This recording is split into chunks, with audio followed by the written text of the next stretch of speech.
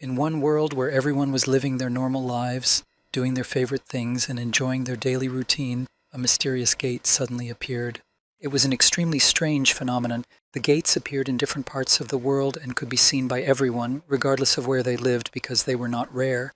This phenomenon occurred regularly and spread everywhere. However, what was particularly interesting was that these gates did not pose any threat to people and did not affect their bodies at all.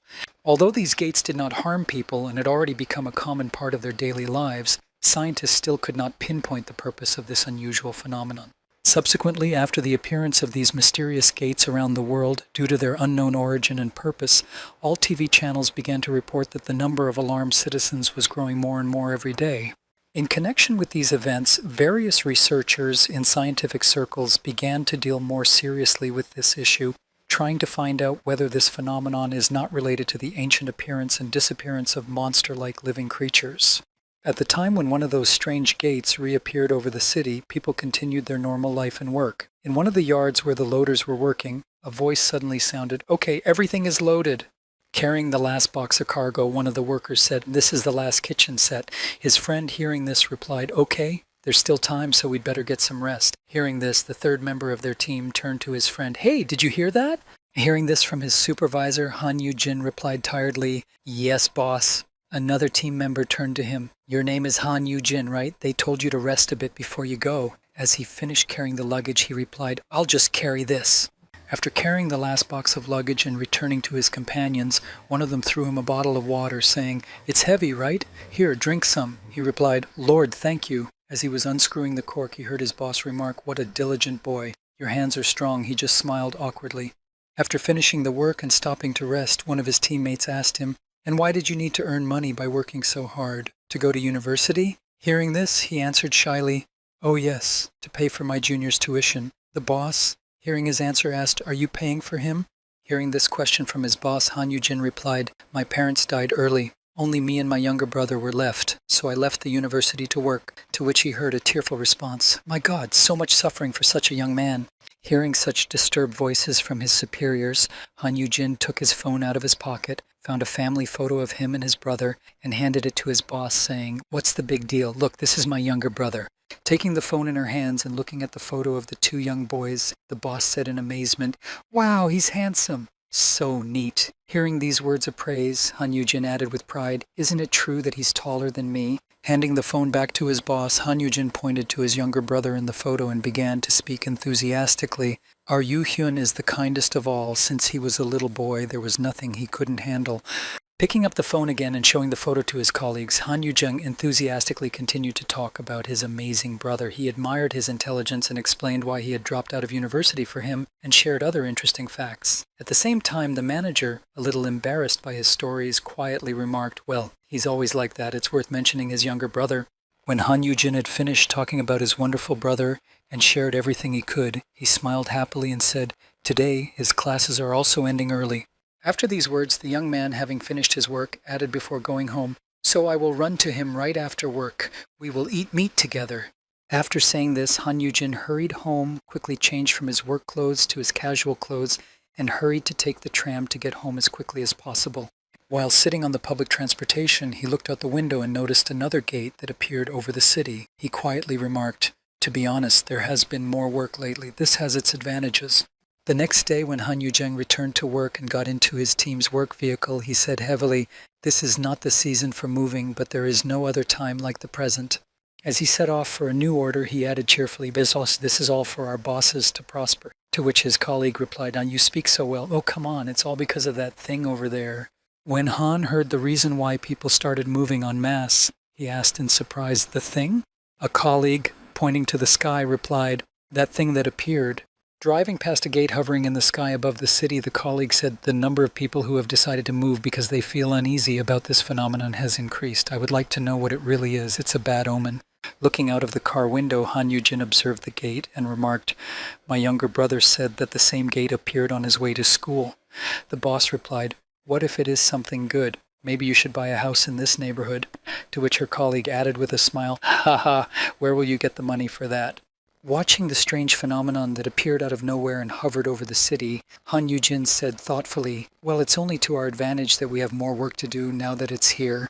Suddenly noticing that something was happening to the gate, it was changing color and getting bigger, Han Yujin asked in alarm, "Has it always been this color?" Hearing this, the boys' bosses also turned their attention to this portal. Staring at the gate, which turned red and began to behave strangely, Han Yujin said in surprise, "I thought it was more blue before." Before he could say that, all three of them in the car felt a jolt from behind. A colleague said in surprise, "Ugh, what is that?" The woman added, "Did someone hit us?" And Han Yujin concluded, "I'll check it out." Deciding to check what had happened to their car, the young man got out and saw what had happened and froze in shock, saying unexpected things. When he got out of the car, he saw a huge, terrifying monster clawing at the cargo they were carrying. Realizing that the situation was critical, the guy wanted to run away, warning his comrades of the impending danger, but he only managed to shout out, "Both!" At the very moment his sentence was cut off, the monster sitting on the cargo and carefully examining it saw the guy in front of him and decided to pounce on him. Gaining high speed and rushing at the boy, the monster almost reached him with one blow of its long neck, but the boy managed to dodge, and the blow fell in the middle of the car body where his superiors were. As Han Yujin fell to the ground in shock, he saw that the monster had hit the cab with his colleagues and exclaimed in fright, What is this? Bosses!" He heard from the cabin, "Ah, honey!" Hearing the frightened cries from the car's cab, which was being knocked to the ground by the monster, Han Yujin, watching the scene, exclaimed in horror, "A monster! What's really going on?" One by one, large flying monsters began to crawl out of the portal, and their number grew by the second as they flooded the city. Seeing the impending danger, Han Yujin exclaimed, "What is all this?" In fact, these strange gates that began to appear all over the world were the gates leading to the dungeons. Another world? Through these gates, monsters from the dungeons would enter our world. All the dungeons that existed in the other world and whose gates began to appear on Earth contained monsters. When these dungeons were left uncleaned or abandoned, they reached their limit and exploded. Dungeon breakthrough is the name given to the moment when a dungeon explodes and the demonic creatures that inhabited it are able to escape. In a situation where dungeons began to explode one after another and demonic beasts broke free, in our country alone, hundreds of people suffered, many of whom died. And as the number of monsters grew and people fled from them, only Han Yujin, finding a stick nearby, rushed to the aid of his leaders, shouting, "Bosses!" Running up to the demon to save his superiors, Han Yujin shouted, "You vile lizard, come out of there right now, otherwise I'll use this." As soon as he shouted this, he saw the monster slowly begin to get out of the car, and strong hands appeared behind him, tearing open the mouth of the flying monster. The next moment, Han's boss appeared from the car, behind the monster in the hands, and finished off the monster by tearing its jaw, followed by her husband, who got out of the car, screaming in fright, "Honey!" When she heard that her husband was alive, the woman holding the monster said, "Are you okay? Quickly seize the moment and get out of here." Looking at his wife, the husband said in amazement as he got out of the car, "Hands off! How did this happen?" Struggling with the monster, the woman exclaimed, "I don't know either. The power appeared by itself." And then there appeared people who awakened their abilities in the face of monsters. Those who were able to awaken the power in themselves when monsters attacked were called monster hunters and were assigned to defend the dungeons. Hunter quickly became one of the most sought-after professions in the world. At the same time as the dungeons began to explode and demonic creatures were bursting out of them, Han Yujin's brother also received abilities, as did other people who began to develop them. When many ordinary students like Han Yu-hyun were traveling to school by bus and were attacked by monsters, they would run for their lives, but many of them would fall to the ground because of their clumsiness. One of them, who was Han Yujin's brother, decided that he couldn't just run away from the danger, and at that moment he received his ability to fight monsters. Seeing this, the other students exclaimed in surprise, "What is this?" Looking at his friend, who was holding back the monsters with his newfound power, one of the students said in astonishment, Black flames like pitch." After repelling the monsters that had escaped from the crowded dungeons, the townspeople began to search for their relatives. While wandering around the city, Han Yu-hyun saw his wounded brother lying unconscious. Running up to him and picking him up, he said sadly, "Damn fool." A lot of time has passed since the first invasion of the monsters from the dungeons, and now, 8 years later, the present day, the Republic of Korea, Seoul. During the gathering of all people with powers, one of the hunters demonstrated her power in one of the corporations. Having created something interesting in her hand, she said, "See?" Watching the girl demonstrate her abilities, the reporter asked in confusion, "No, nothing. Is there something there?" The huntress replied, "This is the window of state. Only I can see it." Looking at her ability and showing it to the reporters, the huntress continued happily, "At first I thought, have I got into some kind of game? Looking at the description of her ability, which read, "Make our nature greener and greener, skill to grow trees in a specific area," she said, "In this status window is a list of skills I can use." After talking about her skills, she decided to show them in practice. Slamming her hands on the floor, she instantly grew trees around her and said, "About like this." After demonstrating the skill, the reporter and her crew started filming everything at once to capture the moment and show the world what hunters are like. While photographing the instantly grown trees, the reporter exclaimed, "Unbelievable. Have you ever saved people with this ability?"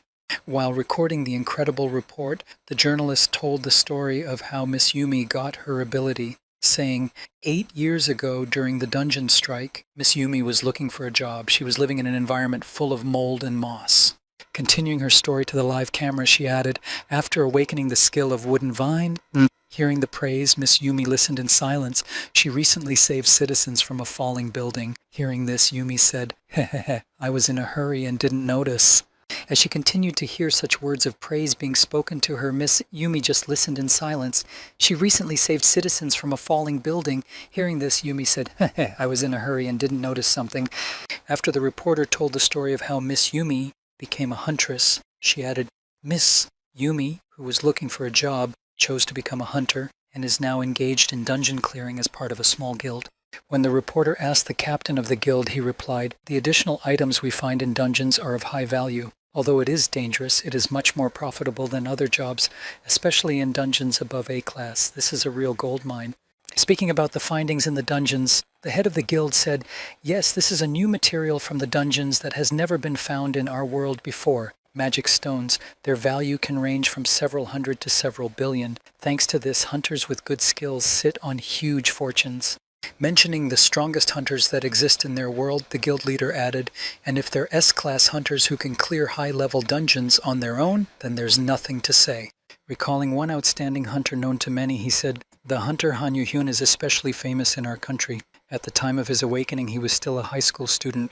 Speaking about his life, the head of the guild said, "He lost his parents at a very early age and grew up in poverty, and after his awakening, he founded the Abyss Guild and became the youngest guild leader." Continuing the story about the youngest guild leader and the most outstanding warrior, the guild leader added, "Now he is 25 years old, and they say that his wealth is unimaginable." Continuing her report, the journalist approached Yumi and asked, "And what about you, Huntress Yumi? Have you become rich too?" To which Yumi replied embarrassedly, "How can I be rich? I'm an E-class, so that's impossible." After naming her rank, Miss Yumi, who was being interviewed, said dreamily, "But if I keep working, maybe I'll save up a little bit. It would be nice to save money for my younger sister's education." This was the last report for Miss Yumi. She was killed during another dungeon clearance. The Huntress, the death of the heroine of the report. After Ms. Yumi and her guild went on another sweep, this morning she was taken to the hospital with injuries. Unfortunately, she was unable to recover and died. Watching the TV, which was reporting on the death of the huntress Han Yu-jin, drinking alcohol, listened to what was coming from the screen. As attractive as the work of a hunter is, because of the high earnings, it is also dangerous, with a darker side to it. The next day, when the rumors of the huntress's death spread all over the world, a new gate leading to the dungeon appeared in one of the cities. Upon learning of this, many hunters gathered near it. Watching the gate and wondering about the rank of this dungeon, one of the soldiers spoke quietly to his leader, "Chief." Cleaning his weapon before leaving and preparing to open the gate, the soldier sitting next to his leader repeated, "Huh? Are you listening? Chief." Noticing one disgruntled soldier who looked irritated, the team leader asked, "What's wrong with you?" The soldier replied, "What's wrong with me? What else could be wrong with me when you bring someone like him into the squad?" The disgruntled soldier pointed at a guy sitting next to him holding crutches. It was Han Yu-jin, F-class, known as the tutor. The soldier said, "There he is. Isn't that Han Yu-jin of the F-class?" Hearing these words, Han Yu-jin humorously replied, "Ah, so I'm famous. Haha. You should be lenient with me. I'm also a dungeon clearing fellow. I thought I'm going to put many, many buffs on you." To which the warrior replied arrogantly, "No need. Is it a problem now?"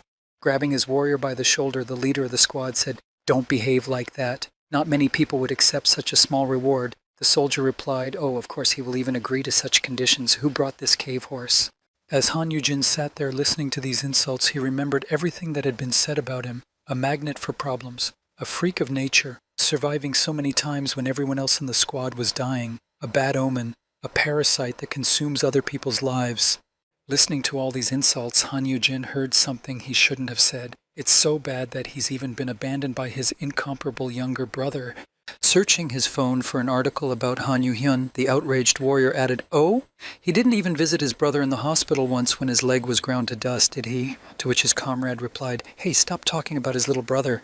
Continuing to surf the internet, the outraged man added, "No, just look at this article. How pathetic is he, even if he is a younger brother?" But he was interrupted. Han Yu-jin got up from his seat, grabbed the outraged warrior by the collar, and pulled him toward him, saying angrily, "Shut up already!" Looking menacingly into the eyes of his offender, Han Yu-jin, holding him by the collar, said, "This has nothing to do with you or anyone else." Raising his hands in the air and trying to calm down the furious Han Yu-jin, the warrior said, "Haha, you're angry, aren't you?"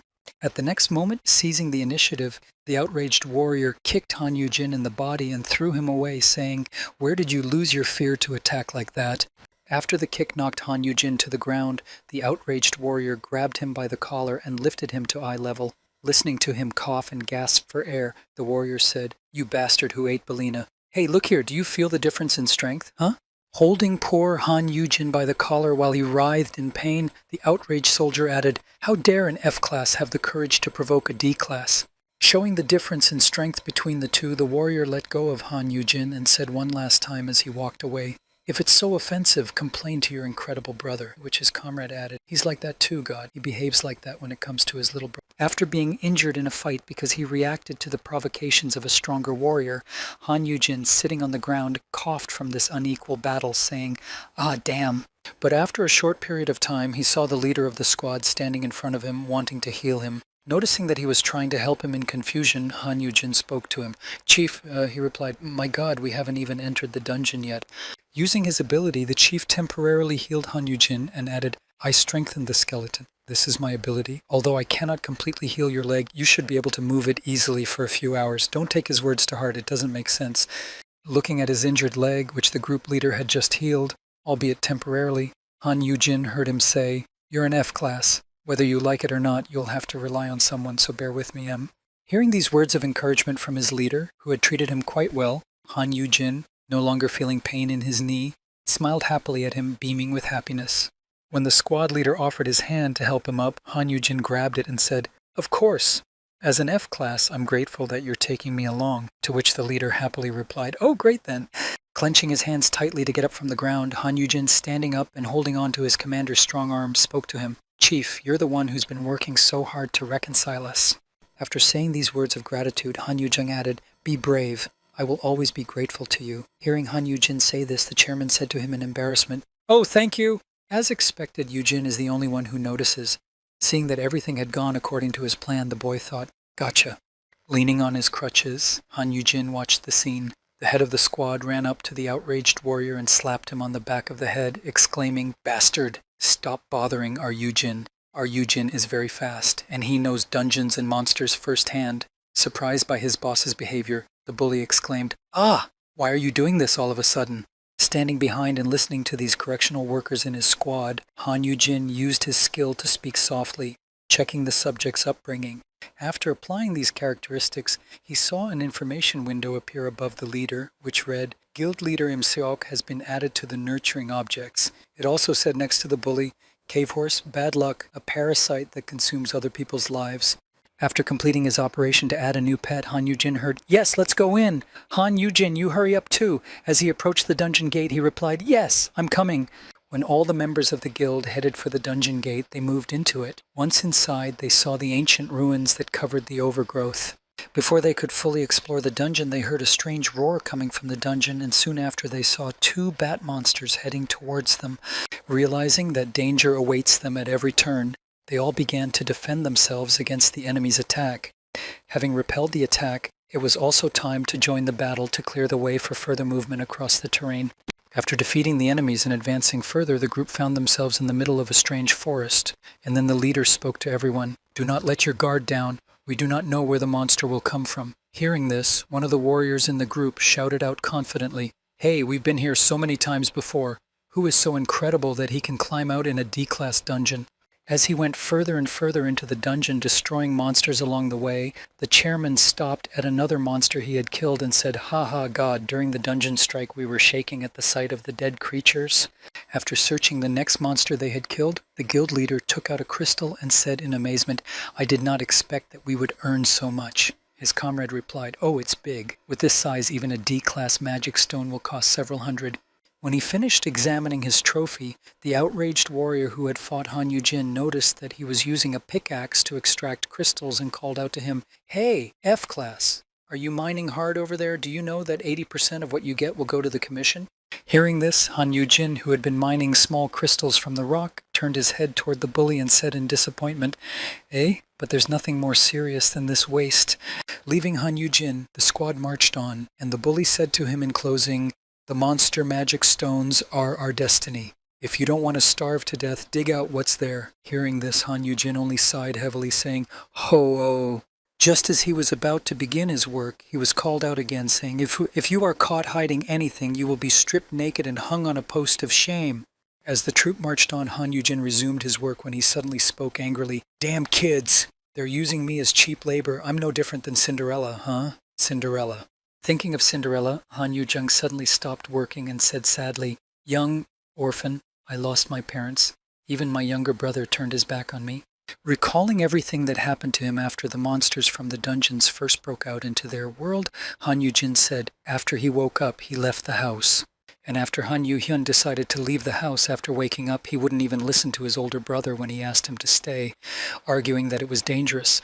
While Han Yu-jin went to the army to complete his military training, his younger brother gathered hunters and created the Abyss Guild, slowly developing and becoming stronger and stronger every day, and the Abyss was recognized as the strongest guild in the country. The brother became somehow unattainable. When he became so strong and together with strong hunters, he raised his guild to the top, making it recognizable everywhere. Then Han Yu-jin, thinking back to that time, the time when it all happened, and all because he couldn't just awaken and tap into his power. If only he had awakened then. In order to achieve his goal, Han Yu-jin spent all of his money after he was fired from his job and found a broker who promised to awaken him, and he was flattered by the promise of taking care of him since he was already an S-class brother. He also did many bad things in order to awaken, and now, though he awoke late, he is only F-class, but he's the younger brother of an S-class. While discussing Han Yu-jin, one of the Abyssal Guild members said, "He was begging to be accepted into the Abyss? The F-class should have at least some conscience. You called yourself the older brother of the head of the Abyss. We believed you, supported you. You have to make amends." After all these events, Han Yu-jin's name became very famous in the press, and he was often quoted, and he also fell into a debt pit. As Han Yu-jin was kneeling in his misery, his younger brother saw him passing by and spoke to him, "Are you making a scene again?" Looking at his older brother, the younger one said to him, "How long do you plan to make your younger brother clean up after you?" F-class hunter Han Yu-jin. Standing over him, looking down on him, Han Yu-hyun spoke to him. "The nickname you received when you woke up was Nurturer. After all, you raised an S-class. Aren't you ashamed of that nickname?"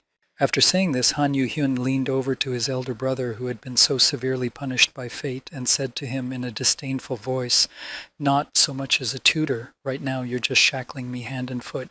After this incident, Han Yu-jin, walking through the dungeons, was unable to use his leg anymore because of the numerous wounds he received there, and his younger brother, hearing his elder brother's request, he angrily responded by ordering him out. "Hiller's help?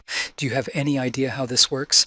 As Han Yu-hyun watched his brother being led out of the office, he said to his elder brother, "Everything has worked out very well. You won't be getting into trouble in the dungeons anymore." After saying this, the younger brother looked at his elder Han Yu-jin with an angry look and said to him one last time, "Please live quietly. Don't bind your younger brother's hands and feet anymore." Recalling all the events that had happened to him and all that he had experienced and gone through, Han Yu-jin said with a heavy sigh, "Yes, I deserve to be abandoned."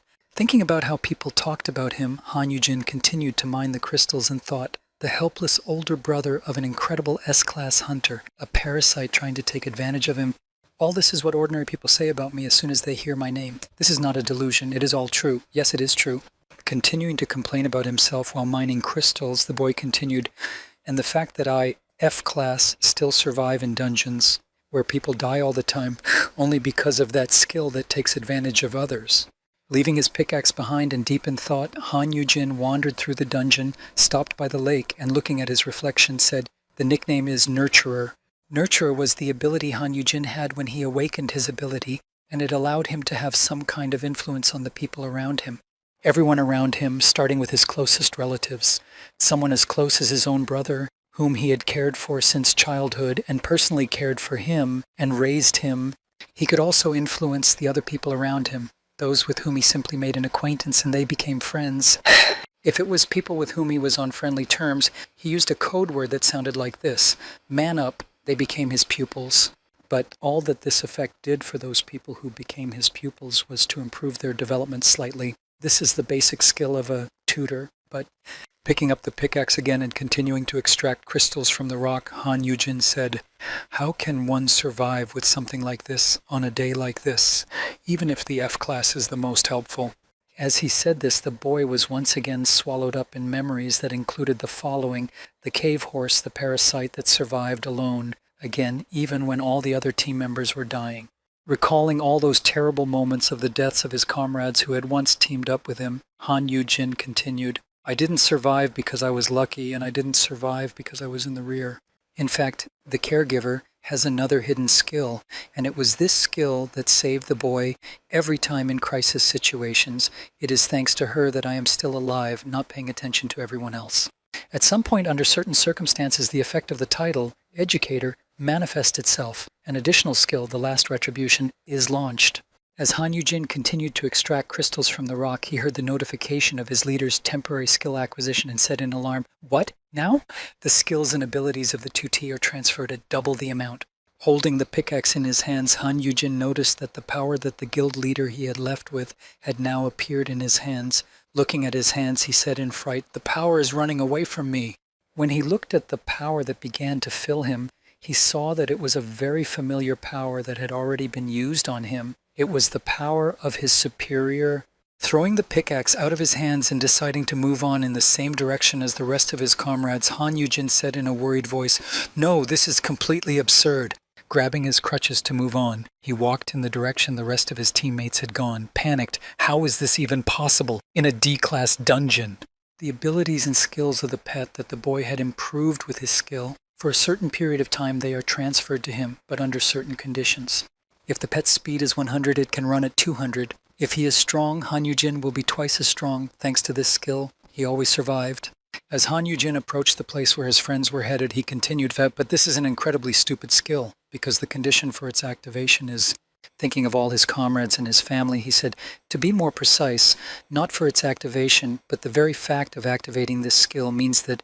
Realizing exactly what had happened, Han Yujin exclaimed in fear, unable to believe what had happened. "This can't be possible, boss." When he arrived at the place where the boss and the rest of his teammates had gone, he saw a horrifying sight, a lake of blood stretching to his feet.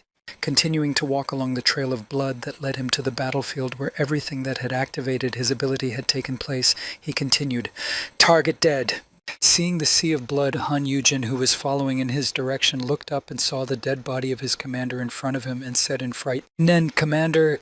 While looking at the dead body of his leader, Han Yujin heard someone screaming in the distance and saw something that shocked him. It was coming from the direction of, "Ah! Don't!" Han Yujin turned his head to the side and saw the king of poison and curse dragons, Rauchitas, devouring the warrior who had mocked him. While in the dragon's mouth, the warrior, who had already lost his arm and was mortally wounded, desperately exclaimed, "It is impossible. Why is there a D-class dungeon? That bastard, it's all because of his stupid omens, because he's connected to him." As Han Yujin watched the dragon devour the warrior, who was screaming in pain and calling for help, he could only stare at it with a frightened look, but he could not resist such an enemy. Seeing such a formidable opponent in such a low-ranking dungeon, Han Yujin said in surprise, "King of the poison dragons and the curse of the Rauchitas." Observing such a powerful opponent, Han Yujin thought, "So far no one has been able to defeat him. A first-class dragon bloodline, that means elimination is impossible." Seeing that all of his comrades had already died at the hands of this powerful beast, the young man hid from the dragon and thought in fright, "Why is such a monster here?" Peeking out from his hiding place to run back to the dungeon exit, Han Yujin saw how huge the monster was and said in fright, "Absurd." When the dragon noticed him, it immediately began to growl loudly at the enemy, who, like all the others, had invaded his domain, and the boy still couldn't believe it, thinking, "This is a D-class dungeon." While running away from this incredibly strong monster, Han Yujin was frightened and thinking about something that he couldn't understand. Why is a first-class Rauchitas-type dragon race here? As Han Yujin ran away from the monster, he felt his boss's skills start to work, and his legs became stronger, with more strength in them, and he could move much faster. As he managed to slip back into the rock from which he had come, Han spoke. Master's skill is D-class skeleton strengthening. Now I have a double effect. After using his superior skill, the boy saw an exit near him and said, I'll use this speed to hide where he can't get in. Escape at all costs. Just as Han Yujin reached his hiding place, finding a small hope of escaping his death, the dragon destroyed the building and his hopes with a single flick of its tail. Standing on the edge of the abyss, Han Yujin, who had already prepared himself for the fact that he had nowhere to run and would not be able to with his legs like that, was already preparing for his demise. Watching the actions of the enemy dragon, the young man noticed that one of the heads of the three-headed monster was approaching him to strike. Deciding to fight to the end, if he could not escape, he raised one of his crutches in front of him and thought, Here he comes, if I block it with my arms. The boy's attempt to block the monster's punch failed. With such a strong opponent, it was obvious. After the blow, Han Yujin flew back a considerable distance. Looking up and seeing that he was injured and already bleeding, the boy coughed heavily and thought, I am definitely no match for him. Looking at the enemy he had to confront, the young man, who had lost hope of escaping, thought, even with the double strength of the skill of the boss. But suddenly the boy was invaded by the dying memories of his boss, who tried to save his comrades from this monster by healing their wounds, but realizing that they were too serious, that even with a healing potion it did not help. While healing his wounded comrade, the chief heard his other comrade, who had decided to protect them with his body, shout out, First hide in the corner, chief.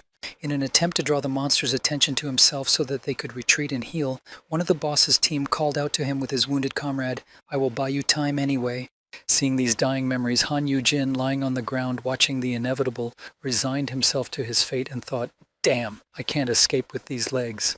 He looked up and saw the dragon in front of him, which was about to approach him. He looked into its red eyes and thought, After all, that's how I am. As soon as the dragon approached the boy, who was not even moving, it immediately opened its mouth without a second's hesitation and wanted to eat him. Han Yujin, already seeing his death, said, I will die like this. But at the last moment before the monster's teeth were about to reach him, his younger brother grabbed him and saved him from death.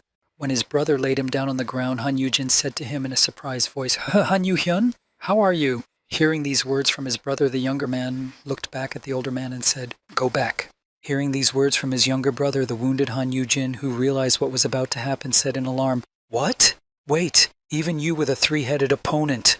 While the older brother was trying to persuade the younger brother to retreat and not to fight this enemy, because his strength was too powerful, the younger brother stood firm and prepared to fight the enemy. Seeing that the enemy was close, almost at the right distance to attack, Han Yujin took out his weapon from its sheath and said, Skill activation. As soon as he said this, a blue energy sphere immediately appeared in his hand, and blue willow leaves flew out from it, covering his entire body. After activating the skill, Han Yu-hyun immediately rushed at his enemy to prevent him from striking first. He jumped up and used a glare to blind the enemy. Gathering the full flow of his power, Han Yu-hang slowly directed it directly to his sword to make his attack powerful enough to break through the monster's defense. And the next moment, as soon as his younger brother's strength was gathered, he immediately launched his attack at the enemy. Watching his brother's battle, the elder brother on the ground spoke in astonishment as he followed his younger brother Han Yu-hang's movements. That's pretty fast. Watching his brother fight so skillfully against such a powerful opponent, the elder brother continued, This is an S-class battle. While the younger one was trying to pierce the defense of one dragon head by aiming at its head, he noticed that the other head was already preparing to launch a counterattack. As soon as Han Yu-hang noticed this, he immediately jumped out of the way of the deadly poison attack that the first head of the three-headed dragon had launched. As he dodged the attack, he noticed that the stream of venom flew toward his brother and called out, Beware! This is a deadly poison that cannot be saved by a healing potion. If you touch it, you will be cursed. Seeing that the first stream of venom had passed by, the dragon decided to attack again, but this time at a stationary target. Noticing that his brother was in danger, Han Yu-hei activated the giant shield ability. After activating this ability, he rushed to his brother to protect him from the terrible stream of poison that the monster wanted to cover him with. Seeing such a risky maneuver to protect his brother, Han Yujin, who was terrified by what was happening, said, Yu-hyun. Having repelled such a dangerous attack by a powerful enemy, Han Yu-hyun was already preparing to attack the enemy, who, after such a powerful attack, opened up for a strike. But alas, misfortune, after the royal dragon's attack was repelled, the younger brother noticed that his sword had melted from the poison. Seeing this, the elder exclaimed, The sword blade! As he said this, he saw his brother rush back into the battle, despite the fact that his weapon was damaged. Watching the battle, Han Yujin thought, is this really how he behaves when protecting me? Is that why he can't fight freely? As Han Yujin watched his brother fight cautiously, not trying to counterattack too often, but thinking through each attack so that the King Dragon's attack would not accidentally hit his injured brother, he thought, it's all because of me? Noticing that his brother had come within a short distance of him, the elder spoke to the younger Yu Hyung, but the latter did not even want to listen and interrupted him, exclaiming, "Why did you go to the dungeon again? Wasn't even the crushed leg enough to bring you to your senses?" Thinking of all those who had died in this dungeon this time, Han Yu-heng said to his older brother, "You're climbing in without knowing your place, and what's the result? How long do you plan to make me clean up after you?" Turning to face his elder brother, Han Yu-hyun shouted desperately at him, seeing that he was watching him closely. "How many times have I said stay, out of the way, and live quietly?" Hearing these words from his younger brother, who was fighting such an incredibly formidable opponent, Han Yu-jin spoke to him, "Did you come here just to tell me this?"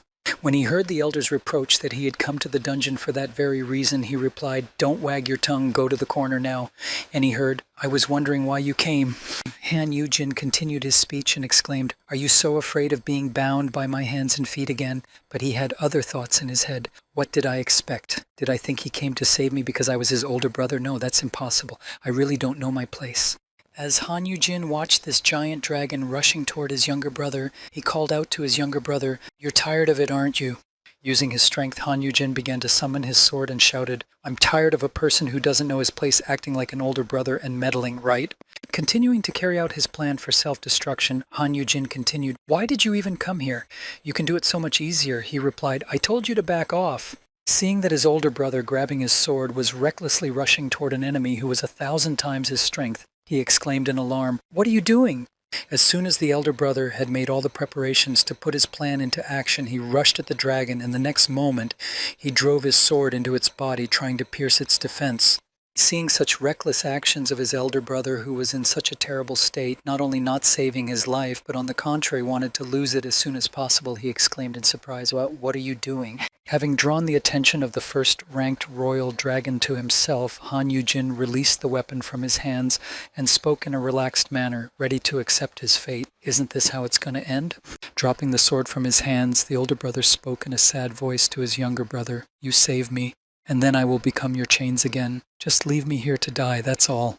Having gathered the courage to finally say it, Han Yu-jin's older brother said with complete confidence in his eyes, "There is no need to organize a funeral for someone who dies in the danja."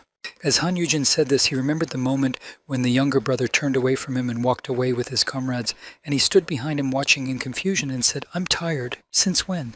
Seeing that the first-ranked royal dragon was almost upon him with its huge mouth, he finally said, "What's wrong with you? Everyone in the abyss will be happy as well, so you don't have to worry about me anymore."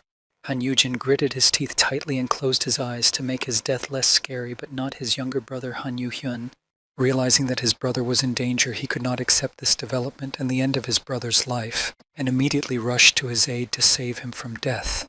A moment later, Han Yu-jin opened his eyes and saw his wounded brother, who had 2 large wounds on his back and a curse on him. Seeing such a terrible picture in front of him, Han Yu-jin again remembered his past, namely the moment when their parents died. We were brothers who had no one else. Standing in front of the altar with their parents' photos and flowers, along with a candle for the repose of their souls, he recalled the words that were spoken at the time, and they hurt him, especially after his parents' deaths. "Brother, are you okay?" Looking at his younger brother and holding his hand to give him hope that he was not alone in this world and had someone to rely on, Han Yu-jin spoke to his younger brother. "It's okay, Yu-hyun." Holding his hand, Han Yu-jin thought that in the whole world, the 2 of them were the only ones who had each other, and then he said to his younger brother, "You're hungry, aren't you? Shall I make you something to eat?" Looking at the wounded body of his younger brother who had protected him and was now bleeding, Han Yu-jin said to him in a worried voice, "Brother, are you okay? What is it?" Han Yu-heng, seeing that his brother was mortally wounded, unable to fight anymore, and that his life would soon be cut short by the curse that had been placed on him, the elder spoke to him. "Why are you—" Gathering the last of his remaining strength, the younger brother spoke to Han Yu-jin, breathing heavily and bleeding. "Aha! Now listen carefully, brother." Looking into his eyes, Han Yu-hyun informed his elder of important information, saying, "Ryuchitas, he falls asleep every 5 hours. If you hide for another hour, he will fall asleep." Looking toward the enemy, Han Yu-hyun, giving instructions to his older brother, continued with a heaviness in his voice. Then take this moment to get out. Hearing these words, Han Yujin said in alarm, "No, no, no." Once again, Han Yujin thought back to the moment when he was in the hospital. Even when his bones were shattered into small pieces, he never visited me in the hospital. Also, when he asked him more than once to help him with various requests, he just pushed me away with a cold look. But he always said the same thing. Every time the younger one saw the older one, he told him to keep his head down and live quietly. Looking at his half-dead brother who had only minutes to live, Han Yujin thought, "But why are you smiling here and now?" And the latter, in his last moments, handed his brother a pendant and said, "Here, take it." As Han Yujin handed the artifact to his older brother, he heard him speak to him, handing him the stone. "This is the gate stone. With it you can get out." Holding his injured brother in his arms, Han Yujin did not know how to behave and spoke to his brother in a worried voice. "This is for you. No, this wound is more important now." As soon as he said this, his brother immediately became quiet and lowered his arms, and 2 sharp claws could be seen from his back. Seeing that it was too late to do anything, Han Yujin said, "There's no point." Raising his head and looking at his elder brother with a guilty look, the younger one spoke to him, "The gate stone, I will not be able to use it." Feeling that his brother was no longer moving, collapsed on top of him, Han Yujin anxiously began to call out to his younger brother, repeating over and over again, "Hey, Han Yu-hyun!" But it was too late, and everything was clear. Han Yujin's skill had worked, and it was reported. The effect of the title, Tutor, is manifesting. The duration of the additional skill, Final Retribution, is 1 hour. As Han Yujin felt the incredible power overwhelming his body, he couldn't help but cry as he heard the system alert. The skills and abilities of the deceased Han Yu-heng. The first-ranked royal dragon saw what was happening near him and where the light was coming from, and ran toward Han Yujin, and the system alert informed him, transmitting with double the power. Having received his younger brother's skills, Han Yujin took him in his arms and carried his younger brother's body to a safe place so that he could find it later and bury it with honor. And again, the same picture repeated itself as at the beginning when the older brother held the dead body of his younger brother in his arms and shedding tears over it said, "Damn fool." After his brother died, Han Yujin once again received the strength of his mentee, who had said goodbye to his life in double the amount. Hugging him tightly, Han Yujin said, "The power is flowing into me." As soon as the process of acquiring the power of his fallen student was complete, Han Yujin, furious at his enemy for the loss, formed a spear in his hand that he had created from the power he had received. Hugging his brother, Han Yujin, remembering everything that had happened to him, how he had been treated, and what the reason was, said angrily as he prepared to fight, "You will do this to me to the very end." While he was saying goodbye to his dead brother and recovering from the loss, the dragon was not going to wait for him to gain enough strength and went straight for Han Yujin. But as soon as the dragon approached the boys, Han Yujin was already standing over his brother's dead body, and as soon as he saw the right moment to attack, he immediately struck the approaching monster. Analyzing the way he fought the monster, Han Yujin, after striking the enemy, said, irritated with himself, slowly, "I have twice the strength of my incredible brother." Although he was moving slowly, as for someone who had received double the strength of an incredibly powerful warrior who had died, Han Yujin managed to cut off one of the Dragon King's heads.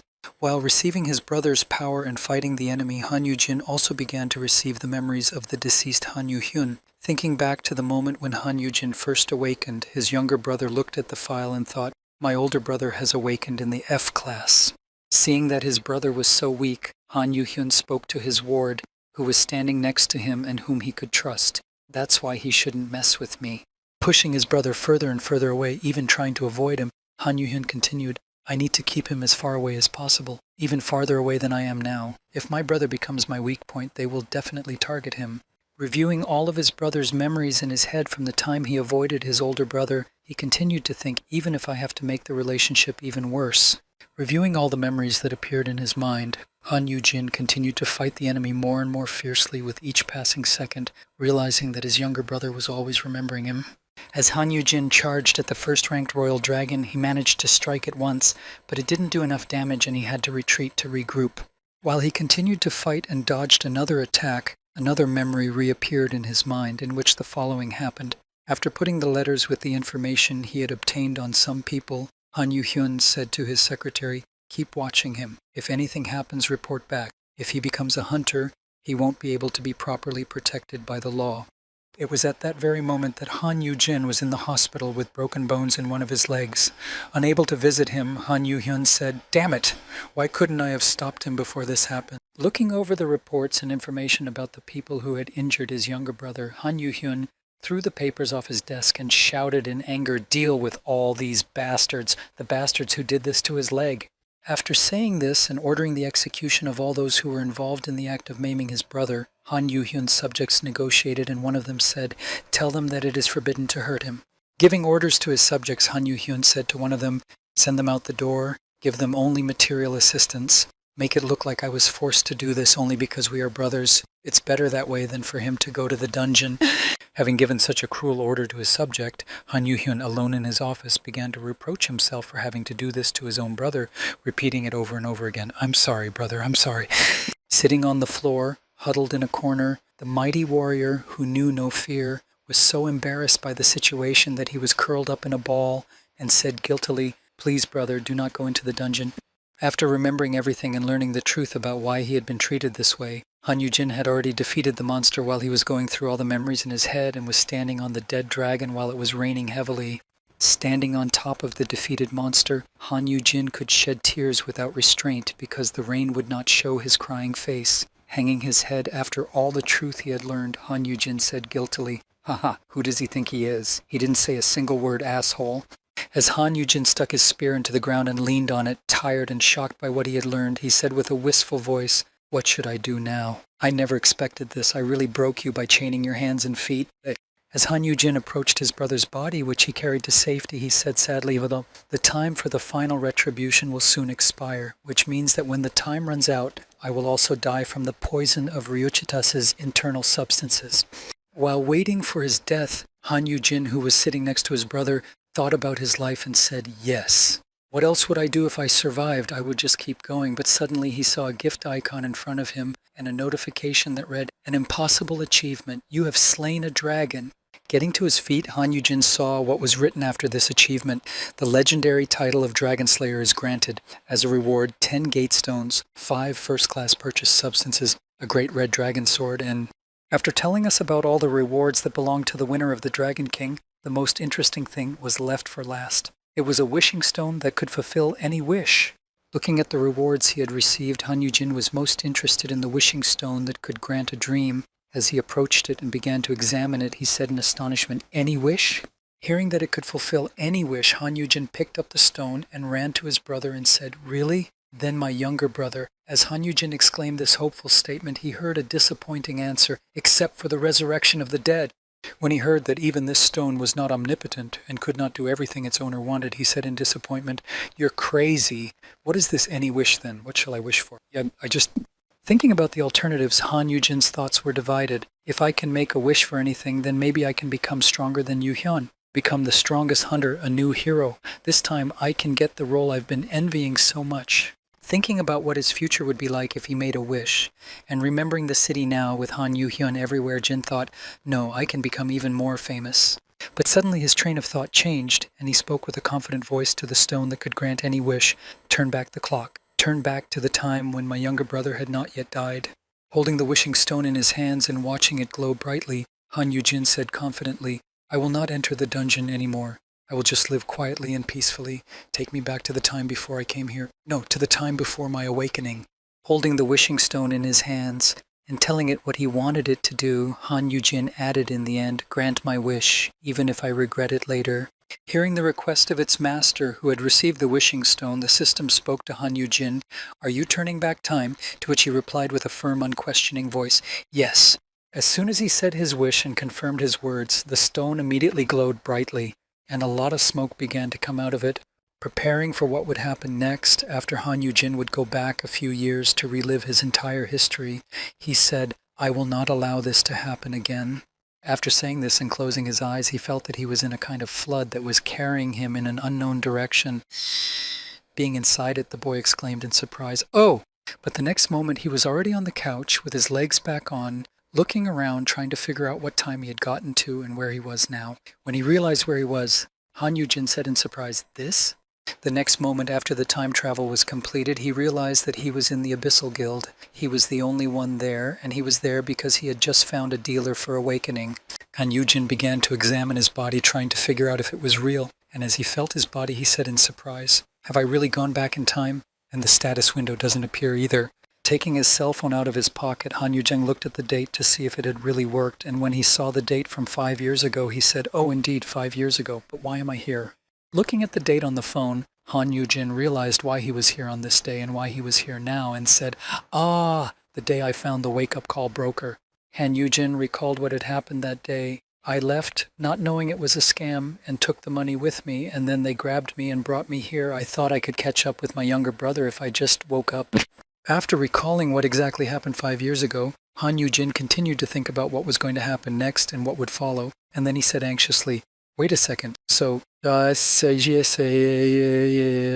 Hearing the sound of someone's feet, Han Yujin immediately got up from the couch, but he was about to hide, remembering what was coming next, and said anxiously, "This room is coming soon." No sooner had he said this than the door to the room opened and Han Yujin heard Han Yujin say, "Brother, I told you so." When Han Yu-hyun entered his older brother's room, he spoke to him in an irritated tone. "How many times do I have to tell you? Don't ever let yourself come here." Hearing the footsteps and seeing his younger brother enter the room, Han Yujin immediately got up from his seat and ran to meet him, and immediately exclaimed, "He's back." When Han Yujin saw that his brother had indeed entered the room and was alive and well, he was overcome with emotion and threw his arms around him, thinking happily, "He really came back." Noticing his older brother's strange reaction, the younger one exclaimed in confusion, "Brother!" And the latter, barely holding back his tears, said, "What a relief. He's alive. Yu-hyun is alive." As he continued to hug his younger brother, realizing that everything he had done and how he had treated Han Yujin was not for nothing but for his own good, he said guiltily, "I'm sorry." When the younger man also hugged him, recovering from his shock, he heard the older man say, "I am to blame. I behaved so recklessly. For both, I'm sorry for everything." Hearing these words from his older brother, the younger one said in surprise, "What, brother? Did you really get into even more trouble?" To which he quickly replied, "No, nothing like that." While embracing his younger brother, the elder suddenly began to speak words that were unusual for him at that time and said, "I just thought about it while walking here. You are 25. No, I'm 20 now." Recalling how his brother used to suffer because of his actions and sit sadly in his office, Han Yujin said, "All this time you've been alone in the guild and in the dungeon. You've suffered so much. The person who calls himself your old brother should have realized earlier." Turning away from his younger brother, the older man, having finished apologizing, said, "Forgive me, I will not make a fuss anymore. I won't give you any more headaches, huh?" Hearing his elder brother say such strange words that he hadn't expected to hear, Han Yu-hyun was shocked to hear him say, "Brother." He hugged his elder brother, who apologized for his behavior and promised not to cause any more trouble, and said to him, "Yes, thank you for saying that." After confiding in his younger brother about all that he had done and about his premature conclusions that he had previously made, Han Yujin thought, "What a relief. I feel a little ashamed." Thinking back to when they were young and were best friends, Han Yujin thought, "Thank goodness that at least now we can go back to the way things were." As he thought about it, he also remembered how happy they had been then, even though they had no other friends besides their brother and they could only rely on each other. Han Yujin put his hand on his younger brother's shoulder and spoke to him in a brotherly tone. "My little brother, Han Yu-hyun, I love you." After saying this, Han Yujin thought, "Yes, from now on, I will definitely not even think about the awakening and the hunters anymore. I'll just sit back and relax." And then a notification sounded. The recording of the awakened Han Yujin is complete. The legendary title was received, Dragon Slayer, Perfect Tutor. The additional skill, My Baby is the Best, is launched. Han Yu-hyun's pet's growth rate has been doubled. After this touching reunion, the two brothers returned home, and Han Yu-hyun stood at the stove to prepare dinner and said, "Everything will be ready soon, so just sit still." Hearing this, Han Yujin replied, "Oh, yeah, okay." Hearing this from his brother and answering him without even trying to argue, Han Yujin, realizing what was going on here, suddenly felt very uncomfortable in this situation. Recalling what had happened between them on that particular day, Han Yujin said guiltily, "Before I went back in time, on that day we had another fight and I ran away from home." Despite what happened this morning, things are surprisingly calm now and even very good. They are both in the same house, and while one was cooking, the other was waiting peacefully. Sitting at the table waiting for them to eat dinner, Han Yujin watched his brother cooking and thought, "It's good that we made up, but I didn't expect us to have dinner together." But what was most important was that Han Yujin had awakened his power, and he had a window of state that he could call upon again. Looking at his talents, Han Yujin thought again, "I never thought that I would awaken again like this. And even earlier than before, what kind of rank is this?" Clicking on the icon, an inscription appeared at the bottom that read, "Dragon Slayer L, proof of killing a first-class dragon species alone." Seeing this achievement, Han Yujin said to himself in surprise, I got this for killing Rauchitas? Didn't the time travel make it go back as if it hadn't happened? Is that normal? This is so strange. But clicking on the Dragon Slayer achievement icon again, Han Yujin said in surprise, an L class means legendary class, right? Above S class. After clicking on the achievement icon, Han Yujin saw that 4 skills appeared, all of which were interconnected, and said, 4 skills from this one rank.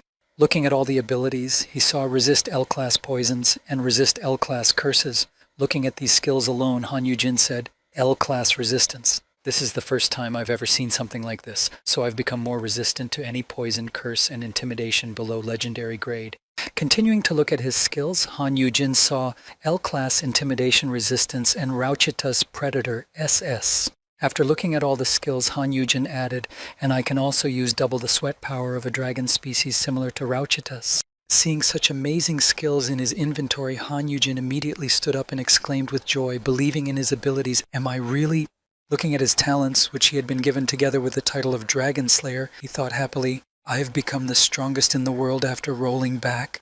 Believing in himself, Han Yujin began to fantasize about how he would save his own with his power and imagined, their city is attacked by a dragon, everything is on fire, Han Yu-hyun and his comrades can't cope, and they start shouting, it's too strong, it's over.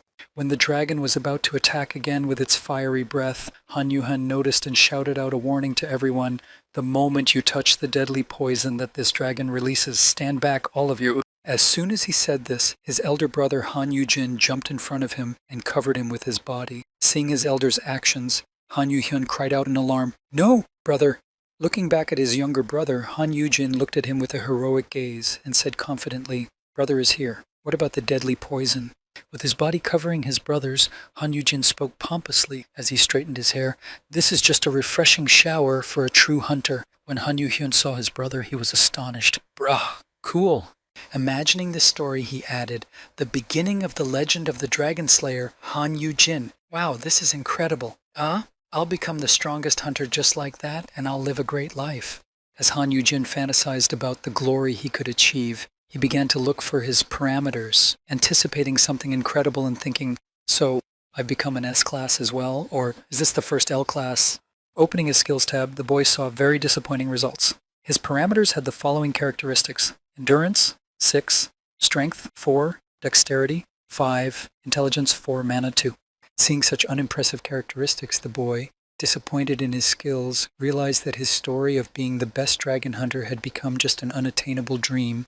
Realizing that all his fantasies were just a pipe dream, Han Yujin held his head and rested it sadly on the table, thinking, my body is the same as it was before, how can I use all these skills? Saddened that his expectations had been dashed, even though he had gained such cool skills, his basic characteristics remained the same. He looked at his characteristics and thought, of course, this time there is nothing special about me either.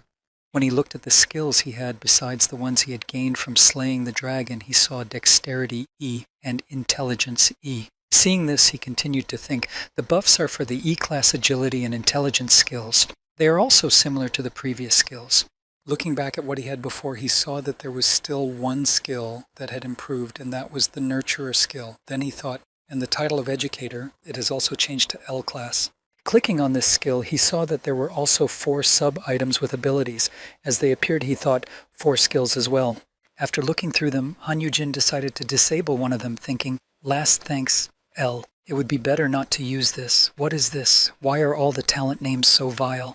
Looking at the skills, he said, let's see. My baby is the best. The first skill, my baby is the best. L, accelerated growth of the object that was influenced by hearing the code word. The effect lasts for 3 days. Thinking that there was something familiar about this skill, he said, it's somewhat similar to the previous nurturer, but as far as the growth rate is concerned, as he delved deeper into the details of the skill, he exclaimed in surprise, what-oh, twice as fast? As he exclaimed, he caught the attention of his younger self, who was preparing dinner. Continuing to review his skills further, he said, so Yu-Heng melts twice as fast and stronger than other hunters? What if we use it in conjunction with this skill? The second skill, our child is incredible, SS. If you support the object of education with a code word in front of more than 5 creatures with intelligence that can perceive the code word, if you say the code word in front of 5 or more people, the abilities and effects of the skill of the tutored object will increase relative to the number of sentient beings with intelligence. The maximum is 100%. After reading the description of this skill more carefully, Han Yujin thought, so if I support Yu Heng in front of 50 people, he will become 1.5 times stronger, and in front of 100 people, then the effect will be 100%. In other words, he will become twice as strong. Han Yujin thought about this. With this skill, it's only a matter of time before my younger brother Yu Heng becomes the strongest. No, not just Yu Heng, but by using it on the other abyssal hunters as well. Thinking of this, he could already imagine the reactions of the people who would exclaim, "Wow, an abyss!" The abyss is twice as fast and twice as strong. Abyss, which had grown into the strongest guild in just a few years. Han Yujin imagined how he could become the best again through another method. Just like that, I will be reborn as the abyssal tutor who raised them. Imagining how he would become the king of a guild, where everyone would love and respect him, and he would be bathed in luxury. He thought, if that happens, I will live a life of luxury all my life, but I will only be able to lick honey. Thinking about this, Han Yujin immediately felt down. His plans had gone awry again. It was because he saw the code word that he would have to say to the Abyss members, and that word is love. Seeing this code word, Han Yujin began to bang his head on the table, attracting the younger man's attention, but not understanding why he was doing it, while thinking, why such a terrible word? Remembering the moment when he hugged his brother, Han Yujin thought, so the code word changed during the awakening. It happened when he was speaking to his younger brother. My younger brother, Han Yuhyun, I love you. Imagining how he would say this to everyone around him to put a boost on them, or how he could do it in another way by combining it with actions, Han Yujin thought, although going around like this, throwing around a code word like this, Han Yujin thought that he might just get arrested for harassing ordinary passers-by if he did this. And then he thought sadly, it's not like I'm going to raise them, I'll definitely get arrested. After analyzing all the strengths and weaknesses of this skill, Han Yujin said sadly, nonsense. It's useless. I can't use it. The skill itself is good, though. After that, it was time for the last skill, Promising Sprout, Promising Seedling S. After reading the characteristics, he said, I can check the probable class of unawakened people. Can objects under the influence of a code word awaken with optimal talents? After learning more about this skill, Han Yujin thought about how he could use it, saying, it's quite, but his train of thought was interrupted by his younger brother, who was putting food on the table and speaking to him. Yes, let's eat. Pouring rice into a bowl, the younger brother held out a portion to his thoughtful elder and said, will this much rice be enough for you? Taking the rice prepared by his brother, Han Yujin said happily, oh yes, it will be enough. Thank you. I'll eat it with pleasure. The younger man replied, I made it with what I had. I don't know how it turned out. Hearing these words from his younger brother about his cooking, Han Yujin decided to try it, and after taking the first sip, he said, it's delicious. Hearing this result of his efforts, the younger brother breathed out a sigh of relief and said, really? Thank God.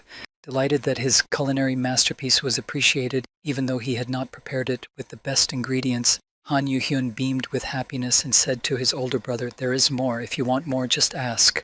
Tasting what his younger brother had prepared, Han Yujin, hastily devouring everything he had cooked, said to him in amazement, I didn't know you were such a good cook.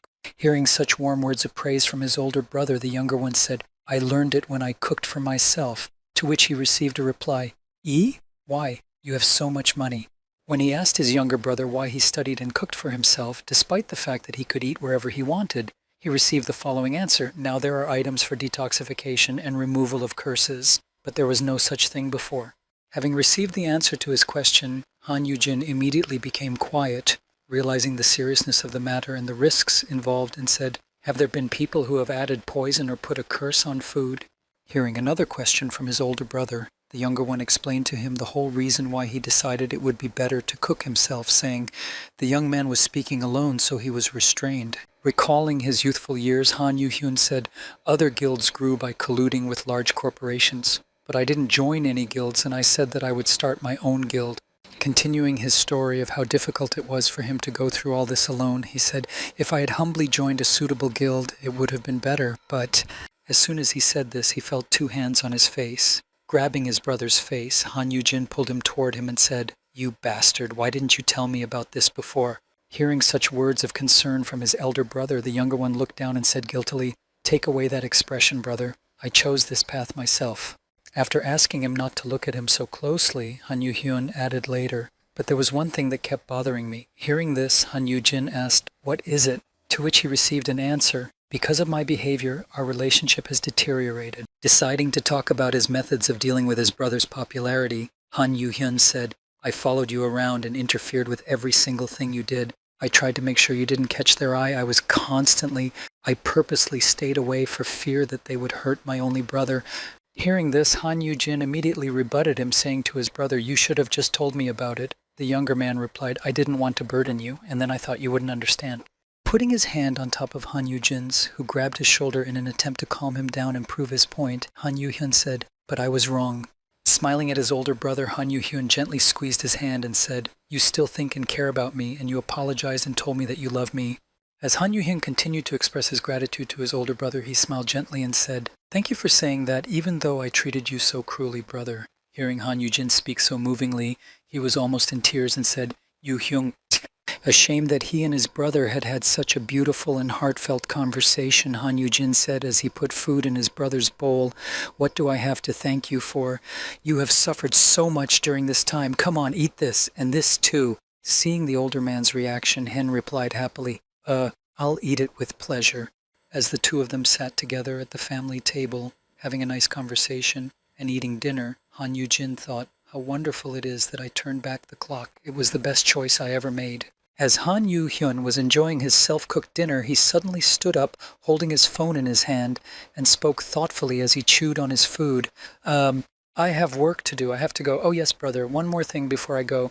Taking his coat in hand, Han Yu-hyun said, "I've got the broker's contact from the wake-up call." Hearing this, Jin replied to him, "Huh? Yeah, okay." To which his younger brother then added, "In any case, he won't answer now, even if you try to contact." After giving this order to his younger brother, Han Yu-hyun hovered over his brother, staring intently at his phone. The latter, looking for a number to delete, said, "It doesn't mean you got rid of those brokers, does it?" "Here, I deleted it. Is that enough?" Seeing that his older brother had deleted the broker's contact from his phone, he threw on his coat and said, "Then I'll go." To which he received a reply, "Yes, do a good job. I'll take care of the rest." Hearing this from his older brother, the younger one, heading for the exit door, spoke to him and then, closing the lock, added, "Eh? What are you talking about, brother? Where are you going to go? What? Brother, you're not going anywhere else." Standing at the door before leaving to run errands, the younger brother spoke to the older one, "Don't go anywhere. Stay here." Hearing this, the older brother was shocked, but he could not say anything out of surprise. Sitting at the table, saying goodbye to his brother Han Yu-jin, hearing that he would not go anywhere and could not leave the apartment at all, froze in place. "What?" Realizing what he was getting at, Han Yu-jin immediately stood up and exclaimed in a rebellious voice, "Wait a second. What does that mean? I can't leave here?" Hearing this question from his brother, Han Yu-hyun spoke to him in a calm tone, "It is very dangerous outside. You are not allowed to go outside." Hearing this prohibition, Han Yu-jin exclaimed in indignation, "What?" Han Yu-jin approached his brother and spoke to him in anxiety. Is it dangerous? I was just walking around the neighborhood this morning." His brother replied, "The situation is different from this morning. If you are close to me again, you are no longer safe as before." Han Yu-hyun began to explain the whole situation that was happening now. "You've been fine until now, precisely because I kept you at a distance. But now my enemies have set their sights on you. There is no telling when they might make an attempt on your life. How can I let you walk around alone?" Han Yu-hyun stood in the middle of the room and spread his arms, showing everything that was there, and spoke to his older brother, "From now on, brother, you will only stay here." Hearing this from his elder brother, Han Yu-jin wanted to run away, but he ran to the door and exclaimed, What are you talking about? I'll get out of here." Just as he was about to leave, someone's voice made him freeze in his tracks. He said, "Mr. Han Yu-jin, we have brought everything you asked for here. Please sign here." When Han Yu-jin heard that the transportation service had arrived and had already brought everything he needed, he exclaimed in surprise, "You brought what? Huh?" Hearing his brother's surprise, Han Yu-hyun informed him, "Even if you go home, there is nothing there. Your home is here now, brother." To which he replied, "You madman! What are you doing here all of a sudden?" Looking at his elder brother in surprise, the younger one said in a calm tone, not understanding the reason for his indignation, "Why, brother, you said everything was fine." He remembered the moment when his older brother met him after the incident with the broker, when he had attacked Han Yu-hyun, and said to the older brother, "You apologized, told me you loved me, and accepted everything I've done so far." Rubbing his nose, almost in tears at the touching words he heard from his older brother, Han Yu-hyun said, "It's as if I had gotten your permission." Hearing his younger brother's explanation of why he thought so, Han Yu-jin froze in place, made a sour face, and loudly exclaimed, "How could that even mean something like that?" Losing all desire to do anything in spite of his brother because there was no point in doing so, Han Yu-jin laid down on the ground and remembered his brother's words, "Don't even take a step," and said wearily, "Yu-hyun, Why is he acting like this? Side effects from going back in time? No, this is not the time for that. Deciding that this was not the time to stay, Han Yujin began to sort through his belongings and prepare to escape, and confidently exclaimed, "We need to take the most necessary things and escape before my brother returns." Having packed all the most necessary things into his briefcase, Han Yujin headed for the door, and after opening it slightly, looking back, he said thoughtfully, "If I make a mistake, I will spend the rest of my life locked up." But as soon as he wanted to leave and opened the door wide, a strong man was waiting for him at the entrance, standing guard over the room. When he saw Han Yujin, he looked at him with a condemning look. Noticing that the boy was trying to escape, the guard said sternly, "What?" When Han Yujin saw the burly man standing outside his door, he went back into the room and closed the door, saying, "Oh, hello." Standing outside the door as a guard was the abyssal A-class hunter, Kim Sung-han, Yu Hyun's confidant with a powerful defense skill. When he noticed the fugitive, he closed the passage to prevent him from leaving. Seeing that the exit was closed, Han Yujin spoke to him. "Listen, could you move back a bit?" The man replied in a rude tone, "No way." Closing the door back to keep the fugitive from leaving the room, Kim Sung-han said to the boy, "The chairman ordered me to make sure you don't leave." Hearing this, Han Yujin, who wanted to escape, thought he even sent an A-class guard. Trying to get around Kim Sung-han, Han Yujin spoke to him, "I won't be long," to which he received a clear answer, "I said you can't." Jin pointed out, "Oh, what do you care where I'm going?" With one hand on his head, covering his face and rubbing it, and the other on his shoulder, Kim Sung-han spoke to him. "I will not speak for a long time." Obediently returned to the room. After saying the first option in a calm tone, Kim Sung-han, with a menacing expression, emphasized the second option in a rough tone, "Otherwise I will force you in there." Hearing these disappointing suggestions, Han Yujin, who had been caught by the guard who was watching his room, was drenched in cold sweat from fright and sighed heavily. In this situation, Han Yujin imagined a picture in his mind. "Damn, it seems as if he is oppressing my whole body. It's a special feeling of fear that high-level hunters give off. I feel like a herbivore facing a predator." In such a dangerous situation, Han Yujin kept looking at his opponent nervously and repeatedly saying, "You can't be afraid. You can't be afraid."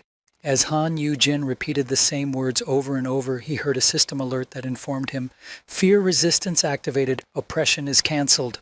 Hearing this system notification that went off when the skill was activated, Han Yujin thought happily, "Thanks to this skill, the trembling has disappeared." Looking at his enemy from a different angle now, Han Yujin, no longer trembling all over his body from the power of his opponent, thought, "Now for me."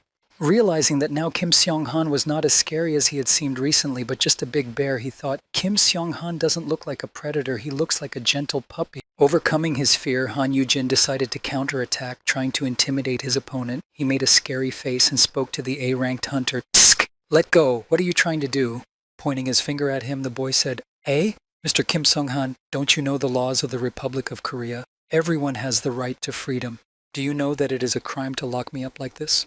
Realizing that Han Yujin would not simply return to the room on his own, Kim Sung-han took him by the skin of his teeth and carried him back by force.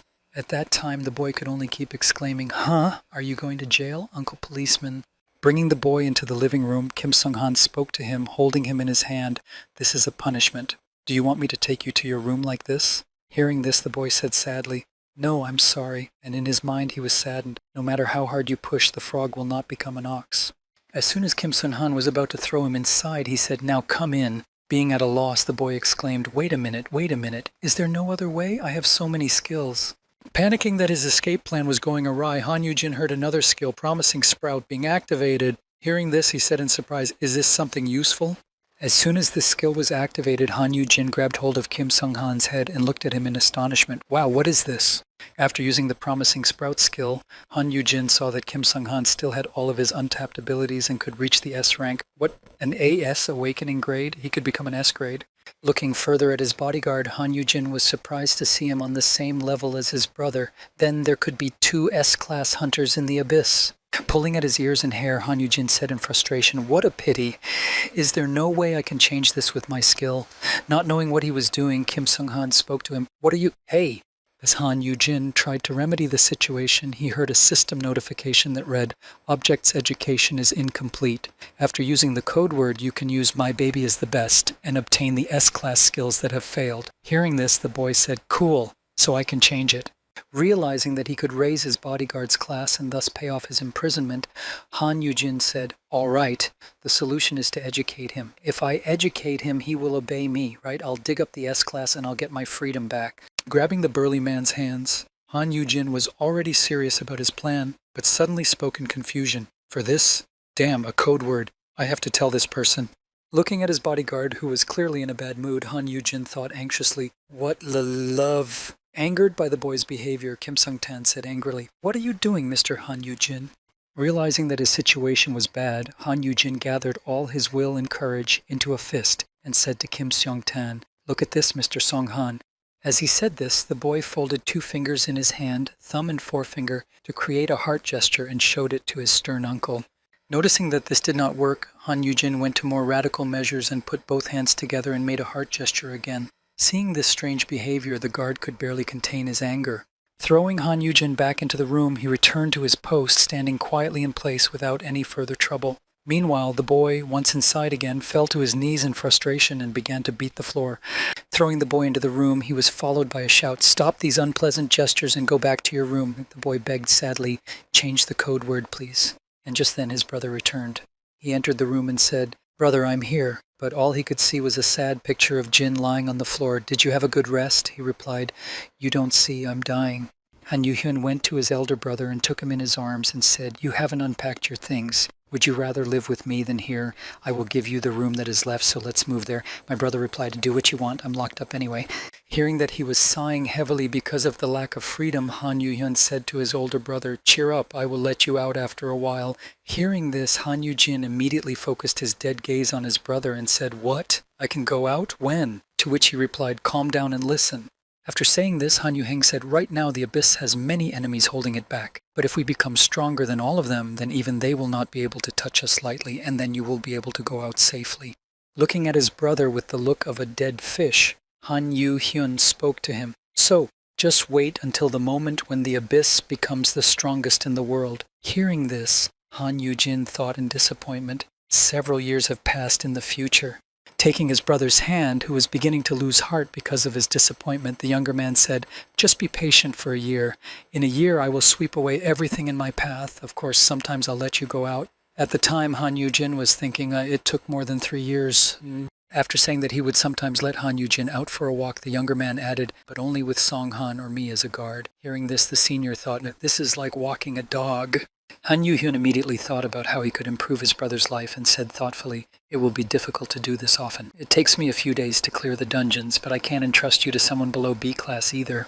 Hearing this, Han Yu-jin thought about what his brother had said and the speech in his head. "Wait a second, isn't there some way to do this with my abilities?" Recalling his past, he thought, "A long time ago I used to spend all day looking for information related to hunters. I clearly remember who will become a high-level hunter in the future." When Han Yu-jin thought of this possibility, he got excited about the idea. "If I can find them in advance and make them happy, I can awaken them, and in return for their awakening, I will make them my bodyguards."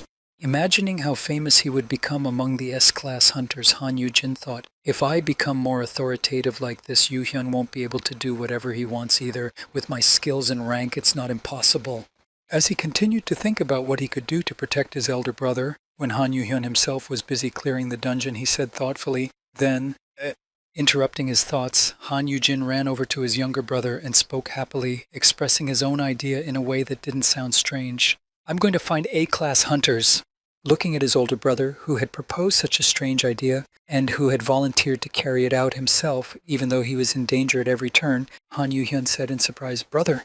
In an attempt to convince him that his proposal was a very good one, Han Yu-jin spoke promisingly to his brother after his brother's surprised phrase, "Yes." And in his mind he thought, "Okay, I'll find the future AS classes." Having thought out his plan well, Han Yu-jin thought that it would be most effective to convince the children, and then he thought, if it's going to be like this, it's going to be little kids who are easy to convince. He realized how many opportunities he had to find future high-ranking hunters. He imagined how sweet his life would be in the future, and he said in his head, "I'll make them nice, and I'll raise them to be my personal bodyguards." Hearing this strange proposal from his brother, Han Yu-hyun asked him in surprise, "Can you find an A-class?" He answered on his knees, "Yes, let me move freely if I can find an A-class personal bodyguard." Hearing these words from his older brother, the younger one asked him in surprise, "And how will you find him?" And he mumbled in confusion, Well, I have different ways." Han Yu-hei looked at his elder brother with a stern gaze and spoke to him, looking at him closely. "Brother, are you awake?" The elder brother only exclaimed, "Eh?" After saying this, the younger brother grabbed the older one and began to question him. "Do you have a skill that attains high class, or does it awaken? When did you awaken?" "During the meeting with the broker, it hadn't happened yet." "After meeting me?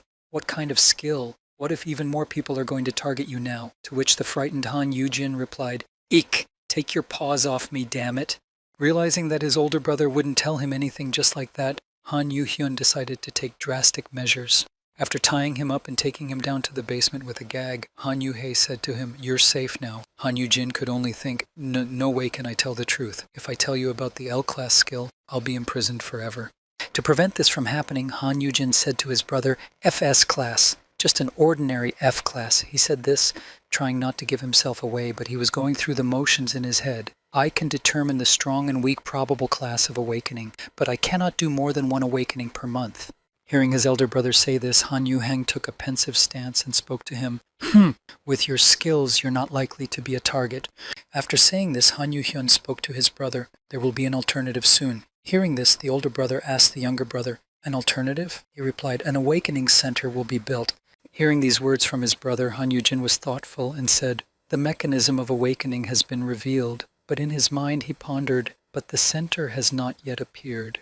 Continuing to think about what might happen in the future, he said, "When it appears, anyone will be able to awaken safely. Then there will be fewer fraudsters promising awakening, and there will be no more people who need your skill." After thinking about what would happen in the awakening centers, Han Yu-jin laughed a little to himself and said, Hey, then it's all very well." After finishing his thoughts, Han Yu-jin exclaimed, "It's a useless skill, so there's nothing to worry about. I'll find an A class. Just give me a chance, M." Hearing this suggestion from his older brother, Han Yu-hei spoke to his older brother as he dragged the boxes. "All right, it's not easy, but if you find it, let's take care of another matter now. Are we moving your things to my house or not?" Even though he said this, Han Yu-jin didn't listen to him but jumped up and down happily, excited to be set free, exclaiming, "Good! Hurrah!" Having won his ticket to freedom, Han Yu-jin spoke joyfully in his head, watching his brother. "You think you can keep me locked up at will? Look, I will sweep away everyone from A to S class." Already dreaming of what the future held for him, Han Yu-jin imagined himself being carried in the arms of the super-strong hunters he would gather and becoming their respected leader, thinking, "I'll find them quickly and increase my power. I can even start a guild that will be more serious than the Abyss, don't you think? He. As soon as Han Yu-jin was able to leave the house and go to the city, the next day, he and the guards he had been assigned went to the South Korean Hunters Association, to the place of registration of those who had awakened. Once inside, everyone immediately turned their attention to them when they saw the famous warrior, and people started to cheer, saying, "Ah, isn't that Kim Seong-han, the Abyssal Shield Hunter Kim Seong-han?" Kim Seong-han walked in front of him, and behind him was Han Yu-jin, who was upset and tired, and not at all happy to be recognized by his bodyguard. Seeing that Kim Seong-han was not alone, someone in the crowd said, "Who is that with him? A new hunter?" Judging by the fact that he was assigned an A-class car as his bodyguard, he is not a simple man. Is there a new S-class rookie coming today? After registering at the South Korean Hunters Association's registration office, Hanjin was registered as an F-class hunter, and then it read, "Mr. Han Yu-jin is registered as an F-class hunter." Turning back, Han Yu-jin walked to the entrance, furiously listening to everything the disappointed crowd said. "What, so he's not an S-class? Then why did you pretend to be one? Nothing special, just disappointment." Listening to this, Han Yu-jin was furiously talking in his head. "I never pretended." After completing the registration, he could begin the other part of his task, which was to go shopping. Remembering the money his brother had left him, he said, "The most important thing is that I've completed my registration. Now I need to buy some equipment. Yu-hyun gave me some money. How much is there?" Opening the envelope, he saw a number with 9 zeros and exclaimed in shock, "Han Yu-hyun, you're crazy!" The next day, he and his bodyguard went to the store to buy some equipment. Entering the rather large store, they were greeted at the entrance by 4 managers who said, "Welcome, what equipment would you like to start with?" As the managers began to select the new warrior's equipment, they presented Han Yu-jin with many jewelry items and said, "This is equipment that enhances abilities. We have prepared things that can be worn in everyday life." When Han Yu-jung saw what they brought him and put on, he said to them, "Do you have anything more modest?" Hearing their client's request, the managers took away all the jewelry and handed Han Yu-jung the dark elf earrings, saying, "As a simple accessory, we can offer you these." After trying them on, Han Yu-jin said, "Well, earrings." Next, he was presented with the following accessories: manticore leather gloves, endurance plus 6, strength plus 20, light fabric belt, dexterity plus 16 inches. After putting on all of these accessories, Han Yu-jin went to his stats and saw them and said, good, I'll have a C-class ability. After buying the accessories in the store, Han Yu-jin decided that he would spend the rest of the money on his enhancement, and he said, with the rest of the money, I'll buy some potions. And as Han Yu-jin left the accessory store, he saw a stern guard standing in front of him, who spoke to him. Where did you go? Getting into the car with his guard, Han Yu-jin said sadly, shopping? Or is that not allowed too? The bodyguard told him, let me know when you're going out. After fastening his seatbelt and starting the car, Kim Sung-tan said to Han Yu-jin, if there's nothing else to do, let's go back. The boy objected, no, take me to another place. After telling his bodyguard where to go, Han Yu-jin looked out the window and thought, the Ice Witch Park Aram definitely lives somewhere in this neighborhood. She lost her parents and lived with her relatives who own a meat restaurant. Recalling this girl, the boy said, she was an unrivaled hunter even among the A classes, so this level should satisfy Yu Heng. She'll awaken in 3 years when she turns 18, so she should be in middle school now, right? Arriving at the right neighborhood where the Ice Huntress Park Aram lived, Han Yu-jin spoke to himself, I need to find her quickly and sign a contract and get my freedom back. As Han Yu-jin passed by a meat restaurant in the neighborhood, he asked the woman cleaning his doorstep if she knew a girl named Park Aram, and she replied, Park Aram? I don't know. Passing another meat restaurant in the neighborhood, Han Yu-jin asked a man at the entrance to his restaurant if he might know a girl named Park Aram, but the man also replied, we don't have any in our restaurant. As Han Yu-jin continued to wander around the neighborhood with restaurants serving meat, he held a kebab in his hand and said, there are more meat restaurants than I expected. Will I have to go around them all? As Han Yu-jin walked along the road and thought about it, he was a little dissatisfied at first, but then his mood changed dramatically. When is this? The smell of roasting meat. Mr. Kim Sung-tan, aren't you hungry? Let's eat first. He replied, no, I'm fine. To which he received the reply, oh, what kind of person are you? After refusing the offer of his commander's brother, Kim Seong-tan asked him, I am more interested in why we came here. If you need a meat restaurant, there is one near the abyss. And Han Yu-jin replied, I feel such a strong energy. Hearing such a blatant lie from his master, whom he had to protect, Kim Seong-tan said in frustration, that's a lie. To which Han Yu-jin exclaimed, I can hear everything. As Han Yu-jin walked down the road, he thought, shall we have dinner first and then continue our search? I'm hungry for some kopchi. Suddenly he heard, oh, of course, it's all my fault. Standing in the middle of the street, the girl was shouting very loudly to her friend, picking a fight with him in the street and exclaiming, how many times do I have to tell you it's that bastard Mak Soo-jong? Han Yu-jin turned his head in the direction of the noise and said, is it really? The man who had been scolding the girl shouted, think about where you screamed. Come here, she replied. I hate it, God. It's easier to die. Seeing that the girl ran away from the man and past a guy who was able to examine her more closely, he said, I found her. As Han Yu-jin watched the girl run away quickly, he shouted after her, trying to stop her. Wait. Deciding that he could not just stand there but had to act, he handed his food to the guard and said, Mr. Kim Seong-han, hold this for me. The guard was surprised. What? Han Yu-jin ran after her, but he couldn't catch up to her, so he said, why is she so fast? She hasn't even woken up yet. Deciding that now was the time to use his equipment, Han Yu-jin suddenly sped up and thought, now with my equipment, this speed is nothing to me. As Han Yu-jin ran past ordinary passers-by, he made a wind and a noise, and people shouted after him, wow, what? So fast, wow, wind, and he just thought equipment is the best thing in the world. Running out into the square and looking around for the fugitive, he said, she's gone somewhere over here, where? There. Catching up with the fugitive, Han Yu-jin shouted after her to stop her. Park Aram! You're Park Aram's student, aren't you? The girl, hearing the shouts behind her, looked back and stopped and saw a boy running after her. When he caught up with her, he said, let's have a little talk. She replied, what? Did my uncle send you? Thinking that this was a man sent by her guardian, the girl looked back and ran out into the road and exclaimed, go away, uncle. I'm not coming back. To which he replied, what kind of uncle am I to you? I am still in the prime of my life. When Han Yu-jin saw that the girl was running right under the wheels of a car that was moving along the road, he called out to her, look out! The car! Hearing the boy's shouts, the girl looked to her side and noticed that a car was coming at her. Frozen in place with shock, she could not even move.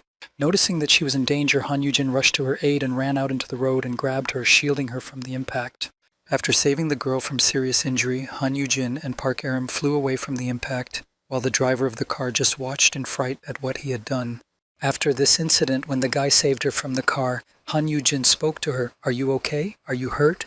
After saying this to the frightened girl, Han Yujin raised his head and added, "Of course I wish the ending was more exciting." Sitting on her rescuer, Park Aram said to the boy in surprise, "What is this?" "Uncle, are you a hunter?" he replied. "Don't you want to get off me first?" After this road trip, they went to a restaurant to eat and discuss the contract. Sitting at the table, Han Yujin said, "Wow, just look at the color. The structure is just incredible." Looking at the delicious meat grilling in front of him, Han Yujin drooled and said happily, "How long has it been since I ate marbled veal?" Sitting at the table and savoring the meat, Han Yujin said to the girl, "Eat well, Aram. Order plenty." And he thought, she eats well. What a relief that I'm paying with the corporate card. Seeing how greedily she was eating the meat, Han Yujin asked her, "But are you sure you can eat here? You said that your uncle owns a meat restaurant, right?" She replied, "Humph, it's not good." "Uncle, you shouldn't go there either. It's a waste of money." To which Jin replied, "I told you I'm not an uncle." As they continued to enjoy the delicious food at the restaurant, the girl said to Han Yujin, "Tell me something better. You say that you are the elder brother of Abyssal Head." After saying this, the girl suddenly asked the boy, "Why would such a person want me?" Han Yujin smiled and said, Because you have wonderful energy?" Hearing this ridiculous answer, the girl got up from the table and said, "I don't believe it." "Thank you for the food," he replied. "Hey, nothing like that." Han Yujin began to imagine something to convince the girl and said, To tell you the truth, I knew your parents. When my parents died, they helped me." He thought, even though it's a lie. After saying this, Han Yujin continued, "So, although I am late, I have come to repay the debt. I've had too many things to do until now. I don't know what to do with my eyes from shame." The girl said with a heavy sigh, "It doesn't matter. I have people who will wipe their saliva and give me a slap on the wrist." Taking a piece of meat out of the bowl, Han Yujin said, "I was wondering if there was anything I could do to help you. My strength just happens to be outstanding." Hearing this, the girl asked in surprise, "Power?" Hearing the interest in the girl's voice, Han Yujin said, "The power of awakening. My ability is to awaken other people." Han Yujin continued to recruit the girl with all possible methods and words. "Park Aram, you can awaken at least B grade." Placing the Abyssal Guild's business card on the table, Han Yujin added, "In addition, I am under the protection of the Abyss. Therefore, I can help you get a good job as a huntress." Clasping his hands in front of him and making sure that the girl was already hooked, Han Yujin spoke to her. "If you don't mind, I'd like to be your sponsor." Holding out his hand to the girl and offering her his terms, Han Yujin said to her, "What do you say? Will you become a huntress by making a deal with me?" Hearing this offer from a boy she had never met before, Park Aram said in surprise, "A huntress? Yeah?" Realizing that everything was going according to his cunning plan, Han Yujin thought, "Gotcha? This profession is considered the coolest among teenagers. We need to put on a show that will entice her." Deciding to perform an interesting trick, Han Yujin held out his other hand and suddenly a contract appeared in front of him and he held a pen to sign it. Then Jin said, "Yes, will you read the contract first?" Park stood up from the table and said, "Wow, what is this? Where did you pull this out of? Do you have some kind of inventory?" To which he replied, Hey, you'll have one when you wake up." This contract is also a special item created from additional items from the dungeon. Handing the contract to the girl to read, the guy added, "All you have to do is officially sign the contract as Huntress Park Aram." Reading the contract, the girl saw the following clauses. Terms: to enter into an agreement with the Abyssal Guild, to keep Han Yujin's skill secret, be responsible for Han Yujin's security for a year. Hearing the girl highlight these points, Han Yujin emphasized, "Yes, I need a bodyguard. I'm a weak F-class, but someone is always trying to lock me up." The girl replied, "Won't you be ashamed to be protected by a middle school student?" Hearing this objection from the girl, Han Yujin replied, "Why should I be? You will be much stronger than me after you awaken." The girl said, "Listen, will I be able to become independent after I awaken?" After asking this question, Park Aram hung her head and waited for an answer. Hearing this, Han Jin said in surprise, "Huh? Independent?" Without hesitation, Han Yujin answered, "Actually, it is possible. Awakened minors are on the same level as adults." Hearing this, the girl replied sharply, "Then I will make a deal." Taking the pen in her hand, she was about to sign, but Jin stopped her saying, "Oh, hey, wait. Hearing this, the girl asked in surprise, "Why, you just have to write the name." He replied, "No, we need to check everything in detail. The agreement does not contain your conditions." Taking the pen from the girl's hand, Han Yujin spoke to her, pointing to the agreement. "Lord, give it to me. What if you had been deceived when you signed it rashly?" After pointing out some of the mandatory items to the girl, Han Yujin said, "Here, take a look. The fulfillment of the agreement must be carefully monitored. You're not used to this kind of thing at your age, so you still need a guardian." After saying this, Han Yujin emphasized, "Even if independence looks tempting," to which I heard, "What if my guardian is deceiving me?" Then he replied by looking at the girl, "Huh? What do you mean?" Hearing that Han Yu-jin did not understand her, Park Aram repeated herself, "What's the point of a guardian who cheats me? What's the point of monitoring the contract? They'll just take everything away from me." After listening to the girl's cry of the soul once again, Han Yu-jin asked her again, "Aram, what are you talking about?" As soon as he said that, he heard the door to the restaurant open and a voice come out, "Park Aram, where did this one go?" Rushing into the restaurant, the girl's furious uncle exclaimed, "I was told you were in this restaurant." When the girl saw her guardian, she exclaimed in fright, "Uncle!" Seeing the girl's uncle, Han Yu-jin immediately stood up and said, "Hello, I'm her," but he didn't even listen to the boy and continued, "You won't do what you're told, but you're just lounging around." Approaching the girl and grabbing her hand, the evil man said to her, "Follow me immediately. I'm going to change your habits." When Jin saw this, he was alarmed and said, "Wait, calm down, Uncle Aram." Hearing Han Yu-jin's voice, the angry uncle spoke in an angry tone to the boy, "What are you? You're fooling around with this one? How close are you to her?" To which Jin replied anxiously, "Nothing like that. Are you out of your mind?" Han Yu-jin was furious with the girl's uncle and could not stand such insolence and grabbed his uncle's arm. Jin squeezed his uncle's hand tightly and heard him say, "Let go. What kind of strength does such a little brat have?" And Jin just thought, "Humph, long live the equipment." Hearing her uncle shouting, the girl was frightened and said to the boy, "Won't you let him go?" Hearing these words from the girl, Han Yu-jin let go of his uncle and looked at her. At the same time, his uncle was rubbing his arm and said to Jin, "Who do you think you are interfering?" Looking at the frightened girl who did not even want to look at her uncle and was looking away from him, Han Yu-jin realized what he should do. Thinking back to the moment when he first noticed the girl arguing with her uncle on the street, Han Yu-jin said to her, "I understand you, Aram." Grabbing her uncle's arm again, who was insulting her, Han Yu-jin looked at him with an angry glare and said, "Are you saying that it is better to have no guardian than to have one like this?" Hearing these words from the boy, the girl shouted out to him in confusion, confirming his words, "Yes, that's right, he is the worst." Pointing her finger at her uncle, who was constantly insulting and oppressing her, she said to Han Yu-jin, "He has pocketed all of my parents' inheritance and won't give me a penny for pocket money." Hearing a noise behind them, the whole room looked back to where the shouting was coming from. "During the typhoon, he only gave me a cheap plastic umbrella. Even when it broke, my uncle didn't buy me a new one, and I had to use a plastic bag to cover myself." Hearing this, the audience said, "What? Isn't that violence?" Hearing such loud statements from his niece, the angry uncle, hovering over the girl, said in a rude tone, "You are always shaming people." The uncle was very angry at his niece's words, and he pushed Han Yu-jin away and walked toward the girl, saying, "Get out, I'm going to kick that little face right now." But his plans were immediately thwarted, and all because he pushed Han Yu-jin away, and he fell to the floor. After the fall, something happened that no one could have expected, but it attracted the attention of everyone. After the fall, when the incredible show began, Park Aram, who was frightened by what was happening, said, "You uncle?" He in turn was also very shocked by what had happened and only said, "Huh?" Watching Han Yu-jin fall, after being pushed, he stopped moving and just sat in one place, not moving and not even showing signs of life. Noticing this, Park Aram spoke to the boy, "Are you okay, uncle?" But the next moment, Han Yu-jin suddenly came to life and started rolling on the floor, screaming, "This uncle is hitting people." Hearing this, the disturbed uncle said, "I didn't do anything." Before he could finish, Han Yu-jin stood up and said, holding back his tears, "We can have a normal conversation. Why are you pushing people? I just stopped that girl." Continuing his performance, Han Yu-jin said in an offended voice, "You were going to hit her too, weren't you? A weak middle school student?" Realizing that something was wrong, the furious uncle gathered his wits and attacked Jin, grabbing him by the collar and shouting, "You bastard! You're turning the tables!" Seeing that his uncle was not in a very stable position, Han Yu-jin immediately tripped him and knocked the angry man to the ground. Falling down, the uncle landed on a table filled with various foods, and when he fell, he simply spoiled them.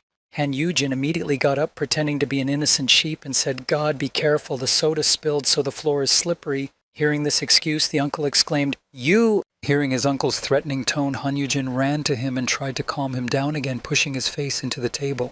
Without giving him a chance to get up, Han Yu-jin said, "My God, you slipped again. Are you sure you're okay?" The girl watching could hardly contain her laughter. Leaning over to his uncle, Han Yu-jin spoke to him as he tilted his head against the hot frying pan. "Aren't you ashamed of stealing from a little child? Do I have to kill you?" Hearing this, and seeing that he was about to touch the frying pan, the uncle said, "Let go." And Han Yu-jin added, "If you do that to that girl again?" But suddenly he was overwhelmed. Looking to the side, he said in surprise, "What?"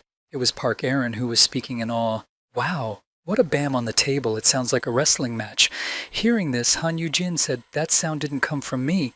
Looking behind him to find the source of the sound, and having lost interest in his uncle with whom he was training, Han Yujin said, "I think I hear it from the street." "What?" Looking out the window, Han Yujin and the girl saw that there was a panic and screaming coming from the street. "Chia! What is it? Is it an earthquake? Has the war started? Is it real?" Seeing such panic in the yard, Kim Seong-tan, the bodyguard, started looking for his master, and when he found him in a restaurant, he called out, "Mr. Han Yujin." At that time, there was an incredible panic on the street. Everyone was running in front of each other, trying to save their lives. While running away, people heard someone shouting, "Look out! Evacuate! The monster!" As soon as it was heard among the crowd, it was immediately followed by a loud roar of a monster. It was a monster that had come out of the dungeon that had exploded. As they fled the scene, saving their lives and their families, ordinary people could be heard shouting as they ran away. There was an explosion near this area. Fleeing the scene of the explosion, people were looking back at the monster and exclaiming, "Eek, run away, it's coming this way." Watching from a distance, Han Yujin exclaimed in fright, "A dungeon breakthrough?" And Kim Seong-tan, seeing the monster nearby, shouted, "Move away, it's not safe here." Deciding that it was his duty to protect ordinary people and that he, as a hunter, should deal with this monster, the guard used his strength and shouted, "I will stop it." Using his strength, Kim Seong-tan ran forward, used his A-class skill, Shield of Space, and struck the section of road in front of him. As soon as he did so, a huge wall of concrete and asphalt immediately rose up in front of him, blocking the monster's passage and separating it from the people. After buying some time for the people to escape the scene, Kim Seong-tan called out to his master, "Take this chance and evacuate quickly." Watching the situation, the frightened Han Yujin thought anxiously, "There is no victor in my memories. Why the monster all of a sudden?" Standing in front of the huge wall that separated them from the monster, Han Yujin looked at it in anxiety and thought, was it at this time in the past that the dungeon broke through here? Preparing to take appropriate action, Kim Seong-tan shouted out to his master, "Ta Park, hurry up and get out of here." As soon as he said this, he immediately ran toward the monster. As he approached the monster, Kim Seong-tan, standing on top of the wall he had built, decided to try to strike first and jump toward the monster. Approaching the monster from the mountain which had climbed out of the dungeon whose entrance had opened, Kim Seong-tan kicked it hard. As soon as the kick stopped, the hunter realized that his attack had not harmed the enemy at all, and he said in surprise, "No base?" Realizing that his attack was pointless, Kim Seong-tan decided to retreat and come up with another plan of action to defeat the enemy. As he retreated from the monster, the hunter jumped out of the ravine he had created to contain the monster. When the crowd saw the monster leaving the trap, they shouted again, "Ah, he's climbing over the wall, let's run!" The girl and her uncle were running away from the scene of the incident, and looking back, her uncle shouted in fright, "Eek! What's going on here?"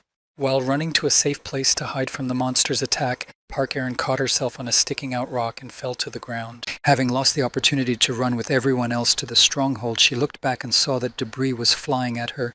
Preparing for her death, she saw that the monster was already with the debris and had also launched its tentacles to grab her, and suddenly heard the sound of a thud. Gritting her teeth and preparing to die, she felt someone touch her. Opening her eyes, she saw Han Yujin standing in front of her, using a table to shield her from the monster's attack. Surprised by the suddenness of this, she said in astonishment, "Uncle?" Hearing these words and realizing that she was conscious, Han Yujin spoke to her, "Run away." Grabbing her hand and heading in the opposite direction from the monster, Han Yujin shouted to the girl, "Hurry to the shelter!" Surprised that Han Yujin had saved her, she simply ran after him to where he was pulling her, not even trying to do anything. When she felt the warmth of his hands, she put her head down, feeling ashamed of her behavior and of all the things she had thought about him before. When Han Yujin reached the hiding place, he exclaimed, "The hiding place is there? In an underground shopping center?" She replied, "Yes, that's right." Hearing this, the boy added, "Go quick, go down there." Hearing this, the girl said, "What? What about you?" Hearing the girl he had just rescued sound so alarmed, Han Yujin spoke in a heroic tone to her, planning to confront the monster. "I need to go back." Recalling what kind of monster it was, he thought, "This kind, I have seen this monster before. They are weak alone, so they move in herds. If you don't get rid of them quickly, they become a real headache." Watching his bodyguard fight and remembering his skills, Han Yujin thought, since Kim Seong-han specializes in defense, he doesn't have a separate skill for attacking the area. Seeing how hard the hunter was holding back the enemy, Han Yujin continued his thoughts. With an opponent like that, he has the least suitable specialization. Sitting not far from the battlefield, Han Yujin tried to think of a way to defeat this monster and said, "We must find a way, by all means." But suddenly he felt a touch behind him. Someone grabbed his hand and said, "Uncle, I'm going too. Wake me up. I can also go to fight." Hearing this proposal from the girl, Han Yujin immediately exclaimed, What? No way, you haven't even signed the contract yet. Hearing this, the girl replied, Are you afraid that I'll pretend I'm not involved once you wake me up? I won't go back on my word, so hurry up, the situation is critical. Hearing the girl's arguments, Han Yujin spoke to her. That's why you can't do it. You're just a child. Putting his hands on her shoulders, Han Yujin explained to her, Do you think that as soon as you wake up, you will be able to fight skillfully? I want to wake you up calmly and painlessly. I'm not going to throw you into a real fight right away. Recalling the past that his younger brother had experienced on the day he woke up, Han Yujin said to the girl, I can't stand to see the child forced to fight alone. After saying this, he spoke to her in a commanding tone. Now the adults will take care of everything, so get to the shelter safe and sound, understand? After ordering the girl to go to the vault, Han Yujin went to his bodyguard to help him fight the monster. On the way, he spoke to himself. Think, Han Yujin, think. All along the way, he reproached himself for being useless and thinking, You have been a hunter for more than 5 years. Even in your current state, you can still come up with a solution. As he approached his friend who was confronting the enemy, the boy suddenly shouted out to him, Hunter Kim Seong-han! The latter heard him and looked around in surprise. Seeing his master, the hunter spoke to him, Why did you come here? I told you it was dangerous here. The boy replied, Use the skill of defense. Hearing this strange order, Kim Seong-han said to him, What? That makes no sense. Even a protective barrier cannot completely enclose the center. The boy replied, This skill is enough. I have a plan. When the hunter saw his master, he said to him, Why have you come? I told you it was dangerous here. The boy replied, Use the skill of defense. Hearing this strange order, Kim Seong-han said to him, What? That makes no sense. Even a protective barrier cannot completely enclose the center. The boy replied, This skill is enough. I have a plan. Obeying his master's order, Kim Seong-han surrounded the monster with barriers on all sides to realize the boy's plan. Seeing that the fence was ready, Kim Seong-han prepared for the next stage of the plan to destroy the monster, and standing on the wall, he prepared to strike. The next moment, using his defensive skill, the hunter pounced on the enemy to trap him in the room and prevent him from escaping. The next moment, the hunter's attack closed the structure in the form of a bowl to prevent the monster from escaping. As soon as the attack was over, large walls began to rise around the monster, slowly converging from above, closing all the ways of retreat. And so, after a short period of time, the cage closed, trapping the large monster inside, which had escaped from the dungeon. Stepping back against the wall and observing what was happening, Kim Seong-han thought, It's not expected to use the skill like this. As soon as the trap closed, a small gap formed at the very top, just enough to get inside. Seeing that the preparations were complete, Han Yujin said, I'm coming. Deftly moving through the village, which had ledges just right for comfortable movement, the boy quickly reached the top to use his secret weapon. As Han Yujin approached the top, he thought, Yes, the protective barrier is something like a strong wall. If we put it around the monster, it will become a huge cage by itself. As Han Yujin approached the gap through which he wanted to enter the monster, he remembered, the item I bought from the Hunters Association. Recalling how he had chosen it and what its qualities were, he thought, a grade A lethal poison, boundless black poison pill. Taking it out of his pocket, he spoke happily, holding it in his hand for this particular occasion. Good thing I bought this just in case. Han Yujin swung it hard and aimed at the hole in the rock and said, If I blow it up inside the protective barrier and close it. As he prepared to throw the poison capsule inside the barrier, Han Yujin said, I can kill him instantly, right? As he said this, his sentence was suddenly interrupted by the surprise of what he saw. As he got close enough to look inside, he noticed that there was nothing inside and exclaimed, Is it empty? Unable to understand how this happened, Han Yujin went down to the spot where the monster had been and said in amazement, What the hell? Where could it have gone? No sooner had he said this than strange movements began behind him. Tentacles reached out from the gutter and grabbed his leg. The next moment, the monster itself came out of the gutter, which had been hiding there to escape the trap, moving through the pipes underground. While in the air, because he was grabbed by the monster, Han Yujin loudly exclaimed, Uh-oh, he got out through the sewer. Regretting that he had gone down to the place where the monster was without thinking about what might happen, he said, There are no such things in dungeons, so I didn't think about it. Is this my end? While he was saying goodbye to his life, a girl who had come to rescue Jin was already downstairs near the monster and exclaimed, Uncle! Seeing Park Arim below him, Han Bijin called out to her in surprise, Arim? Realizing that Jin was in danger, she began to wave the umbrella she had picked up on the way to free him. After swinging it several times and hitting the monster, it dropped the boy from its tentacles, and then she shouted, Run! There's an alley in that direction! As Han Yujin ran away with the girl, he called out to her, I ordered you to evacuate. What are you doing, civilian? She replied, What do you think you're doing, being an F-class? Running away from the monster's tentacles, Han Yujin said to the girl, But I'm still an adult, and I'm awakened. The girl replied, "Don't be ridiculous. This is coming from a man who asked a middle school student for protection." Hearing this, Han Yu-jin replied to the girl, "Ugh, I told you so. You're still young." Hearing this, Park Aaron spoke to him. "I know. That's why I need more strength."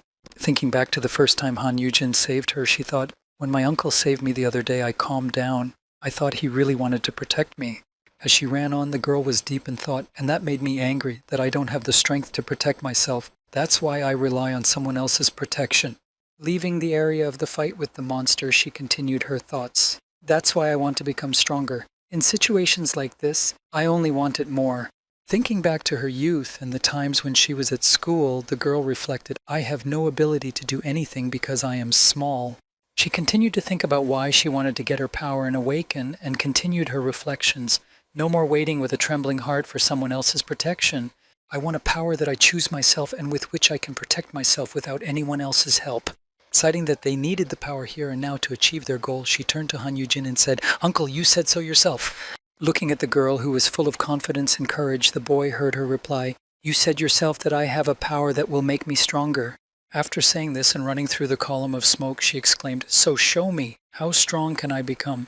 As soon as the girl said this, the couple heard strange sounds behind them, as if something was approaching, and they automatically grabbed hands.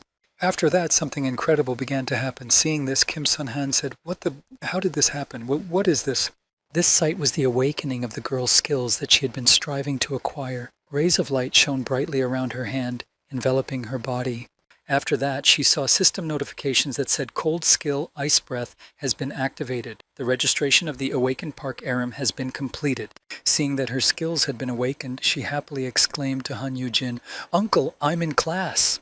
After saying that, she continued, "The skills are also cool, Ice Breath," and to which the boy replied, "Hey, you don't have to talk about your skills loudly, everyone will know." And Kim Sung-tan just stood there and watched the birth of a new S-class hunter with his mouth wide open. Having received her powers, the girl began to destroy enemies one by one. As she destroyed the monsters, she exclaimed, "Well, what do you think? That and more." When she had finished dealing with all the monsters in sight, she was heading back when she heard, "Behind me, there's another monster." Proudly marching forward, having defeated a bunch of monsters, the girl did not have time to react to the fact that she was being attacked from behind by a monster that was under the rubble. She heard a message of danger, "Beware."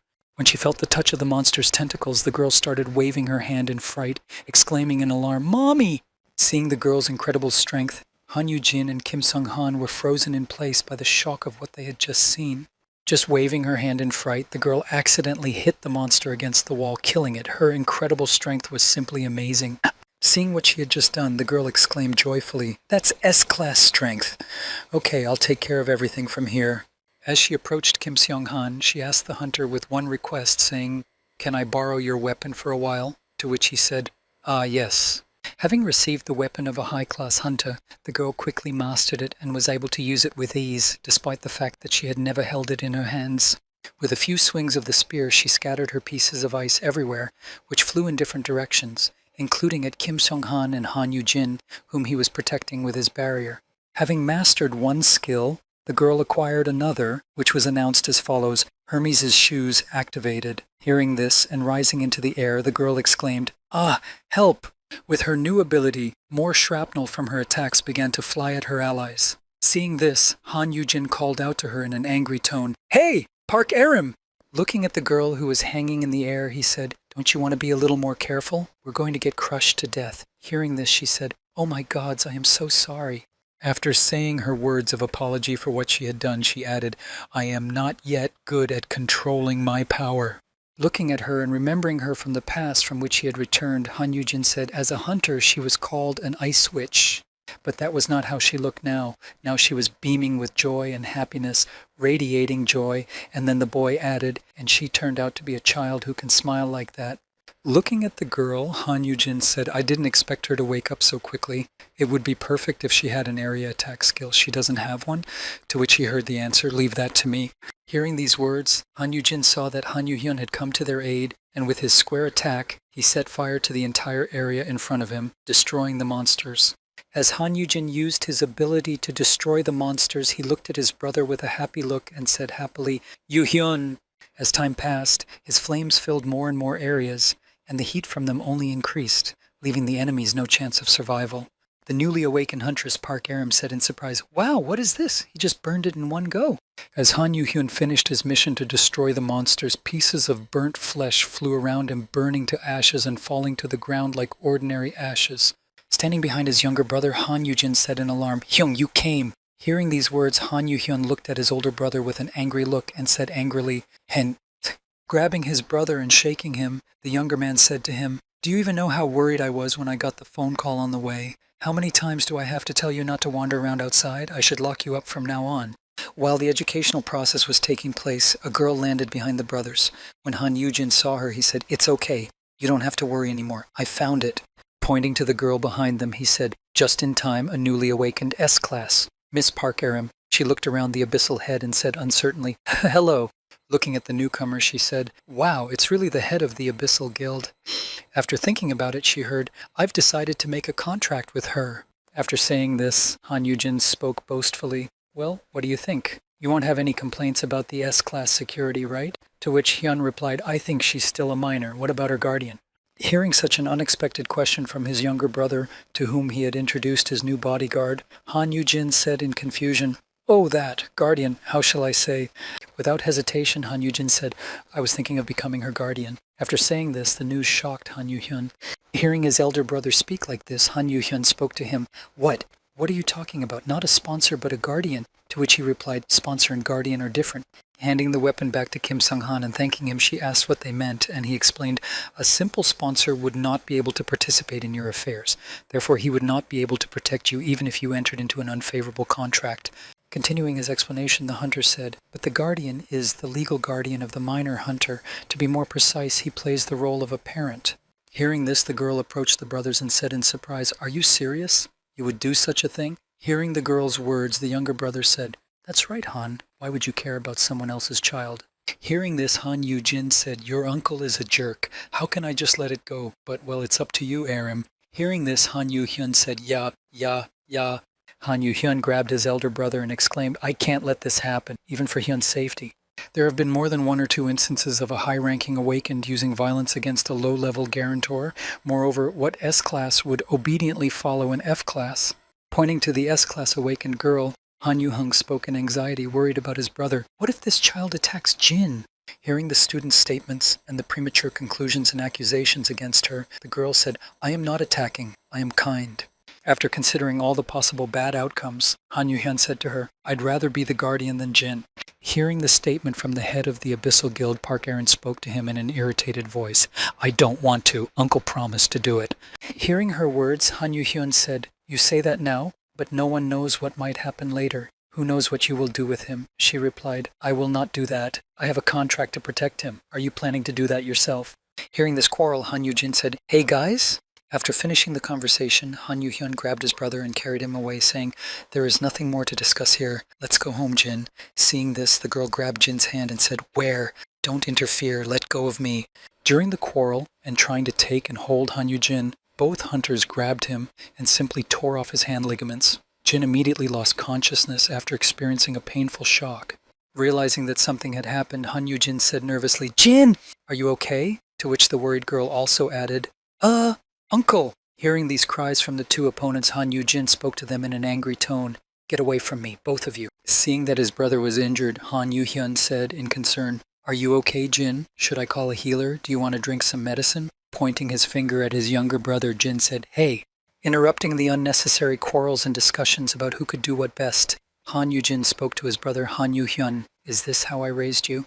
Pointing his finger at his younger brother, Han Yu-jin said angrily, "It's Aram's right to choose a guardian, so why are you interfering? Moreover, if you are the head of the guild, be glad that I brought the S-class." Pointing at Kim Sung-han, Han Yu-jin said, "And why go home? Who's going to clean up this mess? You'll keep poor Mr. Kim Sung-han waiting. Go do your job right now, guild leader." Hearing such orders from his older brother, the younger one said in confusion, "Look, later we'll talk more. Bye, I'll finish my work quickly and come back." After sending his younger brother off to do the work of the head of the hunting guild, Han Yu-jin stood in the middle of the ruined area and said with a wide shrug, "Ha ha."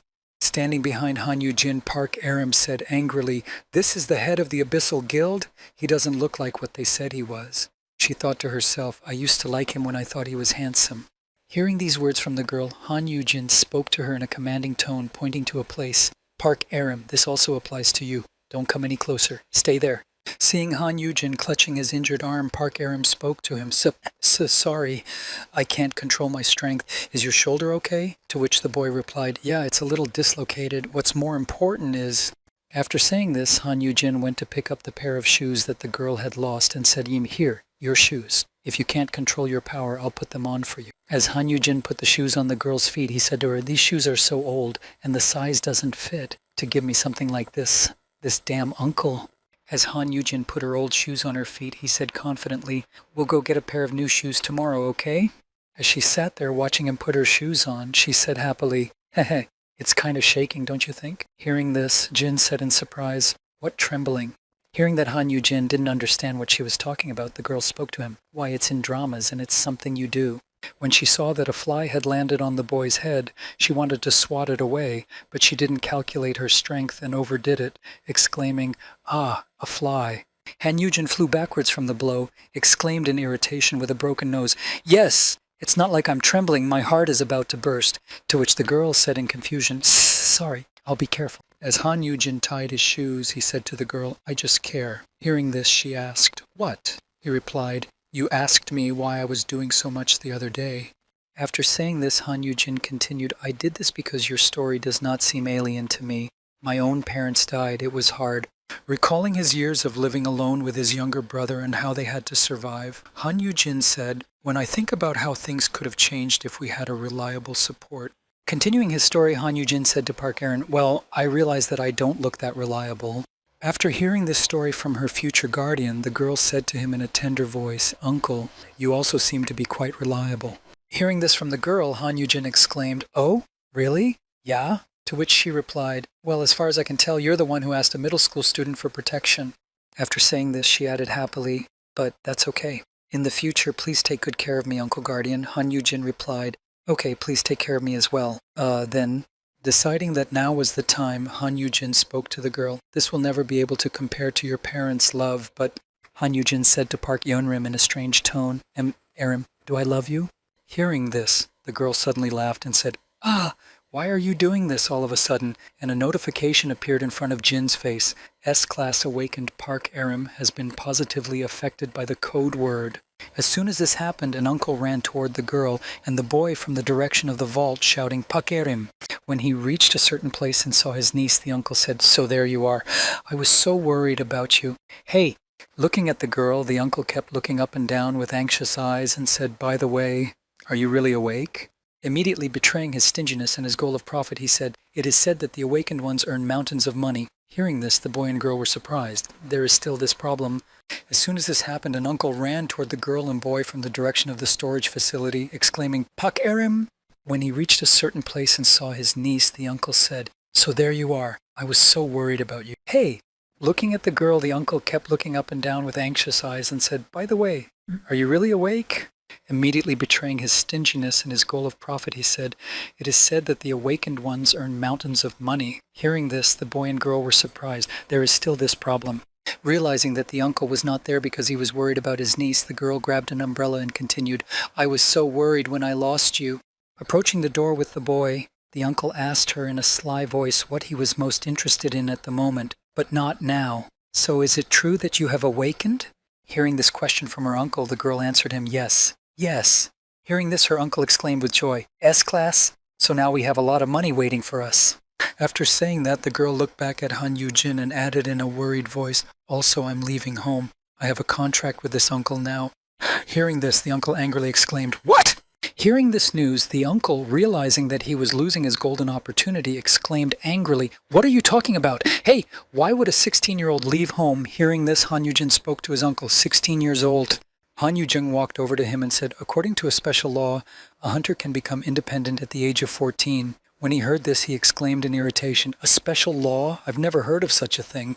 Unable to believe what the young man had said, the uncle immediately rebutted him, trying to bring his niece back, and exclaimed, "Stop talking nonsense." Before he could say this, Han Yu-jin handed him his phone. The audio of the incident at the restaurant where he had pushed Jin was on, and it was playing. "Why can't we have a normal conversation? Why are you pushing people? You were going to hit her like that, weren't you? A weak middle school student." Hearing this, my uncle exclaimed in alarm, "What is this?" Hearing this question from his less self-confident uncle, Han Yu-jin spoke to him. "I'll also get the restaurant's CCTV footage." Hearing this, his uncle said in alarm, "Huh?" As they started to quarrel with each other over this, Han Yu-jin spoke to him. "It's been clear for a long time that you're not a good guardian, and recently you abandoned this child to save yourself." His uncle replied, "Well, when did I do that?" Standing next to Han Yu-jin and her uncle, who were arguing, Park Aram said sadly, "What's with the mountains of money? How much more are you going to extort from the child?" At that moment, her uncle shouted, "Shut up! Who fed and raised her?" After saying this, the uncle tried to snatch the phone from the boy's hands, but the boy dodged him and said, "That's enough. If you ever dare to approach Miss Aram again," to which he replied, "You bastard! You planned it all from the beginning." Holding the boy by the collar, the uncle began to threaten him because he wanted to take his niece, saying, "I'm going to file a complaint against you, and you're going to be punished." Just as he was about to say this, Park Aram interrupted him in the middle of his sentence, driving her umbrella into the ground between the uncle and the boy. Seeing the strength of his girl, the uncle exclaimed in fright, "Ah! What the hell just happened here?" Seeing what the girl had just done, Han Yu-jin spoke to her. "Aram? Awakened people can't harm ordinary people." Hearing Han Yu-jin say this, the girl suddenly picked up her umbrella and said in alarm, "Oh my God, uncle, come on! What can I do if you keep letting your hands go?" Seeing that the girl had become quite strong and had broken the umbrella in her hands, her uncle said in fright, "What? What are you talking about? You saw it too. That bastard hit me on purpose." After breaking the umbrella in half and then crushing it in her hands, the girl said with a joyful look and a smile on her face, "Oh, what are you talking about?"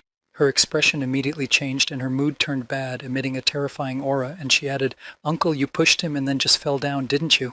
Seeing that things were not going well, the uncle looked at his niece with a frightened look and thought, Well, what the hell? Is this the middle school student I used to see at home every day?"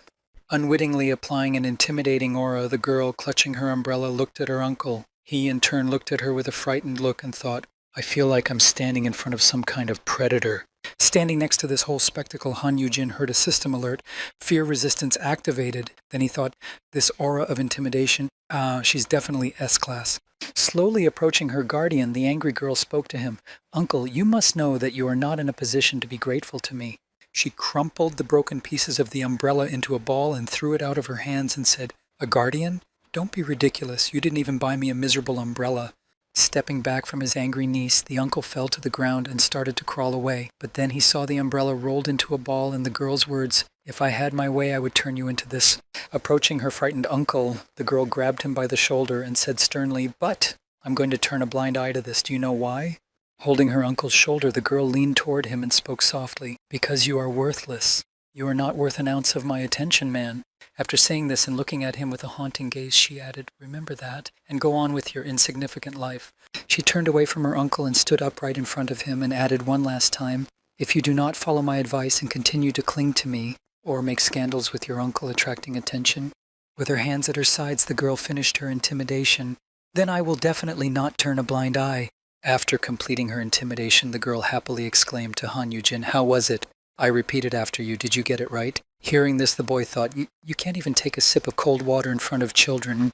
A bad example is contagious." And that's how Park Aram became one of the members of the Abyssal Guild. And it was thanks to her that Han Yu-jin was able to be released from prison. But while enjoying his life the next morning, as Han Yu-jin was watching his third dream, the door to his room suddenly opened with a bang.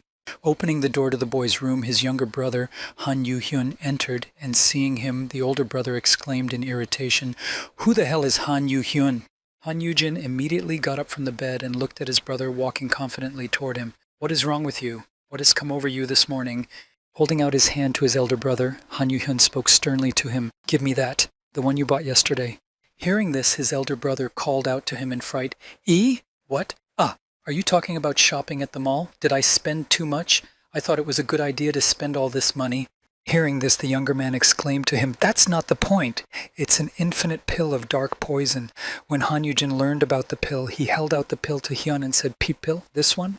Seeing it, Han Yu-hyun immediately snatched it from his brother's hand. Why? Actually, no. How did you even know that I bought it? Holding the pill in his hands, Han Yu-hyun said in anxiety, Jin, you don't trust me that much. He exclaimed in surprise. Eh? What are you talking about? Hearing this question from his brother, Han Yu-hyun threw his arms around his elder. Seeing this, Jin spoke to him. Yu-hyun, what is wrong with you? To which he replied, Jin, didn't you buy it, being ready to die if necessary? Hugging him, the younger man added, if my enemies target you, you will be my weak point. That is why you were ready to poison yourself so that they could not use you as a hostage.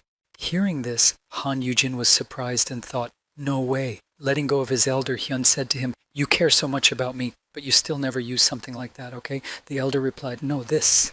Continuing to admire his brother, Han Yu-hyun said, even if something like this happens, I will definitely come to rescue you. Hearing this, Han Yujin thought, I bought this to use when clearing the dungeon alone secretly from you, but now I can't say I'm immune to L-class poisons. Hearing all this from his younger brother, Han Yujin replied, oh, okay. Thank you, brother. But in his mind he was thinking, I have a feeling that there are more and more misunderstandings. After settling this question, Han Yujin and his brother went down the elevator. Then Jin said, so everything is settled with Aram? Han replied, yes. Captain Seok went to her house yesterday.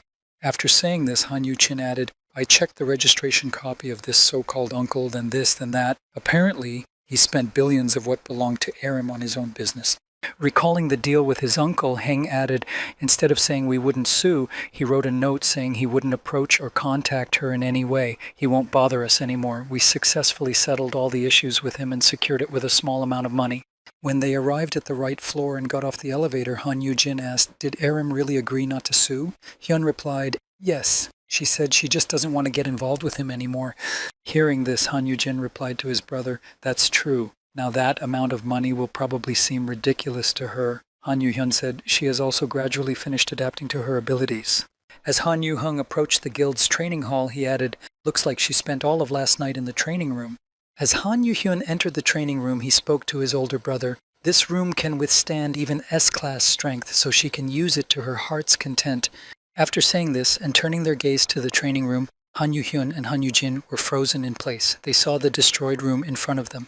Looking at what was left of the room after Park Aram's training, Han Yu-jin said to his younger brother in surprise, oh. Looking around and heading inside, Han Yu-jin added, you say it can even withstand the power of an S-class. To which he replied, yes, but walking through the training room, one could hear the noise coming from inside as the girl was training. Continuing her training, the girl jumped to the ground after flying and abruptly standing up began to practice her punches. After a few combinations in the air, she immediately said a day without a shadow and used her new skill which she had learned quite recently.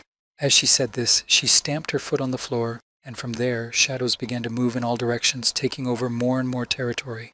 As Han Yu-jin walked past the destroyed columns, he looked around the room and said in surprise, what's going on? The training room. Did something happen to Aram? As he said this, the dust in front of him immediately cleared, and a girl stood in front of him looking down. Feeling heavy in his legs, Han Yu-jin exclaimed in fright, oh, I can't move! Seeing that Han Yu-jin had fallen into her trap, the girl took a deep breath and said, skill activation? Han Yu-jin felt the shadows crawling over him and sucking out his strength, and he screamed in fright, what a power! Seeing that the shadows were on Hen exclaimed in alarm, Jin? After preparing for her next combination, the girl stopped in the middle of the room and began to gather all the shadows back. After gathering all of her shadows, which were spread around the room to return all of the power they had gathered back to their owner, Park Aram lifted her foot. After that, she gathered all her strength in her foot and stepped on the ground, leaving a crater in the place after her step. After completing all the preparatory steps, she rushed to meet Han Yu-jin, and stepping heavily on the floor that was sinking beneath her, she went forward. Gaining the necessary speed, the girl immediately swung her fist and shouted loudly to the entire training room, whoop! Her exclamation was followed by a powerful punch on the floor, which destroyed the ground beneath her, creating a large crater. After completing her punching combination, she stood up and looked over to where Han Yu-jin and Han Yu-hyun were standing. Wiping the sweat from her face after such a difficult combination and deciding to take a break, she suddenly heard shouts from nearby, Jin, wake up! Hearing these disturbing cries, she immediately looked around and shouted in the direction of the shouts, Uncle? Looking in the direction of the shouts, she saw Han Yu-jin, who was already in the process of leaving his soul, and who said, so you've gotten stronger, Aram. And Han was shouting back at him, don't die, Jin.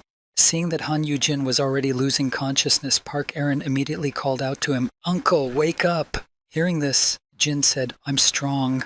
Oh? When Han Yu-jin regained consciousness and looked at the girl, he saw a completely different person speaking to him. "Are you all right, uncle?" He replied, Who are you?" Hearing that Jung did not know her, the girl rushed to him in alarm, saying, "Don't you remember, I'm Aryam." Hearing this, Jung replied, "I know, but you've changed beyond recognition." To which Hyun replied, "The stylists have been working on her." Stepping back a bit to show off her new look, Park Aram spoke to him. "In the abyss they fixed my image and told me that I will soon join the Hunters Association." When Han Yu-jin saw the girl's new look, he was surprised and said, "It suits you. All the sports drink commercials are yours, Aram." Hearing this, Park Aram said to Han Yu-jin, "Since I'm going to be on the air, I need to keep an eye on the picture. The Hermes style combined with the skill." To which Jin replied in surprise, "They do that too?" "Oh, right, the S-classes are the village." Showing off her new style, she continued, "I even prepared the Hunter's registration documents that can be presented. I'm constantly adding something because I'm also working on my skills."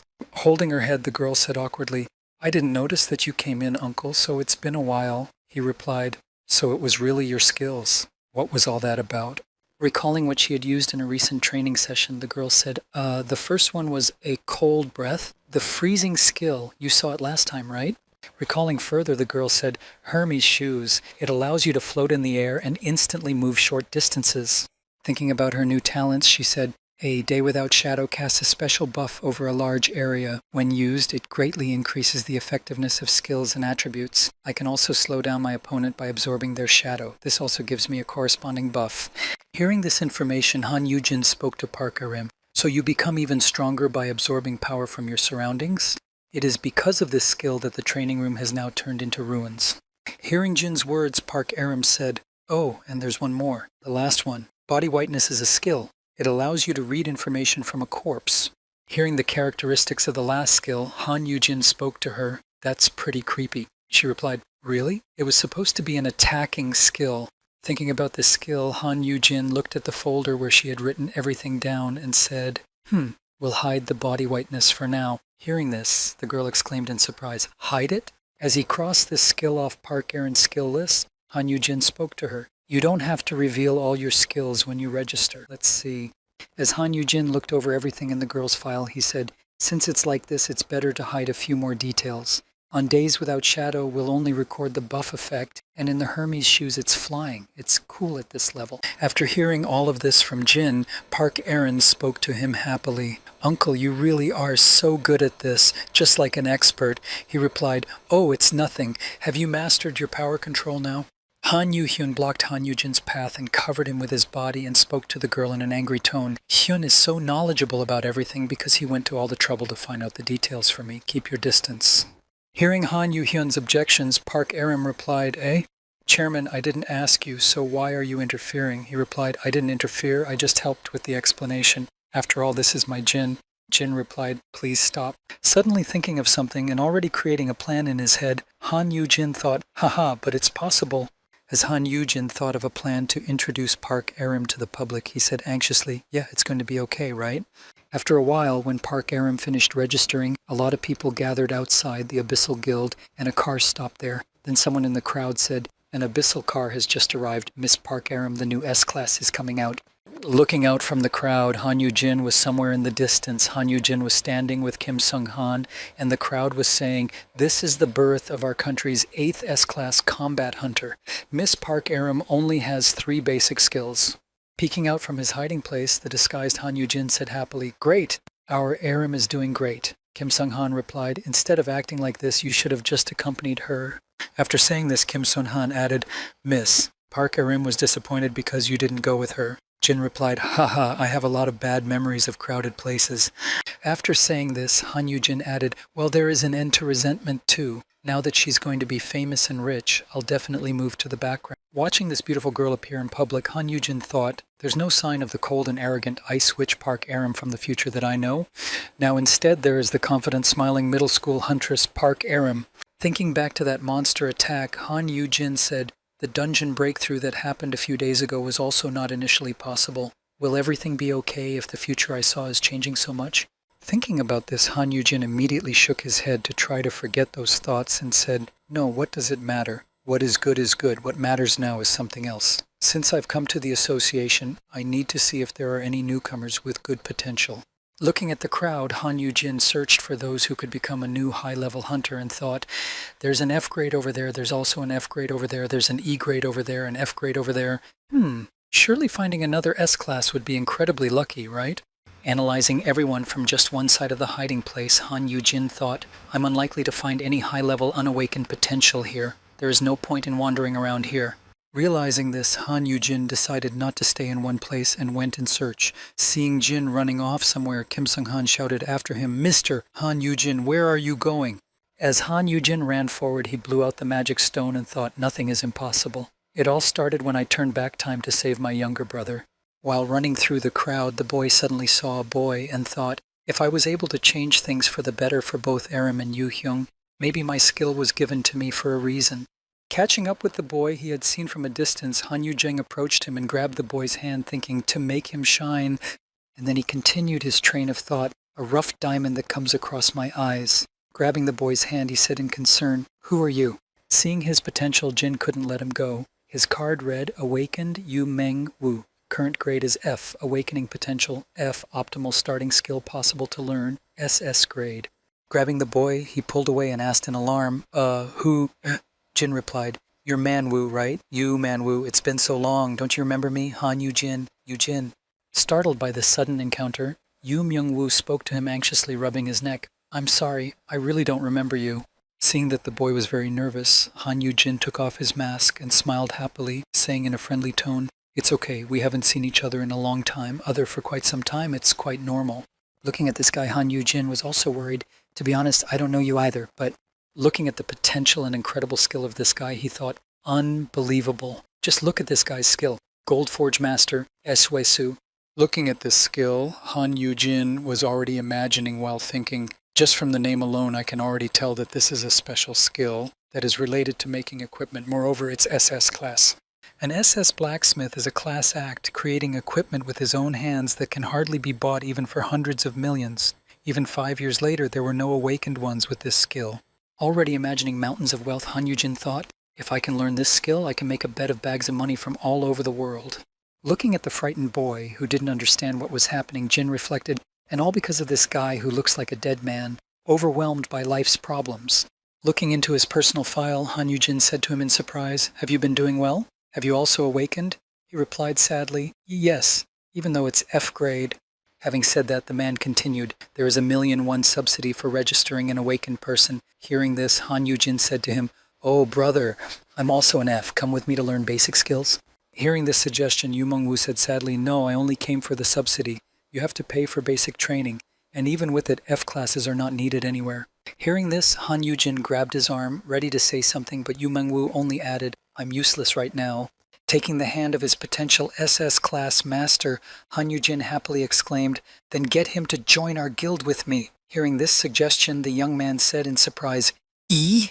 Trying to persuade the boy, Jin said, I'll make sure you get it for free. Just one word from me. Ha. Before he could finish, Jin interrupted Kim Sung-tan, grabbing him by the collar and pulling him toward him, saying, Mr. Han Yu-jin, only guild members can receive training for new hunters.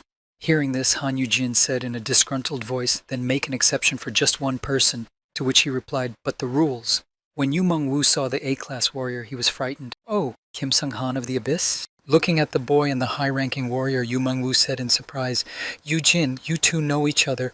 How? Hearing such surprised words from the boy, Jin said, oh, this is... Han Yu-jin pointed to himself and spoke to Yu Meng-woo. Actually, the head of the Abyssal Guild is my younger brother. Hearing this, the boy exclaimed in shock, what? The Abyssal Guild Chief? Han Yu-jin stood up to his full height and spread his arms, and Yu Meng said something to him. You've suddenly started to blind my eyes. To which he replied, hoo, it's the aura of power. After saying this, Han Yu-jin added, I'll put in a good word for you in the Abyss, so let's go train together, Meng-woo. I'll lend you my equipment as well. Hearing this, the boy replied in surprise, yes, even the equipment, is that really possible? Hearing such an offer from a complete stranger, Yu Meng-woo was embarrassed. But I can't even remember you. Hearing this, Han Yu-jin took his hand and said, don't worry about it, just go along with it. I want to take care of you because you're a good person, right? Trying to gain more and more trust in order to recruit the boy, Jung said with cat-like eyes, you really deserve to be treated like this. Seeing Han Yujin's dazzling aura radiating from him, Yu Mengwu said in confusion, I'm not really... Hearing that he actually deserved the kind treatment he was being offered, Yu Mengwu cried out, unable to hold back his tears, I do.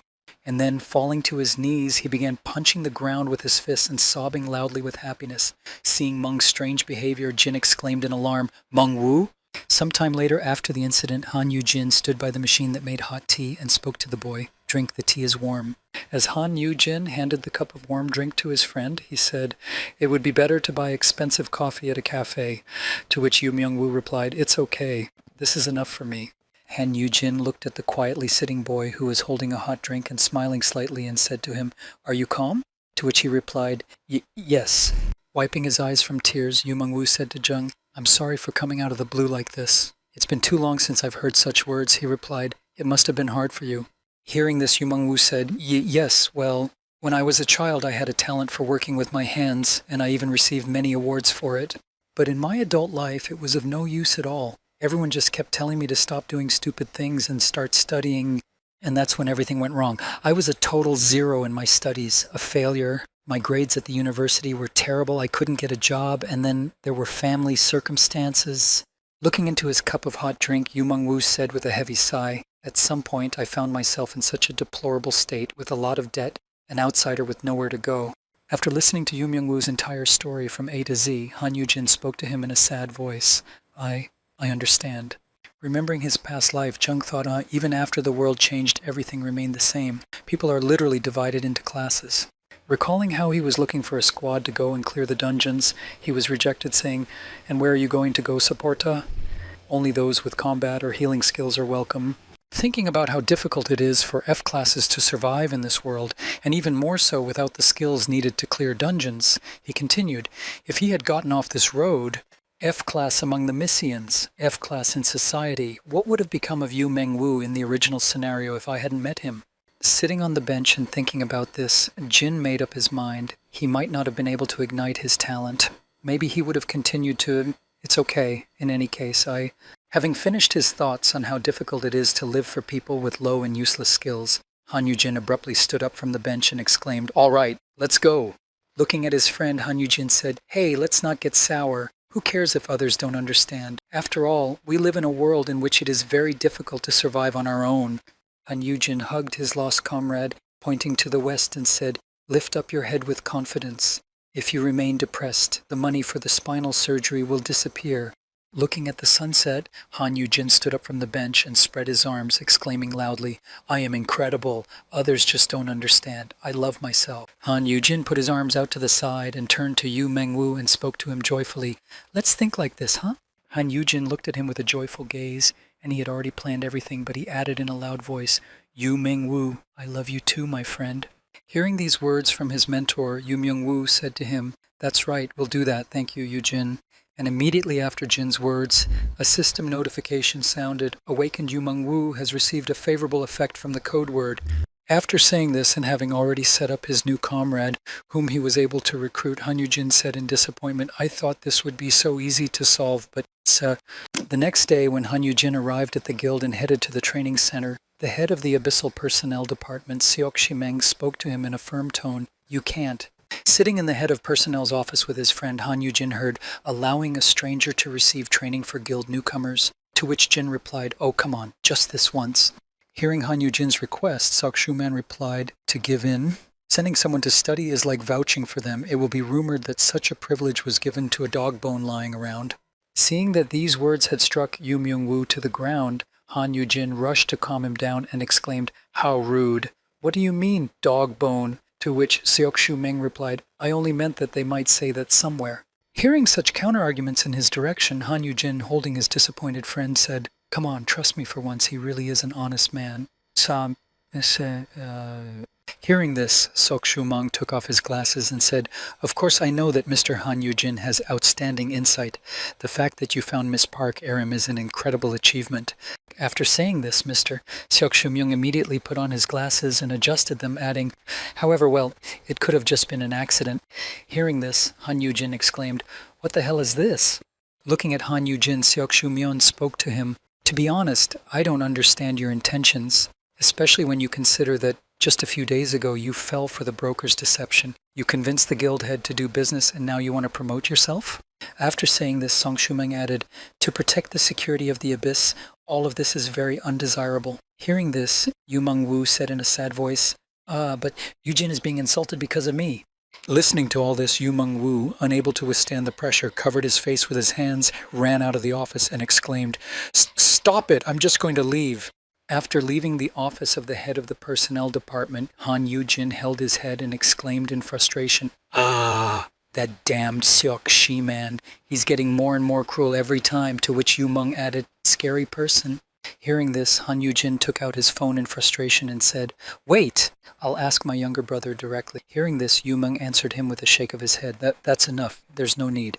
Looking at Han Yujin, Yu Meng-woo smiled happily and said to him, After all, you told me that I'm valuable. That's enough. After saying this and catching Han Yujin's attention, Yu Meng continued, Thanks to you, I have the will to live a little longer. Hearing these words from his friend, Jin was touched. Meng-woo. He replied, I will not be disappointed, but I will try to do what I can. To be honest, there are jobs for F-graders like me somewhere. Hearing his friend say this, Han Yujin looked at him in surprise. Wow, really? Where is there such a thing? Hearing Han Yujin say this, Yu Meng-woo said to him in a worried voice, Yes, they said they would pick me up here. As he said this, a car pulled up to the boys. When the car door opened, someone's voice came out, Yo, it's our Meng-woo. When the door opened fully, they could see that there were a bunch of bandits in the car, and one of them said, You've become a hunter, so now it's time to pay back your debts, right? Hearing that he was being addressed, Yu Meng-woo turned his head to Han Yujin and said, I'll go. I'm going to get stronger and make some money. I'll get back to you. When Han Yujin saw where Yu Meng-woo was going, he was surprised and said, Wait, this looks wildly dangerous. After getting out of the car, one of the robbers put his hand on Yu Meng and spoke to him. Our Meng-woo, did you get the subsidy? Hearing these words from the robbers, Yu Meng-woo spoke in alarm, holding out his hand with the money. Yes, here. After taking the money from him, the robber exclaimed, You do realize that this is not enough, right? Heh heh heh. Seeing what had just happened in front of him, Han Yujin, alarmed, called out to the robbers, Wait a second. Who are you guys? Creditors? Where are you taking Meng-woo? Hearing this loud speech from the guy standing next to Yu Meng-woo, one of the gang angrily exclaimed, Huh? You find out. What are you going to do? Hearing such a rude voice from one of the bullies, Han Yujin said in fright, I also want to go with him. Hearing this, the gang of robbers also took Han Yujin with them. As they closed the car door and drove off, the atmosphere in the car was not good. Sensing that things were bad, Han Yujin said in a worried voice, You borrowed money from terrible people. He replied, The bank didn't give me a loan. After saying this, Yu Meng-woo added, What's more important now is this. Why did you follow me? You have no debt. To which he replied, How could I have let you go alone? Hearing the two boys talking, one of the bandits said to Jin, Do you know each other? Are you also awakened? He replied, Eek. Yes, F-class. Hearing the bandits' question, Yu Meng-woo said, He's from Bez. Before he could say anything, Han Yujin closed his mouth and said, We're childhood friends. We ran into each other by chance at the Hunters Association. He told me that there was a job that even F-graders could apply for, so I was curious. Hearing this, the gang boss said, It worked out well. Our friends, would you like to go to the dungeon to get us a magic stone? You know that guilds don't usually teach F-classes. Having said that, one of the bandits added, But we take everyone, even F-grades. Hearing this, Han Yujin said in surprise, Wow, really? After telling him about the task they were going to do, one of the gang said, And since you're a friend of Meng-woo's, we have a special relationship with you. Will you go with us? Jin exclaimed, Yes, let's go. In an attempt to lighten the atmosphere, Han Yujin said in alarm, Oh my, I thought you were the terrible Hyuns and you turned out to be such good people. Let's make a deal right away. After saying this, Han Yujin continued, Thanks to you, I will get the job. In his mind, he imagined a contract as an ore digger. I fell for it myself. They shove me into the dungeons of F-classes with no experience and no equipment, and they assign you to gather while the official guild members hunt. An unequal contract. As payment for security, they take a percentage of the profits. And if you're unlucky, it's quite common to be wounded or killed by a monster. Looking at his friend, Han Yujin thought, You Meng-woo, the future you was trampled on and died in a place like this, without ever realizing your talent. As they approached the dungeon, the car driver said, It will be enough to collect everything that looks valuable. You'll get rich in no time. Jin replied, So we can just collect, right? A real fortune. After saying this, Han Yujin asked, Where is your guild office? He was told, In Menmok the Dawn. Hearing this, Jin said, Menmok is the Dawn. It's not that far. As they approached his guild office and parked in front of the terrifying house, the driver exclaimed, "Here we are!" Getting out of the car, Han Yujin tried to keep his role in check and said happily, "Ooh, the Hope Assignment Center? What a good name." To which one of the bandits said, "Come on in." As Han Yujin followed one of the bandits up the stairs, he said happily, "The building may be old, but I feel the future is full of hope." When he reached the corridor, the boy said, "The office is on the second floor. The lighting is good, the stairs."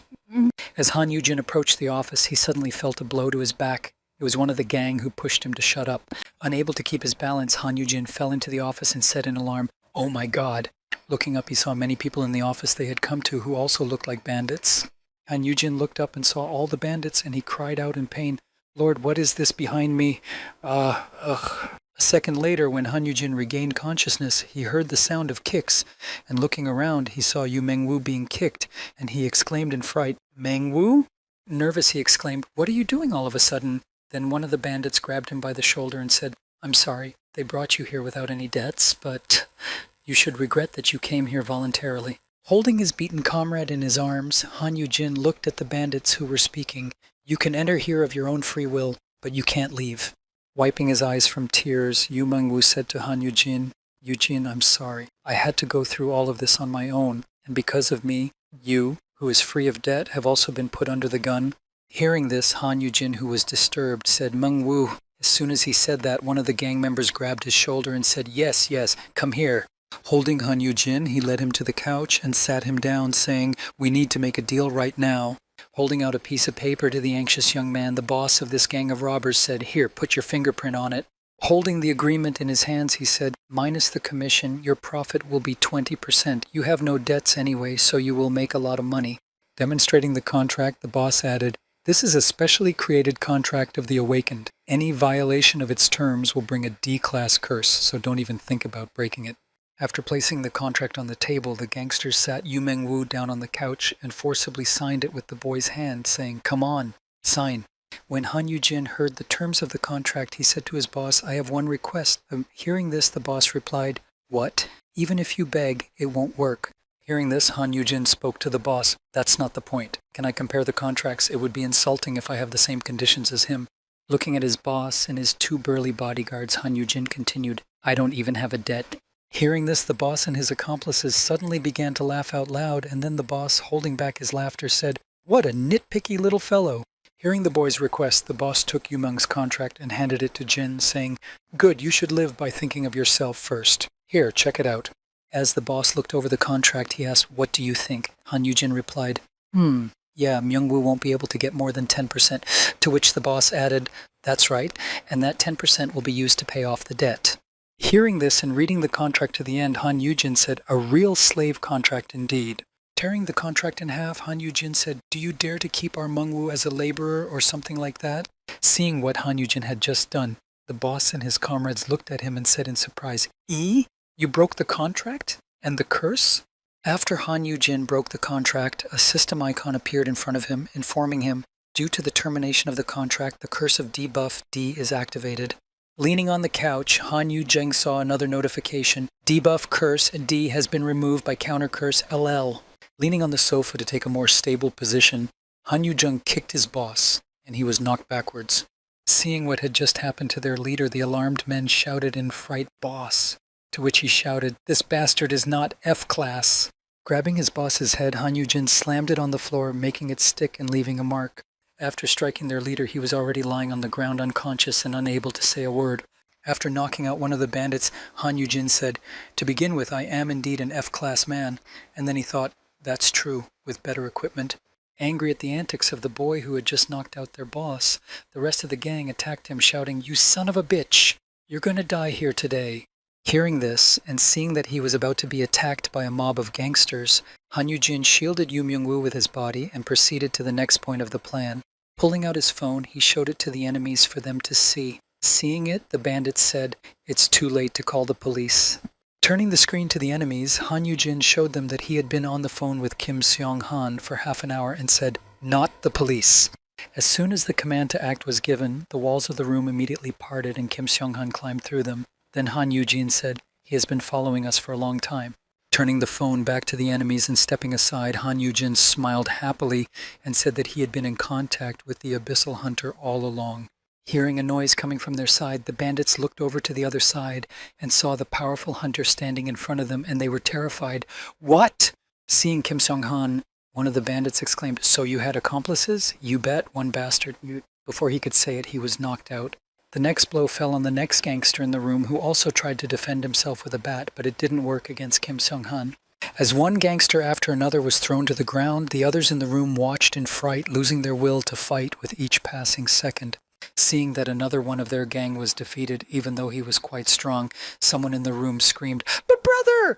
Turning to his master, Kim Seong-han said, "I have come for you, Han Yujin." Running to his beaten comrade, Han Yujin held him as he watched Yu Myung-woo's debts disappear by the second, and moans could be heard in the distance. Hearing Yu Myung-woo's question, Han Yujin spoke to him. "From the moment we got into the car, I quietly pressed the call button."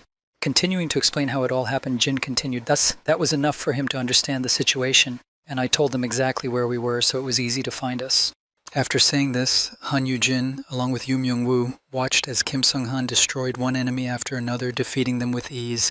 Swinging his fists, Kim Seong-han destroyed the enemies one by one, smashing their faces. The noise from the fight could be heard throughout the building. Furious that their enemy was so strong, one of the gang members who had already been beaten, looking aggressively at the A-class hunter, loudly shouted, "You!" Having shouted this, the enemy reached behind his back and pulled a knife out of his pocket. Having done so, he immediately stood up to strike Kim Seong-han, who was unable to take his fists. As he approached the class, a hunter from behind, while he was unable to see him and was busy with other bandits, one of their comrades who had pulled out a knife shouted, "You son of a bitch, if you don't stop right now." Hearing this, Yu Myung-woo, paying attention to what was happening on the battlefield, shouted out to Kim Seong-han in alarm, "Oh no, this guy has it." No sooner had he said this than one of the bandits who had taken out a knife had already managed to get close enough to Kim Seong-han to strike him in the side. Seeing this, there was a shout, "Knife!" Having accelerated well and grabbed the knife with both hands, the bandit, who decided to play by the rules, felt total resistance, and looking at the place of the hit, exclaimed in surprise, "It's not possible! How?" Looking at his frightened opponent, who was confused by this development, Kim Seong-han, ready to kick the can down the road, said arrogantly, "You should have taken a weapon that is of A-class quality." Having said that, the A-class hunter struck out, which, although not as dangerous as a direct hit from his fist, was also surprisingly effective in neutralizing his opponent. Seeing what had just happened to their comrade, the other bandits looked in the direction of the hunter, and one of them said in alarm, "Doc Soo, is it a class? Whoa, that's it." Looking at the burly man who was assessing the damage to his suit, which had been cut during the attack, the bandit exclaimed, "That bastard, but this gentleman is Kim Seong-han from Abyss." Hearing these shouts from the enemies who realized who they were dealing with, Kim Seong-han, feeling superior to his enemies, shouted in a menacing tone, "Kneel down." Hearing this exclamation from the A-class hunter, all the enemies immediately fell to the ground, lowering their heads and obeying the order. And Kim Seong-han went to his master and Yu Myung-woo, saying, "Are you not injured?" To which Yu Mung replied, "Yes, I'm fine." Looking back at Han Yujin, who was looking at some documents he had found in the office, Kim Seong-han spoke to him. "What should I do with these?" He replied, "An eye for an eye, a tooth for a tooth." After saying this, Han Yujin created a new contract in which he specified his rules of cooperation. After the contract was drawn up, it shone golden in color, emitting light. After creating the contract, Han Yujin held it out to the gang boss and said, "Here, sign it. This is an S-class contract." Seeing the contract handed to him and hearing that he had to sign it, the gang leader began to read it carefully and exclaimed, "What? This is, Looking at Han Yujin, who was smiling happily, the gang leader spoke to him in alarm. 10% profit, a 50-year contract. This is a complete scam." Hearing this, Han Yujin answered him with a joyful voice, "This is too much. How is this a scam? This is a super job where you just pick and choose what you think will make you money." Hearing what Han Yujin had just said and the conditions he had outlined, the gang members began whispering among themselves, and they could be heard saying, 50 years? No way. Don't make me laugh. It's as if we were sent to death." When the boss heard these conditions, he was alarmed. Such a slave contract. As soon as Han Yujin heard this, he immediately threw a pile of papers he had found in his office at the boss. Seeing what Han Yujin had just thrown at him, the boss said in surprise as he looked at the papers, "What?" The boy replied, "I found this in the drawer." Han Yujin spread out the rest of the papers and said, "These are the contracts of the F grades you brought in, you bastards. More than 30 people. Han Yujin's voice immediately turned stern as he said this, and then he added, "How many of them were not crippled?" The boss replied in fright, "What does it matter? They all voluntarily agreed to this. It's not our fault." After saying this ridiculous justification for his actions, the boss added, "And even if we were to investigate, more than half of them are already dead." As soon as he said this, he was kicked in the head.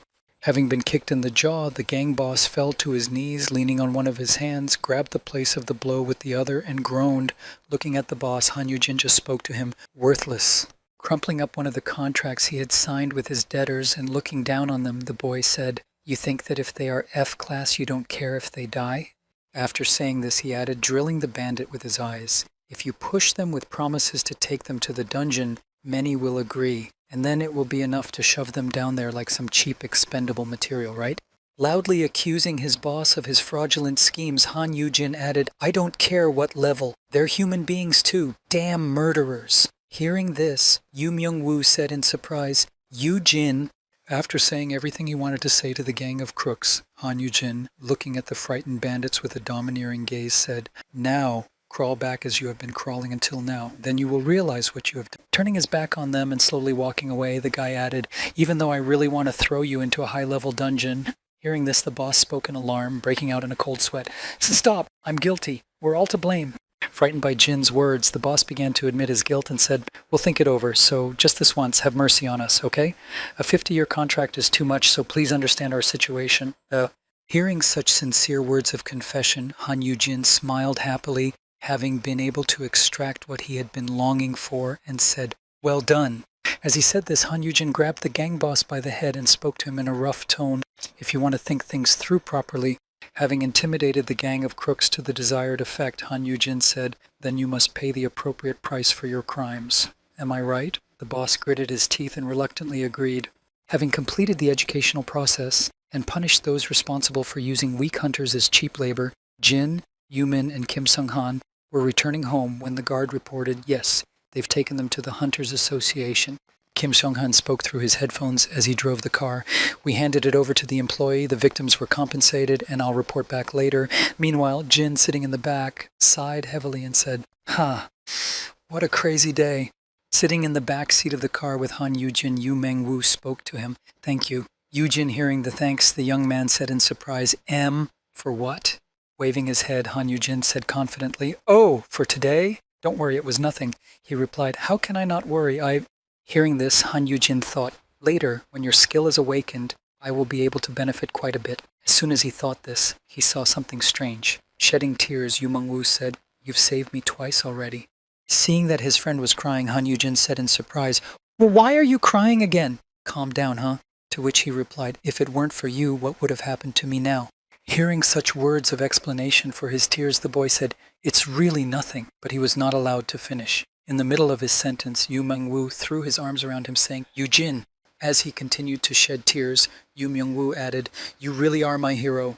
To which he replied, "Yes. Hey, don't stick to me. You should be thanking Kim Seong-han." He replied, "You too, please fasten your seatbelts." After this crazy day full of adventures and surprises, Han Yujin immediately went to see Seok Shim-young as soon as he returned to the guild. After Han Yujin told the head of the Human Resources Department about everything that had happened to him, he was able to ask for a dorm room as a Rim's guardian. And after he was checked in and brought to his room, Han Yujin stood in awe when he saw his room and said, "Wow, this is a dorm room?" Entering the room, Yu Meng-woo said in surprise, "It looks like a luxury apartment." Jin answered him while looking at the room's layout map. "It says there are 4 rooms. Han Yujin added without taking his eyes off the plan, "You can live in a place like this while you study." After saying this, Jin looked at his friend and added, Meng-woo, listen." Deciding to discuss some more important aspects, Han Yujin said, "Do you know how to do housework?" To which he replied, "Well, I can make ramen." Hearing this, Jin said, "No outsiders are allowed in this dormitory, but domestic workers are allowed to live here. How about you pretend to be a domestic worker after you graduate to stay here?" Hearing such a cunning scam proposal, Yu Meng-woo said in confusion, Jin, this is..." Jin said, calming him down, "Well, it certainly doesn't mean that you have to actually do the housework." After explaining this, Han Yujin added, "It's just that by the time you get settled in here, it will be quite a while." After saying this, he noticed that Yu Meng-woo could barely hold back her tears. Unable to contain his emotions, Yu Meng-woo threw his arms around Han Yujin, exclaiming, "Yuji-in, you are so kind and a good friend." To which he replied, "Yes, you're crying again, let go." After completing the arrangements for Yumeng, he went to bed. After a short period of time, Han Yujin looked into his room and saw his friend sleeping and said, "You fell asleep quickly. You must be very tired." As Han Yujin watched his sleeping friend, he heard him speaking in his sleep. "Meng, leave the housework to me, Yujin. Should I take a bath first, or dinner first, or shall I go first?" Hearing this, Han Yujin was confused. What kind of dream talk is this, God? I need to move things out of Yu-hyun's room if he finds out that I'm moving. After saying this and leaving the room, Han Yujin opened the door and saw Kim Seong-han standing in front of him, and he exclaimed in fright, "What? Did Yu-hyun send you? Did he order me to be locked up again?" Hearing Jin's anxious voice, Kim Seong-han answered him by pointing behind him. "Ah, no. This time I came for a different reason." After saying this, Kim Seong-han spoke to the terrified Han Yujin, who was already preparing to be imprisoned for eternity. "This is not a simple matter, so please follow me." After saying this, Kim Seong-han and Han Yujin went to the same place. Upon arrival, it became clear that it was a nightclub, but what exactly was the reason for them to go to such a place? When the doors opened, the waiter serving drinks, hearing that new customers had arrived, said happily, "Welcome. How many people do you have in your company?" Before he could finish his greeting, the waiter suddenly fell silent when he saw Kim Seong-han coming to such an establishment and froze in shock. Upon arriving at the nightclub, Kim Seong-han looked around and looked at all the customers and said to the waiter, lifting his sunglasses, "Do you know Min-yi? Do you know Kim Min-yi?" Hearing the question from such a respected person, the waiter immediately came to his senses and, bowing down in shock, said in alarm, pointing to the right, Ah, yes, I received a call. Come this way. I'll take you somewhere quieter." As they followed the waiter across the nightclub, Kim Seong-han and Han Yujin heard themselves being called, "What? You must be here for the money." The waiter took the two distinguished guests to a separate room, which was separate from the general room with the customers, and said to them, "I've served you the most popular items on the menu." After bringing everything they needed for a great evening and leading the visitors to their seats, the waiter bowed and added, "Call me if you need anything." Looking around, Han Yujin thought, "Why here? This place looks like a youthful place." Just as he thought this, Kim Seong-han spoke to him. "This place was recommended by the abyssal hunter Kim Min-yi, who is about your age, and he said that this place is popular amongst his peers." Hearing this explanation, Han Yujin saw a sign with the name of the place that read, "When Oppa is drinking, he looks particularly attractive." Han Yujin said, "Oh, is that so? I thought, that's right, I'm in my 20s now." Sitting in a nightclub with music playing in the background, he could hear himself saying, "I'm the most beautiful, hence the I, to the very tips of my fingers." Kim Sun-han said, "Yes, so relax and be comfortable." Jung-suk replied tensely, "Ah, okay."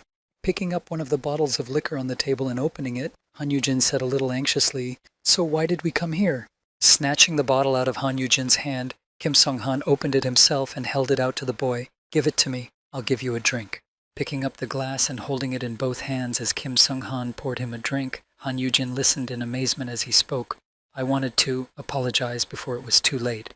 As he poured Han Yujin's drink, Kim Seong-han spoke to him. "To be honest, I didn't like you all this time. You seemed to me to be a useless obstacle that hindered the future head of the guild." Hearing this, Han Yujin thought in irritation, "What? He decided to apologize first and then insult me?" Then Kim Seong-han continued with a happy smile on his face. "But I was wrong. You turned out to be a good person, Han Yujin." Recalling the moments when his preconceived conclusions changed, Kim Seong-han recalled the moment when they fought the monster together and said, "When the dungeon broke through, you came back to help me."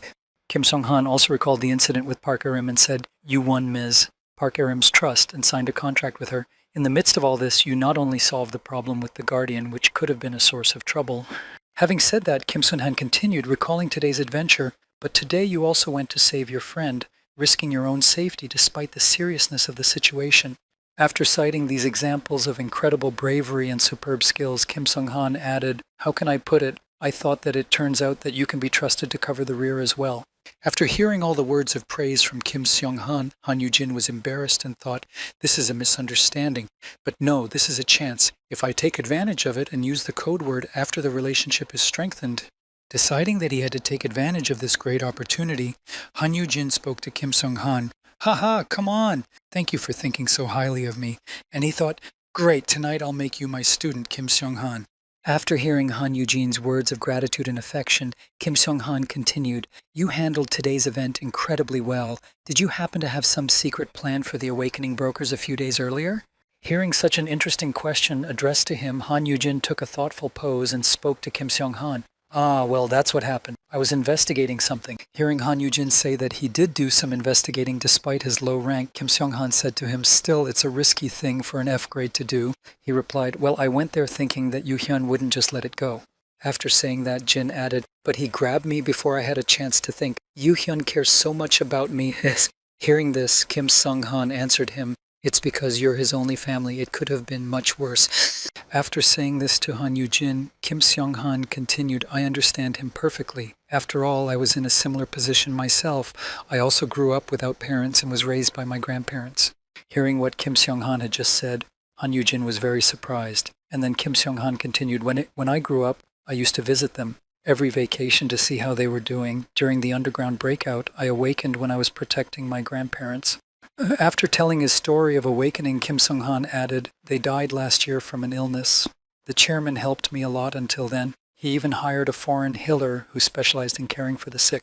Speaking about what a good leader they have, who helps his citizens in need, Kim Seong-han added with a smile, he knows the value of family ties so well. As he poured another drink into Han Yujin's glass, Kim Seong-han said, even if his experiences seem incredibly exaggerated, please be understanding. Hearing this, Han Yujin said, good. I feel more at ease now that I see that my younger brother's right-hand man is someone who understands him very well. In the future, I will ask you to take care of me as well. Refilling their glasses with the alcoholic beverage, Kim Seong-han and Han Yujin drank more. Afterward, Kim turned to the boy. By the way, you're much more resistant to alcohol than you look. Hearing this, Han Yujin said in embarrassment, oh, no, I can't drink that much. Plus, I have an embarrassing habit that manifests itself when I'm drunk. And I thought, I'll get ready. I'll use a code word to pretend it's a drinking habit. Hearing that Han Yujin cannot drink too much, Kim Seong-han was surprised to hear him pointing to the empty bottles on the table. But you've already drunk so much. When Jin noticed how many empty bottles there really were on the table, he was frightened. Huh? This many already? As soon as he saw how much he had actually drunk and that he was not affected by the alcohol at all, Han Yujin immediately fell into a stupor of amazement. The next moment, when he came to his senses, he began to rummage through his skills, thinking, strange, why am I not getting drunk? Is it because of my poison-resistant skill? So now I won't be able to get drunk no matter how much I drink? Realizing that his situation was bad, Han Yujin grabbed his head and thought in confusion, no, I don't want to say such things when I am sober. Seeing the boy's strange behavior, Kim Seong-han asked him, what suddenly came over you? Hearing his friend's question, Han Yujin answered him anxiously, haha, I was just thinking about something. And he thought while pressing the poison resistance skill, damn, can I turn this off somehow? After clicking on this skill several times, Han Yujin spoke in his head, get lost, poison resistance skill, get lost. After a while and several attempts, he saw that the skill had disappeared and immediately dropped the stack from his hands, thinking, oh. Seeing that something was wrong with Han Yujin and that he was acting strangely, Kim Seong-han spoke to him in alarm, Mr. Han Yujin? Noticing his host's behavior, who was acting strangely and suddenly turning red, Kim Seong-han added, are you all right? As soon as the effect of the poison resistance wore off, all the alcohol he had drunk that evening immediately came out of Han Yujin and he immediately became drunk. Losing his consciousness and concentration, Han Jin looked at Kim Seong-han and said wearily, it's crazy. It all came to me at once. As soon as he said this, he immediately lost consciousness and fell headlong onto the table. When Kim Seong-han saw his host fall down, he exclaimed in alarm, Mr. Han Yujin? After the feast and the time at the bar, Han Yujin woke up trying to remember what had happened to him, but immediately upon waking up, he just grabbed his head and groaned, my head! Noticing that Han Yujin had woken up, Kim Seong-han was already waiting for him in the room and he said, good Lord, I didn't think the skill would just go off like that. Just as Han Yujin was saying this while holding his head, he heard a voice next to him. You're already awake. I brought you some water to wash your face. Hearing this, the boy turned his head and saw Kim Seong-han standing in front of him with a bowl of water and a towel. Seeing such a surprise in his room, Han Yujin immediately jumped out of bed. Noticing that his master was full of energy, Kim Seong-han said, if you want to start studying from today, you should get ready. Surprised by his bodyguard's strange behavior, Han Yujin thought in astonishment, What? Why is Kim Seong-han here in the morning? Looking at his talents, he saw objects under my tutelage, Han Yu-hyun S, Park Aram S, Yu Myung-woo F, Kim Seong-han A. Seeing that Kim Seong-han was also under the effect of his tutelage, Han Yu-jin thought in surprise, I was able to make him a student after all. No, that's fine, but why is he here this morning? Looking at his surprised master, Kim Seong-han said, do you not remember what happened last night? You seem to have a bad hangover. Let's take a look." Hearing this, Han Yujin thought in alarm, what the hell happened last night? As he replayed what had just happened in his mind and tried to remember what had happened that night, Han Yujin only thought of the recent past. After recalling only what had happened to him in the morning, he recalled in his mind how Kim Sung-han had spoken to him, "Do you not remember what happened last night?" And the moment when Kim Sung-han reached out to him and added, "It looks like you have a bad hangover, let's take a look." And what he thought, what the hell? What happened last night? When Kim Sung-han spoke about his hangover, he held out a package of drinks to Han Yu-jin. Jin saw this and exclaimed in alarm, "Sorry, but I didn't want any of that." The next moment, as soon as Han Yu-jin tasted the drink, he immediately grabbed it and began to greedily consume it. And then Kim Sung-han spoke, "It's pueraria juice. It's good for hangovers." He also stretched his hands to Jin's feet and added, "And the hangover will go away faster if you press this point. Or if it's really bad, you can go to the toilet," he added, holding out the pot. Surprised by this behavior and pushing the pot away from him, Han Yu-jin said in alarm, "Why are you acting like this?" Kim Sung replied in surprise, "You really don't remember." Realizing that Han Yu-jin had no memory of the previous night, Kim Sung-han said, "Last night you told me," and then Kim Sung-han began to tell what happened. The beginning of the story began when Jin suddenly passed out and Kim Sung-han spoke to him in alarm, "Mr. Han Yu-jin, are you okay?" and heard only a groan in response. Seeing that his master was clearly not well, Kim Sung-han ran over to him and said in alarm, "You seem to have had too much to drink. Let's get up." As he tried to take Han Yu-jin's hand to help him up, Kim Sung-han spoke as he grabbed his arm. "Mr. Han Yu-jin," the man replied in a drunken voice. "Mr. Kim Sung-han." Barely able to stand, Han Yu-jin spoke with barely any intelligibility. "I want to tell you something. Please listen to me carefully. Kim Sung-han, I love you." Hearing this from his master, Kim Sung-han exclaimed in surprise, "What?" Han Yu-jin replied by grabbing his head with his hand, "God, why is this out of the blue? I don't want to go in this state." After saying this, Han Yu-jin covered his face with his hand in shame and said, Did I say I love you?" He replied in confusion, "Yes, you did." Continuing to talk nonsense, Han Yu-jin continued his confession in a state of alcohol intoxication. "Really? That's crazy. But I have to say that I love you."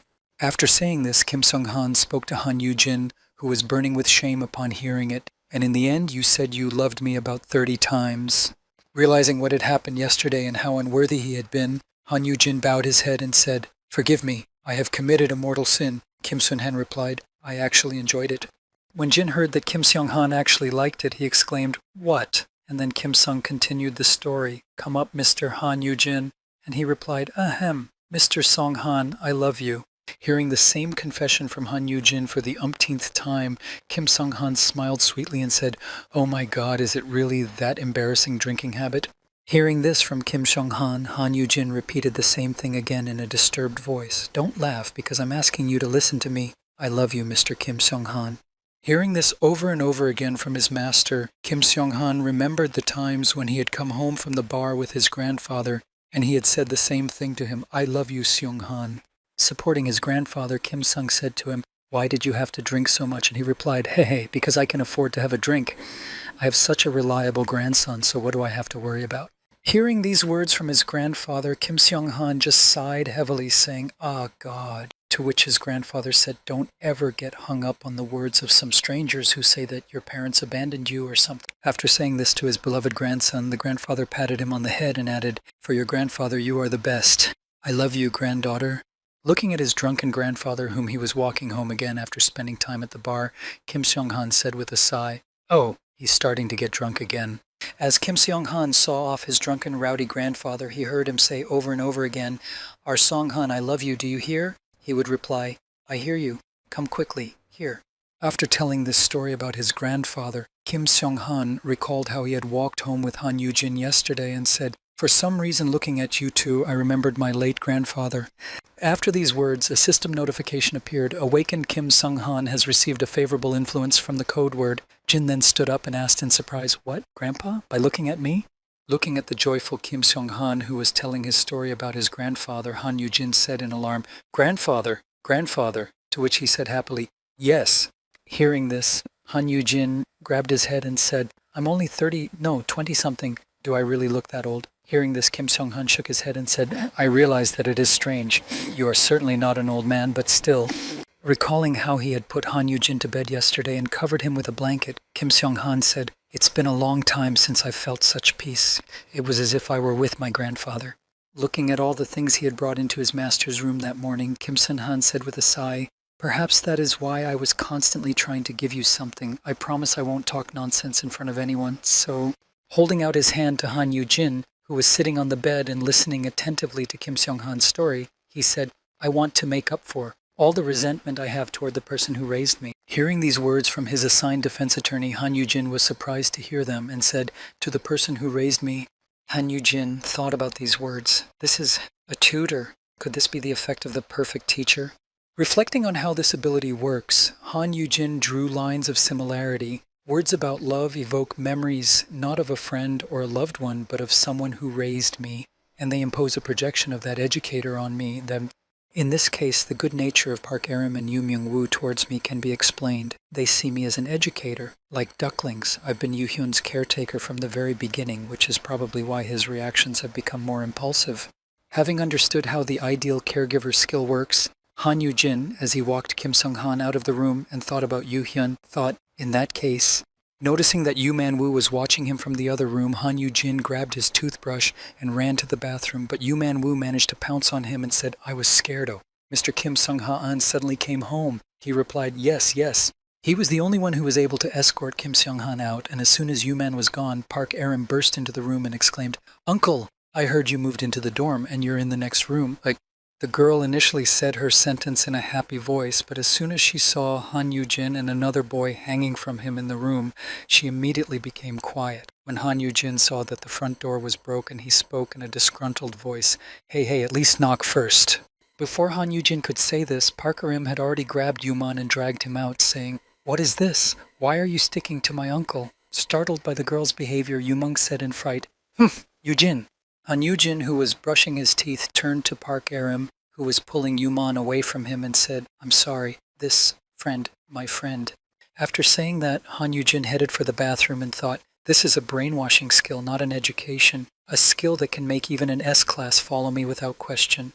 As Han Yu-jin continued to walk into the room, he stopped and thought, isn't this too dangerous? Why did the system even decide to give me such a skill? As he continued to think, Han Yu-jin remembered something else he had learned quite recently and thought, I also found out that I can turn on my poison resistance again.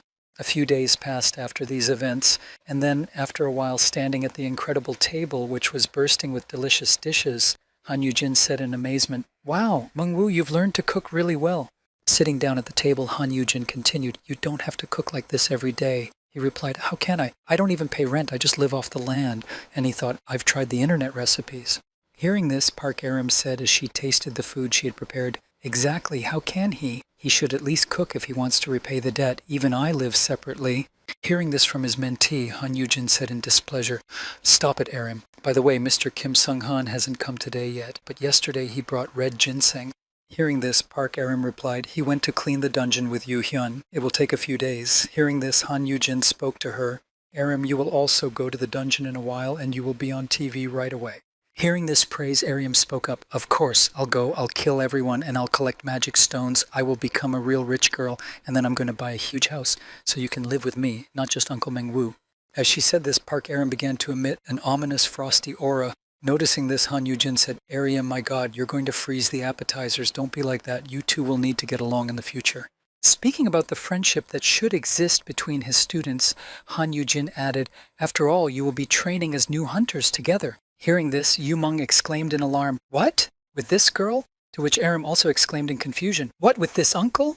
As soon as the students heard this information, Park Aram immediately began to release her ominous frosty aura again and spoke angrily, "I thought it would be just the two of us in the training. Because of him." Realizing that Aram might soon break down in anger, Han Yu-jin heard the doorbell ring and ran to open it, exclaiming, "Oh, we have visitors!" Running to the door to escape the evil Park Aram, Han Yu-jin opened the door and shouted to them, "Finish your quarrel, both of you." And as soon as he said this, a voice came to him, cutting off his sentence and saying, "I see that you are cheerful this morning." Hearing that someone had just spoken to him, Han Yu-jin turned his head forward to see the head of the Human Resources Department handing him a piece of paper and said in confusion, "Shimeng?" He He replied, "That's right, because the training starts today." After informing Han Yu-jin that the start date had changed slightly, he added, "The schedule has changed, so I came to inform you personally. The person in charge of the theory is a little late." As soon as he said that, the next moment Han Yu-jin and his students regained consciousness. They were all in the dungeon, dressed in their training uniforms, holding weapons and listening. So let's start with basic practice. Hearing that they would skip the theory because of the trainer's delay and start with the practice right away, Han Yu-jin said in surprise, "E?" To which Seok-shiman added, "Don't worry, the essence of the practice is extremely simple." As he said this, he opened the door of the cage containing the many monsters that ran toward the students and said, "You just have to destroy the monsters in front of you." It is easy, isn't it? After hearing the explanation of the head of the Human Resources Department, who immediately threw them into the training dungeon and released the monsters on them, Han Yu-jin exclaimed in confusion, Where has anyone ever seen such a thing?"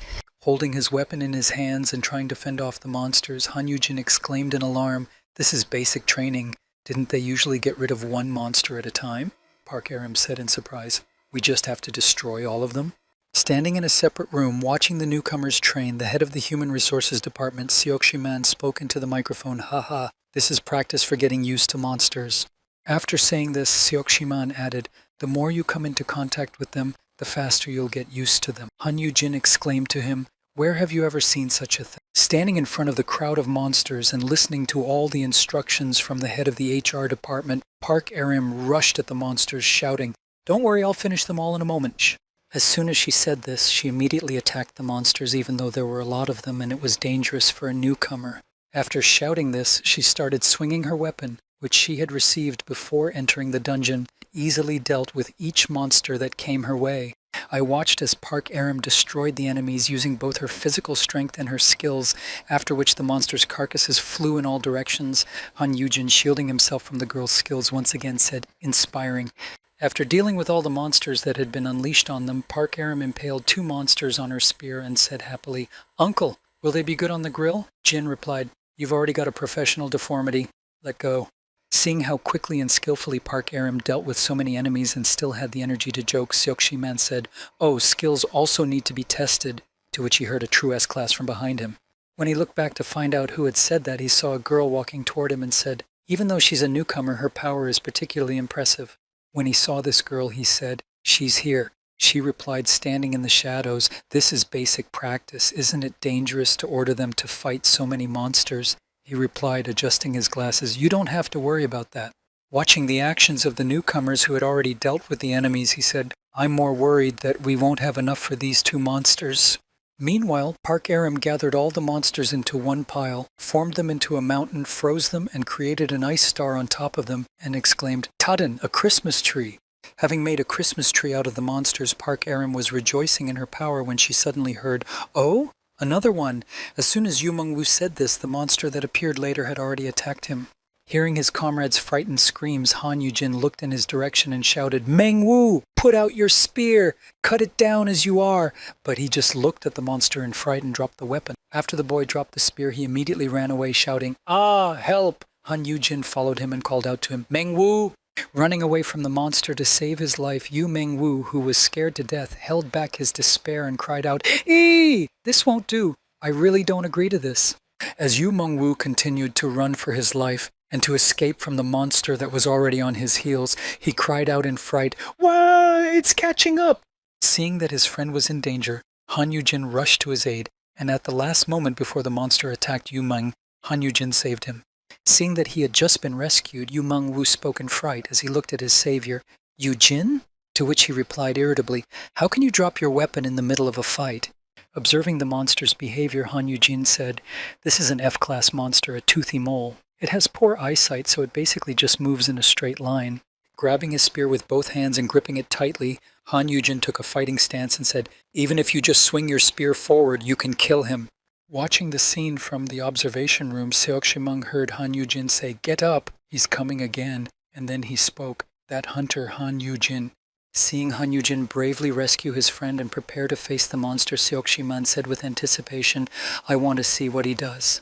Hearing this, the woman said to Seok-shiman, "He is trying very hard. Of course, he knows about monsters, and the contract he signed with Miss Arim can be considered a standard for our field, but he might be hiding something."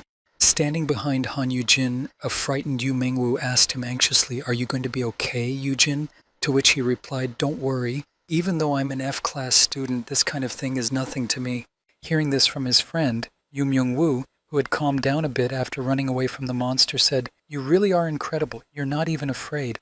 After praising Han Yujin for his bravery, Yu Myung-woo, who had calmed down, added, "Unlike me, you're like an experienced hunter who's been doing this for several years." Hearing this from his friend, Han Yujin immediately thought, "Oops, really? If I kill him easily, will I look too suspicious? I'll just act like a rookie. That way it will be less damaging to Mengwu's self-confidence." Determined not to act too professional so as not to suddenly give away his knowledge, Han Yujin let the monster attack him and called out to Yu Meng, I'm also very scared." Seeing the monster attack Han Yujin, Park Erim exclaimed, "Uncle, I'll save you." Watching the scene, Seok-shiman said in disappointment, "On the other hand, my eyes could have deceived me." As soon as he said this, he turned away from the training area where the newcomers were for a few seconds, and then turned back and exclaimed in surprise, "Is it over?" Warming up after a successful training session, Park Erim said happily, "Oh, I had a blast using my skills. I wish I could do more." Han Yujin, standing behind him and holding Yuman, said to him, "Are you okay, Mengwu?" He replied, "Uh-huh." Frustrated that he could not do anything, Yu Mengwu said to Han Yujin, "I'm sorry, you were bitten, and you have to support me." He replied, "You really don't have any talent for fighting." Hearing Han Yujin say that Yuman had no talent for fighting, Pa Aram exclaimed with joy, "Hehehe, I'm really the best uncle." To which he replied, "What are you comparing again?" After saying this, Han Yujin turned to the girl to continue, "You really do need a fret." But before he could say that, he was interrupted by Seok-shiman, who said, "All three of you, good job." Adjusting his glasses and observing the three newcomers, the head of the Human Resources Department spoke to them. "You have successfully completed your basic training." After saying this, Seok-shiman added, "Miss, Aram is really incredible, but I can't say anything about you." Hearing this, Han Yujin spoke angrily, waving his hands. "What did you say? I will tell my brother everything, hey?" After listening to Han Yujin's angry remarks, Seok-shihan spoke to the newcomers as the woman slowly approached him. "Tomorrow, as it was decided, there will be a theory class. This is Professor Seok Ha-young. She will be in charge of the class." When Seok-shimong introduced the theoretical teacher to the newcomers, she spoke to them, "My name is Seok Ha-young. I hope we get along." Looking at the future theory teacher, Park Aram said in awe, "Wow, so young and already a professor. Unbelievable." Han Yujin pointed at her and said in embarrassment, "Oh, I know her." After saying this, Han Yujin said, "An authority in the dungeon exploration scholarly circles. The young genius who discovered the pattern of dungeons after his trip to the United States. She became famous all over the world and was nicknamed..." Having said everything he knew and told her the whole biography of the scientist, Han Yujin spoke finally, "Doctor." White exclamation mark. Hearing such awareness of her scientific achievements, the girl said in confusion, "Oh my."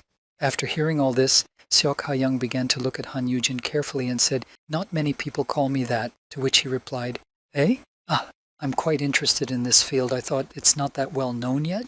Hearing Han Yujin say this, the young professor said, "You are really erudite, Mr. Han Yujin. I've heard a lot about you from my uncle." No, from the head of the personnel department. Hearing this, Han Yujin was very surprised and later said, Uncle? The head of Seok-shiman? That's right, you have the same last name." Seok-shimeng replied, "Please don't misunderstand. She's not working here because I took advantage of my position." Hearing what her uncle had just said, the young professor smiled happily and said, "I will be working in the Abyss for some time in connection with a research project. So we will see each other often. Please take care of me." Holding out his hand to Han Yujin with this request, the boy immediately grabbed the girl's hand and said in an embarrassed voice, "Oh, it's me who's asking." But he thought, "Well, what? This course of events? Is this the time of my youth blooming in me?" Thinking that he might be entering the magical time of his youth, Han Yujin said in confusion, "This can't be the..." At that time, Han Yujin, along with Kim Sung-han and the rest of his comrades, were in the dungeon, cleaning it up. After the battle with the monster, Han Yu-hyun spoke to Kim Sung-han, who was walking in front. "Did you destroy it?" Approaching the monster, he replied, "It seems so. There is no reaction. I think it's dead." What a monster, but yes, he really is a monster. Hearing these words from Kim Seong-han, another member of the squad said, "That's what I'm thinking. Thank God that the head has the ability to resist flames." As he said this, the squad member noticed the leader approaching the monster. As Han Yu-cheon approached the monster, he began to look around and found the monster's baby sleeping. Noticing him, Kim Seong-han asked, "Chairman, what shall we do with him?" The chairman replied, "It looks like he is still a baby."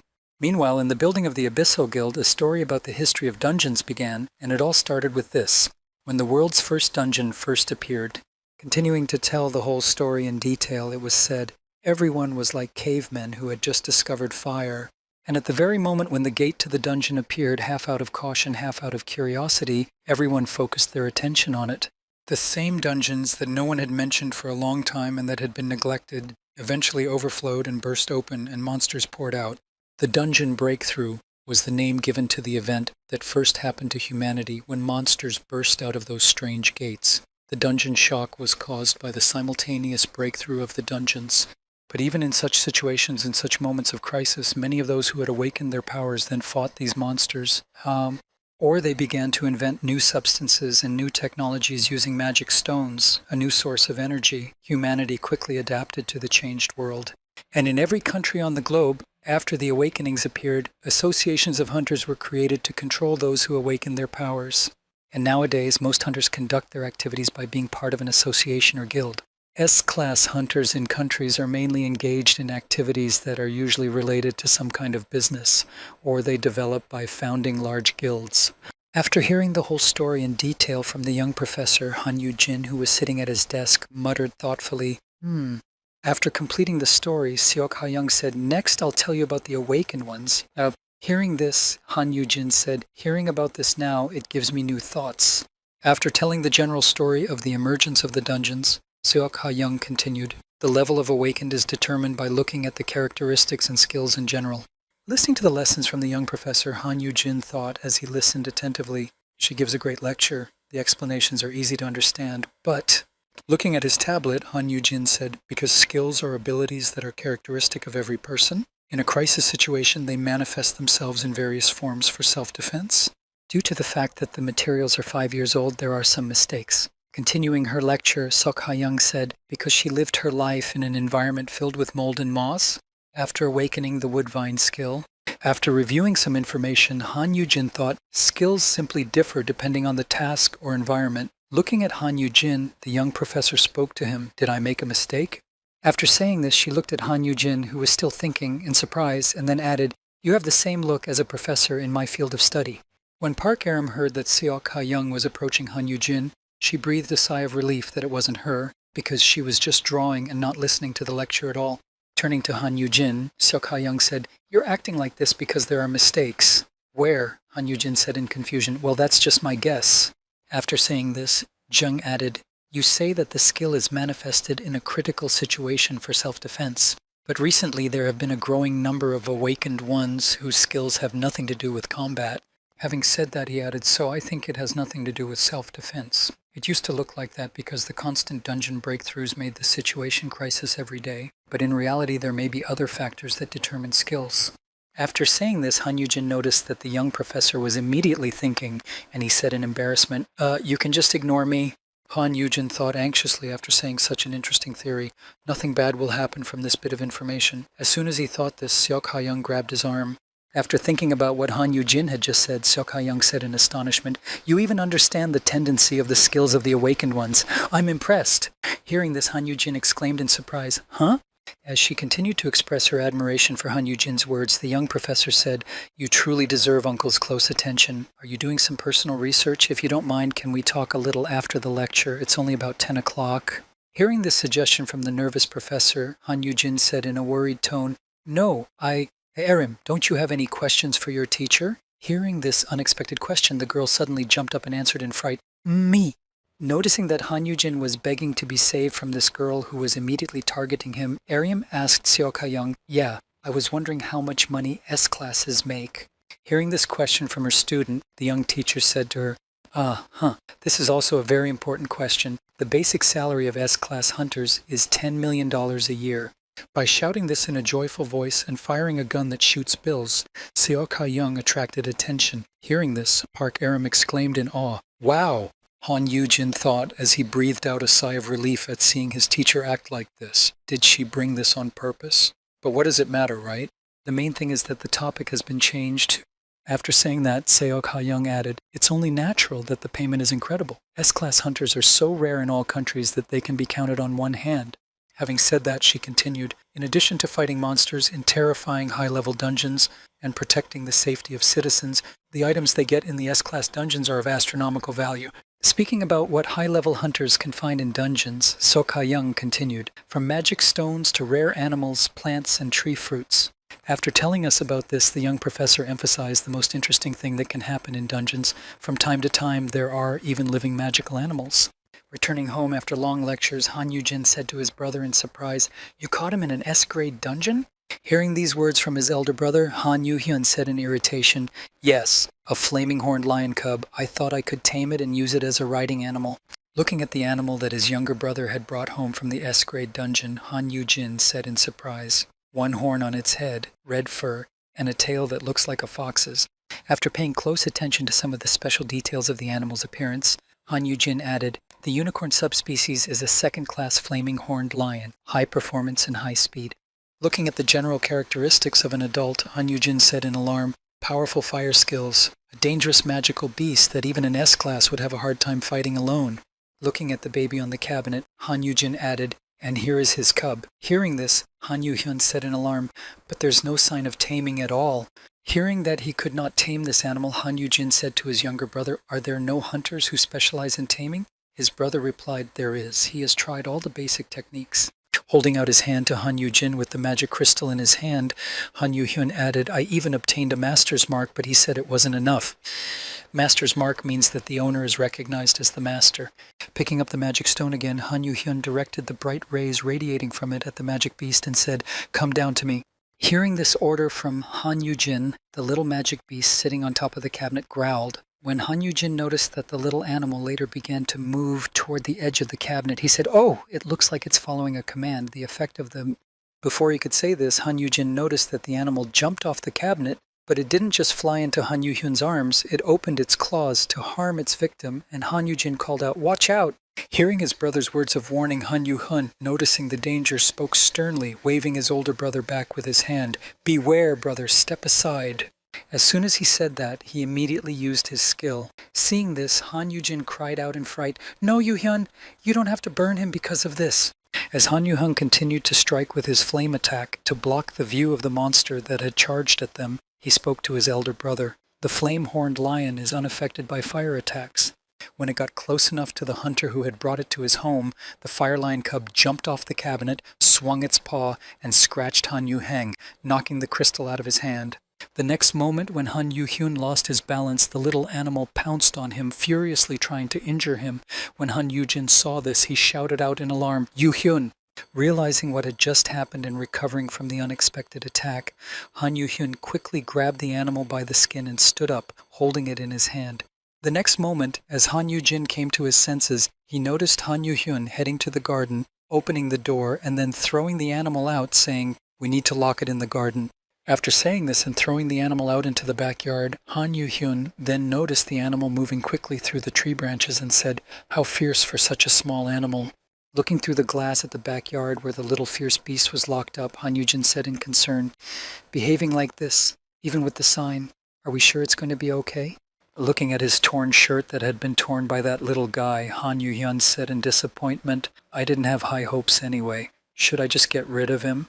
Hearing this, Han Yu-jin said in surprise, "Get rid of it? You want to auction it off?" Han Yu-hyun replied, "No, kill it. There will be trouble if someone else gets it." When he heard his younger brother say what he wanted to do with the baby, he asked in alarm, "Kill it?" And then, looking at the baby through the glass, he thought sadly, "Yes, there is nothing to be done, but still."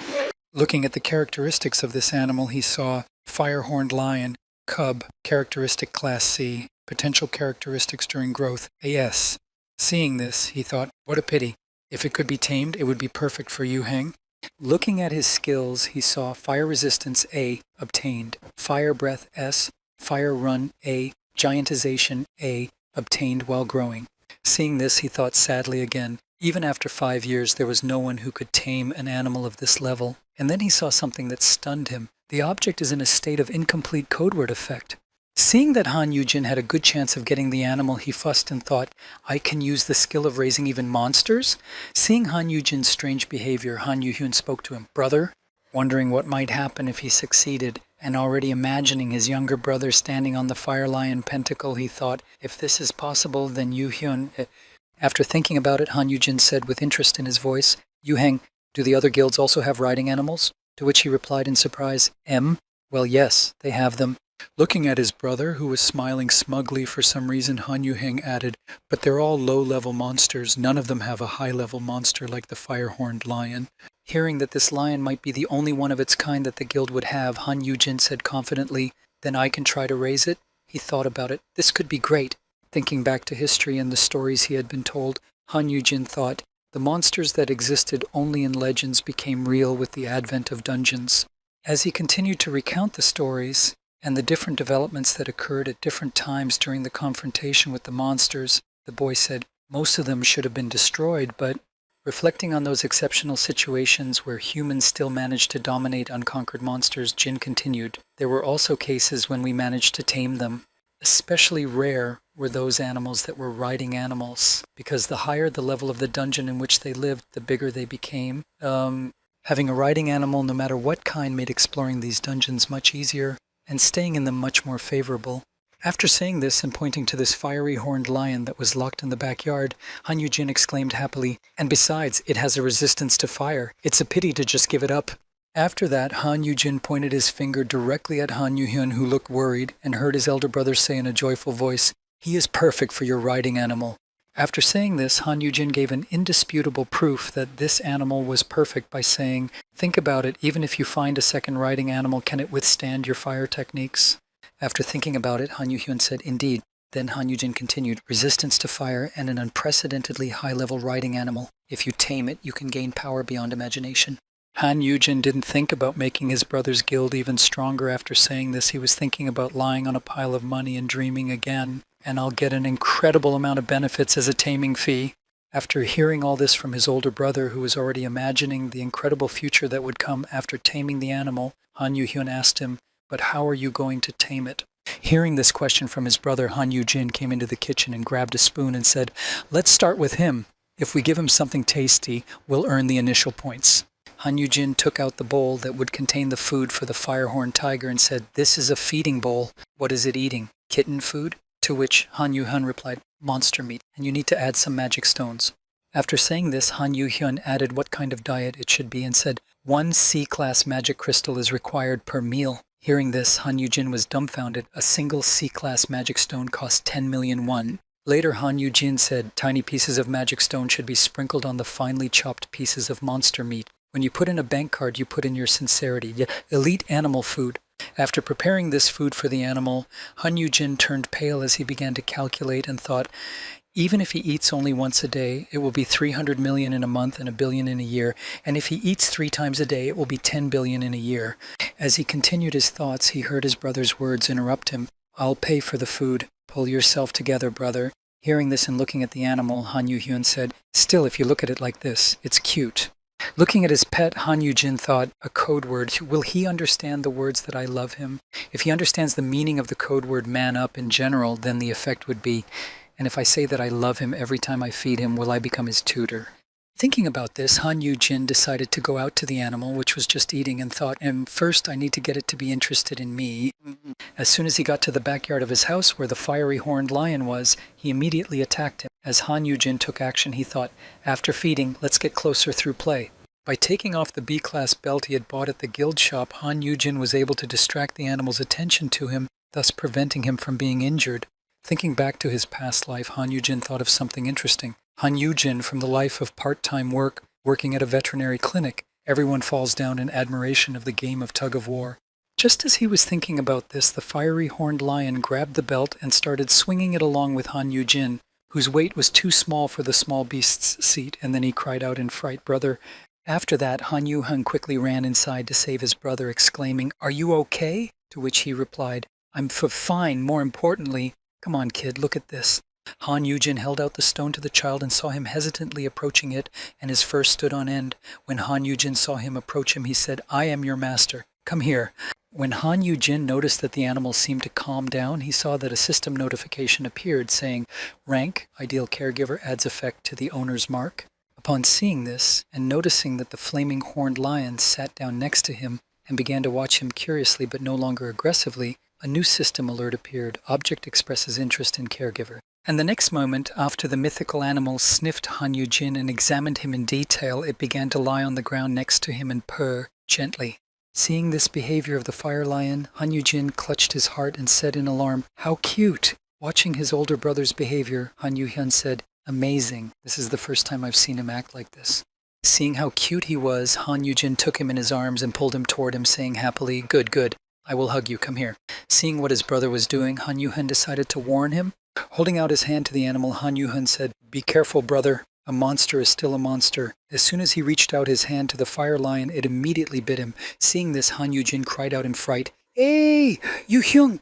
Holding the little fire lion cub in his arms, Han Yu-jin said to it in a gentle voice, "Shh, you must not bite." Hearing this, the lion cub looked at Jin with cat eyes and said in surprise, "Meow?" Looking at his hand, which had already healed, Han Yu-hyun breathed out a sigh of relief and said, "I don't have any injuries because I am an S-class. That's enough. It's fine as long as he behaves normally around you." After saying this, Han Yu-hyun said to his older brother, "All right, bring him up.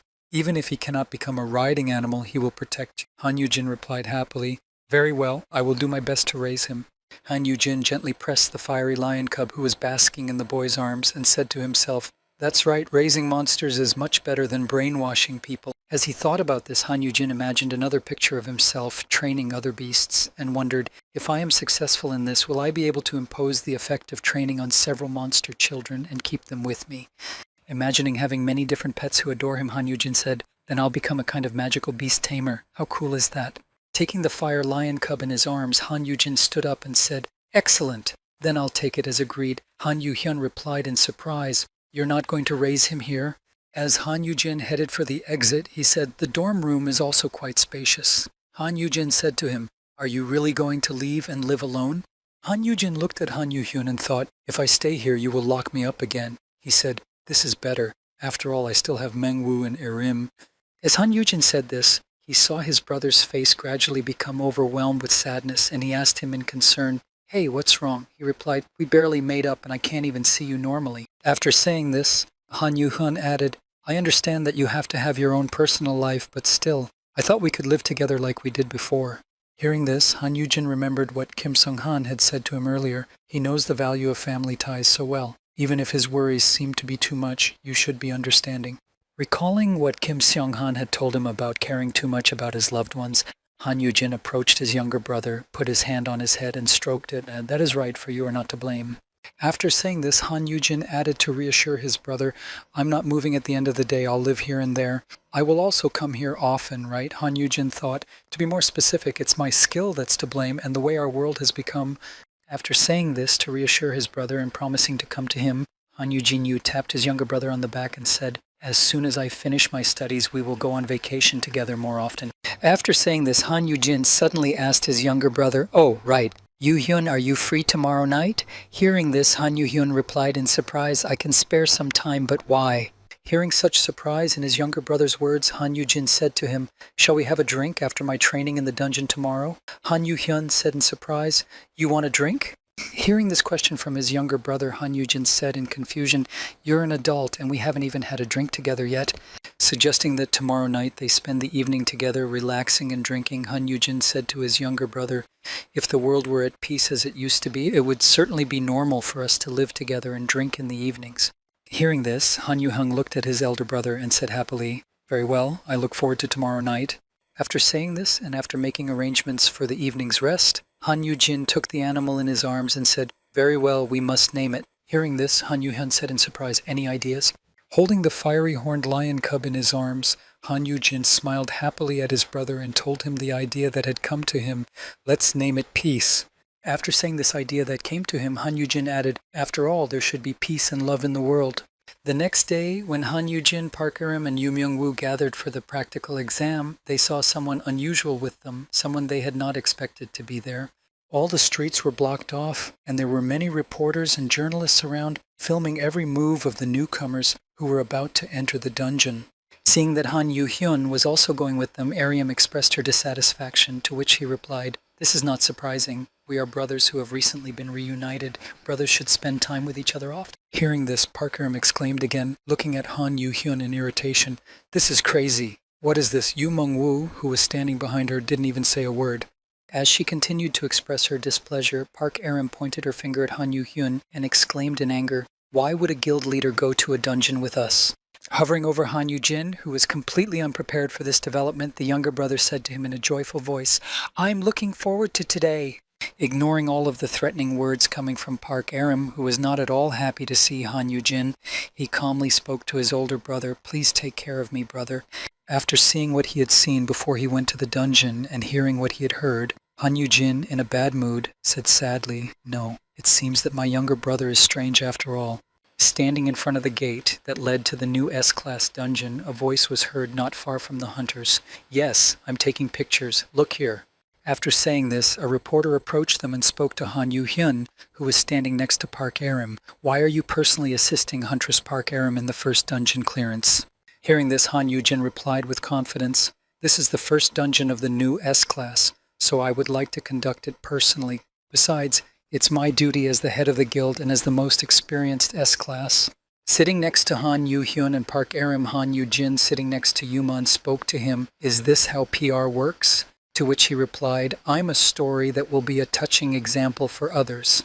Hearing what Yu Mengwu said to him, Han Yu-jin immediately thought, "What? This is a perfect alliance. Two representatives of the opposite elements of fire and ice." Han Yu-jin added, appreciating how great the combination of Han Yu-hyun and Park Aram was. "Besides them, I also have the equipment creator Mengwu, and if I also get Kim Sung-han's S-Class defense skills."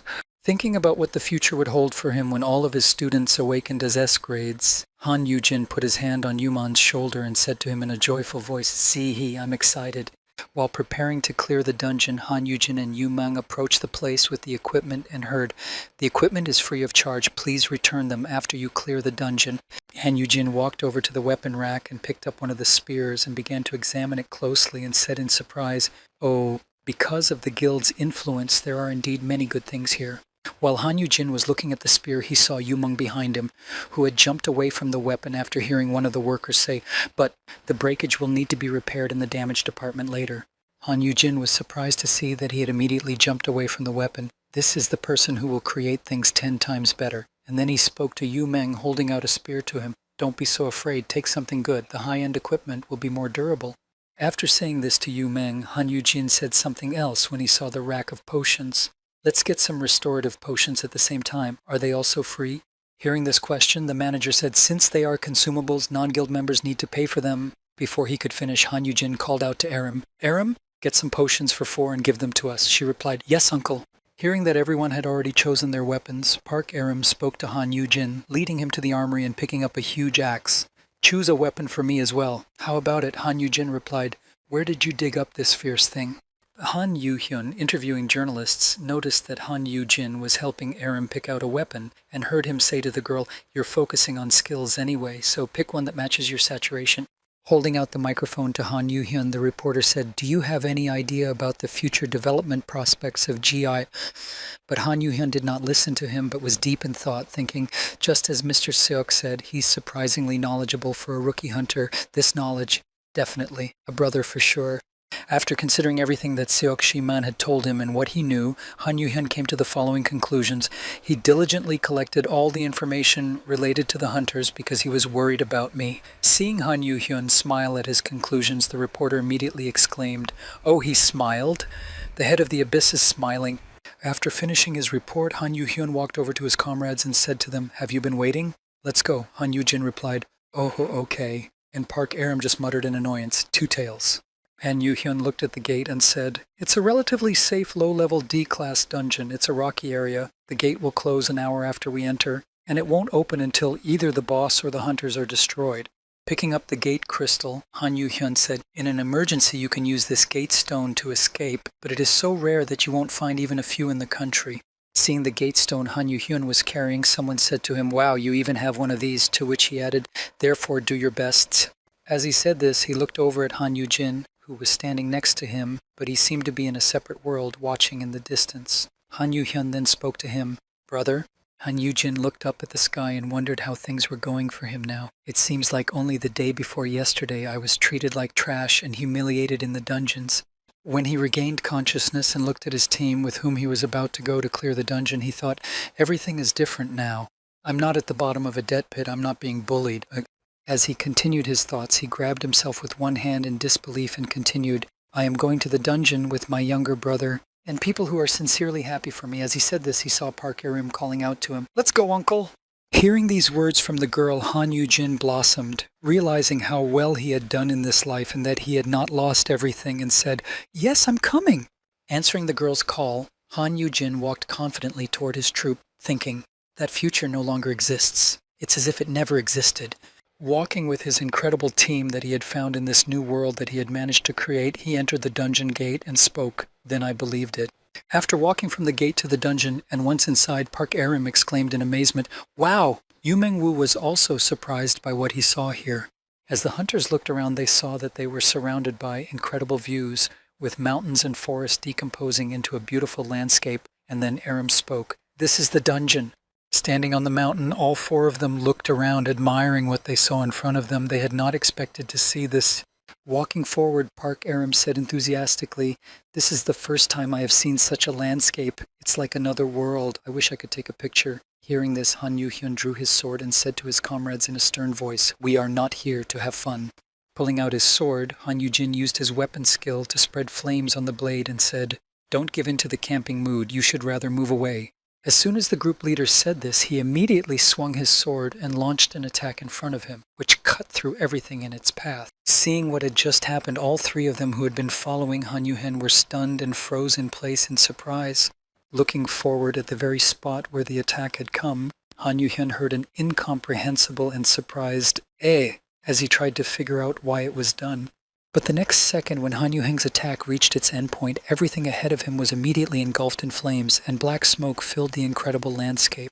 After that, Park Arim ran to the front and exclaimed in displeasure, What is this? You're setting fire to everything here for no reason. What do you think you're doing?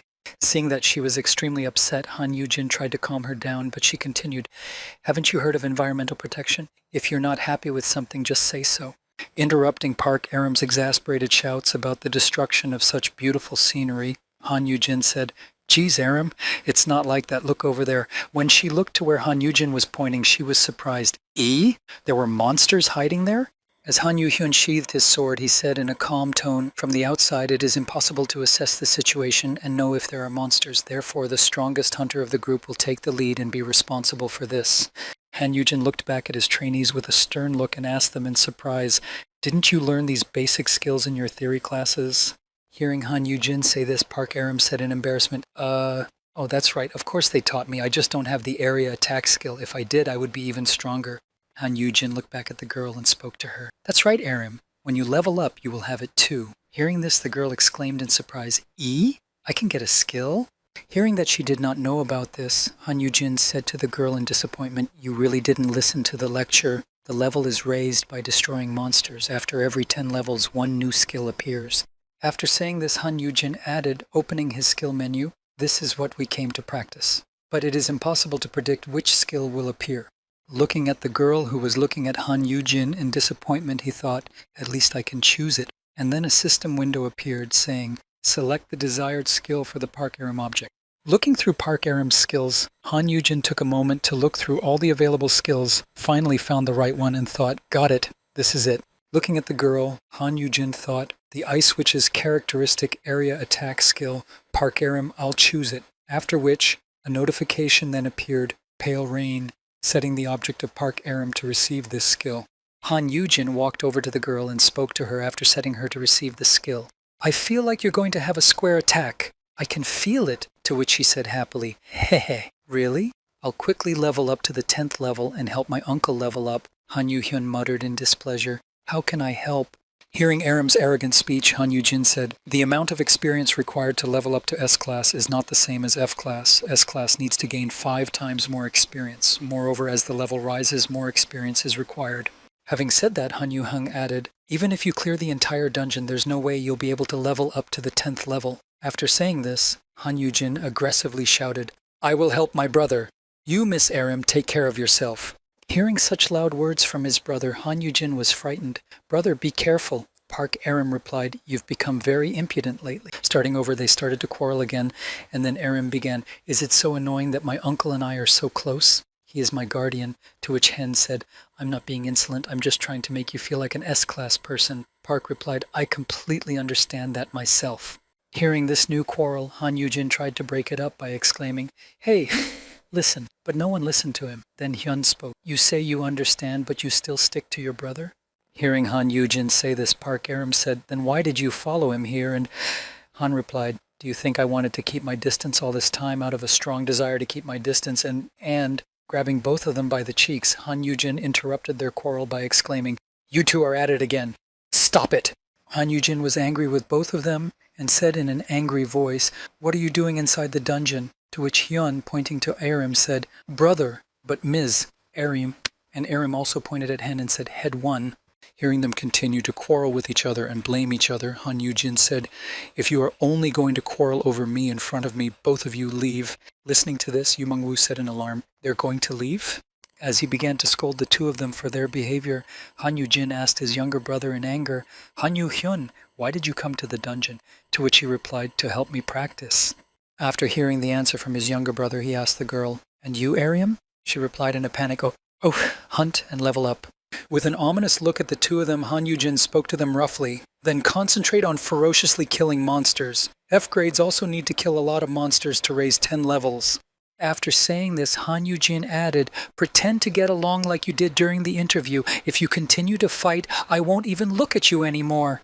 Hearing Han Yujin's words, Park Eun-rim held out her hand to Yu-hyun and said, So let's be friends, Yu-hyun-oh. Oppa? He replied, also extending his hand. Okay, then I will also speak informally. Please take care of me, Aram.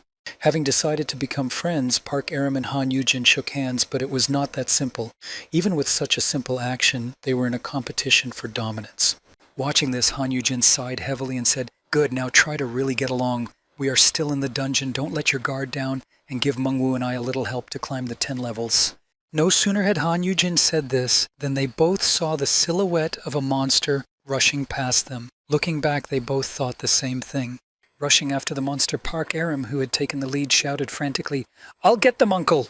Hearing Han Yujin shout out to Park Aram, Han Yu-hyun couldn't ignore it, and he too ran after the prey, saying, Absurd! I'm the one who will help my brother. Watching what was happening in front of him, Han Yujin, filled with disappointment and lost hope, thought, A perfect alliance. A future where they get along. Running after the monster that rushed past them at that time, somewhere in the Shining Palace, two system administrators were standing, and one of them was speaking to the other. Looks like he's entered the dungeon, to which the other replied, Who?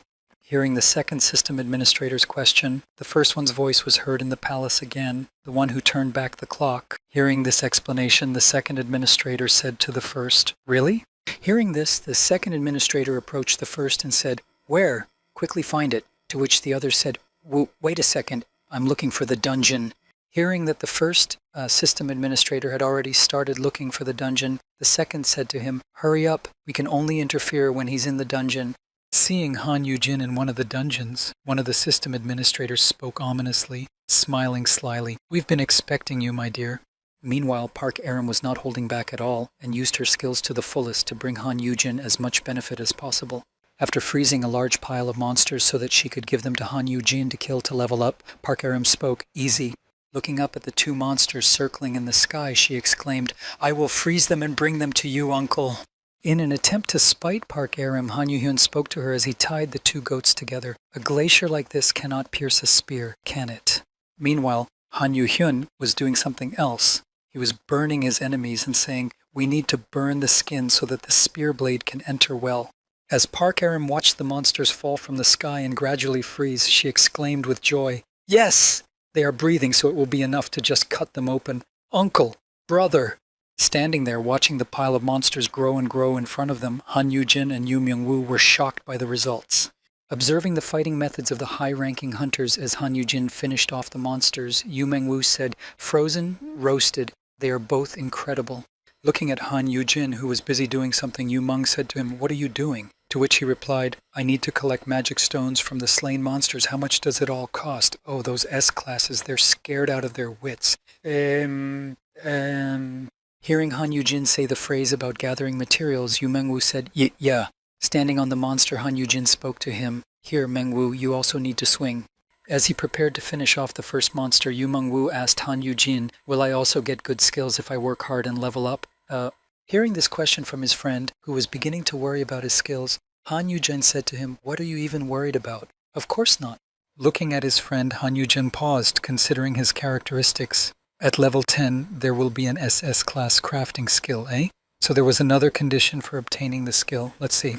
No sooner had he looked into it than Yu Mengwu exclaimed wearily, It worked. My experience has increased." Looking at him, Han Yujin thought, what was that just now?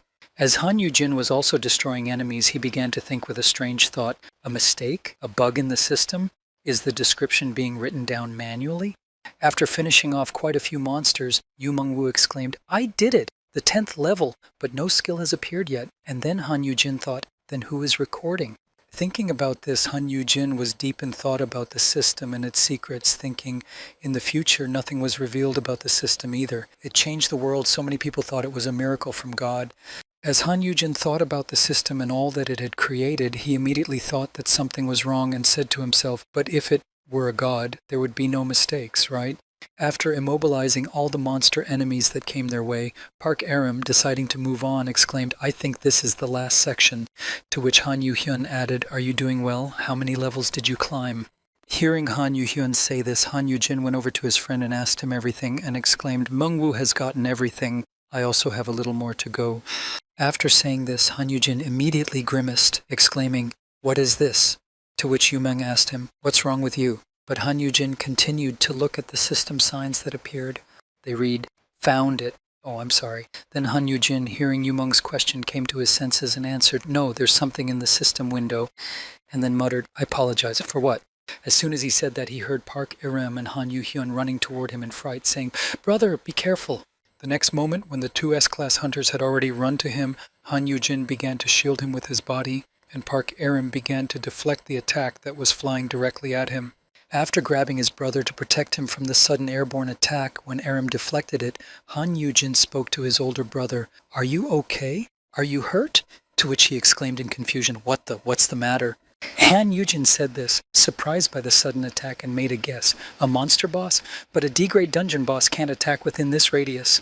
Looking around him, Han Yu-jin spotted a strange monster and said in surprise, "Oh, originally the boss was completely different. It was supposed to be a huge mountain goat, but..." Seeing what had just happened to the previous dungeon boss, how he had been quickly finished off by another monster by being lifted into the air, Han Yu-jin said, "Suddenly that bird appeared and it was him." Seeing what had just happened, Park Aram said in fright, "What should I do? Wasn't the gate supposed to appear after the boss was killed?" Han Yu-hyun answered her, "Even though he's dead, the gate doesn't appear." After saying this, he later added, "That bird probably replaced him as the boss." In other words, looking at the monster, Han Yu-jin thought, "I need to kill this monster to get out." Seeing a monster like this for the first time in his life, Han Yu-hyun took out a gate stone and held it out to Han Yu-jin and said, "This is the first time I've seen it. I don't know how strong it is. Take it, brother. If the situation starts to escalate, at least you..." Hearing what his younger brother had just said and handed him the teleportation stone, Han Yu-jin, remembering the story of his past life's battle with the dragon, said in a frightened voice, "Brother?" Recalling the incredibly tragic ending that had occurred then, Han Yu-jin said in his head in alarm, "Is it really going to be the same this time, just like it was then?" Remembering how he had tried to save his younger brother after he was wounded in battle and Jin had dragged him to safety, he thought, did a powerful monster appear because we didn't take safety measures in time? Thinking about it, he remembered how Han Yu-hyun had held out the teleportation crystal in the same way that time, and Han Yu-jin thought, "That little brother of mine is alone. That little brother of mine is alone, just like then." Recalling how things had been in his past life, Han Yu-jin spoke to his brother, handing him back the teleportation stone. "No, I don't need it." After looking at the monster first and analyzing it, Han Yu-jin looked at his brother and spoke to him confidently. "It is weaker than you." Observing the monster's behavior, Han Yu-jin said, "It is a second-class unusual bird species, the Mayan goldbeak. As you can see, it has the attribute of fire, and it's as high as the A-class high dungeon bosses." After saying this, Han Yu-jin continued to analyze the enemy. The beak is the main weapon. Its weak point is that compared to its spine and ribs, its head bones are fragile. It has several extra wings, so hit it directly in the head, not the wings. After listening to Han Yu-jin, Han Yu-hyun said to him, surprised, "How do you know that?" He replied, "Why, is it suspicious? Kill him first. We'll talk after we get out." After saying this to his younger brother, Han Yu-hyun, rubbing his sweaty forehead, thought as he looked at the monster, "Yes, this time we will go out together. Now is different from then." Thinking about this, Han Yu-jin bravely stood up and stood on the edge of the cliff, looking at the enemy and thinking, Do you think that this time I will allow you to repeat the same thing as before? Deciding to take command of the operation, Han Yu-jin called out to the girl, Aram, create a curtain with your breath. Hearing this, she exclaimed in surprise, Ah, okay. Hearing her uncle's order, the girl immediately obeyed Han Yu-jin without another word and began to do as he said. The very next moment, she used her skill to activate her icy breath to create favorable conditions for Han Yu-jin to continue with his plan. When he saw that Park Arim had begun the first phase of the plan, Han Yu-jin shouted out to Han Yu-hyun, I leave the damn bird to you, Yu-hyun, to which he meekly replied, Understood. As Han Yu-hyun prepared to go to battle with the bird, he said to Park Arim before leaving, Please take care of him. The girl replied, You don't have to worry about that. After hearing Park Arim tell him that he could go, Han Yu-jin returned and handed Han Yu-jin a stone with the words, Still I can't trust her, so keep the gate stone with you. Hearing that Han Yu-hyun still didn't trust her, Park Arim, who was standing nearby and had heard everything, called out in displeasure, Hey! After handing the stone to his older brother, the younger one went off to fight, only to hear himself being called after, Got it, Yu-hyun? Aim for the head! Standing next to Han Yu-jin, Park Arim, who was creating a smoke screen, said, Are you sure? I have the skill of flying. Han Yu-jin said to her, You can't. You'll be burned alive. As Han Yu-jin watched his younger brother fight, he said, Only a hunter with fire resistance like Yu Heng's can withstand the flames of the monster. Although he doesn't have the skill of flying, he has something similar. After Han Yu-hyun rushed into the fight with the monster, he deflected every attack the bird launched at him until he reached a certain place where it would be convenient to fight. After the enemy noticed that its attacks from a distance were ineffective, it realized that it needed to storm the hunter, and having gained enough height, it began to fall on Han Yu-hyun, pointing its beak downward. The next moment, the monster was already on the ground, and when it hit the spot where Han Yu-hyun was standing, it made a huge hole in it. If Han Yu-hyun hadn't dodged in time, the consequences would have been tragic. Having calculated his moves in advance, Han Yu-hyun, who had planned to bring the golden beak down to the ground, looked back and said, Great, it's come down to the ground. Once the golden beak was within range of Han Yu-jin's attacks, he realized that it was time to act before the monster took to the air again. As Han Yu-heng approached the monster, he swung his sword to launch an attack and continued to fight with a serious expression on his face, keeping his cool. By maintaining his concentration in such a difficult situation, Han Yu-jin was able to inflict damage on the enemy, despite the fact that his body was quite strong. Watching Han Yu-heng fight, Yu Meng exclaimed in amazement, Wow! Wings in a single stroke! And Han Yu-jin shouted in alarm, Hey, why are you aiming for the wings? Noticing what Han Yu-hyun had just done, his older brother exclaimed, I told you that doesn't make any sense at all. He has an addition. As soon as he said this, the monster spread its wings and flew into the air with lightning speed, leaving only a ghostly silhouette on the ground. Seeing that the enemy was no longer in front of him, Han Yu-heng was left standing alone on the battlefield, and the monster had already begun to attack from the air again. Standing at a distance from Han Yu-jin, who was fighting with the golden beak, Han Yu-jin said in astonishment in his mind, Strange. Why is he doing nothing but standing on the ground? Looking at his younger brother, who for some reason had not killed his enemy in one fell swoop, Han Yu-jin looked at Han Yu-heng in surprise and thought he would have killed him in one fell swoop if he had gone upstairs and hit him in the head. Thinking back to Han Yu-jin's skills that he had used in the dragon fight, Han Yu-jin thought instead of flying he could use the blue leaves of the willow tree. Doesn't he already have this skill? That's impossible. After the enemy tried to attack Han Yu-heng again, but failed, he suddenly noticed that there were other people nearby. Noticing that the golden-billed bird had lost interest in him and was looking somewhere through Han Yu-jin, he turned back and realized who the monster was looking at. Seeing that Park Arim, Han Yu-jin, and Yu Meng-woo were standing behind him, and the monster was focused on him, he shouted out in alarm, Brother! Noticing that the enemy was now targeting them, Park Arim exclaimed, Brother, what should we do? As she continued to use her skill to create a smoke screen, Park Arim saw the golden-beaked monster flying toward them and exclaimed in fright, It's coming this way! Looking at the monster, Park Arim asked in fright, will I be able to stop it with my breath? What should we do, uncle? Clinging to Han Yu-jin, Yu Meng had already begun to cry out in fear again, saying, Yu-jin! Trying to break free of Yu Meng's grip and throw him off, Han Yu-jin coughed and said, Wait! Noticing that the enemy was targeting his comrades, Han Yu-hyun ran after the monster, gritting his teeth. As he caught up with the enemy, he used the blue willow leaf skill to trap it and prevent it from moving freely. After the skill enveloped the bird, it stopped, unable to move any further. Seeing what Han Yu-hyun had just done, Han Yu-jin exclaimed in surprise, he can actually use it, then he can use it now. Is he... Watching what Han Yu-hyun was doing, Han Yu-jin just stood there in a stupor, not understanding what was going on, and said, What are you even doing there? Shouting out to Han Yu-hyun to get his attention when he was just waving his arms, Han Yu-jin added, "Hey, what's that even? It's not used like that. Step on it."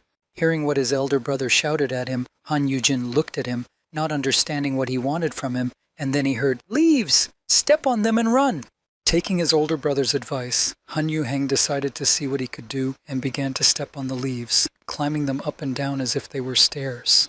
Realizing another way to use this skill, Han Yu-hyun continued to walk confidently up the leaf and exclaimed, "Now I can do it!" Realizing that he could walk on the leaves of the blue willow tree, Han Yu-heng paced to the top to strike while dodging the monster's attacks. As he climbed up his self-made path from his skill, the monster, noticing that he was already a threat to him, fired a fireball at him to knock him down. Noticing that the fireball was flying at him at breakneck speed, Han Yu-heng had already reached the height he needed to strike, and he rushed at the monster and exclaimed, "Such flames are nothing to me!" After jumping at the monster, Han Yu-jin was caught directly in the fireball that was flying at him, and pulling out his sword, he tried to dispel it by stabbing it. The moment the sword entered the fireball, it exploded, knocking everyone back a considerable distance. Noticing the explosion, everyone began to shield themselves from it so that it would not harm them.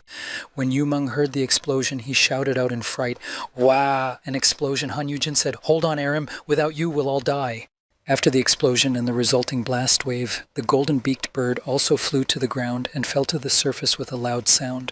Having defeated his enemy, Han Yu-heng slowly began to descend, sword in hand, and walked through the leaves of the blue willow to his comrades. When he saw his younger brother walking toward them, who was not seriously injured, Han Yu-jin spoke joyfully, "Yu-heng!" Running to his younger brother, who had just defeated such a monster, Han Yu-jin called out to him, "Are you all right? Are you hurt?" To which he calmly replied, "Brother." Han Yu-shin ran to his younger brother and said, "Thanks to you," but the latter did not let him finish, but grabbed him by the shoulders and exclaimed joyfully, "Unbelievable, brother! How did you think of this, to use the blue leaves of a willow tree as a skill of flight?" Hearing the astonished speech from his younger brother, who could not even fathom using his skill in this way, Yu-jin spoke to him, "Eh?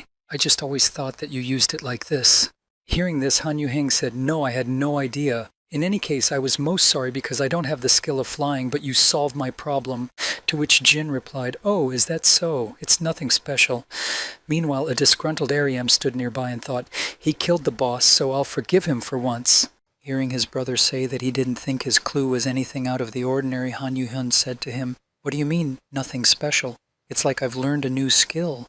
Looking at his joyful brother, Han Yu-jin thought, "Haha, if he's so happy about it, then good. It's like he was holding a birthday present and a Christmas present at the same time." And Hyun added, "It's all thanks to you. You really are the best." When Han Yu-jin saw the gate to the dungeon appear in front of them, he said as he left, "After we leave, I'll take another look at your other skills." Hearing this, Yu-heng happily exclaimed, "Really? Thank you, brother." Hearing this, Park Aram also didn't want to be left out and exclaimed, "Uncle, please look at mine as well." As they left the dungeon, all the observers immediately shouted, running to meet them, "Are you okay, Chairman?"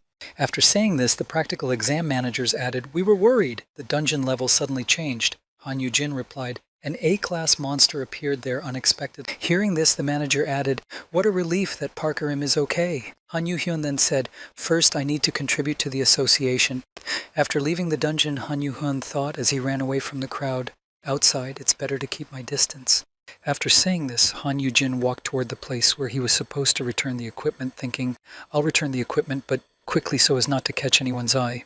As soon as he thought about it, he heard a stomping sound near him.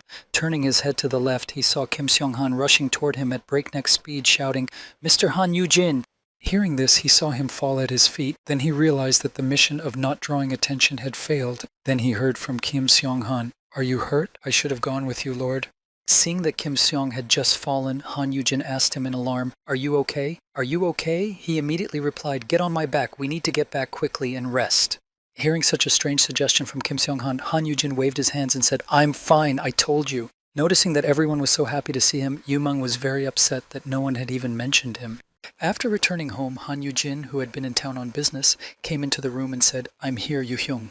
When Han Yu-jin noticed that there was a bag of drinks and snacks by the table, he was amazed.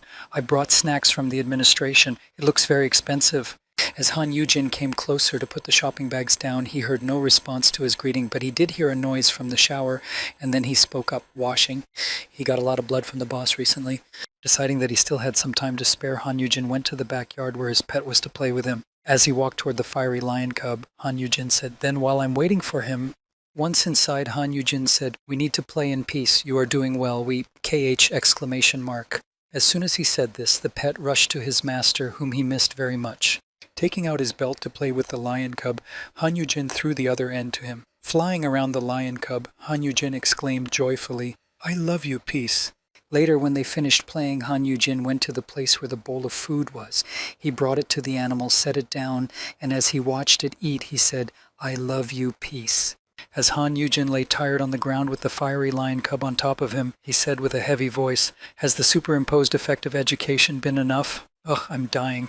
After saying this, Han Yujin looked up at the ceiling and said wearily to himself, "Ah, that's right, today I thought I was really going to die." Recalling his adventures today, Han Yujin said, "There were too many strange things that happened today. There were errors in the system, and the fact that she seemed to be talking to me through the chat window." Recalling how the golden-beaked bird had appeared, Han Yujin said thoughtfully, "Something strange also happened in the dungeon. A high-level monster suddenly appeared out of nowhere." Thinking back to his past life, Han Yujin said in concern, "This kind of thing rarely happened in my future." As Han Yujin thought about what could have happened and what had actually happened today during the dungeon clearing, he became very anxious. Noticing this, the lion cub looked at him in surprise and mewed to attract his attention. As Han Yujin continued to think, he began to bite his nails and thought anxiously, is this all because I turned back time? Seeing that the fiery horned lion cub was getting nervous because of his master's anxious behavior, Han Yujin reached out to pet it and said, I'm sorry, he thought. Something broke because of the backslide. Thinking about what exactly could have happened and how going back in time could have affected the present, Han Yujin suggested, that's why phenomena that appeared somewhere in the future are appearing now. If the system personally spoke to me through this, after thinking of many scenarios in his mind and the possible outcomes that could happen if he went back in time, Han Yujin said in a worried voice, "Yeah." But later his anxiety disappeared and he exclaimed, "It's none of my business. I should have explained everything properly from the beginning. And anyway, this system is too unfriendly." Going to his skills section, Han Yujin clicked on the Ideal Educator skill and said, "It's the same with skills. Although the explanation is detailed, it's a code word." As soon as he clicked on his skill and expressed his dissatisfaction, his system window disappeared, and instead a journal appeared in front of him. Startled by this development, Han Yujin crawled backwards and said in alarm, "What's wrong with the system window?" Meanwhile, on the other side of the system, a voice was heard, which was also heard by Han Yujin, and after the log appeared, it said, "Is the connection stable?" Sitting in front of the system center, 3 of the chief system administrators stood side by side, and one of them spoke. "Our contacts are too limited in time. We forced the channel open, so there's nothing we can do." After saying this, one of the system administrators added after he had said it, "We probably should have explained it in more detail." After suggesting that more detail was needed to explain exactly what was going on, one of the administrators continued, "But we have to hurry. You have to figure it out. We tried to make it as intuitive as possible." As Han Yujin looked through the journal that the administrators handed him, which included Han Yu-hyun and Park Rim, he heard the last thing, "And you've shaped it into a form that is familiar to your world." Evaluating his appearance after hearing everything from the administrators, Han Yujin said in surprise, "What is this? A yearbook? It looks like it was made for a kindergarten." Han Yujin looked at the strange design of the magazine and the strange design of the magazine and said, "What is going on here? What is going on in the mind of the creator of the system?" After saying this, Han Yujin read out what he had seen. Objects with a completed nurture effect overlay. Only S-classes are counted. Judging by the fact that Myung-woo and Kim Sung-han are not here, it seems so. Looking at what else was interesting, Han Yujin began to count all the boxes that had to be filled in, and after counting most of them, he said, "And there are only 49 windows, 50. Good luck. Hey, this is, Han Yujin didn't hear Han Yu-hyun open the door and step out of the shower as he was looking at the magazine. Wiping his head with the towel, Han Yu-hyun said in surprise, "Brother, you're already here? I'm sorry, it took me a long time to clean up." But looking at how many different high-class hunters he needed to find and make into his pets, Han Yujin was shocked. Noticing the elder brother on the floor, the younger one spoke to him in surprise. "What's wrong with you? You look pale." Hearing this from his younger brother, Han Yujin looked at him and said sadly, "Ah," and then he thought in a panic, "They want me to tame 50 S-class people." After these events, they spent a nice evening relaxing, drinking, and having a good time. The next day, Han Yujin and his pet found themselves at the training grounds in the guild's dungeon. After releasing the fire-horned lion onto the training ground, the guild prepared one mole monster to train the pet. As soon as it was released from its cage, it immediately attacked the lion cub. Watching the fire-horned lion cub deftly deal with this enemy in a matter of seconds, one of the observers said, "A feat of unicorns, a second-class fire-horned lion, second day of training in animal taming skills." Moving the camera to the animal, which was licking its paws of its opponent's blood, the observer continued, "Current physical measurements, 51 centimeters in length, 5 kilograms, and 600 grams in weight." Seeing how quickly his animal had dealt with the monster and hearing its current characteristics, Han Yujin said, "In the past 2 days, it has grown twice as big." Dressed in a special protective suit to prevent his animal from being severely injured, Han Yujin stood near the camera and said, "Wow, well, a beast is a beast." When Han Yujin saw that his fire lion cub had already returned from training and ran into his room, he greeted him happily, stepping forward to meet him and saying, "Good job, we..." The next moment, before he could finish speaking and before he could enjoy his pet enough, the fiery lion cub pounced on Han Yujin again, knocking him down and pushing him back. After restraining his cub's heavy leap, Han Yujin said in embarrassment, "Hoo-hoo, it's nothing. After all, I rented all the possible equipment to increase my endurance and strength."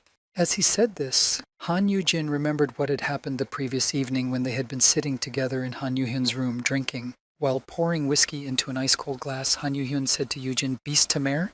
Picking up the glass of drink, Han Yujin said, "Yes, I obtained this skill after I reached the 10th level." Looking into the glass, he saw that there was very little drink in it, and said in passing, Why so little?" Han replied, "It is not good for you to drink too much." And then said, "And what does it do?" As Han Yujin raised the glass to his mouth, he thought, "It's better to hide behind a new skill. I still can't tell him about the tutor skill." Then he spoke, "It's a skill that allows me to influence beasts, to tame them. It's an S-class skill, so I can use it on high-level monsters." Hearing this, Han Yuheng grabbed the rope and spoke to Han Yujin, "An S-class skill in an F-class body in such a dangerous world, moreover a unique skill." Hearing this, Han Yujin looked at his anxious brother with the rope and spoke to him, Hey, are you thinking of imprisoning me again?" Han Yujin then added, "God, instead of hiding it, we need to find a use for it." While he was saying this and having a dialogue with his brother, the fire-horned lion cub was trying hard to get a treat from the plate on the table. Suggesting that he develop his skill, Han Yujin said, "I can raise Mir into a riding beast for you, and I can raise more of the same beast for you. How many other S-class hunters need high-level riding beasts?" Just imagine how things will change dramatically if the high-level abyssal hunters get them. Just think of what it would be like to explore all these vast dungeons on horseback instead of on foot. Looking at his elder brother, who was trying hard to convince him to unleash this skill and use it in a wide range, Han Yuheng heard, "Thanks to this skill, the course of dungeon clearing will change greatly." Noticing that his apprentice was trying hard to get the goodies, Han Yujin thought, "Fortunately, Mir has already been under the effect," and grabbing the treat, he threw it to the lion cub, calling out, "Catch!" Imagining how strong Mir would become in the future, and how Han Yujin would train and develop him, the boy thought, "If the system wants me to raise 50 S-classes..." He imagined going for evening jogs with his fiery lion cub, with extra weight strapped to his back to increase his efforts. Then it will be better to train monsters than to brainwash people. When he said this to Han Yuhyun, Han Yujin did not realize that it would be much easier to say than to do.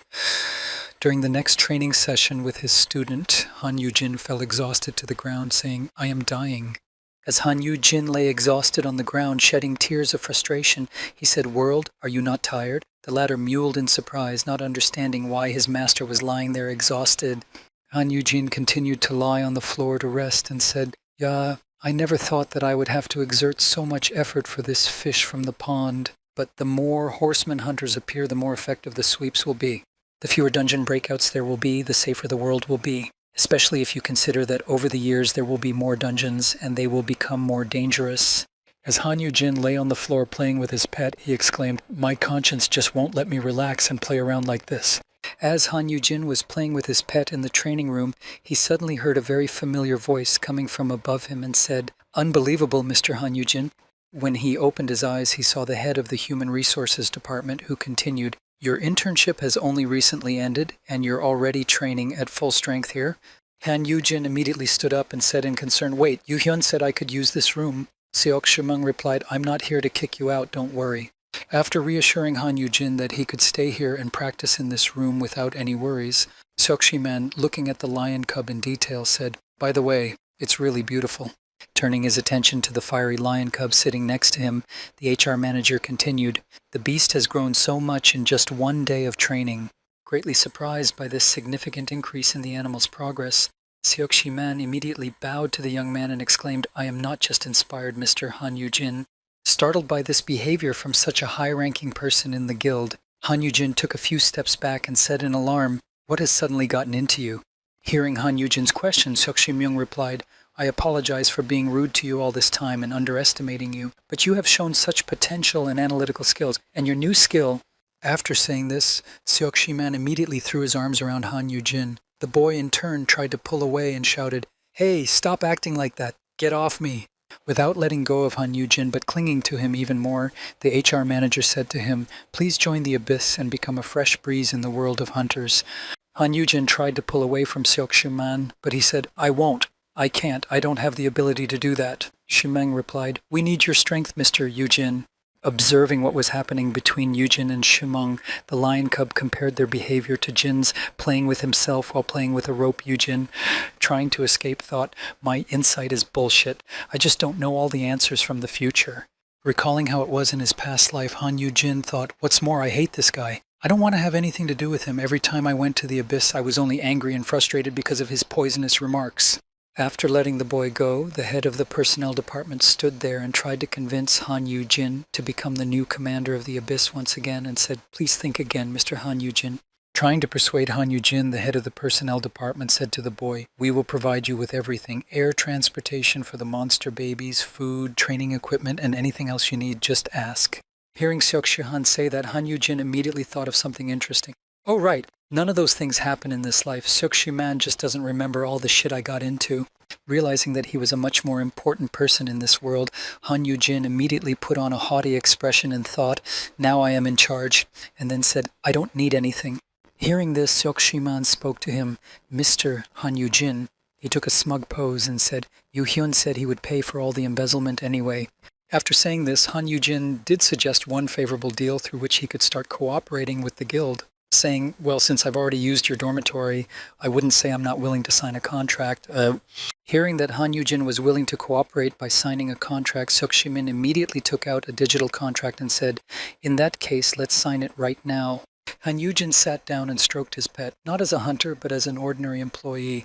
"I want to remain an independent hunter." Grabbing his pet in his arms, Han Yu-jin exclaimed happily, "This way I can freely raise animals for other guilds and make a lot of money." Seokshi-man replied, "Mr. Yu-jin, this is for the future of the Abyss." After saying this, Seokshi-han lowered his head when he heard Han Yu-jin's response, and he replied, "Oh, it has nothing to do with me. And the Abyss isn't the strongest guild in the country anyway, so you simply won't be able to pull off an exclusive contract with me." Holding his pet in his arms and cracking up, Han Yu-jin said, "I don't even know how valuable the skill of a magical beast tamer is. However, thanks to this skill, clearing dungeons can become much more efficient." Comparing himself to a rare character in a fairy tale, Han Yu-jin said, "For high-level hunters, I'm like a hen that lays golden eggs, and the Abyss wants to take this skill into its own hands. How will the other guilds react to this?" Saying this to tease Seokshi-mung, Han Yu-jin continued, "Many people are willing to use force if they can't get something. I've even heard that some people are poisoned by putting poison in their food. I am an F-class, so I will definitely die in such circumstances." After describing his plight, Han Yu-jin added, "So wouldn't it be better for me to at least look independent? Something like, I'll raise one beast for each guild in exchange for immunity, but I'll also demand money." Holding his pet in his hands, Han Yu-jin said finally, "Of course I will raise Mira for you, so please hire me. Please take care of me and negotiate with the other guilds for me. It's too difficult." After saying this, Han Yu-jin continued to demand a lot more from Seokshi-man to get back at him this time for all those times, and said, "And salary and bonuses and full social security." After hearing all of Han Yu-jin's demands, the HR manager just laughed when he finished and said, "Ha, it looks like I can't handle you." "All right, Han Yu-jin." With that, Seokshi-man walked over to the video camera and said, "Can I use the video of the training to negotiate with the other guilds?" Han Yu-jin replied, Yes, you take it." Taking out the video of Han Yu-jin's training with his student, the head of the Human Resources Department spoke to him. "There's one more thing I wanted to ask you." After saying this, Seokshi-man added, "If Abyssal becomes the strongest guild in the country and no other guild can threaten it, in that case, will you sign a hunter's contract with us?" Hearing such a strange proposal from the head of the personnel department, Han Yu-jin thought for a few seconds and said uncertainly, "I don't know." As soon as he said that, he immediately pointed his finger at Seokshi-man and said, "You didn't try to record that just now, did you?"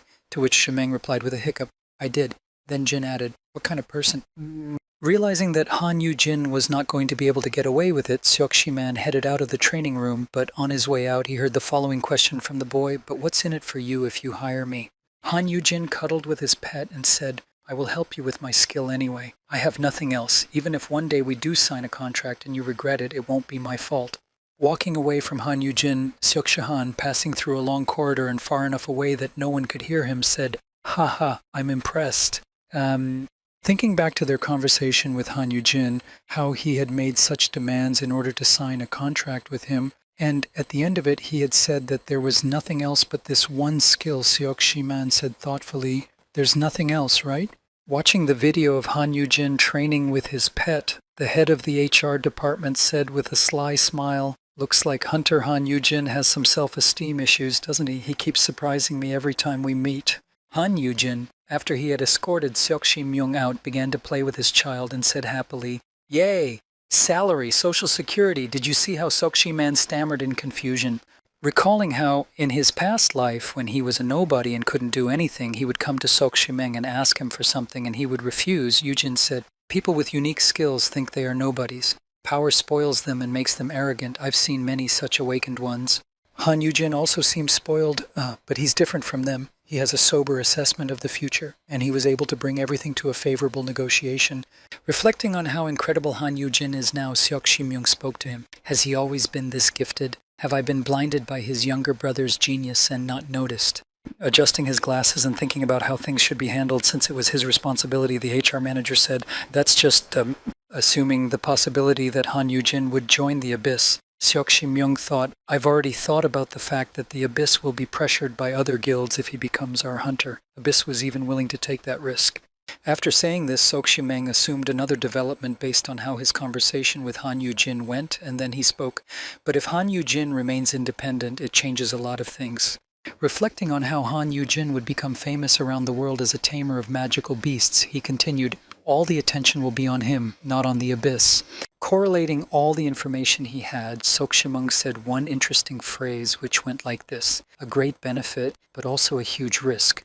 Thinking about all the problems that might come Han Yu-jin's way, he said, "Does he not realize their importance because he is so far removed from the world of hunters?" After saying that, Seok-shi-man adjusted his glasses and expressed his other guess by saying, "Or is he even doing this to protect his younger brother?" After saying that, Seok-shi-man finally said, referring to Han Yu-jin, "In any case, you will have the eyes of the 3 major guilds and the world on you, Han Yu-jin." Meanwhile, some unknown person was lying on his chair in a luxurious hotel room enjoying his position. The next moment, when he picked up a piece of paper with some information on it, this person said promisingly, "How interesting." The photo showed Han Yu-jin with his pet. Looking at the photo, the man said, "You will soon find out how valuable a card you really are." Meanwhile, Han Yu-jin built a corner for his pet to train and have fun. After finishing all the assembly work, the boy said with a sigh of relief, "It's done. Your corner is ready, Mir." Seeing that his student appreciated what he had built, Han Yu-jin spoke to him, "Do you like it? Now you will live with me in the dormitory." After saying this, Han Yu-jin spoke to himself, "Won't it be cramped here when he grows up? In that case..." Before he could finish, he was interrupted by Park Aram looking over his shoulder at the animal and exclaiming, "Wow, Uncle, who is this?" To which Yumong said, "Isn't that a monster?" As she approached the animal, Park Aram said sweetly, "What a cute little cat."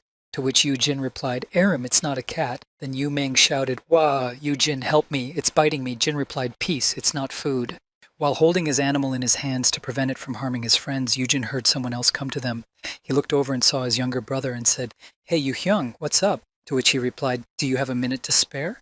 Looking at his younger brother, who had addressed him in such a serious tone, Han Yu-jin immediately thought about it. Now, Han Yu-hyun stepped away from Han Yu-hyun and told him that Yu-jin was going to meet him soon. When he heard this, he exclaimed in astonishment, "What? The guild leaders are coming here to meet with me?"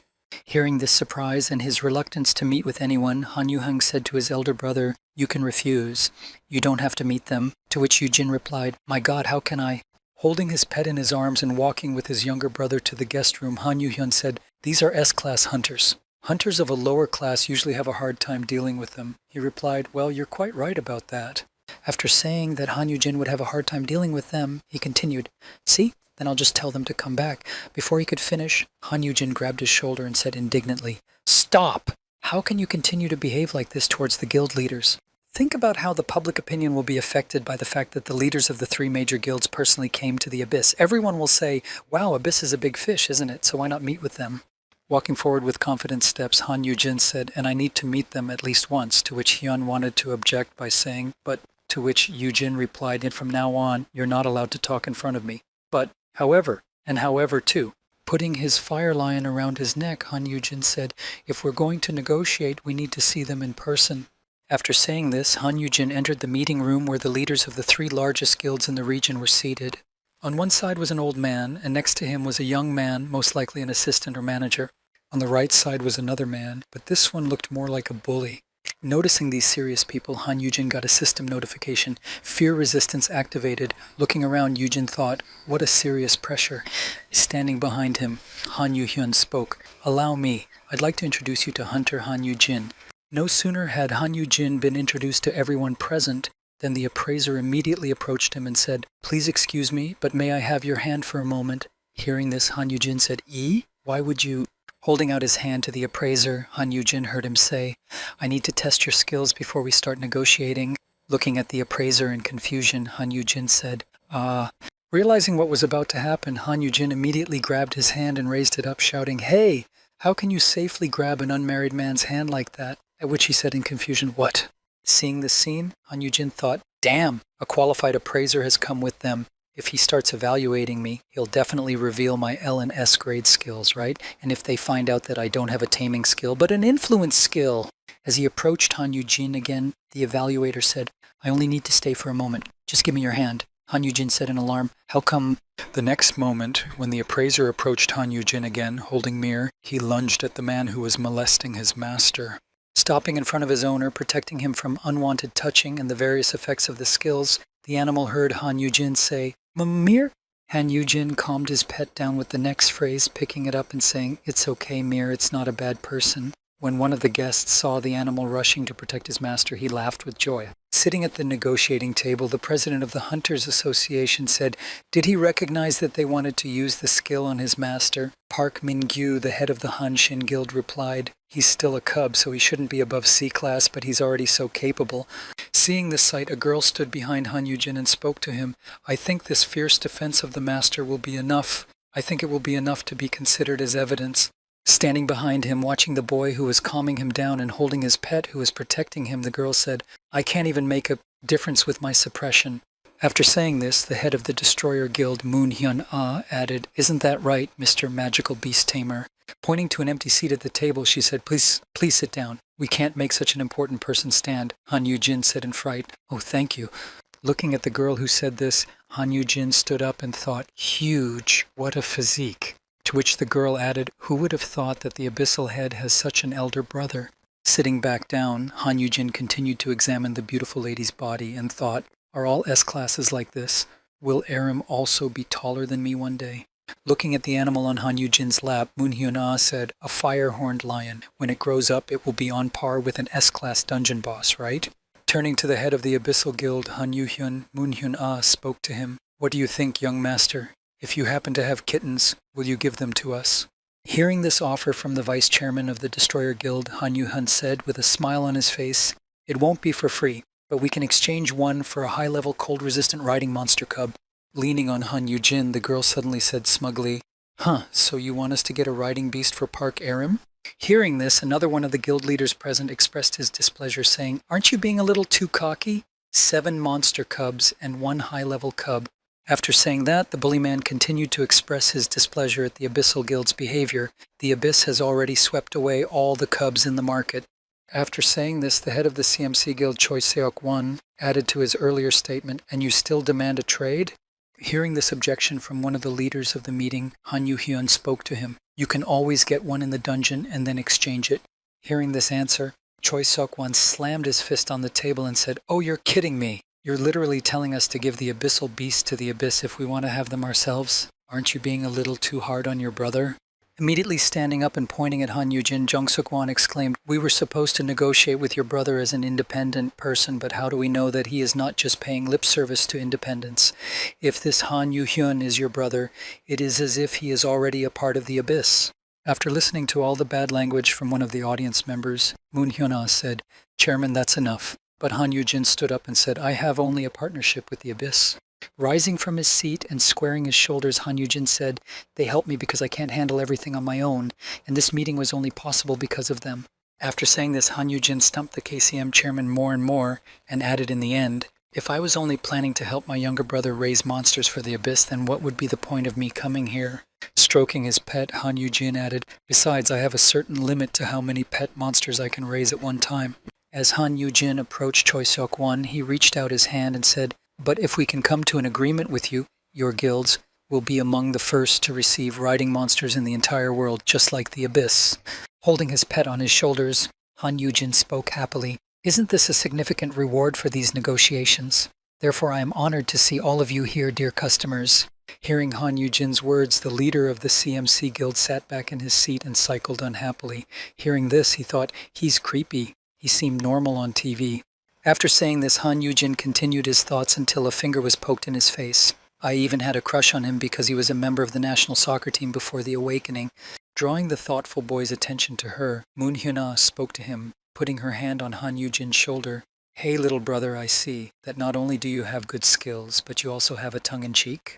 Turning his head to face her, Moon Hyun-ah said as she got close enough to him, I'm beginning to like you. Your younger brother is the head of the guild, you have a rising star in your care, and you have a cute cat.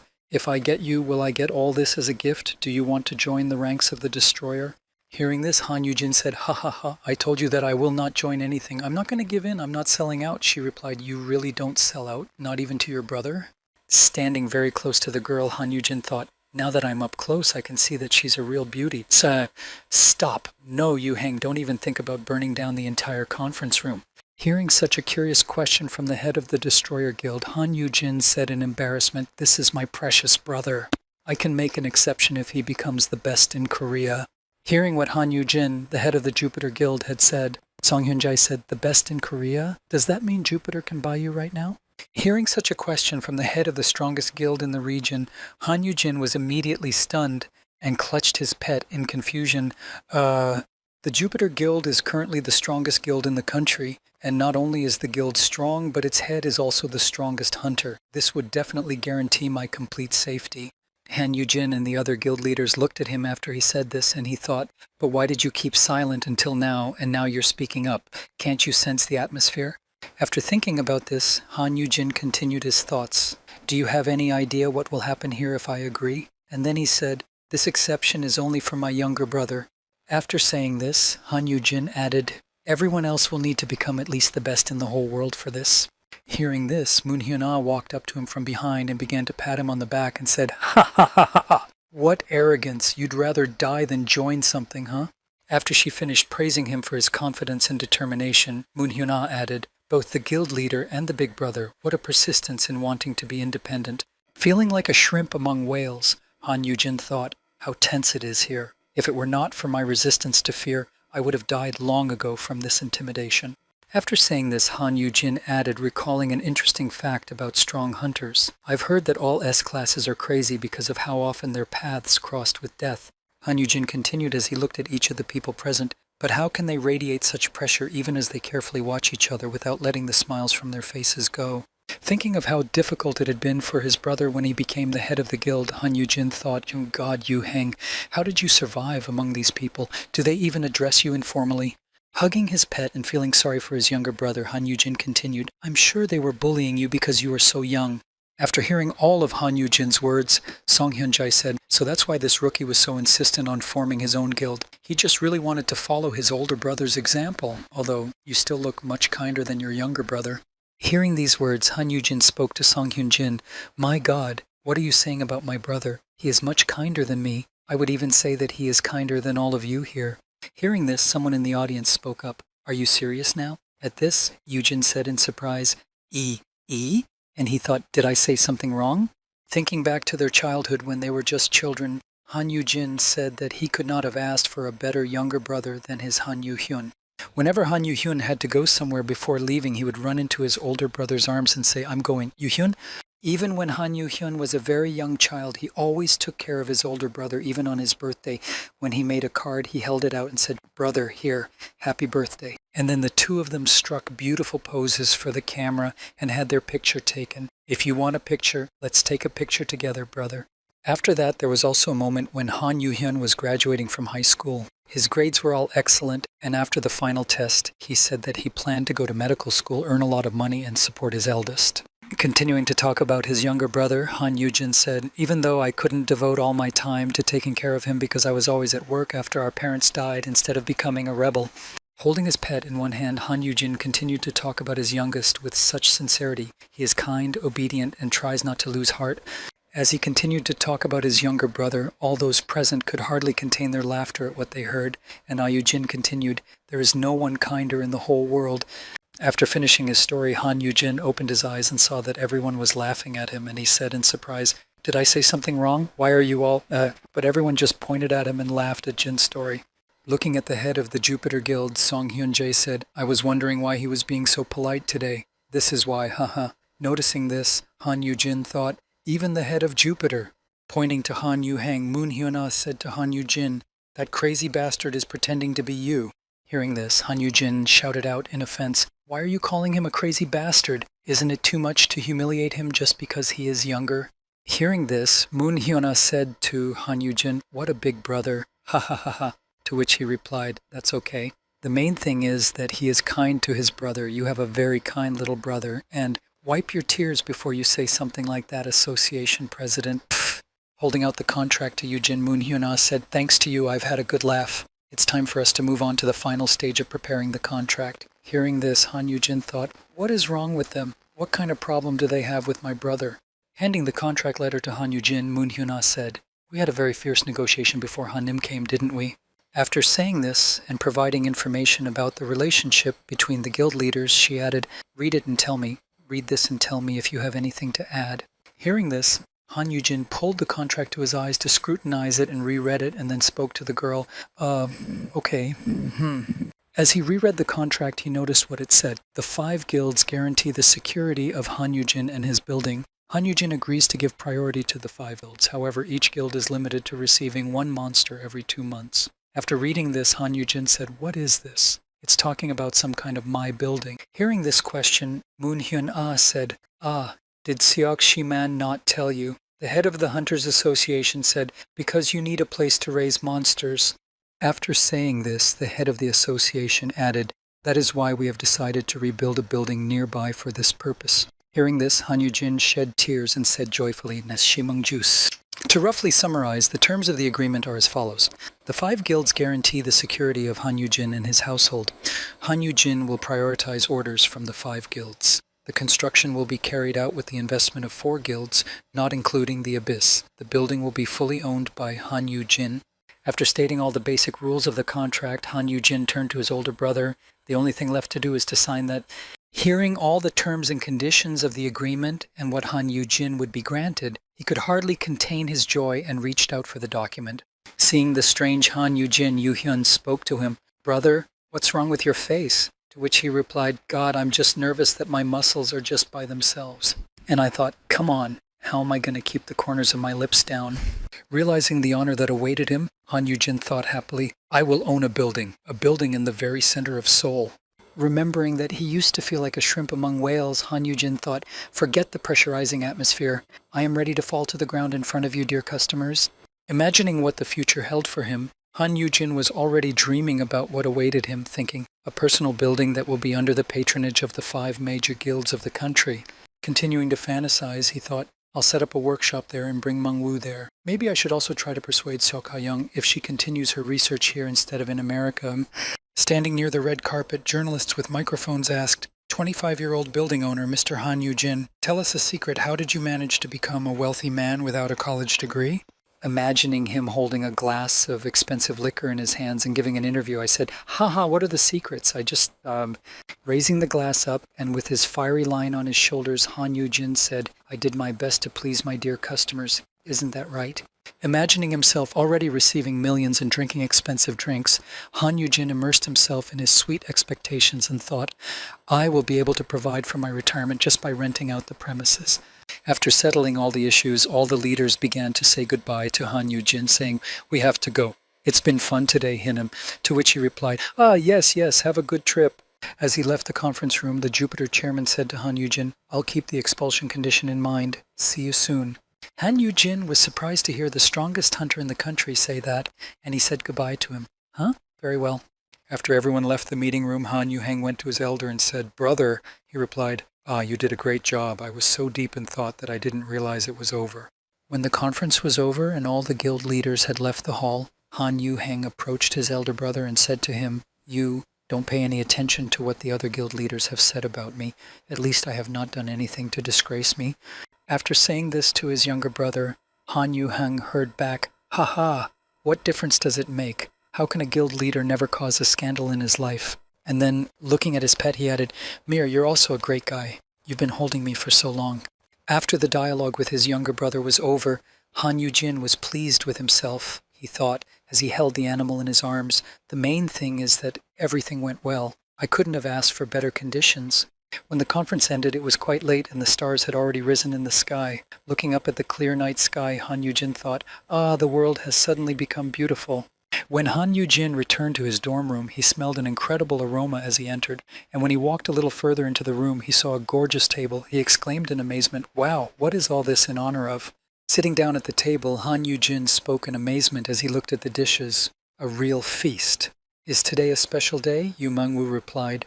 "I just prepared more dishes that you might like." Hearing Han Yujin's praise, Yu Mengwu added, "Still, you deserve special treatment," to which he replied in astonishment, "Eh? Well, thank you anyway. Hurrah!" Deciding to taste the dishes prepared by Yu Meng, Han Yujin picked up a spoon, took the first bite, and placed it in his mouth. "This is delicious. Today is not a day of work, but a day of pleasure." As Han Yujin was savoring the food that Yu Meng had prepared, he said to him, "By the way, Mengwu, you don't have many things, do you?" At that, he said in a worried tone, "Yes, why?" Hearing this answer from his friend, Han Yujin replied, "Oh, it's nothing special. Just be ready to pack at any time." Hearing this from Han Yujin, Yu Meng thought that they were going to kick him out because of his uselessness, and he was frightened. Without even realizing how it sounded to Yu Meng, Han Yujin continued, "Sooner or later, a new building will be built nearby. But then he heard Yu Meng screaming and crying. Following the crying and screaming, Yu Meng fell to the floor in disappointment and said, "So I'm getting kicked out after all. Wah!" Hearing this, Han Yujin choked on his food and spat it out, looking at Yu Meng in surprise. Immediately getting up from the table and walking over to Yu Meng, Han Yujin said, "What's gotten into you all of a sudden? What do you mean, expelled?" To which he replied, "I knew it would come to this." Wiping away his tears, Yu Meng said to Han Yujin, Even though you keep me to yourself, I remain a useless F-class." Hearing such sadness in Yu Meng's voice, Han Yujin replied, "Hey, come on! I am also an F-class, don't cry." Yu Meng said to him, "We are both F-classes, but we are completely different." Thinking back to when they first met, Yu Mengwu said, "You protected me from high-level hunters without blinking an eye."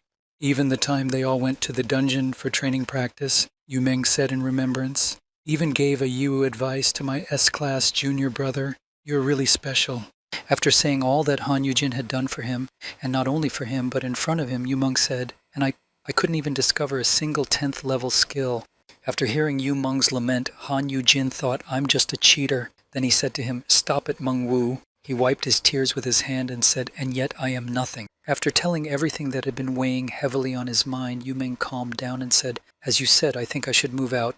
Thank you for everything." Hearing this, Yujin thought worriedly, "No, really, stop." Seeing that his friend had already taken off his apron to work in the kitchen and was heading for his room, Yujin clung to him and said, "Where are you going to go? You have nowhere to go." Hearing Han Yujin pleading with him to stay, Yu Meng replied in a sad voice, "Even so, I can't afford to continue to be a waste of your time." Hearing this, Yujin exclaimed, "You are not a waste!" Looking at the upset Yu Meng, Han Yujin thought, "You will obtain an SS grade skill after you sharpen 10,000 blades. You are one of the foundations of my comfortable old age."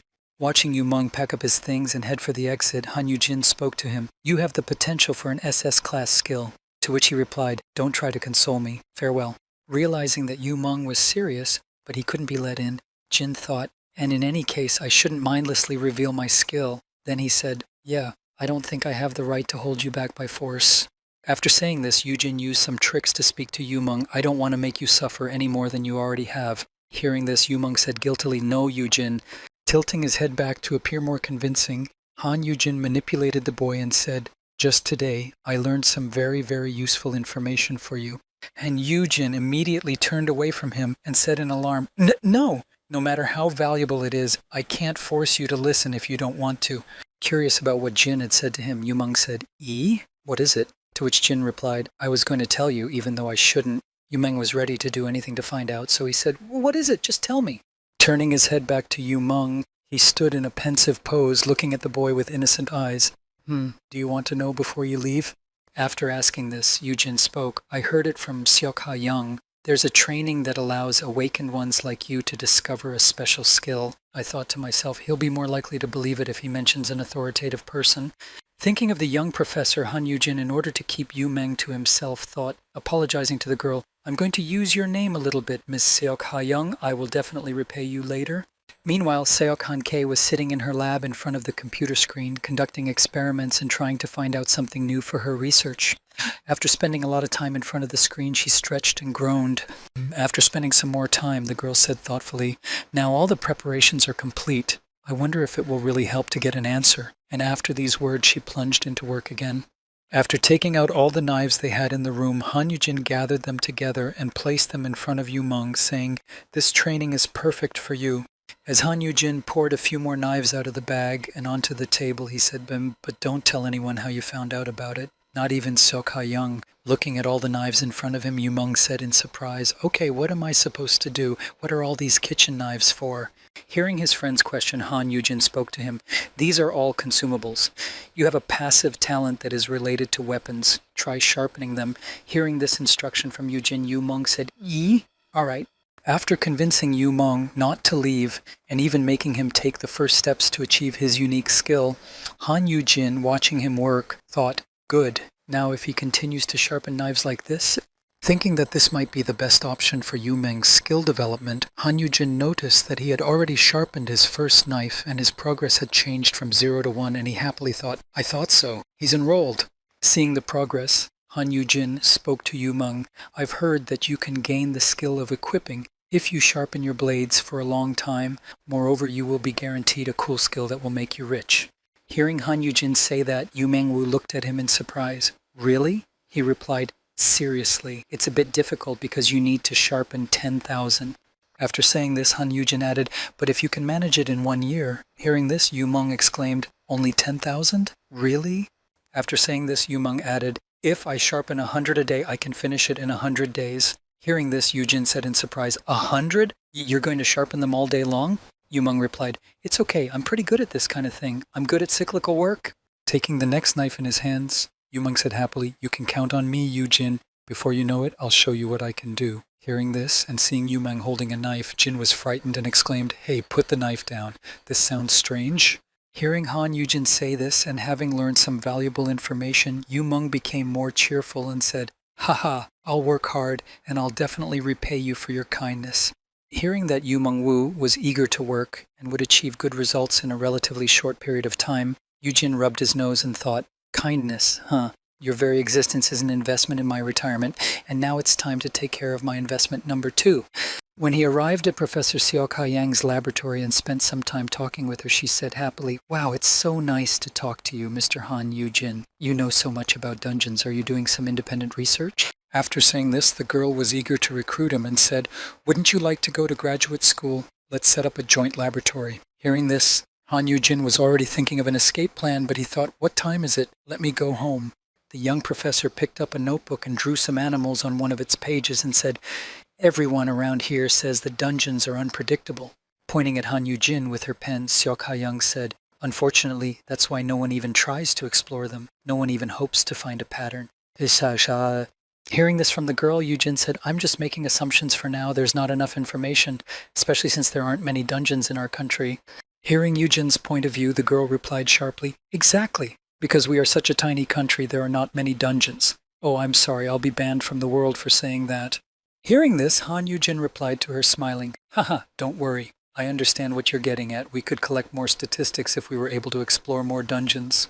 To this, Seok Ha-young replied, Then that's exactly what I'm talking about. Why don't most countries allow foreigners to explore dungeons? To which Yujin replied, I have no choice but to join a foreign research team. After saying this, and watching the sad Seok Ha-young, Han Yujin added, And in 3 years, she will discover the principle of dungeon formation with her team. Thinking of what was to come in the future, Han Yu-jin thought, and the United States will receive a lot of royalties from other countries for its discovery. Recalling that in 3 years' time, Seok Ha-young would discover the principle of dungeons, Han Yu-jin said to himself thoughtfully, if she could discover this principle while staying in Korea. As Han Yu-jin was thinking about how to help the girl, he heard, "That's why I prepared this," Seok Ha-young said as she placed the dish on the table. Looking at what the young professor had brought, Han Yu-jin said, "Buckwheat mug?" She replied, "Buckwheat mug and rice wine on the last night of the lunar month for the Tokabi." Hearing the young professor mention a strange character, Han Yu-jin asked in surprise, Tokabi? She replied, "Yes, the famous teleporting hunter. You've heard of him, right?" After saying this and realizing that Han Yu-jung had no idea who she was talking about, she said, "Tokabi," just as the name suggests, an unusual hunter who wears a Tokabi costume. Continuing the story of the strange hunter for whom she had prepared a treat, the girl said, "He never revealed his name, age, or gender, even for the next 5 years." Realizing who she was talking about and which hunter Seok Ha-young was referring to, Han Yu-jin thought, the only thing everyone knows about him is, he recalls a time when there was a plane crash, and there were people on the plane, and only the Tokabi was able to save them. Thanks to this, Tokabi can go anywhere as long as he has the U-age. This legendary hunter Tokabi became famous for saving people from dungeons and natural disasters that occurred. Although this skill made him elusive and at the same time a threat, Tokabi was a rather cunning hunter, but at the same time a free man who did not want to obey anyone. One day he showed up at the headquarters of a gang that had just returned from a job and was counting the stolen money, calculating who would get how much upon completion. But as soon as Tokabi suddenly appeared in the room, all the gangsters immediately began to show aggression, and without even warning, one of them shot him, but Tokabi dodged the bullet. Using his teleportation skill, Tokabi was able to easily overcome many of the gang members and thus dodge the bullets that were fired at him. After defeating one enemy after another, the anonymous hunter who never took off his mask set his sights on the gang boss to get some valuable information. Using his skill again, he was able to partially teleport. After sticking his head out of the teleportation circle and grabbing the boss's arm, Tokabi looked him in the eye. At that time, the frightened boss, having escaped from the hunter's grasp, took out his weapon and tried to aim at the enemy, but could not, because he suddenly disappeared, but then he found himself on top, stepping on the bandit's gun. When he fully exited the teleporter and stopped on the table in front of the group's boss, the unknown hunter spoke to him. "I know that all of you are afraid of my abilities." After he said this, the hunter put his index finger to his lips and said, "Gentlemen with an incredible number of secrets, make it clear to yourselves." Also, having said this, he disappeared and never reappeared. At first, Takebi was difficult to catch because of the specifics of his skills, but in the end there was no group left whose secret he could not find out. In the end, after Takebi learned the secrets of all the gangs, they all became guarantors of his safety, and Tokabi himself continued his free and independent journey around the world. And so, because of this, Seok Ha-young, scattering fried buckwheat everywhere, said encouragingly, "That's why I thought that Takebi might know all sorts of things about the dungeon." As she said this, the girl, scattering the fried buckwheat everywhere, said joyfully, "She searched for Takebi's summons on the internet." Hearing this nonsense, Han Yu-jin thought, "On the internet?" Scattering buckwheat all over the office, the girl said, "What should I ask you first when we meet?" To which Jin replied, "Wait, but he's not even a real Tokabi." Han Yu-jin added, but his sentence was suddenly interrupted by the disappearance of light. "And I think it would be easier for you to ask for help in the abyss than..." When she noticed that the lights in their office had gone out, Seok Ha-young said in alarm, "The power went out?" To which Yu-jin replied, "It looks like the fuses blew."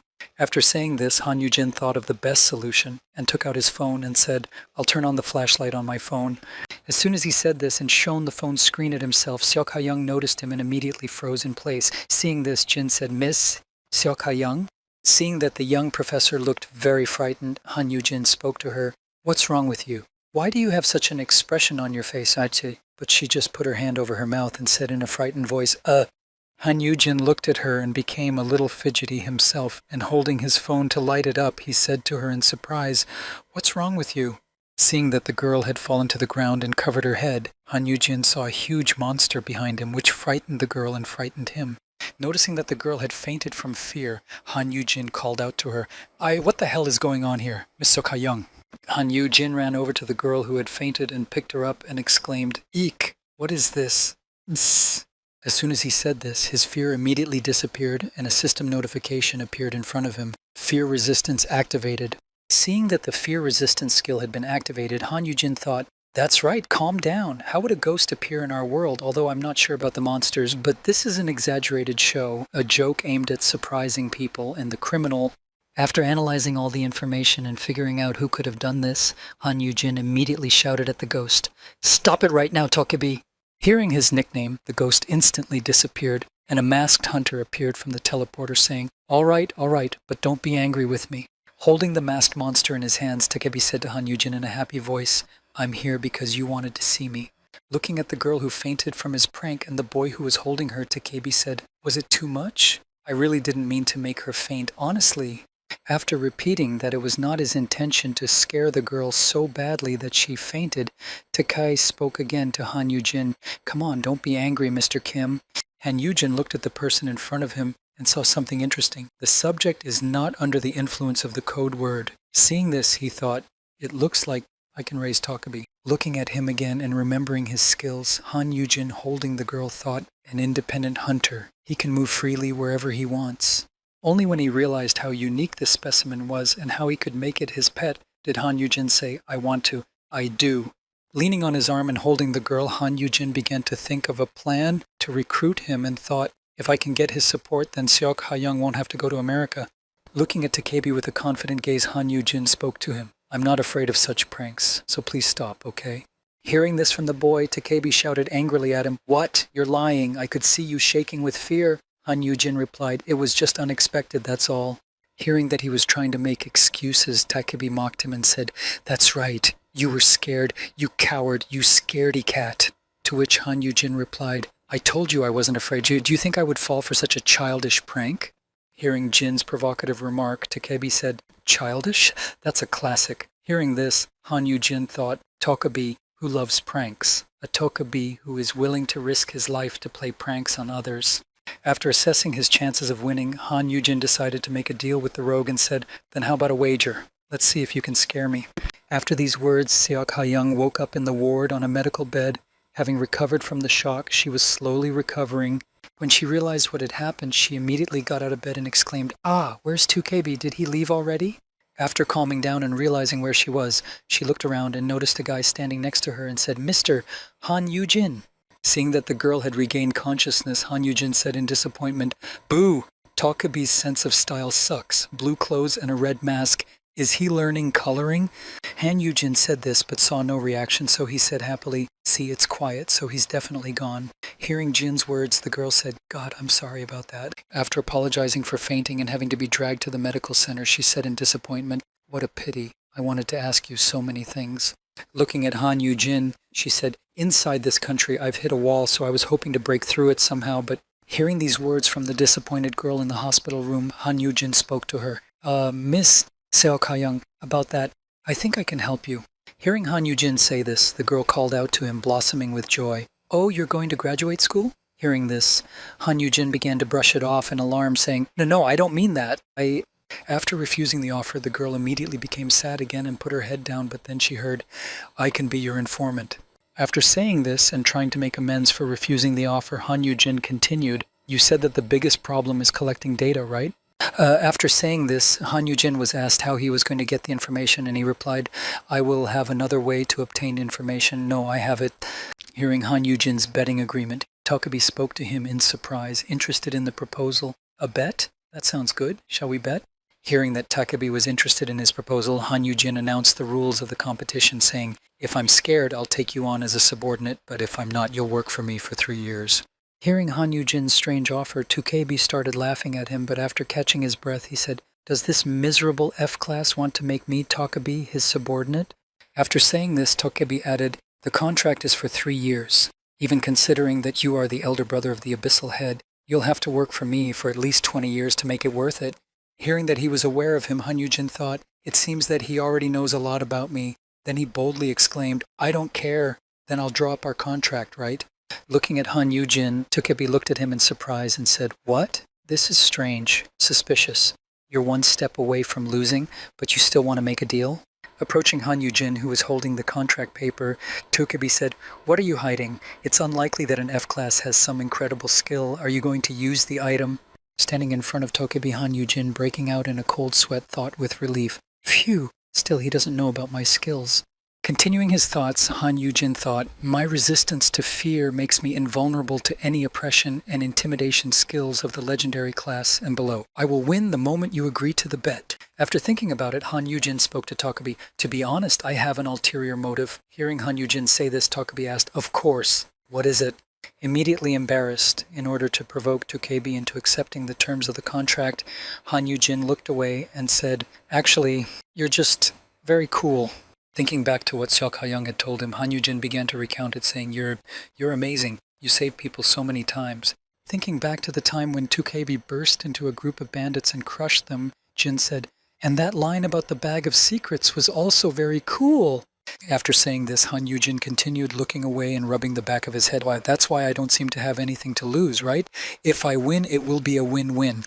Seeing that his opponent had fallen for such blatant flattery, Han Yujin continued to praise him.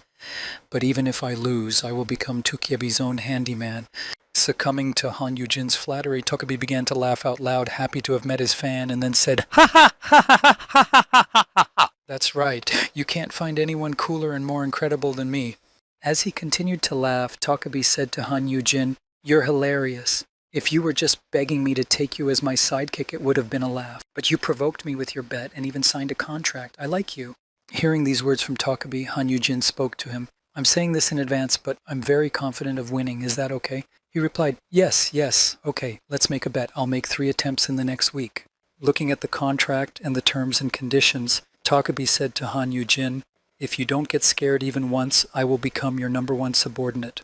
Sitting in the room with Seok Ha-young, Han Yujin spoke to her. Yeah, I can't tell you about my method of obtaining information, but I will give you plenty of information if you continue your research in Korea.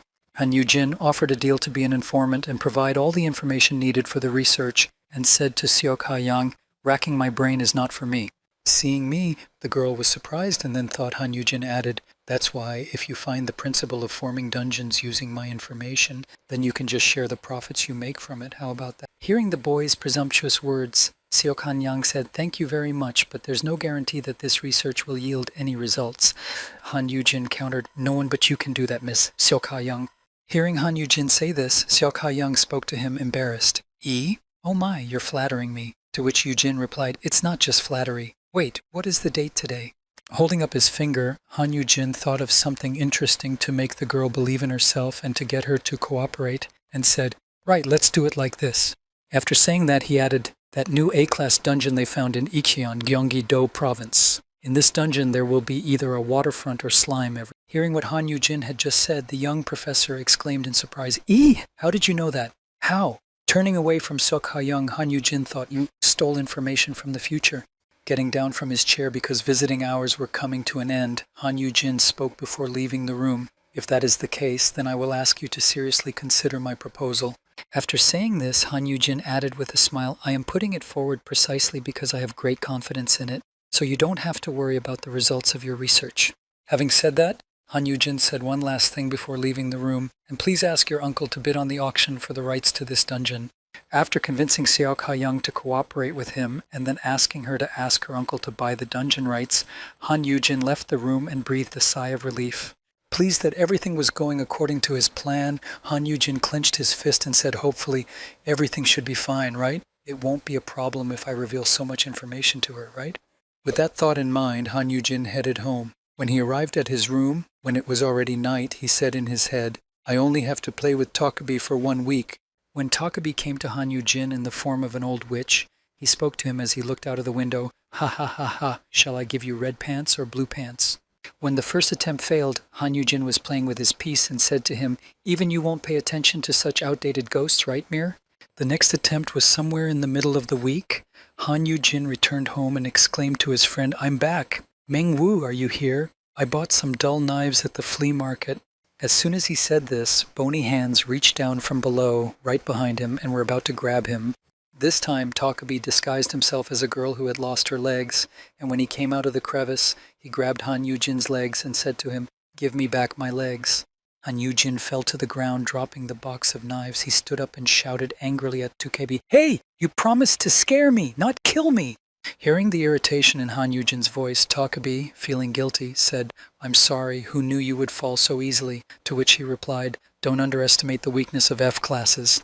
and one last time Takabe did his best. When Han Yujin went to the refrigerator in the middle of the night to get something to drink because his throat was dry, Takabe decided to act.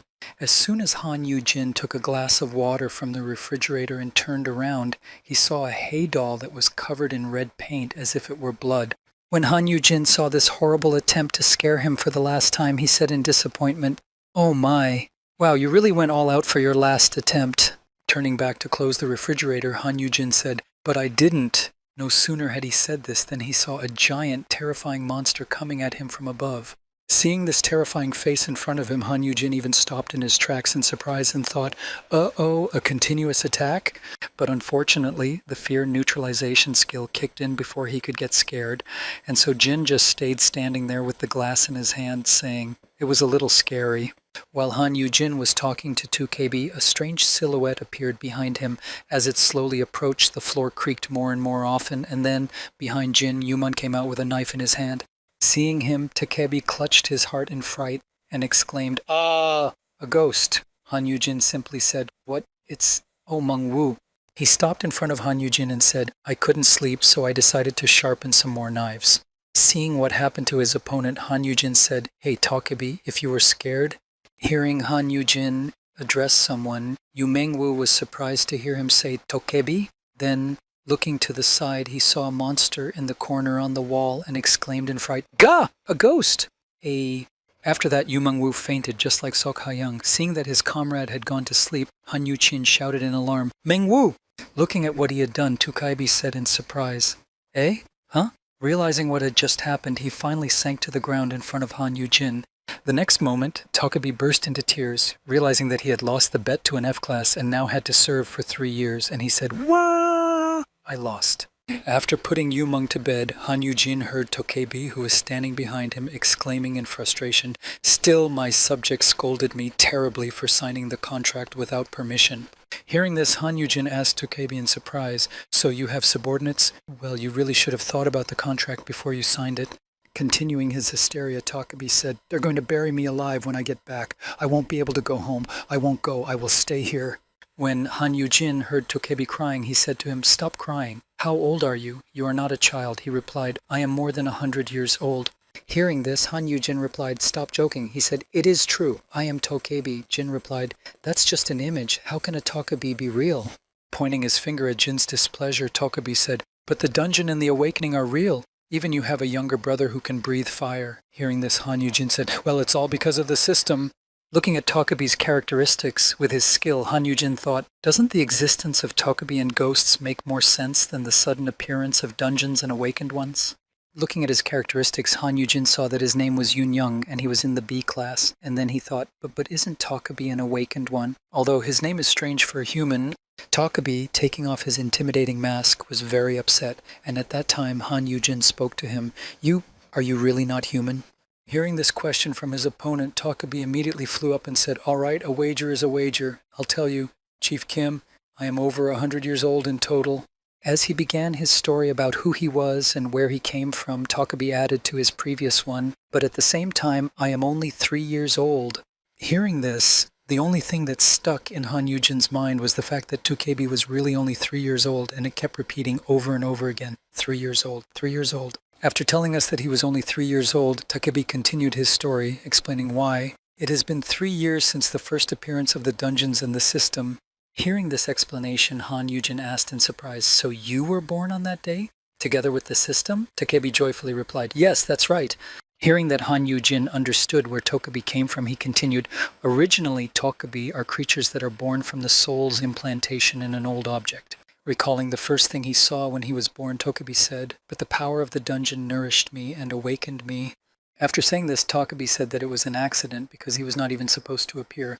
But after the dungeons appeared, one of them awakened him from 100 years of sleep. After hearing everything that Takabe told him, Han Yujin just stood there, listening in amazement, trying to figure out if it was true, and thought, "This sounds like a lot of nonsense." But after thinking about it for a while, he realized, but in that case it explains Takabe's ability to teleport if the power of the system in some sense connects different dimensions. Han Yujin looked at the spirit in front of him and thought in confusion, but how strange it is to realize that I am looking at the real Takabe. Thinking about the name Takabe, Han Yujin said, Yun Yun, right? If one is a surname, then doesn't the first name mean wheel from the Chinese word for leung? Then your home was originally something like an old watermill, Mr. Yoon? Hearing Han Yu-jin's description, Takebi said in surprise, How did you know that? This is unbelievable. The boss is also a Takebi? Is it like a golden bell for praise? To which he said in surprise, nothing like that. Han Yu-jin continued on to his room, picked up his tablet, and spoke to his subject. Well, this is your boss. Taking the tablet in both hands and preparing to give his first order to his new subject, Han Yu-jin said, I have a task for you, subject Takebi. When Han Yu-jin said this, he saw that he was very unhappy that Jin had found him a job, and he said to Takebi, What is that expression on your face? Hearing what Yu-jin said to him, Yoon-young protested and shouted, What are you trying to make me do? I don't want to do anything sad. To which Yu-jin said to him, Is this how a subject behaves? After saying this to his subordinate, Han Yu-jin gave him the details of the task, saying, It is necessary to explore the dungeons of other countries. I have written down everything you need to know. Looking at the disgruntled Takebi, Han Yu-jin spoke to him, Foreigners are not allowed in the dungeons. But with your skills of stealth and teleportation, it is quite possible, right? Lying on the ground, Takebi asked, Of course it is. But why would you want to do that? Hearing this, Han Yu-jin spoke again flatteringly, To make you an even more famous hero, of course. After saying this, Han Yu-jin continued, If we gather the necessary information, we can uncover the principle of dungeon formation, right? Then the damage caused by the dungeon breakthroughs will be reduced. As he continued to offer the Takebi, Jin added, What does this mean? Research aimed at saving the world? And who will the Takebi who collected the information become? A world hero. While saying this, Han Yu-jin had already given examples of what the future holds for Takebi and continued, Wow, it's going to be crazy. There will be merchandise and a biography of the great Takebi.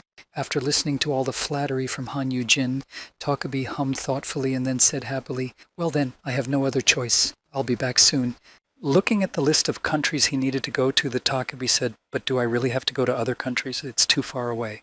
Hearing this question from the Takebi, Han Yu-jin asked him in surprise, Can't you just teleport there? To which he replied, Not over such long distances. Remembering his skills, Han Yu-jin thought, So he can't travel that far yet? By the way, this skill wasn't on the list at all, in that case. Recalling that the teleportation skill was not on his characteristics, Han Yu-jin spoke to him, Listen, Takebi? To which he replied, Yeah? And then Jung said sharply, After saying this, Han Yu-jin allowed one of the possible outcomes to happen and influenced it to happen faster by thinking, I will raise him until he comes. Hearing Han Yu-jin say this, Takebi immediately exclaimed, Ugh! What is this all of a sudden? Jin replied, Don't you know?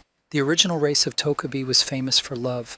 After saying this, Han Yu-jin added, There are even many anecdotes about being transformed into beautiful girls who wooed men. I thought I've seen it in an online encyclopedia.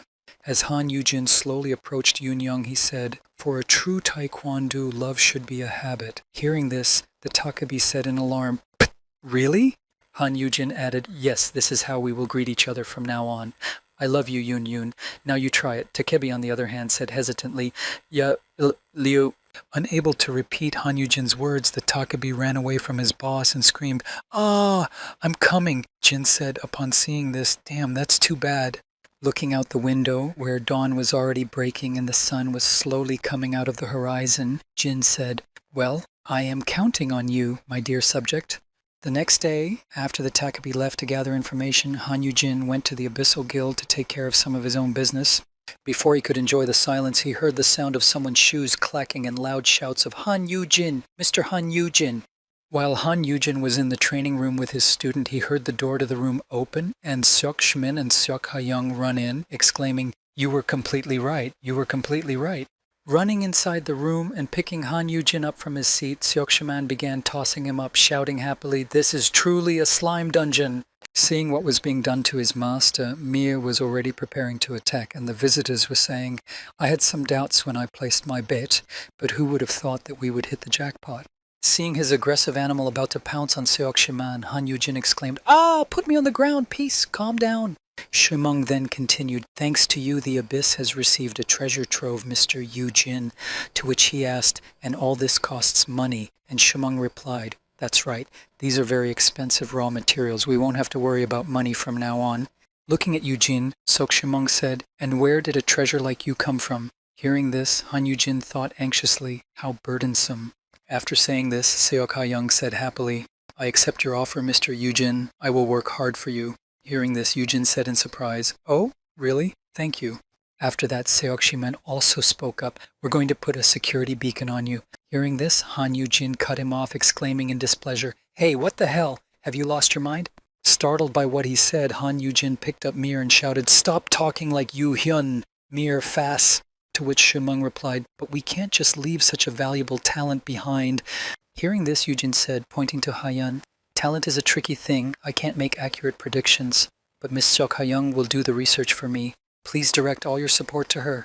As Han Yu-jin ran away from Seok-shiman and Seok Hyung, he shouted after them, I only know how to train magical beasts. Hearing this, they shouted after him in alarm, Mr. Yu-jin! Running away from Seok-shiman and Seok Hyung, Han Yu-jin was frightened as he thought as he walked, Do you think I'm going to fall for your flattery? I am going to live a quiet and peaceful life.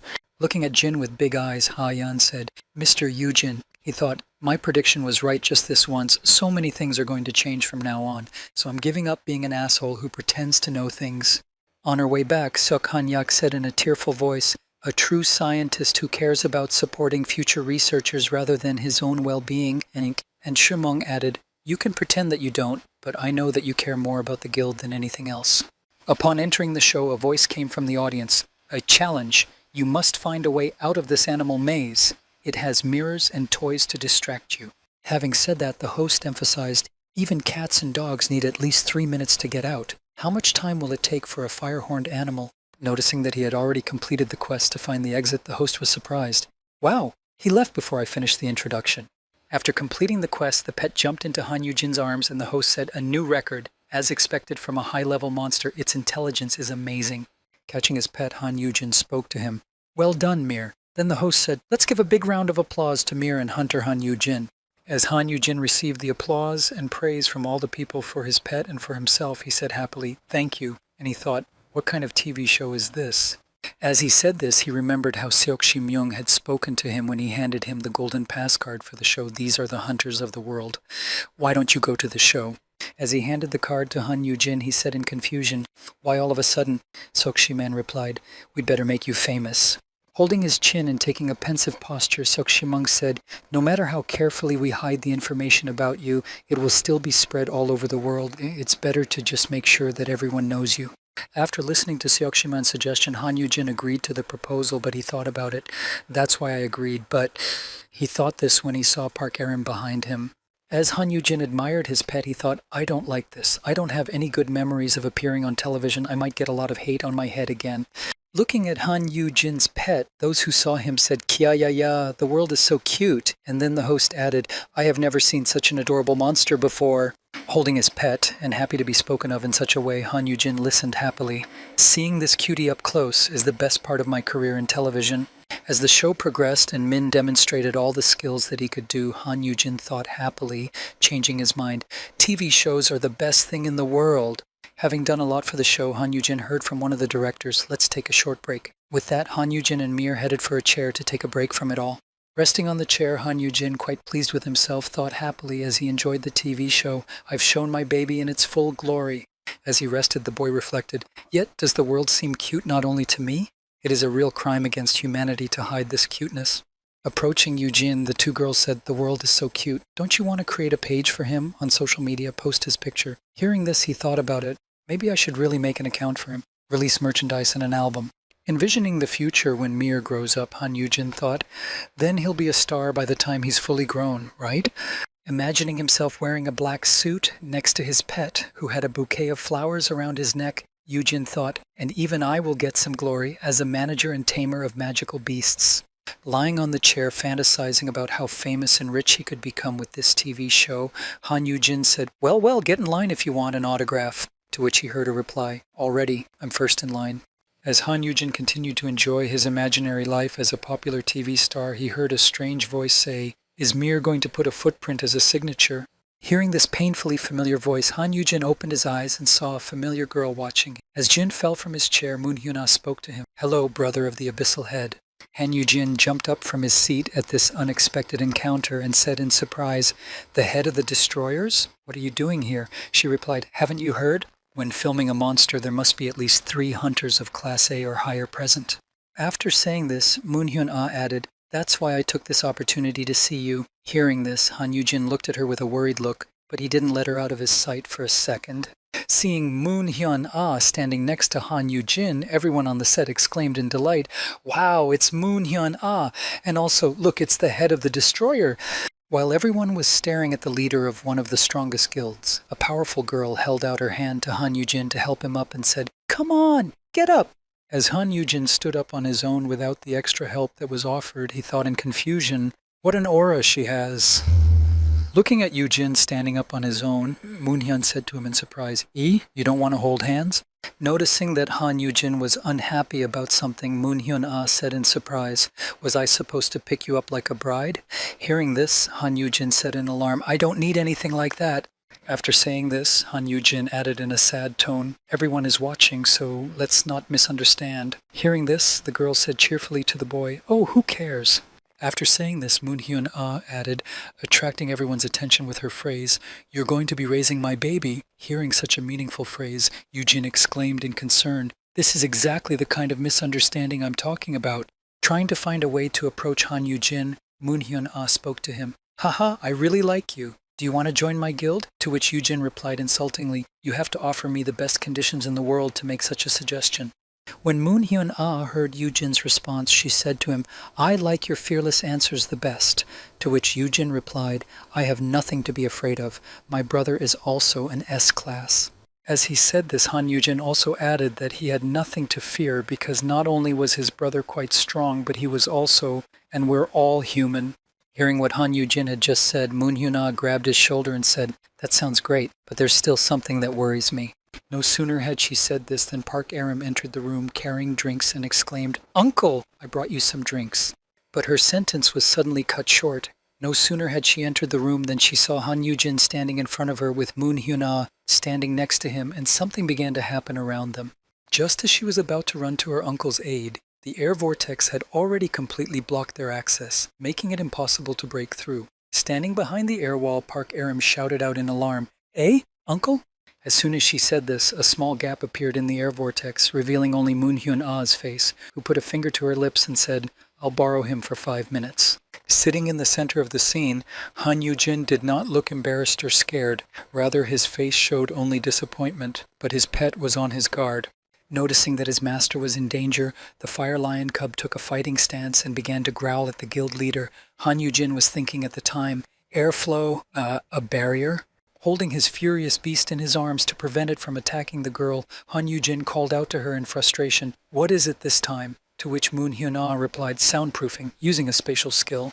After saying that, Moon Hyun-ah added that there was no need to worry and said, "One of my people will explain everything to Ms. Aram, so don't worry." Hearing that, Jin thought in confusion, "Simple, huh?" Hearing the sound of Aram's attempts to break in from outside, Han Yu-jin thought, "It seems that even now her skills are at a serious level. Imim, who is also an S-class, didn't even have time to react. That's unacceptable." After the boy realized the seriousness of the threat, he saw the girl's shadow suddenly hovering over him. Looking up, he heard her speak, "Now we can talk in private." Hearing this, Han Yu-jin asked her anxiously, "Haha, what kind of secret do you want to discuss with me?" The girl replied, "I wouldn't say it's a secret, but it's just that it's not customary to gossip openly." After saying this, she added, "It concerns your brother." Hearing what the leader of the Destroyer Guild had just said, Han Yu-jin immediately changed from being friendly to hostile. After telling him what they were going to talk about, Moon Hyun-ah added, "It seems like you don't know your younger brother very well, and that's what's bothering me right now." Before she could say a few unfriendly words towards the Abyssal Guild head, she immediately said, pointing at Jin, "Just look at him." Seeing Han Yu-jin's angry gaze drilling into her, the head of the Destroyer Guild added, "I haven't even said anything yet, and you're already reacting like this." The fiery-horned lion cub broke free from Han Yu-jin's grasp and lunged at the girl, but she said with a happy face, "Hey, calm down. I have good intentions." Stepping closer to Han Yu-jin step by step, the girl added, "I don't intend to sow family discord between you two." Walking right up to Han Yu-jin, Moon Hyun-ah put her hand on his shoulder and spoke in a serious tone, "But Hyungnim, After that, she leaned over to Han Yu-jin and whispered in his ear in a serious tone, "But you really should take a closer look at your little brother." Thinking back to that first meeting that Han Yu-hyun called to introduce her older brother and discuss some of the key points, Moon Hyun-ah said, "I laughed until I fell down during the contract signing because I was so surprised Recalling the meeting where Han Yu-jin held up his younger brother as a model of the best behavior, Moon Hyun-ah continued sadly, "But if that's the way things are, I can't just ignore it anymore." Recalling what the Abyssal Guild's guild leader was like, Han Yu-hyun, the head of the Destroyer Guild, said, "Do you really trust your brother? Do you really think that the good little brother could lead the guild with his skills alone?" Thinking back to a photo she had seen of Han Yu-jin and Han Yu-hyun together, where the two boys were standing with a bouquet, Moon Hyun-ah added, "An obedient younger brother born in poverty who lost his parents. They don't even write that in children's fairy tales. It's too unrealistic." Hearing the girl's words, Han Yu-jin immediately rebutted her, exclaiming in an embarrassed voice, "It's just Yu-hyun." To which she replied, "Oh, of course! He's just like an angel who has fallen from heaven." After saying this, Moon Hyun-ah took a thoughtful pose and held her chin with her hand and said slyly, "That may be true, but you don't seem to know that." Looking at Han Yu-jin with a penetrating gaze, the girl suddenly spoke a frightening truth, that angels don't go after other people's heads in order to elevate their own guild. After saying this and recalling what Han Yu-hyun had done to succeed and establish his own guild, Moon Hyun-ah added, "Should I tell you how your brother lived as a hunter?" Moon Hyun-ah then said, "After the worldwide dungeon breakthrough and the appearance of the Awakened Ones, I had to give up my career in sports, and in the end I rose to the rank of guild leader." Having said this, while telling her own story, she continued, "But how could I have just started leading the guild if I had only been playing sports all my life? Choi Seok-won and I joined big companies and played the role of healers." Afterwards, recalling the very evening she first saw the cheeky guy, Moon Hyun-ah said, "Out of the 5 guilds in the country, the only real guild leaders were Song Hyun-jae of Jupiter."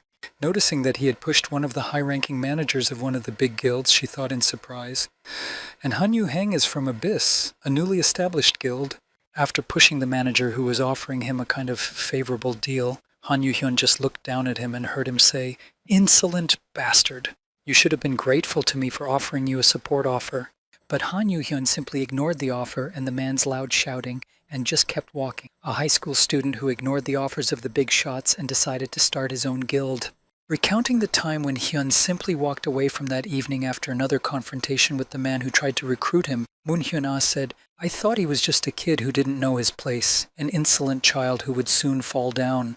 It's not even surprising that he was restrained by all possible means, and even at one point there were rumors that an assassination attempt was being prepared through poisoning. Funny, but I was still naive at the time, so I rushed to the scene to try to stop it. As she ran into the building where the Abyss Guild leader was about to be killed, Moon Hyun-ah exclaimed in frustration, "Have you completely lost your sense of proportion after the world started going crazy?" She ran into the burning building where the event was about to take place and searched the flames for the bandits. No matter how much you like him and how much he would interfere, he is only a child. After recounting this passage from her memories of the first time she saw Han Yu-hyun's true nature, Moon Hyun-ah added, "I thought it was too cruel to endanger the life of a child who hadn't even received his personality initiation yet." But what she saw when she entered the room plunged her into chaos and confusion. The entire corridor was covered with mountains of corpses and the flames that engulfed them. Deciding to continue on to find out what exactly had happened here, Moon Hyun-ah said in surprise as she looked around as she walked forward, "What the hell? Is there a monster here?" Suddenly, someone's cry for help came from a room engulfed in flames. Hearing it, the girl immediately rushed to the sound because it was the only clue among all these mutilated bodies. Arriving at the place where the screams were coming from, she saw 2 silhouettes. One of them was sitting on the ground, leaning against the wall, and the other was leaning on a sword, hovering over him. Noticing this, the girl said in surprise, "Han Yu-hyun." The man who was sitting down then spoke to his enemy, "Yeah, I will never do that again. I swear I will never hurt you again." Trying to ask for forgiveness for his actions, the bandit said one last thing before his sentence was cut off, "Only mercy." Seeing this horrific scene, Moon Hyun-ah said to Yujin, "It wasn't an even slaughter." Seeing what had just happened and weighing everything she had seen, she went to Han Yu-hyun and said in a worried voice, "Hey, are you okay?" As soon as she approached the young man who had just killed so many powerful enemies, he immediately attacked the girl who had decided to approach him without even raising an eyebrow. Blocking his attack with her sword, which was covered in blood from the people she had killed, Moon Hyun-ah said with a sinister smile, "Ha ha, what a fool I am." Looking at Han Yu-hyun, who was covered in the blood of his defeated enemies, looking at her with a murderous gaze and exuding a sinister aura, Moon Hyun-ah sarcastically said, "I was worried because you were just a child." After saying this, she added menacingly, "Hacha, you are actually the child of a real monster." After that incident and everything that happened after that, the whole incident was hidden by the gas leak and the explosion that followed, and all the people who were involved in that incident were gradually killed one by one. After telling Han Yu-jin about the consequences that followed the incident, she added, "The same forces that had ruled the lower world from the shadows eventually knelt before it and allowed the abyss to swallow them up." Hearing these words from Moon Hyun-ah, Han Yu-jin said in astonishment, "Is this?" She replied, "I know it's hard to believe, but that's how S-classes are." After saying that, the girl stood halfway to Han Yu-jin, turned her head toward him and said, "I heard that the two of you were separated for a long period of time." After saying this, and noticing Han Yu-jin's steady gaze and embarrassed demeanor, she continued, "Don't you think he's not the same person he was before he woke up?" Putting her hand on the boy's shoulder, the head of the Destroyer Guild said one last thing before ending her gossip with him. "Consider everything I have told you very carefully, Henim." Leaning over and whispering in his ear, she added, "At least the man I have seen all this time is not the same as the man you used to know." Remaining in the same position, the head of the Destroyer Guild added, "That son of a bitch is a real monster. Yes, he can pretend to be an innocent little brother." After listening to what the leader of the other guild told him, Han Yu-jin pictured a photo of his brother burning in his mind, as if to symbolize the disappearance of his good brother's image. But who knows when he will show his true face to you? Fumbling in her pockets to get her phone, which suddenly rang, she said in frustration, "It's too dangerous to be around him all the time." Taking the phone out of her pocket, Moon Hyun-ah noticed that she was receiving a call from a contact who was signed as Crazy Bastard. Then she added, "It looks like what happened has already reached the ears of the Abyssal Chairman." Looking at Han Yu-jin, who was hugging his pet with his head bowed, Moon Hyun-ah said to him, "What are you going to do? If you prefer to stay away from him, I am willing to help you with that." After hearing everything that Moon Hyun-ah had told him, and hearing that his younger brother was already on the phone, Han Yu-jin said, "I see. So he also broke down in this chaos." Hearing that her younger brother was calling the girl, Han Yu-jin, noticing the phone in front of him, abruptly snatched it from her hands. The girl, in turn, seeing such abrupt actions, only managed to say in surprise, "E?" Holding the phone in his hands, Han Yu-jin answered the call and spoke into the receiver. "Hello." Hearing the phone picked up, he said, "Moon Hyun-ah, damn you." "Brother?" Moon Hyun-ah could only say, "I'm sorry," as she stood behind him. Ho ho. After Han Yu-hyun heard your older brother's voice on the phone, who was being held hostage by that girl, he said in concern, "Are you all right? Did she say anything strange to you?" Hearing his younger brother's worried voice from the phone when he picked it up, Han Yu-jin answered his question. "Ah, she told me all kinds of nonsense behind your back." Standing behind the guy, the girl sighed in offense and turned away, and Han Yu-jin thought about it. So what? Yes, he did become a little strange. As he continued to reflect on the fact that his brother was really not the same as he used to be, Yu-jin thought, "I wouldn't say that there is not a single drop of blood on my hands. Besides, what older brother would disown his younger brother after experiencing something like this?" After telling his brother that he had indeed heard a lot of new things about him from this girl, Han Yu-jin added, "It seems that I underestimated you." After saying this, Han Yu-jin said with a sly smile on his face, "After all that, why shouldn't I gossip behind her back? Although technically I am standing in front of her, last April to be exact." Hearing what Han Yu-jin was saying, Moon Hyun-ah changed from an impregnable lady to a frightened cat and snatched the phone from Jin's hands as soon as he finished speaking. On April 2nd, at about 5 o'clock in the evening, at the convenience store of SS Ikeon, Gyeonggi-do Province. Snatching the phone out of Han Yu-jin's hand, a worried voice came from the receiver. "Brother?" She then crushed the phone in her hands and spoke angrily. "How?" Squeezing the phone harder and harder in her hands, Moon Hyun-ah, holding back her shame, turned to Han Yu-jin and said irritably, "Almost no one knows about this, right?" Walking up to Han Yu-jin and grabbing him by the collar, she began to shake him and repeat, "Where did you hear that? Answer me now." Han Yu-jin answered her, "I just overheard it by accident. Is it a secret?" Seeing that his master was in danger again, Mir was seriously angry and was ready to pounce on the girl.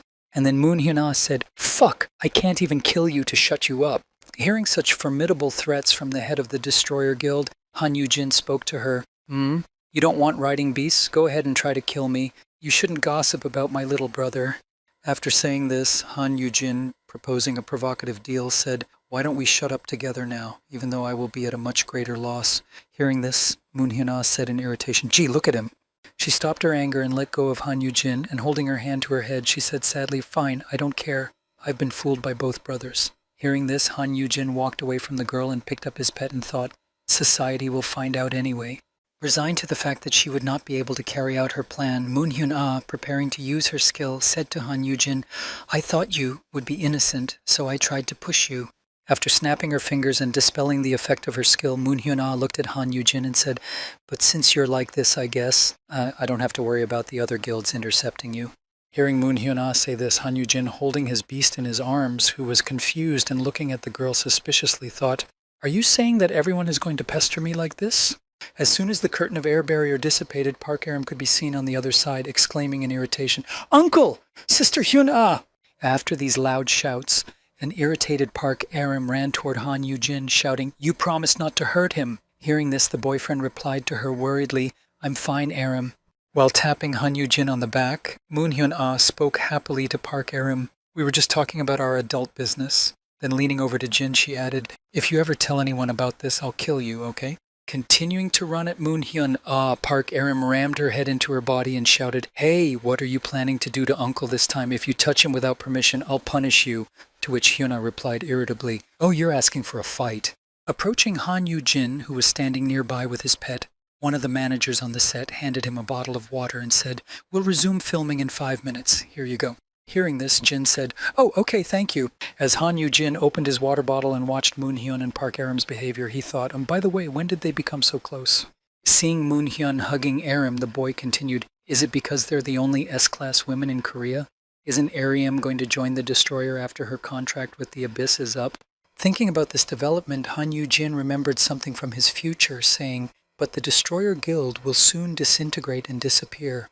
Moon Hyun-ah won't last long in a tight cage. The same goes for Choi Suk-won. In 5 years, both the destroyer and the ISS will disintegrate." While giving his pet a bottle of water, Han Yoo-jin suddenly thought about Moon Hyun-ah's future and suggested the following scenario. Perhaps we should poach Moon Hyun-ah too. Observing her relationship with Park Un-rim, Han Yoo-jin said to himself, "With her attacking power, she'll be a perfect match for Aram. I don't know what the system is trying to accomplish, but if I need to raise S-classes..." After feeding his pupil, Han Yoo-jin stood up, and thinking about how great it would be to recruit Moon Hyun-ah, he thought, it's better to have a mentor take care of Aram than some muddy guy. Standing behind him thinking, Han Yoo-jin heard Park Aram say, "And Uncle won't only raise your baby, he'll raise mine too." Choking on his water after hearing this, Jin coughed and exclaimed, "Aram, get away from Moon Hyun-ah immediately. She's a bad influence on you." And after these words, we heard from the audience raising her kids. Let's continue filming. After the filming started, Han Yoo-jin and his pet spent a lot of time posing for the camera and shooting videos, and then he saw a video of himself on TV where he was holding the animal in his arms and saying, "Peace, listen to your daddy," and at the bottom of the screen it said, "Monster Dad Han Yoo-jin, 25 years old." Watching the clips on TV at home, Park Aram, who was next to him, mockingly said, "They called you Monster Dad," to which Jin replied, "What happened to Beastmaster?" To which Yoomung added, "But you look great on the show." After watching the show, in which Han Yoo-jin starred with his pet, and finishing all his business, he and Yoomeng gathered all the resources to move to a new workplace. Hearing the great news, Yoomeng asked, "Will the maintenance department give us a workplace?" Yoo-jin replied, "I asked them. You can't keep sharpening knives in the kitchen all night long," to which Yoomeng added, "You're right. We also scared your friend. I've wasted my mind." When Han Yoo-jin said that Yoomeng would now have a separate room for his training, he said, "It would also be good for you to make friends with the maintenance guys. Maybe you can become colleagues in the future." Hearing this, Yoomeng happily replied, "That would be nice." Recalling his past experiences with dungeon battles, Yoomeng said sadly, "To be honest, I don't want to clear dungeons anymore." Hearing this, Jin replied, "Yeah, I don't think this kind of work is good for you." Han Yoo-jin thought happily as he recalled his true unique skill. "So what? Your destiny is to be an SS-class blacksmith." Helping Yoomeng carry his belongings to the new training room, Han Yoo-jin and his friend had already reached the maintenance department. Then Jin thought, "You're better off in the workshops than in the dungeons." As Han Yoo-jin approached the place they needed, he opened the door and immediately stepped back, as a lot of smoke and blinding light came out of the interior, and Yoo-jin said, "It's hot." And Yoomeng added in surprise, "Wow." When Han Yoo-jin and his friend went inside and walked around the bridge for a while, they saw the production process and huge boilers with hot metal, and then Jin said in surprise, "This is the maintenance department." As Han Yoo-jin moved further into the workshop, he looked at the production and suddenly said to Yoomeng, "Everything looks so serious. I heard that everyone here is at least E-class." Yoomeng was looking at the crystals and humming thoughtfully. Still impressed, Yoomeng walked toward the crystal he saw, and when he was about to touch it, he said, "Is this also a magic stone?" Noticing that someone was sticking their hands into the precious magic item, the head of the technical department shouted loudly to prevent damage to the material. "Hey, don't touch it!" Seeing the two strangers, the supervisor said in a gruff voice, "You're not allowed in here." Hearing this, Yujin spoke to him. "Ah, hello. The AIs were supposed to contact you." After saying this, Han Yujin added in a joyful voice, "My friend was supposed to get a job." Hearing this from the young man, the head of the technical department was surprised. "Ah." Bowing to Jin, the employee said, "Mine has indeed been contacted. I heard you have sharpening skills." Looking at the supervisor, Yujin thought, the difference in physique is striking. Can Mengwu really become a blacksmith? Walking through the production area and leading Yu Meng to his workstation, the department head said, "Do you know how to use the sharpening machine?" He replied, "I used to use them when I was a kid." Approaching his workstation, Yu Meng saw a modern, brand new grinding machine in front of him and exclaimed, "Wow, a special grinder." Walking over to it and examining it, Yujin said, "I saw it on the internet. They wrote that you just need to give it a command and it will do everything." Hearing this, the manager said, "Good, don't touch it. It's our equipment." Opening an abandoned warehouse, the head of the technical department said to the guy, "Your workplace is over here." When he opened the warehouse and let the boys in, they noticed that there was a lot of garbage inside, but only one old hand grinder. Pointing to the old sharpening machine, the head of the technical department said to Yu Meng, "You can use this standard machine." As he walked back out of the room, the supervisor said one last thing, "You said you know how to use it, so I'll leave." Hearing about this insolence toward his friend, Yujin exclaimed, "Well, wait!" Hearing that he was being addressed, the department head said, "Isn't this a bit much to put someone in a dump like this?" Hearing this, Yu Meng grabbed Jin's shoulder in concern and said, "There's no need, Yujin." Hearing Han Yujin say this, all the workers nearby, including the department head, looked at him with a condemning look, wondering at his impudence. He then heard the employees whispering, "This is the guy with the connections to the guild head F-class. We don't even let people like that in here. Fucking nepotism. We've got our hands full without him." Hearing the staff whispering like this, Yu Mengwu said to Han Yujin in a frustrated voice, "Of course they do. To them, I'm someone who was just pushed in here." Hearing his friend's upset voice, Han Yujin spoke to him, "Mengwu." Disappointed that he was being judged and despised by everyone here, Yu Mengwu managed to gather his thoughts and looked up and said happily to Han Yujin, "At least I can use the equipment now. I'll do my best." Hearing these words break through the mask of despair and smile, Han Yujin looked at Yu Meng's eyes as he looked at his new workplace and thought, "But I feel guilty because I brought him here." As Yu Meng looked at his workroom, he picked up a chair and said enthusiastically, "So, I can sit here, right?" Placing the chair next to the machine, Yujin picked up a knife and prepared to work. Seeing this, Han Yujin spoke to him, "Are you sure you're okay? You said you hadn't used a machine like this for a long time." Hearing Han Yujin ask this question in a confused voice, Yu Meng replied confidently, "We should try it anyway." When they started the machine, both boys saw that it was working and said in surprise, "Wow, it's spinning." When Yu Meng brought the knife blade to the grinding wheel, which was spinning on an axis, he saw that the machine was in good working order and was doing a good job, and he said happily, "Wow." Seeing the progression of Yu Meng's SS class skill, even while performing such an operation, Han Yujin thought happily, "Yeah, this kind of sharpening counts." Checking the sharpness of the blade, Yu Meng said in surprise, "Yes, this will do." Seeing that the progress from sharpening the blade counted even on a sharpening machine like this, Han Yujin thought, "I'm sure this method of sharpening will be more reliable than the automatic machine." When he stopped thinking and looked at Yu Meng, who had begun to work in earnest, Han Yujin said to him in a frightened voice, "Be careful, don't hurt yourself." After saying this, Han Yujin immediately stood as if frozen in place and watched his friends work in amazement, unable to say a word. Seeing the other men sharpening one blade after another, bringing them to perfect condition in a matter of minutes, Han Yujin was astonished to hear him say in his head, "What?" Looking up at his friend, who was concentrating on his work, Han Yujin was overwhelmed with emotions of surprise and embarrassment, and then he thought, "Can Meng be like this?" Remembering his friend only on bad occasions, when he was just a crybaby and a clumsy person who couldn't help himself, Han Yujin thought, "The me I know." Blowing out all the times he had to save Meng from all sorts of strange accidents and monster attacks, Jin said in his head, "He always looks scared or depressed."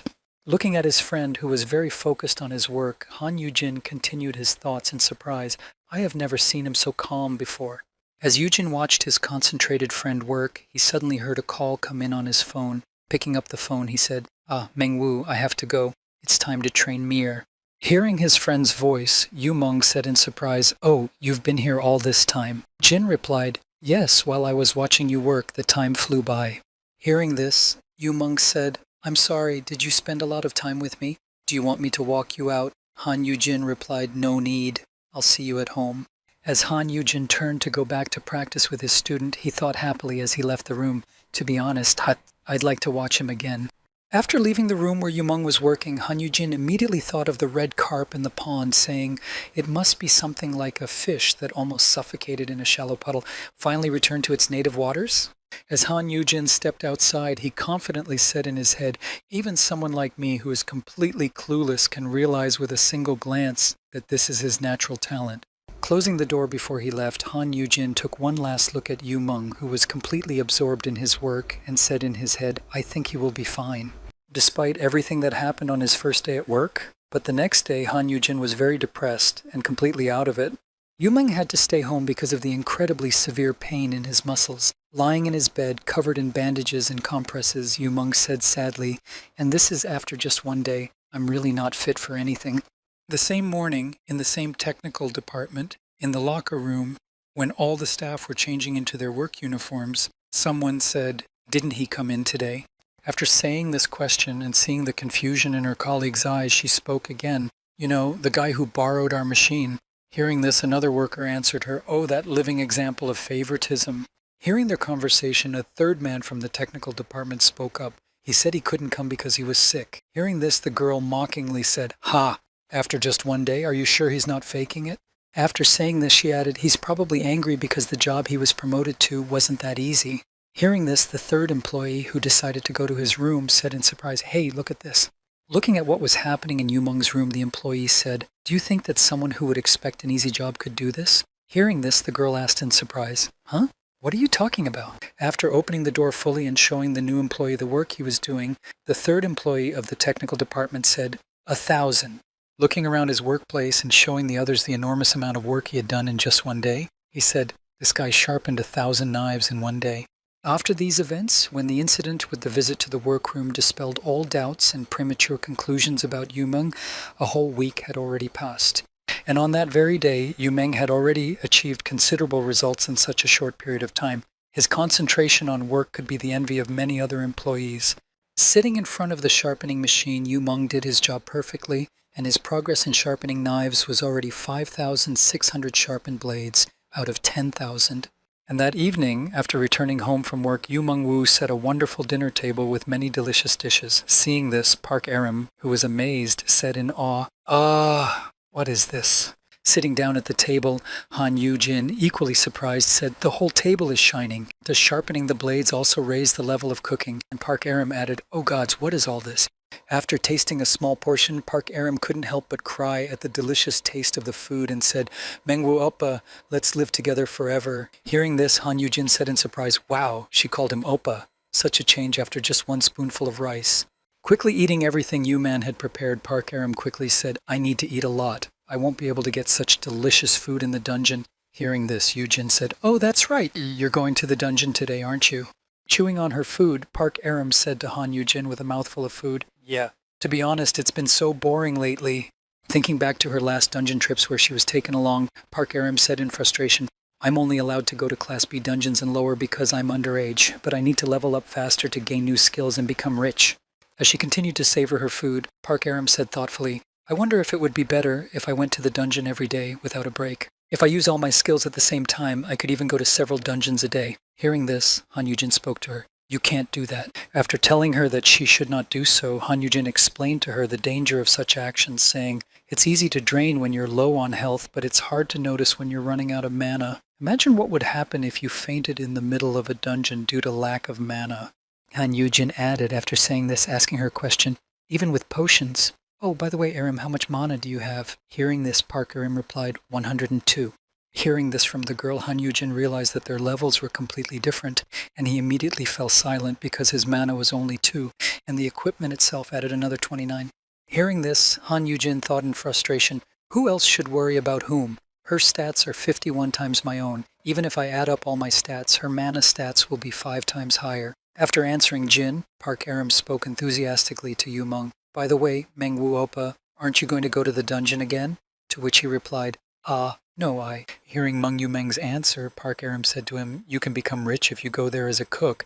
No, we can just open a restaurant here. Hearing this suggestion, Yumeng said in confusion, haha, I don't know. Hearing Yumeng's response, Park Aram stood up from the table and spoke to him. With your talents, you don't have to be a hunter. Han Yujin walked over to Yumyeon and asked him, aren't you overexerting yourself lately? You've been sharpening your blades all day, and then you've been cooking. Hearing this, Yumeng said to him, not at all. It's just that I enjoy it. Han Yujin held out his gloves to Yumeng and said to him, at least use these. I'll lend them to you. When he saw Jung handing him his gloves, he was surprised. Oh? Taking Han Yujin's gift, Yumeng said in surprise, your gloves, aren't they very expensive? You said they were A grade. To which Yujin replied, I haven't been using them much lately anyway because of the hot weather. After saying this, Han Yujin said, you can use them at least until you finish sharpening the blades. Hearing this from his friend, Yumeng beamed with happiness. Throwing himself into Yujin's arms and shedding tears of joy, Yumeng said to him, Yu Ji-ying, I promise that this favor will not be in vain. I will never take them off. Jin said to him in embarrassment, leave me alone. At least take them off in the restroom.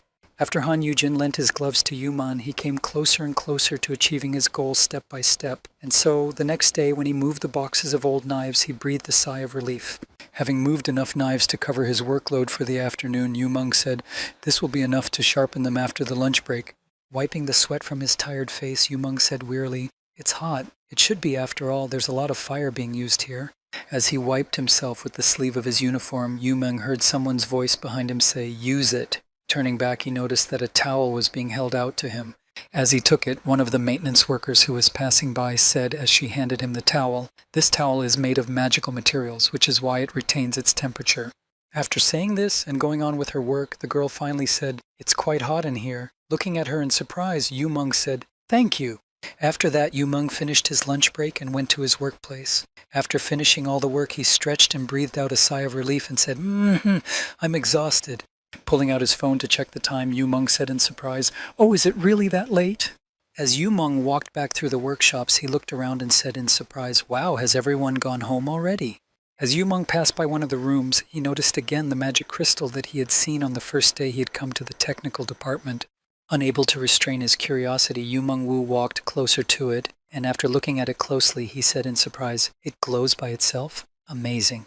As he examined it more closely, Yumeng heard a loud shout from behind him. Don't touch it as you please. Startled by the surprise, Yumeng only hiccuped in response. When he heard someone behind him shouting at him not to touch the crystal, Yumeng turned around in alarm, and when he saw the head of the technical department behind him, he said, I didn't touch a tochka. The man walked closer to the boy and spoke to him. This is an S-class magic crystal worth about 1 billion. Hearing this, Yumeng said in surprise, wow, really? Looking at the precious crystal, the head of the technical department spoke to Yumeng. It is very rare for a crystal of this size to be completely preserved. We've set it aside because we're not even sure how to process it yet. As he bent down to wipe the crystal, the technical department head said sadly, it's a pity. Even a team of such a large guild with all its equipment doesn't have a person in their ranks who can work with it. After saying this, the department head added angrily, and even more so, the F-class can't even dream of such a thing. After saying this, the head of the technical department spoke to Yumeng. I'm sure it's not easy for you to be accused of being a bloke, to which Yumeng objected. What? No, Hearing Yumeng's uncertain answer, the head of the technical department spoke to him. We are all meritocrats here. That's why we don't recognize those who come here without being properly selected. Hearing this, Yumeng rubbed his neck and said, I see. But suddenly after announcing the selection, the head of the technical department looked at Yumeng and said happily, but sometimes there are people in life. Having said that, he continued, who need a special chance to get out of the mud they've been in all their lives?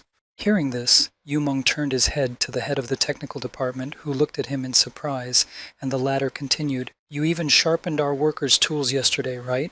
Without turning his head toward Yumeng, the head of the technical department said with a serious expression, showing no emotion, I took a look at them. They looked as if they were new.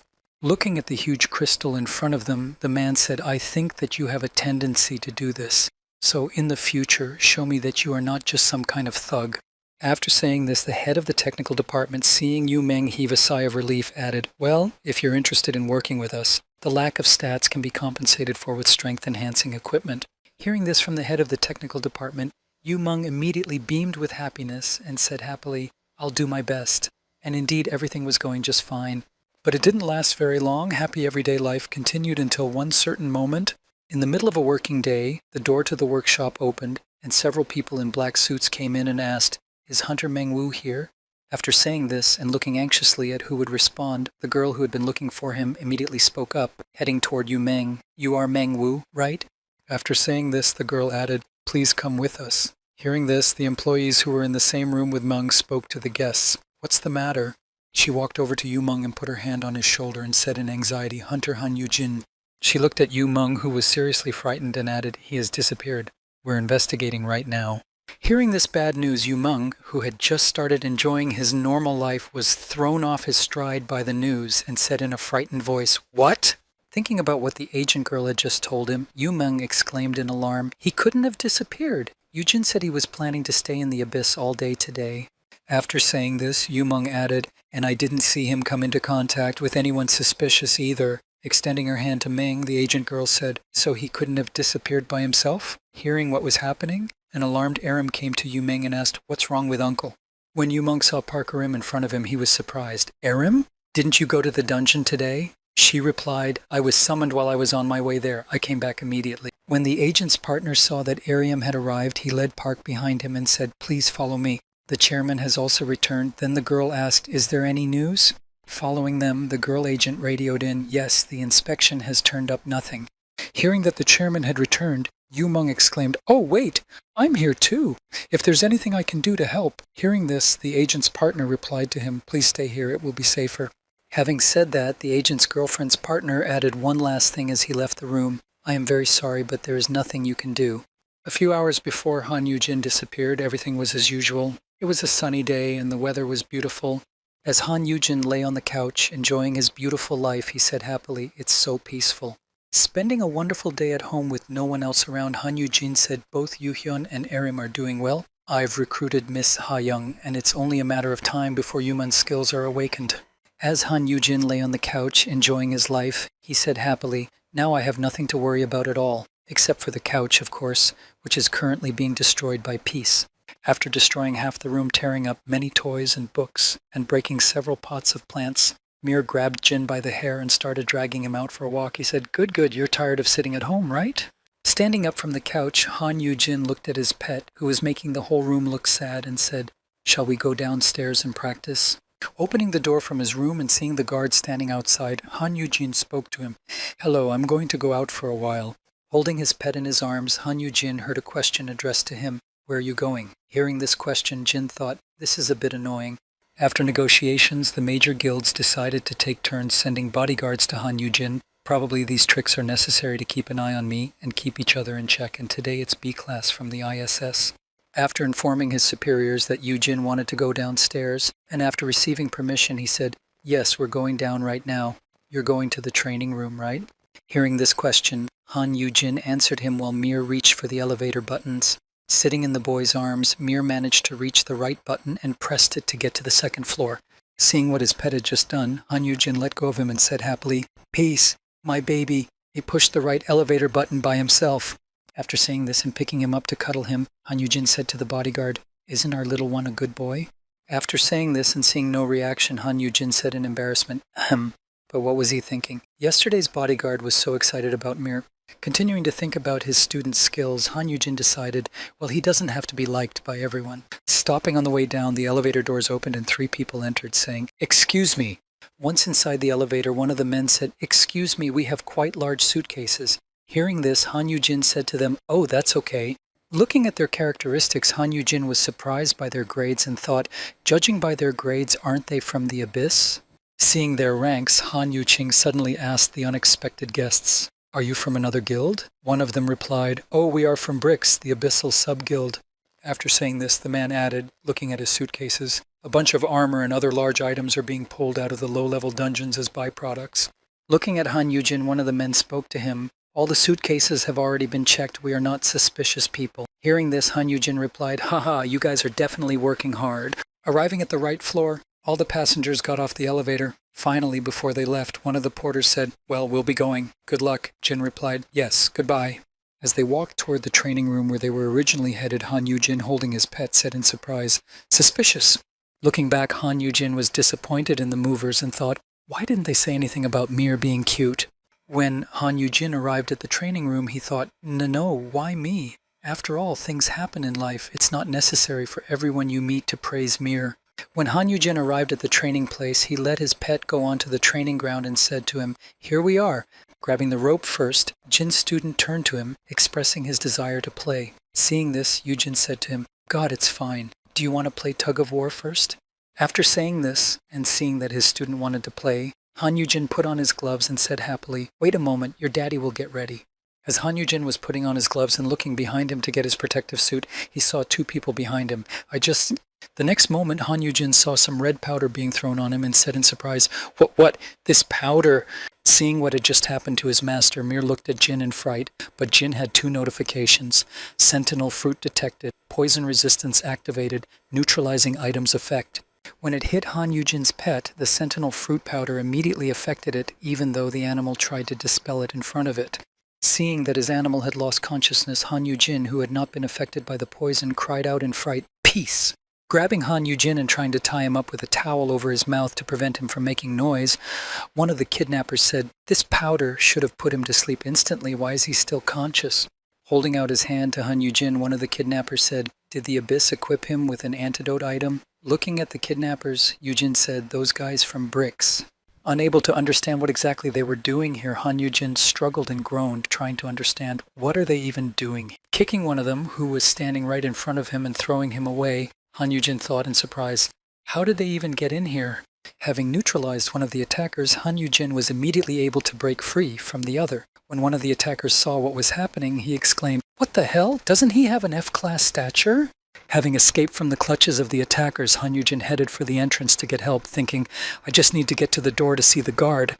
He opened the door and shouted, "Help!" Someone looked suspicious. Before he could say anything, his bodyguard punched him in the body, thus incapacitating Han Yu-jin. Having dealt Han Yu-jin a serious blow, the bodyguard spoke to the three kidnappers who were unable to deal with him on their own. "Can't you do it right?" Looking at Han Yu-jin lying on the ground, the guard said sternly, "His equipment." Brother definitely gave him high-level items. Take them off him. Hearing this order from the guard, the three kidnappers grabbed Han Yu-jin and began to remove everything that looked like equipment. Noticing this, Yu-jin thought, what the hell? As he tried to break free, he heard, "Don't move," and then he saw the system notifications. The leather reinforcement gloves have been removed.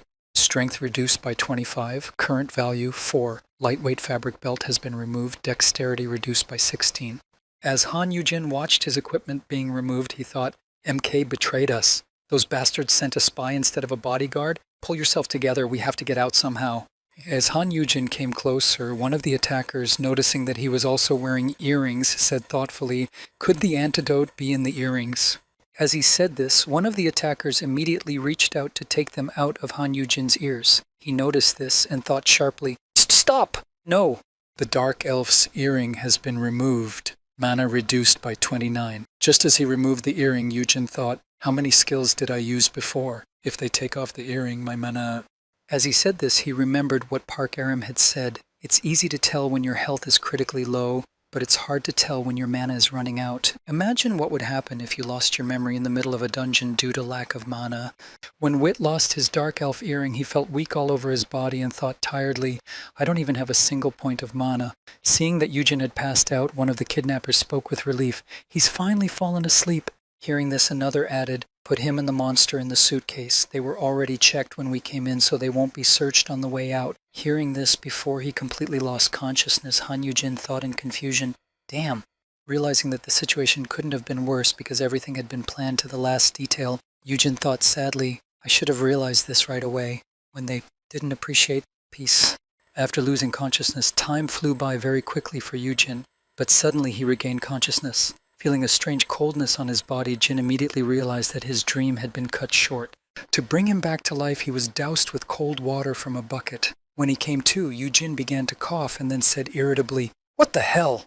Feeling a strange constraint in his body, the boy with the water dripping from his head looked at his hands, which were tied with a rope, and then heard someone's hoarse voice, You've finally woken up. Han Yu-jin looked up in the direction of the voice and saw a stout man who was completely unfamiliar to him. Seeing that he had regained consciousness and finally realized what had happened, Kim Ju spoke to him. You were snoring so loudly, so I decided to help you wash your face. Han Yu-jin, who was dripping with water, looked at his captor with an appraising gaze and thought, Kim Woo-jae? I don't remember that name. Recalling the names of the men who had kidnapped him, Han Yu-jin said in his head, is he from the same guild as the kidnappers? If he's a B grade, he must be either the head or the deputy head.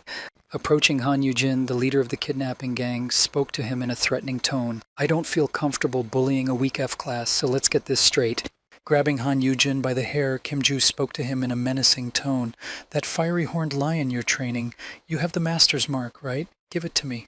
When Kim Ju told the boy to give him the mark of the master, he saw the anger on Jin's face, so he stood up and lit a cigar, and the criminal said, you better not expect anyone to come after you. Explaining the gravity of the situation to the disgruntled and arrogant boy, Kim Ju added, it will be much better for you to just give the sign voluntarily. Hearing that he was demanding a sign from Han Yu-jin, the boy thought about it. If he wants the sign, it means that Mir wasn't killed, but according to what he said, they must have brought him here somewhere. Deciding to intimidate the criminal, Han Yu-jin arrogantly exclaimed, do you really think you can get away with this? If I'm hurt, the 5 guilds in the association will stand up for me. Hearing such selfless words from the boy, Kim Ju spoke to him, showing him the screen of his phone. Well, it's only a matter of time. You see, these messages are sent by your bodyguard. Thinking of Han Yu-jin, the bodyguard who was assigned to him that day and who had been cooperating with them, Kim Ju said, he is still guarding the training room. No one even knows you've been kidnapped. The kidnapper added in a happy voice, looking at his unfortunate hostage. And even if they do know, how many centuries will it take for them to find this place? As Kim Ju spoke about his location, he said to Han Yu-jin in a smug voice, there are millions of containers like this one in this port. While they were talking to each other, a forklift had already begun its work of loading containers onto a ship, and Kim Ju's voice came out of one of them. By the time they try in vain to find us, we will have reached Japan. Hearing what Kim Ju had just said, Han Yu-jin shouted out in alarm, Japan? Did the Japanese arrange all this? To which he calmly replied, no, it's just an auction being held there. Having said that, Kim Ju added no less important information about the kidnapping. We've been promised generous sponsorship and half of the amount people will pay for you at the auction. Hearing this, Jin thought in confusion, I see. Reflecting on what had happened to him, Jin realized, if they can't do anything to me in Korea, they decided to sell me to another country. That's why the sub-guild and the bodyguard agreed to cooperate. As he thought about this, Ji wondered about another thing. Will they be able to rescue us in time? Once it becomes clear that I've been kidnapped, the guilds and the association will stop everything to search for me, even if they have to use the Coast Guard. After thinking it over, Han Yu-jin made a plan of action and decided, but things will get complicated once the ship leaves territorial waters. So I need to stall for time until then at all costs. After telling Han Yu-jin all about their plans and further actions, Kim Ju said to the boy, so why don't you give up and give the sign? As Kim Ju said this, he heard the boy laughing out loud. Surprised by the hostage's strange behavior, he asked in astonishment, what? What's so funny? Jin answered him, I take it you've been shot in the head? Do you really think I'm going to wet myself with fear and just give it to you after you told me everything? Hearing Han Yu-jin say that, Kim Ju was surprised. What? He replied, what? You have just admitted that I am a very valuable commodity. You cannot harm me, so why should I be afraid of you? Taking a drag on his cigarette, Kim Ju said in surprise, so you're really smart? Hearing this, Han Yu-jin answered him, smart? You guys are idiots for not thinking this through. What a shame. Your face and brains both suck. As he continued to mock Kim Ju, Han Yu-jin watched him put out his cigarette and stood up. Even if I give you a sign, no matter how you use it, you dumbass. Before he could finish his sentence, Han Yu-jin suddenly felt pain in his torso from a knee strike from the thug who could not stand such insulting words. Watching Han Yu-jin lying on the ground, writhing in pain, Kim Ju shouted angrily, have you grown balls? You obviously don't understand the situation you're in if you're talking like that. Lying on the ground, writhing in pain, Han Yu-jin turned his head toward the thug and spoke in a scathing tone. I don't realize? Haha, of course I do. Watching his opponent boil over before his eyes, Han Yu-jin continued to tease and provoke him, saying, I have brains, unlike the dunce in front of me, and my skills are much better. Hearing such insulting words against him, Kim Ju could barely restrain himself from killing the boy, and he heard him say, B-class guys like you are nothing. Even if you assemble a truckload of dumbasses like you, you're no match for me.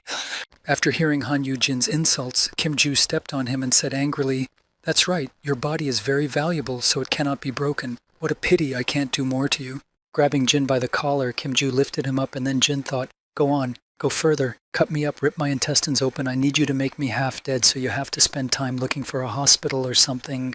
Holding Han Yujin by the collar, Kim Ju pulled him into another container, saying, "But I'd better introduce you to your new friend." Hearing this, Yujin exclaimed in surprise, "Huh!" Dragging him into another container, Kim Ju threw the boy straight into the cage of his monster pet, which they had also raised specifically for such occasions. Throwing Jin into the iron bars of the cage that separated the monster from freedom, Kim Ju loomed over him and spoke ominously. "We also have a demonic beast that we are raising." Hearing this, Jin said in confusion, "What?" Realizing what had just happened and where he was, Han Yujin cried out in fright. Seeing the boy's frightened expression, Kim Ju said to him with a mocking tone, "Now you're scared." Watching the monster grab the boy with its slimy tentacles from the cage, Kim Ju added, "A C-grade crack monster. It casts a curse of poisoning on the victim with its tentacles." Looking at his monster, Kim Ju said happily, "It causes unbearably savage pain. Just 30 minutes is enough to make anyone scream and foam at the mouth." Leaving the container and closing the door behind him, Kim Ju said to Han Yujin in closing, "Let's see how a valuable commodity like this will beg for mercy." As he closed the door, Kim Ju watched Han Yujin's terrified look as he was completely engulfed by the monster's tentacles, and said one last thing before leaving, "I'll give you half an hour. Have fun." Meanwhile, incredibly strange things were happening in the Abyssal Guild. Park Aram, as soon as she learned about Han Yujin's disappearance and met the agents, went with them to the headquarters. Opening the door, she saw Han Yu-hyun drying his hands with a towel, and when he saw the girl, he said, "There you are, Huntress Park Aram." Turning her head away from the girl and continuing to dry her hands, she walked confidently toward him, looking down at him. And at that time, Han Yu-hyun added, "I just received a call from the head of the ISS Guild."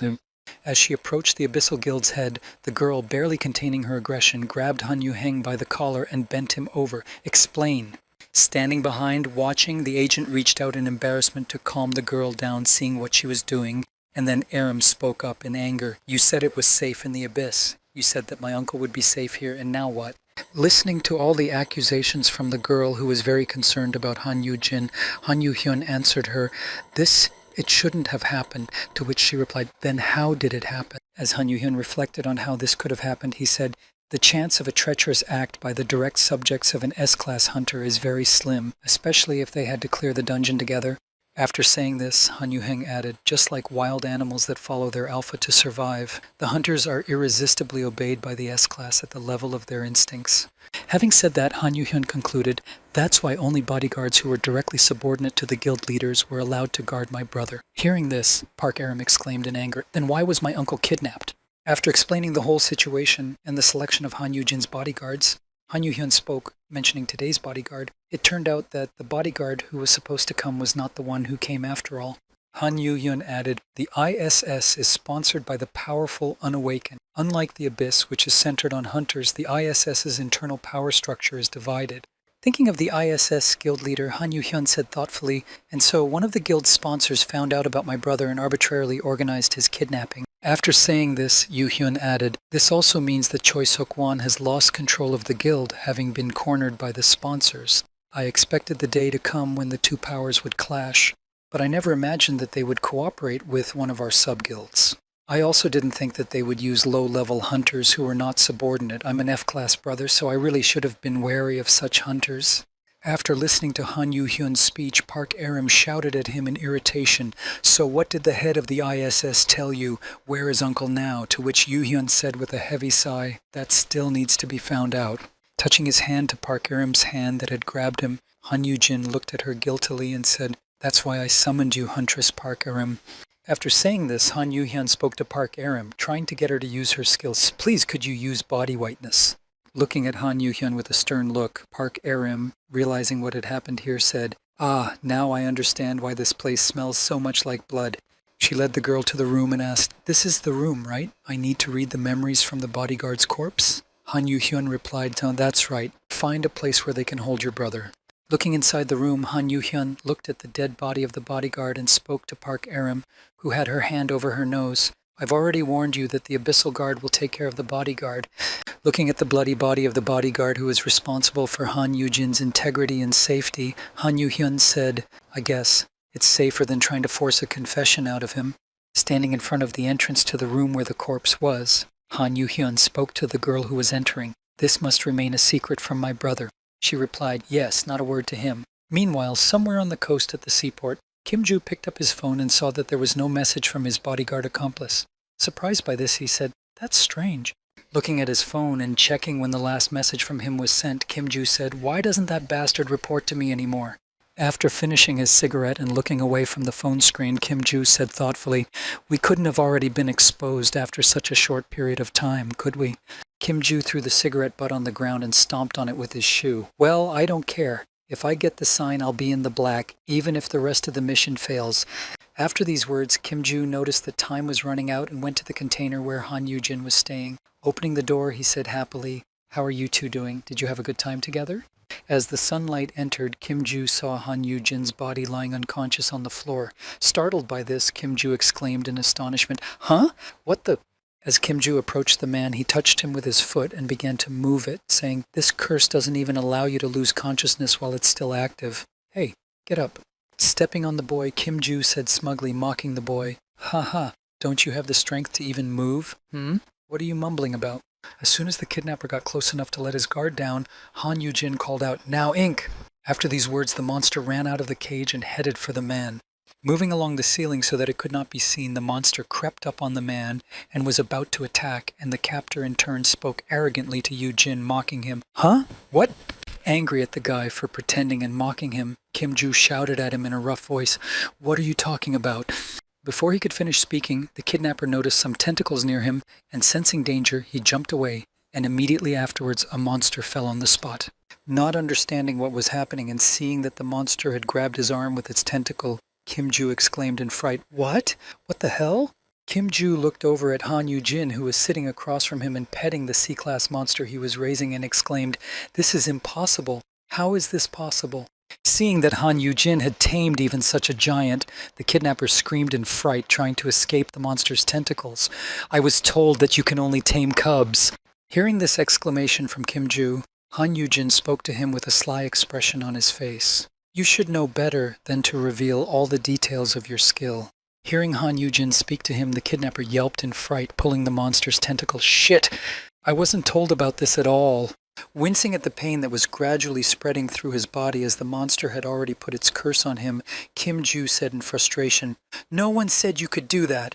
Looking at his enemy, who was already in the position of prey with a gleeful look, Han Yoo-jin said happily, "I didn't expect an ordinary F-class to be able to do this, did you?" As he said this, Han Yoo-jin suddenly remembered what had happened in the first seconds of being locked in with this monster half an hour ago and left alone. Looking at the monster he was about to deal with, Han Yoo-jin was initially very frightened, but then he made a worried face and spoke in his head, "What an abomination. What are those tentacles?" As he watched the monster walk toward him with its teeth bared, Yoo-jin thought, "The skill of resisting curses is certainly good, but will I be able to resist it in a direct attack?" Trying to summon some kind of weapon, Han Yoo-jin formed a dagger in his hand and said with relief, "Thank goodness I can use the inventory." But despite this joy that he had some ability, Han Yoo-jin was still anxious, and he thought as he looked at the enemy, "And yet will I be able to withstand 30 minutes against a C-class?" As Han Yoo-jin stood there preparing to attack the monster, he suddenly noticed that the monster was not attacking him, but was even backing away in fright, looking back and forth. Upon noticing this, he thought in surprise, Retreating? Noticing that the enemy had lost his desire to fight him, Han Yoo-jin slowly walked toward him, thinking, "What has come over him? He must be frightened by something." As he approached the monster, he added, "I'm an F-class." No sooner had he said this than he saw a system alert that read, "Dragon Slayer and Raukitas Predator activated." Upon seeing this message, it was immediately followed by another that told the boy, "Doubling all effects in front of crack." Noticing that his skills had been activated, Han Yoo-jin said in surprise, "Is this because of my Dragon Slayer title?" Dragon Slayer L, confirmation of killing a first-class dragon alone. Raukitas Predator S, doubles all skill effects when fighting Raukitas and other dragons of the same species. Seeing these notifications, Han Yoo-jin thought, "Since I received this title for killing the poison and cursed dragon king, it affects dragons of the same species." Looking at this monster, Han Yoo-jin said thoughtfully, "Although I don't have any attacking skills." Reaching out to the monster, Han Yoo-jin suddenly realized something and added, "But if the effects are doubled, then the effect of nurturing is doubled, right?" Thinking about this development of events in the face of new information, Han Yoo-jin decided to change his approach dramatically. The next moment, he threw the dagger out of his hand. Throwing the dagger on the ground, the boy reached into his pocket and pulled out a small jar and spoke to the monster, well, Chernish, good boy."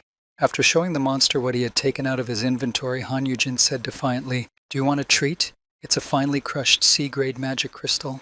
After mentioning all of this, Han Yu-jin spoke to Kim Ju. Well, I cannot tell you the details, but I have to say that I was either lucky or just had a good match.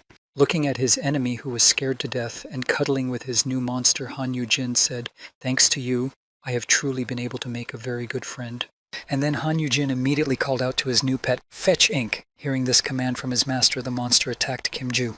When Kim Ju saw that the monster had attacked him, he easily tore off the tentacles and exclaimed in anger, "Attack with tentacles?" After breaking the monster's tentacles and escaping from its grasp, Kim Ju looked at his arm, which was wounded by the poison, and said in frustration, "Ugh, you bastard, how dare you!" After saying that, Kim Ju felt something stabbing him in the back, and looking back, he said to Han Yu-jin, "Ah, what the hell are you doing?" By waving his hand away from the boy who had stabbed him in the back and throwing him a considerable distance away, Kim Ju was finally able to repel all the attacks of the monster and the boy while standing on his feet. Looking at his captor, Kim Yu-jin breathed heavily and said, "Ha ha, even a knife is no match for a B-class weakened by poison." Hearing this and feeling unbearable pain in the right side of his back and in his arm, which had been injured by the monster, Kim Ju grabbed his arm and shouted out in anger, "Bah!" As he said this, the exhausted enemy, watching the monster rush toward him, heard the boy who accompanied him say, "Let's do it again, Ink." Pulling out a weapon from his inventory, the weakened enemy shouted angrily, "I don't care! This is a C-class monster!" Pulling out his crescent-shaped weapon, the exhausted B-class hunter exclaimed angrily, "I can kill him with one hand!" As soon as he said this, the next moment the monster was lying motionless on the ground with its head severed, and the kidnapper was standing tiredly on both legs, looking down. Looking back at the monster, Kim Ju saw Han Yu-jin running up to him, and Kim mockingly said, "Ha ha ha, did you really think you could do anything with that thing?" Looking at the way Han Yu-jin leaned over the dead monster and put his hand on it, Kim Ju added, "No matter what trick you use, you low-class beetle, it's nothing against a B-class." After saying this, Kim Ju turned to him and added mockingly, "You'll pay for what you did to me." As soon as he said this, he suddenly felt something happening to him and said in fright, "What?" Before he could say this to Han Yu-jin, he fell to the ground in a flash from the suddenly overwhelming feeling of ill health. Seeing this, Han Yu-jin slowly got up and watched Kim Ju clutch his chest in pain and break out in a cold sweat. Looking at the dead monster, Kim Ju said in confusion, "What the shit? I thought I had killed it." Looking at the dead monster lying on the ground, Kim Ju, feeling an overwhelming pain spreading throughout his body, said, "His curse is a class below me." As Han Yu-jin got to his feet and loomed over Kim Ju in an irresistible silhouette, he received a new system notification that alerted him, activating the skill Final Retribution. Looking at his opponent, who could not help but writhe in pain and looked at the boy with a confused look, he received another system notification. The skills and abilities of the Monster Inc. are transferred with double the power. Han Yu-jin looked at his now worthless and incapable enemy with his golden eyes. And then a new system notification came, Rauchitas Predator Skill Activation, doubling all effects of the skill Final Retribution. Standing over his enemy, Han Yu-jin spoke to him in a respectful tone. "Since the skill has doubled, you're going to be in a lot of pain." Looking at his enemy, who was gritting his teeth and staring at Han Yu-jin with eyes full of hatred, Kim Ju heard, "I'm just doing to you exactly what you did to me, so it's self-defense, right?" Hovering over his enemy, Han Yu-jin looked down on him and spoke to the insignificant kidnapper, "And you had to touch someone who just wanted a peaceful life?"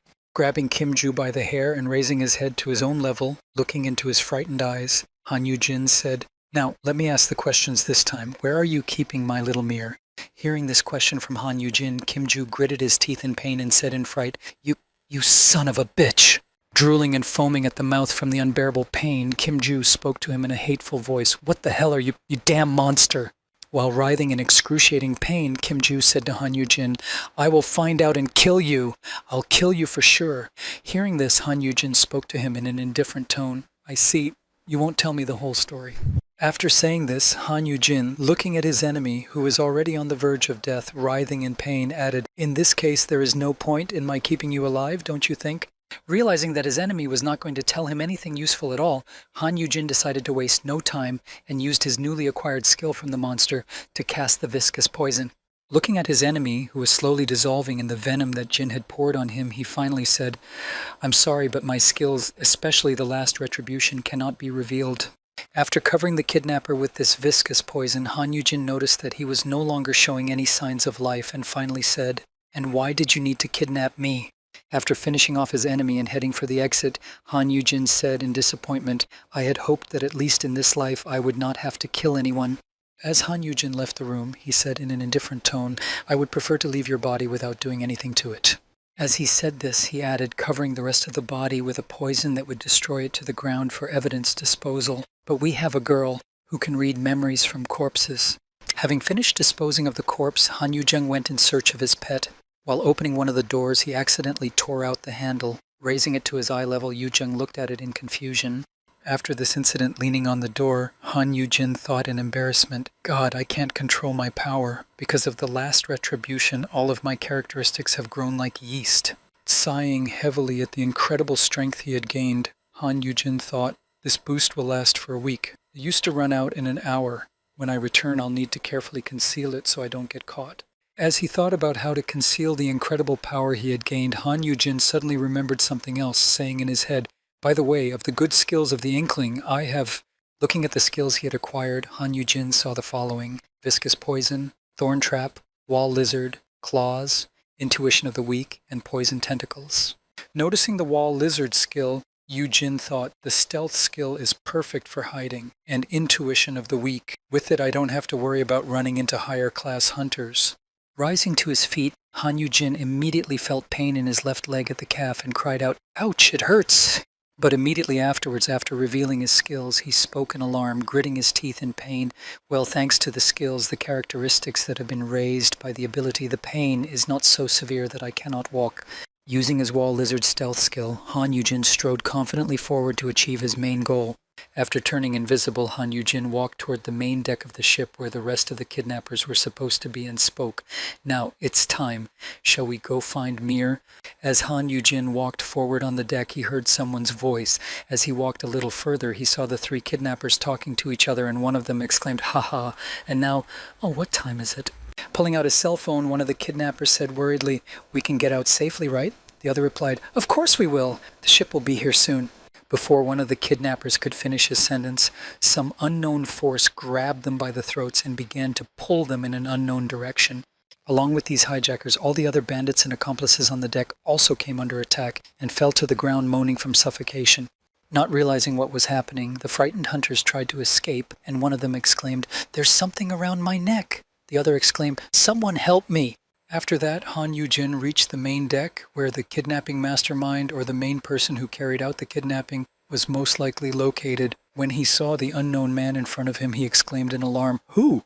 Kicking the door open with his foot and slowly stepping inside, Han Yujin heard himself being called out, "Well, who the hell are you?" He spoke angrily to the man, "The victim of your kidnapping." When Han Yujin was only halfway into the room, he was surprised to hear this. "It seems that you are the most important person among all those who are left." Seeing Han Yujin in front of him, the frightened man called out to him in dismay, confused, "You? How did you get out?" When Han Yujin heard this man say this, he said to him, "It is none of your business. Where is the flaming horned lion?" The man just smiled with a sly smile, picking up a small bedside table. Continuing to try to get some information out of the man, Han Yujin said, "If you put up any resistance," but his sentence was interrupted when he saw a small table fly by. Seeing that the enemy had hit the wall with that throw, leaving a dent in it, Han Yujin heard himself say, "You were lucky to get out of there as an F-class." Hearing such words from what he considered to be an impudent F-class, the man added with a disgruntled shake of his head, "You should have been thinking about escaping. Why did you barge in here fearlessly?" Pulling out his weapon from his inventory, Park Sang-hoon said to Han Yujin, "Flaming horned lion? He's securely imprisoned. I even have the key. What are you going to do now?" Pulling out his weapon, the Bloodwind Axe, Park Sang-hoon added, "I advise you to surrender. You're up against the C-class." Being overconfident in his abilities, Park Sang-hoon said to Han Yujin, "It's too bad." But before he could say that, he was hit by a punch that hurt him quite badly. After feeling such a powerful blow that knocked him down, Park Sang-hyun was confused, not understanding what had happened, and then he heard Han Yujin say, "Give me the key and tell me where it is." Gathering his strength and standing up again, Park Sang-hyun said to Han Yujin, What are you doing?" But this time he was not allowed to finish and was immediately thrown to the ground. Trying to get up again and again, Park Sang-hyun said, Is it about an object? Did you really hide your skills? Well, wait, damn." Being slapped in the face every time he tried to get up, Park Sang-hyun wiped his battered face with his hand and said, "Bastard, how did you even get caught?" Standing at the entrance to the room, Han Yujin scratched his backside and said thoughtfully, "This has absolutely nothing to do with you. Give it back." As he struck the enemy with this, he heard him groan, "Ugh, ugh," And then he spoke to him, hoping that he realized the difference in strength.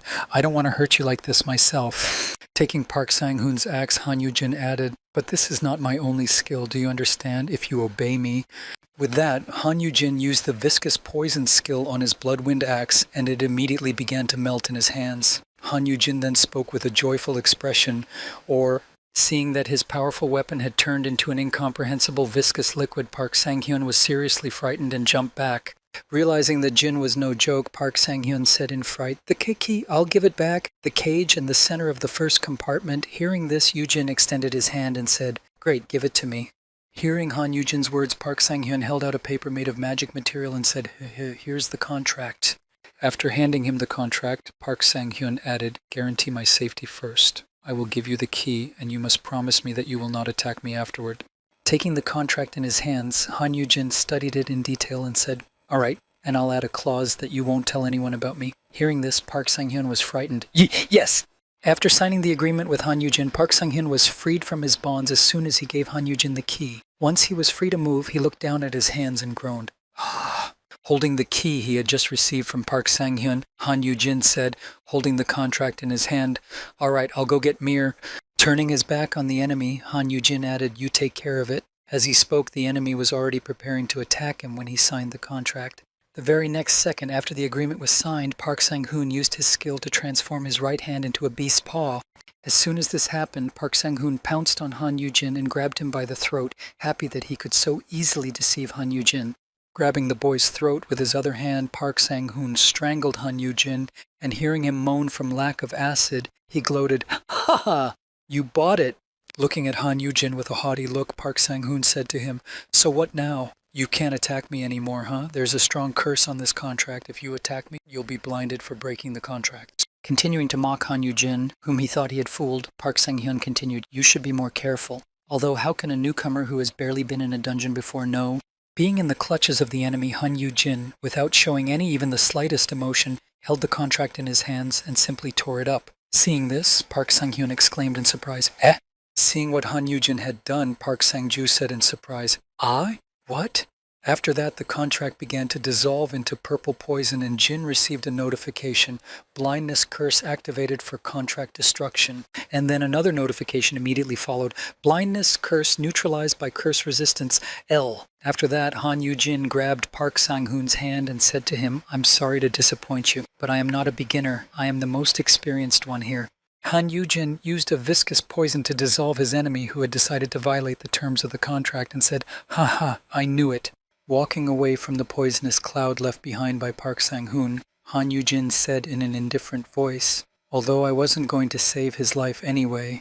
As Han Yu-jin watched everything that had fallen into the viscous poison melt like ice cream on fire, he added, "No one would ever think I did it, right? It looks more like some kind of internal conflict." Walking past the room with the kidnappers who had taken Han Yu-jin from the abyss, Han Yu-jin looked at them as they lay unconscious and said, "Let them stay. They didn't see me use the skill." Continuing on, Han Yu-jin added, "I am sure that the abyss will take care of them when they come to rescue me from captivity. Itochka tochka." As he continued on, he also saw something that he could not pass by, a dead inkling lying in one of the rooms. Going inside to see him, Han Yu-jin thought, if I leave him like this, he will be cut up for materials and sold. Instead, using his skill, Han Yu-jin also decided to hide the body of his murdered comrade, who had given his life to help Han Yu-jin. Turning his body into a crystal, Han Yu-jin took it with him and said his last words before leaving that place. "Thank you, Ink." When Han Yu-jin went to the room that Park Sang-hoon had mentioned earlier, he saw a cage with a sleeping pet in front of him and said to it, "Dad is here, Mir." Opening the cage and entering it, Han Yu-jin spoke to him in surprise, not seeing any reaction to his actions. "Are you still asleep?" After entering the cage, Han Yu-jin closed the lock behind him and thought about what to do next. "I'd like to get him out of here immediately, but that would only arouse more suspicion." Taking his pet in his arms and lifting him up, Han Yu-jin said to him, "Will you wait here with your daddy for everyone else?" Seeing how cute he was, Han Yu-jin sat down and put him in his arms, stroking him and saying happily, "Ha ha ha, look at him, sleeping with his tongue out." Sitting with his pet in the cage, Han Yu-jin added, "It's okay now, before you know it, they'll be coming for us. I'm so glad you're okay. Don't you dare die before me." Meanwhile, the agents of the Abyss, who had already arrived at the seaport and searched the ship that Han Yu-jin was supposed to be on, exclaimed with joy, "We found him!" Shouting to the entire deck so that everyone could hear them, the two agents exclaimed, "In the center of the first compartment, Hunter Han Yu-jin and the Flaming Horned Lion are here!" Having found the two for whom the rescue operation had been organized, the girl agent told her subjects, "Break down the cage and call the head." Hearing that Han Yu-jin and Mir had been found, Han Yu-hyun arrived at the scene in no time, and entering the cage, he picked up his brother and said in alarm, "Are you okay, brother? Open your eyes." Han Yu-jin opened his eyes and said tiredly, "Yu-heng, did you come to rescue me?" Then he saw that besides Han Yu-jin, his other disciples had also come running to him.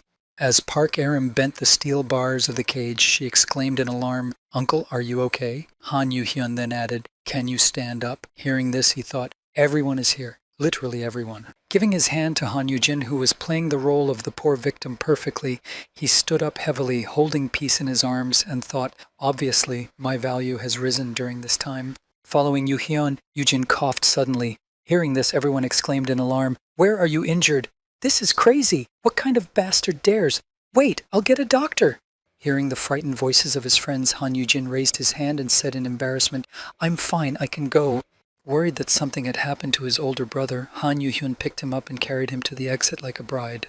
After doing this unexpected thing, Yu-hyun said, "Did you leave Hiller waiting outside? Call him right away." And Yu-jin, sitting in his brother's arms, shedding tears, thought, "So worried about his brother, my good little brother, but my big brother's pride." As Han Yu-jin got into the car, Park Aram spoke to him through the window, "I'll be right over as soon as I'm done with the accident scene and the rest of the business." "Uncle, please have a good rest when you get back," he replied. "Yes, thank you." Hearing what Park Aram had said, Han Yu-jin thought in alarm, inspecting the scene, he's going to use the body's whiteness, trusting a child with such a thing. Just as he thought this, Han Yu-hyun spoke to his older brother. "We'll go to the hospital first. Let's check if there are any other injuries."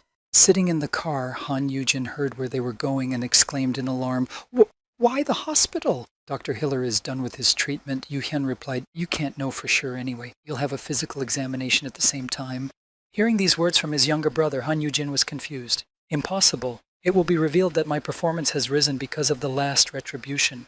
Deciding to cheat, Han Yu-jin thought of another story to avoid going to the hospital and said, "Can I not go?" After saying this, he added, "At the hospital, I'll have to face strangers again. Maybe they will knock me out again during the examination. I don't want that."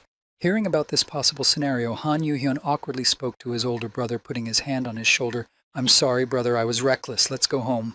After apologizing to his brother for his recklessness, Han Yu-hyun heard the driver say in an anxious voice, "I'll turn around right away." As soon as he said this, Han Yu-hyun began to examine his brother. As he felt him, Yu-hyun said, "There's really no pain. Are you okay?" Seeing his brother's embarrassment, Han Yu-hyun said to him, embarrassed, "Ha, I'm fine." Hearing his brother say this, Yu-hyun looked at him with a stern look and said thoughtfully, "No, there is definitely something wrong. You smell like some kind of damp reptile." Hearing about his younger brother's suspicions, Han Yu-jin thought, "What a terribly perceptive weasel." Then he said, "There was a port. Maybe I just smell damp. I can go right back and wash myself." With that, Han Yu-jin activated his wall lizard skill, which is used for camouflage. No sooner had he done so than Han Yu-hyun added, "Is that so? Now it doesn't seem to smell." After all these events that happened to Han Yu-jin, the ISS Guild was removed from protecting him for a while. This was quite obvious based on whose fault it was. Also, after this incident, the inspection and search of visitors to the Guild also became much more intense. But a particularly significant innovation was that Guild leaders now provided information about bodyguards whenever they were appointed. After returning home and taking a shower, Han Yu-jin could go to bed, but at some point after falling asleep, he woke up abruptly, clutching his head. Waking up in a cold sweat from what he had just seen, Han Yu-jin said in fright, "What the?" Looking at his pet who was sleeping beside him, he added, "A dream." Holding his head and breathing heavily, Han Yu-jin spoke in a frightened voice, recalling all that had just popped into his head. "No, it's because of that skill." As Han Yu-jin curled up in a ball of pain in the memories he had just seen, which were full of cruelty and other horrors, he said, Black's memories before he died. After getting out of bed to walk around a bit and recover from this sudden influx of negative memories, Han Yu-jin went to the kitchen refrigerator to cool off a bit. When he got to the kitchen and opened the fridge, he reached for a bottle of water and said, "I used to do this a lot, but I've gotten used to it. How long has it been since they turned back the clock?" After taking a few sips of the cool water, Han Yu-jin wiped his lips to remove the remaining moisture and thought, "Low-level hunters died often and in very large numbers." Thinking back to his past, when he was first encroached upon by the memories of the deceased, Han Yu-jin said, For more than a week, I did nothing but drink from shock. One day, people suddenly burst into my room and took me to the hospital. If you think about it, they were obviously sent by Yu Hyun. Recalling his past and comparing it to the present, where he has only high-class hunters as his pets, Jin said, "It's okay. This will not happen now. S-classes don't die, which is why, apart from Yumeng." Thinking of this, Han Yu-jin went to his low-class friend's room and, not seeing him on his bed, said in surprise, "What is it? Meng-woo is awake again. Where did he go?" Thinking of his friend, Han Yu-jin was worried about him, but he was not in danger. He was in his workshop and continued to work diligently. Staying at work until late, Yu Myung-woo continued to work diligently on sharpening the blades to finally reach his desired result of 10,000. After sharpening another knife and putting it aside, Yu Meng picked up the next one and said tiredly, as he looked at the workpiece, 9,980. After finishing the next knife, Yu Meng looked at his hands, which were wounded from the work, and the next moment, bowing his head, he leaned on the table to keep from falling to the ground. Looking at another knife, Yu Meng-woo said angrily, reproaching himself, "Wretched thing, what good are you when you spend all your time doing this?" Looking at another sharpened knife, Yu Meng said to himself in a disappointed voice, "Even when your friend was kidnapped and in danger, that's all you can do." Recalling the very moment when the agents went with Park Aram to search for the missing Han Yu-jin and his help, and when he offered his assistance saying, "If I can help you in any way," he only heard these insulting words which sounded like this, "Please stay here, it will be safer. I am sorry to say this, but there is nothing you can do." After hearing from the agent that Yu Meng would be of little use, he was added to the list. Besides, "I made inquiries about you just in case, Hunter Yu Meng-woo. You call yourself an old friend, but no matter how deeply I dig, you have no points of contact with Hunter Han Yu-jin." After saying this, one of the agents who arrived at the workshop added one last thing before leaving. "I don't know what kind of mistake was made, but what can you trust a complete stranger with?" Standing over his desk, Yu Meng-woo shed tears at his helplessness and said helplessly, "Really no one. I can't do anything." Wiping his tears with his hand and trying to stop the continuous flow of tears from his eyes, Yu Meng-woo sobbed, "I just don't know what to do." Seeing that his friend was not in his seat, Han Yu-jin decided not to hesitate and took out his phone and called his younger brother. He, in turn, saw that his older brother was calling him and picked up the phone. As soon as he put the phone to his ear, he immediately asked, "Yes, brother. What is it?" And then he heard Han Yu-jin screaming into the phone, "Hey, I think Meng-woo has disappeared again." Hearing his older brother sound so worried, Yu Hyun said to him in a calm voice, "He must have gone out for a while. He went out for a while." Hearing his younger brother's calm tone, Yu-jin did not calm down. Standing in the kitchen, Han Yu-jin spoke into the phone in a confused voice, "No way. He definitely ran away from home. He just made some bone broth soup and left. That bastard is serious." Hearing the older man speak to him, Yu Heng didn't understand what he was saying. "Soup?" Hearing this uncertain answer, Yu-jin added, "That means he definitely won't be back for a while. He might get kidnapped by some rascals again while he's wandering around." While Han Yu-jin was making a fuss about his brother's absence, Yu-man in turn was in the workshop and said in disappointment, "I am ashamed to see Han Yu-jin." As he said this, Yu-jin remembered the words that the agent had said to him, "You call yourself his old friend, but you have no common ground." And then he thought, "It's not just that I couldn't do anything to help him when he was kidnapped." And thinking about how useless he was in an emergency, Yu Meng added, "It also turned out that I wasn't really a friend or anything to him at all. I left, but I left thoughtlessly. I had nowhere to go." Leaving the workshop and walking as far as the eye could see, Han Yu-jung noticed that he had untied the lace on one of his sneakers. He tilted his head and said, "Ah, the shoe." As he bent down to fix it and tie it up, all of Yu Meng's belongings fell out of his briefcase and onto the road. Noticing what had just happened to him, the boy was embarrassed by this awkward situation and said in his head in frustration, "I'm a total loser." When the two children who rushed to help him, hovering over him, saw that some things had fallen out of his backpack, they were surprised to hear him say, "Oh, look!" Noticing the Abyssal Guild emblem that had also fallen out of Yu Meng's backpack along with the other things, the girl who had come over to help Yu Meng said in surprise, "A pass to the abyss." Taking it in her hands, the girl shouted loudly to the whole street, "Cool! Uncle, you're an abyssal hunter?" Hearing this, Yu Meng exclaimed in confusion, "Huh? Huh?" The boy who had arrived with the girl added, "I dream of entering the abyss." Hearing the children in the street nearby, the passers-by immediately came up to him and began to look at him and ponder, "Is this a hunter of the abyss? Is this kitchen knife his weapon?" Seeing a member of the abyss, the children began to ask him questions. "What grade is this? How far did you go in the dungeon? Do you know Han Yu Heng? Did you see him shoot flames?"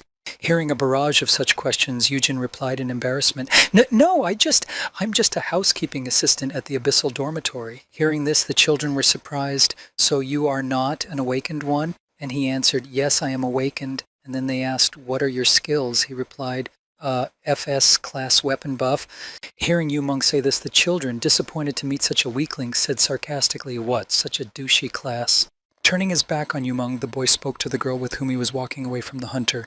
Mom says F-class hunters are useless. The girl replied, That's right, they can't go into dungeons or make any money. Yumeng was depressed and shed tears as he heard what they said next. Even after awakening, all skills except martial arts are useless. Uncle, you can't earn money either. How much do you earn a year? There are no prospects. Listening to what others were saying about him, Yumeng thought in disappointment, Is it really true? Even in the eyes of others, I'm hopeless, and I have a lousy class, even if I sharpened 10,000 knives and learned a new skill.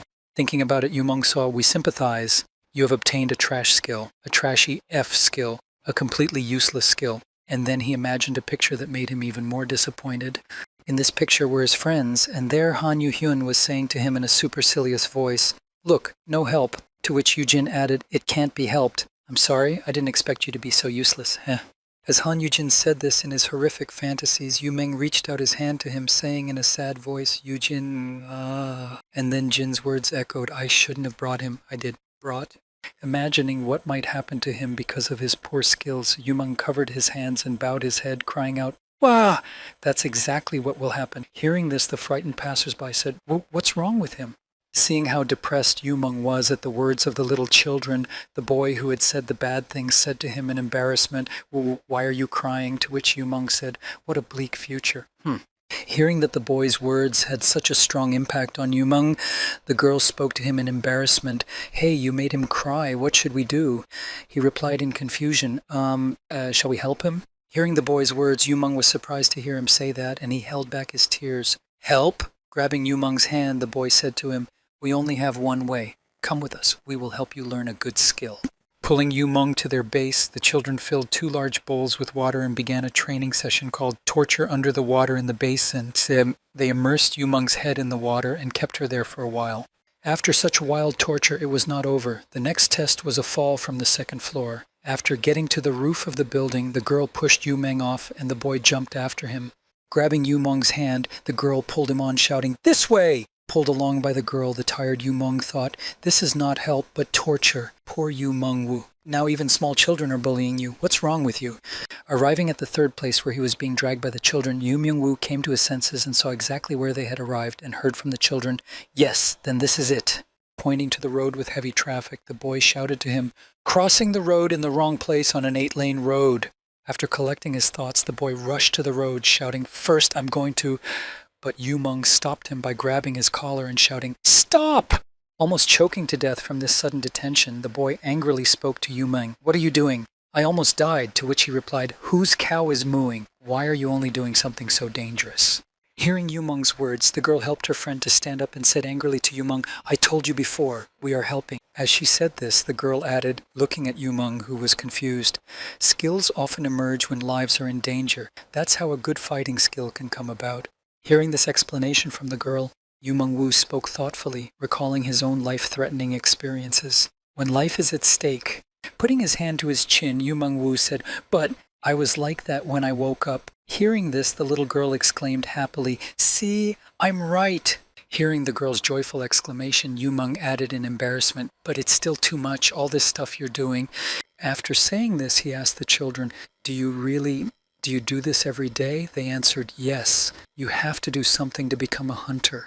Hearing the children say that they do such dangerous things every day, Yumeng was alarmed. It's dangerous. Better study. To which the boy replied, Hey, who needs to study?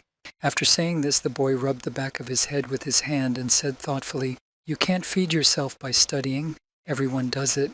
Standing behind the boy, the girl just nodded, folding her arms.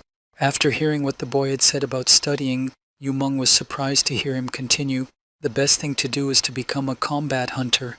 Hearing such words from a young boy who had risked his life every day to awaken, Yumeng thought sadly, The craft of a hunter has simply replaced learning. Standing in the middle of the metropolis next to the children, Yumeng Wu continued his thoughts. Even though the world has changed in general, everything here has remained the same as before. Just as he was thinking about this, a strange noise suddenly sounded behind him, attracting their attention. After hearing the strange noise, a siren sounded behind him and a message was sent. The dungeon has been breached. All citizens are urgently requested to evacuate to the nearest shelters. Hearing the urgent notification that followed the noise, Yu Meng took out his phone and noticed the notification of the breakout, its coordinates, and the speeches. A dungeon breakthrough? It's right next door. Hearing that there was a dungeon breakthrough nearby, the children ran toward the breakthrough, shouting, "Let's go! We can also awaken." Hearing this, Yu Meng exclaimed in confusion, "Ah!" Seeing that the children were running into the danger zone, Yu Meng decided that he needed to run after them and stop them, and shouted, "Wait! You can't go in there!" Running after the children against the crowd of frightened people who were running away from the breach, Yu Meng shouted to the children as he caught up with them, "It's too dangerous!" Meanwhile, somewhere near the place where the dungeon had been broken through, a giant spider was hovering over the city, having already spread its web over a large area. Being near the scene, reporters flying nearby spoke into the camera while filming the story, were reporting live from the site of the dungeon breakthrough. As the reporter continued to film what was happening in the city where the dungeon had broken through, he said, "The entire city center is covered in cobwebs. Huge, spider-like monsters have been spotted." Looking out of the door of the helicopter, the videographer filmed what was happening, and the girl commented, "The gates of the abandoned shopping center opened, but because they were not found in time." While filming the report, the video director saw something incredibly strange and exclaimed in amazement, "Oh, wait a second." Pointing the camera at the children running toward the breach and Yu Meng following them to take them away, the cameraman said, "There's a hole down there." Walking directly behind the children and Yu Meng chasing them, the cameraman said, "There are still people who did not evacuate from the dungeon breakthrough." Seeing that there was a giant pile of huge, scary monsters ahead of them, Yu Meng, running back toward the shelter with the children, exclaimed, "Wow! Spiders are scary! Disgusting!" Running away from them and passing by the cocoons containing the people who had been caught by the monsters, Yu Meng added, "Ah, it looks like everyone is dead. What do we do?" Running away from the monsters together with the children, who realized that there was nothing for them to do, he shouted in fright, "Do not follow them. We will die too." Running away from the monsters, the boy shouted, "Ah, I'm scared," to which the girl confronted him, running ahead of him. "What is wrong with you both? We came to awaken and you are afraid." Running away from the monsters, the trio passed by a dangerous area, and when the girl confronted Yu Meng and the boy with the fact that they had come to awaken and were afraid, the boy tried to contradict her, exclaiming, "But..." His sentence was interrupted as soon as they saw a spider-like monster that was nearby and immediately attacked them. Seeing that they were in danger, the girl stood in front of them and boldly covered the boys who were only scared. "I'm going to die. Someone save me." Covering the boys with her body, the girl spread her arms and stood in front of the monster and said boldly, "To hell with fear, get away." The next moment, the girl started waving her arms and exclaimed, "With my advanced fist of ascension, a super fantastic S-class fist of truth." But her technique was just a word. She was just an arrogant child, and the monster easily threw her into the wall of the building with a single punch. Seeing the monster throw the girl into the wall with one punch, the frightened boy who saw it called out to her in alarm, "Sister!" Repeating this over and over again to make sure she was okay, the boy said, "Sister, are you okay?" And she just stood there, looking at her hands with her head bent. Standing in the place where the monster had thrown her, the girl said in confusion, "Why, no." While she was saying this, the monster was already approaching behind her. Looking at her hands, and not understanding why her attack had not worked on the monster, the girl said in confusion, "No, it's not supposed to be like this." Seeing that the monster was about to attack them, Yu Meng grabbed the children and ran with them away from the monster's location, saving their lives and shouting, "Let's run!" Running into a building, Yu Meng Wu noticed a staircase leading to the top and shouted to the boy who was running beside him, giving him an order, "Go to that staircase, hurry!" Holding the distraught girl in his arms, Yu Meng said to the boy, "Let's go up to the roof, phew, and let's call for help." To which the Yomi boy replied, "Yuncle, are you okay?" Seeing that Yu Meng looked a little strange, the boy asked him, "Can you go up to the roof with your sister in your arms?" Yu Meng replied, breathing heavily, "Yeah, I have to." As he was holding the girl and running up to the roof to save himself, Yu Meng heard the girl shedding tears and saying to him, "Just leave me alone." Hearing this, he was surprised to hear her say, "Eh?" After asking the girl what was wrong, Yu Meng heard the girl crying loudly, shedding tears, "Leave me alone, I failed anyway." After saying this, the girl shed tears and added in a disappointed voice, "I have just woken up. I got an F grade." Hearing this, Yu Meng said in surprise, "What? As Yu-mung was listening to the girl's disappointed words, a boy who was running in front of him turned around and exclaimed, "Ah, look, uncle!" Pointing behind him, the boy shouted at Yu-mung, who was carrying the girl in fright, "Monster! The monster is here!" Noticing that the danger was getting closer, Yu-mung, barely holding back his tears, cried out in fright, "Ah! Speed to the roof of the building!" As Yu-mung walked up the stairs to the roof, he began to climb slower and slower with each step and said, "Ugh, I have more strength in my legs." Hearing Yu-mung Woo's words, the girl tried to break free from his grasp and cried out loudly, "Leave me alone," I said, "it's all my fault." After saying this, the girl added, "If you leave me, you will be able to get up, won't you? I am an F class. I would be doomed anyway, and I have no fighting skills." After telling us what a worthless huntress she had turned out to be when she awoke, the girl said through her tears, "I am not worthy of being saved at the cost of my life." Hearing this, Yu-mung Woo still threw her to the ground, but not because he wanted to save his own life by relieving her burden. As soon as he dropped the girl on the floor, he immediately took off his backpack and found his knife, which he had recently sharpened in the workshop. Pulling it out and holding it tightly in his hands, Yu-mung decided that it was enough to run away and headed for the monster that was chasing them to fight back. Barely able to stand on his feet from fear, Yu-mung spoke to the children in a trembling voice, "I'll hold them off. You two go up first." Hearing what Yu-mung, who had been accompanying them all along, said, the little boy exclaimed in surprise, "What? But..." To which the girl added, "What are you talking about?" Hearing what the children had said to him, Yu-mung, clutching the knife tightly in his hands, shouted to the children, You are still very young children. You say you are doomed, and you ask me to leave you." Standing in front of the monster, shaking with fear and possible inevitable death in this unequal confrontation, Yu-mung spoke confidently to the girl, "Don't say that." Remembering Han Yu-jin, who had opened his eyes to many things in this life, Yu-mung said, "There are many things to do in life, right? Doesn't have to be this. Life is worth living." After saying this, Yu-mung added confidently to the children, trying to be convincing, "That's why, quickly run upstairs, call someone for help, and come back for me." After saying this, Yu-mung Woo added to them before they were about to leave him, "Hold hands and run away from here as fast as you can. Do you understand me?" After saying this, Yu-mung, standing in front of the monster, which had almost caught up with them, shouted to the children one last time, "Hurry!" As the girl ran away, she looked back at Yu-mung and exclaimed in alarm, "Uncle!" As she ran away from the monster Yu-mung was supposed to apprehend, the girl said to him, "We will definitely come back for you. Don't die, understand?"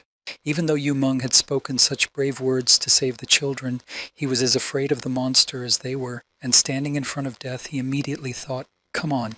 Deciding to attack the enemy first, Yu-mung thought, "Who do I think I am? It's obvious that I can't even compare myself to him. It was just a little kid saying that, and I didn't realize it until now." So as Yu-mung pounced on the monster, thinking about what a punk he was, he simply effortlessly swept the monster out of his way with a single kick. After kicking the boy, the spider-like monster threw him out of the building through the window, breaking the glass. After getting what he deserved from the monster he had decided to try to fight, Yu-mung thought as he flew down, look at that." Flying down and not even trying to change anything, Yu-mung, accepting his fate, said in disappointment, "This is how it is. I guess I'm really not good for anything."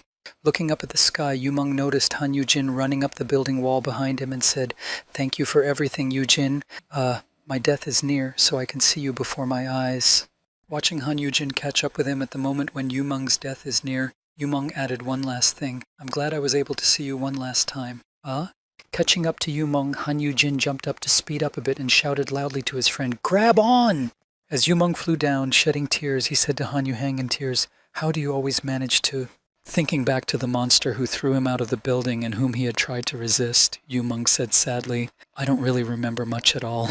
Catching up with Yu-mung as he fell down, Han Yu-jin noticed that the spider-like monster was chasing them and opened its tentacles, which it had gotten from Chernish.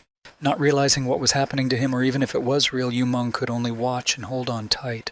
When Yu-mung saw the huge tentacles coming out of Han Yu-jin's back, he screamed out in fright, "Ah! What is that thing?" Sitting in his friend's arms, Yu-mung said in fright, "What's on your back, Yu-jin? Are those tentacles? Are those tentacles?" To which he answered him hesitantly, "I don't know. I think you're hallucinating, don't pay attention." Hearing this response, Yu-mung said, "Is it a skill? Or have you always had them? How?" Knocking his friend out, Yu-jin spoke to him, "You don't need to know, so go to sleep." After being struck in the neck, Yu-meng felt his eyes begin to darken and his memories become cloudy. When he woke up afterwards, he recalled what had happened and said, "After that, my memories are cut off." And getting out of bed, Yu-meng suddenly exclaimed, "Huh? I'm in the dormitory?" As he stood up, he noticed the TV was on, showing the news. And now for more news. After showing the two children who had been with Yu Meng recently, whom he had saved by capturing the monster, the TV said, "The lives of the rescued children are no longer in danger." As Yu Meng came closer to the TV, he said in confusion, "So it wasn't a dream. Then how come I'm here?" Seeing that Yu Meng had woken up, Han Yu-jin spoke to him. "Are you awake?" Hearing this familiar voice, Yu Meng turned his head to the right side and saw that Han Yu-jin had brought him some hot soup, and he was surprised to hear it. Yu-jin.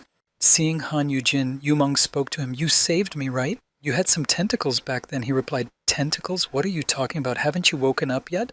After saying this, Yu-jin added, "You were rescued and brought back by the abyssal hunters." At this, Yu Meng said in confusion, "Oh, is that so? I don't remember at all." Han Yu-jin then grabbed him by the shirt and said angrily, "That's it, asshole."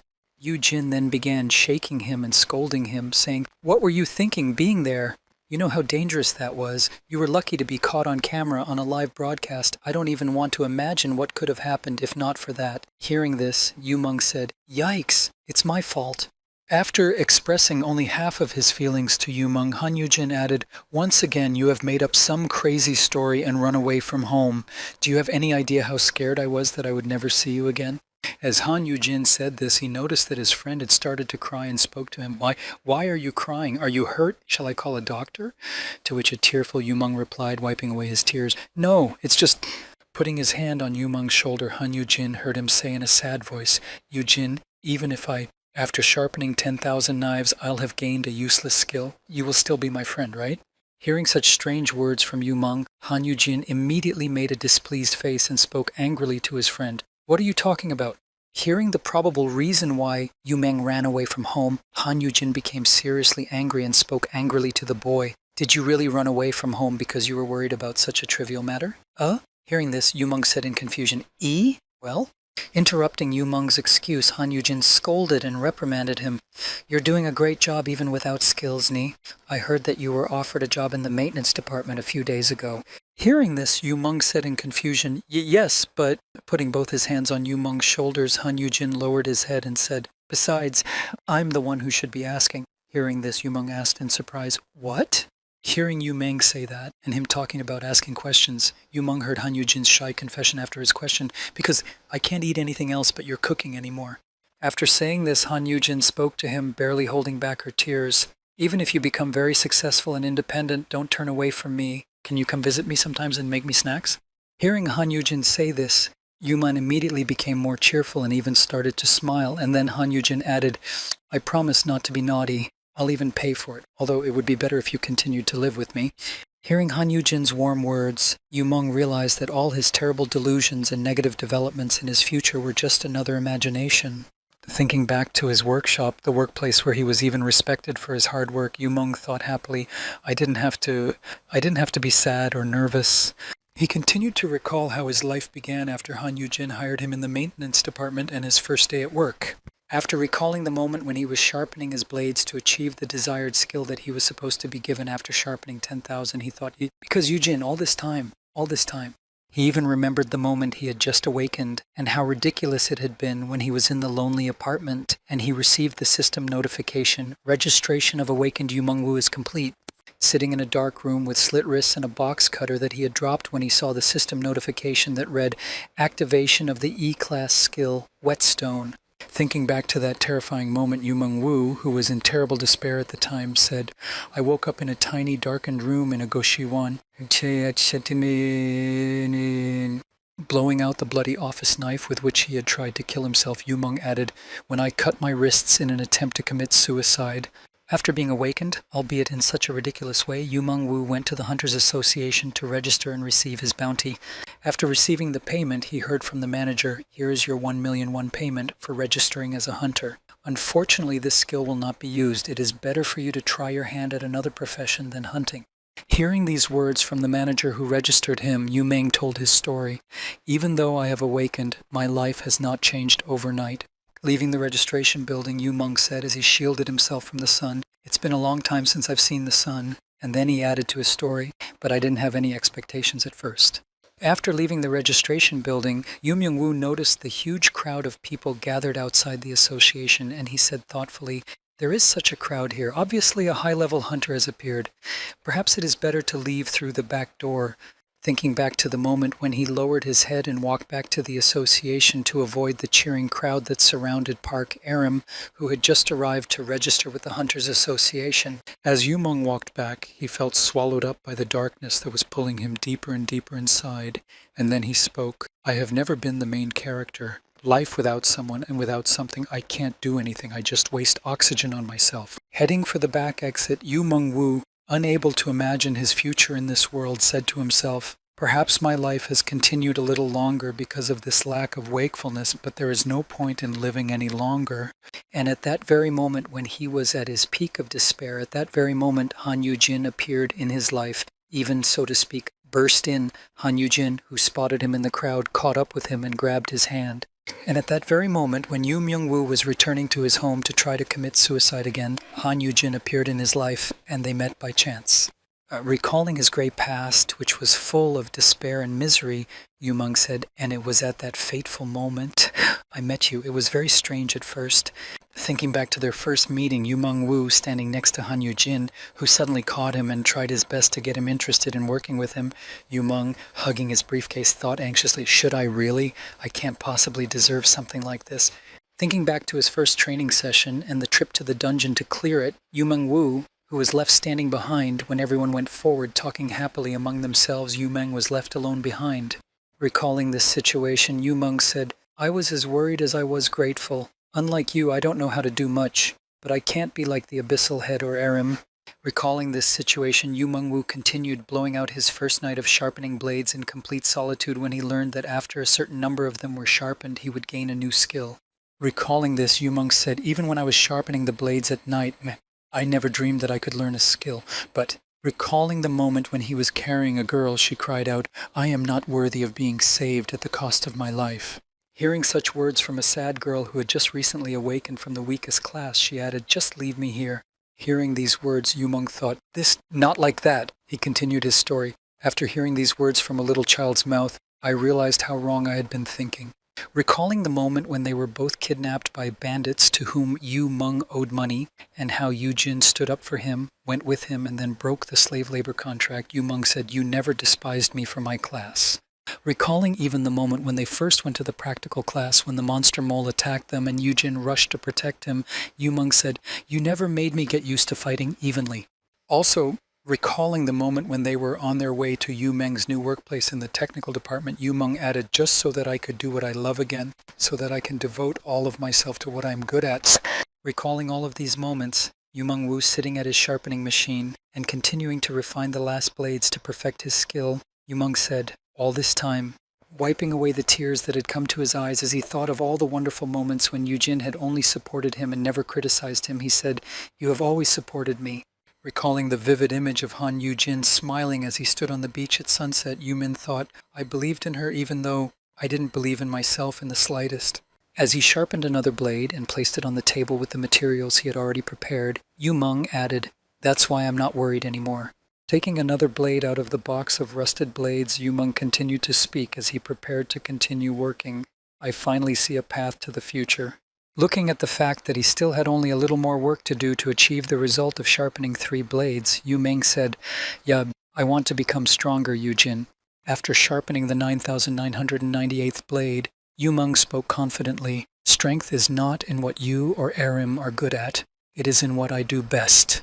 With such confident words, Yu Meng-woo finally finished his training and sharpened the 10,000th blade. After completing his training, Yu Meng-woo saw the new skill icon appear in front of him and said, to repay you.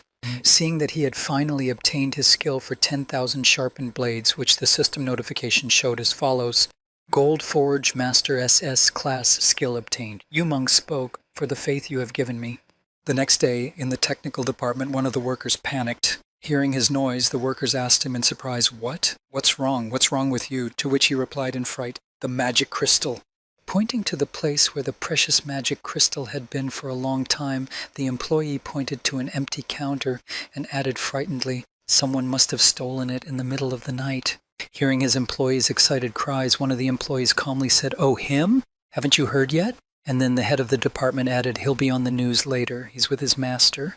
Meanwhile, Park Aram, who was in one of the dungeons with her new equipment and weapons, said in amazement, as expected from the S-Class equipment, the color and look are completely different.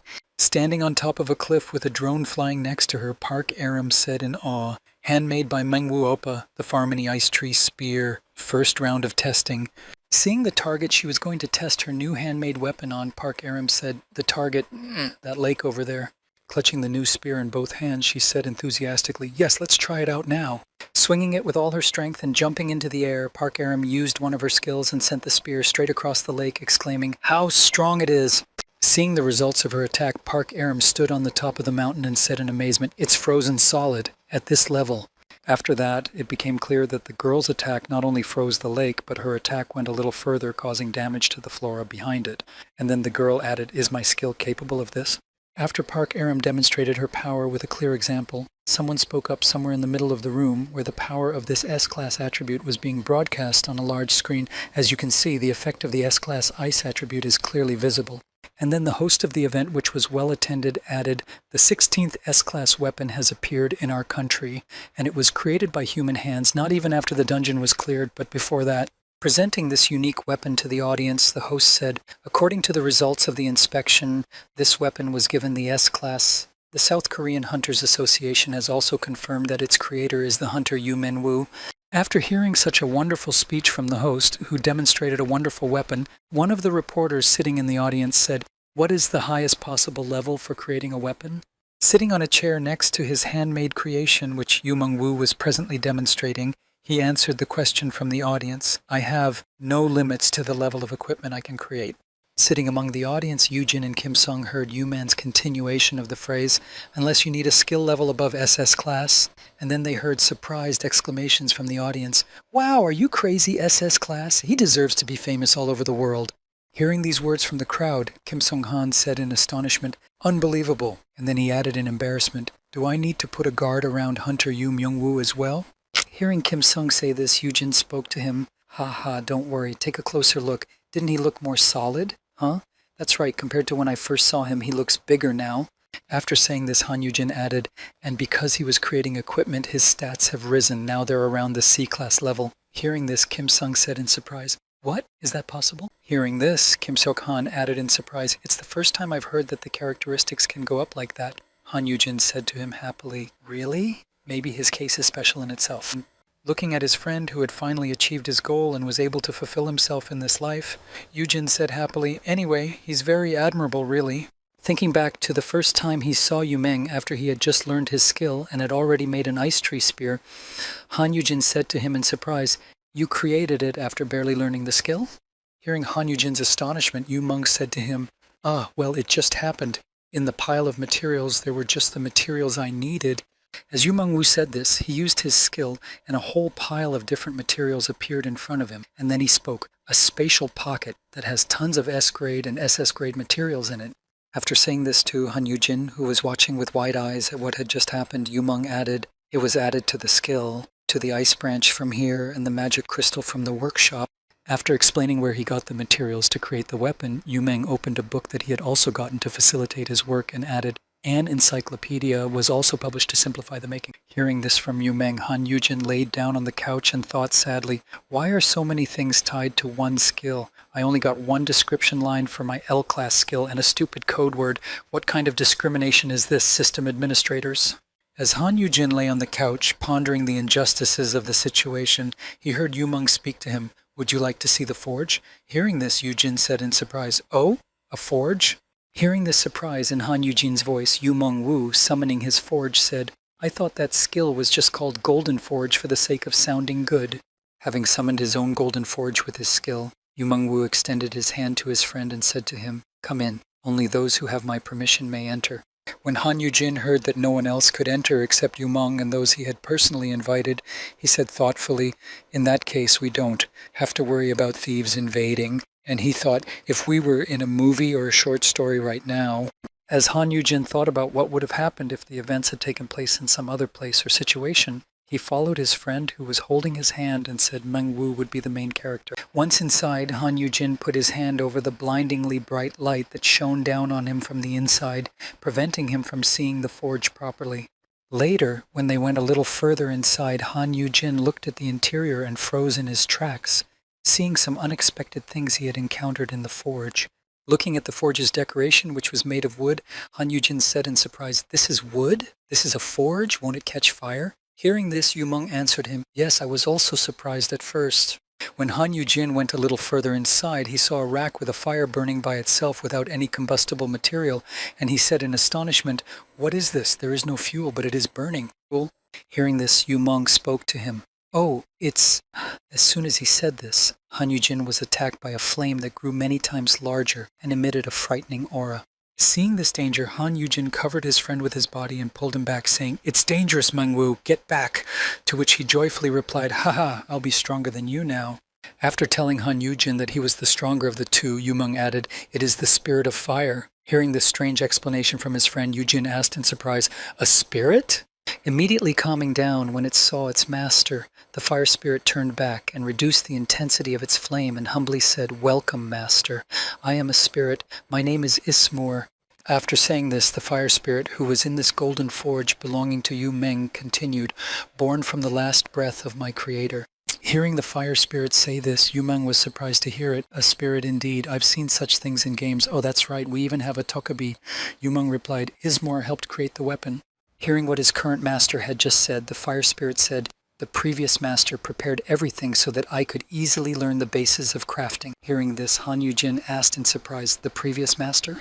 Hearing these words from the fire spirit, Han Yu-jin asked Yu-meng, "Have there been other hunters with crafting skills? You're the first." Hearing this, Yu-meng looked at the bouquet and said thoughtfully, "I don't really understand it myself. This is all that's left of him."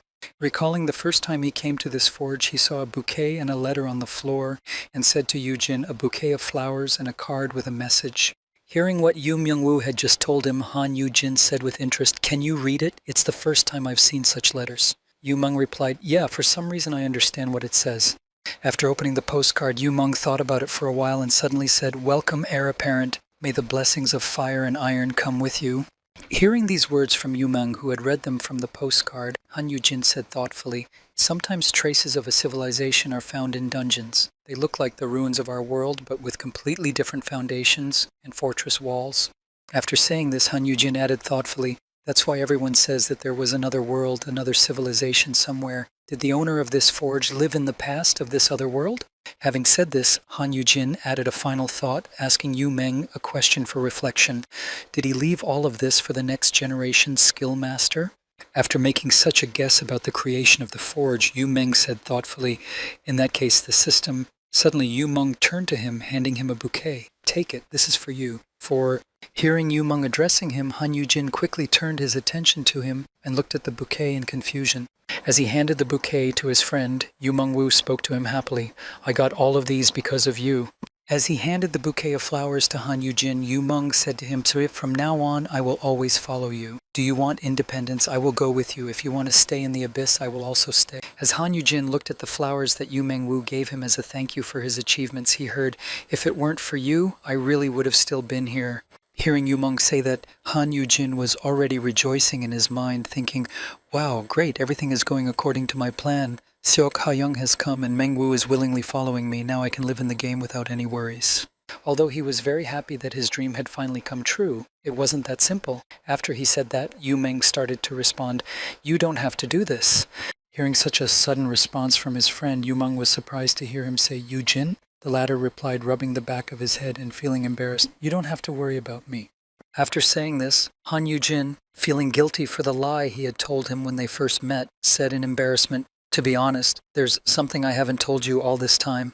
Lowering his head and looking away from Yu-meng, Han Yu-jin spoke to his friend in a guilty voice. "Actually, we haven't met before." Clasping his hand around his neck to try to calm his nervousness, Han Yu-jin added in a confused tone, "I realized, we've actually never met before." Hearing Han Yu-jin say this, Yu-meng spoke to him in a completely calm voice. "Oh, I was just thinking about that." Before he could finish, Yu-jin interrupted him, exclaiming, "Yes, I'm sorry. I'm sure it's terrible." Raising his hands and trying to justify himself, Han Yu-jin said to his friend in embarrassment, "I was deceived by a stranger and got involved in a lot of things. So don't worry about me anymore. Just live as you please." Saying all these words to Yu Meng, who was sincerely grateful to him for always believing in him and wanted to give him a bouquet of flowers, Yu Jin thought anxiously, why am I doing this? He's finally matured. I brought him here for the sake of his skill. After thinking about it, Han Yu-jin looked at him with a quick appraising glance and thought, I think it's really wonderful that he has blossomed. Thinking back to the times when he was imprisoned at home and guarded in his past life, and in this life, Han Yu-jin thought, yes, it would be better to let Yu Meng go than to keep him around by force. After saying all these words to his friend and making a very difficult decision for himself, Han Yu-jin hurriedly looked away from his friend, trying not to look him in the eye. Seeing his friend's strange behavior, Yu Meng spoke to him. Yu-jin, you said this is a cool skill, right? That this skill would give me more influence than any guild could give me. Hearing Yu Meng's question, Han Yu-jin replied in confusion, huh? Yes, that's right. Hearing Han Yu-jin's answer, Yu Meng replied calmly, then you don't have to worry about anything for quite some time. After saying this, Yu Meng handed the bouquet to Han Yu-jin and said, still take it. If you leave this bouquet of flowers here, it might accidentally burn. After saying this, Yu Meng walked away from Han Yu-jin and said to him in a calm voice, I will try to do everything I want to do. As you said, I won't worry about you. I will only do what I think is right. Bringing himself back from his memories, Yu Mengwu, who was in the middle of the huge stage, stood up from his seat and walked over to meet Epim, spear in hand. As he handed the spear to the girl, the entire audience heard the host's announcement, the Spear of the Ice Tree Farmony, to be presented by Abyssal Guild's huntress, Park Arim. Meanwhile, Han Yu-jin, who was also in the room where the presentation was to take place, was in a mood. He looked depressed. When he heard the presenter say, since Hunter Yu Meng was supported by the Abyssal, he decided to give his first S-class weapon to the Abyssal Hunter. Han Yu-jin thought in frustration, why did I do this? I threw away a bag of money that I was already holding. Noticing how happy Park Arim was to have this weapon in her possession, Han Yu-jin said, all right then. Now that all the attention is focused on him, I'll be forgotten, so even I'll be more comfortable this way. Noticing that the weapon's handover ceremony had taken place, the host spoke, and now we will give the floor to Tu. Before Yu-jin could finish his sentence, he spoke to Kim Seok-han, our Yu Meng is really good. We don't have to be afraid to leave him alone anymore. Hearing Han Yu-jin say this, Kim Seok-han was surprised. Hunter Yu Meng is planning to become independent instead of staying with you? He replied, well, maybe. He will be welcome wherever he goes. Looking at the proudly squared shoulders of Yu Myung, who was surrounded by people, Han Yu-jin said to Kim Seok-han, now he is the only hunter in the world who produces weapons. All kinds of guilds and hunters will begin to flatter him. Looking at his pupil, who had finally grown up and was able to reach unprecedented heights, Han Yu-jin said, admiring him, why should he stay here? It is better to look for a better place for yourself. After saying this, Han Yu-jin added in disappointment, explaining why Yu Meng should find a better place for himself. We may be friends, but we're not the best of friends, and we're not childhood friends. We haven't known each other that long. Hearing Han Yu-jin say such strange words, Ki Seok-han looked at the guy who was drinking his drink in surprise and said in an equally surprised voice, I've thought about this before, but Mr. Yu-jin, you're a little... Meanwhile, on stage, the opportunity to express gratitude was given to Park Arim, who spoke into the microphone. Thank you very much. This weapon is perfect for me. Thank you very much again, Hunter Yu Myung-woo. After saying this, the girl not surprisingly said the following, which shocked Han Yu-jin, who choked on his drink. I also want to thank the hunter Han Yu-jin. Hearing these words, Han Yu-jin spat the drink back into the cup and onto the floor and thought in surprise, why is my name suddenly being mentioned? And then Yu Meng took the microphone. Holding the microphone in his hands, he added, that's right. It's all thanks to Hunter Han Yu-jin. The Abyss really helped me a lot in acquiring this skill, but Hunter Han Yu-jin is not enough to be called my benefactor. Hearing these words, Han Yu-jin began to try to get away from the crowd of people who suddenly turned their attention to him after Yu Meng's words, guided by where Yu Meng was looking. Hearing these words from Yu Myung, Kim Seong-han, who was sitting next to him, looking at his master with a happy smile, thought, you don't even realize. Looking at Han Yu-jin, who was shielding himself from the people who were staring at him, Kim Seong-han continued his thought that you mean much more to them. Looking at his master, Kim Seong-han thought, instead of leaving you, as soon as he thought about it, Yu Meng spoke to the entire room. This is our warning. Standing in the middle of the huge hall, Yu Meng and Park Arim, who were standing next to each other and were being broadcast on all the TV channels, the young man added, now everyone should realize that if anyone dares to touch Yu-jin in the future, they will be in trouble. After hearing Yu Min's speech, Park Arim added, great job, Mengwu Oppa. Looking at these two strong hunters who valued Yu-jin so much, Kim Seong-han thought, they want to protect you, a precious member of their family. After this presentation of the new weapon that Yu Myung-woo had created with his skill and that loud speech, the next few days in the abyss were quite quiet. Standing in front of the window eating a cookie, Han Yu-jin spoke thoughtfully to himself. Security was tightened, but I still didn't need to leave my room. Thinking back to his past, Han Yu-jin said to himself, Myung-woo stays in his forge all day long. It's so peaceful, and the snacks are delicious. Recalling how Yu-mong went to his forge in the morning, he said before entering, I have prepared some goodies in there, enjoy. Thinking back to Yu-mong leaving him in the morning, Han Yu-jin was just thinking about the delicacies he had prepared and tasting them. Although everything was fine, there was still one problem. Approaching his pet, Han Yu-jin, trying to get him interested in something to make him feel like he used to, said, Mir, let's go out today, shall we? Taking his pet in his arms to examine him, Han Yu-jin said in surprise, Why are you so exhausted? You don't seem to have been injured at all. Taking his pet in his arms and getting to his feet, Han Yu-jin walked toward the exit, speaking to his mirror. Did that kidnapping affect you so much? I thought you were fine if you were sleeping. As Han Yu-jin left his room, he said to his student, Let's go play with Daddy, M. As he tried to get his pet interested, a guard on duty saw the body. Noticing that Han Yu-jin and his little pet had come out of the room, she happily called out to them, Are you heading to the training room? I'll take you there. Seeing the girl at the entrance, Han Yu-jin walked with her to the training hall and said thoughtfully, remembering the leader of the Jupiter Guild, today's bodyguard is Kang Seo-eun.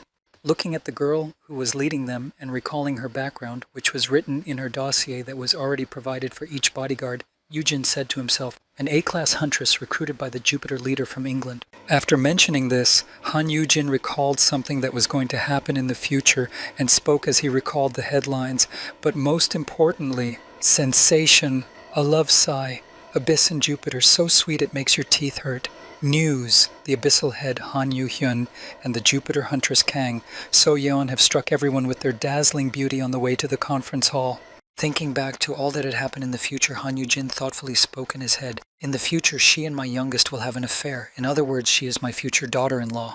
Seeing Mir, the girl came up to him to admire the animal and said happily, You are Mir. It's nice to meet you. And then walking forward along the corridor, she added, You'll be taking the elevator, right? I'll show you. Hearing Kang Seo-yeon say that, Han Yu-jin followed her to the elevator and was happy to do so. Yes! I hope we all get along, especially you and Yu-hyun.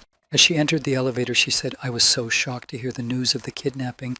When she stopped at the elevator door, she suddenly turned to Han Yu-jin and said, I'm glad you're safe and sound. You're my only hope. Hearing this, Yu-jin asked in confusion, What do you mean? You... Looking at Han Yu-jin with a sly glance, the girl said to him with a sweet smile, Actually, I have an SS class skill. After saying this and revealing some of her secret about her unusual skill, she added, Dragon Rider, a riding skill. Hearing this, Yu-jin said in surprise, Oh! After telling him about her skill, the girl spoke to Han Yu-jin, arguing why he was her last hope. Among all monsters, dragons are the most difficult to tame. After saying this, Han Yu-jin, imagining the girl riding her own dragon in the future, said, It's almost impossible to find a dragon even for an A-class with a high-level skill. Continuing his thought and dreams of taming and raising a dragon, Yu-jin added, But if she gets a dragon, she'll have the easiest time navigating the dungeons than anyone else. While standing in the elevator and talking to Han Yu-jin, a girl clutched her face and said in disappointment, This is so sad, to have a skill but not be able to use it. Hearing this, Yu-jin answered her, It must be very difficult. Hearing this response from Yu-jin, the girl replied by recalling the experiments of scientists from Jupiter. That is why I am counting on your skill. In the dungeons under Jupiter's control, dragon nests are sometimes found. After saying this, Kang Seo-yeon added, If the eggs hatch, then I will finally have a dragon. Oh, my heart is beating so fast. My dragon will definitely be cute. I'll take care of it with love as if it were my own child. Hearing Kang Seo-yeon's words, Han Yu-jin couldn't help but think, You're a sweetheart. And he was happy to see her. Han Yu-hyun, you have a very nice girlfriend. While Yu-jin was thinking about how cute the girl was, the elevator arrived at the 3rd floor. As she got off the elevator, the girl said happily, So I will do my best to protect you. After all, you will be raising my baby. Hearing this, Woo Han Yu-jin's legs were knocked to the ground, and he asked in surprise, Well, why did you say that? To which she replied, It's just something everyone says. After answering Han Yu-jin's question, the girl, looking at the upset boy, added, Somehow it came into use after Sister Hyuna said it a few times. As Han Yu-jin walked toward the training room, he thought angrily, Destroyer head, you're going to regret this. When Han Yu-jin arrived at the training room, he let his pet go to get out of the way, but it just laid down on the ground and didn't want to do anything. Seeing such a lethargic reaction from his pet and the training, Han Yu-jin said to him in alarm, Peace, come on. Are we going to continue like this? After these words, Mir climbed on top of Yujin and clawed at his clothes, hanging on to him. Seeing this, Yujin said sadly, "What can I do with you? It won't even come down." The girl replied, "It seems that the kidnapping has knocked him out of his stride." Rising to his feet, Han Yujin began to try to shake Mir off, saying, "Just get off for a bit. You need to move to recharge your batteries." Seeing Yujin's actions, the girl thought, "This looks like a lot of fun." Seeing that Mir didn't have the energy to exercise, let alone the mood, Kang So-yun said thoughtfully, "It would be nice to have a change of scenery and go for a walk, but I can't just take the monster out." As she said this, she suddenly shouted out, "Ah, in that case I know a good place. I'll take you there." Hearing this, Han Yujin said happily, "Really?" Hearing Yujin's encouraging surprise, the girl said happily, "Yes, our guild has a beautiful rooftop garden. Let me make a call. I'm sure the leader will be there too." Hearing where they were supposed to go, Han Yu-ching exclaimed in dismay, To Jupiter? Well, wait!" No sooner had he said this than the girl dialed the phone number of her boss and informed him of the proposal. Hearing such an interesting proposal from his subject, the head of Jupiter said to her, "Okay, I'll send a car. You can come any time." After saying this, Song Hyun-jae, sitting in the oceanarium and looking at the marine life, said slowly, "I need to get ready to receive a dear visitor." Arriving at the garden at the top of the Jupiter Guild, Han Yu-jin said in amazement, "This place is right on the roof of the Jupiter building." The girl replied, "The entrance is restricted so you can use the roof freely." Arriving at the guild's roof garden, Han Yu-jin let Mir walk around. When he saw a butterfly flying above him, he immediately became animated. Noticing this, Yu-jin spoke to him, "This is your first time in a place like this, isn't it, Mir?" Looking at his master, who was taking care of him, the pet turned to him and said in agreement, "Meow." Yujin replied, "It's okay, it's safe here." Looking at his pet, Yujin happily spoke to him so that he would not worry about him. "And this girl next to me is also good. You have nothing to worry about." Hearing what Yujin had said, the girl put her arms around his shoulders and said, "That's right, Mir, I am good." After saying this, she kissed Yujin on the cheek and then added, "I won't hurt you. You see, we are friends." Seeing and experiencing what the girl had just done, Han Yu-jin immediately moved away from them and thought in confusion, "Sister-in-law, you can't do this." She in turn stayed with Mir and said to him, "I'll protect you, so don't be nervous and you can play in peace, okay?" As Han Yu-jin reflected on what had just happened, he was confused. It's nothing to her because she's a foreigner, but if she changes the family structure because of something like this. Getting to his feet, Han Yu-jin, holding the cheek where he had been kissed, walked over to the girl with peace, and noticed that he had obeyed her and let out a surprised gasp. "Oh," the girl said, "Thank God, I think he understood me." After listening to the girl he was with and realizing that his master was in no danger, Mir went to the garden to explore it. Stopping near a flower bed, he began to smell the flowers. Noticing that his pet was interested in the flowers, Yujin spoke to him. "Have you ever seen these flowers before? Do you like them?" As soon as Jin said this, Mir rushed forward, destroying the flower beds. Noticing this, the girl said happily, "Wow, he's so energetic, I'm glad." Seeing what Mir had just done, Yujin said, "I'm sorry, sorry, my baby made a mess." To which the girl replied, "It's okay. The flower beds can be restored. It would be great if they could play with my dragon in the future." Hearing Kang Seo-eun say this, Han Yu-jin spoke to her. "That's right. You are waiting for the dragon to hatch. May I ask what kind of dragon it is?" The girl exclaimed happily, "Of course, a third-class flying dragon, a dark, spiky-winged dragon." After saying this, the girl, imagining what an adult looks like, added, "A spiked-winged dragon. The strongest and most powerful among flying dragons, it is covered with strong black scales." Having described its features and what kind of body covering it had, the girl spoke enthusiastically about her future dragon. "It has huge thorns on its wings and tail." When the girl described her dragon, which was to hatch from an egg found in the pyramids of the Jupiter Guild, she said joyfully, "This description is so cute." Hearing such a description of the dragon she was expecting, Yujin was surprised. "Eee? Cute?" The girl said, "It even has poison on its tail. How lucky." Hearing the girl's strange preferences, Han Yu-jin thought in confusion, "She has a strange taste."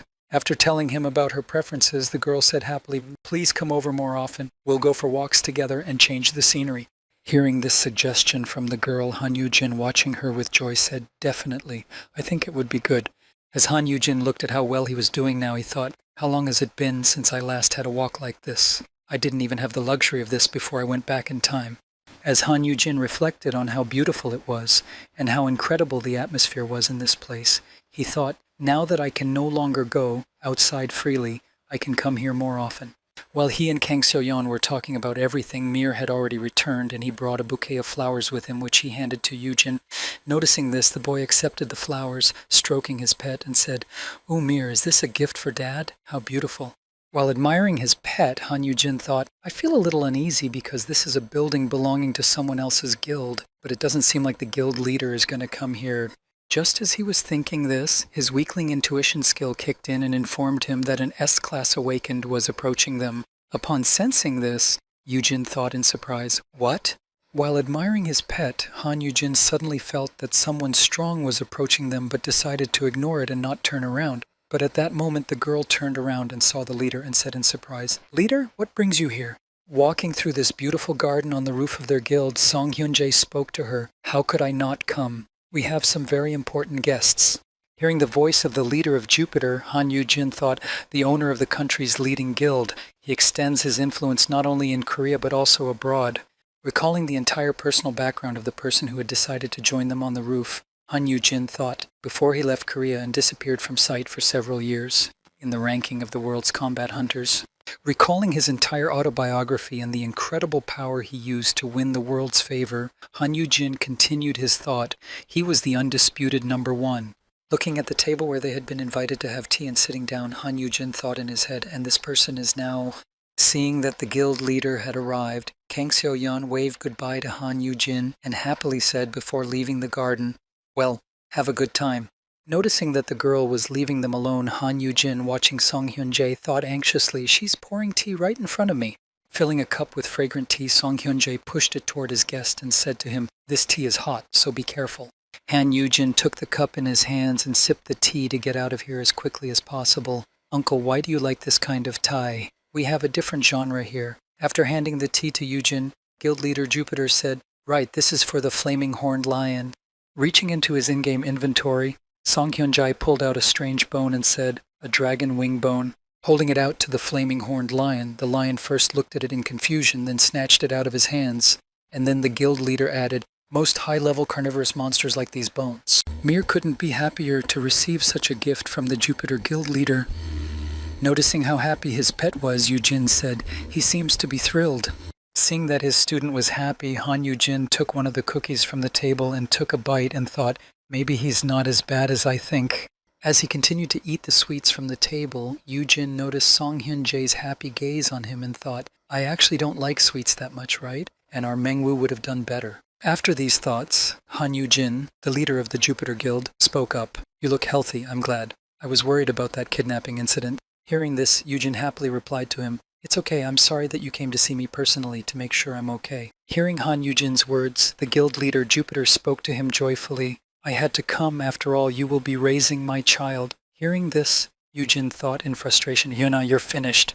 Folding his hands and placing them on the table, guild leader Jupiter said to Han Yujin, "But I'm not just telling you this for no reason."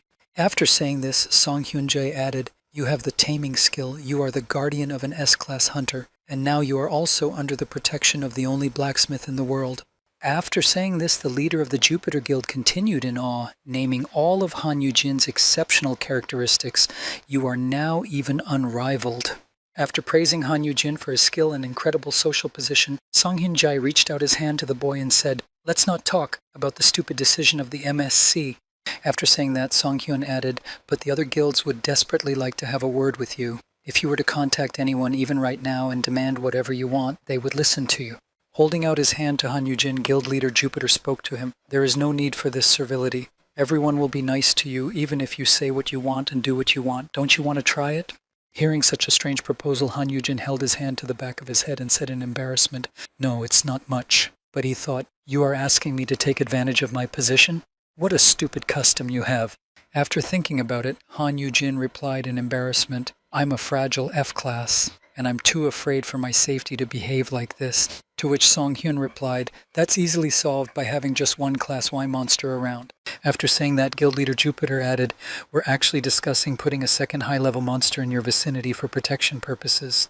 Hearing this, Yujin said in surprise, Really?" Hearing such a strange reaction from Han Yujin, who didn't even know what was being said, Sung Hyun said to him in surprise, "My God, my brother didn't tell you." Using a fork to separate a piece of cake from his plate, Song Hyun said to Han Yujin, The MSC is paying for everything since they are to blame for the kidnapping. Otherwise, they would have been eaten alive for the incident. Hearing this explanation, Han Yu-jin said thoughtfully, I see. After saying that, the guild leader added, it's not a good idea to share such information. I know that your brother is very protective of you, but suddenly stopping his story about the guild's plans, Song Hyun said in alarm, God, I'm probably saying the same thing as Hyun-ah. To which Yu-jin calmly replied, no, it's okay. After saying this, Han Yu-jin thought back to trying to find out about the investigation and thought, Yu-hyun really doesn't tell me anything. He just brushes it off even when I asked him about the investigation. Continuing his thoughts, he continued, if I hadn't gone back in time but had gotten the taming skill, I would probably be locked up right now, not knowing anything about what's going on. Putting the cup of tea on the table, Han Yu-jin said sadly, I don't really understand Han Yu-hyun lately. Hearing this, Sung-hyun replied, aren't you already so influential that you could start your own organization that is as powerful as the big guilds? After asking Han-jin this question, the leader of the Jupiter Guild spoke to him. You have secured a good base as a result of the recent negotiations. If you continue to build up your strength, you can lead an entire monster squad.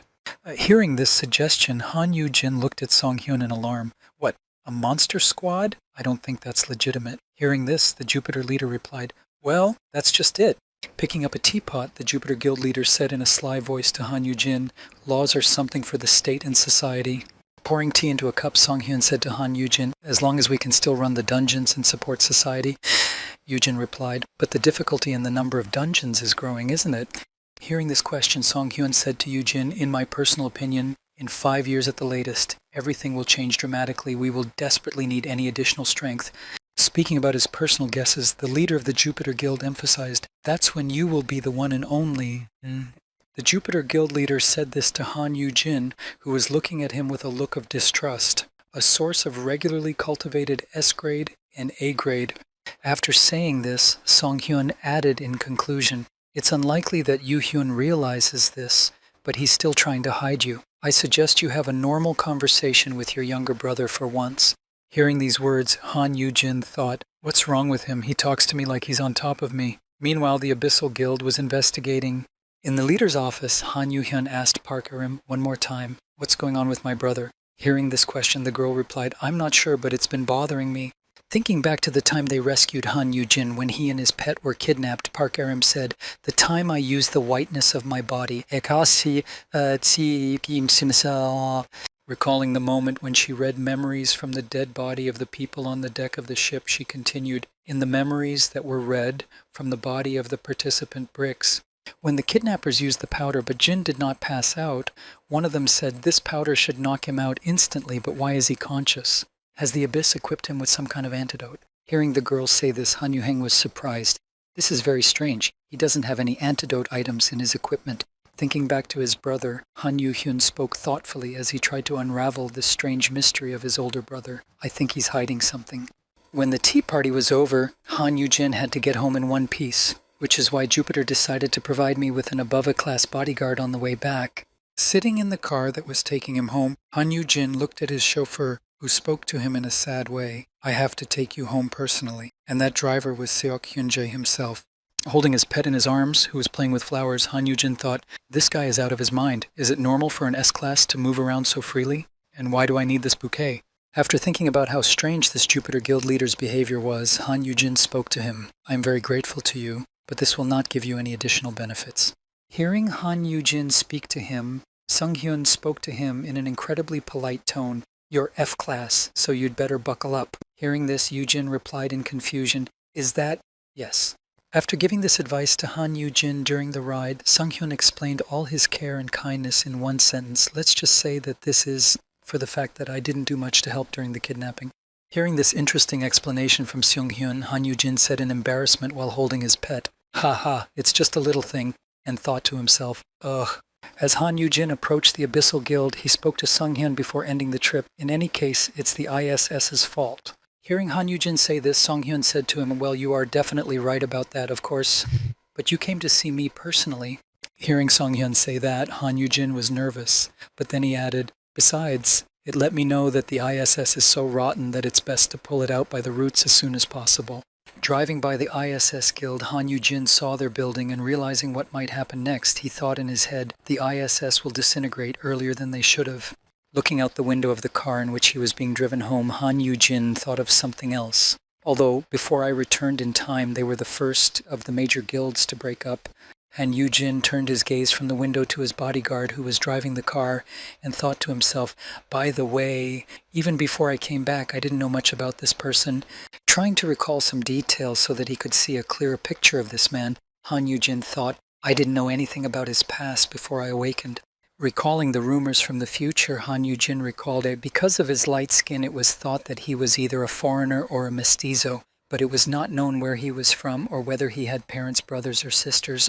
Sitting in the passenger seat next to the leader of the Jupiter Guild, Han Yu-jin was thinking, should I use the sprout skill? After pondering whether he should, Han Yu-jin continued his train of thought. I want to take a look at the international first-ranked characteristic window. It's okay, right? He won't pay attention to just one glance. Holding his pet in his arms, who had already begun chewing on a bouquet of flowers in sadness, Han Yu-jin thought as he turned his head to Sung-hyun, I'll just activate the skill and look out the window with one eye. As he thought about how best to avoid being noticed and to find out the characteristics of the Jupiter Guild leader, Yu-jin thought, I'll pretend to be looking at a billboard. Using his sprouting skill, Han Yu-jin was already preparing to begin his plan, thinking, I won't read the whole thing, just a part. Just as he thought this, he turned his head slightly, thinking, I shouldn't run my eyes too much. Quick! Just as he thought that, Oi grabbed him by the neck.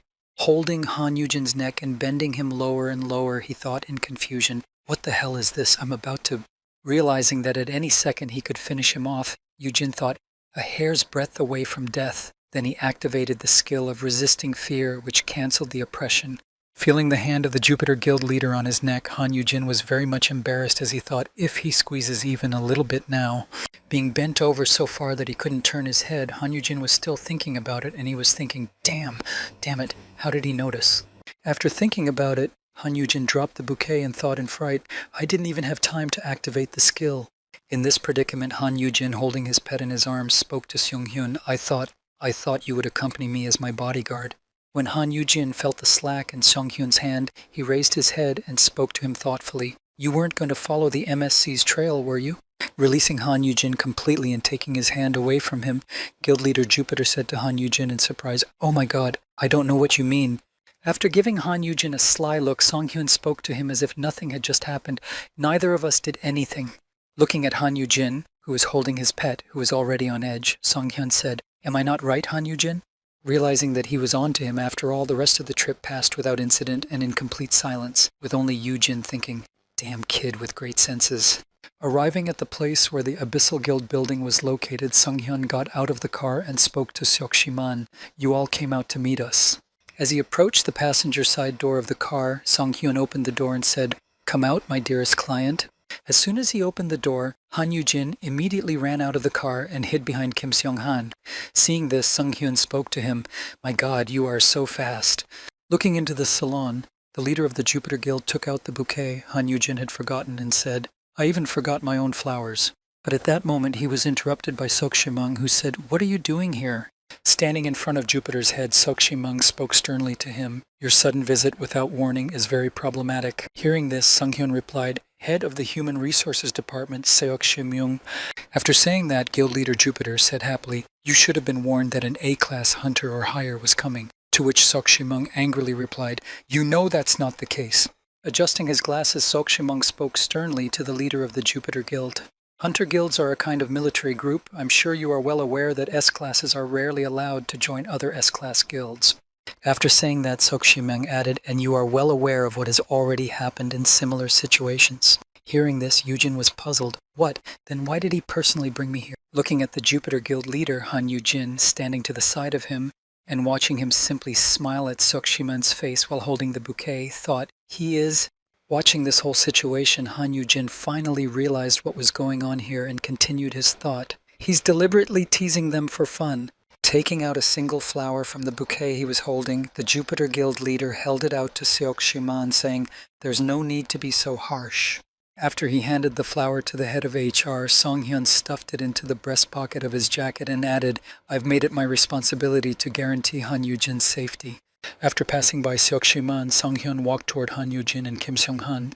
As he approached them and handed the bouquet to Jin, Sung-hyun said, I would also like to give you this along with the bouquet. Taking a small box out of his pocket, Song-hyun opened it and revealed the earrings, saying, "A small gift. They increase mana and contain a B-class shield." After giving this gift along with the bouquet to Han Yujin, Song-hyun added, "Seo-yoon will be working with you a lot from now on, so please take care of her." Meanwhile, Yujin looked at the earrings and thought, "An item with a skill. These are hard to come by even for a few 100 million won." While Han Yujin was looking at the earrings, he heard Sung-hyun say, "I didn't see you wearing the earrings, so I thought you lost them when you were kidnapped." Hearing this, Yujin thought in alarm, when did he notice that? Seeing such an overwhelming reaction from Han Yujin, who was confused by Sung-hyun's words and didn't know what to do, he said as he walked to his car, "A gift might seem like an exaggeration." As he approached his car, Guild Leader Jupiter spoke in closing, "But the greatest effectiveness can only be expected from such exaggerations. I hope for a long and fruitful cooperation." After all these adventures during the day, Han Yujin finally got home to his room and was able to take a bath, and afterwards he put on the new earrings that he had been given. Looking at them in the mirror, he hummed thoughtfully and then decided to test them. Without hesitation, he exclaimed, "Peace, come here, I'm launching a rocket!" Hearing this, Han Yujin's pet rushed to his master, but imagine his surprise when he ran into the shield and smeared himself on it like a pancake. Seeing that everything was working as it should, Han Yujin removed the shield and caught his pet in his arms, who was slightly disabled by the blow. Then Yujin looked at him with a smile and said, "Excellent, the shield works perfectly." Holding his pet in his arms, Han Yujin suddenly smelled a strange odor, and leaning closer to Mir, he sniffed it and said, Wait, what is that smell?" Hearing that this strange smell was coming from his pet, Han Yujin immediately rushed to the bathroom, exclaiming, "You've obviously been on a bit of a rampage today. You need a bath." After soaking his pet and applying shampoo to clean him up, Han Yujin spoke in a happy voice to Mir, "But it's good that you have regained your energy, Mir." While bathing his little pet, Han Yujin also added, "And I also took a bath. And I also got an item that increased his mana. It was quite a trip." Thinking back to when they were scolded by the head of the Human Resources Department, Seok Shiman, after Sung-hyun left, Han Yujin thought guiltily, "But I don't want to go to Jupiter anymore." Thinking back to what Seok Shiman had said when Sung-hyun left, he remembered, what a nerve! If his head came out, everything around him would turn into a sea of fire. To which he replied, "Calm down, you're exaggerating." Even though Han Yujin said that, Seok Shimyung understood the consequences better, and he answered the boy, "I'm not joking. It's impossible to predict how things will end if they meet." After saying that, Seok Shimeng also added, "Once, our chairman was even arrested after one of his visits to a guild." Hearing this, Yujin exclaimed in surprise, "What? You hang what?" As he bathed his pet, Han Yujin thought thoughtfully, "What have you been doing all this time, little brother? And I have to impose the effect of education on 50 equally dangerous people." Watching his pet stare at him after taking a bath to dry off quickly, Han Yujin thought angrily, "I want to grab the system by the scruff of the neck and make a scandal like this." As Han Yujin was thinking about this, he suddenly saw his pet jump out of the bathtub and start to run away, and Yujin called out to him, "Ah, wait!" Han Yujin noticed that he was running away, and he caught him in mid-flight, saying, "Where do you think you're going, thief?" Holding the toy, which looked very much like Mir, Yujin spoke angrily to him, "You need to dry yourself thoroughly before—" Noticing that he had caught a toy and not his pet, Han Yujin said in surprise, "What? A toy?" Realizing what had happened, Han Yujin looked around and saw the Tokabi in the window and exclaimed in irritation, "You have learned the body-swapping technique?" To which he replied, "A gift from me." Sitting in the window and waving his hand to greet his master, the Tokabi happily said to Han Yujin, "Here I am, boss." Holding a fire lion toy in his hands, Han Yujin asked in surprise, "Are these Japanese toys?" To which the Tokabi replied, "Uh-huh, bingo," although they were sold there not as a toy world but as a toy fire-horned lion. After showing Han Yujin everything he had bought, namely a 1 yen headband, a 1 yen toy, a 1 yen backpack, a 1 yen toy, a 1 yen toy, the Tokabi said, "But let's be honest, a rose smells like a rose. Whether you call it a rose or not, it's still nice, right?" Approaching his boss, the Tokabe, wearing a headband with the ears of a flaming horned lion, said, "After that show you became famous all over the world, didn't you know? Here, take this too." Wiping his piece, Han Yujin said in embarrassment, "No, I didn't really watch the internet's reaction." "You better tell me what's going on with your work. You're not just having fun here, are you?" Holding out the tablet to Han Yujin, the Tokabi said, "Of course not! Who do you think I am?" Walking over to Mir, the Tokabi said, "You look like a real flaming horned lion." What a sweetheart. Standing nearby, Han Yujin read over all the information he had gotten and said in amazement, "Wow, it's really all there. You're much better than I expected, but why is there no information about the dungeon?" Hearing this question from Han Yujin, the Tokabi replied, "It's because I can't enter them." Hearing this answer, Han Yujin asked in surprise. What do you mean? You couldn't enter the dungeon? Hearing Han Yujin's question, the Tokabi told him, Nope. I don't know why, but every time I try to enter the dungeon, I get thrown out. Hearing this answer to his question, Han Yujin looked at the Tokabi and thought, throwing up? Is it because the power of the dungeon is in the Tokabi? It means that the dungeon cannot be shoved into the dungeon. After thinking about it, Han Yujin suggested something. Wait a second, if Yun is essentially the same as a dungeon. And then he spoke, Hey Tokabi. Hearing that Han Yujin had suddenly addressed him, he said in surprise, M? As soon as he said that, Han Yujin threw his arms around him and began to hug him, saying, Yun, my love. Feeling such an incredible display of love, the Tokabi said breathlessly to Han Yujin, What the hell are you doing all of a sudden? To which Yujin replied, What do you mean? I'm showing my love. Trying to get out of Han Yujin's arms, the Tokabi said in fright, Get off me. When I hug someone, Han Yujin replied, Don't be such a boo. Han Yujin hugged the Tokabi tightly and spoke to him menacingly, Just hug me for a second and then teleport away. Hearing Han Yujin's order, the Tokabi was confused. Teleport? But why? The boy said to him, Hey, obey your superiors. Who are you talking to? Hugging the Tokabi even tighter, Han Yujin spoke to him in a sly voice, I won't let go of you if you continue to resist. Hearing Han Yujin say that, Tokabi realized that there was no point in resisting, and he said in a sad voice, Just a little bit more. Han Yujin was surprised to feel this sensation. Wow, this is exactly the same sensation as when I went through the dungeon gate. Moving along with the Tokabi, Han Yujin felt the same way every time and watched in amazement as they moved through space, jumping to different places. Holding on to the Tokabi, Han Yujin said confidently after jumping to different places several times, Aha, I see. After thinking about it, Han Yujin continued to teleport with his subordinate over the city, and then Han Yujin thought, to be more precise, each of Yun's teleportations. Watching how quickly they could move between spaces, Han Yuqing said in astonishment, Is this teleportation through a kind of dungeon? While they were traveling through space, a man was on the roadway, driving home from work, listening to music in his car, and being on his own wave of Waibu. Suddenly, Han Yujin and the Tokabi appeared in front of him. Seeing them in front of him, the man screamed loudly and slammed on the brakes. Seeing what had just happened, Han Yujin said guiltily, Uh-oh, I'm sorry.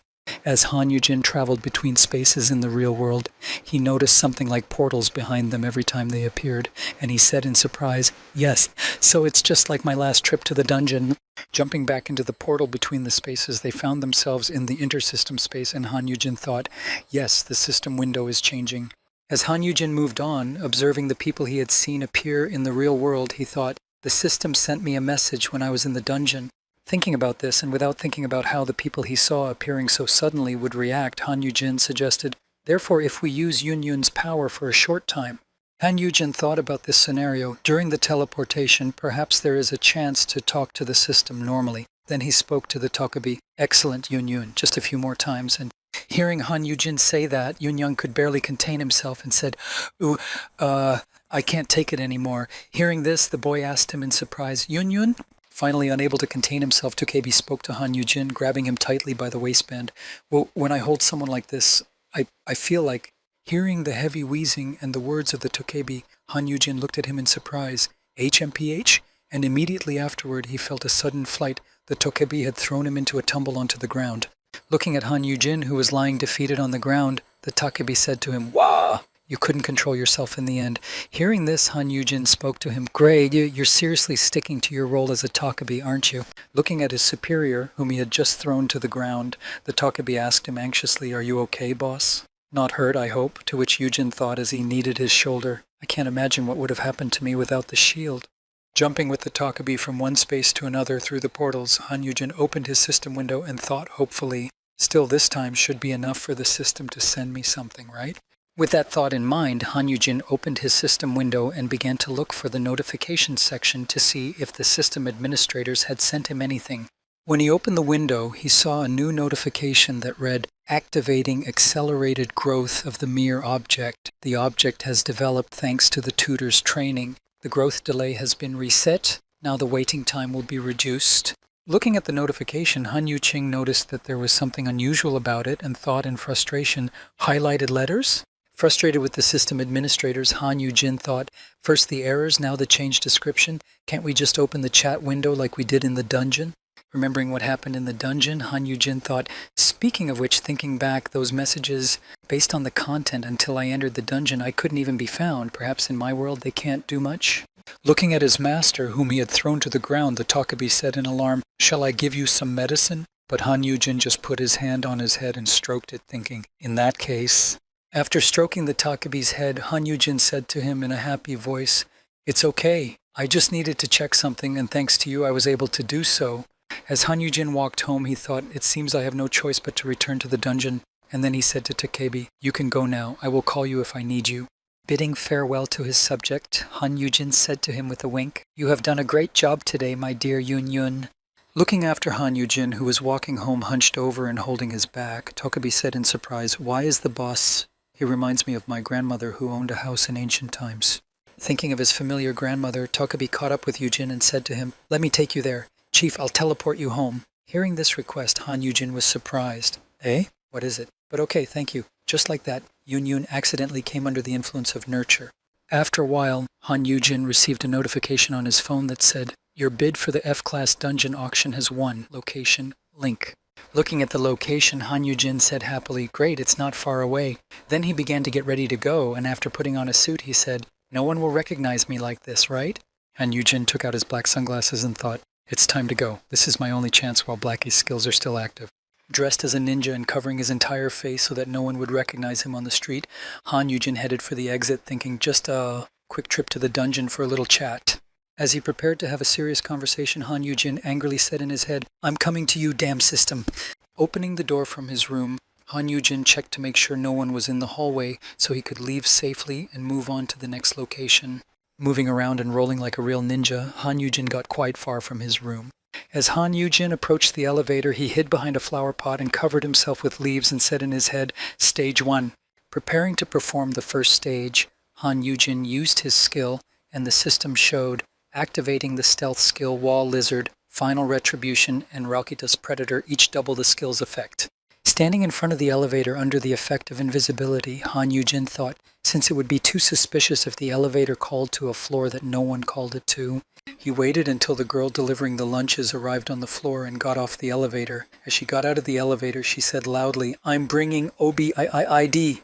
After running into the elevator, Han Yujin, having completed the first stage of his plan, thought rationally, "I've chosen this particular time." Standing in the elevator with the rest of the staff, who were also riding the elevator to their floors, Han Yujin stood in the corner and thought, "The skill has been quadrupled, so I don't even have to worry about being spotted by A-class hunters."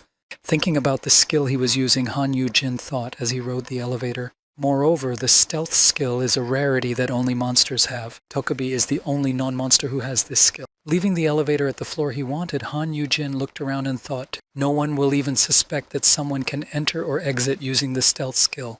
When Han Yujin arrived at the checkpoint, he saw the metal detector and the guards conducting the inspection and thought, "The second and final stage."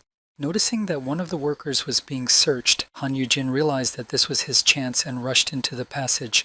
Stopping the employee, the guard said to the man, "Please raise your hands to the top." Hearing this order, the man said, "Okay," and raised his hands to be searched. Taking advantage of this chance, Han Yujin approached the checkpoint and thought, "Now I just have to get out of here." After Han Yujin slipped through the checkpoint, an alarm went off and the guard spoke to the man. "The alarm went off. Let me search you quickly." The man replied, "Huh? But I took off all my equipment." After getting out of the guild, Han Yujin, heading to the dungeon according to the coordinates, said to himself guiltily, "I'm sorry. As soon as the time of the last retribution is over, I promise I will live quieter than water, lower than grass." Approaching the building with the gate to the F-class dungeon, the boy saw that it was fenced with some kind of shield. Arriving at the entrance, the boy, catching his breath after the journey, said heavily, "Ugh, why is the road here alone so much harder than the dungeon itself?" As Han Yujin placed his entry card on the terminal, he said happily as he looked around, "Thank goodness that no one is monitoring the F-class dungeons." Opening the door, Han Yujin saw a portal in front of him and promised himself, "I'll quickly go and talk to the system and return to the dorm as soon as possible." Looking at his inventory and counting on his fingers how many items he had taken, Han Yujin said, "Yeah, I brought items and a lot of potions." After counting all the potions and the rest of the items for emergencies, Han Yujin held up a strange object and said, "And a gate stone, just in case." Recalling the moment when they went into the dungeon, Han Yuhyun handed Jin the gate stone with the words, "Still I can't trust her, so keep the gate stone with you." Standing in front of the dungeon, Han Yujin said in a confident voice, "It was so good of me to take it back then. Thank you, Yuhyun. Your brother will come down here and return to a peaceful life right away, maybe. After saying this in his mind and promising himself that he would return to peaceful life soon, Han Yujin entered the dungeon and saw a dense jungle in front of him. As he walked forward, Han Yujin looked around and said in amazement, "This is supposed to be a forest dungeon, but it looks more like a jungle." Han Yujin did not even realize that he was being followed, but only kept walking and talking under his breath. Yes, the system. As Han Yujin continued walking, he did not even realize that such a large crowd of monsters had already gathered behind him, and he said, "You could at least direct me to the right place." As he said this, he heard a terrifying sound behind him. It was some wild monkeys that lived in the jungle of this dungeon, and they were not very happy to have visitors. Hearing this noise, Han Yujin used his tentacle skill and easily dealt with all the monkeys that decided to attack him. As Han Yujin dealt with the monsters that were coming at him to finish him off, he thoughtfully said, "Will the system take some time to find me like last time?" As Han Yujin moved on, having dealt with all the enemies in the area, he left behind many corpses of monsters who had dared to attack him without knowing his strength. As Han Yujin made his way through the jungle and fought with the monkeys, he called out in frustration, "Hello, dear system, exclamation mark." As he fought off the monsters that were attacking him with fierce intensity, Han Yujin said in anger, "I'm here," and then he used the viscous poison skill on an object to fight the monsters, scattering the poison around him so that no enemy could get close to him, and those who did would be very unlucky. Han Yujin shouted, "So come out!" After killing a large number of monsters and standing on their corpses in the middle of the forest, Han Yujin began to shout, "Answer me already! The system sucks!" Taking the crystals from the defeated monsters, Han Yujin said in frustration, "At this rate, I'll just clear the dungeon.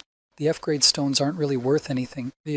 While he was saying this and taking crystals from the monsters, a system icon suddenly appeared in front of him. Seeing it, Han Yujin exclaimed in fright, "Oops, you scared me." Seeing the system window in front of him, Han Yujin said in irritation, "You finally showed up." And after he said that, the window read in strange characters, "Not our fault."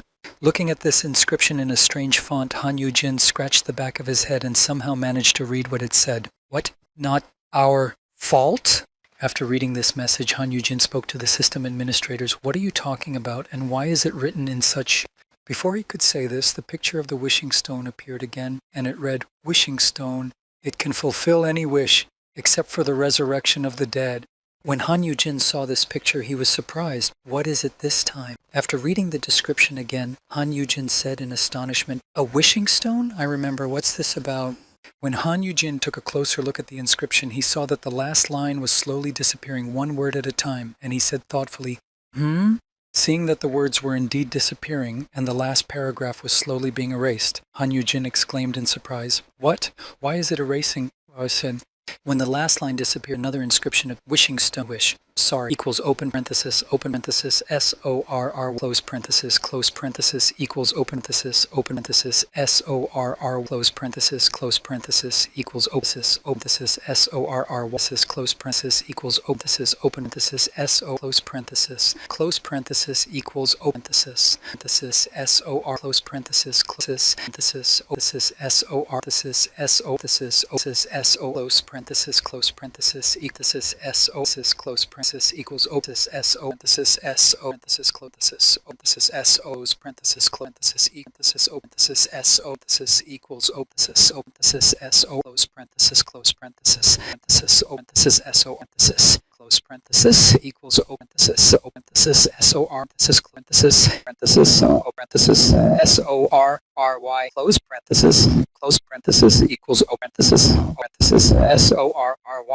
parenthesis, close parenthesis, SO, equals otis SO, close parenthesis, SO, close parenthesis, equals open parenthesis, SOR, SORRY, close parenthesis, equals open parenthesis, SORRY, close parenthesis, equals open parenthesis, SORRY, close parenthesis, equals open parenthesis, SORRY,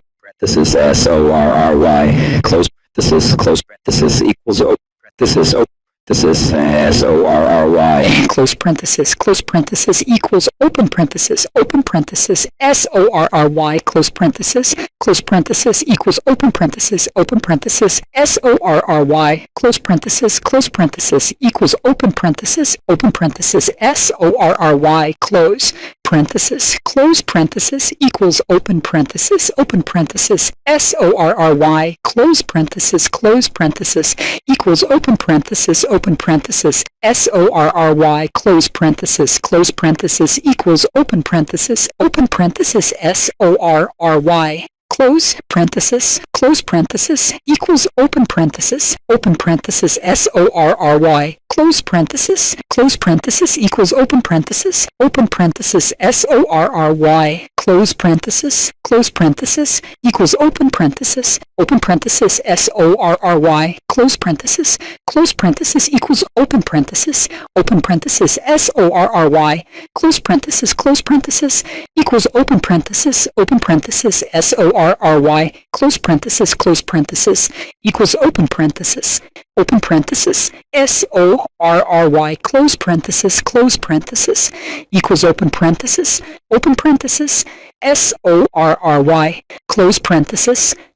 parenthesis, equals open parenthesis, SORRY. Close parenthesis, equals open parenthesis, SORRY. Close parenthesis, equals open parenthesis, SORRY. Close parenthesis, equals open parenthesis, SORRY. Close parenthesis, equals open parenthesis, SORRY. Close parenthesis, equals open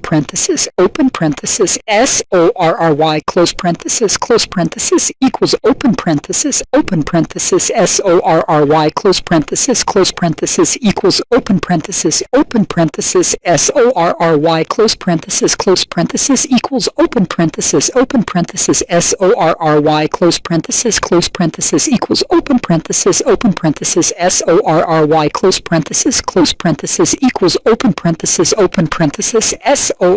SORRY. Close parenthesis, equals open parenthesis, SORRY. Close parenthesis, equals open parenthesis, SORRY. Close parenthesis, equals open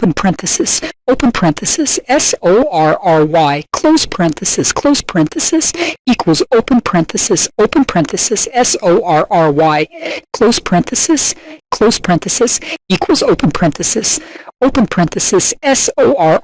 Close parenthesis, equals open parenthesis, SORRY. Close parenthesis, equals open parenthesis, SORRY. Close parenthesis, equals open parenthesis, SORRY. Close parenthesis, equals open parenthesis, SORRY. Close parenthesis, equals open parenthesis, SORRY. Close parenthesis, equals open parenthesis, SORRY. Close parenthesis, equals open parenthesis, SORRY. Close parenthesis, equals open parenthesis, SORRY. Close parenthesis, equals open parenthesis, SORRY. Close parenthesis, equals open parenthesis, SORRY. Close parenthesis, equals open parenthesis, SORRY. Close parenthesis, equals open parenthesis, SORRY. Close parenthesis, equals open parenthesis, SORRY. Close parenthesis, equals open parenthesis, SORRY. Close parenthesis, equals open parenthesis, SORRY. Close parenthesis, equals open parenthesis, SORRY. Close parenthesis, equals open parenthesis, SORRY. Close parenthesis, equals open parenthesis, SORRY. Close parenthesis, equals open parenthesis, SORRY. Close parenthesis, parenthesis equals open parenthesis SORRY close parenthesis equals open parenthesis SORRY close parenthesis equals open parenthesis SORRY close parenthesis equals open parenthesis SORRY close parenthesis equals open parenthesis SORRY close parenthesis equals open parenthesis SORRY close parenthesis equals open parenthesis SORRY close. When Han Yu-jin saw this strange inscription on this photo, where instead of the last ribbon there was a word of apology, he was surprised. Why are you apologizing? When this phrase sorry stuck in his mind, he thought for a while about what it could mean, and then suddenly realized what it meant and said in confusion, "Hey, really?" Holding his head, Han Yu-jin exclaimed in confusion, so the impossibility of resurrection was a bluff? Realizing that the yogi had been deceived, Han Yu-jin exclaimed in anger, "Damn it! How is it that you cannot resurrect the dead, but you can easily turn back time?" Realizing that he had been deceived, Han Yu-jin shouted in anger, "Why did you deceive me, you bitchy system? Explain it properly. Are you hinting that you can't tell me? Can you only communicate with such symbols?" After shouting his angry remarks, Han Yu-jin spoke to the system while holding the gate crystal. "Look here, beast!" Poking the portal stone upward, Han Yu-jin shouted in anger, "I can easily get out even with the high-level monster that came out that time." After saying this, Han Yu-jin, in a very serious mood, spoke to the system administrators, "So speak calmly." Seeing that something was happening around him, Han Yu-jin was first happy that the system had obeyed him and said happily, "Oh yes, that one, But then his joy was suddenly cut short when he saw a portal in front of him sucking him in, and he screamed out in fright, "Huh?" As Han Yu-jin walked through the system portal which was pulling him somewhere, he exclaimed, "Whoa, what is all this?" Hearing Han Yu-jin's words, the system administrators sent him a message. "Don't be angry. We know how unpleasant this is. We want to tell you everything." Jumping from one message to the next, Jin couldn't read everything, so he exclaimed, "Wait, slow down," and then he saw the messages that followed. However, direct contact will have certain consequences. Watching the messages that appeared, Yu-jin read, "Last time, a newcomer. Preliminary preparations are necessary." Looking around, Han Yu-jin saw a whole bunch of messages in front of him. After reading them, Han Yu-jin said in surprise, "Why so many at once? A week? You're asking me to come back in a week after thoroughly preparing?" Hearing such recommendations from the system, Han Yu-jin thought about it, but by then the effect of the final retribution will be over and I'll be back to being a normal F class. After thinking about it, Han Yu-jin said, "Obviously we'll have to find another way." Thinking back to the past times the system had sent messages, Han Yu-jin thought, interference?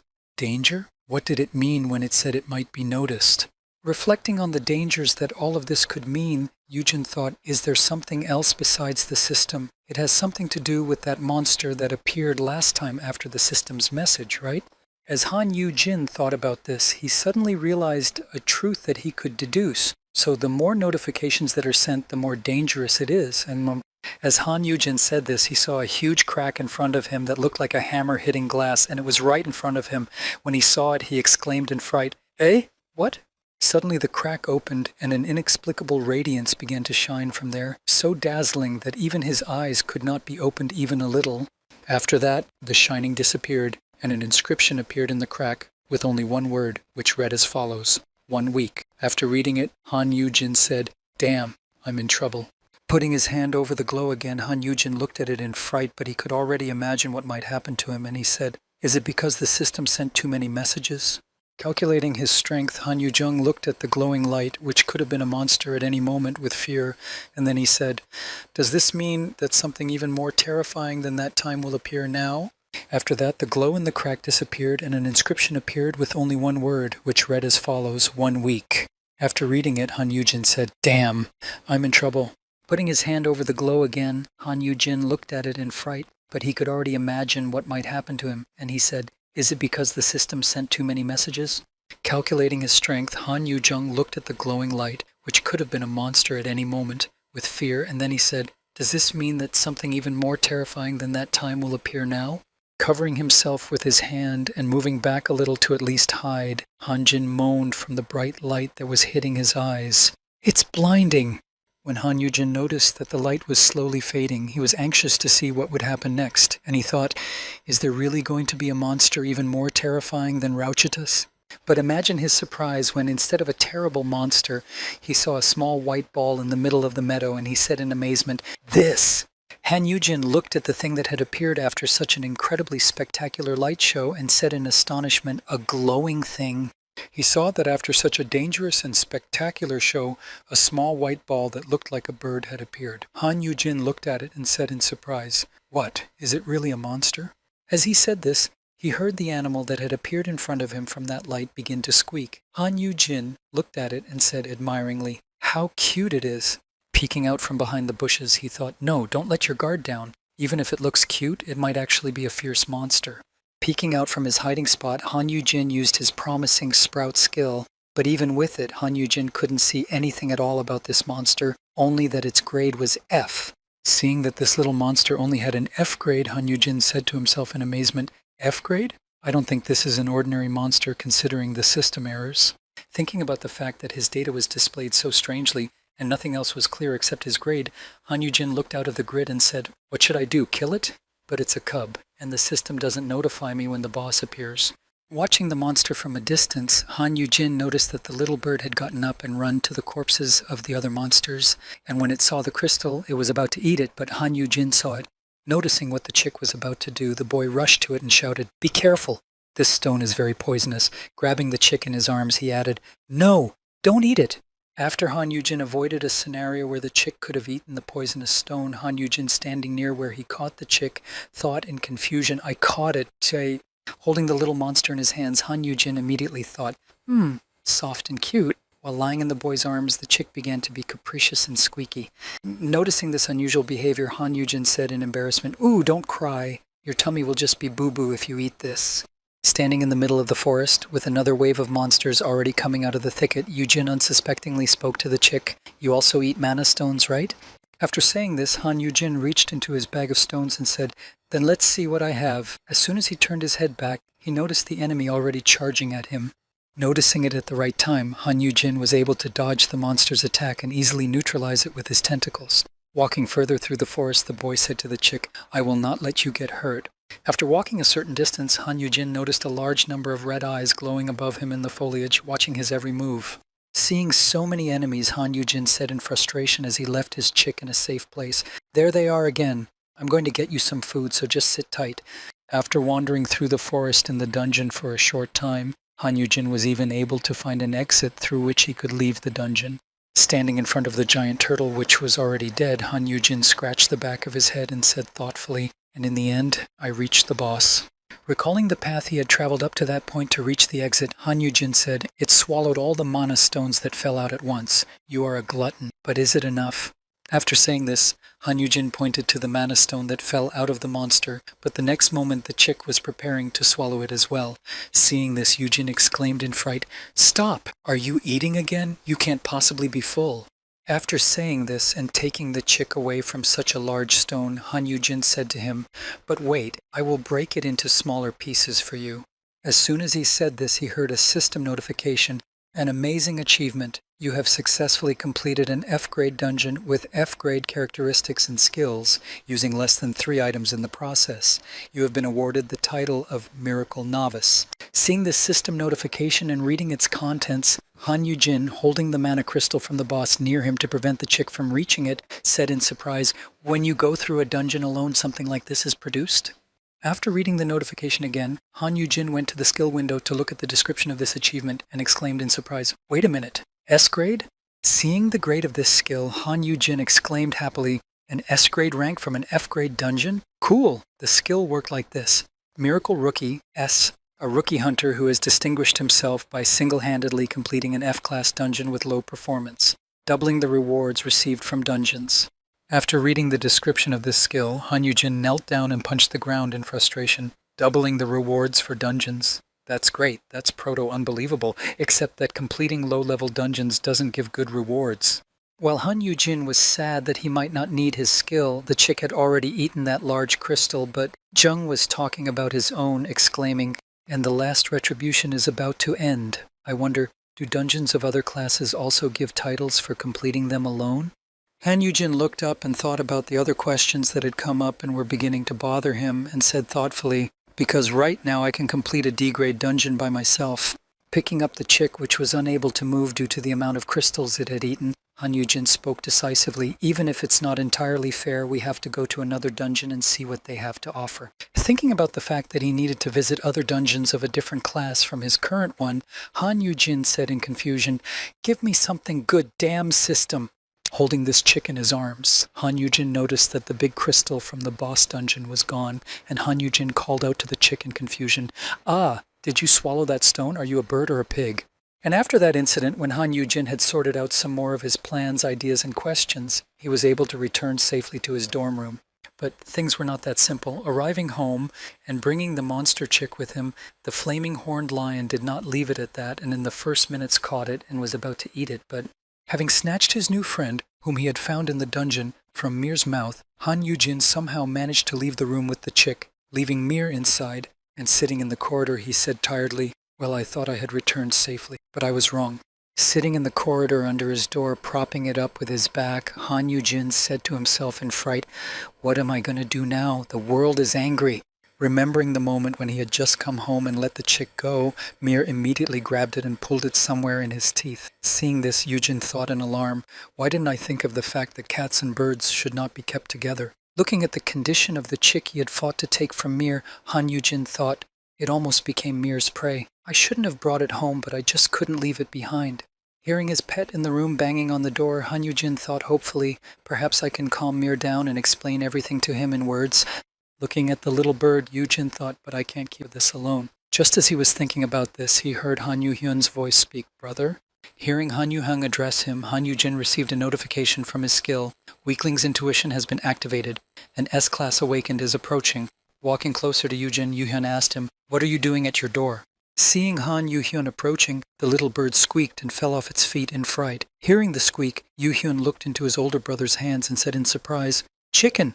Feeling uncomfortable, Han Yujin tried to hide the animal from his younger brother, but it was too late, and he realized that he had something and said that no, it doesn't look like an ordinary chicken. Hearing Han Yu-hyun say this, Han Yujin began to examine the chick and said to him, "Yes, it's a monster." Hearing this, the younger brother exclaimed in fright, "What?" Grabbing Han Yujin by the shoulders and shaking him, Yu-hyun said to him in a surprised voice, "How did the monster get here?" He replied, "I picked it up." Yu-hyun said, "We picked it up? Where?" To which Yujin added, "In the hallway?" Han Yujin said to his younger brother, uncertain about where he had found it, "Must have been thrown by someone. I'm in complete shock myself. Abandoned pets are a very big problem. What are people thinking?" Hearing Han Yujin's excuses, the younger brother pretended to believe him and then spoke to him. "I wanted to ask you something." But Han Yujin was not even listening. Grabbing his younger brother's hand, Han Yujin said to him happily, "It's so good that you came. Help me calm Mira down." After saying that, Han Yujin and Han Yu-hyun went inside to their older brother's room. Once in the room, Han Yujin spoke to his pet, "But be a sweetheart, Mir." Holding the chick he had recently rescued from Mir's mouth when he brought it home, Han Yujin said defiantly, "This is not food. This is your little brother. Don't hurt him." While listening to Han Yujin's disciplinary process, Han Yu-hyun spoke to him, "Brother, I came here today to..." But he didn't listen to him because Mir tried to grab the chick again. Han Yu-hyun continued his speech and said, "To ask you something about the kidnapping." But no one was listening to him anyway because there was a whole struggle for the bird. Turning his head away and continuing his conversation with his older brother, the younger one added, "I couldn't bring myself to talk about it because it was a traumatic experience for you." Angry that Mir was preventing him from having a dialogue with his older brother because of his misbehavior, Han Yu-hyun grabbed him by the collar and said angrily, "But I still need to make sure." After saying this, Han Yu-hyun stood up and threw the fire-horned lion cub somewhere far away in another room so that everyone would finally calm down and stop this mess. Seeing what his younger brother had just done, Han Yujin looked at him with a frightened look, and he, in turn, tapped his hands together and said, "All right, now we can talk." Hearing Han Yu-hyun say this to Han Yujin, who had just thrown his pet away, Han Yujin shouted out in anger, "What do you mean, good?" Looking at his younger brother who had just handled the situation like that, Han Yujin caught his brother's attention, made him feel uncomfortable, and then spoke, "What are you doing?" Looking in the direction where his pet had flown away, Han Yujin accused his younger brother and said, "Why did you abandon such a baby?" To which the latter replied, What?" Grabbing his younger brother by the collar, Han Yujin angrily said to him, "Don't give me that what's up shit. Don't act like you don't see anything wrong with it at all." Hearing this accusation from his older brother, Han Yu-hyun replied, "Huh? No, he has C-class characteristics, so it shouldn't be a big deal." Hearing his younger brother's answer, Han Yujin countered by saying, "And you consider this a valid argument?" Should we just throw everyone away if their characteristics are high enough? Hearing this, Yu Heng said guiltily, "No, brother, why don't you calm down?" And before he could finish, Yujin interrupted him and added, "Sit down quickly and look at the floor," but not quite at the floor. Remembering his daughter-in-law, Han Yujin said, "Do you know what your fellow huntress, Seo-un, said? She said that her animal would be her friend for life, and that she would take care of it as if it were her own child." Standing in front of the guilty Mir and Yu Hyun, Yujin continued, "Even the head of Jupiter brought Mir a gift. And what about you? You are its owner, yet you allow yourself to throw it away. You don't even care about it." Looking at his future comrade in arms, who was sitting next to him and listening to his older brother's moralizing, Han Yu-hyun said thoughtfully, "Not to say at all." After saying this, Han Yu-hyun added, "Of course I was happy to have a high-end beast. It is a very valuable device, so from now on I will try to be more delicate with it." But he didn't have time to finish his sentence. Hearing his younger brother call Mir, Han Yu-jin spoke in anger. "A device? You call Mir a device? That's exactly why Mir disobeys you." Hearing this, Yu-hyun said in confusion, "Now a few dungeon trips will fix that." Hearing this answer from his younger brother, Han-jin said to him in an angry voice, "That's not the point. It's about attitude. Have you done anything for the world so far?" Hearing this, Yu-hyun said thoughtfully, "Buy him food." Hearing this answer, Han Yu-jin shouted angrily at him, "Seriously, you're buying him off with food? I ask you, where were you when I was putting all my energy into yogic education?" Hearing this, Yu-hyun just bowed his head guiltily. Hearing Han Yu-jin say this, his younger brother said in confusion, "Yeah, my bad." Looking at him, Yu-jin thought, "Yes, it's clear from your expression that you haven't realized what you're guilty of." Thinking back to his childhood, he remembered the time when he tore a branch off a tree and thought, well, he's been like that since he was a kid. What did he care about others if he could break off a whole tree branch without any problems? Realizing that there was no point in lecturing anymore, Han Yu-jin sighed heavily and said, "All right, at least give me a hug once."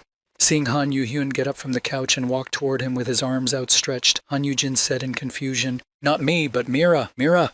Han Yu-hyun and Mir hugged each other for the sake of appearances of bodily contact, and Yujin said happily when he saw this, "There, it's a completely different matter. It makes my eyes happy." Han Yu-jin walked over to the couch and sat down on it and said with a sigh of relief in his voice, "Hug him as often as possible and try to be friendly with him." Sitting on the couch, holding the chick in his arms, Han Yu-jin noticed Peace slowly approaching him and meowing to attract his attention. The next moment, Peace laid down on Han Yu-jin's leg and began to make eyes at him. Seeing this, Yu-jin thought, why does he look so sad? Does he realize that I'm going to tell him off for his treatment of Squeaky? Seeing the guilty look on his pet's face, Han Yu-jin lowered the chick to Mir and spoke to him, watching his reaction. "Will you not offend Squeaky anymore?" Seeing the chick in front of him, Mir first looked at it, then gently touched it with his paw and then licked it. When Yu-jin saw this, he said in confusion, "You're not trying to eat it, are you?" Seeing that Mir was no longer insulting the chick and was not trying to eat it, Han Yu-jin patted his pet's head and said to him happily, "Well, well, you understand me? What a handsome boy you are." Happy that Mir understood that he could not eat the chick, Yu-jin said to him, "But I still need to put you two apart, so..." Hearing this, Hyun said to Yu-jin, "At least a basic check should be done. I'll call someone." After saying that, Han Yu-hyun added, "Also..." But at that moment, Han Yu-jin interrupted him, looking at him and saying happily, "Oh, right, do you have any free time next week?" After saying this, Han Yu-jin said to his younger brother, "Shall we go to the dungeon together? I'd like to see your skills, what do you think? And let's take Mir too, so you two can get closer." Hearing this request from his elder brother, Han Yu-jin did not even try to deny him, but spoke confidently, "All right, I will make all the arrangements." After agreeing to go to the dungeon with his elder brother, Han Yu-hyun, looking at Han Yu-jin's back, thoughtfully said in his head, "To evade and to be excused by a lie so obvious." Sitting on the couch after not being able to discuss with his older brother what he had been meaning to discuss for so long, Yu-hyun continued, "that any person would have noticed." Recalling all the strange things about Han Yu-jin, his younger brother thoughtfully said in his head, "Brother, what are you hiding?" The next time he met his brother was to visit the E-class dungeon, where they were attacked by huge bees. Also another time, sometime later, when they went to the cave again, but this time it was D-class, where they had to fight a giant sea monster. Every time Han Yu-jin visited any dungeon, the system would greet him right away upon arrival. As for the rewards after completing dungeons, an incredible achievement. You managed to successfully complete an E-class dungeon with characteristics and F-class skills on your own, using less than 5 items in the process. Han Yu-jin also gained a skill after completing the E-class dungeon alone. F-class veteran S. You are a superhuman who has reached the limit for an F-class hunter. Your attack power is doubled. When Han Yu-jin saw this skill, he grabbed the system window and shouted in anger, Are you guys even normal? I don't have a single attacking skill. It's useless to me. After receiving that skill, Han Yujin was as indignant as a grandmother in a marketplace. So the next time he was given something more or less usable, you managed to successfully single-handedly complete an E-class dungeon with F-class characteristics and skills and using less than 5 items. Stealthy S. You must be a master of stealth if you were able to complete a D-class dungeon as an F-class. Looking at the skills he had acquired, Han Yujin noticed amongst everything, find the hidden A. It will be difficult to find you even for those who are deliberately looking for you. Another bonus S. You can share a rank or one skill below S class with one person who is in physical contact with you. Sitting in his room after receiving so many skills, Han Yujin thought, well, something will come in handy. It would be nice to use the bonus to double Yu Hyun's attacking skills or Aram's, but I can only share it in contact and in a fight I'd be pulverized. While Mir was eating his lunch, Yujin was thinking, the stealth skill is useful, but then, seeing the chick reaching for the jar of crystals, he took it and said, hey, that's not for you, Squeaky. After conducting some experiments on the chick, Yujin thought, maybe it's that system error, but Squeaky has a lot of strange things going for her. Not only did the tamer skill that Hyun brought in not work, I can't even check his growth condition or activate the my baby is the best on him. Thinking about what exactly this chick is and what it represents, Han Yujin continued, the code word seems to work, so we'll just have to watch and wait. And while Han Yujin was wondering what was wrong with the chick, the mischievous bird climbed on top of Mir, who had decided to take a nap in the afternoon. Climbing onto his head, the chick began to squawk loudly and settled down comfortably. Seeing this, Han Yujin exclaimed happily, hold still for a moment, I'm taking it off, I'm shooting. After catching a beautiful shot of Squeaky sitting on the head of a fiery-horned lion, Han Yujin saved it to his phone to share with the world later. After taking such an interesting photo, Han Yujin said, choosing the best position, I can put this as my new profile picture. And then he thought, and I've finally started a social media account which I've been wanting to do for a long time. As soon as he posted this photo on the internet, people began to follow his account en masse. When he saw this, he exclaimed in surprise, so many followers at once? It's because my kids are so cute. While Han Yujin was on the social network posting another otoch, he heard a Takabi enter his room through the portal and exclaimed, boss, follow me back. Approaching Squeaky, the Takabi said, everyone is going crazy over this cutie. You are Squeaky, aren't you? The new gluttonous rice cake. After saying this, the Takabi handed him an A-grade mana stone and said, do you want a mana stone? Seeing him, Squeaky immediately pounced on the stone. Han Yujin was very nervous when he saw this. When he noticed what the Takabi was feeding him, Yujin exclaimed in fright, ah! Isn't that an A-grade stone, you bully? Don't give him anything like that, and don't throw away valuables like that. Hearing such strict instructions and being reprimanded for his actions, Takabi said tearfully, okay, I will remember, Grandma. Hearing this, Yujin said in surprise, Grandma? And so it was after this moment that everything began. Little by little, everything began to unfold and develop. As Han Yujin looked out the window at the rain, he heard what was being said on TV. A beast-breeding building will be built right next door to the Abyssal Guild. As Han Yujin watched the TV, which was reporting on a large-scale project to build this building, he heard from there, thanks to the hiring of a team of construction workers who are awakened and have a surplus of building materials, the building is scheduled to be put into operation in 2 weeks. Sitting in his room sorting through his laundry, Han Yujin said to himself as he sat in his room, wow, is this even possible? They've invested a lot of money in this.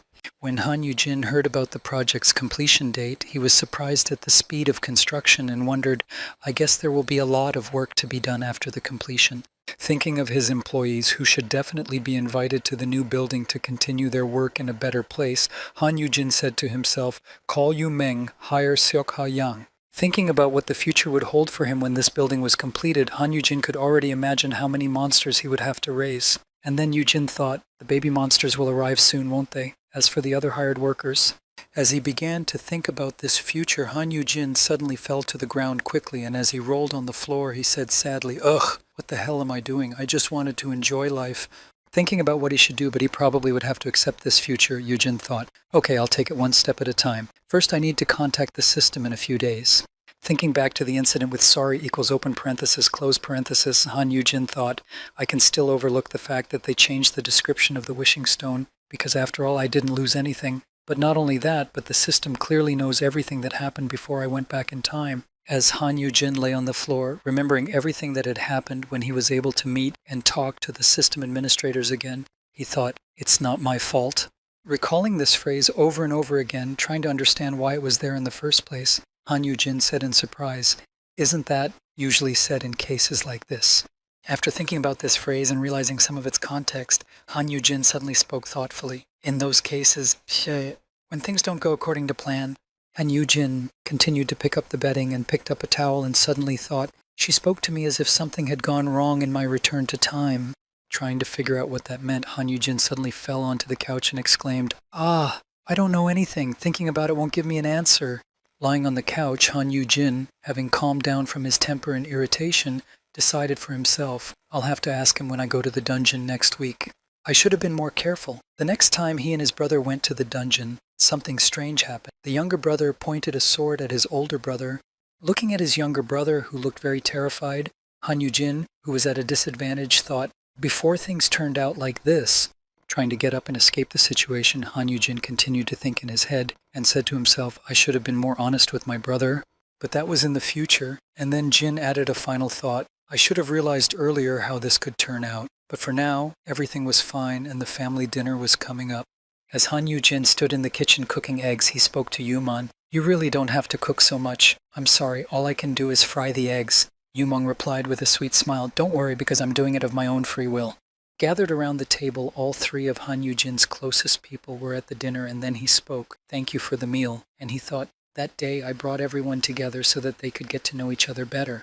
As the first one to eat, Park Aram, as always, was not shy, and after taking her first bite, she said with joy, "Wow, Myungwoo Oppa's is the best, just like always." Hearing these words from Park Aram, Han Yu-jin pointed to the many dishes on the table and said in confusion, "Yu-hyun, try this. It's delicious." But the latter, being in some kind of bad mood or tense situation, said with restraint, "It's okay. Han Yu-jin's eggs are enough for me." Hearing his brother say this, the atmosphere in the room became even worse, and Han Yu-jin thought to himself, "Try to be at least half as good as Park Aram, you dumbass." After Han Yu-jin thought this about his younger brother, he spoke to him, "Hey, stop it." But Yumong said to Yujin, "It's okay, Yujin, we don't have to get along." After saying this, Yumeng lowered his head to the side and said, "In any case, we won't likely see each other often after I leave the abyss with you." Hearing this, Park Aram said in embarrassment, "Oh, Mengwu Oppa, stop it." Hearing this news from Yumeng, Han Yu-hung said to his elder brother in surprise, "You?" To which the old man replied, "Ah, yes, Mengwu is going to come with me." After saying this, Han Yu-jin added what he had witnessed. "Your guild begged him to stay, but he still decided to join me." Hearing Han Yu-jin say that, Park Aram asked him in awe, "Wow, so the new building will have a kennel and a forge?" Han Yu-jin happily replied, "Yes, it will be a gathering place for talented people." Hearing these words at the dinner to which he was invited, Han Yu-jin, after eating only a little bit of eggs and picking up a glass of water, said in a rough voice, "I guess." Hearing this, Han Yu-jin looked at his brother and thought, "You finally realize you're going to lose a capable person?" After thinking about this, Han Yu-jin had another thought, "Relax. After all, I brought you here to get to know each other better. Be a little nicer to Yumeng. Praise him." While tasting the food prepared by Yumeng, Han Yu-jin spoke to him, "When we move, I will give you a room in the penthouse." Hearing this, Yumeng said to Yujin, By the way, Han Yu-jin, do you need any equipment? I'll make it." Hearing this offer, Yujin said happily, "Wow, really?" Then Han Yu-jin looked at his younger brother, whose glass had already burst in his hands in anger, and thought, "Look at that, already promising free equipment. Are you really that stubborn, or are you just stupid?" When the dinner was over and everyone had gone to their rooms, Han Yu-jin stood at the sink with the dishes and said, "Wow, I didn't think I could digest so much." Standing at the sink with Park Aram washing the dirty bowls and cutlery, Han Yu-jin sighed heavily and said in frustration, "This Yu-hyun, why is he like this?" Hearing Han Yu-jin's words and his heavy sighs, Park Aram, who was wiping the dishes, also said with a heavy sigh, "Yeah, he's been kind of distant these days." Recalling how he left the table while everyone was eating dinner, pulling out his phone and saying, "I'll go first, I have some work stuff to do." Han Yu-jin thought, even if he's embarrassed by Yumeng, I thought he'd be happy that no one else would bother him and Yujin.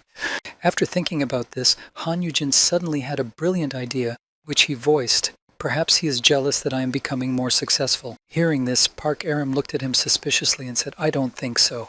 After saying that, Park Aram also added, "Yu-hyun must be disappointed that you've become independent." Hearing this, Yujin said in surprise, "What? He's the one who stopped depending on us. I'm his older brother." Recalling her personal meeting with Han Yu-hyun, where she said to him, "I think Ajusi is hiding something," Park Aram said to Han Yu-jin, "For some reason, he might have sensed that you were moving away. Hearing such a strange explanation, Han Yoo-jin said in surprise, "For some reason?" To which Park Aram awkwardly said to Yoo-jin, thinking out loud, "I didn't mean anything in particular."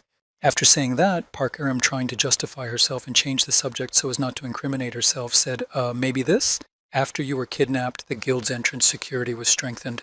After saying that, Park Aram added something else, which caused Han Yoo-jin to feel both confused and surprised. But it hasn't been working for a few days now. It's probably why he's on edge.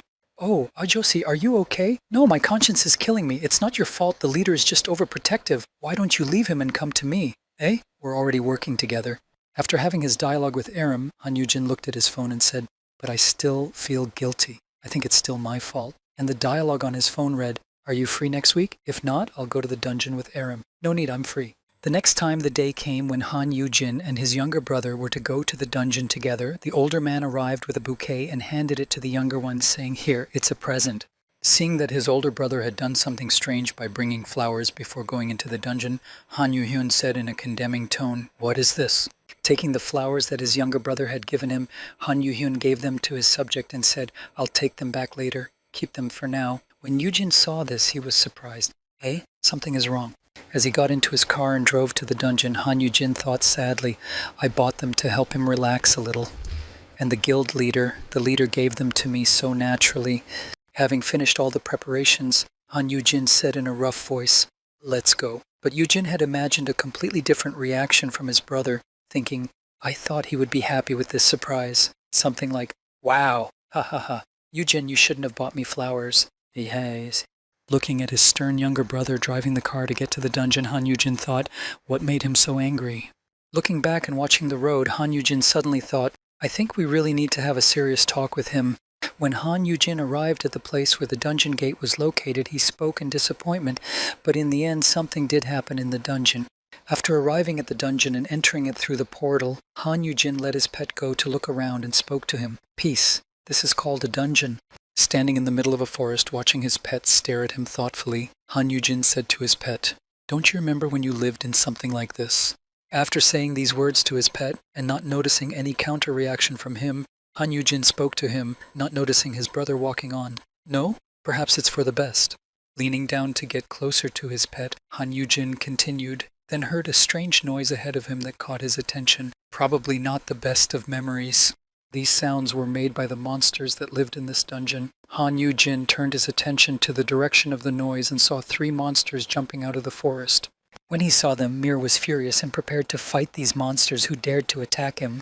The very next moment, Mir attacked the monsters that were already flying at them from the net, and without much difficulty was able to repel all the beasts that attacked them. Seeing this, Yoo-jin said in amazement, "Wow, look at what Mir is doing." Watching Mir fight the monsters that dared to attack them, Han Yoo-jin said with absolute confidence and calmness in his voice, "This is actually normal." Watching the deadly battle between the monsters, Han Yoo-hyun said to his older brother in an indifferent voice, "Most monsters only see each other as enemies. That's why they fight each other." Watching the deadly battle between the monsters, where Peace was far outnumbering his opponents and defeating them, Han Yoo-jin said happily, "We're doing better." When Han Yoo-jin noticed his brother walking further into the forest, he said in a happy voice, "Great! The world is going to improve a little bit. I was worried that he hadn't been growing lately." Hearing what his elder brother had just said, Han Yoo-hyun spoke to him in a stern voice, "Yoo-jin, you should also raise your level. That's why we came here." Hearing this, Yoo-jin said in disappointment, "Boo-hoo," and he thought, how much longer are you going to behave like this? After hearing his younger brother say this, they both walked further along the forest path to clear the dungeon and raise their levels.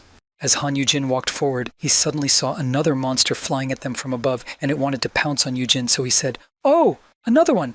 Just as he prepared to fight and was about to repel the monster's attack with his spear, he saw that the monster was caught by some strange red threads right in front of him. Only Yoo-jin shouted, "Come here!" He was about to take on the monster when Han Yoo-jin took his prey right in front of his nose, blasting it with his skill. Moving on, the same situation happened again with the monster flying at Han Yoo-jin again, and it was taken away from him in front of his nose and destroyed. Noticing this, he said in surprise, "What?" Watching Han Yoo-hyun deal with the monsters in a ruthless and brutal manner, Han Yoo-jin stood behind him, shielding himself from the explosions with his hands, waiting for something to happen to him. As Han Yoo-hyun continued to walk along the path, he used his blue willow skill to cover Han Yoo-jin's eyes so that he could not see what was happening. Surprised by his brother's actions, Yujin exclaimed in frustration, "You..." After deactivating his brother's skill, Han Yujin shouted at Han Yuhyun in frustration, "Why do you keep trying to interfere with me?" Han Yujin threw the monster at Han Yujin and shouted, "Catch! I was helping you, it's not safe." After finishing off the monster that his younger brother had thrown at him with a spear, Han Yujin exclaimed in frustration, "Do you think I don't realize that you have a problem with me? You have it all written all over your face." As Han Yuheng killed the monsters that attacked them one by one, he heard his older brother say to him, "If you are not disappointed with something, then tell me the reason, you fool." He replied, "You won't talk to me about frank topics, Yujin." Hearing these words from his younger brother and having finished fighting off the monsters, Han Yujin pointed his finger at him and exclaimed, "What about you? Are you not telling me anything?" After saying this and remembering the slightly distorted rumors he had heard from people of his type, he killed everyone, and he was arrested. Han Yujin said in irritation, "What? You fool, I heard everything. You've created chaos everywhere." After recounting even such rumors that had reached his ears, Han Yujin added, "Instead of sharing with me, you keep everything to yourself." As soon as he said this, he saw his brother throw a sword in his direction. The next moment he looked back and saw a monster behind him, in which the sword thrown by his younger brother remained. After finishing off the monster that was threatening his older brother's health, Han Yuhyun said to him, "I am doing all this to protect you, Han Yujin, and also to increase my influence in the guild." After saying this, Han Yuheng bowed his head in front of his brother, trying to hide his eyes and avoid eye contact, and said sadly, "However, you have your own great business." As Han Yujin stood in front of his brother and pulled out the sword that he had thrown at the monster behind him, he heard, "I know I'm out of line, Han Yujin, but I have to admit that this is far beyond my abilities. I am very disappointed." Hearing these words, Han Yuhyun asked him in surprise as he prepared to lunge with his sword, "Why do you suddenly say that?"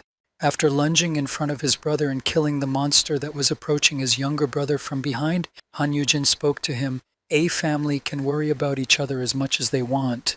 After finishing off the monster behind his brother, Han Yujin handed the weapon he had gotten rid of to his brother and said to his younger brother, "All I'm saying is that you shouldn't be overly concerned."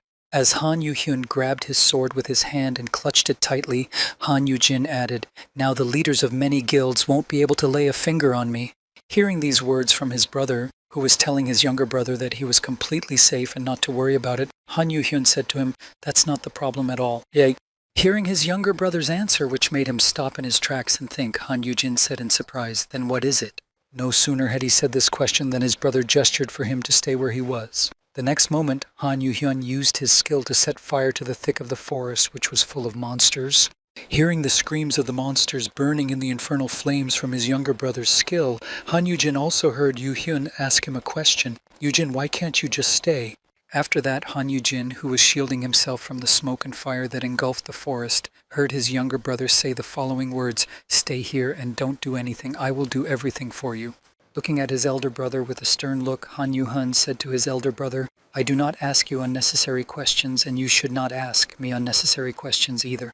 After saying this and continuing to look at his elder brother, who he had instructed to remain seated, Han Yuhyun added one last thing. "At the very least, you don't need to go to the dungeon." Hearing Han Yujin's words, the memory of the future when he lost his brother immediately came to Han Yujin's mind, and his memories were passed on to Jin as Hyun sat in his office, repeating in despair, "Please don't go to the dungeon, Yujin." Recalling this particular memory, Han Yujin spoke to his younger brother, "Yu-hyung, is there a reason you can't tell me?" As soon as he said this, an inscription appeared in front of him, "Ready to talk." Han Yujin looked at this strange sign that appeared out of nowhere and said, "I'm ready to talk." "What?" The next moment, his body began to disintegrate into pixels and digitize, moving into the intersystem space. Noticing that he was disappearing, Han Yujin exclaimed in fright, "No, wait. Huh? Is that?" Hearing his brother's cries, Han Yuhyun turned to his elder, but only a small part of his body remained, which was also quickly disappearing into thin air. Seeing this, Han Yuhyun said in surprise, "Hen?" Trying to stop the process of digitizing himself into the intersystem space, Han Yujin exclaimed one last time, because he hadn't had time to discuss the most important thing with his brother. Wait! Moving to a completely different space, Han Yujin said in disappointment, realizing that nothing could be changed. What bad timing! Seeing that his brother had disappeared, Han Yujin looked around to try to find him, but only saw the spear that had been left behind lying on the ground. Shocked by what he saw and looking around in confusion, trying to figure out who had done this and how, Han Yuhyun said in a confused voice, "What just happened?" At the same time, Han Yujin, moving in the intersystem space and levitating in an unknown direction, exclaimed in confusion, trying to figure it out, "Where is it taking me, and why did this happen right?" Arriving at a certain position in space, Han Yujin saw that a certain space appeared in front of him which looked more like an island because everything around him seemed to be standing still. Frozen in one place, Han Yujin exclaimed in fright when he saw a strange shape in front of him. What? Hearing these words, the unknown life form spoke to him. Welcome, sweetie. Realizing that they could have a conversation, one of the system administrators, who was in a strange form, said to the confused Han Yujin, I don't know if you can see me well. After one of the system administrators spoke about his visibility, another who was also near him asked Han Yujin, can you see us? Hearing such words from the strange colorful shapes that had different designs and looked like something from the real world, Han Yujin said uncertainly, so, a respected system, right? Hearing Han Yujin's question, one of the system administrators said, that's right. It's nice to meet you, dear. You connected just fine. Then another added, you must have a lot of questions, sweetie. Seeing so many system administrators in front of him, all of whom formed a complete system, Han Yujin spoke to them. Well, wait. As soon as he said that, he immediately added in confusion, what do you mean, sweetie, I'm Han, but he was not allowed to finish. One of the administrators closed his mouth and said, names are not allowed here. Holding his hand over Han Yujin's mouth, one of the system administrators spoke to the boy. If the amount of information reaches a certain limit, the connection will be cut off. As he continued to explain some of the rules and exceptions that apply in this space they had created, one of the system administrators said, the name is a very important fact. Hearing some of the rules and exceptions, Han Yujin asked in surprise, trying to clarify some aspects that he did not understand. Hide from him? Hearing the words about hiding the name, one of the system administrators spoke to the boy, he who must not be named. Hearing this answer, Han Yujin was surprised to hear it. Voldemort or something? Hearing that Han Yujin seemed to understand the rules that exist in this space, one of the administrators said, by the way, I apologize. There's a reason why the description of the wishing stone was wrong. Hearing the system administrator's apology, Han Yujin said, it's okay, don't worry about it. The result was not bad after all, and everyone, including me, is fine. Han Yujin decided not to waste any time and immediately spoke to the system administrator. But I have a younger brother waiting for me, so let's get to the point. How did you find out about the events that happened before time went back? After saying this, Han Yujin looked at the system administrator, who was right in front of him and should inherently know everything, and asked inquisitively, did it cause any problems? Hearing Han Yujin's question, one of the system administrators, walking in an unknown direction, said to the boy, yes, the most important thing is what will happen in the future. Lifting Han Yujin back up into space and leading him to where a forest of trees appeared near them, one of the system administrators said, simply put, you are the one who turned back time. As he moved Han Yujin through the forest of trees that had just appeared before his eyes, the system administrator continued, imagine that each tree symbolizes the universe. Leading Han Yujin to one of the trees, which had a rather sturdy trunk and was quite large, the administrator said, for example, this is your universe. After placing the wishing stone that Han Yujin had received in the middle of the tree among its branches, the system administrator continued, when the wishing stone was activated, it became like this. As Han Yujin spoke about how the tree had changed after the wishing stone was activated, he noticed that a small sapling of the tree that had recently been large appeared in his hands. After demonstrating the change in the world after the wishing stone was activated, the system administrator said, except your world has gone back 5 years. After demonstrating exactly what had happened to their world, the system administrator added, for those outside of it, everything is exactly as it was before. Hearing this explanation, Han Yujin looked around and saw that indeed, except for one tree, nothing else had changed. The administrator then added, this also applies to the number and difficulty of the dungeons. After emphasizing that the other worlds had not changed and the passage of time remained the same, the administrator said, in addition, they have increased their numbers and strength more quickly. We are trying to slow this process down. After saying this, the system administrator spoke to Han Yujin, pointing to his my baby is the best skill. That's why there's something you need to do, our sweetie. After showing all the photo slots for each of the S-classes that he was supposed to be in charge of, the system administrator said, apply the code word to 50 S-class people to influence them.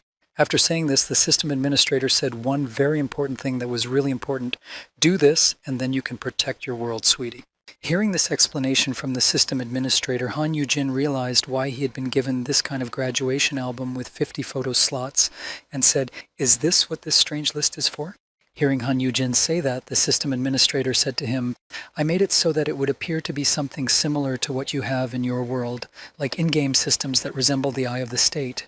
Explaining the reason for this design, The system administrator said, "I've been thinking about the best way to do this for a long time, right down to Oracle warriors, but it all becomes unnecessary as soon as people get used to it." After saying this, the system administrator added that eventually the system windows would disappear. Hearing this, Han Yu-jin, who was working thanks to them, was frightened. "The status windows will disappear?" Hearing Han Yu-jin's frightened expression, the system administrator said to Han Yu-jin, "Yes, they were only needed to help beginners. Even though they are convenient, they are very restrictive." Speaking about the boxes people get into because of their classes, the administrator added, for example, people believe that it's hard to grow up in F class no matter how hard you try, although there are those around you who have already broken this stereotype. Explaining that everyone can become who they want if system windows disappear, the administrator added, "Nothing is set in stone, not characteristics, not skills. People are destined to change." After hearing this explanation and the fact that everything can change, it doesn't matter what a person's characteristics and skills will be, Han Yu-jin said in confusion. Then, grabbing the system administrator in his arms, Han Yu-jin began to squeeze her to become more convincing and make her do his next request. Changing from one method to the other, Han Yu-jin began to stretch the system administrator and spoke angrily, "Change the code word first, you idiots." As he began to chew on the flying emoticon that was the system administrator, Han Yu-jin spoke to her, "If you're going to entrust me with an important mission, you shouldn't give me such a meaningless word." When she heard this, she responded to him, "Calm down, dear." Trying to get them to change the code word for the skill, Han Yu-jin spoke to the system administrator, "Influence 50 people? Are you suggesting that I confess my love to all of them? What kind of game is this?" After saying this, Han Yu-jin added, "Capture the hearts of 50 people with the S-class. The mission is confess your love." Hearing this, the receptionist exclaimed in confusion, "That doesn't only apply to humans, but also to magical beasts." Hearing Han Yu-jin's demand to change the code word, another system administrator spoke up, "We can't choose the code word. We just tested your skills, wrote your name, and an explanation." After hearing this explanation of how he was chosen for the role, Han Yu-jin said to the administrator in confusion, "The code word wouldn't be so scary if you explained it better." Thinking of his friend, the owner of the goldsmithy, Han Yu-jin said, "Your Ming friend has received the ingredients and instructions for use." Hearing these words, the administrator said in confusion, "That's..." Speaking uncertainly at first, the system administrator added a little later after recalling some information, "That's because the skill was taken from the information about the previous world." After saying this and changing the environment around, creating a new design with different animals and ecology, the administrator said, "You have noticed the existence of other universes, haven't you?" After saying this, one of the system administrators emphasized to the boy, "The golden smithy was created in the outside world and sent to your world, dear." The system administrator didn't stop there, but continued, "It is very rare to send something of such value here, and that's because the previous owner used his power." After telling us that it was very rare to send such powers to other worlds, the administrator explained why, saying, "By sacrificing his life." Having said that, the system administrator concluded with a story about the Golden Forge and its movement between worlds, and all this was done for the sake of the future of other people. Mentioning the code word and the possibility of changing it, one of the system administrators said, as for example the classification of a new animal is written on the basis of an already known one, but even so there are inaccuracies, and we have no power to change the code word. After explaining the situation with changing the code word, the system administrator also mentioned something else, saying, "In addition, this is the first appearance of the perfect teacher." After saying this, he added, "There wasn't much information, so we had to guess the ideal educator, L. Proof that you have raised a person who has become one of the strongest in the world. Your ability as a tutor has become even better due to the improvement of your previous characteristics compared to the current characteristics of the 2T. After saying that, the system administrator said, "Honestly, the title of tutor is quite rare. To obtain it, you have to be recognized as a natural S-class teacher." Hearing this, Han Yu-jin said in surprise, "Natural S-class?" Hearing this question, the system administrator answered the boy, "You have used the sprout, right? Most of the time, S-class awakening is possible at the A and S levels." After saying this, and remembering Kim Seong-han and Park Arim, the system administrator said, "This means that you can become both S-class and A-class, depending on your environment." After describing these possibilities of awakening as different classes depending on the circumstances, the administrator added, "But there are rare cases where people are definitely born in the S-class." Thinking of Han Yu-hyun and Song Hyun-jae this time, the system administrator said, "They are very rare, only a few people. Their abilities exceed those of the others." After saying this, the system administrator, comparing them to Greek heroes or emperors, said, "But being so superior." Most of the time they can't get along with others. After explaining that born S-classes usually have absolutely no skills in gentle communication with the rest of us, he continued, but ordinary people, even their parents, they often tend to feel uncomfortable around them. After telling us about the slim chances of getting this title, the system administrator said, "That's why the title of educator is so rare." Hearing this, Eugen thought, "Awkward. I've never felt this way in front of my brother." After explaining all the aspects of acquiring this skill, the administrator also emphasized, besides, caregivers do not live long. Sometimes they even become victims instead of innate S-class. The difference in power is high, so the protection of this class can turn into cruelty. After telling even this horrifying aspect of this skill, the system administrator added happily, "We hope you will successfully collect all the S-classes." After sharing everything they had, the system administrator said to Han Yujin one last time before disappearing, "Just do it slowly, and don't put yourself in danger for 5 years." As she said this, the administrator added, noticing that her body and the bodies of her friends were gradually disintegrating, "And when you're done, we'll..." Before she could finish her sentence, their bodies began to disintegrate, and then one of them, who was still standing, spoke, "Ah, it looks like our time is up." Seeing what he felt, Han Yujin said in confusion, "What?" Before he disappeared, one of the system administrators spoke to Han Yujin, who was staring at the disappearing bodies of the system in confusion. "We're sending you back." Sending Han Yujin back to his world and the dungeon from which he was taken, the administrator added, "It shouldn't have taken long, perhaps about 30 minutes, to which Jin exclaimed, "Well, wait." After learning all this information, Han Yujin tried to find out something else last, exclaiming, "I can tell my brother about this. He is worried. If you could just send me a message." Hearing the question about passing on information to outsiders, one of the administrators spoke to the boy, "Not everything. Just tell him that you are helping us." Hearing that this information could be shared with his brother, Han Yujin asked the administrators something else. "Is the dungeon generation rule the same? I'm researching it now." Hearing this question, the administrators replied, "It remains the same. There will be cases of dungeons from the future, but we will get rid of them as soon as possible." As Eugen left for his world, he asked the administrators one last question, exclaiming, "And the monsters?" Upon hearing this question, they answered, "Don't worry, you will learn about everything. Even if you don't want to, you will understand everything when the time comes." As soon as he heard the answer to his last question, he found himself somewhere in the middle of the dungeon, but high in the sky, and flew down sharply because he could no longer fly. After falling to the ground, Han Yujin lay there for several seconds, thinking over all the information he now had. Rising to a sitting position, Han Yujin said in confusion, "I'm back. What about Yu Hyun?" Looking around, he saw huge columns of smoke and flames covering a large part of the dungeon. Realizing what was happening, Yujin thought, "If I don't hurry up and explain and calm him down, he'll..." Looking around, Han Yujin suddenly began to break out in a cold sweat when he saw what was happening around him. When Han Yujin came out of his state of shock, he saw that there was nothing but fire and smoke around him, and he said in astonishment, "Where am I? There was a forest in my dungeon." Looking around, Han Yujin did not notice a beast approaching behind him and continued to talk to himself. "Did they accidentally send me to another place? Some low-level dungeon?" Sensing danger behind him, Han Yujin also began to look around to see where he could go. Imagine his surprise when he saw a monster behind him. Dipping his head back, Han Yujin noticed a giant tiger behind him, which was about to pounce on him with its paw raised. Seeing who was coming at him in such a low-level dungeon, Han Yujin exclaimed in fright, "This monster is definitely not low-level." Quickly jumping away from it and taking up a fighting stance, Han Yujin exclaimed in confusion, "How am I supposed to deal with it? It's level." Opening his characterization window, Han Yujin saw Flaming Horned Lion, Cub, Peace, current trait class B, possible trait class AS. Seeing the description of the characteristics and his skills, Han Yujin spoke in surprise to the giant animal that approached him. "Peace?" Realizing that it was his pet that was so large in this dungeon, and confusing it with someone else, and almost attacking its master, Han Yujin exclaimed in surprise, "Is that you?" "No, but how?" Before he could say anything, Han Yujin was interrupted by grabbing his arm and then placing it on his back for better transportation. While on his younger brother's back, Han Yujin exclaimed in confusion, "Huh!" Frightened because he was suddenly grabbed by someone, Han Yujin grabbed his captor's clothes and began to examine them, and suddenly recognizing the person, he exclaimed in surprise, "Yu Hyun?" Han Yujin was only looking ahead, trying not to look his brother in the eye or start a conversation, but Han Yujin had other plans.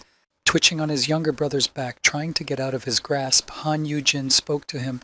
"Hey, what are you doing here? I thought you were while we are still in the forest dungeon." As Han Yujin said this, and was concentrating only on his brother, he suddenly looked around and saw that the dungeon was a scorched earth beachhead. Seeing this strange sight, Han Yu-jin began to exclaim in fright, "You burned everything to the ground?" Saint, "Stop, calm down for a moment and let me go." Hearing these words from his brother, Han Yu-hyun replied in an angry voice, "How am I supposed to remain calm?" Hearing these words from his younger brother, Han Yu-jin turned to his student and said to him, "I will explain everything, okay? Peace, can you stop him?" The dog just snorted and looked away from Han Yu-jin. Realizing that he was not going to get help, Han Yu-jin continued to beg his brother to let him go, saying, "I know you've been worried, but listen to me." "To be honest, Han Yu-hyun replied irritably, gritting his teeth, "I don't care." Turning to Han Yu-jin, who was leaning on his shoulder, the furious Han Yu-jin shouted at him in an angry tone, "Just shut up before I do it myself." Looking at his hopeless brother, whom he had spent so much time protecting and keeping out of trouble, Yu-hyun added, "Han Yu-jin, do you really want to drive me crazy?" Hearing such an angry manner of speech, Han Yu-jin spoke in confusion as he looked at the burned remains. "Hey, just listen." Han Yu-cheng replied in an angry voice, "Shut up, I'm fed up." As Han Yu-hyun continued to walk across the scorched earth, he said to his older brother, "I just thought I needed to wait a little longer. If you said you could handle it by yourself, I thought I could relax and not worry about it." As he said this, Han Yu-heng suddenly grabbed his elder brother's hand and squeezed his wrist tightly, saying angrily, "But what the hell, eh? How can this be?" Grabbing his elder brother's hand, Han Yu-heng threw it in front of him, hitting a rock, and said angrily, "I simply have no other choice." Pulling his sword out of its sheath and using his fire skill, Han Yu-hyun looked at his brother with a murderous gaze and spoke to him, "And this is why." As Han Yu-jin loomed over his elder brother with his powerful figure and pointed his sword at him, he said in a menacing voice, "I will simply say that you died here." Hearing what his younger brother had just said, Han Yu-jin, with his sword at his neck, said in surprise, "What?" His brother replied, "Too many things can happen if you stay alive." Looking around at the beasts he had killed smoldering in the fire, Han Yu-heng said, "I can convince the others that you were killed by the dungeon boss, even if some of them don't believe that I couldn't protect you in a D-grade dungeon." Holding his sword to his older brother's throat, whom he had promised to always protect, Han Yu-hyun continued, "But I think an arm or a leg would be a great proof of my words." Hearing these words from his brother, he continued, "Although it is painful, I will protect you from now on." Hearing these words, Han Yu-jin remembered what the administrators had told him. S-class patronage can turn into cruelty. Recalling these words, Han Yu-jin saw his brother take action, and swinging his sword, he said confidently, "Just bear with me for a bit. I'll cure you with a potion in no time." No sooner had Han Yu-hyun said these words than he was struck, but the blow missed its target, and it was all thanks to the earrings that Han Yu-jin had been given by the leader of Jupiter. The shield made of them protected the boy. As soon as Han Yu-jin repelled his younger brother's attack, he immediately got to his feet and began to run away, shouting after Han Yu-hyun, "Ah, you psychopath!" As Han Yu-jin took out his knives from his system inventory to fight back, he thought in alarm, "If he really wanted to do this, I would have already lost my arm, but he still has doubts." After finishing his thoughts, Han Yu-jin responded to his younger brother's speech about defending himself after losing a limb. "Do you think I will be grateful to you for this?" Throwing his daggers in the direction of his brother, who was chasing him to complete his deed, Han Yu-jin shouted at him, "If you protect me against my will, I swear that I will never look in your direction again in my life." Hearing these words, Han Yu-hyun, deflecting the daggers his old brother threw at him, angrily spoke as he caught up with Jin, "You never even thought of staying by my side anyway." Grabbing his elder brother by the collar and swinging his sword at him, Han Yu-jin said insultingly, "You have been hiding all this from me from the beginning." Taking the taming stone out of his pocket as Han Yu-hyun grabbed it, Han Yu-jin shouted to his pet, holding it up, "Stop him, Mir!" Following this order, Mir sank his teeth into Han Yu-hyun's shoulder to prevent him from harming his master. Feeling a sudden pain in his arm, the younger brother said angrily, did you really think—" Twisting his body to make the monster move into range of his strike, Han Yu-hyun struck the beast in the head with his sword hilt to knock it out, and said to Han Yu-jin, "What can this possibly work?" Immediately afterward, Han Yu-jin threw the beast to the ground, flipping it over himself to pry his hand from the jaws of the monster that had interfered with him. Seeing what had just happened and that his pet was already knocked out, Han Yu-jin shouted out to his pet in alarm, "Peace!" Noticing that he didn't answer him and didn't react to his words at all, Han Yu-jin rushed at his younger brother to teach him a lesson and exclaimed, "What the hell? Ha!" But his attempt, of course, was in vain, because the difference in their characteristics was enormous. Grabbing his elder brother again, Han Yu-hyun raised his sword over his brother again, lowered his head, and said, "This is better." Throwing Han Yu-jin to the ground, Han Yu-hyun climbed on top of him, and then he struck his sword at Yu-jin's head and said angrily, "I was enjoying it. It seemed as if we had made peace, but everything went back to the way it was before. After saying this, Han Yu-hyun, looming over his brother like a menacing silhouette, continued, "That's why I tried to ignore everything, even if it seemed strange to me." As Han Yu-hyun continued to rant and rave about all the things that had been bothering him lately and the reasons for his behavior, he said, "Of all the things you have said, is any of it true?" After saying this, Han Yu-hyun turned his attention to the beast lying next to him and said, "Even this damned horned lion, did you really obtain the 10th level magic beast taming skill? You wouldn't have messed with him if you knew how much effort it would take." After saying that and pulling the sword out of the ground that was stuck in Han Yu-jin's neck, the younger brother added, "A blacksmith, even a bird. No, I don't care what happened outside the dungeons." After saying this, Han Yu-jin immediately calmed down, and this time he spoke in a calm voice, which surprised Han Yu-hyun with his sudden change of mood. "But why is it that every time you enter them, even today?" Hovering over his elder brother, the younger one sighed heavily and spoke to Han Yu-jin in a gloomy voice. "I have no idea what's going on, but I can't do anything when you disappear." Leaning on his sword and barely holding back his tears as he looked at his elder brother, Han Yu-hang said in a voice full of despair, "All this, how am I supposed to cope with all this?" Hearing this, Han Yu-jin looked at him in surprise, but thinking that this was his chance, he said, "Yu-hang." But he wiped away his tears and said, "Still, I don't think I can cut off your hand." Grasping his sword with his other hand, which was now trapped in the stones, Han Yu-hyun said in a sad voice as he tried to pull it out, "I'll just take a piece of your flesh or a little blood." Hearing these words from his brother, who did not seem to be planning to kill him, Han Yu-jin exclaimed in confusion, "Wait!" To which Yu-hyun replied, aiming his sword, "I'll cure you right away." Watching his brother about to strike him, Han Yu-jin, seriously frightened, exclaimed loudly, "How much longer, system?"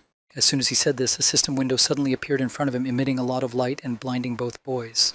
Han Yu-jin put his hand over the sudden appearance and moved away from his older brother, and then opened his eyes to see this strange thing and said in astonishment, "What is this?" Seeing this in front of him, Han Yu-jin asked his elder brother in astonishment, "Han Yu-jin, what is this?" Han Yu-jin replied in fright, "That's why I said I would explain it to you." Han Yu-jin cleared his throat and tried to avoid eye contact with his brother out of shame for all the lies he had told. "Ha ha ha! It's just like you thought. When I first saw Mir, I decided to forgive him. In fact, the skill I acquired was S-class." As he began to describe some of his skills in precise detail, Han Yu-jin also added, "I went into a dungeon several times. And that's how I got squeaky. Also besides that." After telling all that he could tell his younger brother, Han Yu-jin scratched the back of his head and added guiltily, "This all happened only because of the system." Feeling guilty that he couldn't tell his younger brother earlier, and thus made him nervous about himself, Han Yu-jin added awkwardly, "I am secretly helping its creator." Han Yu-jin began to talk about the system and said, "I was going to tell you about it, that's why I asked for a message." Hearing these words from his elder brother, Han Yu-jin, in a state of confusion, said in astonishment, "Creator? The system? No, wait." As he began to think, Han Yu-hyun suddenly said, Why you, if you're being forced to do something dangerous?" But before he could finish, Yu-jin interrupted him, slapping his brother in the face and saying angrily, "You're the one who's always putting me in danger, you asshole." After punching his brother, Han Yu-jin jumped away from him a second later because of the pain. Grabbing his arm, Han Yu-jin said in frustration, "Hard-headed S-class." After suffering the pain of the blow, Han Yu-jin looked at his younger brother and said to him in a confident voice, "Anyway, I didn't hide everything from you because I couldn't trust you back then." Looking at his brother, who was listening attentively to him because of his sudden, convincing, and unexpected words, Han Yu-jin added, "Let me tell you this, you are the one person I trust the most in the whole world." Having said these words, and having calmed his brother's anxiety, Han Yu-jin approached his student and said, "Now that you have calmed down, give me the peace potion." Hearing this request from his elder brother, Han Yu-hyun was embarrassed and handed him a box. "Here." Taking the potion in his hands and applying it to his pet, Han Yu-jin said, "You must have been worried about me all this time." As Han Yu-jin continued to use the healing potion on his pet, he spoke to his younger brother in a calm voice. "I'm sure you were also worried about the security measures at the entrance, but they are fine. I just used a stealth skill." Noting that the security system in the abyss is impeccable, Han Yu-jin also added, "In addition, I have the skills to separate effects, resist poisons, curses, and fears." Hearing about his brother's skills, Han Yu-hyun said in surprise, "Your skills are strange?" Hearing this feedback about his skills, which he could tell about, Han Yu-jin thought in frustration, "I can't tell him about the influence or the final retribution. I also can't tell him about my past." After saying this, Han Yu-jin hugged his student, who had already regained consciousness, and said, "If there is anything else you are interested in, feel free to ask me questions." While continuing to pet his pet in front of his surprised brother, Han Yu-jin also added, "You must be confused by what I just shared with you, but I really have been hiding a lot of things from you." After saying this, Han Yu-jin decided to add one last thing to reassure his brother and prevent him from worrying too much. "You don't have to worry about everything by yourself anymore." Hearing these words, Han Yu-hyun bowed his head guiltily, realizing the guilt of his rash actions, and heard Yu-jin say, "If you are worried, just ask me. You are my brother, understand? But still don't lock me up." With his head down like a dog and regretting all his actions, when he had been very harsh with his brother because he was worried, Han Yu-hyun said, "I'm sorry, I thought you didn't trust me, that's why." And hearing such a sincere apology from his brother, Han Yu-jin heaved a sigh of relief and thought, "I thought it would be easy enough to help my younger brother, but I guess my responsibilities don't end there." As Han Yu-jin continued to think, he thought, "If I were Han Yu-hyun and he disappeared, I would be at a loss for words." As Han Yu-jin thought about this, he reached out to his younger brother and said, "Ah, come here." Han Yu-jin embraced his younger brother and said to him, "I'm sorry, were you scared because I disappeared?" Han Yu-meng replied, "Yu-jin, it's my fault, forgive me, Yu-jin." Standing in between the two brothers, hugging and apologizing for their behavior, Peace was also happy to be a part of this family reunion when he heard one of the boys say, "Well, don't worry about it, move closer." Immediately after that, Mir began to shrink. Seeing this, Han Yu-jin exclaimed in fright, "Huh? No, Mir, you just grew up, why did you shrink again?" Standing next to his bewildered older brother, who was shocked by this change in his pet's size, he said, "He will get bigger when it is necessary, but he didn't get bigger on purpose. You won't be able to hug him if he gets too big." Hearing this explanation from his younger brother, Han Yu-jin picked up his pet, who was making eyes and saying, "Hug me," and said in surprise, just like that. Taking his pet in his arms, Han Yu-jin began to cuddle with him, stroking him, and said, But Mir, at least tell me that you are going to grow up. Having finished all their quarrels, the brothers were about to go back, but during this time someone was watching them, and they heard Han Yu-jin say, "In the end, my level never rose. That's right, before you go, apologize for hitting Mir." Holding his student in front of him, whom Yujin was supposed to apologize to, Yujin saw him bend down awkwardly and say, "I'll apologize a lot." To which Yujin remarked to him, "Hey, who taught you to apologize? Like, are you Seokshi man or something?" Standing in the system administrator's room, one of the system administrators, in a pensive posture and observing the boy's behavior, said, "It looks like they have already taken care of it." Hearing this statement from her colleague, another system administrator who was making some adjustments to the system, said, "I think it's just a little bit." After saying this, the system administrator who was making the settings added, "But isn't Sweetie's brother dangerous?" Her colleague replied, "He already saved him once, risking his life." Expressing her assumptions, the administrator added, "If Sweetie raises his brother well, he will become a reliable protector." Hearing this, another administrator who was behind her said to her, "Really? Doesn't a blacksmith have more potential?" Hearing this objection from her colleague who was sitting behind her and expressing his opinion, the administrator said to him, "We don't have enough time for him to grow." Hearing this, he replied sadly, "That's too bad." Hearing this conversation among his comrades, another administrator with a wolf's cloak on his shoulders spoke up, "If this world is destroyed, let's send it to the next one." Hearing this, an administrator who was making some adjustments added, "And what about a sweet treat? If we fail, shall we move him to the next world as well?" Hearing this, the mermaid administrator said thoughtfully, "I wish so, but..." Looking at the screen where Han Yu-jin was being monitored, the mermaid administrator added, "But will he agree? Considering his rank, he'll probably refuse." Watching Han Yu-jin through the screen where the broadcast was taking place, the administrator who was making the settings said in a confused voice, "This seems so wrong." Hearing these words from his colleague, the system administrator with the wolf's cape said, "But it's better than having no chance at all. Wouldn't he be relieved?"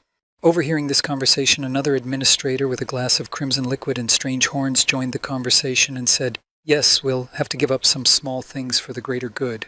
As she approached the rest of her comrades, the receptionist pulled out what looked like a sink, which was covered in the crimson liquid, and said, "Wouldn't it be better for you two if you are promoted from the position of a beginner?" Approaching the administrator who was in charge of the settings, the girl handed him a glass, poured crimson liquid from the sink into it, and said, "Let's decorate the room with some sweets for now." As she filled the glass with more and more of the crimson drink and held it up in front of her, half covering the broadcast screen, she said, "Let us have fun while waiting for the fateful hour." After saying this, the administrator who arrived spilled a few drops of crimson liquid and watched it freeze in the air and said, "To the immoral, imprisoned children." And so, after that conversation about the talents and skills he had learned from the system, Han Yu-jin returned home with his brother and was quite happy because so far everything was going very well for them. Sitting on the couch with his younger brother in the same room, Han Yu-jin watched him put a bouquet of flowers he had given him in a vase and thought, my brother and I have become more comfortable with each other. Also, when Han Yu-jin returned and went to training with his pet for the first time, after clearing the dungeon, he also noticed that Mir continued to grow and develop very rapidly. But that's not all. The good news did not end there. After all of this, all the data that Yoon Young had collected was also put to good use and was very valuable for research. Looking at the data Yoon Young had collected, Seok Ha-young adjusted her glasses and said in astonishment at the information that had been collected in such a short time, this is... Han Yu-jin looked at the girl who was looking at the data set and asked, is there anything missing? The girl replied excitedly to Han Yu-jin, this is enough. This is much more significant than what I have. Dancing with happiness, Seok Ha-young said happily after receiving such valuable research materials. Such high quality and in such quantity in such a short time. Even the Hunters Association doesn't do this much for me. Hearing these words, Han Yu-jin said happily, I'm glad it was helpful. Hearing Han Yu-jin say that, the girl scanned the tablet and said, very useful. There is a limit to how many documents I can get on my own. That's why my uncle said he would help me build a research center. After telling Han Yu-jin the news, she added, but I have a feeling that if he is connected to the guild, my research will be used for profit. Hearing this, Yu-jin happily told her, that's why I have a proposal for you. Han Yu-jin, who was trying to get Seok Ha-young's interest, said, I'll provide you with a research center next to the monster breeding facility that is currently under construction. Anyone can freely use the results of the research. After saying this, Han Yu-jin noticed the girl look at him with an interested gaze and continued, and if hunters from all over the world come, it will be much easier to get information about the dungeon. I'll also find some helpers. What do you think? Hearing Han Yu-jin's proposal, the girl could barely contain her emotions and said in surprise, What do you mean? That's great for me, but why would you? To which Han Yu-jin replied, you must understand. Standing up from his chair and demonstrating his pure intentions, Han Yu-jin said sincerely, research for world peace deserves this much help. Hearing what Han Yu-jin had just said and his motives for helping Seok Ha-young with her research, she could hardly hold back her tears of happiness and said happily, Mr. Han Yu-jin. Hearing Han Yu-jin's offer, Seok Ha-young took out her phone and said, then can I bring my friends? Hearing this suggestion, the guy replied, a lab worker? Let me see. Showing a photo of her team, Seok Ha-young said to Han Yu-jin, this is the second-year Dungeon and Awakened research team. If I tell them that we can all work together, they will come together. Showing off the photo, Seok Ha-young pointed to a certain person in the crowd in the photo and said, especially this guy Jaden. He's very interested in the Awakened ones. Looking at the photo, Yu-jin thought in confusion, these are dungeon people? Thinking back to his past future from which he had returned, Han Yu-jin thought in astonishment as he looked at the people in the photo, the team that will discover the law of dungeon creation in the future. Picking up the phone to look at them all more closely, Han Yu-jin spoke in embarrassment. Ms. Seok Ha-young. Hearing the boy's voice so intense, the girl replied in surprise, yes? Han Yu-jin looked at the girl and gave her a sign of acceptance and said, welcome. Bring them all here. Hearing Han Yu-jin say this, the girl exclaimed with joy, yeah, Mr. Yu-jin, you are the best. Shaking hands, they reached a consensus and agreed on all the issues that might arise in the creation of this research organization, and so, on that day, the agreement was created. Looking at the active construction of the building next to the Abyssal Guild, Han Yu-jin, thinking about how to make some money, promised, yes, this is also an important investment. Sitting on the windowsill, looking out the window, he said, if the number of dungeons increases, as the system said, it's only a matter of time before this building collapses, even if I become its owner. He opened his phone and bought something online, so I have to help Ms. Seok Ha-young make progress in her research and spread out my investment instead of just relying on the building. Clicking the button, buy with cash, Han Yu-jin thought, I'll spend the last of my money on stocks, a company that will successfully develop a cure for hair loss in a few months. As Han Yu-jin thought about how best to invest his money to make it grow, he added, however, these stocks will fall later, but that will be in the future. After deciding where he would spend the money, Han Yu-jin also remembered why he was doing all this in the first place and thought, and the most important thing is to collect S-classes. After finishing his thoughts on investment, later that day, Han Yu-jin and his brother went to the port where the precious cargo was being unloaded. Standing on the port bridge, the boys heard sudden shouting somewhere near them. Turning their attention to the direction they were coming from, they saw Arim shouting and waving her hand, Ajosi, we're here! When Han Yu-jin saw Arim coming toward them, he was surprised to hear her say, Arim, you're here! I thought you were going somewhere. Did you come back with the others? She replied, yes, I spent time with my sisters. As Moon Hyun-ah approached the boys, she said to Han Yu-jin, I gave her some advice as a hunter to my favorite younger sister. And then Aram immediately added, while searching for something on her phone, I got a lot of recommendations for good restaurants. Looking at the ship at sea, Moon Hyun-ah said thoughtfully, Did they get here okay? Are they 3 monsters? Han Yu-hyun answered her, They are still being unloaded. The ship just arrived. While everyone was going about their business, Moon Hyun-ah approached Han Yu-jin and whispered in his ear, Hyun-nim, are you okay? Did something happen? Hearing this question, Yu-jin just purred in surprise. Hearing this stammering, Yu-jin replied in confusion, Yes, well, a lot of things happened, but it's not a big deal. Everything is great. And he thought in confusion, kidnapping, blackmail, murder, sneaking into dungeons, sneaking out of dungeons, almost losing an arm. Hearing this answer from Yu-jin, the girl said to him, I don't know what's wrong, but you look a little distant. But you're okay, Hyung-nim? Grabbing Han Yu-jin and holding him tightly in her arms, Moon Hyun-ah said to Han Yu-jin, Could you give me one of the 3 monsters that came on this ship? Han Yu-jin, in the midst of bliss, said in embarrassment, Huh? Isn't that a bit much? Hearing this response, the girl said to Han Yu-jin, The upper class will still go to Hyun-nim. Lend him to me sometimes, okay? It will be beneficial for both of us. Hearing this proposal, Han Yu-jin thought, Yu-jin's patience, she has great influence. Then he said, Oh, lightweight, you are our favorite customer, but not for free. As Han Yu-jin was trying to pull away from this strong woman's embrace, he felt someone grab his arm and said, Han Yu-jin-nim. When he turned around, he saw Seo-yeon with angelic eyes, and he said in confusion, Miss Seo-eun? Seeing that Yu-jin was paying attention to her, she asked, There's still room for me, right? You'll still be raising my baby even if you have 3 new ones, right? To which Yu-jin replied, Yes, of course. Pulling it out of each other's hands, the 2 girls were trying not to miss their chance to get a monster that Yu-jin would raise. In this difficult situation, Yu-jin thought, F-class is dying here, these people are too strong. Looking at Han Yu-jin being fought over by the girls, Park Aram thought, A juicy, he looks like a slime monster. Meanwhile, Yu-jin was completely exhausted and felt like something incomprehensible. In a state of shock, Yu-jin thought, I'm already squeezed like a lemon. Can I handle 50 or more S-classes? But suddenly he heard his brother calling out to him. Breaking free from the girl's grasp, Yu-jin crawled over to Yu-hyun and said, What is it, Yu-hyun? He replied by handing him a gift. Here, take this. Putting the pendant in Yu-jin's hand, Han Yu-hyun spoke to him, explaining its purpose. This is a translating item. Once the cultivation facility opens, people will start coming from abroad.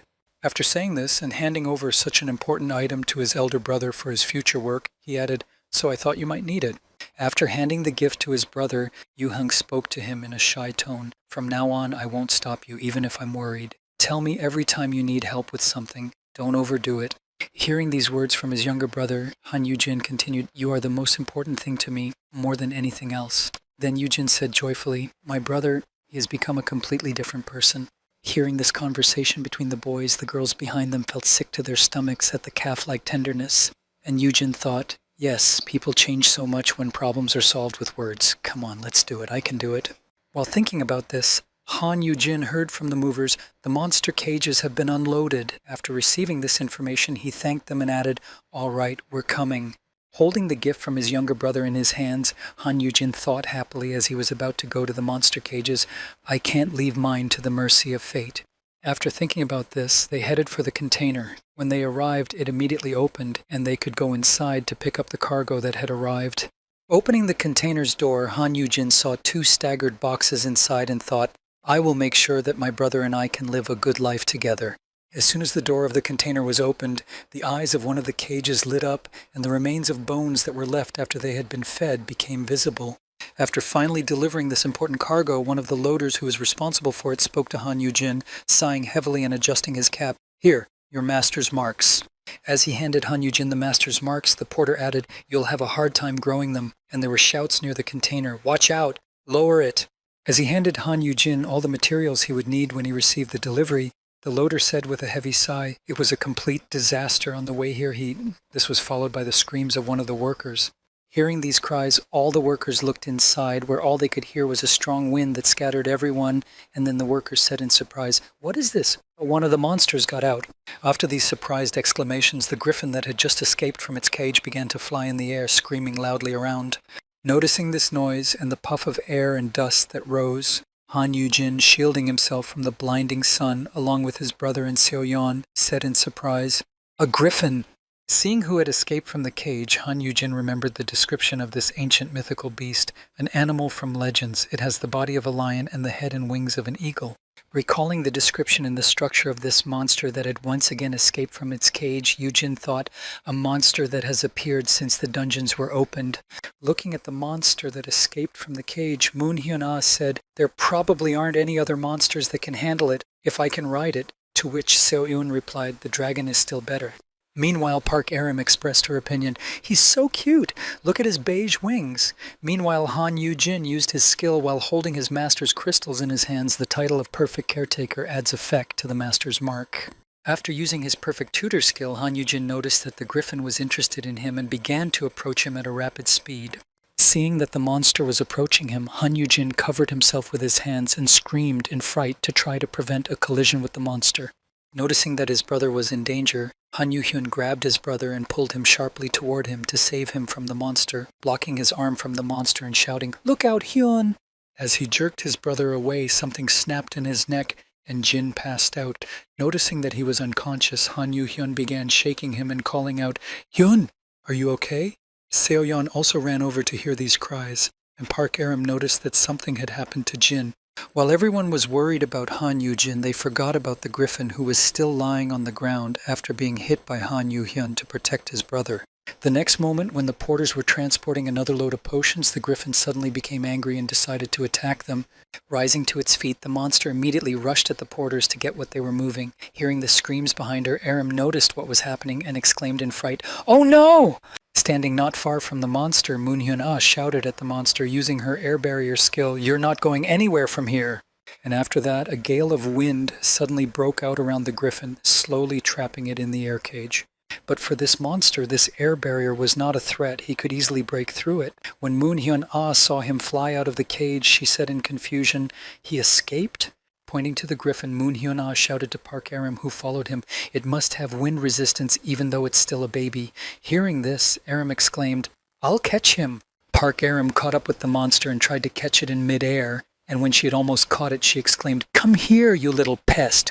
After dropping the monster right in front of her, Park Aram heard Moon Hyun-ah say, "What are you doing, S-Class?" To which she replied, "What am I supposed to do with its wings? I've never even caught a pigeon in my life." Having said that, Park Aram offered her own solution to catch the monster. "How about we just freeze it?" To which Moon Hyun replied, "No. You want to kill it?" Then Seo-yeon ran to their aid, exclaiming, "Use this! This cloth is made from a byproduct of the dungeon." Hearing this, Park Aram called out to her, "Oh, that's great, Seo-yeon Oni." As soon as Park Aram got the cloth from the byproduct, it didn't take long to catch the griffin, and within a minute it was done. After catching the monster, she wrapped it in the cloth, immobilizing it so that it would not harm anyone else. Holding the monster in their hands, the three girls, tired of all this chasing after the monster, said, "Finally." Looking at the little griffin, Moon Hyun-ah said tiredly to her friend who was holding it, "It would be much easier if we hunted it." Hearing these words from the head of the Destroyers Guild, Kang So-yeon, holding the immobilized monster in her arms and watching what it did while being caught, said, "I'm no longer sure that..." Having said that, she continued, drawing the others' attention to the broken car and the many provisions for transportation. "It is possible to tame such a monster." Recalling the early days of the dungeons, Yu Heng said, "Dangerous creatures that killed people and were killed in return after the dungeons were opened. Suppress their aggressive behavior and accept them as comrades. It sounds like a dream." After saying this, Han Yu-hyun spoke to his elder brother. "He has already attacked you. Maybe you should kill him." Hearing this from his younger brother, Han Yu-jin said angrily, "Who are you going to kill?" Slowly rising, Han Yu-jin sat down abruptly, groaning in pain. Hearing this, Han Yu-hyun shouted out in alarm, "Hyun!" And somewhere nearby, someone else's anxious voice also sounded, "Mr. Yu-jin!" Overcoming his pain, Han Yu-jin stood up and raised his head, speaking confidently. "He had no evil intentions. He didn't care that my bone was almost broken." Han Yu-jin looked at the child and considered his characteristics. Before this, he may have only seen high-class hunters. After examining the characteristics, he saw Golden Griffin, Cub. Current characteristic class is C potential with growth as AS. Looking it up and down, Eugene saw growth requirements, consume a certain amount of magic horse meat. And then Jin said, he simply doesn't know how to control his power against low-class hunters and those who have not awakened. After saying this, Han Yu-jin suddenly spoke, "Miss, So-in, can you let go of the griffin for a moment? Yu-hyun, stay where you are." Hearing this, Yu-hyun exclaimed in alarm, "What are you going to do?" And then So-in spoke up, will you be okay? Hearing such words of concern and worry for his health, Han Yujin responded to them, don't worry about me, I'll just teach him to coexist with us. After saying this, Han Yujin pointed to himself, and very confidently, as if it were a real honor, he said joyfully, after all, I am the weakest among all of us here. Holding onto his crippled arm, Han Yujin approached the girl with the griffin and slowly walked toward them, saying in a tired voice, aren't you a glorious little man? Han Yujin held out his hand in front of him and called the monster over to him, speaking happily to it so as not to scare it away. Come here! Hearing that he was being called, the little griffin stuck out its claws and joyfully ran toward Han Yujin, unrestrained by its strength and running at full speed. But the next moment, as it approached Han Yujin, it clawed at his arm with all its might, causing him quite a bit of damage. But in addition to his injured arm, his speed also threw Jin away from him, and he flew further away, still fantasizing, and loudly exclaimed, Ooh, it hurts! It hurts so much! I'm bleeding! I'm bleeding! After putting on such a show, Han Yujin, holding his injured arm, said joyfully through the pain, Ha ha! You got it, little griffin! I'm weak. When the griffin saw this, he was seriously frightened. Spilling healing potions on his hand to heal his crippled body from his failed attempt, Han Yujin beckoned to the animal with his finger. Come, let's try again. In an attempt to teach the griffin to be gentle and to control its strength, Han Yujin created a bloody show that left the girls in shock and unable to speak. While training the griffin, Han Yujin was heard shouting, Gently, go even gentler, feel what real weakness is. This was repeated over and over again until he learned. Looking at his brother, who did not spare his body but endured all the pain he caused to achieve his goal, Yu Heng said proudly, Hyun! And the girls, looking at him in surprise, thought only one thing, is he proud of this? After a few failed attempts and a few bottles of healing potion used up, the griffin managed to land gently on Han Yujin's hand, and then he said happily, Yes, that's the way to do it. Good job. After several unsuccessful attempts, Han Yujin was able to train the griffin to gently sit on his owner's hand. And now, after the second successful attempt, Han Yujin spoke to his monster while cuddling with it, You're a fast learner. You're so smart. Seeing how cute the griffin looked with Han Yujin, Soyeon spoke in her native language, saying, Cute. Holding the monster on his arm, Han Yujin spoke to Park Aram, Here, Aram, do you want to hold it for a while? Cover its eyes. Hearing this suggestion, the girl said nervously, Aye. Taking him in her arms and closing his eyes, she added, Will he be okay? What if he runs away again? Hearing this, Han Yujin said, If we close his eyes and move him to another place, he will be fine. After saying this, Han Yujin walked toward the container and said to the rest of his comrades, The reason why the griffin has become agitated is right here. After opening the cage a little better, Han Yujin showed 2 more animals that had been brought to him for training, and Han Yujin said, These are shadow unicorns. When Moon Hyuna saw the unicorns in the container, she was surprised. There were 2 more in the cage all along, to which Jin added, Yes. He was probably so excited because he was in the same space with them. Recalling what was written in the description of the griffin and what were the basic requirements for the growth of this magical beast, Han Yujin said, The main source of food for griffins is magical horses like unicorns. Hearing Han Yujin's requirements, Moon Hyun said, Magic horse meat? There are plenty of them in our guild's dungeon. We can share it as payment for letting me ride. Hearing the terms of the deal, Han Yujin spoke to her. Deal. Watching Han Yujin easily make contact with the magical animals, Kang Soyeon said with a heavy heart, That's great, Ani. And then Moon Hyun added, Don't tell me it's incredible. Looking at the boy entering the shadow unicorn's cage and talking to them so sweetly, Moon Hyun added, Being an F-class. And then Yujin said to the animals, Were you scared? It's okay now. After entering the cage, the animals immediately calmed down, and Han Yujin saw that he had received a system notification. The title of Ideal Caregiver adds effect to the owner's mark. The object is expressing interest in the caregiver. Seeing how Han Yujin had easily found a way to communicate with them, even after such a stressful situation for the unicorns, Moon Hyun said, He can easily do things that no one else can do. After taming the shadow unicorns and seeing that they came to him and were not afraid at all, Yujin said happily, Good. As Moon Hyuna got to her feet and watched Han Yujin, she thought confidently, Abyssal Head's big brother. No, Hunter Han Yujin. As she watched him tell the others how to approach each of the monsters so that they wouldn't be frightened, Moon Hyun added, I think I can trust him a little more. While playing with one of the unicorns, Han Yujin gave orders. For now, send the unicorns to the training center. And yes, we need to name them.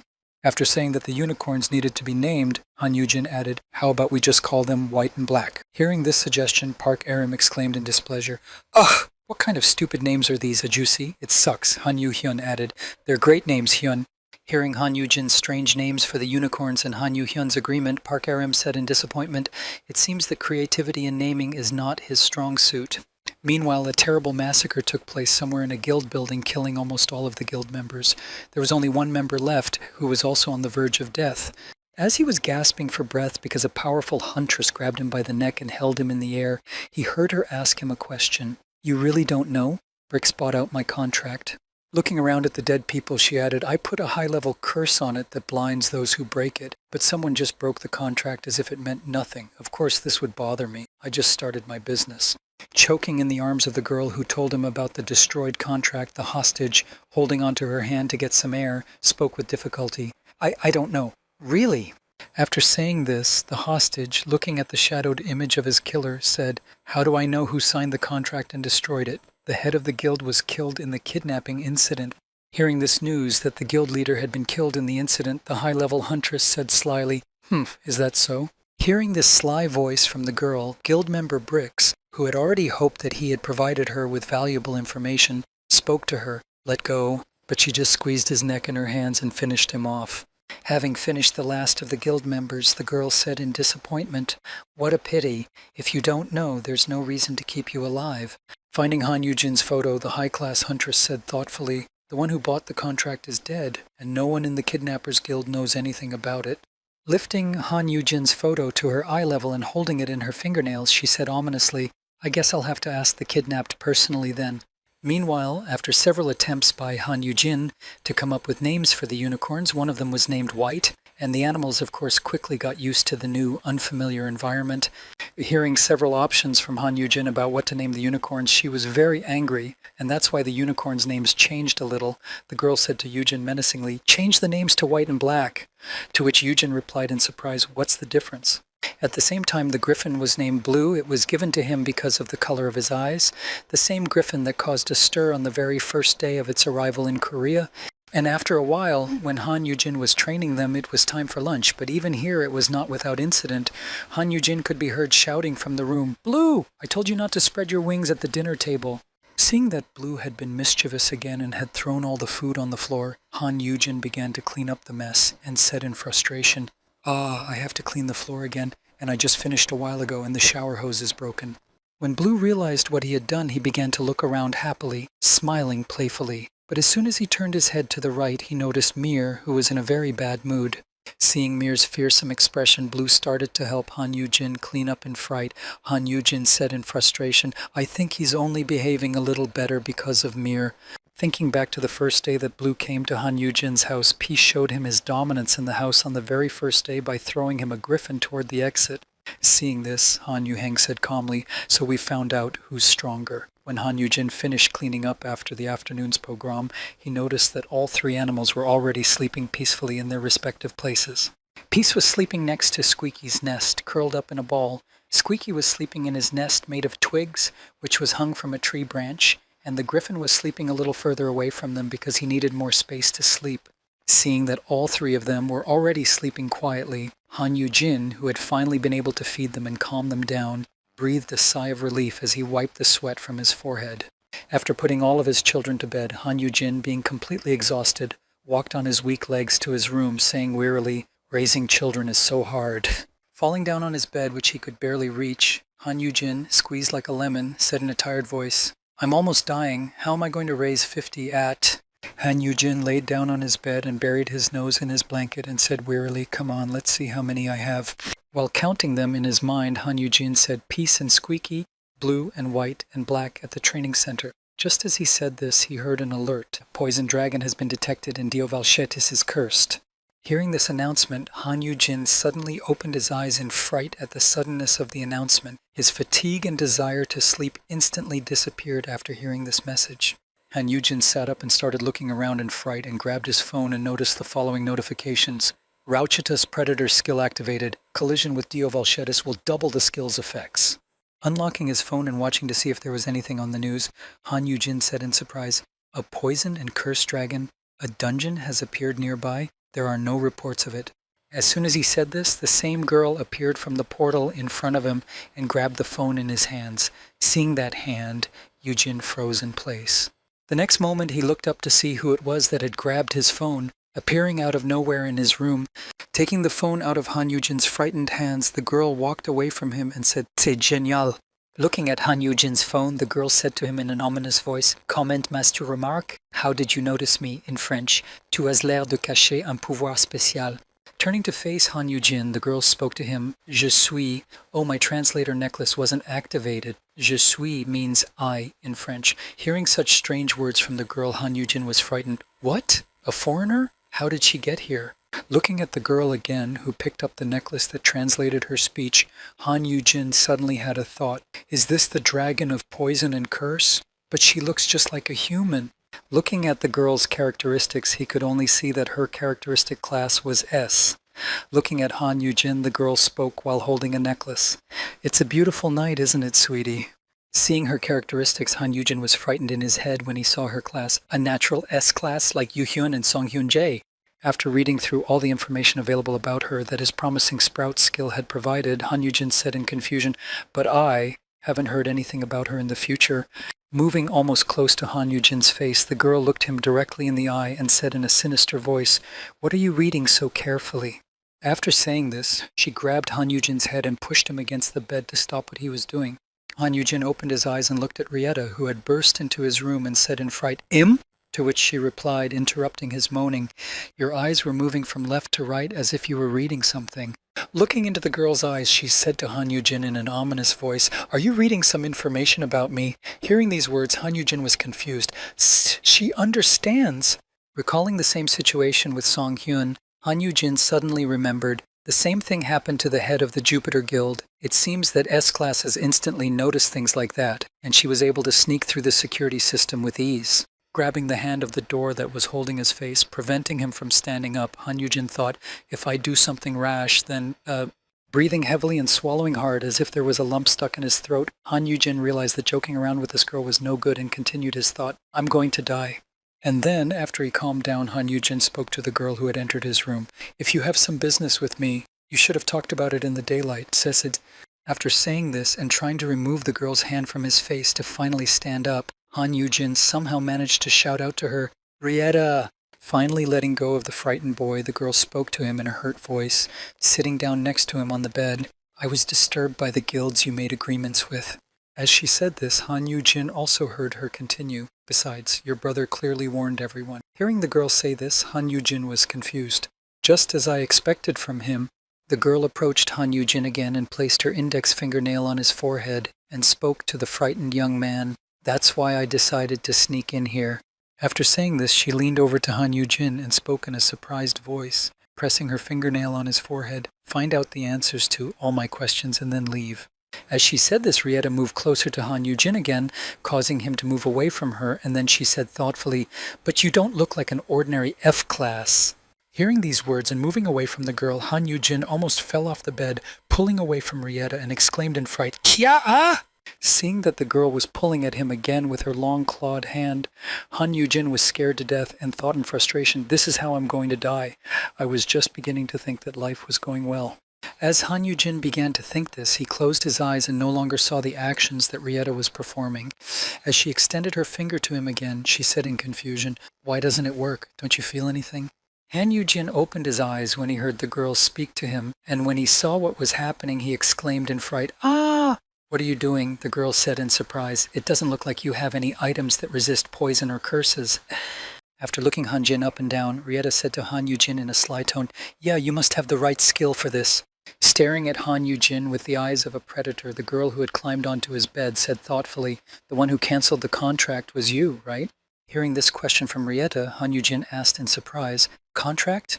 What are you talking about?" The girl replied, "I recently started a contract business using my curse skill." Handing Han Yujin one of the examples of contracts she had drawn up, she said, "All of these contracts are illegal, unofficial, but quite useful, you know." After telling him about her business and her underground work, she continued, "That contract blinds the one who destroys it." Han Yujin thought back to the battle with the guild leader who had kidnapped him. She's talking about that incident. Showing her contract to Han Yujin, Rieta said to Han Yujin, "I didn't think you would be the one to break it and break the curse." Hearing this, the young man said in confusion, "I don't know what you're talking about." After saying that he had no idea what he was talking about, Han Yujin added in a worried voice, "I'm just a fragile F-class." Hearing this, the girl said slyly, "Perhaps we can test it then?" With that, she grabbed Han Yujin's hand and pulled him along. Realizing what was about to happen to him, Han Yujin exclaimed in fright, not understanding why this was happening to him. The next moment, the contract that Rieta had created was in Han Yujin's hands, and as the girl's hands began to stretch the paper to tear it, she said, "Let's try it. At worst, you'll only go blind. How about it?" Hearing the consequences of destroying the contract, Han Yujin, trying not to give himself away, exclaimed in fright, "Eh? What? Wait, what are you—" But the next moment, the contract was already terminated. After the contract was cancelled, Han Yujin received 2 notifications. The destruction of the contract has activated the curse of blindness. Blindness curse has been deactivated by L-class curse resistance. Holding the broken contract in his hands, Han Yujin heard the girl say in a happy voice, "I knew it!" Han Yujin shouted back at her in anger, "Sane! Crazy!" Frightened, I looked at the girl who had cancelled the contract without a second's hesitation and thought, is she completely crazy? What if I had no resistance to curses? Who is she anyway? What does she want from me? Looking at the girl who was already smiling, Han Yujin thought, she doesn't look like she wants to pay me back for the illegal contract. Then the girl said in a happy voice, "Don't worry, I won't hurt you." Sitting on his bed in shock, Han Yujin said to the girl in alarm, "What was that just now?" Rieta answered him with a sly smile, "I just wanted to find out what happened to the contract." After saying this, she approached the frightened Han Yujin and spoke to him. "I was just wondering if my curse skill was okay. It's the reward for killing the boss in the missing dungeon." Hearing some strange explanation for his actions, Han Yujin asked Rieta again, "The missing dungeon?" The girl replied, "If I tell you, nothing will change. No one would believe it anyway." Having said that, the girl explained to the boy what she was talking about, saying, when I cleaned it up, it just went voo and disappeared. After saying this, she asked Han Yujin, "Do you believe me? Do you know anything about this?" He took a thoughtful pose and put his hand to his chin and answered thoughtfully, "A little." As Han Yujin thought about Rieta's words, he remembered what the system administrator had said. There will be times when dungeons from the future appear, but we will try to get rid of them as soon as possible. And then he said, maybe this is the system. This is a dungeon that was supposed to appear in 5 years. Recalling these words of the system administrator, Han Yujin was deep in thought about Rieta. I don't know of any S-class hunters in the future who would use curses or poisons, so she's thinking about this development. Han Yujin continued his train of thought. So she has acquired a skill that no one else in the original future had. Yeah, because I turned back time. Thinking about where this skill could have come from, Han Yujin came to a conclusion. The reward for defeating the boss of the poison and curse dungeon. And that boss was... recalling the notification before the girl's appearance, Yujin saw, encountering Dio Valchetis will improve skill effects by half. Realizing where the girl had gotten her skills from, Han Yujin spoke confidently. The dragon of poison and curse, Dio Valchetis. Hearing such accurate information about obtaining her skills, the girl spoke happily. That's right, how did you know that? Asking Han Yujin how he knew about her skill, Rieta said to Han Yujin, the SSS class title of Dio Valchetis twins. It can only be obtained by killing Dio Valchetis and his twin. After giving this information, the girl also added something else, telling Han Yujin, and began to recall her family tree. My brother is an S-class hunter. Saying that her brother was also a high-class hunter, the girl added to her previous speech, that's why we both obtained dragon powers. Hearing this information, Han Yujin finally understood what had happened and why he had received the notification of the dragon of poisons and curses, seeing the girl as a part of that dragon. Looking Rieta up and down, Han Yujin said thoughtfully, half dragon, half human, someone who absorbed the power of a dragon and became its incarnation. After realizing what had happened to her, Han Yujin said thoughtfully, a very unusual incident that occurred due to the reversal of time. Not just her, but her brother as well. As she approached Han Yujin and looked at him almost intimately, the girl said inquisitively, it's strange that you know about all of this. Hearing this, Han Yujin only looked at her in confusion. As she crept up on Han Yujin, who was running away from her again, she said, this is such a strange feeling. Could you be some kind of dragon as well? Hearing this, Han Yujin replied in fright, I'm just an ordinary person. Grabbing Han Yujin's hand and lifting it up, Rieta said to him, really, that's the smell of a fellow. No, it's more like a predator that can easily defeat Dio Valchetis. Seeing the girl's strange actions, Han Yujin exclaimed in alarm, woof, wait, what are you doing? Seeing that the girl was sniffing him and smelling a strange odor from him, Han Yujin immediately thought, is it because of the Rauchita's predator skill? He really killed the poison dragon king, damn it. As Han Yujin watched the girl throw him down on the bed and climb on top of him, he thought in confusion, but she doesn't know about this. Climbing on top of Han Yu-jin, standing motionless above his body, and watching his reaction, the girl said, "How interesting. I'm not attracted to ordinary people anymore." Smiling lustfully and licking her lips over Han Yu-jin's body, she said, "It's wonderful. I haven't had this much fun in a long time." Hearing these words and being in such a strange situation with such an unexplainable development, Han Yu-jin being in a passive situation, thought in confusion, what is she going to do? Crawling out from under the girl, Han Yu-jin stood up a little and looked directly into Rietta's eyes and said to her in a worried voice, "Excuse me, Miss Rietta?" Hearing herself addressed in such a strange way, she looked at the boy and replied, "Shemem?" When Han Yu-jin saw that she was unbuttoning his top shirt and started running her fingers over his body, he was frightened. Wait a second, what are you doing?" Hearing the boy's frightened voice, the girl spoke to him in a calm tone. "Oh, relax. Let's get to know each other a little better." As she ran her hands over Han Yu-jin's body, Rietta spoke to him. "So much time has passed since then. I felt my strength was similar to someone else's." Hearing this, Han Yu-jin exclaimed in confusion, No, you can't." Pointing to the girl's shoes, which had already reached the point of being comfortable, Han Yu-jin exclaimed in fright, "You can't get into bed without taking off your shoes." Hearing Han Yu-jin's words, the girl got out of bed and said in frustration, "Oh my, you still shouldn't have rejected me so coldly." Hearing these words, Han Yu-jin was embarrassed. "I don't think I'm in the wrong in this situation." After saying this, Han Yu-jin added to the girl in anxiety, "Why don't you leave now that you've already figured it out?" Hearing Han Yu-jin say this, Rietta said, suddenly remembering something, "Oh, that's right, I wanted to ask you something else." After saying this, she immediately brightened up and spoke to Han Yu-jin with a joyful voice announcing her request, "Will you raise my baby?" Hearing this request from Rietta, Han Yu-jin thought in disappointment, "Really?" Sitting in bed, disappointed that she had heard these rumors, he thought, "Moon Hyuna, why can't you keep your mouth shut?" Standing in front of Jin, Rietta said happily, "Well, you know, there's a little beast cub that I want to entrust to you." Hearing Rietta say this, Han Yu-jin covered his face and said in a disappointed voice, "You need to take a turn. The other guilds have already made deals with me." Hearing Han Yu-jin say this, Rietta put the knife blade to Han Yu-jin's throat and said, "I know about this. Why else would I have decided to sneak out under the cover of night and ask for a favor?" Seeing such a strong conviction from the girl, Han Yu-jin said to her, "Wow, you really know how to ask others for favors." And then sitting on the bed and looking at the ceiling, he thought, and yet, I guess it's not so bad. Thinking of Rietta, whose cub he would be raising, Han Yu-jin pondered, a natural S-class with the rank of SSS class. It's too dangerous to let her in, even if she doesn't end up joining a guild. While thinking about it, Han Yu-jin also had another thought. Even if something suddenly happens, this kind of connection will definitely serve me well. Imagining the deal with the monster transfer, "Please take care of my baby." Of course. Thinking about this development, Han Yu-jin thought, in that case, Rietta will be in my debt. Having made this decision, Han Yu-jin said to the girl, "Very well, but I have one condition."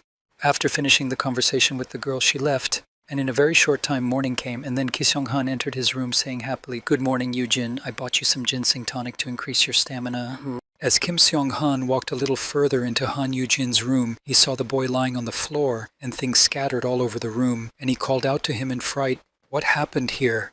Dropping the bags of drinks and food, Kim Seong-han rushed to Han Yu-jin. Running up to his master, he said anxiously, What happened last night?" Han Bijin answered him in a tired voice, "Many things, but..." Reaching for his phone, Han Yu-jin spoke to Kim Seong-han. "I am completely exhausted." He thought back to the night before, reflecting, "In the end, I agreed to her request, and we agreed to exchange messages in secret." Private messages. A message on her phone from Rietta. "Thank you very much, my cupcake. Sleep with the angels." Seeing this, Han Yu-jin thought, it seems that the translator necklace has no effect on the message. As Han Yu-jin continued to recall what had happened last night, he became exhausted, irritated, and tired, and thought, that woman did whatever she wanted until she left, and before she left my room she said, "Thank you, kisses." Drinking the juice that Kim Seong-han brought him, Han Yu-jin drank it from the guard's hands because he was unable to hold the package himself, and continued his thoughts. Fortunately, nothing happened. She could have easily killed me. Han Yu-jin continued his reflections as he washed his face in the morning, also with the help of Kim Seong-han. It could have been much worse. I don't even want to imagine what would have happened if all my friends were here. Lying on the couch, waiting for Kim Seong-han to prepare breakfast, Yu-jin continued his uninterrupted train of thought. Meng Wubu was at the forge, and Yu-hyun couldn't have protected me and withstood the poison and the S-class curse at the same time. Lying on the couch, completely exhausted, Han Yu-jin thought about another development. Perhaps I should have used a code word on her. Thinking back to Rieta, Han Yujin thought, if the skill's effect is doubled against poison and curse dragons, it would have an effect if I were to say, I love you just once, but starting to shake his head to get those stupid thoughts out of his head, Han Yujin continued, no, number. She's too unpredictable. There's no telling what will happen if she becomes as clingy as the others. Noticing that his master was shaking his head, Kim Sung-han walked over to him and asked in concern, Han Yujin, are you okay? Hearing these words from his bodyguard, he answered sharply, oh yes, I'm fine. I was just thinking for a while. When Han Yujin came to, he noticed how clean and fresh his room was, and he was amazed. Wow, when did you have time to clean up like this? Hearing this question, Kim Sung-han replied in confusion, I just cleaned up a little bit. Taking Han Yujin's hand in his own, Kim Sung-han spoke joyfully to his master. You did a wonderful job taking care of the animals, didn't you? Removing the handkerchief from his head, which was used to keep his hair from getting into the food during cooking, Kim Sung-han added to Han Yujin, saying, call me whenever you are tired. After saying this, Kim Sung-han also added, touching Han Yujin with his last sentence, I will come to your aid immediately. Hearing this, Han Yujin replied in a tearful voice, barely able to hold back his tears, Sung-han. Hearing these words, Han Yujin cried out to Kim Sung-han, I love you. You are so incredible. You are my grandson. To which Sung-han replied, Kia ha ha, Grandpa Uusu. And then Yujin thought, that's right, I'll raise the people around me to the maximum first. While hugging Kim Sung-han and telling him how much he loved him, Han Yujin suddenly saw a system notification. Kim Sung-han has met the minimum prerequisites for the next grade. Seeing this system notification, Han Yujin suddenly grabbed Kim Sung-han by the voice and pulled him toward him, exclaiming in surprise, eh? Seeing this strange reaction, Sung-han asked him in surprise, Be Yujin? Looking at Kim Sung-han's characteristics, Han Yujin noticed in his characteristics, the conditions for raising the level of the target to S-class have been met. S stands for checking the conditions for raising the level. As soon as Han Yujin noticed this change in Kim Sung-han, he immediately rushed to his brother's office to tell him. When Yoo-hyun arrived at the office and told him everything, he was surprised. You can raise Kim Sung-han's level? When Han Yoo-hyun heard this news, he was astonished. Is that even possible? Han Yujin replied, that is why I came to you as quickly as I could. After saying this, Yujin said, but the requirements are a bit tricky. The requirements for raising Kim Sung-han's level. Complete one of the requirements. Defeat an A-class dungeon boss in one hit. Defeat an S-class beast alone. Defeat an SS-class beast with a team of less than 10 people. After hearing all the possible options that Kim Sung-han could follow to level up, Han Yoo-hyun said, it seems that the last option is the best of the three, but SS-class beasts are only found in dungeons outside of Korea. Hearing what his younger brother had just told him, Han Yujin partially denied his statement but added happily, actually no, the first option is also quite good. Thinking about what they could do to raise their friend's level, Han Yoo-hyun said thoughtfully, an A-grade dungeon? Kim Sung-han has an attacking skill of the same level. After saying this, Han Yoo-hyun also added, but it won't be enough to defeat the boss in one hit. Hearing such embarrassing words from his younger brother, Han Yujin pointed to himself and said happily, I can help with this. Hearing that Han Yujin could help Kim Sung-han become an S-class, Han Yoo-hyun was surprised to hear that, you? How? Han Yujin answered him, beginning his story about the plan to make Kim Sung-han an SF class. The first point was to equip Kim Sung-han with the best equipment they had, and so he announced the first point of his plan. Equip Kim Sung-han with anything that can increase the strength of the attack. To fulfill the next point of the mission, Han Yujin already needed Park Aram and her abilities. Remembering the second point, he said, Park Aram will give him a boost with the Day Without Shadow enhancement. After talking about the two main points of his plan, Han Yujin finally moved on to the third and final point, and I will double his attack with my skill. After hearing all the key points and the progress of the plan that Han Yujin had come up with and demonstrated on the puppets, Yoo-hyun, hearing about his older brother's presence in the plan, suddenly asked in surprise, wait a minute, why are you also participating in this plan? Hearing such surprise in his brother's voice, Han Yujin spoke to him in an offended tone. Of course, I also need to go. Hearing his brother's words, Han Yoo-hyun said to him in alarm, Hen, have you gone mad? Hearing his brother say this, Han Yujin looked at his younger brother and said in a confused tone, actually, I mean it. Hearing these words from his elder, Yoo-hyun replied, what would you say if I were an F grade and went to an A grade dungeon? After saying this, Han Yoo-heng also added, Yoo-heng, you want to drive me crazy. Jason, before he could finish, Han Yujin answered him in embarrassment, but I have a B grade shield.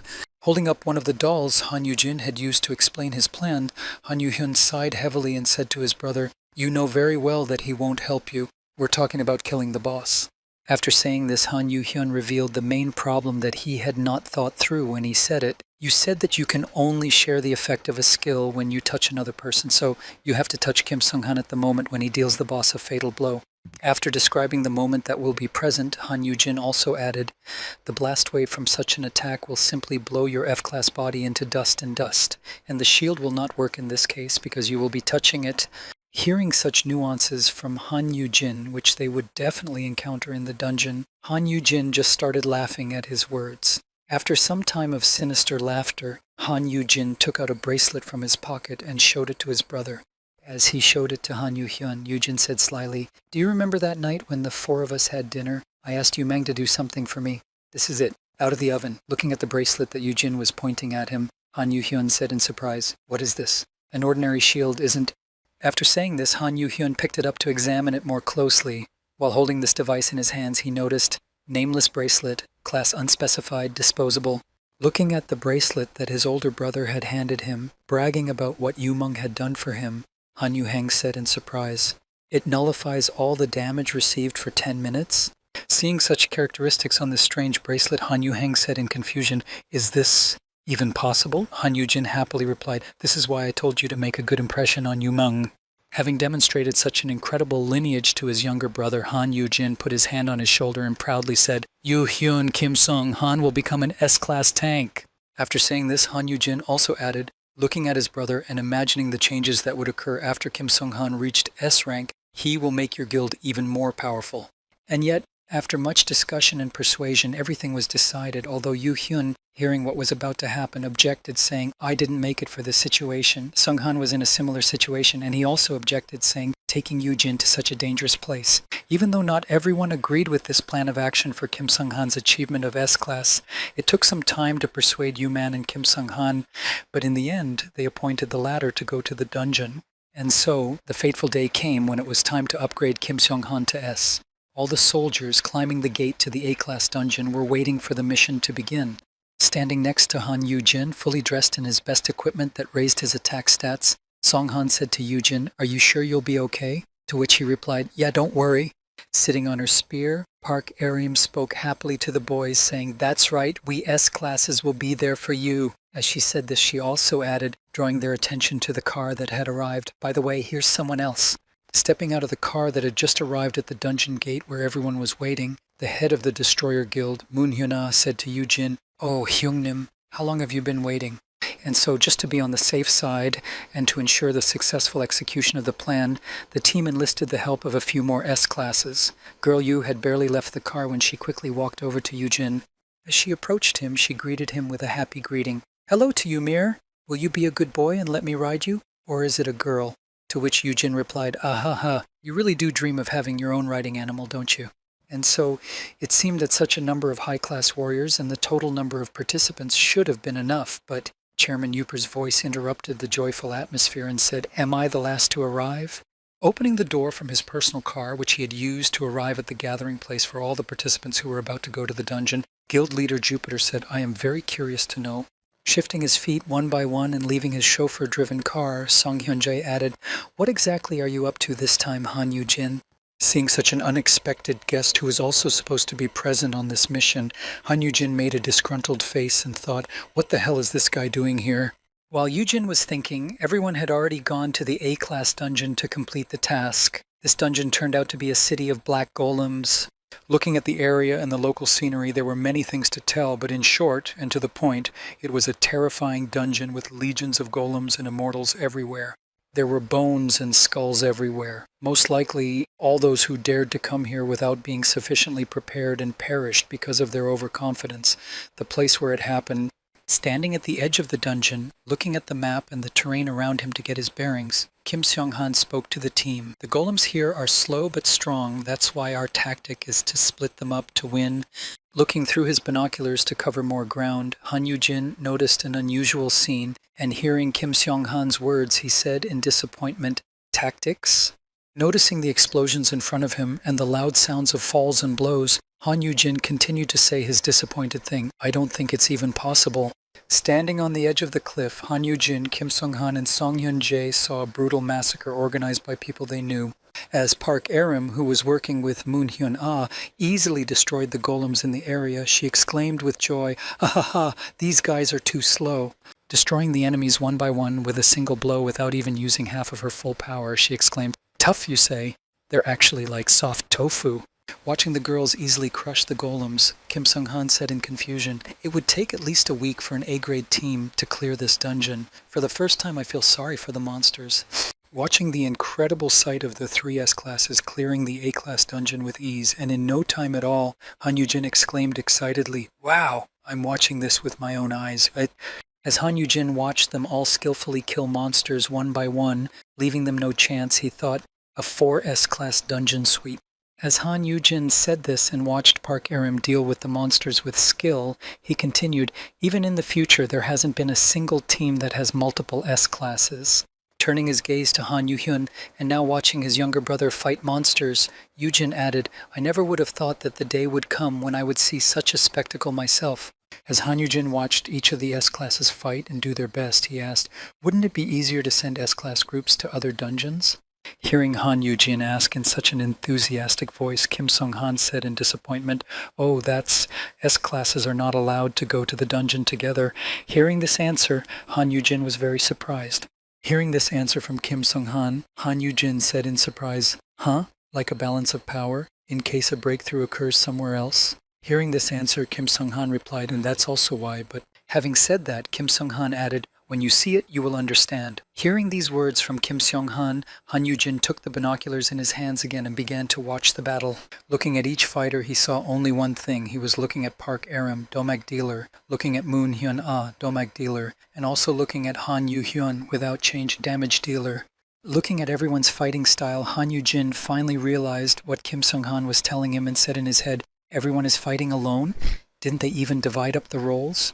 Hearing someone shouting from the battlefield, Han Yoo-jin saw that it was Park Aram. Standing in the midst of the monsters, she confidently called out, "Ta-da! Hey, I'll show you a couple of skins I got recently." Clutching her staff tighter in her hand, she used the levitate skill to fly into the air to more effectively use her next skill, Pale Rain. After using it, chunks of ice fell from the sky, freezing every golem they hit. But it didn't last long. Due to the team's lack of coordination, Han Yoo-hyun's flames thawed Park Aram's ice. When she noticed that her ice was thawing, she exclaimed in surprise, "What?" And then, seeing whose fault it was, she shouted in anger, "Hey, Chairman!" As Park Aram tried to escort Han Yoo-hyun out of the area where she was fighting the monsters, she shouted in embarrassment, "Don't go there! The ice is melting!" And then she felt the flames reaching her in flight through Moon Hyun-ah's skill, and she immediately shouted out, "Hot! Hot! Hyuna-oni, your wind is touching me!" To which he replied, "I didn't know you were there. Dodge it, you're an S-class." And after that, a disappointed voice was also heard from the battlefield. "Uh-oh, all the golems I froze have melted." As Han Yoo-jin and Kim Sung-han watched, they all thought the same thing, no teamwork. Looking at their chaotic work, Han Yoo-jin said to Kim Sung-han in embarrassment, "Is this because they are so good alone?" Hearing this, Kim Sung-han just laughed back at him. Hearing this fake laugh of frustration, Han Yoo-jin suddenly turned his attention to another team member who was surprisingly doing nothing. Yoo-jin thought, "Come to think of it, the most capable person here is this man." Looking at the S-class hunter standing right next to him watching the battle, Han Yoo-jin thought, "The head of the Jupiter Guild, Song Hyun-jae. Why is he here but not doing anything?" Looking at the clothes he was wearing, Han Yoo-jin was amazed. He dressed like this to go to the dungeon. All this is fashionable equipment, right? But for some reason it annoys me. He's the only one here with an SS-class weapon, and he's wearing a coat. Looking at the leader of the Jupiter Guild, Song Hyun-jae, Han Yoo-jin saw that he was wearing the SS-class fire-resistant equipment, Wings of the Silesia Flame Dragon. Recalling what happened in his past future, Han Yoo-jin said in his head as he watched him, "In the future, his coat will cause my brother a lot of trouble." As Han Yoo-jin continued to recall his past experiences, he continued his train of thought. If it wasn't for this fireproof coat, he would have been in trouble. If it wasn't for that fireproof gear in the tournament a few years ago, Yoo-hyun would have won, not him. Piercing Song Hyun-jae with a disgruntled look, Yoo-jin thought, "I wish I could rip off his coat and put it in the inventory." Standing next to Yoo-jin, the Jupiter leader spoke to him. "I can feel your piercing gaze." Hearing Song Hyun say that, Han Yoo-jin said in embarrassment as he rubbed his neck, "Ah ha ha, I'm just really happy that the head of the Jupiter Guild himself came to help. And he came all this way." Hearing Han Yujin say that, Song Hyun-jae replied, "Since you borrowed my guild's dungeon, I came to visit you." Hearing this, Yujin was confused. This was the only dungeon with perfect conditions. After thinking about it, Yujin replied to the Jupiter leader, "We are fine, so you can go." Hearing this sad answer, Song Hyun said, "How sad. I thought we were already at the stage where you trusted me, considering that you are raising my..." Before he could finish, Han Yujin interrupted him, exclaiming, stop it." Hearing such shouts from the mountain, Moon Hyun-ah said in a stern voice, "What are you doing up there, Song Hyun-jae? Did you come up here to be lazy?" After shouting such loud words at Song Hyun, she added, "Don't you want to work? You're so old, you've lost all your strength." Hearing such words addressed to Song Hyun, Yujin said in alarm, "Hyuna." Hearing such provocative shouts at him, Song Hyun-jae spoke in a calm voice, concentrating electricity in his hand. "Oh my, is it so difficult without my help?" Hearing Song Hyun-jae say that, Yujin could only be surprised and say, "Eh?" And the next moment, all of Sung Hyun's concentrated power flew toward where Moon Hyun-ah had just been standing. The lightning struck right at her location, blinding everyone around her. Seeing what had just happened, Han Yujin exclaimed in fright, "Moon Hyun-ah? No, it's her!" Hearing Han Yujin's alarmed words, Sung Hyun spoke to him. "I was just helping." Hearing this strange excuse for his actions, Han Yujin spoke angrily to him. "What kind of help is that? Are you holding a grudge against her or something?" To which he replied in a calm tone, "Not at all." Hearing that the head of the Jupiter Guild didn't hold any grudges against Moon Hyun-ah, Yujin said in confusion, "Then why did you do it?" Hearing Han Yujin ask this question, Sung Hyun just murmured in surprise, "Hmm?" Seeing him pretending not to understand what he was talking about, Han Yujin spoke to him, pointing to the spot where his attack had hit. "How could you attack a co-worker instead of a monster?" Hearing Han Yujin say that, Sung Hyun looked at him with a sinister look and asked in the same tone, "A colleague?" Hearing this answer, Yujin was frightened. "Huh? What's wrong with him?" After this conversation, Moon Hyun-ah's angry voice came out of the pile of smoke and shouted loudly, "Hey, Song Hyun-jae, you son of a bitch!" She stepped out of the pile of smoke that had risen from Song Hyun's attack on the girl, holding her weapon and walking toward him, and shouted angrily, "Damn asshole!" Barely holding back her anger so that she wouldn't lash out at him and finish him off, she added, "If you're going to provoke me..." With that, the girl rushed at him, swinging her weapon. After walking a few steps, she used the wind path skill to gain momentum. As she swung her weapon and prepared to attack, the girl who was flying toward Song Hyun shouted out, "To be honest, you should at least have equipment of the same class with you." Realizing that the girl was quite serious, Song Hyun moved behind Han Yujin and Kim Sung-han, planning to hide behind them. Seeing the Jupiter Guild leader do this, the boys screamed out in fright when they saw what he was doing. "What?" As she followed Song Hyun-jae, she saw that she was flying right at Han Yujin, who was standing with Mir and Kim Sung-hanok. Realizing what had just happened, she exclaimed in confusion, "Eh?" In an attempt to protect Han Yujin from this powerful attack that could definitely finish him off, Kim Sung-han used his shield skill, shouting out in fright, "No!" In an attempt to avoid the collision and minimize the damage, the girl pulled her spear back, shouting at Kim Sung-han, "This stupid shield won't work. Get out of the way." Trying with all her might to stop her reckless attack based on emotion, the girl grabbed the spear to change its trajectory and shouted loudly, "I'll stop!" The next moment, after these words, her attack hit a few tens of centimeters away from the boys. Thanks to Kim Sung-han's shield, the blast wave did not affect Yujin or Sung-han, and everyone remained unharmed. Even though the boys were unharmed, the girl's attack managed to break off a good chunk of the rock, and it flew down. Standing on the ruined rock, a piece of which she had broken off with her attack, the girl said in a frightened voice, breathing out a sigh of relief, "Phew, it's okay." Standing behind the terrified Han Yujin and Kim Sung-han, who had grabbed onto the boyfriend, and the shocked Mir, Sung Hyun clapped his hands and said happily, "Incredible control." Hearing these words from the leader of the Jupiter Guild, the girl pointed her finger at him and exclaimed in frustration, "You idiot, it's your fault. If you had stayed where you were." Seeing what had just happened, Han Yu-hyun, who had run to the rescue using his Blue Willow skill, spoke to the girl. "Be careful, Moon Hyun-ah." Suddenly appearing in front of Han Yujin, he said in confusion, "Yu-hyun." Hearing Han Yu-hyun's voice and seeing him in front of her, the girl said in surprise, "The head of the Abyssal." Seeing this behavior, which he was extremely displeased with, Yu-heng spoke angrily, "Didn't you see my brother here?" After making this accusation to the girl, Yu-hyun spoke to her. "How dare you attack?" She replied angrily, "I stopped. What's the problem?" Seeing this brewing fight, Yujin said in alarm, "Oh, it's Jupiter's head." Continuing to blame the girl for her rashness and carelessness, Yu-hyun said, "Even if you are in a quarrel, couldn't you just not give in to provocation? Your character is uncomplicated, which is reflected in your attacks." Continuing to be rude to the girl, Han Yu-hyun said, They are so obvious that even a child can dodge them. Hearing these words, the girl spoke to Yoo-hyun in a threatening voice. What did you just say? After saying this, the girl clutched her spear tightly in her hands and noticed Han Yoo-hyun pulling his sword out of its sheath and said angrily, "You're sticking your nose where it doesn't belong." No sooner had she said this than she struck Han Yoo-hyun, which he managed to deflect. Crossing her weapons in the fight, she shouted angrily at the boy, "Since we're already here, why don't we have some fun?" Watching this fight, Han Yoo-hyun exclaimed, "Yu Heng, Hyuna, please stop them, Chairman of Jupiter. Why do they keep provoking each other?" Hearing Han Yoo-jin's frightened words, Song-hyun said, "It can't be helped." Watching Han Yoo-jin and Moon-hyuna fight, Song-hyun said, "S-classes fight alone, not in groups. But nowadays dungeon breakthroughs don't happen so often." With a thoughtful pose and a finger on his beard, Song-hyun said with a sly expression, "Since they're all here." As he watched the two high-level hunters fight, the Jupiter Guild leader spoke thoughtfully, as if he was happy about it. "This is a perfect opportunity to get into each other's necks." Hearing Song-hyun say that, Han Yoo-jin was surprised to hear that, and exclaimed in confusion, "What?" Kim Seong-han, on the other hand, did not seem surprised at all, as if he had known that it would turn out this way. Watching his brother and Moon-hyuna fight, Han Yoo-jin thought, "It took me a long time to convince Park Aram and Song-han to come with me, so I was very surprised that the leaders of the other guilds easily agreed, even though I didn't reveal my true purpose." After reflecting on this topic, Han Yoo-jin finally came to the truth, and he said in his head, "Now I understand exactly why they cannot go into the dungeon together."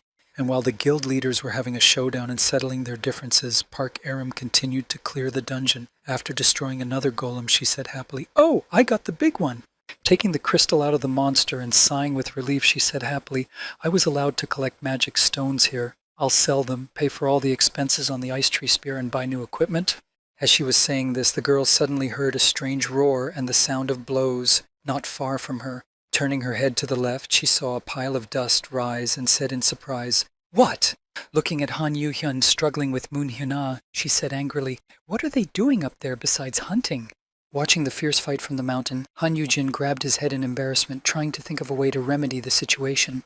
Terrified by what was happening below, Han Yoo-jin exclaimed in alarm, "What should we do? They've really decided to fight." Hearing this, Kim Seong-han spoke to him in a sad voice, trying to talk him out of it. "It's not safe, Yoo-jin."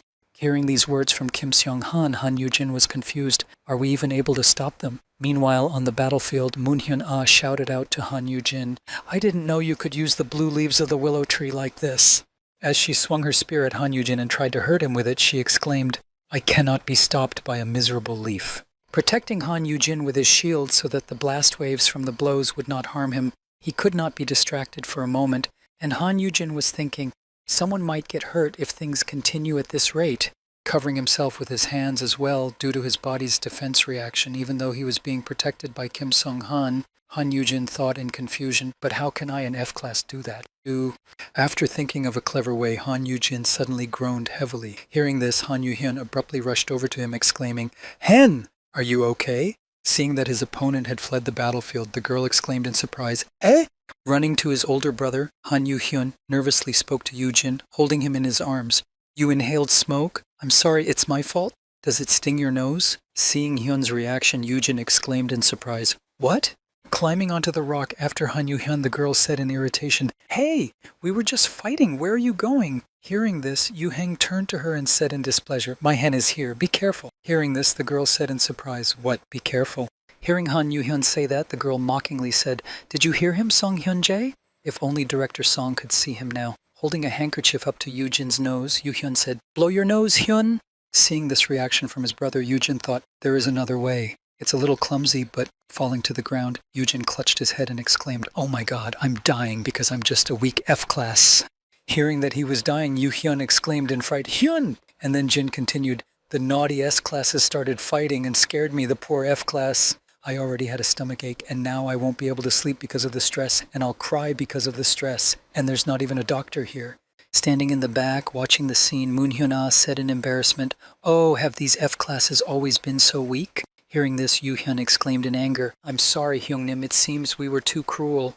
Pointing his finger at Mir and Song-han, Han Yoo-hyun said, "Of course, you should be ashamed of yourselves. Even Kim Song-han and Mir are better behaved." As he bowed his head to Jin along with Song-han and Hyun-ah, Yoo-hyun said, "Let's not get distracted so that we can get this over with and get out of here. You're not children, stop fighting. This way, line up." Han Yoo-jin took out his cap with the letter F on it and put it on his head, and also took out a whistle. The very next moment, he climbed on his world, raised his hand, and whistled, giving orders to everyone in front of him. Hane! The golems are yours for 3 hours. Song Hyun-jae, inspect the perimeter. Han Yujin was like a real coach when he gave orders to the S-classes, and he said loudly, to this building. You go too, Yu-hyun. Hearing Han Yujin's instructions, Song Hyun-jae said in surprise, this is something new. As Han Yujin watched everyone go in different directions in accordance with his orders, he spoke to Kim Seong-han. Oh, I had to separate them so that they wouldn't fight again. While giving orders, Han Yujin saw his new skill, which was called and described as follows: Terrifying Chicken Commander, SS. A teacher who controls stubborn awakened ones. Kids are so naughty, aren't they? Don't worry if you use this skill. Seeing such a strange skill, Han Yujin cried out in surprise, Huh? What is this? And what's with the name of the skill and its description? Meanwhile, somewhere in the system administrator's room, a girl with horns said, It's beautiful. What kind of question is that? To which the mermaid, grabbing her by the horns, said, Shall I cut off your horn or your finger? Meanwhile, in the dungeon where Han Yujin was, Kim Sung-hyun brought him hot coffee and said, Drink this. We will stay here for the night. Hearing this, Yujin replied, Oh yes, thank you. Observing the frantic pace of the dungeon clearing thanks to the S-classes, Kim Sung-han said, If we continue at this pace, we can get out of here tomorrow. Hearing this, Yujin added, Yeah, that's really incredible. Han Yujin looked up and said in surprise, It's convenient to rest here because of these buildings. Do you think there was a castle here, or a church? Hearing this, Kim Sung-han said after thinking about it, I'm not sure. I haven't found any documents yet. Drinking the hot coffee that Kim Seong-han brought him, Han Yujin looked around the neighborhood and said thoughtfully, A ruined city, Sham. As he said this, he thought sharply about it all. According to the system, these are traces of another fallen world, where they couldn't cope with the growing number of dungeons.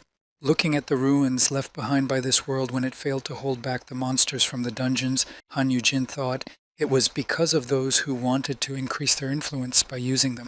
Recalling what else he had seen, and imagining his destroyed world, Yujin suddenly thought, will we also meet such an end if we don't deal with the dungeons? Can we stop them with 50 S-classes? Thinking about how these S-classes work as a group, Han Yujin thought in confusion, with these uncontrollable people. While thinking about this, everyone had already gathered around the campfire that had been set up at the campsite to keep them warm.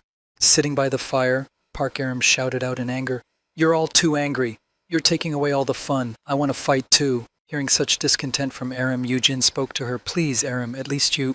Hearing Park Aram's offended words, Han Yu-hyun said to her, You don't have enough experience, skills, or equipment. Who can you handle? To which she replied angrily, What? Not enough experience and equipment? Having said that, the girl later added, You'll see. I'll buy a new one after I sell the stones, and I'll smash you all. Hearing this, Moon Hyun-ah said to her, Oh, was that why you were so diligent in collecting stones that you got soot all over your face? As Moon Hyun-ah walked by, Han Yujin spoke to her. Ani, the ends of your hair are burnt, look. When Moon Hyun-ah noticed this, she exclaimed in confusion, Wow, really? Oh, Song Hyun-jae, was that you, or is it the head? Looking at her burnt hair tips, Moon Hyun-ah said in a sad voice, Oh, the old farts will be grumbling again. Hearing this, Park Aram said in surprise, Just cut your hair. Isn't it too long to hinder your hunting? Hearing Park Aram's advice, Moon Hyun-ah said to her happily, Yes, but I need it for advertising and those old men who sponsor my guild. After saying this, Moon Hyun-ah spun around and said happily, They say I should stay graceful since I'm an S-class female hunter. Hearing this, Park Aram made a silly face and said in surprise, What does this have to do with hunting? As she threw her arms around Park Aram, Moon Hyun-ah spoke to her happily, Good question, my gifted child. Grow up doing what you want to do and don't worry about such things. Trying to get out of her mentor's arms, the girl struggled to speak. I can't breathe. With her elbow on Park Aram's head, Moon Hyun-ah spoke to her with a heavy sigh. Sometimes dungeons are even more comfortable. As Moon Hyun-ah hugged her child, she turned her attention to the leader of the Jupiter Guild, who was drinking tea, and said, I'm sorry, I wish I could kill all these old men. Should we become as independent as you? Hearing this question from Moon Hyun-ah, Song Hyun-jae looked at her, but did not look up from his tea, elegantly holding his cup and said, You don't have to be on a leash all the time. Continuing his speech about changes in the future, Song Hyun-jae added, They only think about profit. That was the reason for the incident at the ISS. After finishing his tea party, the leader of the Jupiter Guild raised his head proudly and said in a thoughtful tone, Besides, those who know nothing about high-end dungeons won't be able to understand us. As he shared his thoughts on the matter, Song Hyun-jae also added in the end, And they can't consider us the same species when they are so far behind. Hearing these words from the head of the Jupiter Guild, Han Yu-jin thought fiercely because he realized something. It didn't sound like that in his head. After what I saw in the dungeons, I began to understand. Thinking back to that battle between Han Yu-hyun and Moon Hyuna, he thought, S-classes are much stronger than ordinary people. For days or even weeks or months, and predators rule over monsters from other worlds. Thinking about how different a world S-class people live in because of their strength, Han Yu-jin suddenly realized, however, my brother, at the same time Moon Hyun-ah, who was spending time with everyone around the campfire, spoke happily. Young master is full of surprises. Observing Han Yu-hyun's behavior, she also added in amazement, I no longer recognize him when he's with Han Yu-heng-ning. Hearing such words from more than one person, Han Yu-jin looked at his younger brother and thought in surprise, then Yu-heng, he's holding back. Looking at his younger brother, who was sitting in front of the fire without saying a word of objection and simply bowed his head, Yu-jin thought, isn't it because he's good? Looking at his lonely brother, who was far away from the rest of the company, Yu-jin decided to intervene in his loneliness and thought, is he not doing what he wants to do because his brother is an F-class student? It's all because of me. When Han Yu-jin noticed his older brother slowly approaching him from behind, he spoke in surprise. What is it, Yu-jin? Looking at his elder brother, Han Yu-hyun spoke to him. Are you tired? You don't look good. Hearing this question, Yu-jin quickly answered him. No, just a little bit. Hearing this conversation between the two brothers, Kim Seong-han said in alarm, you should get some rest, Yu-jin. Hearing that Han Yu-hyun was tired, Park Aram called out to him, throwing a pillow with a toy at him. I'll give you this. Go to sleep, a juicy. After that, Moon Hyun also threw a sleeping bag at the boy and added, that's right, Hyungnim, take the sleeping bag. Feeling so cared for, Han Yu-jin said to them in confusion, oh no, what about you? To which he heard Park Aram reply, we are S-classes. One night is not a big deal. Also looking at him with a smile, Moon Hyun-ah added, yeah, we'll continue to clear the dungeon. After saying that, she also added, we'll hunt in pairs and take turns. Hearing these confident words from them and being surprised at their organization and friendship, Yu-jin happily exclaimed, friends. But suddenly his tone changed to a menacing one. Then Han Yu-jin looked at them with a penetrating gaze and said menacingly, you did not divide into two to fight, did you? Hearing Han Yu-jin say this, everyone felt uneasy. After saying this, Yu-jin added, Arim, I can see it. You're wearing a whole bunch of mana potions. Hearing this, the girl replied in embarrassment, oh, it's just because I'm hungry? Han Yu-jin also noticed the changes in the other hunters and he spoke in irritation. Why did you change your gloves, Song Hyun-jae? And Yu-hyun was sharpening his knife all the time. Hearing these questions, Yu-hyun replied in confusion, that's... Hearing Han Yu-jin's words, Moon Hyun-ah presented Sung-hyun with a presentation. We were caught because of your equipment. Hearing this, Yu-jin said sternly, hunt the monsters, don't do anything else. After saying this and climbing into his sleeping bag, Yu-jin added, if I see you fighting, I'll tell you Mung. Hearing this, Park Aram exclaimed in confusion, no, Ajusi, this is my only equipment. Hearing this embarrassed voice of Aram's, Han Yu-jin climbed into his sleeping bag and said, then just don't fight. And then, closing his eyes, he thought, ugh. It's hard enough with 4, but I need 50. As Han Yu-jin closed his eyes and prepared to go to sleep, he suddenly thought, can I even trust the system? But, well, yes, at this point, I have no other choice. Lying in his warm sleeping bag and looking up at the starry sky, Han Yu-jin was deep in thought about his goal. Even if I move forward in small steps, maybe I can reach 50 and save the world.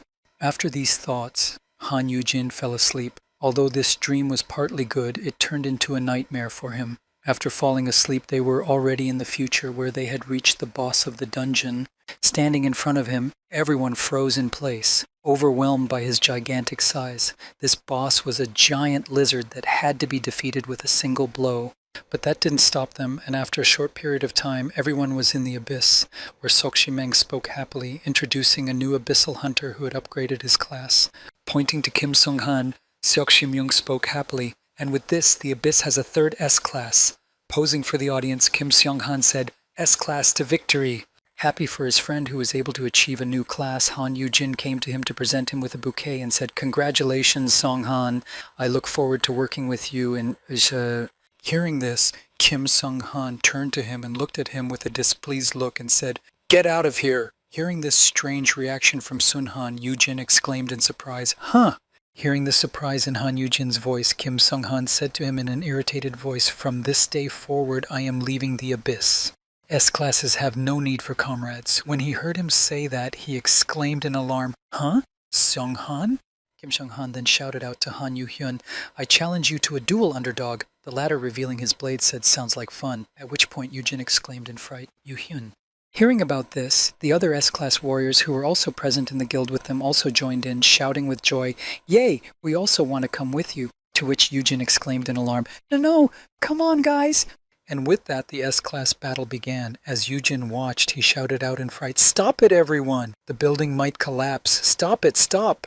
Delirious in his sleep from the horror he had seen, Han Yujin woke up screaming. Sitting beside him, Kim Sung said, "Mr. Han, are you okay?" To which Yujin said in confusion, "Seseong Han."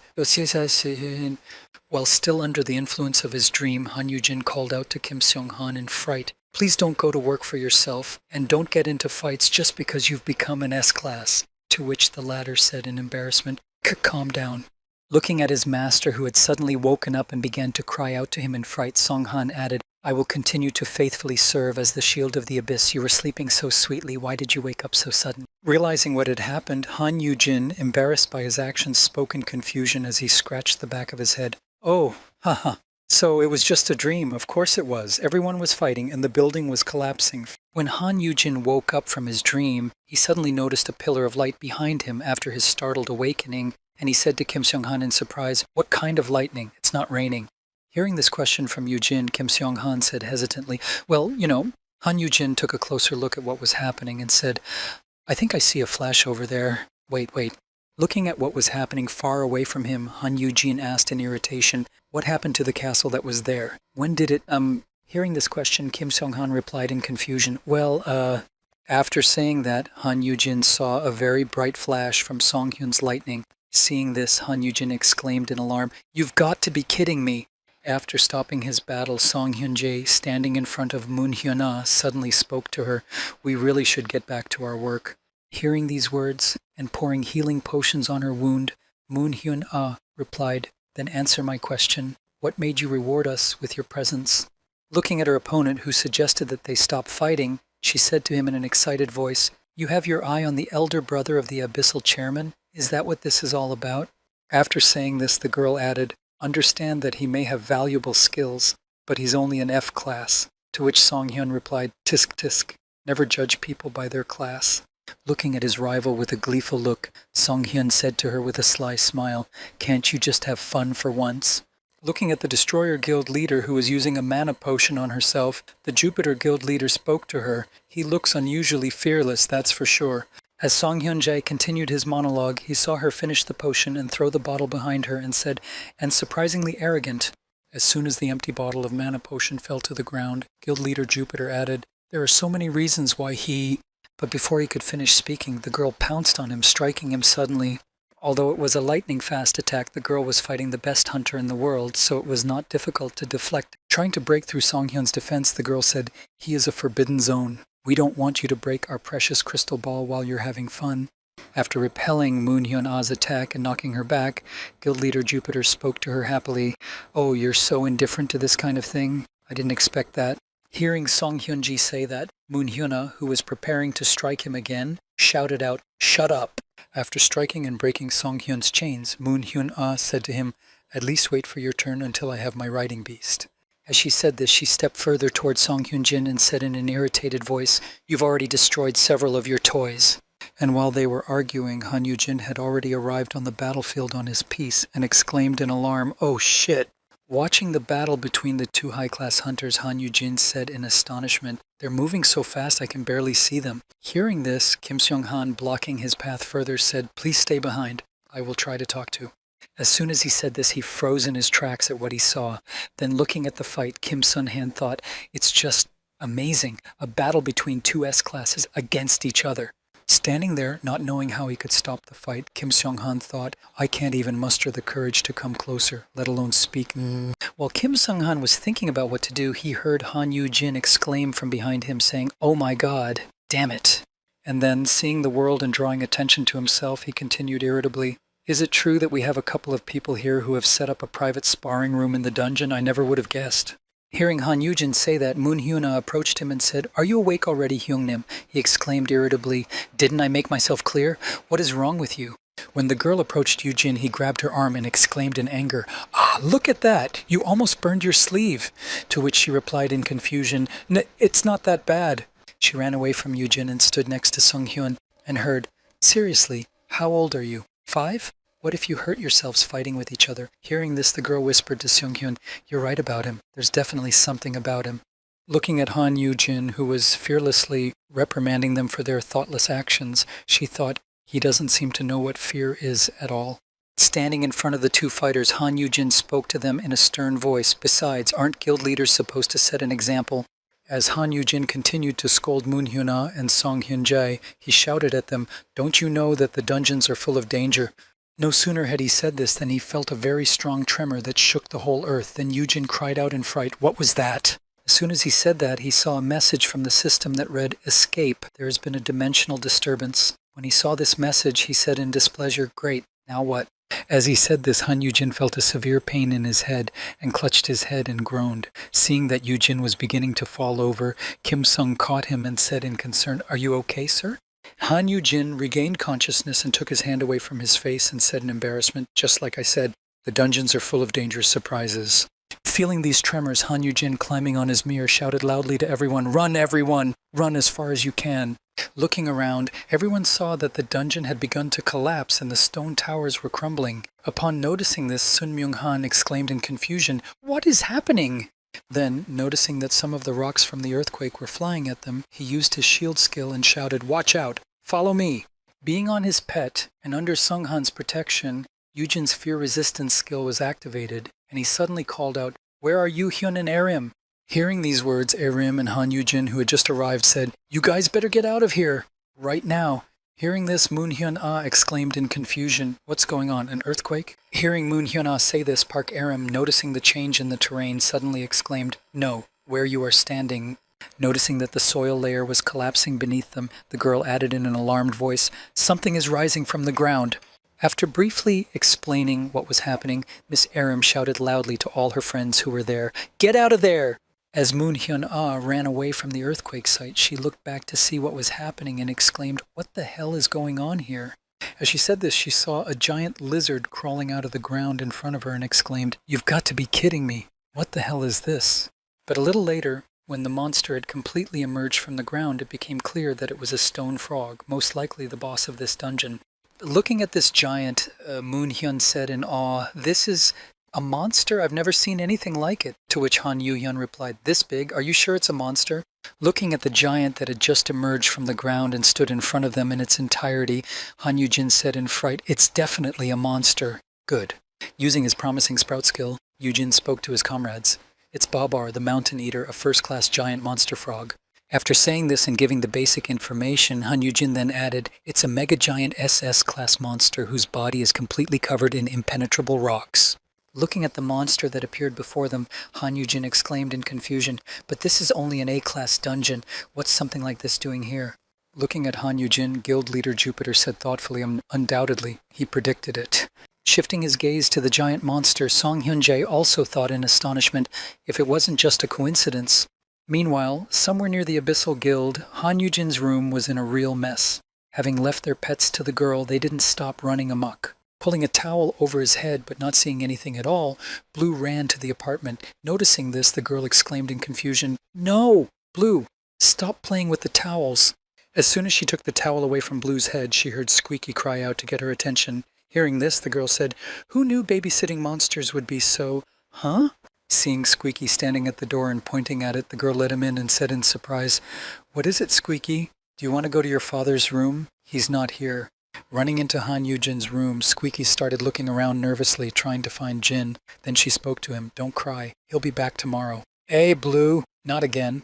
Not seeing Han Yoo-jin in front of him, Squeaky bellowed loudly to attract attention, or perhaps for something else. While running around the room and making noise, Squeaky had accidentally used his Dimensional Lord L's skill without realizing it. As he did so, a portal began to appear in front of the chick, and its owner was seen sitting on a fiery lion, looking very frightened. But the next moment, the whole process was disrupted because Blue fell on Squeaky, who was running away from the warden who was left to watch the monsters, and it so happened that he landed on the chick. Running into the room where Squeaky had been, the girl taught the chick, who was lying unconscious on the floor, and Blue, who was lying next to him, shouting happily. But because of this incident, the portal dissipated and no one noticed it. Meanwhile, in the A-class dungeon where Han Yu-jin and his friends were mooching around to upgrade Kim Sung-han, something terrible happened. A giant frog that had crawled out of the ground began to be active after its long sleep. When Moon Hyun-ah saw that such a fearsome monster had appeared in the A-class dungeon, she said to Han Yu-jin in confusion, "This is only an A-class dungeon. What's a dirty monster like that doing here?" Watching this giant frog move slowly, moving its giant legs, she added, "Can we even fight this thing? At least it looks slow enough." As soon as the girl said this, the giant frog took its first step. Stepping on the ground, the monster caused a considerable earthquake and destroyed the landscape beneath it. Seeing that even though it was very slow, it could cause such damage with its ordinary actions, the girl exclaimed in alarm, "Damn it! She only took one step and was able to do this much damage?" Seeing how formidable the enemy was, Park Aram shouted to her comrades in alarm, "Let's use our gate stones and escape from here." To which Yujin answered her, "No, we can't just leave her like that." Hearing this suggestion from Park Aram, Han Yujin rejected her offer and began to recall a similar event that happened to him in the past future. Actually, it happened a few years later in the original version of the world in the countryside of China. Recalling exactly what happened that time and how much trouble the frog's presence caused the population, Yujin continued his train of thought. The frog caused catastrophic damage just by moving slowly from place to place. Looking at his older brother, who had realized that it was necessary to exterminate this threat here and now, Yujin thought, worse yet, this dungeon is open right in front of the college's downtown galley. If it breaks through, it could destroy the whole neighborhood. As Han Yu-hyun prepared to fight, he confidently spoke to all of his comrades who were in the same predicament as him. "I guess we'll have to do our best then." After using his blue willow skill to move through the air efficiently and reach the enemy, Han Yu-hen called out to his old brother, "Stay away from here, Yujin." Following her leader, Park Aram didn't take long to follow, and before she left them, she also added, "Sung-han, please take care of him." Yujin exclaimed in concern, wait." Aiming her spear at the enemy they needed to defeat, Park Aram said, "The icy breath of the A-class and the pale rain of the S-class won't even leave a scratch on this giant SS-class monster." Having said this and having drawn such disappointing conclusions for herself, the girl suddenly changed her tactics and plan of action and exclaimed, "But a day without a shadow is a completely different matter. I'm going to put SS boost on my mana and fire skills." After using her day without a shadow skill and immobilizing the enemy by absorbing his shadow, the girl drove her spear into the ground and told Han Yu-hyun, "I have done all this for you, Chairman. The rest is up to you." Hearing these words from Park Aram and seeing a chance to attack, Han Yu-hyun concentrated his strength in his hand and struck the giant monster with a fireball, hoping to do some damage. Standing near the battlefield and watching his chairman fight, Kim Seong-han said in awe, "SS-class Black Flame, that should be enough." Also watching his brother fight, Yujin shouted out to him, "Hit the back of her neck. That's her weak spot." His brother immediately followed his advice, and he was already at the neck of this formidable enemy, swinging his sword and preparing to strike. Then Yujin thought, "I already know how to kill her, and especially with a team like this, where we have the perfect combination of skills." The next moment, after approaching the enemy and completing all the preparations, Han Yu-hyun struck the giant frog's neck, but the effect was not enough to win. He managed to make only a small cut. Continuing to strike one after the other, Han Yu-hyun tried to do as much damage as possible while he had the opportunity. As Han Yu-jin watched, he thought, the only thing is, we're still in that moment 5 years earlier.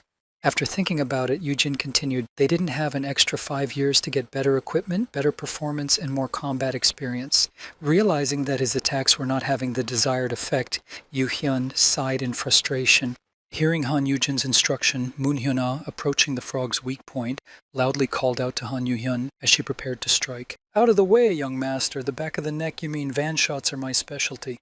As she drove her spear into the monster's neck, Moon Hyun also realized that it would not be easy to break the monster's skin and said in frustration, "Grandpa, this is going to be really hard, huh?" Looking at his comrade's unsuccessful attempts to hurt the giant frog, Han Yu-jin heaved a heavy sigh as he stood at a distance from the monster and thought of a plan of action. Worst of all, seeing that her attack that had cracked the monster's carapace was beginning to take longer, she exclaimed in surprise, "That!" Hearing these exclamations, Han Yu-jin said Babar can heal almost instantly. Running over to Sung Hyun and using his skill, Moon Hyun exclaimed in exasperation, if only I had an SS-class spear. I could make it into a sieve. I think I'll get your SS-grade chains." After creating his electric chains that emitted lightning, Sung Hyun spoke to the girl in a thoughtful tone. "What if we can't pierce her skin?" Jumping up and wrapping his electric chains around the frog monster, Sung Hyun used his skill to strike the monster with lightning and shouted, "How about this?" Han Yujin, watching the monster with his hand over the blinding light from the lightning, thought, insanity. Even the head of Jupiter can't destroy this beast alone. Watching Song Hyun-jae's actions, Kim Sung-han, who was standing next to Han Yujin, said in confusion, "Oh, did it work?" It seems that Babar reacted for the first time. After this attack by the Jupiter Guild leader, the monster frog began to behave more actively, jumping forward, destroying a large area in front of it and shaking the ground. After jumping a few times and breaking free of Sung-hyun's chains, the monster calmed down, landing on the ground and destroying a large amount of landscape beneath it. Barely able to stand up from the earthquake, the guild leader Jupiter spoke to his comrades, "I don't think we should make this monster angry by making it jump like that again." Hearing Song Hyun-jae say that, Moon Hyuna got to her feet and said in irritation, "Well, do you have any ideas on how to finish her off in one punch? Look at her, she's fully recovered again." Watching the monster move, Moon Hyuna said in frustration, "How are we supposed to finish off this beast?" Ignoring Moon Hyuna's words, Han Yujin tried to lead his brother out of the dungeon, saying, "You should leave. It's getting too dangerous." Hearing his brother's suggestion that he leave the dungeon so that he wouldn't get hurt, Han Yujin replied in a displeased tone, "No, listen. We can still defeat her if you two work together." After saying this, Han Yujin, who was sitting on the world, spoke while looking at the monster enemy. "Simply using skills one after another won't break through its skin. Our best chance is to launch a series of attacks and hit the weak spot on its neck."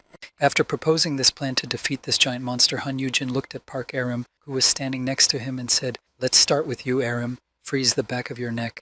Hearing Han Yujin's instruction, Park Aram said in surprise, "Huh? M.E.?" Han Yujin then turned his head toward his younger brother and said, "And right after that, Han Yu-hyun's warmth." Hearing this plan of action from Yujin, Park Erm said in surprise, "Oh, I get it. It's like a cold glass cup that might crack if you pour hot water into it, right?" Han Yu-hyun then added, "So we're going to weaken it by changing the temperature." Hearing these words from his comrades who understood what the boy was trying to tell them, Yujin replied, "Exactly.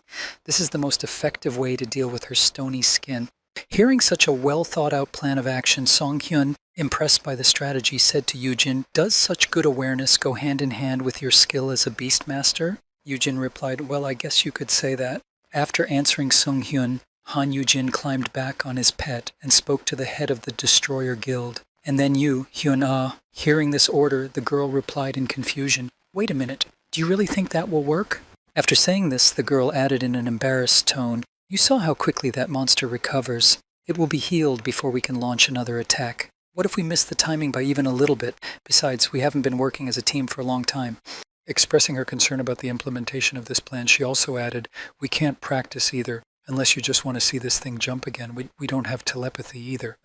Hearing these comments on his plan, Han Yujin spoke confidently, "What if I say it's possible?" Hearing Han Yujin say that, Moon Hyun-ah and Song Hyun both stared in surprise and then said together, "What?" Han Yujin looked at the surprised hunters and said, "You're right, Moon Hyun. The most important thing is to launch a series of attacks at the perfect moment, but that means you have to work as a unit." After saying this, Han Yujin added, looking for his new skill, "Otherwise this whole plan becomes impossible. But fortunately for us, I can make it possible for you." As Han Yujin spoke these loud words, he thought, "Something like an attacking skill would be much better, but I cannot ask for more in this situation." Then he said, "Now I'm going to use my skill." After saying these words and warning everyone that he was going to use his skill on them, Han Yujin spoke in confusion in his head as he looked at her, "A skill that I just happened to acquire yesterday." Standing in the midst of his comrades who would need to destroy this monster, Yujin spoke, "Yesterday I obtained a special teamwork skill. It should come out to improve your interaction." Hearing these words from his older brother, Han Yu-hyun said to him in surprise, "You learned a new skill?" To which Yujin replied with a disgruntled look at his system window, "Yes, I guess I was able to meet the conditions to unlock it." Considering his new skill, which he needed to use to create a more coordinated teamwork between all these thinkers, Han Yujin thought, at least now, the skill description is more detailed. Rereading the skill description, which said, "Terrifying Chicken Commander, SS. A teacher who controls stubborn awakened ones. Kids are so naughty, aren't they? Don't worry, if you use this skill, you can unite several objects of influence, teach them to work in harmony, and coordinate their actions." After reading this description of the skill, Han Yujin thought in surprise, "Is it just me, or has the writing style changed as well?" First of all, the skill depends on the intelligence level and the amount of mana of the target.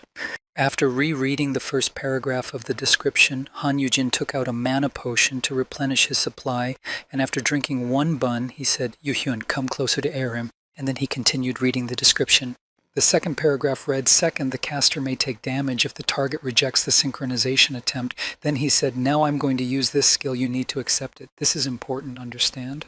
Standing in the middle, Park Aram and Han Yu-hyun noticed that they were covered by a blue seal, their bodies covered with a strange hue. Just at that moment, Yu-jin's terrifying chicken commander skill was being used.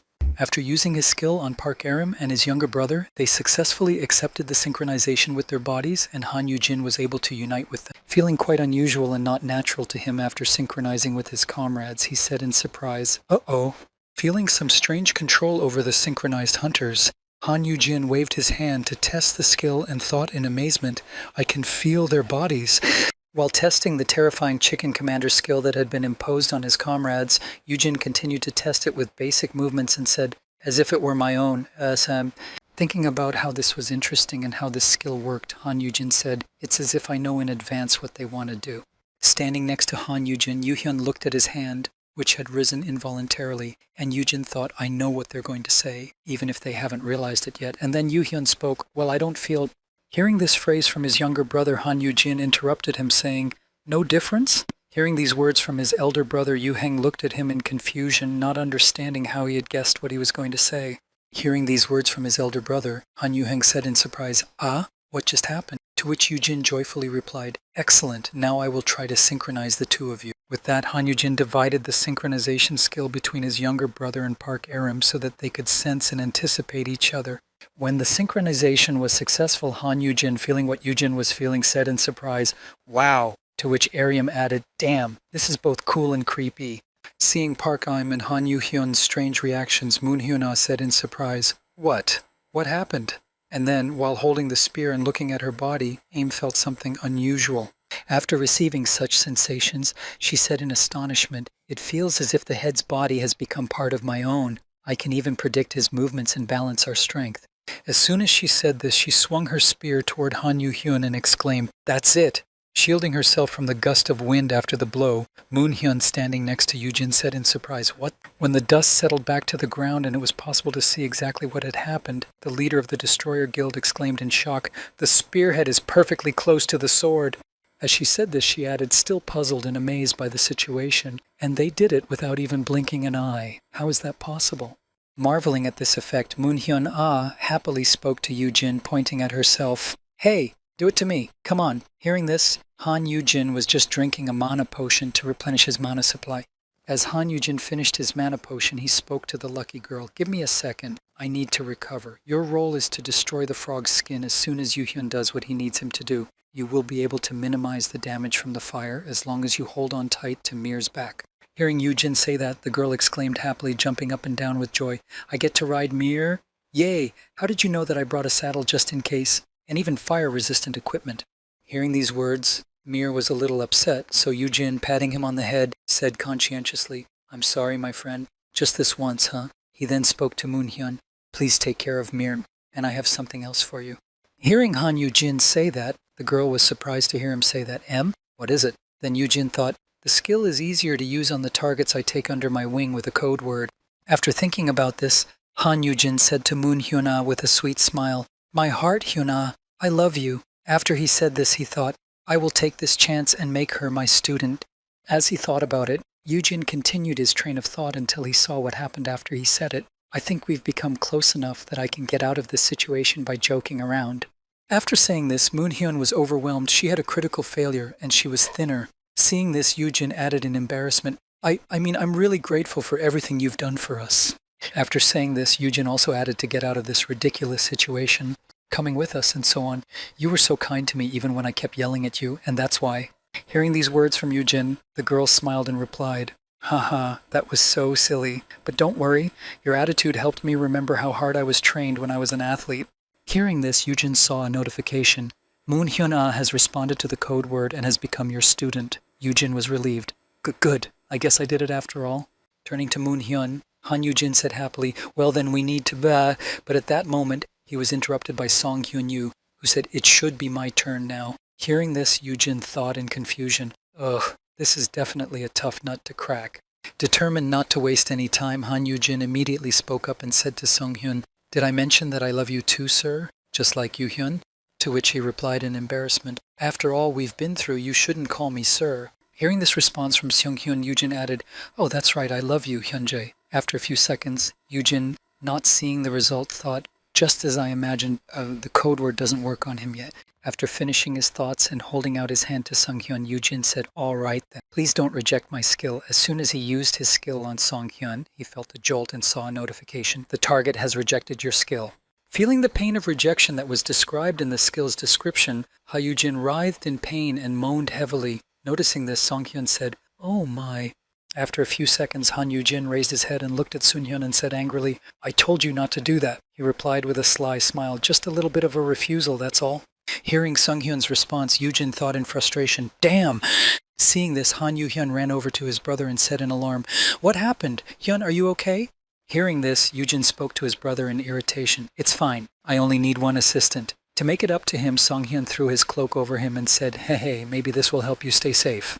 Watching this whole situation and feeling each of his students who were affected by the effect, Yujin thought, "I'm getting visual information from 4 S-class hunters and it's hard to handle." Hard? It's like I'm some kind of hub or filter, or a teacher trying to stage a school play with unruly preschoolers. Maybe if I close my eyes it will be better. Closing his eyes, Yujin called out, "Hurry up! I'm not sure I'll be able to last much longer." After saying this, Yujin thought wearily, "I know, right now we should be worrying about the SS-class monster, but our first task is to make Sung-han an S-class." Thinking about it, Han Yujin let Kim Sung-han do at least some damage to the monster, even if his attack doesn't hurt the enemy but just affects it. Yujin thought that's why he should strike first. After he thought this, Kim Sung-han, who was standing on the edge of the cliff, pulled the bowstring of his bow and shot an arrow directly at the giant monster so that his participation in the battle with this monster would also count and he could level up. When she noticed that the first stage was already over and Kim Seong-han had shot his bow, Park Aram said without a trace of doubt, "Yes, I expected that there wouldn't even be a scratch on it." After saying this and rushing into the battle with the monster, Park Aram exclaimed loudly as she prepared to perform the second stage, "But since the first attack has already been made, it's up to me." As she approached the enemy's neck, where its weak point was located, Park Aram shouted loudly, "Mana characteristic enhancement!" Immediately freezing in midair, Park Aram began to create an icy blizzard around her, saying, "And I will bind it together with..." Using her skill, she noticed, "Ice breath activated." Swinging her spear, which she wanted to strengthen to make her attack as effective as possible, as she might not have another chance, she shouted, "I will concentrate all the cold energy into one point." Raising her spear upwards so that all the power would go straight into her weapon, she added, "I will make my spear even thicker and even sharper as much as possible." Having accomplished her task, she used the Hermes shoes skill and exclaimed loudly, "He's completely frozen and ready. Now it's up to you, Chairman." Hearing this announcement from Park Aram, who had done her part, Han Yu-hyun, who was already preparing to complete his part of the plan to destroy the monster, approached her. Gathering all of his flames in his hand, Han Yujin, having approached a sufficient distance to hit the target, launched his fireball right at the target to destroy its defenses. After his attack on the frozen spot on the monster's neck, somewhere in the distance from Han Yujin, Aram's shocked voice could be heard saying, "Wow! It melted in a second." Marveling at Han Yu-hyun's previously unseen strength, Park Aram added in awe, "I've never seen this before. How powerful is this heat?" Han Yu-jin, who was standing next to her, said heavily, "I can barely breathe because of all the sensory information." And as the second stage was also completed, Moon-hyun-ah, who was preparing to perform the third stage, the success of which depended on her, exclaimed, "Don't worry, I'm strong enough to handle the flames." As she approached the giant monster with a fierce smile, Moon-hyun-ah was already preparing to deliver a devastating blow, exclaiming, "I need to hit this thing while its shell is still soft, right? Right now is a great chance." Looking at Moon-hyun-ah, who had almost reached the monster, Han Yu-hyun thought anxiously, "Hyun-ah is right in saying that the shell is currently in a vulnerable state, but..." Realizing how dangerous and powerful its attack was, and how it hadn't been able to dissipate even after a long period of time, Han Yu-heng thought, "It's not time yet. It's still a little while." As his flames slowly began to dissipate, heating up the frog's shell, Yu-heng continued his train of thought. "We need to wait until the flames have not diminished to an acceptable level." Thinking about how much longer it would take for Moon-hyun-ah's attack to be most effective after Yu-hyun's and Aram's combo, Han Yu-hyun added, "But by the time the skin starts its healing process." Trying to plan everything precisely so that their plan would not fail due to a small problem, Han Yu-jin, watching the whole process through his skill, grabbed his head and said to himself, "Come on, think." Starting to calculate all the parameters in his head, which was already heavily loaded due to the skill and the control of so many people at the same time, Yujin began to go over everything in his head. Trying to come up with the most effective plan of action, Han Yujin thought Mir's speed, Hana's agility, the heat from the remaining flame that passes through Han's senses, and the final moment when Hyunjae's song must come into play. Thinking about all these points that needed to be taken into account in his planning, Han Yujin didn't realize that he was starting to fall off his feet. Sung Hyun caught him, preventing him from falling to the ground. When he saw the Jupiter leader supporting him, Yujin said in surprise, "What's going on?" To which he replied, "Isn't it time for us to leave? I think I can figure it out when it's my turn. Just concentrate on Hyun-ah for now." After saying these words to Yujin, Song Hyun also added, "This is my way of apologizing for my disobedience." Hearing this explanation, Yujin leaned on his assistant as he wiped the blood under his nose, which had been released from the overload on his body. Leaning on Song Hyun-ji, Han Yujin said in a relieved, joyful voice, "Wow, you could definitely become a teacher's favorite. Hold on tight. We need physical contact to share the skill." As Han Yujin watched his pet, with Moon Hyun-ah riding on top of it, preparing for the moment to strike the monster, he thought, finding the perfect moment. As he watched the girl's actions and made calculations to figure out the best time to strike the monster as soon as the opportunity arose, Yujin spoke, "Considering the speed, the distance, and how much time is left before the flames die out, after calculating each option, the perfect moment, now." Having given the order to attack as soon as the moment presented itself, Han Yujin once again plunged into his distant memories, recalling the early days, in the very first days of breaking through the dungeon. After saying this in his head, Han Yujin continued, recalling the chaos that was happening on the streets of his city. The beast left a trail of destruction in our world, but lucky for us, most of the monsters were low class. Recalling how it all started when the gate to the dungeon first appeared, Yujin said in his head, "But as time went on, with the harder dungeons, more and more formidable opponents began to appear." Thinking back to the days when the strong S-class hunters were really very strong and could defeat most of the monsters that came into their world, Yujin said in his head, "And although the S-class hunters could initially handle clearing the dungeon alone, all of these memories were related to obtaining his new terrifying chicken commander skill." It was then that he thought it didn't take long before they realized that they should unite for a chance to win. Thinking that there was still a way to unite the warring S-classes, each of which believes itself to be the strongest, Yujin thought, and it was at this time that I learned this special teamwork skill. Imagining himself as someone like Ratatouille from the cartoon who leads the strong, Han Yujin thought, if a person of your own strength tries to control your thoughts and body, all you will feel is aggression and rejection. Seeing how happy Moonhyun was at the worlds, Yujin continued his train of thought, but what if it's some F-ranked babe? It must feel much more innocent, and as a result, we were able to conduct the first coordinated attack by S-classes. Meanwhile, Moonhyun-ah, who had heard Han Yujin's order that now was the best chance to attack, rode Han Yujin's pet toward the huge frog monster. As she approached the monster, swinging her mighty spear to deliver a crushing blow as long as the situation and opportunity allowed, she shouted, "Let us take advantage of the chance we have been given." No sooner had she said this than her spear stuck in the monster's neck, destroying a lot of the rocky skin on the surface of the monster's neck so that she could continue her task of destroying her opponent. When Park Aram, who had been standing to the side of the frog so as not to interfere with the others, saw many rocks flying from its back, she exclaimed in amazement, "It's incredible, she really did it."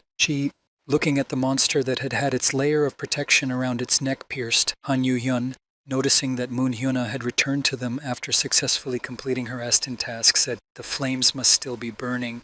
At the same time, blood gushed out of the monster's neck, signaling that the protective rocky layer of its hard armor had been pierced, and it was only a matter of time before it was finished off with a strong attack on the soft flesh.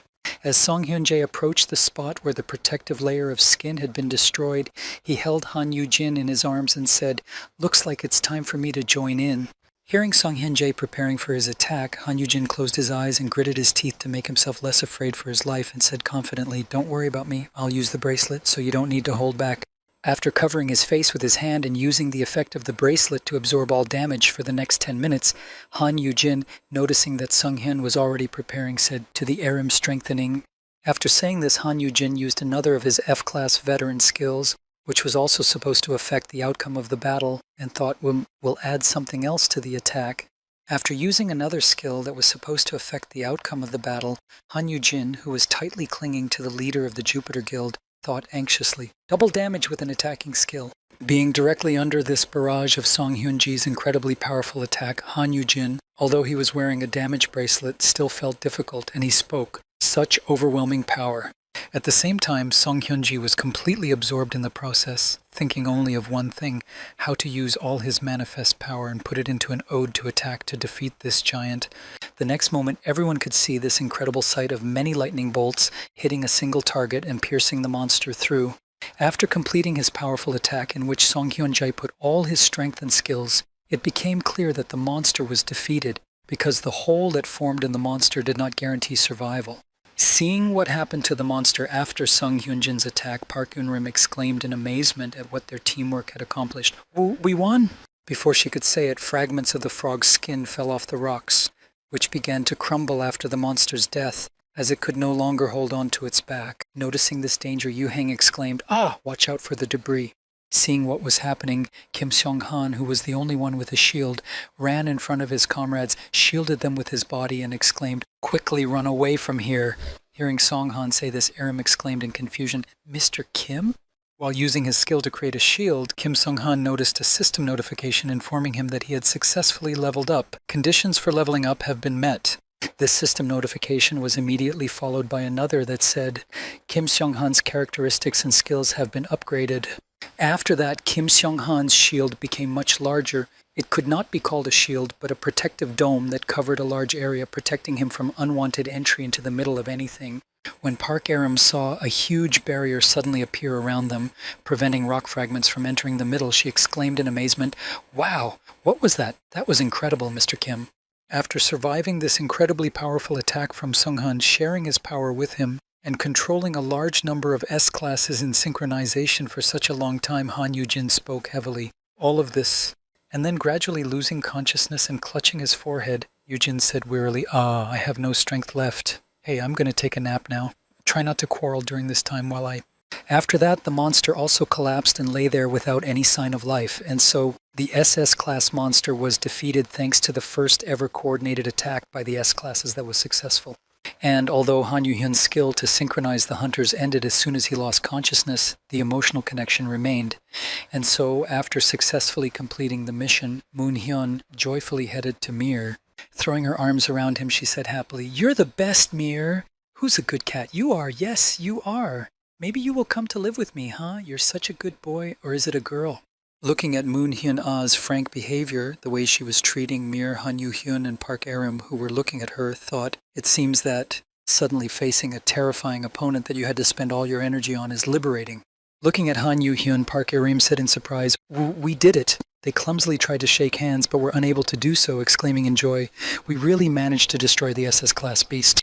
After this awkward moment of almost shaking hands, Park Aram and Han Yu-hyun walked in opposite directions. And yet, fighting back-to-back created a bond even between those who disliked each other. Meanwhile, Kim Seong-han, who had completed his mission to protect all of his comrades, quickly went to Song-hyun to see if his master was okay. Running up to Han Yu-jin, who was with the Jupiter Guild leader, Kim Seong-han shouted out in alarm, "Mr. Song, Mr. Han Yu-jin is fine." Before he could finish his sentence, Kim Seong-han saw a horrifying scene of Kim Seong-han holding an unconscious Han Yu-jin in his arms and looking at him with a glorious expression. And so after this incident, many different things happened. Some people were able to fulfill their long-held desire by riding a beast, and others were able to fully enjoy the feeling of doubling their strength. But these feelings were strange. They changed Sun Hung's mind a lot. He looked at his hands and realized with sincere pleasure that such power could always belong only to him. Meanwhile, somewhere in the center of the system administrators, chaos was happening. After defeating this enormous SS-class monster, one of the administrators shouted out in alarm, "No doubt this creature has followed Yu Jin." Staring at his screen and scanning through the various information, the administrator exclaimed in confusion, "The measurements have suddenly become distorted. This beast should have appeared in 5 years. I thought we had prevented such cases." Hearing such frightened exclamations from her employee, the administrator, who looked like a mermaid, said, "Will it take long to recover?" To which another administrator replied, "Wait, it's just a little bit longer." Continuing to panic over the situation, the administrator, the lamb, exclaimed in alarm, "Do you think they are responsible, the weirdos who are obsessed with their son's debt?" He was answered, "Calm down, I don't think so." Looking back at his frightened and panicking friend, the system administrator spoke to him. The attempt was made from the sweet spot, and those oars work from the outside. Hearing this explanation from her colleague, the mermaid administrator spoke to the lamb administrator. Someone in his world tried to use the teleportation skill to get to the suites. Hearing these words from his boss, the sheep administrator thoughtfully said, "But who could do such a thing? Someone with at least SSS class skills or even legendary skills." Having calmed down his panicking administrator sheep, he looked back at the computer to look for information about who could have done this and said in surprise, "Look, we're getting the picture again."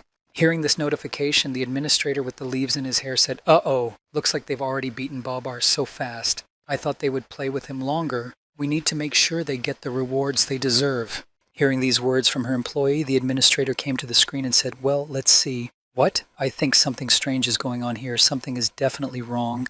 Looking at the unconscious Han Yu-jin, who had fainted after such a hard fight with the SS-class monster, Song Hyun-jae said ominously, "Who are you? I mean, really?" Thinking back to the skills Han Yu-jin had revealed to them at the first meeting of the leaders, Song Hyun thought, if the Beastmaster skill is the only thing he has to offer, I'll just have to wait until the end of the contract.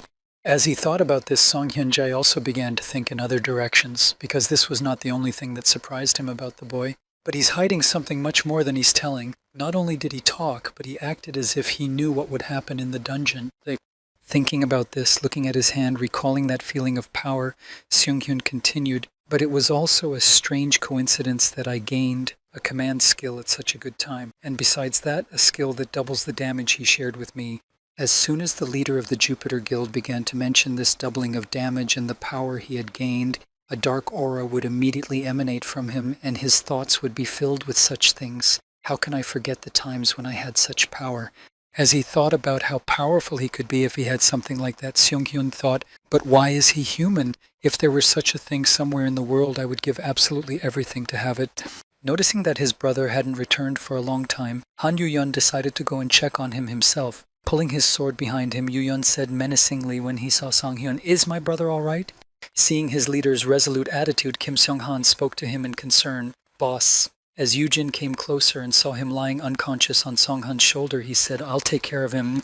Hearing Han Yu-jin's younger brother say that, the leader of the Jupiter Guild spoke to him, "Perhaps you could leave him to me. I'll feed him 3 times a day and provide him with all the necessary care he needs." Looking at Han Yu-hyun with an ominous yet stingy gaze, Song Hyun-jae spoke to him in a self-assured tone, "I'm taking this with me." Hearing such words from the leader of the Jupiter Guild, Han Yu-hyul held back his anger, which was reaching the boiling point. At the same time, standing behind Yu-hyun, Moon Hyun-ah added in displeasure, "Is he serious?" Also, arriving at the place where all the remaining hunters had gathered, Park Aram, hearing this dialogue, added in a menacing tone, "With all due respect, Jupiter's chairman, this is not funny at all. Return him to us calmly, will you? Ajusi just needs to rest." When Park Aram heard this, Kim Song-han and Mir's pet were also ready to suddenly start a fight, in which they would have to take Han Yu-jin away from Song Hyun-ji by force. Looking at the leader of the Jupiter Guild, who was standing in front of him with his older brother on his back, Yu-hyun, exposing the blade of his sword, said in a menacing tone, "Give me back my hen." Hearing such threatening words from Han Yu-jin and the rest of his comrades, who were quite serious in the event of a sudden fight, Song Hyun-jin thought, the double damage enhancement is still active. Fencing himself in with his electric chain so that he couldn't be approached quickly, the Jupiter Guild leader thought, if I just finish them all off and put the blame on the SS-class monster. Seeing that the atmosphere was becoming more and more tense by the second, Moon Hyun-ah extended her spear towards Song Hyun and spoke menacingly to him, "Enough already!" Looking at the greedy Song Hyun, Moon Hyun added menacingly, "The members of the Abyssal Guild may be holding back to avoid hurting Hyunim, but I'm different. If you do anything strange, I will finish him off." Hearing what Moon Hyun-ah had just said, Park Aram exclaimed in surprise, "What?" Then Moon Hyun-ah added, "So you better not be greedy like it's your favorite toy, or someone will just break it. Do you understand?" Hearing such threats from Moon Hyun-ah, Song Hyun-jae, remembering that the bracelet had recently expired and would not save the boy in case of emergency, thought, the bracelet is out of order. Realizing that he shouldn't risk it because he might not find another one like it, Song Hyun-jae handed Han Yu-jin to the girl and said humbly, "Well, I guess I'm at a disadvantage." As she handed Han Yu-jin over to the leader of the Destroyer Guild, Song Hyun-jae sensed a certain danger that was looming over him at the moment and interrupted him before he could finish. "When I'm already Even though he felt the danger, it wasn't that catastrophic. As soon as the guild leader, the Pitter, gave Han Yu-jin away, Han Yu-hyun attacked him, but his attack was easily repelled. Looking to the right of the SEO from where the attack was coming, Song Hyun-jae, shielding himself with his chains from Han Yu-hyun's sword, added, "I brought him back safe and sound." Looking at his now opponent, Song Hyun-jae spoke to his younger brother Yoo-jin, who was ready to kill him on the spot, and continued, "You decided to attack me because I'm not wearing fireproof equipment? No wonder your brother wanted it so badly." After saying this, and emphasizing that Han Yoo-jin had deprived him of the only advantage in this battle that would have helped him, Song Hyun-jae also added, "Let's see." Before he could say this, Han Yoo-hyun had already taken to the air to strike, and with a sharp close, he was already a few centimeters away from Song Hyun-jae to strike.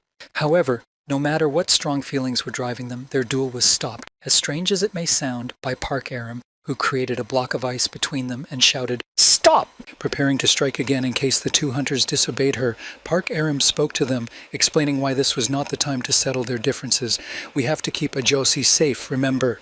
Taking off Han Yoo-jin's fireproof cloak and throwing it to Sung Hyun, Moon Hyun-ah spoke irritably to the two fighters. "Grow up already, Hyun-jae. The guy is half your age." After passing the cloak to Song Hyun, Moon Hyun-ah also gave an order to Hyun Yoo-jin to distract him from the fight, saying, "You too, young master. Take your brother away before I leave him here." Heading toward his older unconscious brother, Han Yoo-hyun, taking off his jacket to cover Yoo-jin, crossed paths with Song Hyun and spoke menacingly to him, "Stay away from my Hyung."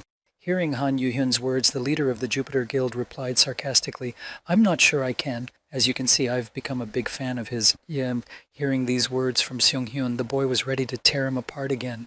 Seeing that conflict was brewing again, Moon Hyun exclaimed in frustration while holding Han Yoo-jin in her arms, "I told you to stop." Deciding to ignore Moon Hyun, Han Yoo-jin headed toward his brother. As Han Yoo-jin was covering Han Yoo-jin with his jacket, he heard Kim Sung-han, who was helping him with Han Yoo-jin's care, say, "Don't be so nervous, young sir." When Moon Hyun-ah heard Song-han say this, she looked back at Han Yoo-jin and said in a displeased tone, "Perhaps it's for the best. If that bastard likes your brother so much, his safety is guaranteed." As she said this, the girl, watching Park Aram express his grievances against Seung Hyun, added, "Besides, Hyungnim is more daring than you think." While they were arguing with each other, the unconscious Yoo-jin spoke in his sleep, "Stop fighting, friends." After that, Kim Seong-han, seeing the gate to the dungeon nearby, told everyone, "That's it, let's wrap it up. It's time to get out of here." After they got out of the dungeon and told some people about what happened to them in the dungeon, the information spread quickly and actually made the whole internet go viral. Because of the news that dungeons can suddenly have a monster that doesn't match its rank, this appearance of an SS-class beast in an A-class dungeon shocked the world and plunged the association into complete chaos.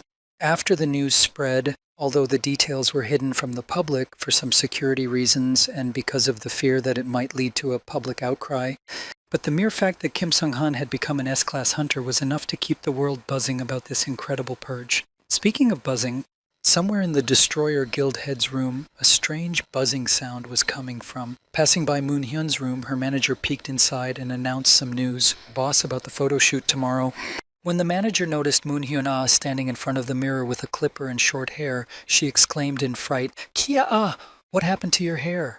Hearing her manager stuttering, the girl replied, "Oh, I just cut the sides short. The ends were burned anyway." Hearing this answer, the manager was concerned, "But our sponsors will be furious. Are you sure?" Hearing such disappointing news from her anxious manager, Moon Hyun-ah picked up her jacket and headed out, saying indifferently, "Who cares? Tell them to be happy that I at least kept the top part." Turning to face her manager and smiling happily before she left, Moon Hyun-ah added in parting, "Now is not the time to think about it or to worry about it." At the same time, somewhere in the Jupiter Guild, there were words about the appearance of riding beasts, the existence of an amazing blacksmith, and the world's first team of S-classes who usually work alone. Standing in his office in front of the panoramic window, looking out into the distance, Sun Hyun-jae, talking on the phone to an unknown caller, said, "Right, now the plans have changed." After informing his caller that his plans were now changing, the Jupiter Guild leader also added, "Tell Dio Valchedis' twin brother to be ready to come to Korea. I'm preparing some serious unknown plan, most likely to get Han Yoo-jin and his powers. I heard words from the office that the gears of change have begun to turn." And now, right in the center of these changes, strangely enough, was Han Yoo-jin, who, after an unknown amount of time, after sleeping for a long time, finally began to slowly come to. Slowly opening his eyes because someone was always squeaking in his ear and trying to wake him up, Han Yoo-jin felt someone pulling on his ear. and the next moment he felt a punch right in his face. The squeaker, unable to stand being separated from its owner for so long, decided to get what it wanted by any means necessary. Realizing what had happened to him, hearing the constant squeaking of his pet, Han Yujin sat up and said wearily, "Ah, what is it, squeaker? Are you hungry?" To which he only continued to squeak aggressively.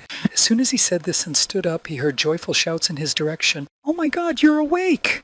Rubbing his eyes, Yujin was thoroughly frightened when he realized how many people had rushed to him. Looking first at all those in front of him, and then looking around, and then looking at himself, Han Yujin said in surprise, "What are you all doing here? Didn't I faint in the dungeon?" After saying this, Han Yujin rubbed the back of his head in embarrassment and said, "I guess I slept more than I expected." Hearing this from Han Yujin, Yu Meng rushed over to him and nervously exclaimed, 2 days!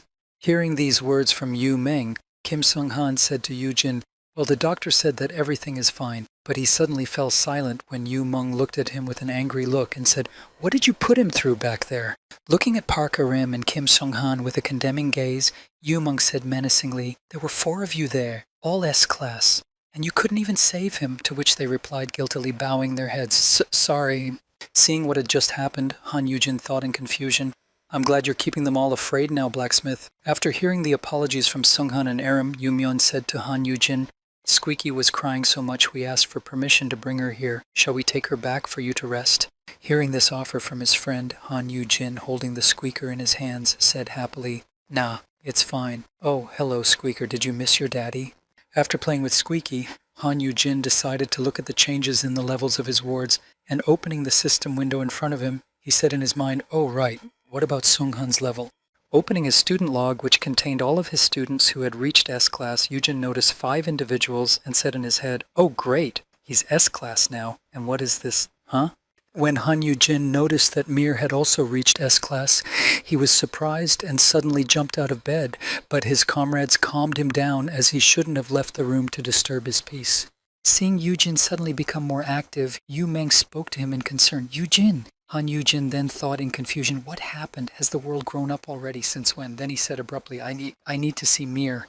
Hearing Han Yujin's request like that, Yu Meng spoke to him, "But the doctor said you should stay in bed until tomorrow."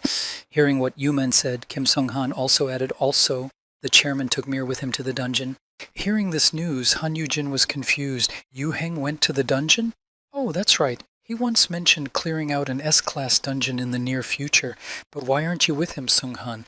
Looking at Park Aram and wondering how to say it properly, Kim Sung-han said awkwardly, "Well, you know." Hearing what Sung-han said, Park Aram added, turning her head to the side in embarrassment, "Only the 2 of them left, the chairman and Mir." Hearing this news, Han Yujin gave her a murderous look, not understanding how they could have let this happen while he was unconscious for so long, and said in a surprised voice, "What?" Hearing Han Yujin's question, the girl realized that she couldn't keep quiet and she shouldn't try to hide anything either, so she began her story. Well, right before entering the dungeon, just before they were about to go into the dungeon, when they were about to leave and were finishing the preparations, one of their team members sat down in front of Mir and stretched out his hand to him and said happily, "Wow, I've never been on a sweep with Mir." Suddenly Mir became much larger and completely covered in flames. Seeing such a sudden change in the pet, Moon Hyun and another member of the Zenogu exclaimed in fright, Peace?" Hearing this noise and arriving at his squad, Han Yu-hyun said in confusion, "What is going on?" Then he saw the adult Peace in front of him and the astonished members of his troop who were admiring him. Looking at the fully grown Peace, Kim Seong-han said, "Peace now. So cool." And the lion behind him, Moon Hyun-ah, also couldn't shepherd for long and added, "When did he grow up so fast?" Seeing what had just happened and how grown up Mir was before him, Han Yu-hyun was astonished. You've already grown up completely." As soon as Han Yu-hyun said this, he stepped in front of Peace, and with the blade of his sword he separated himself and Peace from the rest of the team with a single swing, creating a wall of fire in front of him at the point where he slashed with his sword. Seeing what the leader of his guild had just done, Kim Seong-han, who was trying to break through the firewall, said to him in confusion, "Guild leader, what are you doing?" Standing at the entrance to the dungeon, Han Yu-hyun confidently replied, standing next to adult Mir, "All of you, stay here. This time it will be just the 2 of us going to this dungeon clearing." After listening to the whole story that Park Aram had told him how it had happened and why they hadn't been able to stop him, Yujin heard from the girl, "Have you calmed down, Ajasi?" At that time, only Park Aram and Kim Sung-han were in the room. Yu-man was no longer there because he had left for work, as it was his time. After listening to everything that had been said, Yujin said in a sad voice, How can I be calm? Sitting on the bed with a sad look on his face, Han Yujin, remembering what happened 10 minutes ago, how he was about to go to deal with it when he was barely held down by 3 people as he shouted out in anger, "That fool! How dare he take Mir with him?" And at that time Aram and Kim's son holding him said, "Josie, don't worry." Thinking back to this moment 10 minutes ago, Yujin said sadly, "Well, what can I do? The gate is closed, we can't open it now." And then he went crazy again, exclaiming loudly, "No, seriously, what the hell was Yuhyun thinking?" Seeing that Yujin was angry again, Park Aram and Kim Sung-han rushed over to him again, holding him on the bed. Then Park Aram shouted out in confusion, "Calm down, Ajusi, breathe, breathe in and out." Hearing this, Kim Sung said in alarm, "This is a technique for laboring mothers." Holding Han Yujin in the bed so that he would not move and lie still, Han Yujin, unable to get away, thought in confusion, "It will take at least 10 days to clear an S-class dungeon. The 2 of them will barely be able to sleep." Looking at the nervous Han Yujin, Kim Sung-han spoke to him to calm him down. "I'm sure they'll be fine. The dungeon seemed fine, and they have the gate stone." Then Aram added, "That's right, Ijos. Don't worry so much. Think of something else." After saying this phrase to Yujin to change the subject, the girl suddenly asked, "Oh, that's right. What awards did you receive?" Hearing this question, Han Yujin was surprised to hear it. "Awards?" Seeing Han Yujin's confusion and embarrassment, the girl showed off her earrings and said, "For defeating Babar, I have SS class equipment, these earrings." After showing off her earrings, Iona added, "Deep blue wave mermaid queen earrings. They not only increase the level of mana and intelligence, but also give you complete freedom of maneuver in the water. Plus, all skills related to water and ice will be 30% more effective in water." Hearing about such incredibly cool equipment, Han Yujin was impressed. "That's just incredible. You'll be completely invulnerable in a water environment," to which the girl replied smugly, "Of course, I'll smash all the underwater dungeons like that." Pointing to herself, the girl also added, "I will quickly pay off all my debt. I've already paid off half of it from this dungeon alone, but of course, I will go into debt again when I buy new equipment, especially since my team will need ice-resistant items." Seeing the girl so upset about her debts, Han Yujin said happily, "Haha, the path before you is not an easy one, is it?" Hearing this, the girl clutched her head and said sadly, "I can't even borrow the leader's equipment because our attributes are completely opposite." Hearing Park Aram say this, Han Yujin was still happy for her that she was slowly developing, but he thought, "It's great that our Aram is growing so slowly but surely, unlike the S-classes, who were running on their own, almost of their own accord." Reflecting on how lucky Park Aram was to have such caring mentors, Han Yujin continued his thought in his head. Aram will grow up surrounded by the caring Sunbae and Abyssal. Thinking about this, Han Yujin was immersed in happy thoughts, saying in his head, "I can't wait to see what the future holds for her." Noticing that Yujin had calmed down, Park Aram whispered to Sung-han, "I managed to distract him, didn't I?" After receiving his reward, Kim Sung-han showed it off, saying, "I received the gate stone, and I am so very grateful to be an S-class." Afterwards, Aram asked Yujin anxiously, "What about you, Jossie? I'm dying to know." Han Yujin looked at his inventory and noticed a new item and spoke to them. "Now, is this it? SS class." Hearing the rank of the item that Yujin had obtained, Park Aram said in astonishment, "Wow, you also have an SS grade item?" When Han Yujin clicked on it to remove it from his inventory, he saw a blue mist filling his room. And yet, this fog was also seen by Kim Sung-han and Park Aram, which confused them. Han Yujin took out his item from his inventory and said in surprise, "This is..." And a little later he read the description of the item that appeared below him. "An old water wheel of the nameless demon king SS." Seeing what had just appeared in Han Yujin's hands, the girl said in surprise, "What is this?" Hearing this question, Han Yujin turned it around in his hands and said in astonishment, "An old wheel that was once used by the demon king." Hearing this explanation of this object, Kim Sung-han took a thoughtful pose and said, "You mean like a spinning wheel?" To which Park Aram added, "A rather peaceful hobby for a demon king." Taking the wheel in her hands and placing it on Han Yujin's head, she said thoughtfully, Should I wear it like this?" Han Yujin answered, "I doubt it. It's probably an object, not a piece of equipment." Looking at the squeaker that was sitting on this wheel on Han Yujin's head, he thoughtfully spoke in his head, "There's a good chance that the system purposefully issued this reward."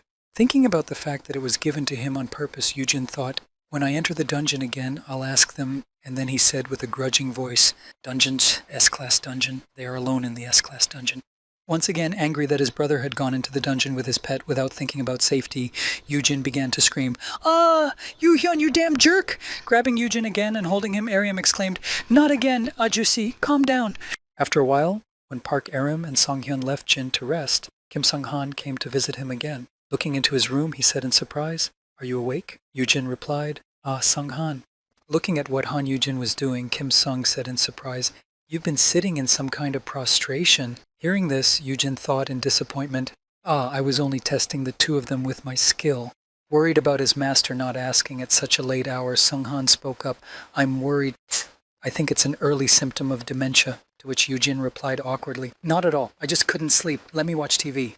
When he turned on the TV, the first news item plunged him into shock. It read, "Hunter Kim Seong-han from the Abyss." By the way, the hunter Kim Seong-han, who has extended his contract with the Abyss, will be promoted to the position of deputy head of the guild this month.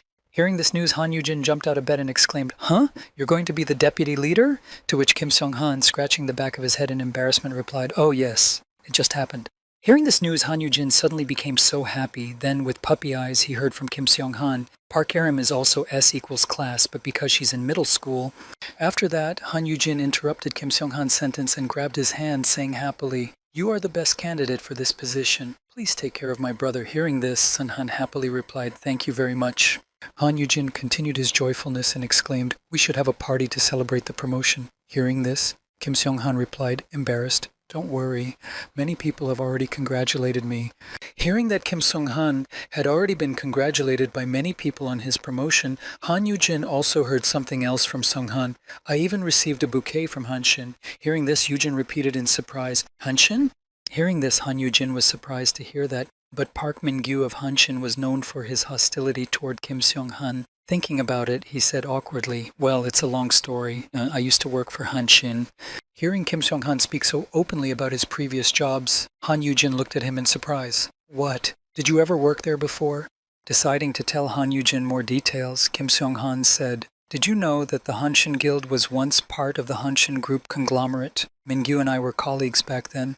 Kim Seong-han continued by telling us about the very beginning, how it all started. When I woke up, the company asked me to marry them. They said that I would get all the support as the chairman's son-in-law.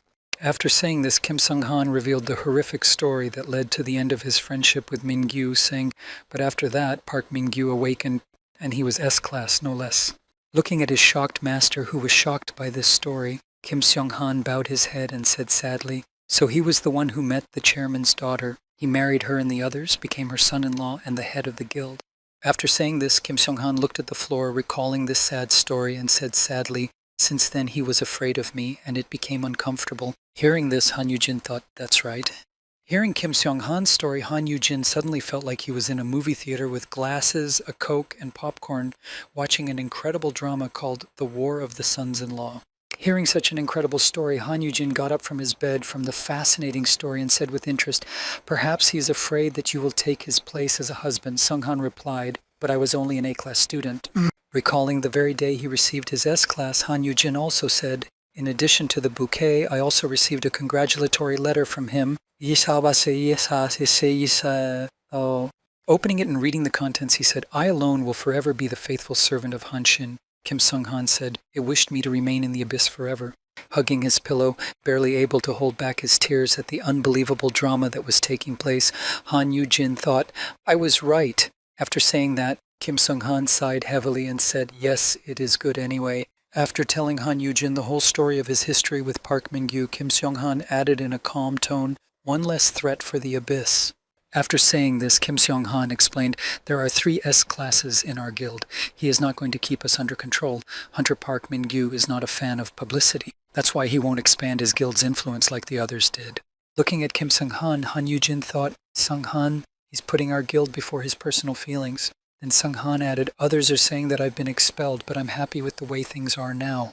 Recalling his early days in Baizon when he and Han Yoo-hyun went to clean up dungeons, Kim Sung-han said, "I don't want to be the head of the guild. I'm more suited to the role of assistant than leader." After saying this, Kim Seong-han looked at Han Yoo-jin, whom he was taking care of, and said in a happy voice, "I will do my best to continue to support our chairman." Hearing such sincere words from Han Yoo-jin was touched. And then he thought, in the dungeon, he was quietly taking care of his comrades. Even as an S-class, Kim Sung-han will become a reliable team player. Looking at Kim Seong-han, Han Yoo-jin thought happily, "Ah, what a bright future for Abyss." Then he said, "I am so happy that you will be by my brother's side, Seong-han." On this happy note, a Takabi appeared in the window of the ward and said to Han Yujin, "Oh, I know this reference. A watchman for my brother, right? Cain and Abel, right?" Hearing this, Han Yujin was surprised and screamed in fright, "Ah! Takabi!" Sitting on the windowsill, he spoke to him, "You are awake, Chief Kim." And then, holding out a box of bento, he said happily, "Just visiting. I brought you some treats that I will eat myself." Seeing such a strange visitor in Han Yujin's room, Kim Sung-han spoke to him in confusion. "Tokabi? Isn't he dangerous?" To which Yujin happily replied, "Oh, it's okay. He's like a friend."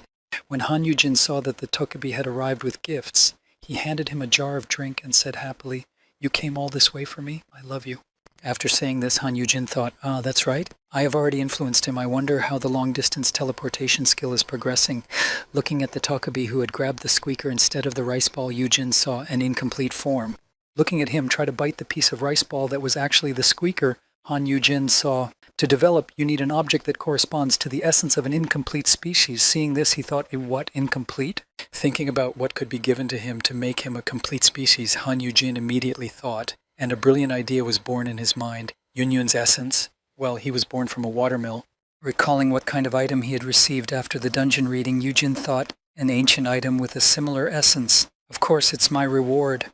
Thinking that it could indeed be her, Yujin thought again, could this really be why the system gave it to me? And then he spoke to the Takabi, "Yunyun, do you need this?"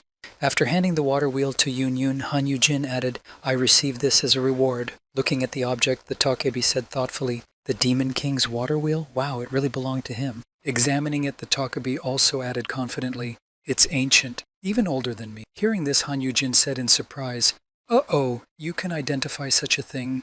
Looking at this watermill wheel, the Takabi confidently said to Han Yujin, "Aha, the Demon King is terrifying, right? Giant, strong with big horns." Hearing this, Han Yujin replied uncertainly, "I guess so." Hearing the confirmation of his words, albeit uncertainly, the Takabi spoke to him, "Then I am the Demon King from now on." Hearing Yunyun say this, Han Yujin was confused and said to him, "Huh? What are you talking about?" And the next moment, while being absorbed by this Demon King wheel, the Tokebi began to transform into a terrifying Demon King bit by bit. Kim Sung-han, who was watching the whole situation, said in confusion, "Yujin, what is this?" After he said that, his bodyguard, a Tokebi that had turned into a Demon King, grabbed Seung-han with its long tentacles and pulled him toward it. Noticing this, Han Yujin shouted out in alarm, "Sleep, Han!" Not understanding what was going on, Han Yujin looked to the side where the Tokabi was to scold him, but all he saw was the Demon King, and he said, "Yun, what the, huh?" He saw the changed Yun, who had become a terrifying Demon King, and said fiercely, "Oh yes, there is nothing more terrifying than demons, and I will become their king." Seeing Yun's change, Han Yujin thought in confusion, Yun's appearance, and then he saw his characteristics. Yun Demon Class, Demon King, current SS class, potential SS class. Looking at what had actually just happened before his eyes, Han Yujin thought in fright, "What? He's actually become a demon? But we've never seen a demon even after 5 years." Looking at the frolicking Yun, who had become the Demon King thanks to the watermill wheel Han Yujin had given him, he shouted out from inside the room, laughing menacingly, "I am the Demon King!" Looking at what had just happened to his apprentice, to whom he had given the wheel from the nameless Demon King's watermill, Yujin thought in confusion, "Are you sure this is how it's supposed to be, system?" Shielding himself with his shield from all of Yunyun's attacks, Han Yujin, trying to avoid being harmed by his actions, Han Yujin, seeing his characteristics, thought in confusion, a Demon King? A SS-class Demon King? Looking at his characteristics again, and comparing them to those of that giant monster Babar, whom they had barely defeated with their combined efforts, Yujin thought, he must be even stronger than Babar. As he watched that Demon King Yun steal his bodyguard, wrapping him in his tentacles, Yujin thought, at least Babar was humble. At the same time, Kim Sung-han, being in Yunyung's clutches, was scared and exclaimed, Yujin, ah!"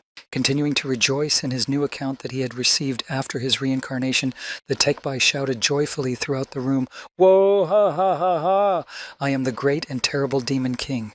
Looking at this formidable opponent appearing before them, Han Yujin, covering himself with his earring shield, thought in dismay, "He will turn this place into ruins. If I leave him here running around like this." But a second later, literally remembering Sung-han, who is an S-class, but he was just helplessly stuck in the tentacles, Yujin thought, but even if an S-class like Sung-han is unable to resist him, As he thought about this, Han Yujin suddenly realized something he couldn't understand about this dangerous situation.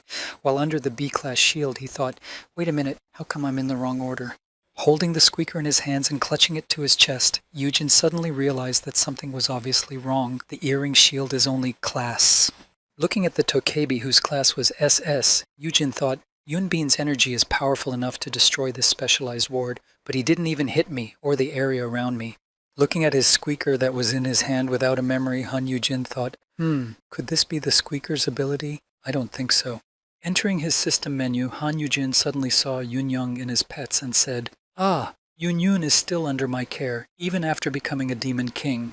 Seeing this, Han Yujin also remembered who exactly the Tokebi imagines in him when it comes time to remember who raised them as children. And then Yujin thought, he still sees me as a grandmother. Getting angry at Yunyun, Han Yujin started shouting at him in an angry voice, big scary demon, more like a small naughty little devil.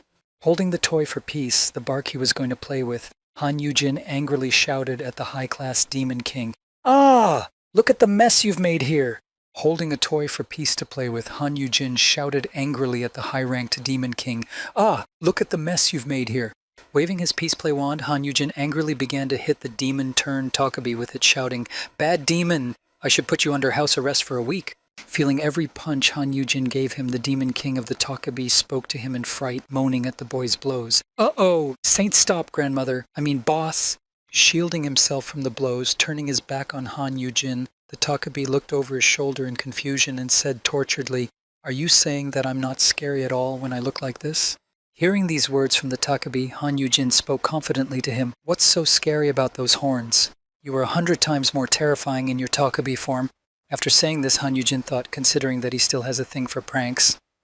Thinking about it and seeing that Yunyun believed him, Han Yujin continued to convince the Tokebi to become like he was before, adding, Remember when you made Yu Meng and Doctor Seok faint when you were still a Tokebi?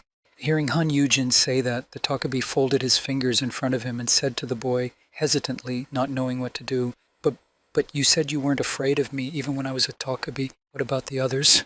After saying this, looking at the furious Han Yujin, who had stopped hitting him, the Tokebi turned his attention to Kim Seong-han, whom he had grabbed. The latter, hearing that it was him, said in surprise, Eh?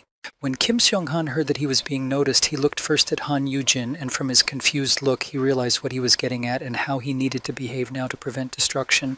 As soon as he looked away from Han Yujin, he tried to calm down and not show his fear by speaking. He's absolutely right. You are so much scarier in the form of a Tokebi. While in the Demon King's tentacles, Kim Seong-han also added in a worried voice, I'm only scared now because Han Yujin might be in danger. Hearing Seong-han say exactly what he needed to hear, Yujin pointed at him with his hands and said in frustration, There, you see? Having already heard from two people that he was much more terrifying in his Tokebi form, Yunyun, transforming back from the Demon King, was confused and upset. Really? You really think I look scarier like this? Seeing that their deceptions and tricks had worked, and that Yunyun was changing back, Yujin thought happily, Yes, it's working. And then he exclaimed in awe, Oh my god, this is much, much, much, much scarier, isn't it, Song-han? Supporting Han Yujin, Squeaky started to squeak as well, and Kim Seong-han joined in, exclaiming in fright, Yeah! Uh-oh, I'm so scared. No wonder people were fainting just like that. Very scary. Continuing their scam to make Yunyun look like he used to, Kim Seong-han and Han Yujin, along with Squeaky, were screaming with heat, and then Jin added, Never in my life have I seen such a terrifying bundle of absolute horror. My god. After exclaiming this, Yujin continued to persuade Yunyang to become like he was before, exclaiming in fright, Please, don't kill us. Oh my god, I'm going to pee my pants. Hearing such a frightened noise, Yunyun said happily, Hearing something that made him so happy, Yunyun, realizing that his current image was not effective, joyfully exclaimed, Very well, I will no longer be the Demon King. Hearing such joyful exclamations from the Tokebi, changes immediately began to occur around them. The ominous aura began to dissipate a little bit, and the terrifying tentacles disappeared. Noticing this, Kim Sung said, The fog, it's dissipating. When Kim Sung landed on the ground after being released from the Demon King's grasp, he said in confusion, He's back to normal? To which Han Yujin replied in alarm, It depends on what you mean by normal. As Han Yujin looked at the Tokebi, whose Demon King wings and everything associated with it slowly began to disappear, he heard Yunyang say, instead of the Demon King, As soon as Yunyun said this, his mask, which had been on his face for his entire life, ever since he could remember, flew off and broke in two. And so after that moment, Yun Yun changed dramatically. He didn't look like the old him at all. New clothes, new hairstyle. After completing his transformation, Yun Yun joyfully said to Han Yujin, "Now instead of being the Demon King, welcome the coming of the King of the Tokabi." Hearing what Yun Yun had just said, Han Yujin happily exclaimed, "I guess? Can we say that he has evolved?" Hearing this, Kim Sung-han answered him in confusion, "Then, will everything be okay now?" Picking up the Demon King's watermill wheel again, Yun Yun looked at it carefully and said in surprise, "Aha! This thing still has a bit of the Demon King's energy in it." After saying this, the Tokabi added happily, looking at his confused comrades who had just experienced shock, "But don't worry, everything will be fine, because I am much stronger." Holding the wheel in his hands, Yun himself did not notice how strange wheel-related effects began to appear around him, and then he added, "Because I've decided to become the king of the Tokabi." Excited about his newfound power, Yun spoke happily to Yujin and Sung-han. "Anyway, I got a new skill. Do you want me to show you?" After saying that, a voice from behind the door said, "Excuse me, you all right in there?" Hearing this alarmed voice from the staff, Han Yujin spoke happily to Kim Sung-han. "Could you please go out and make excuses for us in front of the nurse?" Hearing this request, Han Yujin headed for the door. Standing at the exit and holding the doorknob, Kim Sung-han looked at Yujin and said anxiously, "Are you sure I can leave you here alone with him?" Yujin replied confidently, "Yes, I think there's nothing to worry about now." After saying that and sending Kim Sung-han out the door to take care of the nurse who heard the strange noise coming from his room, Yujin also added, "Takabis don't hurt people." As he sent his bodyguard to take care of some things with the nurse, Yujin said awkwardly, "They just cause a lot of damage to hospital rooms, apparently." After saying that and turning his attention to Yun Yun, Yujin spoke to him, "So, what is this new skill you're talking about?" Opening his eyes after giving his embarrassing speech from the damage he had done, Han Yujin was very much surprised to see an exact replica of him standing in front of him with a terrified Squeaky in his arms. Transforming into Han Yujin, Yun Young spoke to him. "Look, it's the same, isn't it? It's the skill that allows me to change my shape, but I can't copy a person's skills or characteristics." Looking at the nervous Squeaky, who was rocking in Yun Yun's arms, not knowing what was going on or where her real dad was, Han Yujin said, "I think that would be too much." "Great. Did you manage to unlock the long-distance teleportation skill?" Hearing Han Yujin's question, Yun Young spoke happily, summoning his skill. "How do you know? Do you really know everything, boss?" After saying this, Yun Yun summoned a giant gate, saying, "Tokabi Gate." Looking at the gate he had just summoned, Yun Yun happily informed Han Yujin, "With this you can go wherever you want once every 10 days. The only problem is that it has to be the same place you've been to before." Hearing these words from the Tokebi king, Han Yujin began to jump up and down joyfully, and then suddenly sat down. Noticing this strange behavior of his boss, the Tokebi said to him in confusion, Are you okay, boss?" Hearing Yun Yong's question, Han Yujin couldn't answer as he shed tears of joy, trying to control his emotions and pondering, "Finally, safe long-distance teleportation." Holding a surprised Squeaky, who did not understand his master's sudden emotions, Jin happily said in his head, "I was beginning to fear that the end had come because of this fiasco with the Demon King." Thinking about this, Han Yujin also began to reflect happily. "Well, I can finally answer in peace. This is my reward for my hard work and patience. Way to go, system. With this, we can make great progress in dungeon exploration." After thinking about all his dreams and plans, Han Yujin happily said to the Tokabi, "Then let's start exploring the dungeons right away." Before he could say this, the king of the Tokabi interrupted him, saying, "I'm sorry, I'm too busy for this right now." Hearing this response, Yujin said in surprise, "Ah, what?" To which the king of the Tokabi replied, "Now that I am king, I need to create my own subjects, so I'm going to go in search of some really old and worn-out clothes." When Han Yujin heard this, he was surprised. "Subjects? You mean you can create more Tokabi now?" To which he replied, "Yes, I am the king. It is my royal duty and responsibility." After opening the gate and entering it, the king of the Tokabi joyfully said to Han Yujin, "See you later. Go create many minions." Hearing this, Yujin exclaimed in confusion, "Huh? Wait a minute." Realizing that the Tokabi was leaving for a while, Han Yujin thought, "I still need to find out how the dungeons are formed." So he spoke to the king of the Tokabi before he left, "Couldn't you explore a few more dungeons together?" After saying this, Han Yujin added in parting, "You've already been to Japan. Now what about China? I'm sure there are many potential subjects there, given its large population. Don't forget to explore some dungeons, promise?" Hearing this request and tracing the promise on his little fingers, Yun Yun replied to Han Yujin, No problem. It shouldn't be too hard. Now let's say goodbye. I will return with my own kingdom." As Han Jin watched the Tokebi king jump into his portal with Squeaky on his head, he waved goodbye and said, "Phew, I guess it worked out one way or another." But suddenly he froze in his tracks. realizing that he had said the last word in thought. Wait, did he say my own kingdom? How many Takabi is he going to create? Should I buy a large plot of land somewhere? Standing in the middle of the ruined ward, scratching the back of his head, wondering how he would explain what had happened here, Han Yujin had no idea of the consequences that were about to come. After he let Yun Young go free, Han Yujin would regret his decision, but that won't happen soon. It will be a few months later.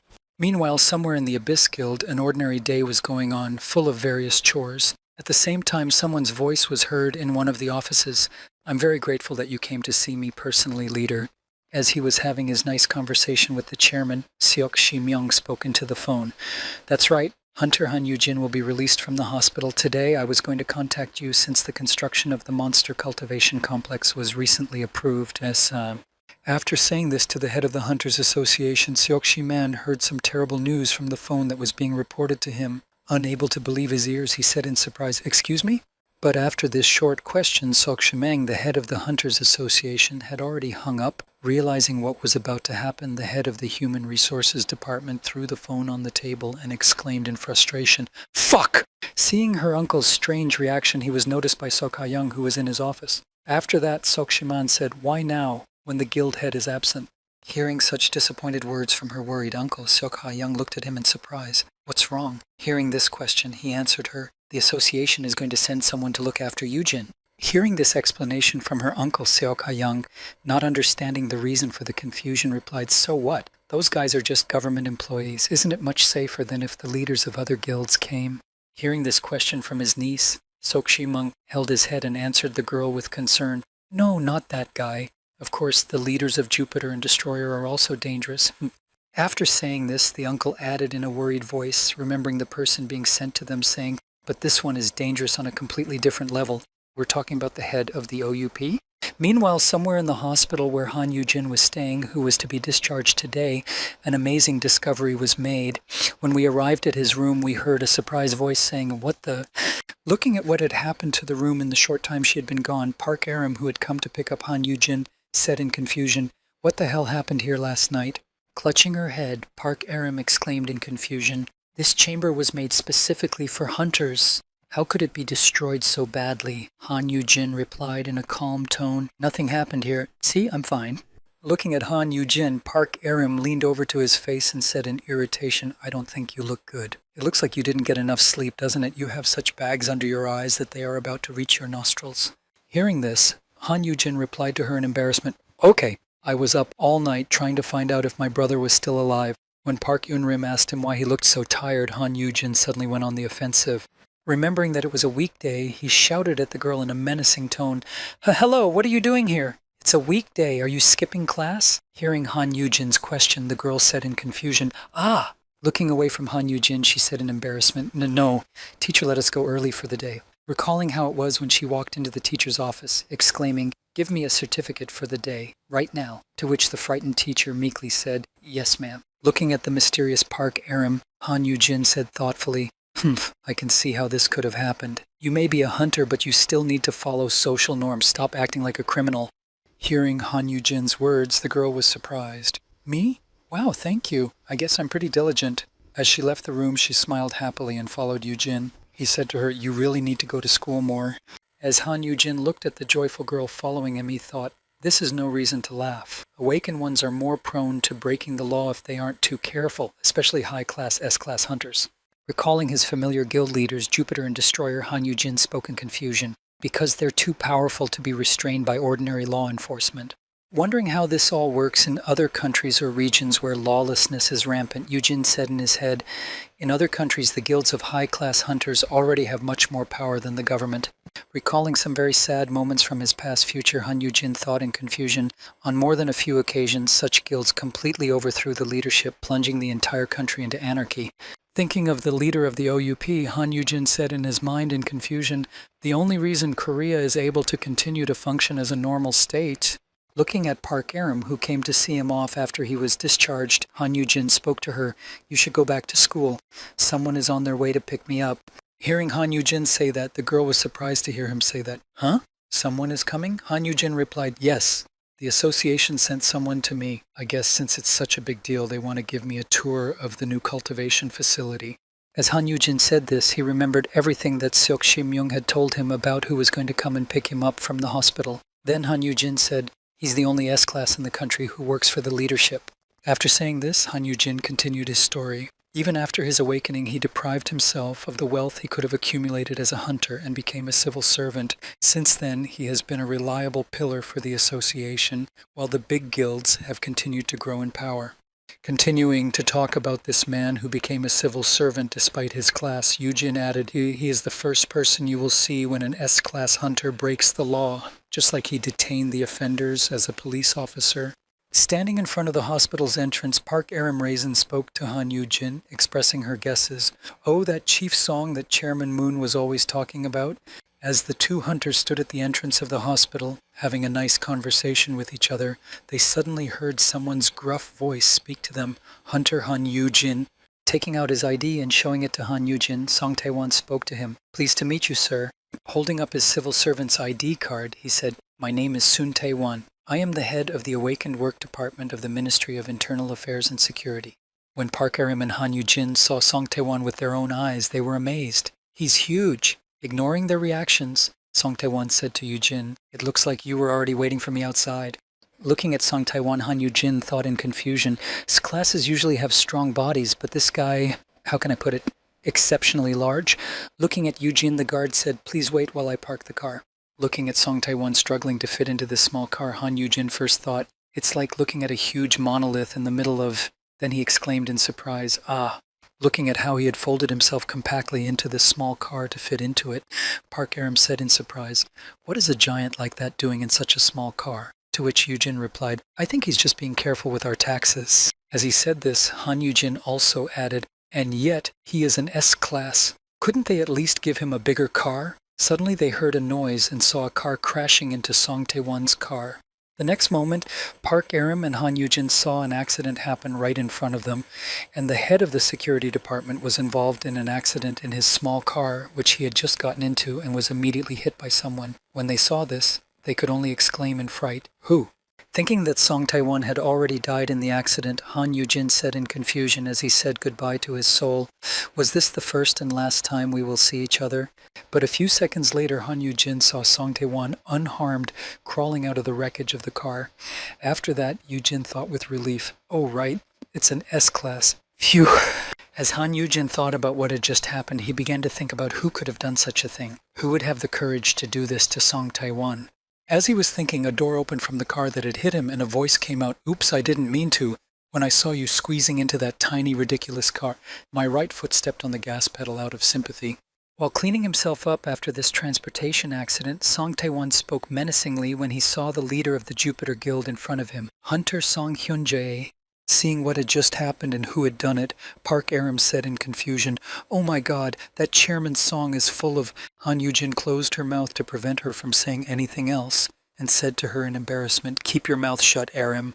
After saying this, Han Yujin spoke to Park Aram in anxiety, "Just go to the hospital and tell everyone to evacuate." I thought to myself, yes, I can definitely understand why Song Hyun-jae did that. As Han Yujin watched the two of them stare at each other, he thought, Song Tae-won has the legal right to conduct special investigations of large guilds like Jupiter, so he must be a problem for people like Song Hyun-jae.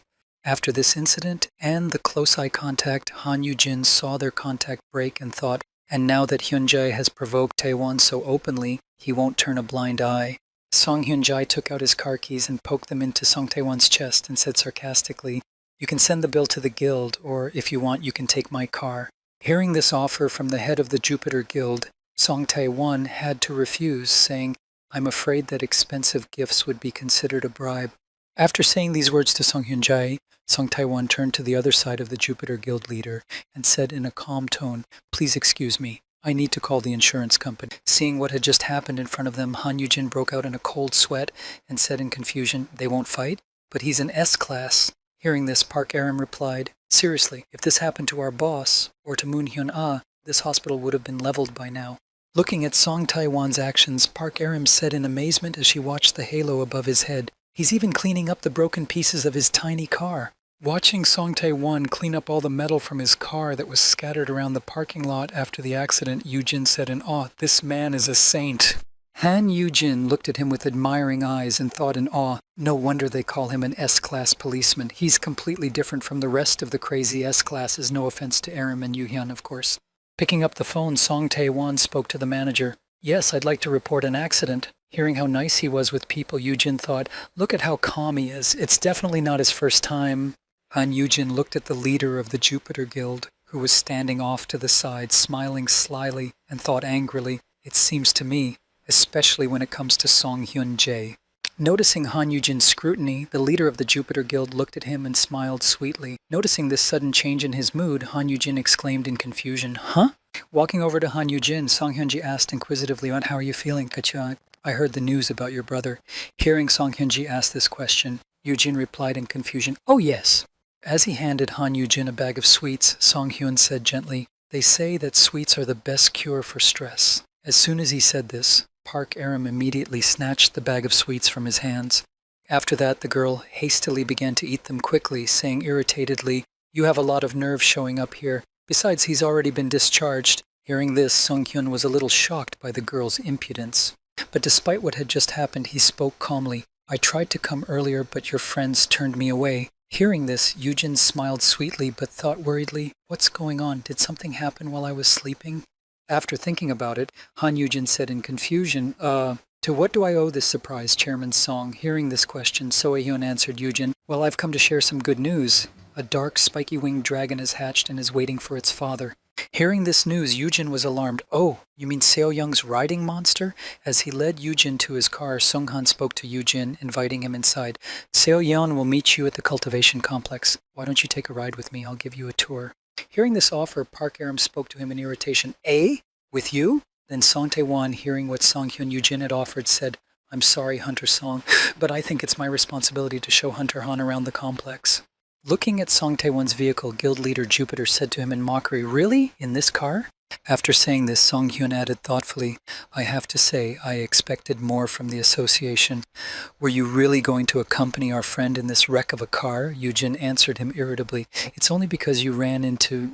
Ignoring Yu-jin's exclamation, Song Hyun added, I would say that the strength of the car was questionable to begin with. As he said this, Song Hyun suddenly gave Song Tae-won an evil look.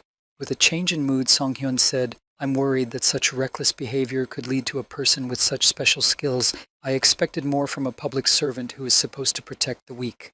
After hearing such complaints and complaints about himself and the security provided, Song Tae-won bowed his head to Yu-jin and said guiltily, You are absolutely right. I apologize. Seeing Tae-won bowing to him, Han Yu-jin said in alarm, Why are you apologizing?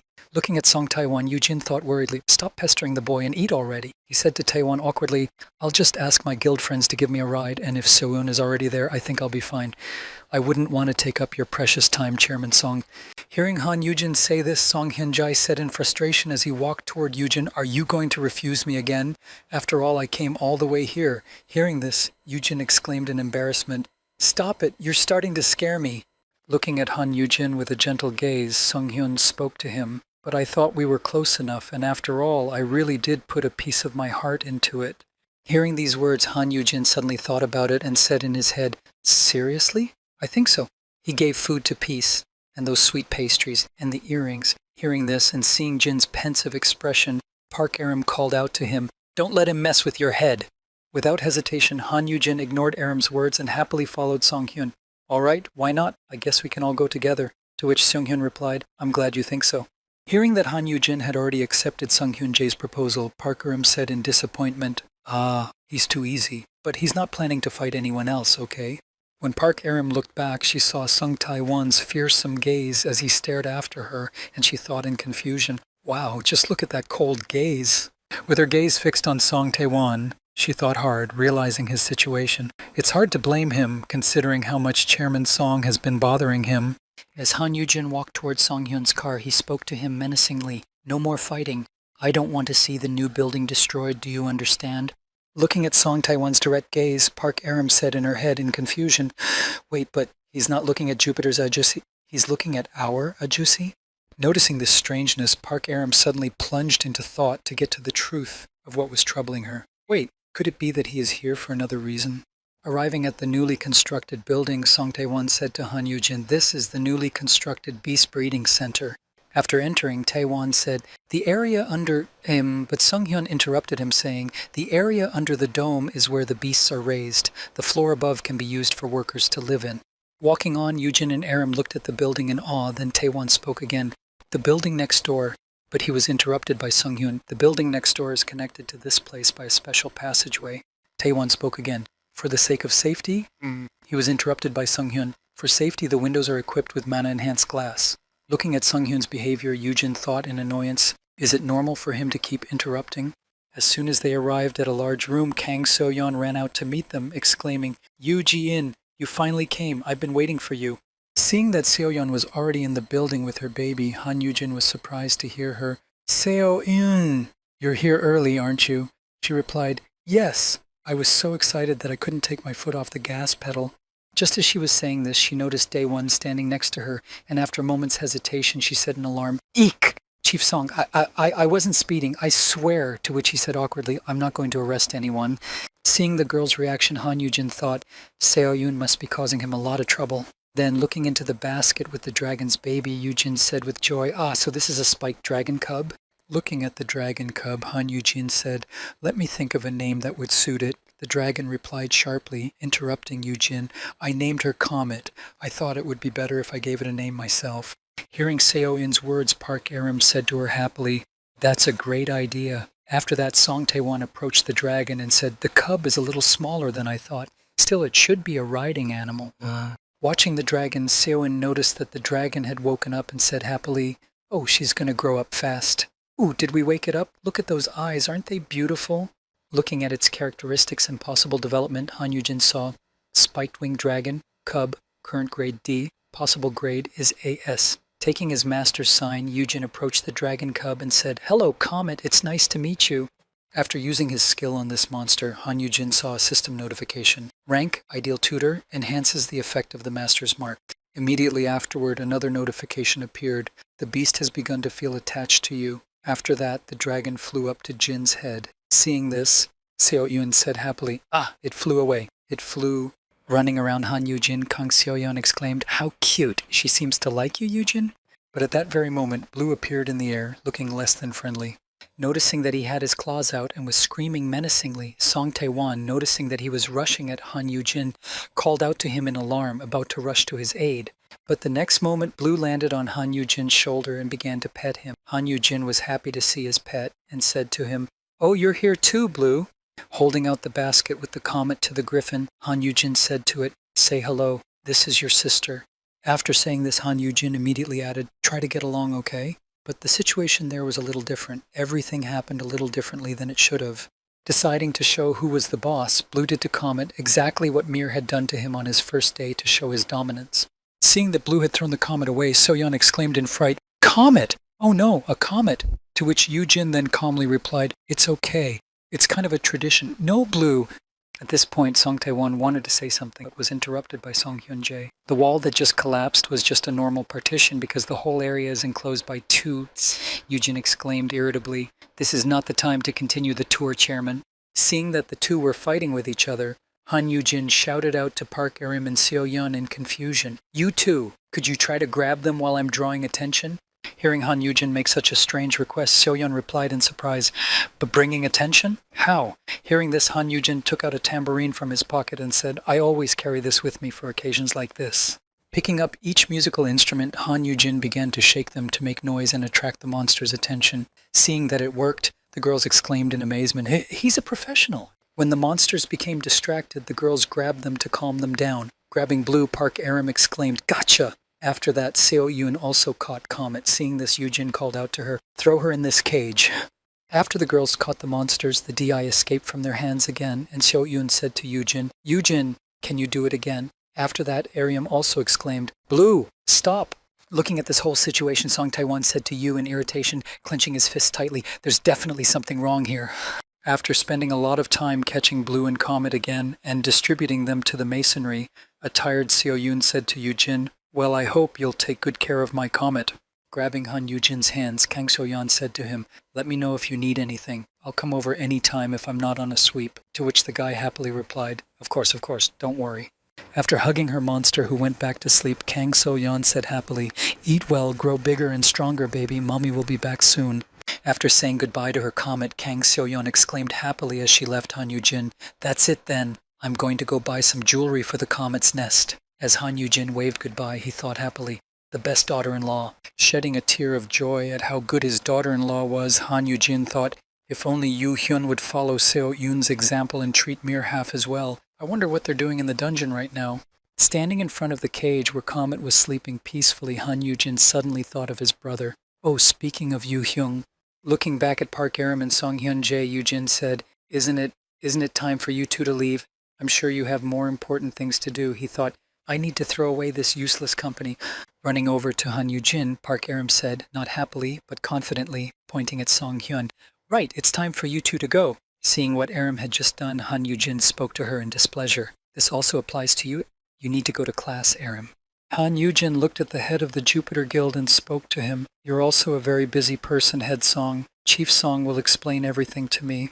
Hearing Han Yoo-jin say this, Song Hyun said to him happily, "But for me, there is nothing better than spending time with you, my dear friend." Then Park Aram also added, "For me too." Hearing Park Aram say that, Yoo-jin thought, now they're reunited? After saying that, Park Aram pointed at Song Tae-won in irritation and said, "At least tell this guy, Chief Song, to go first. If he goes, I'll go." Grabbing hold of Han Yoo-jin's hand and baring her teeth at Song Tae-won, Park Aram shouted out in anger, "It makes me very angry to look at you." To which Yoo-jin said in embarrassment, "Oh, haha, really?" Pretending that he hadn't noticed anything until that moment, Han Yoo-jin suddenly thought, "Of course, I'm not stupid enough to not notice it." Looking at the confused Song Tae-won, who looked away, Yoo-jin thought, perhaps he came to discuss something with me. The chief of the OUP is too important a person to come and give me a tour. As for the reason he wanted to see me, thinking about it, Yoo-jin was already starting to wind himself up, hesitating. It must be because of my brother. Why else would he come when he's not here? It's some kind of parent-teacher conference, I guess. Imagining how their conversation would begin with Song Tae-won's words, "We need to talk about Yoo Hyun," and he exclaims in alarm, "Oh no, my brother!" And then Yoo-jin thinking, "I can't understand what Hyun-jae wants from me." As Han Yoo-jin escorted the offended Park Aram out of the room, he said to her, "Aram, are you worried about me or something? Don't worry, Chief Song is a government employee. He's not going to kidnap me like those kidnappers, right, sir?" Hearing Han Yoo-jin ask this question, Song Tae-won answered sharply, "That's right. I have no reason to arrest an innocent person." Hearing this, Han Yoo-jin thought, "Well, I have committed murders, blackmailed, and used violence." Turning to the head of the Jupiter Guild, Han Yoo-jin said happily, "You too, Guildmaster Song. Of course I love you, especially after how well you took care of me while I was unconscious." Looking at the disgruntled Song Hyun-jae, Han Yoo-jin spoke to him, "But I would really, really appreciate it if you would leave quietly today, please." After saying this, Han Yoo-jin realized that he could not throw anything away because he had his pet, and then Yoo-jin thought, "So what are you doing now, huh? I'm raising your precious dragon cub, suck it."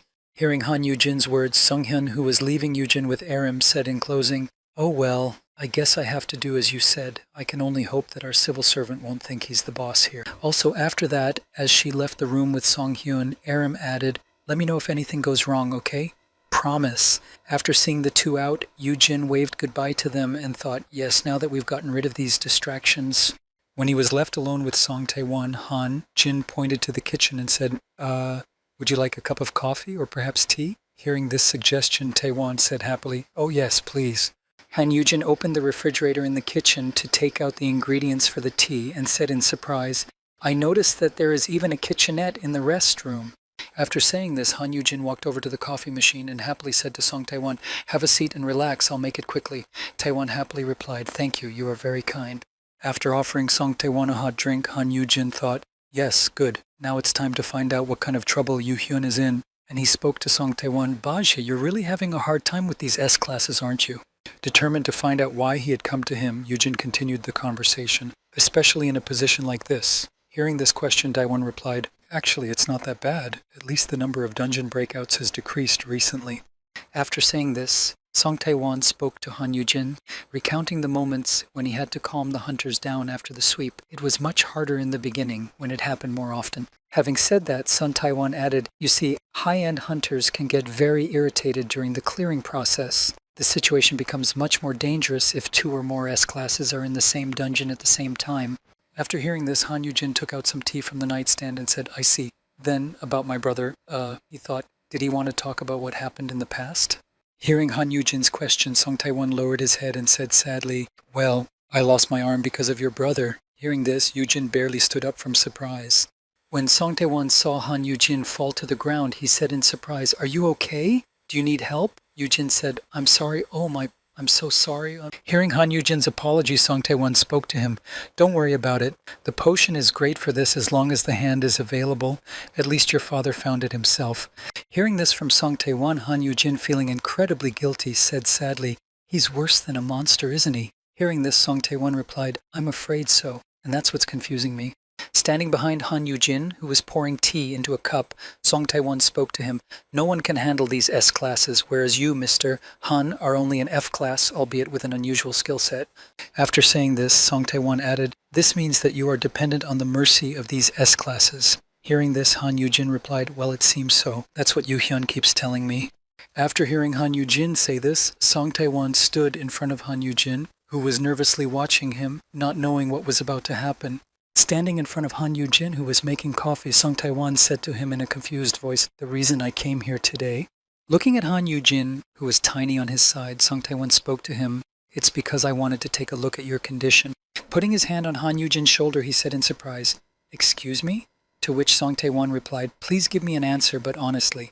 With that, Song Tae-won was finally able to ask the question he had been waiting for. "Did any of the high-ranking hunters use force against you or influence you mentally?" By asking Han Yujin this question, Song Tae-won also added to what he had said earlier, "Did you really leave the dungeon without a scratch?" Listening to Song Tae-won's alarmed words, Han Yujin, who was holding coffee in one hand and eating a waffle stick with the other, looked at him in surprise. Then, realizing what was required of him, Han Yujin smiled happily and said, "Wow, so I see that you are a noble paranoid." After saying this, Han Yujin added, I'm a little tired of trying to get them to stop fighting each other, but I wouldn't say that it hurt me in any way." Hearing Han Yujin say this, Song Tae-won pushed Han Yujin into the kitchen corner. Han Yujin dropped his coffee cup from his hand. The next moment, Song Tae-won grabbed Han Yujin with both hands around his neck and began to strangle him. Unable to understand what was happening, Han Yujin said out loud, choking, "Chief Song, Holding Han Yujin in his arms, Song Tae-won spoke sternly to Han Yujin. "I've been watching you ever since I met you at the hospital." Looking directly into the eyes of a confused Han Yujin, who did not understand what was happening or why, Song Tae-won continued, "It's clear that you are the problem." Han Yujin looked at Song Tae-won, who had grabbed him by the throat, and thought in confusion, "What the hell is he talking about? Isn't he here to talk about my brother?" After that, Song Hae-won pushed Han Yujin against the nightstand to change the position of his hands. At that time, Yujin thought in confusion, "What did I even do to him?" The next moment, Song Tae-won lifted Han Yujin up with both hands on his throat to eye level, ignoring his struggles and looking directly into his eyes. Trying to somehow escape from this dangerous situation, Han Yujin, moving his hands heavily, trying to loosen his grip, thought, "Should I resist? Can I?" Looking into Song Tae-won's eyes, full of emptiness and coldness, Yujin thought, "Why is he doing this? There's no reason for this." Looking at the resisting Yujin, Song Tae-won said, "Even now." Suddenly, the two heard a plastic bag of groceries fall to the ground not far from them, catching their attention. The next moment, they turned their heads in the direction of the noise and saw Kang Seo-yeon, who froze in place at the sight of the unexpected sight, dropping the bags of food. Seeing that someone had come to them, Song Tae-won spoke irritably to the girl who had prevented the yogi from finishing his work without any witnesses, Huntress Ka Seo-eun. Immediately grabbing her sword and rushing to Han Yujin's aid, Kang So-yeon shouted angrily at Chief Song Tae-won, "What are you doing?" Feeling that he had been let go because of the new threat, Han Yujin clutched his throat and thought in confusion as he assessed his chances in the battle, "No, she won't succeed." Noticing how the girl had mindlessly rushed into the battle, despite being an S-class warrior, Han Yujin continued, "An A-class hunter against Song Tae-won." The next moment, there was a loud sound of a sword hitting its target. It was the girl who had hit Chief Song Tae-won's head. Or did it just seem that way? Because of the large amount of smoke, it was not clear. As soon as the smoke cleared, it became clear that the attack had not reached its target, and the girl's weapon had been caught just before it hit Song Tae-won's bare hand. The next moment after this development, Song Tae-won suddenly calmed down and bowed before Han Yujin and Kang So-yeon, saying, "Forgive me." Seeing Tae-won's strange behavior, the girl froze in place in embarrassment. Then the boss handed Han Yujin a bun of potion and said, "Han Yujin, sir, this is..." After saying that and handing him the medicine, he added, "Potion." Please use this to remove the marks on your neck. Seeing this, Yujin thoughtlessly extended his hand and said, "Ah, okay." Seeing what was happening, Kang Seo-yeon managed to get in between the two boys and threw the potion on the ground, exclaiming in frustration, "How dare you!" She pulled Yujin back and covered him with her body, preparing to fight, and said, "You're strange. You just strangled him. Why are you giving him a potion right after?" After asking Song Tae-won this, she also spoke irritably to Yujin, "You need to be more careful, Yujin. Who knows what was in there?" Hearing this, Yujin said in an embarrassed tone, Yes." Hearing such fair accusations against him, Song Tae-won replied, "Huntress Kang So-yeon is right." Hearing this, and as she closed Jin's door, So-yeon said in surprise, "What?" To which Song Tae-won added, You should be more careful." After saying that, Song Tae-won began his story again, recalling the past. "I've been watching you ever since you were in the hospital." Recalling the moment when he and the high-class hunters were catching monsters, Song Tae-won added, "You're hanging around high-ranking hunters and monsters like it's nothing."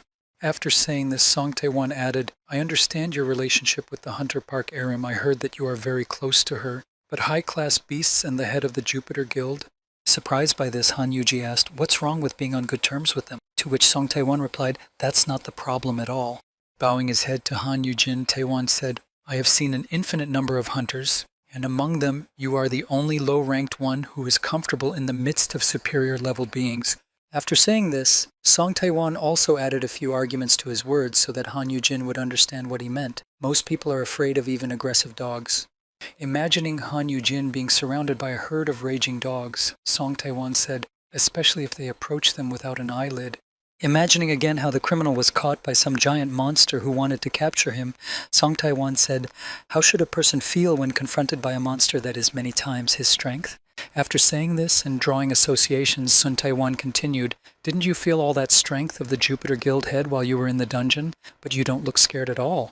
After saying that and remembering what happened a few minutes ago, Song Tae-won said, "Even when I was strangling you," putting his hand to his throat, Yujin thought, "It's because I have the skill of resisting fear." Rubbing his throat, Han Yujin realized something that really confused him, and he suddenly thought, "Wait a minute." The next moment, Han Yujin began to think back to the moment when he was being strangled and thought, "Did the notification window for the skill activation appear?" Thinking about this, Han Yujin recalled the description of the fear resistance skill. The fear resistance skill is activated when you feel incredibly afraid. Thinking about the fact that the system alert did not appear, Han Yujin suddenly thought, "It didn't go off, not when Song Tae-won threatened me." Thinking back to all the times Han Yujin had faced dangerous opponents, he remembered the Demon King and thought, "Not when I faced an SS-class Demon King." Recalling all those incidents, Han Yujin suddenly thought, But his train of thought was interrupted by Song Tae-won, who said, "It's not just bravery." After saying this, Song Tae-won continued, "You have no sense of self-preservation. You don't feel the danger around you. Do you understand what I'm saying?" Noticing that the pipe was being pointed at him again, Song Tae-won continued his speech, trying to understand Han Yujin. "In that case," hearing this excuse from Song Tae-won, the girl pointed her cold steel at him and said, "And that gives you the right to strangle him? Why don't you go back, Chief Song?" Hearing such words addressed to him, Song Tae-won said guiltily, "Huntress Kang Seo-eun." She replied, "We're going to file a formal complaint with the guild about this incident." Hearing this threat from the girl, Song Tae-won spoke to her, "I'm trying to protect Han Yujin from this very guild." Han Yujin sighed heavily as he watched what had just happened in front of him and grabbed his cold steel and said, "Ugh, you two, your tension is about to cause the building to collapse." Looking at Song Tae-won, Han Yujin said to him in a happy voice, "I agree with what you just said." Hearing Han Yujin say this, the girl was surprised to hear him say this. "Yujin!"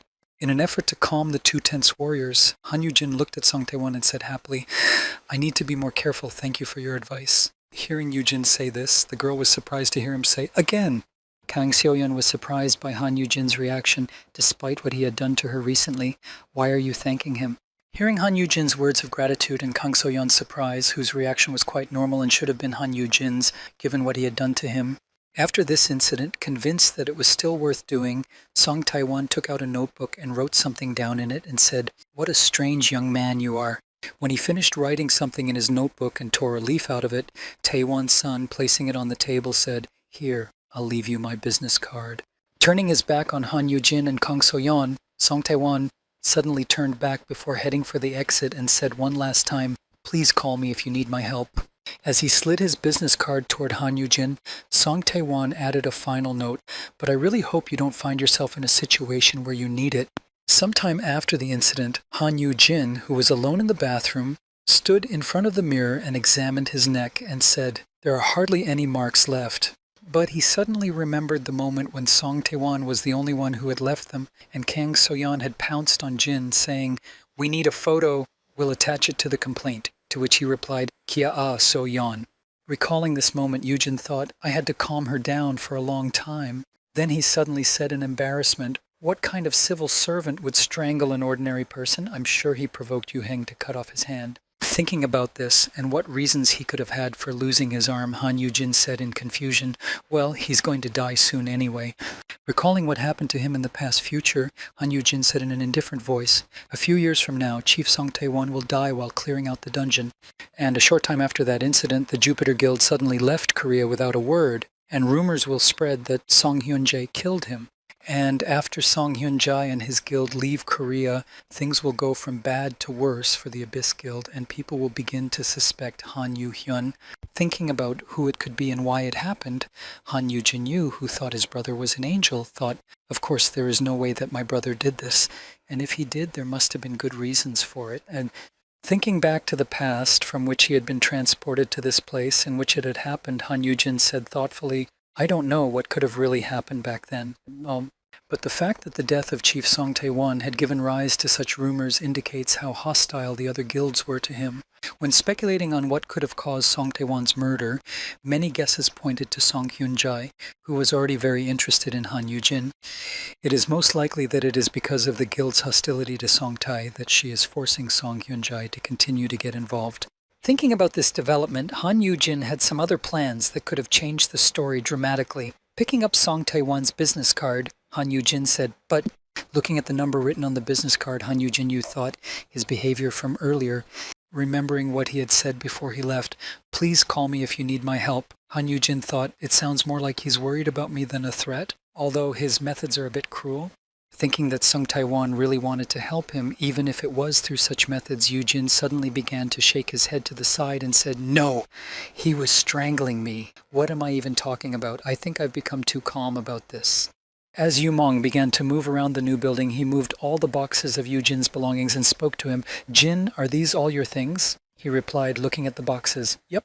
After gathering all of Han Yu-jin's belongings together, Yu Mong tied him up with his magic rope and said, "Here, a special rope. You can use it to safely transfer all your belongings to the new building." When Yu-jin saw this, he said in amazement, "Wow, you've created another incredible item." After looking around his empty room to make sure he hadn't forgotten anything, Han Yu-jin spoke to Yu Meng. "You've already finished moving to the penthouse, right?" He replied, "Yes, it's wonderful. There are so many people here that it's lonely." Hearing that Yu Meng was lonely in such a large building, Han Yu-jin handed him a map and said, "In that case, you can come to me. Here, the portal key." Seeing what Yu-jin was giving him, Yu Meng said happily, "What? Really?" Yu-jin happily replied, "Of course. If you have time, will you make me an item that enhances my intelligence?" Hearing Han Yu-jin's request, Yu Meng replied, "That's easy." Why, by the way, hearing this question from Yu Meng, Han Yu-jin suddenly thought, if we raise our intelligence, the side effects of fear resistance will decrease. Immersed in thought about why he needed an object with intelligence, Yu-jin continued to think, "I'll need this the next time I use the terrifying Chicken Commander skill." Not hearing an answer from Yu-jin, Yumi asked him, "You're not going to get into any more trouble, are you?" At that moment, the wall to the room collapsed and Park Aram entered, shouting, "Ajusi." As she walked toward Eugene, she spoke in an irritated tone. "I found out what happened here. That's why I should have stayed." Hearing this, Yu Meng said in surprise, "Aram?" I knew something was wrong. Getting angry with Yu Meng and scolding him severely, Aram said, "What? Are you out of your mind? Why did you kick everyone out? So that you could strangle yourself?" Hearing this, Eugene said guiltily, "He was just worried about me." Before he could finish, Aram interrupted him, exclaiming, "Don't you often strangle people you care about yourself?" Hearing this, Yu Meng said to Han Eugene, "Please be careful, Eugene." After that, Park Aram added in frustration, "I feel terrible when something like this happens."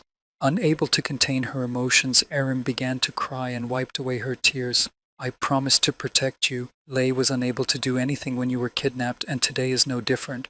She grabbed Han Eugene's hands, and after she had calmed her tears, said firmly, "The boss is not here either. I will protect you no matter what happens. I really will." Hearing Park Eunrim say that, Han Yoo-jin put his hand on Eunrim's head and gently stroked her head, saying, "Yes, thank you, I will be more careful."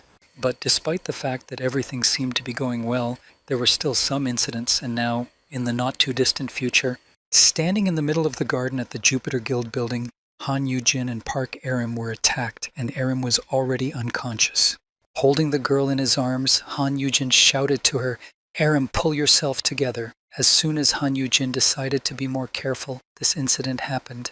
Everything was beautiful. Beautiful weather, nature, mood, a wonderful day, and life was getting better little by little, but it didn't last long. It was until that very morning, in the garden of his building where Han Yoo-jin could let his pets out for a walk, to get some exercise and to run around, everyone was happy, and they didn't even realize that something like this was happening.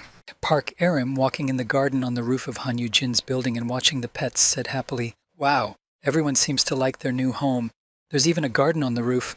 As she said this, she saw Han Yoo-jin, who looked very unwell, and said in confusion, "Everyone is so energetic with this wound. You see?" Seeing Han Yoo-jin sitting on the garden bench, completely exhausted and without sleep, Park Aram spoke to him. "What's wrong? Did you stay up all night again?" When she asked Han Yoo-jin this question, she received a response, "Yes, you can't rest with them, and it doesn't help that Comet is at night." Hearing this explanation, Park Aram looked at the griffin that was frolicking again and said, "That sounds terrible, especially with BL causing trouble as usual." Hearing the girl expressing such sympathy for the mischievous Blue, Han Yoo-jin replied in a tired voice, "It's okay. Children need to play to grow up strong and big." Remembering Blue's constant mischief, Han Yoo-jin spoke up in her defense. "At least Blue doesn't fly too far. She keeps her distance. Isn't she a smart girl?" Hearing Yule's words, Park Aram said to Han Yoo-jin in surprise, "I don't know. I'd rather say she'll destroy the whole garden." At that moment, Squeaky was giving flowers to Han Yoo-jin. Seeing this gift, Yoo-jin accepted it and said happily, "Is this for me? Thank you very much." Seeing that Squeaky had given a small bouquet, Blue wanted to be praised as well, so she tore up the tree and went to Yoo-jin.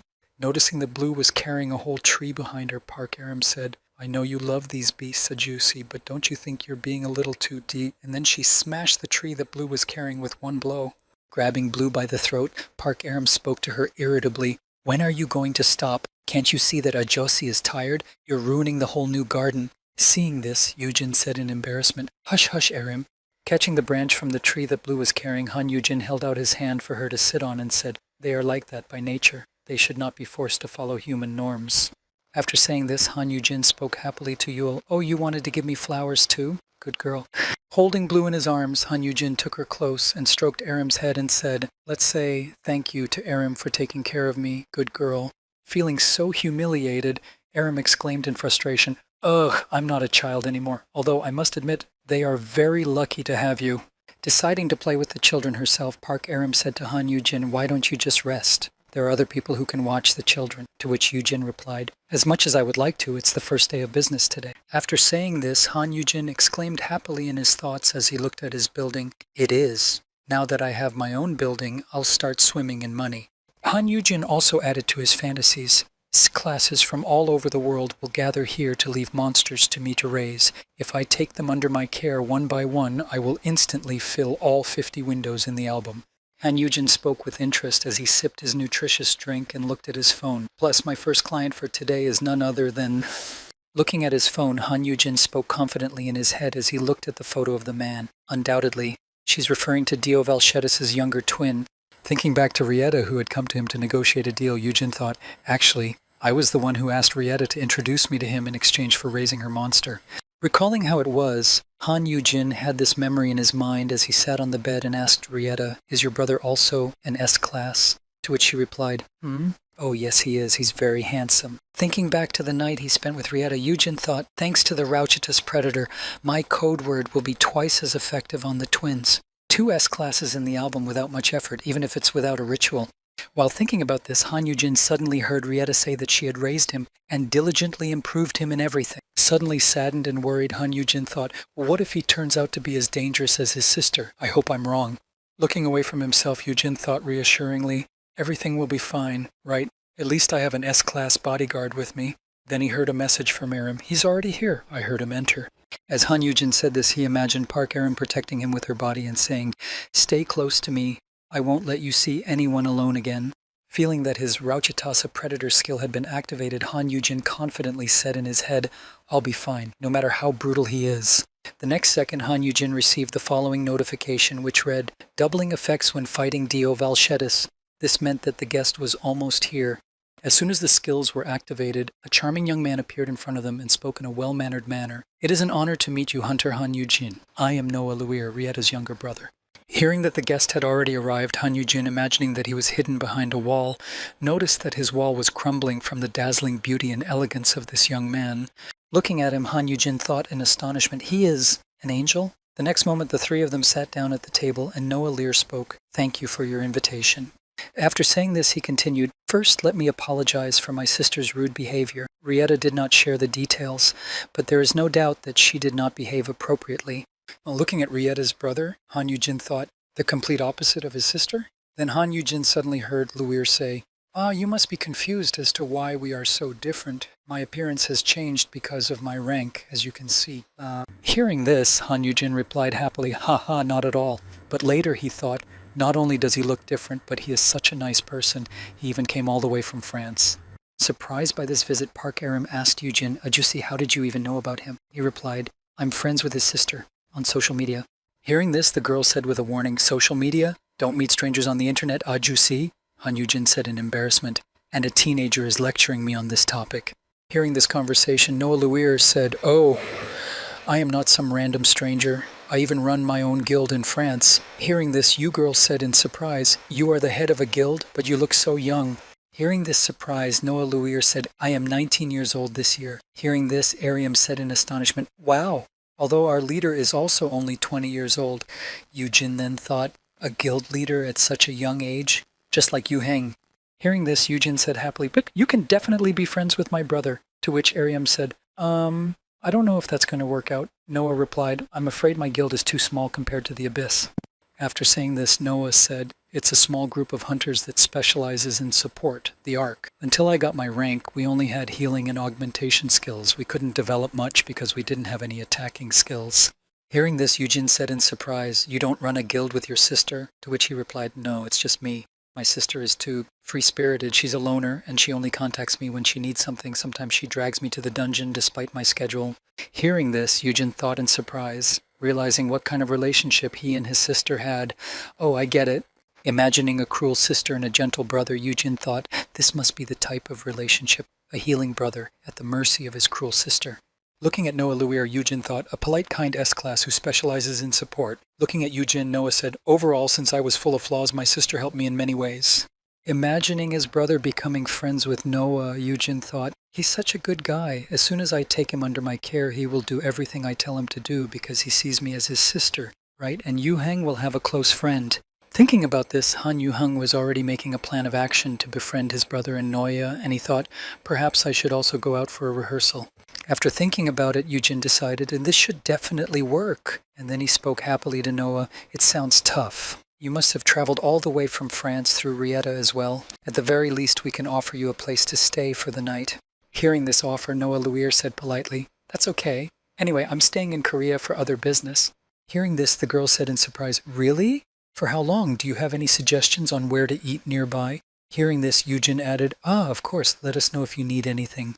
With that, Noah replied, "Thank you for your hospitality." Hearing this, Yujin thought, "Okay, you, now, just naturally." And he said, "You are welcome." After saying this, Han Yujin spoke to the boy before he was about to leave. "I love you as my customer, so it is my pleasure to serve you."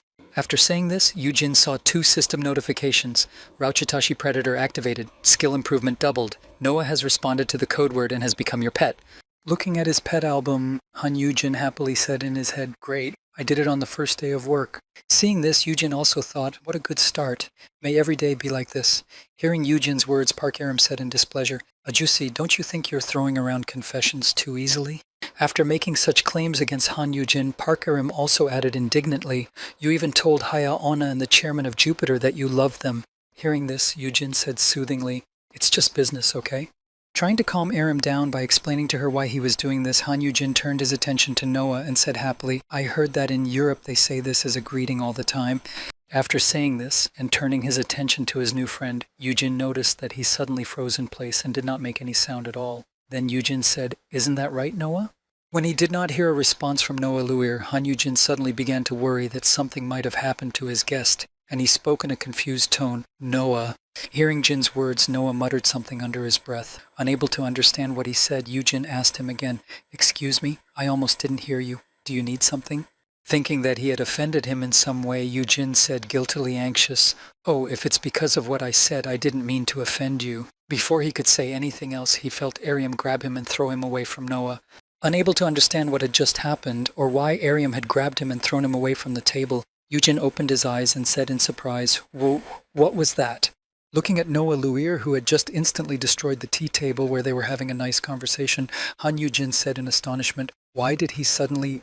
After that, realizing that Aram was not with him, Yujin quickly searched for her with his eyes, and when he saw her standing next to him, he exclaimed in confusion, "Aram, are you okay?"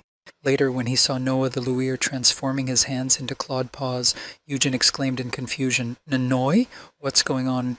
Looking at Noah slowly moving away from him and transforming his limbs into dragon paws, Han Yujin said in confusion, "Noah!" The next moment, as soon as the guest heard Han Yujin's screams, he turned his attention to him, glancing over his shoulder with an ominous look, and heard, "Why are you..." As Han Yujin got up from the ground, he wondered how this could have happened and why, and thought in confusion, "Huh?" But the code word just worked. When Noah turned his attention to Han Yujin, all his curiosity was now focused on him. Then Yujin thought, "Why are all my guests suddenly becoming so aggressive?" As soon as he thought this, he saw that Noah Luir began to approach him quickly. At that moment, Yujin wondered, "Why is he attacking me?" Noah Luir had just covered half the distance when he felt that something was holding the yogi and preventing him from moving forward. Looking at his foot, he saw that one of them was trapped in a block of ice. Seeing that Noah was hostile to Han Yujin, Ariam, who had frozen Luir's leg so that he could not reach her, Ajusi sharply exclaimed, "You damned fool!" And the next moment she was in front of Han Yujin, blocking him with her body so that Noah would not harm him. The next moment, taking out her weapon from her inventory, she tried to strike her opponent by lunging, but her attempt was not successful. Han Yujin got to his feet and leaned on a flower bed nearby and spoke heavily. "Aram," the dog called out to her master, "don't come any closer, Ajusi." Watching Park Aram fight against Noah Luir, Han Yujin realized that the girl didn't stand much of a chance and thought, "She's not as experienced as Noah." Realizing that he had nothing to do on the battlefield, Han Yujin spoke in his head as he retreated to safety. "Her ice skills won't be properly revealed as long as I'm around." Just as he began to retreat, he heard something suddenly happen on the battlefield, and Ariam exclaimed in confusion, "Are you okay?" The next moment, the girl collapsed to the ground from the damage sustained after the enemy's attack. He, in turn, broke the distance and just watched what would happen next. When Han Yujin heard that his student was not doing well, he looked at the girl and saw her wounded arm and thought in confusion, "There is a deadly poison in her wound." Watching the girl, Noah Luir noticed that he was no longer able to fight and decided to finish her off now while he had the chance. Seeing the enemy rushing toward the girl, Yujin thought, "Emil is in danger." Trying to do something in such a desperate situation, Han Yujin thought of nothing better than to attract attention by making a noise and shouted to Noah Luir, "No, Noah!" After Han Yujin shouted this, he also added, "Stop!" Strangely enough, the opponent suddenly froze in place after hearing the words spoken by Yujin. After that, the guy suddenly jumped back to the position he was originally in. Seeing this action, the girl was only surprised. Seeing that his words were able to somehow affect the boy and even drive him away from Aram, Yujin thought, "Huh? Did the code word really work?" As he wondered if his words had actually worked, Yujin saw Noah struggling with himself and said in surprise, "But why is he shaking like that?" As Han Yujin thought about Noah's condition, he realized that this was not the time to think about it, so he thought about something else. Let's use this chance to... Deciding to use his terrifying chicken commander skill to help out in some way, Yujin thought, "I need to hold out until help arrives." After using his skill on Noah Lewis, Yujin spoke confidently. "If I synchronize our senses, I should be able to anticipate his attacks and dodge them." The next moment, after he combined his senses with the enemy's, Yujin was somehow able to dodge Noah's attack by sensing to the left. After the first attack, crouching down from his wound, even though he was able to dodge it, Yujin spoke heavily. "Dodge them, but what about..." Pressing his hand to the wound on his chest to stop the bleeding, Han Yujin said in embarrassment, "I would have been killed long ago if he had fought me at his full strength." As he said this, Han Yujin suddenly closed his eyes to better concentrate on his senses and anticipate the attacks. And then he thought, "Concentrate if you want to survive." Concentrating his attention on Noah's inner feelings, with which he was synchronized, Han Yujin seemed to get inside the boy's head and thought, concentrating on everything Noah feels. After concentrating so well, when Han Yujin actually felt Noah Lear's thoughts, he heard something terrifying echoing in his head. Kill her. As he looked at Han Yujin, who he recognized as his sister because of his skill, with a worried look, Noah thought, I must kill her. She is now weaker than me. As he broke out in a cold sweat and struggled with his convictions, Noah Luir kept thinking the same thing. This is my chance to finish her off. After getting out of Noah's head, Han Yujin said in confusion in his head, What the hell was that? Meanwhile, Noah, kneeling down, continued to speak, clutching his face. Kill. I must kill. Sitting in front of Noah, his hand covering the wound he had received from his guest, Yujin thought in confusion, this is what he sees now. Did he confuse me with someone else? After saying this, Han Yujin also spoke in a confused voice in his head and then realized what had happened. With the one who raised him, Rieta. Realizing who Noah Luir could be talking about, Han Yujin, seeing him rush out again, thought, kill her. Is that what he meant? As soon as he thought this, he saw the enemy almost approaching him, saw a protective barrier in front of him, and heard a voice behind him, Get behind me! When Yujin looked back to see who had spoken to him, he saw Sung Han standing next to him, exclaiming, Are you okay? To which he joyfully exclaimed, Sung Han! Hearing his master's cheerful voice, Kim Sung Han told him, The hunters from the association will arrive soon. But they were caught in a poisonous cloud and stayed there. Looking at the enemy that threatened Han Yujin, Kim Sung Han also gave him some not-so-good news. It just so happens that the head of the Jupiter Guild, no sooner had he said this than Song Hyun-jae arrived at the battlefield, landing right on Noah Luir and kicking him into the ground. The next moment, Luir, who had already been knocked to the ground and immobilized, could only stare at his opponent in anger. Then Kim Sung added, It's a pity that young master is not here. Standing on Noah Luir's face, Song Hyun-jae looked down at him with a look of superiority because of his helplessness in this situation and said, That would be quite a spectacular show. The next moment, as soon as the enemy was defeated by the hunters from Korea, Han Yujin rushed to his wounded Park Aram, who was also poisoned. As soon as he got close to the girl, she looked at him and said heavily, Step aside, Ajusi. The antidote potion will not work. He replied, It's okay. I have resistance to poisons. After saying this, Han Yujin began to remove the poison from Park Aram's wound to save her from death. Then upon hearing this, Song Hyun-jae said thoughtfully, Poison resistance is at least S-class. Looking at Han Yujin, about whom he had learned something new again, Song Hyun-jae smiled ominously and said, He definitely has many more surprises. But in any case, turning his attention back to the criminal who had dared to attack Han Yujin, Song Hyun-jae, after piercing his limbs with his chains to secure Noah to the ground, said, It seems you're in trouble, young man. After tying his guest, who had decided to walk around a bit with his chains, to the ground, Song Hyun-jae leaned over and said in frustration, You caused trouble as soon as you came to the country, so... After binding the boy's entire body with his chains so that he could not escape, Song Hyun-jae stepped on his head again to demonstrate his dominance. Continuing to humiliate the enemy in this way, Song Hyun-jae looked at him with a haughty look and said in a haughty voice, Perhaps it's best to deal with you right now.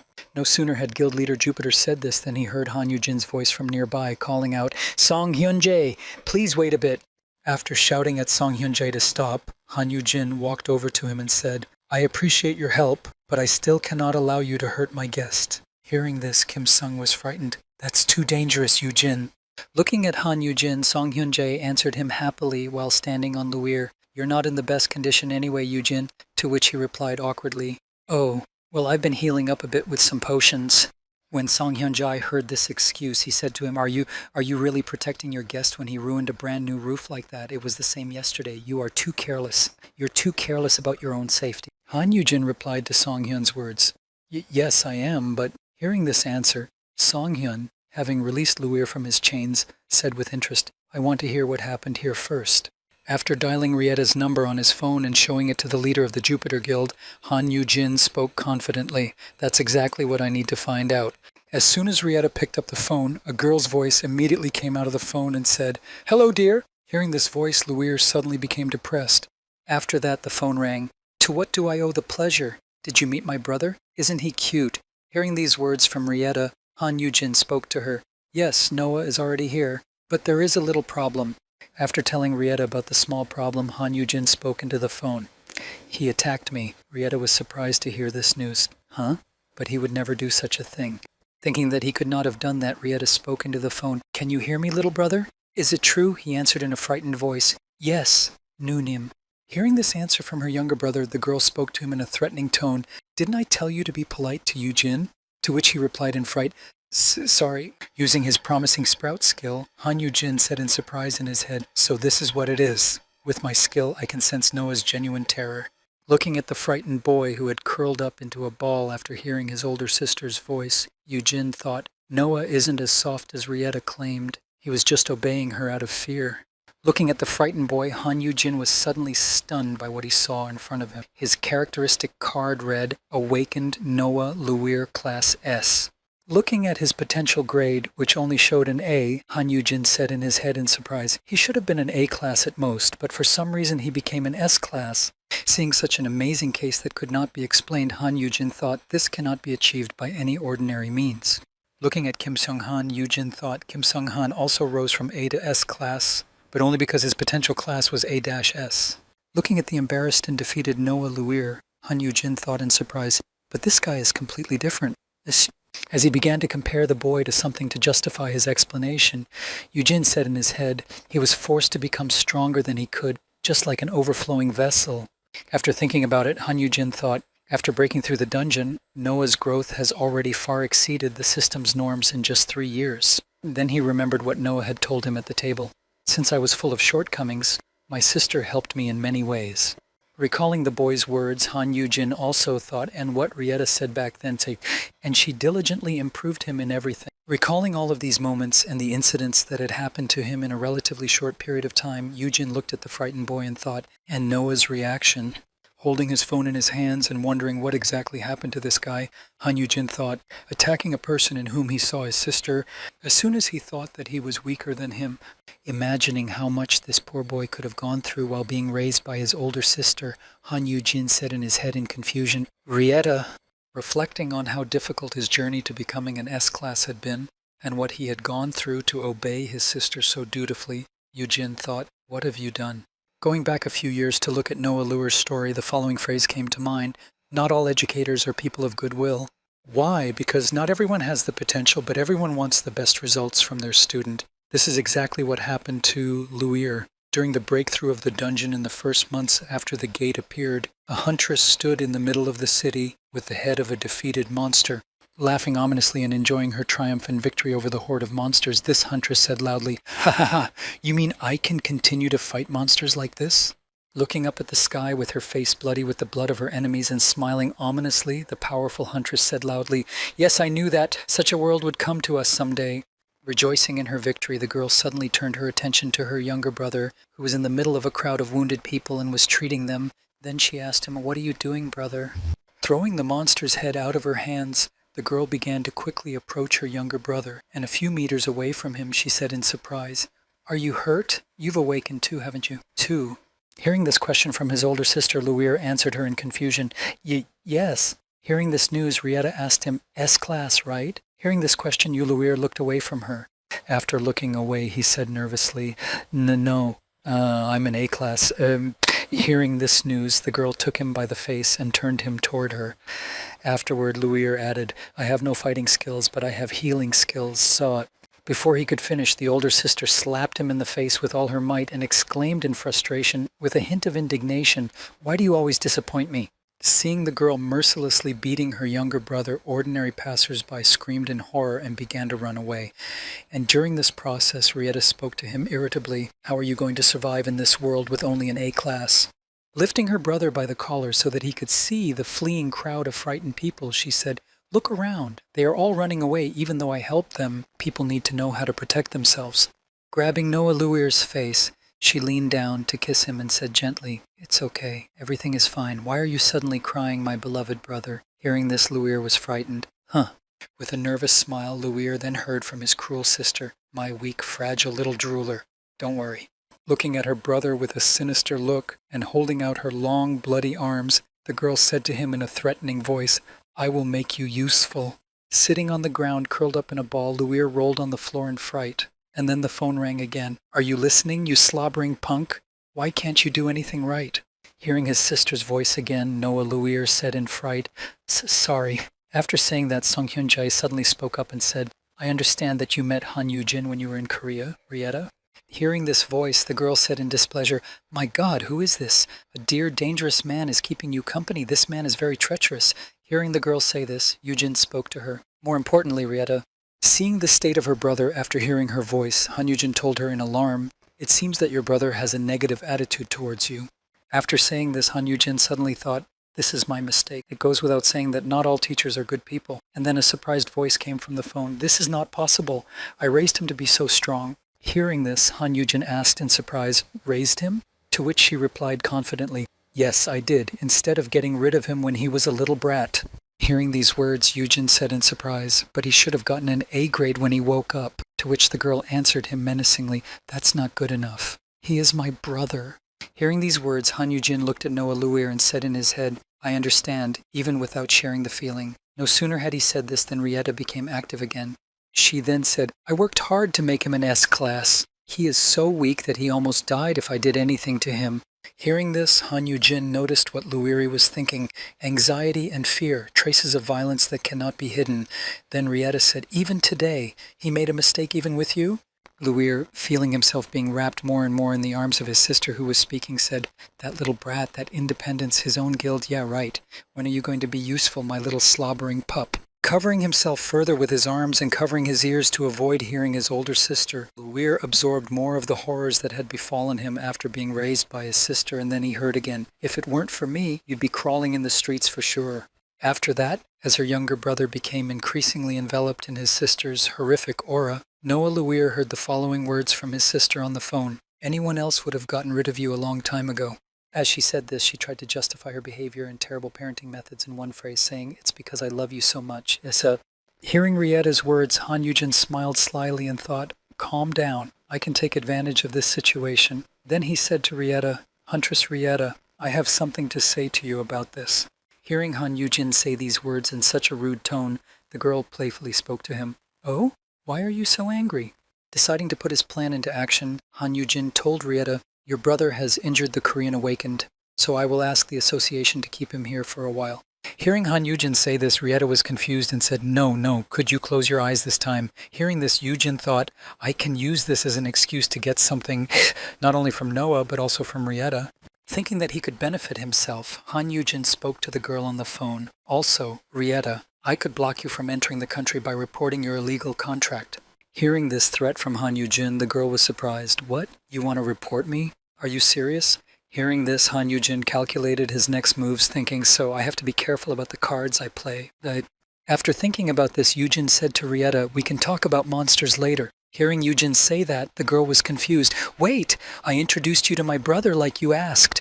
Hearing this, Yu-jin thought about it before replying, and don't forget that she almost killed me. Then Rieta added, What's wrong, dear? Are you angry because of my brother's mistake? As she said this, she tried to keep Yu-jin from going back on his promise and added, He can never do anything right. Then Yu-jin thought, Wait. Picking up the moment, Han Yu-jin suddenly started shouting angrily into the phone. What do you mean? What's wrong? You're a lowlife messing with your own brother. When you heard this, she said in surprise, Huh? Why are you yelling, dear?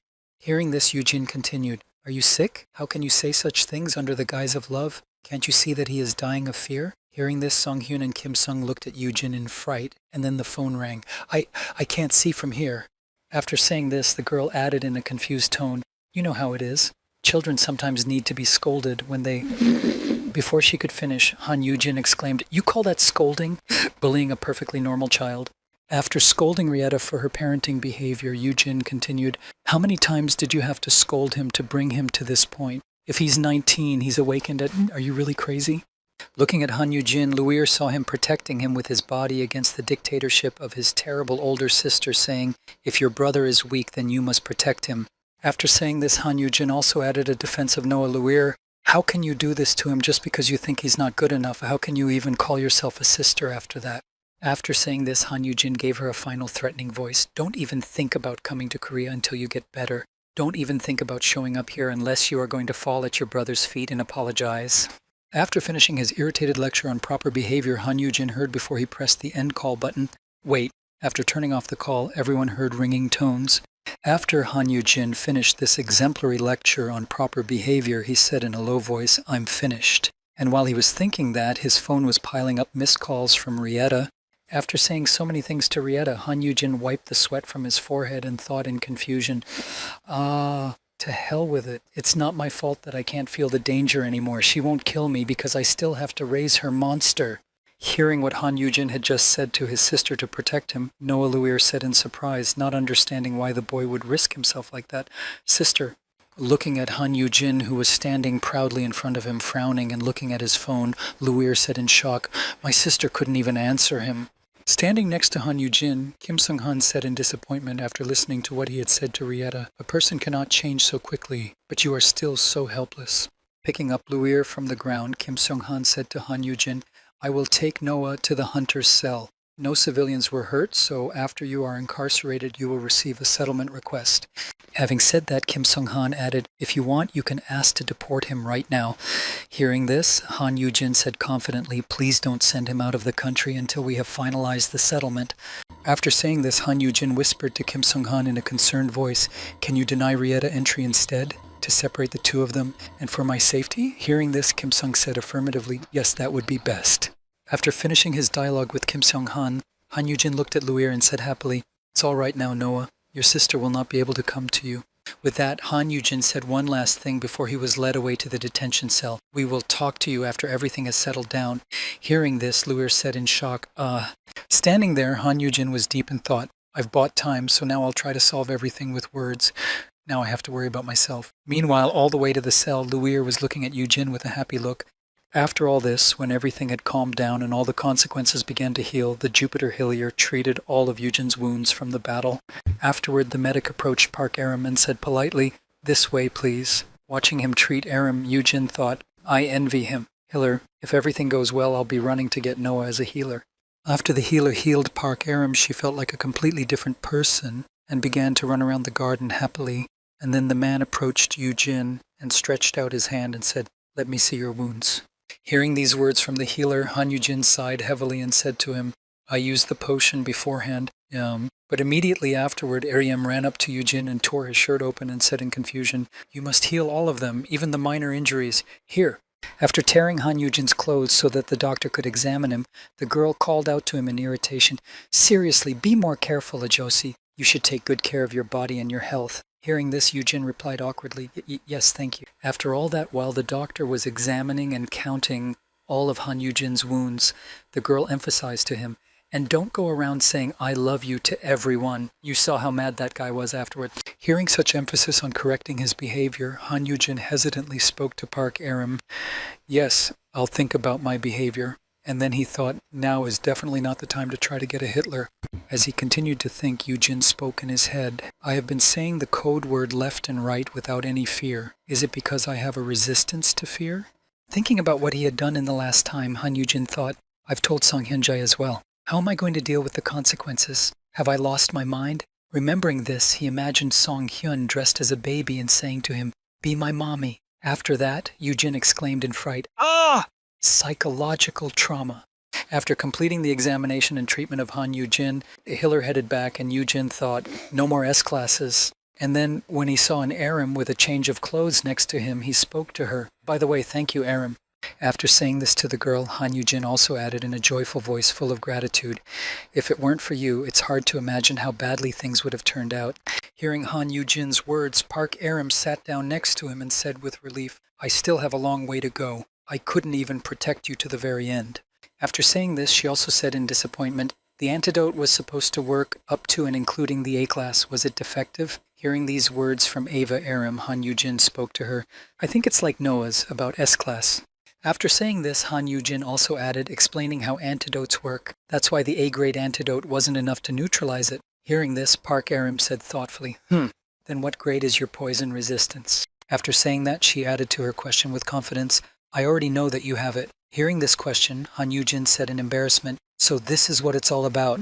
Realizing that there was no point in hiding his level of poison resistance from the girl, Han Yujin whispered to her, "L-class, just don't tell anyone about it."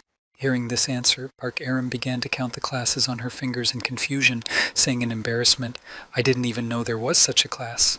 After saying this, Han Yujin thought, "Now that I think about it." Thinking about poisons and resistance classes, Yujin thought, How did the head of Jupiter guess my resistance class? Was he able to determine Noah's poison class as well?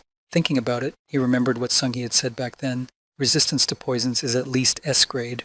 Looking up at the sky, Han Yu-jin thought, he seems to know Rieta. Did he also know her brother? Meanwhile, somewhere in the imprisoned hunter's cell, that same evening when everything was over, Luir was brought to the prisoner's cell to stay with the guests. After a while, the door opened and a voice came through. It hasn't been long since we made you useful. Entering the visitor's cell, Song Hyun-jae saw Noah Luir and said to him in a disappointed voice, "How did you manage to screw things up so quickly?"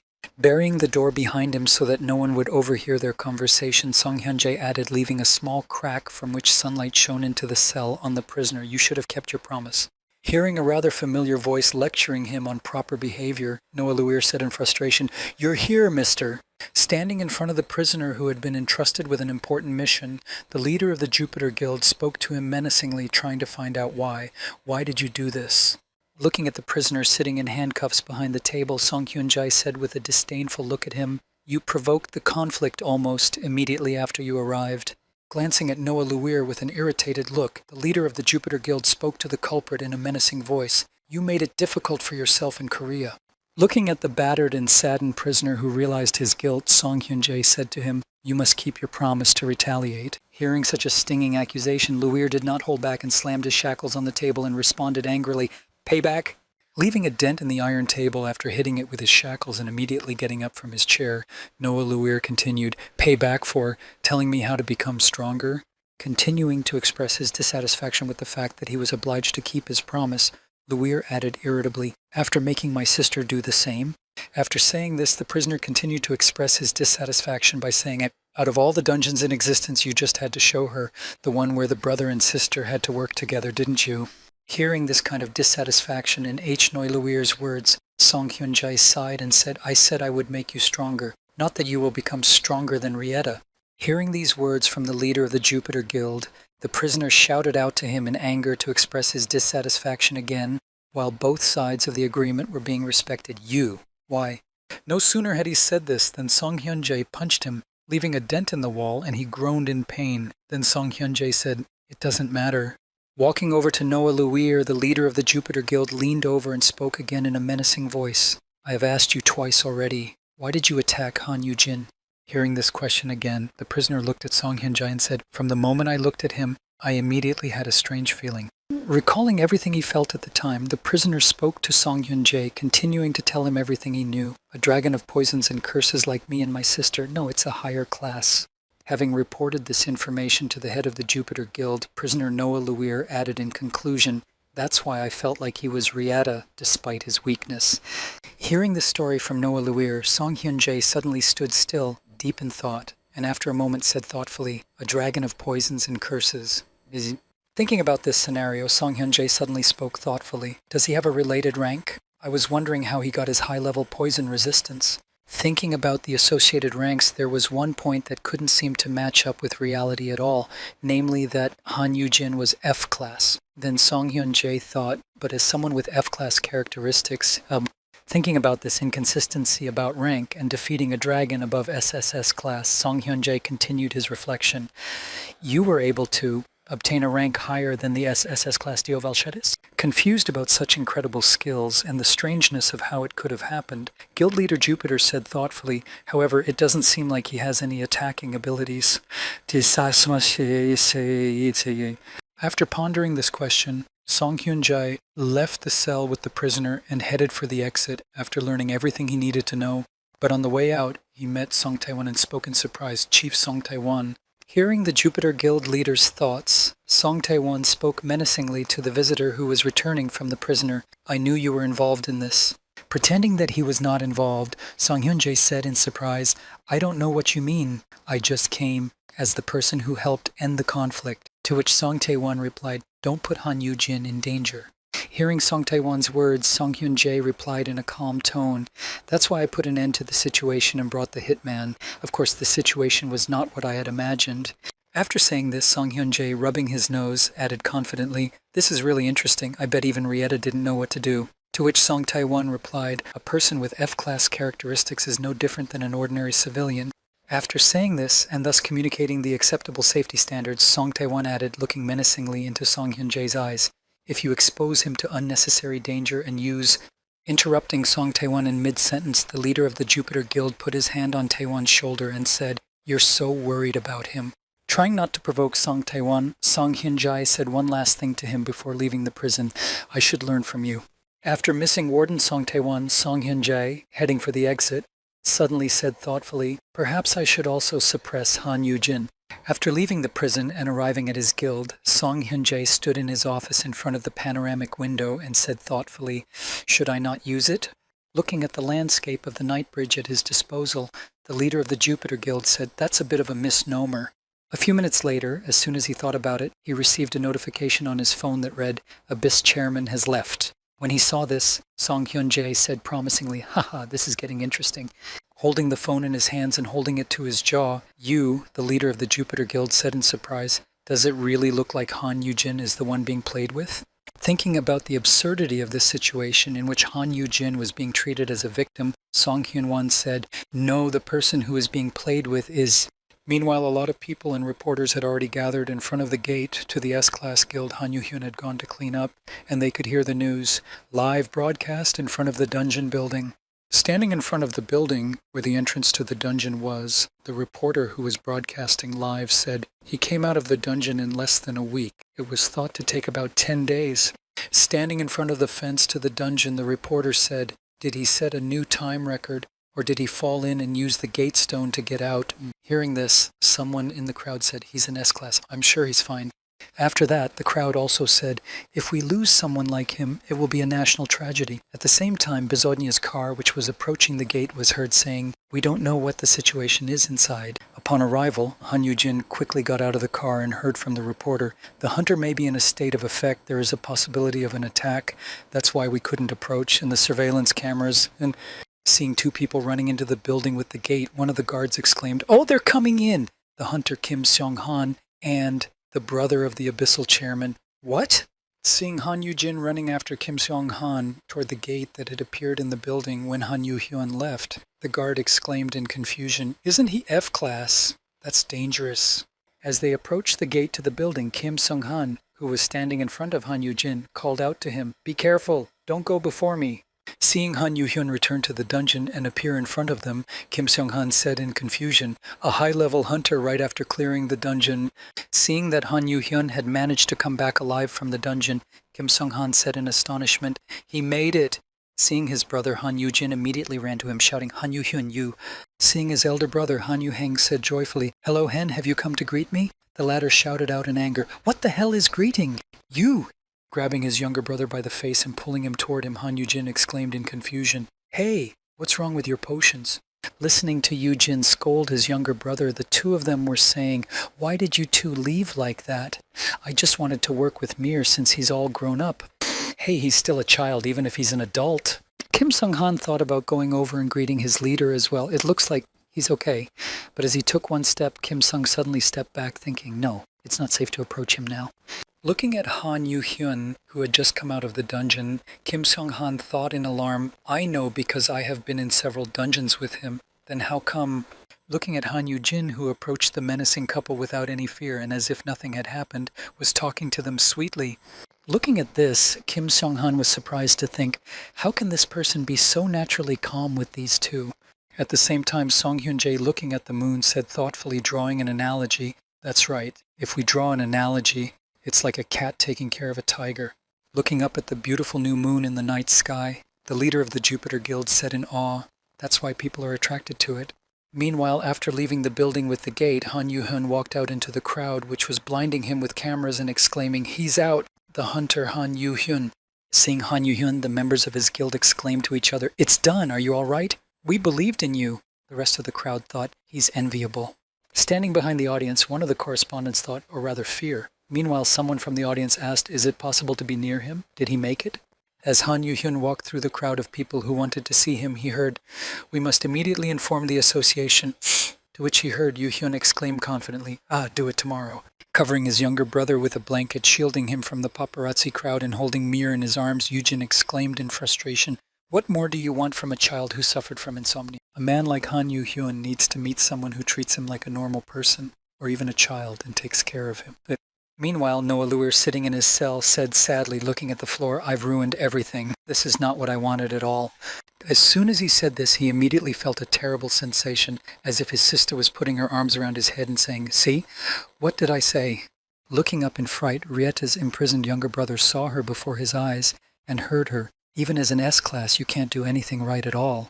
Noah Luer's image of Rieta encompassed his entire body at will, and he continued to speak. "If you would just do everything as instructed, you wouldn't be stuck here, and I would have no reason to be angry with you." Keeping the imprisoned boy in fear, the image of his sister could not leave him for a moment and continued to drive him crazy. I said, "It's all your fault, you slobbering little punk, all your fault."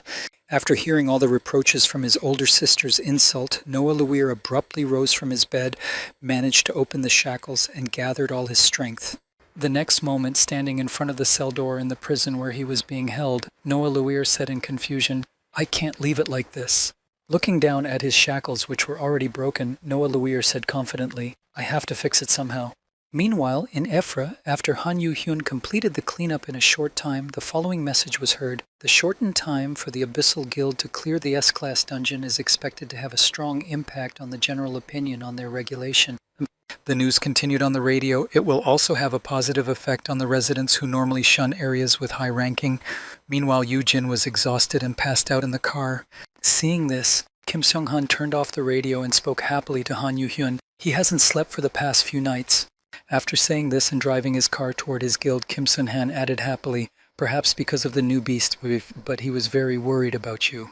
Looking at Han Yu-jin and Tai Myung, who were sleeping on top of Han Yu-hyun, Kim Seong-han said, "It looks a little strange. The whole world knows that you are S-class, and yet he was worried about you like a mother."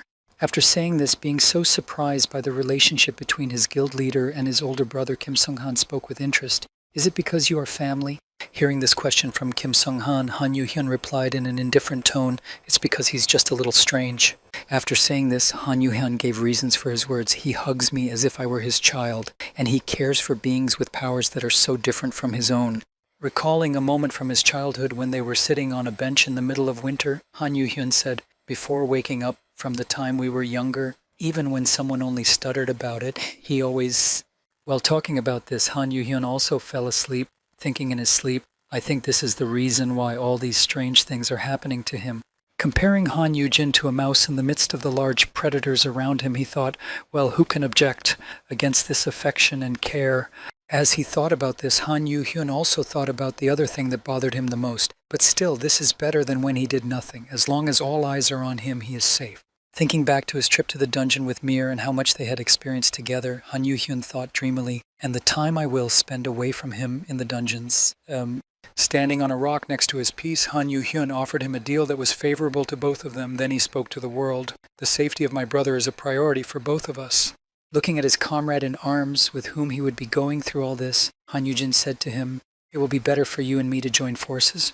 Putting his hand on the beast's head and stroking it, Han Yu-jin said to him, "Let's work together and help each other to improve our performance as quickly as possible." Recalling this agreement he had made with Mir, Yu-jin thought, "The time I spend in the dungeons will be reduced, and then everything will be fine." After thinking about this and waking up abruptly, Han Yu-hyun suddenly spoke to Kim Seong-han, wanting to know the news in his absence. "Nothing happened while I was away, did it?" Hearing Han Yu-hyun's question, Kim Seong-han said to him in a confused voice, "Actually, a lot of things happened." Embarrassed to tell his leader, Kim Seong-han later said to him, "I will tell you in more detail when we return." And at that moment, Han Yu-hyun noticed that he had received a notification on his phone. He picked up the phone and looked to see what it was and saw that one of his unknown contacts had sent him an attachment. Looking closely, he said in surprise, "What? A photo?" At the same time, Han Yu-hyun noticed that he had received a photo on his phone. Han Yu-jin had just woken up from his sleep. Opening his eyes, he said in surprise, "Oh, what?" When Han Yu-jin woke up completely from his sleep, he looked at his irritated brother in confusion. "When did I manage to fall asleep? Yu-hyun?" Wiping his face with his glove, embarrassed, Han Yu-jin said in embarrassment, "Oh my, I must have started drooling for sure." The next moment, Han Yu-hyun tore his brother's clothes off. Yu-jin, sitting naked, shouted out to his sweet brother in embarrassment, "You lunatic! Why are you taking out your anger on my clothes?" To which he replied angrily, "How were you wounded? My whole chest was covered in blood. What happened?" Hearing such disturbing words from his brother, Han Yujin said calmly, "Oh, you already know? It's okay, I'm fine now." To which he shouted out, "What are you talking about? Someone tried to kill you." Hearing his younger brother's frightened voice, Han Yujin said calmly, "It was an accident. I was just caught in the middle of two fires." Hearing this explanation, Han Yu-hyun exclaimed in confusion, "Are you sure? Who did this to you? Did they tell you something strange?" After saying this, Han Yujin continued his embarrassed speech, for example, sectarians, Confucianists, or the like. Hearing these words, Han Yujin exclaimed in fright, "Since when is Confucianism a sect?" Hearing such a frightened voice from his brother, Han Yu-heng finally calmed down. Noticing this, Han Yujin sighed heavily and said, "That was Noah. He's the leader of the Art Guild." Hearing this and listening to everything his older brother was saying to him, Han Yu-hyun tore up the car seat in anger as he heard nothing happened. The head of Jupiter took care of everything and even called a hitman.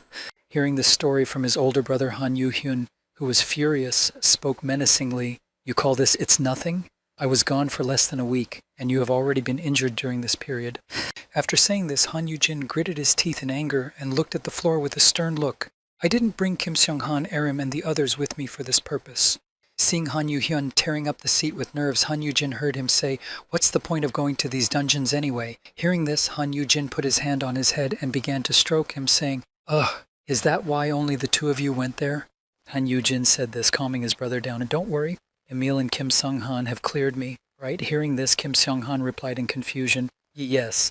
Trying to calm his brother down, Han Yu-jin said, "It's okay. Noah has been arrested." Hearing this, Han Yu-hyun asked him, "Is he still alive?" Hearing this question, Han Yu-jin answered without hesitation, "Yes." Hearing this information from his elder brother, Han Yu-hyun said thoughtfully, "Didn't the head of Jupiter kill him? They're definitely connected somehow." Hearing this, Han Yu-jin said in surprise, "What kind of logic do you have?" After pondering this question, Han Yu-hyun was able to come to terms with it, climbing over to his brother and saying, "I'll need to check it out." "Yes. What about the marks on his neck?" Hearing this question, Han Yu-jin said in disappointment, "You know about that too."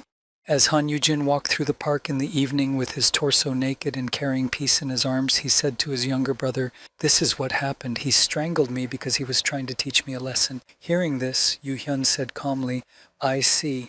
Looking at his surprisingly calm brother, Yu-jin thought in confusion, he cut off Chief Song Tae-won's hand a while ago, and now he's going to kill him? After thinking about this, Han Yu-jin then said, "Hey, don't get too excited." Hearing his brothers say this, Han Yu-heng was surprisingly calm and replied to his elder brother in a calm tone, "Yes, I understand." Hearing this, Han Yu-jin exclaimed in surprise, "What? Really?" As Han Yu-hyun continued to walk through the park, he said to his elder brother, "He is absolutely right. You are too helpless and don't listen to anyone. Perhaps he decided to scare you so that you would realize this." Hearing his brother say that, Yu-jin was surprised to hear him say that, I see." Then Han Yu-hyun added, "There are so many people after you. If he used this method to make you more cautious." Hearing such words from his younger brother, Yu-jin realized that he was surprisingly calm, and then he heard, "But he will still regret the fact that he is able to do it." At this point, Yu-jin said in surprise, "This is a bit unexpected." Hearing that he was not only being hunted by people from the same guild, Han Yu-jin was surprised to hear in his mind, "I'm not only being hunted by people from the MSC, it seems like it won't be enough to lure people to my side." Recalling what his brother had said earlier about Confucianism and sects, Yu-jin thoughtfully said in his head, "By the way, Confucianism is not about hunters and guilds." Arriving home, Han Yu-jin opened the door to his house and said to his younger brother, "Come in, but about the sect." The next moment, when they were in the rooftop garden, Han Yu-jin heard the phone ringing and picked up the phone. "Yes, Chief Song, what is it?" The chief replied, "Have you returned home?" Hearing this question from his new friend who had taught him a very valuable life lesson, Yu-jin answered, "What?" "Oh yes, just now." Meanwhile, Han Yu-hyun was looking around the area and saw something strange. Looking at the garden, he suddenly saw the image of a person standing in front of him. Meanwhile, Han Yu-jin's phone rang with the voice of Chief Song Tae-won, who said, "Then don't come out at all." After saying this, Chief Song Tae-won told him why he should not go out, saying Noah Ruhr has escaped from the prison, but he already knew, because he had seen him in his garden. After telling Han Yu-jin, who was standing in front of Noah Ruhr, the head of the security department also added, "We've contacted the Abyss, so until they find him." Seeing Han Yu-jin arrive at his rooftop garden, Noah Ruhr spoke to him in a tired voice. Yu-jin, hearing himself addressed Yu-jin, letting go of Mir, replied in embarrassment, "Greetings, Noah." The next moment, Mir suddenly grew larger, and then Yu-jin, standing behind him, said in surprise, "I thought you were under arrest." Hearing this, Noah Ouija answered him, How could they prevent an awakened high-class person from escaping?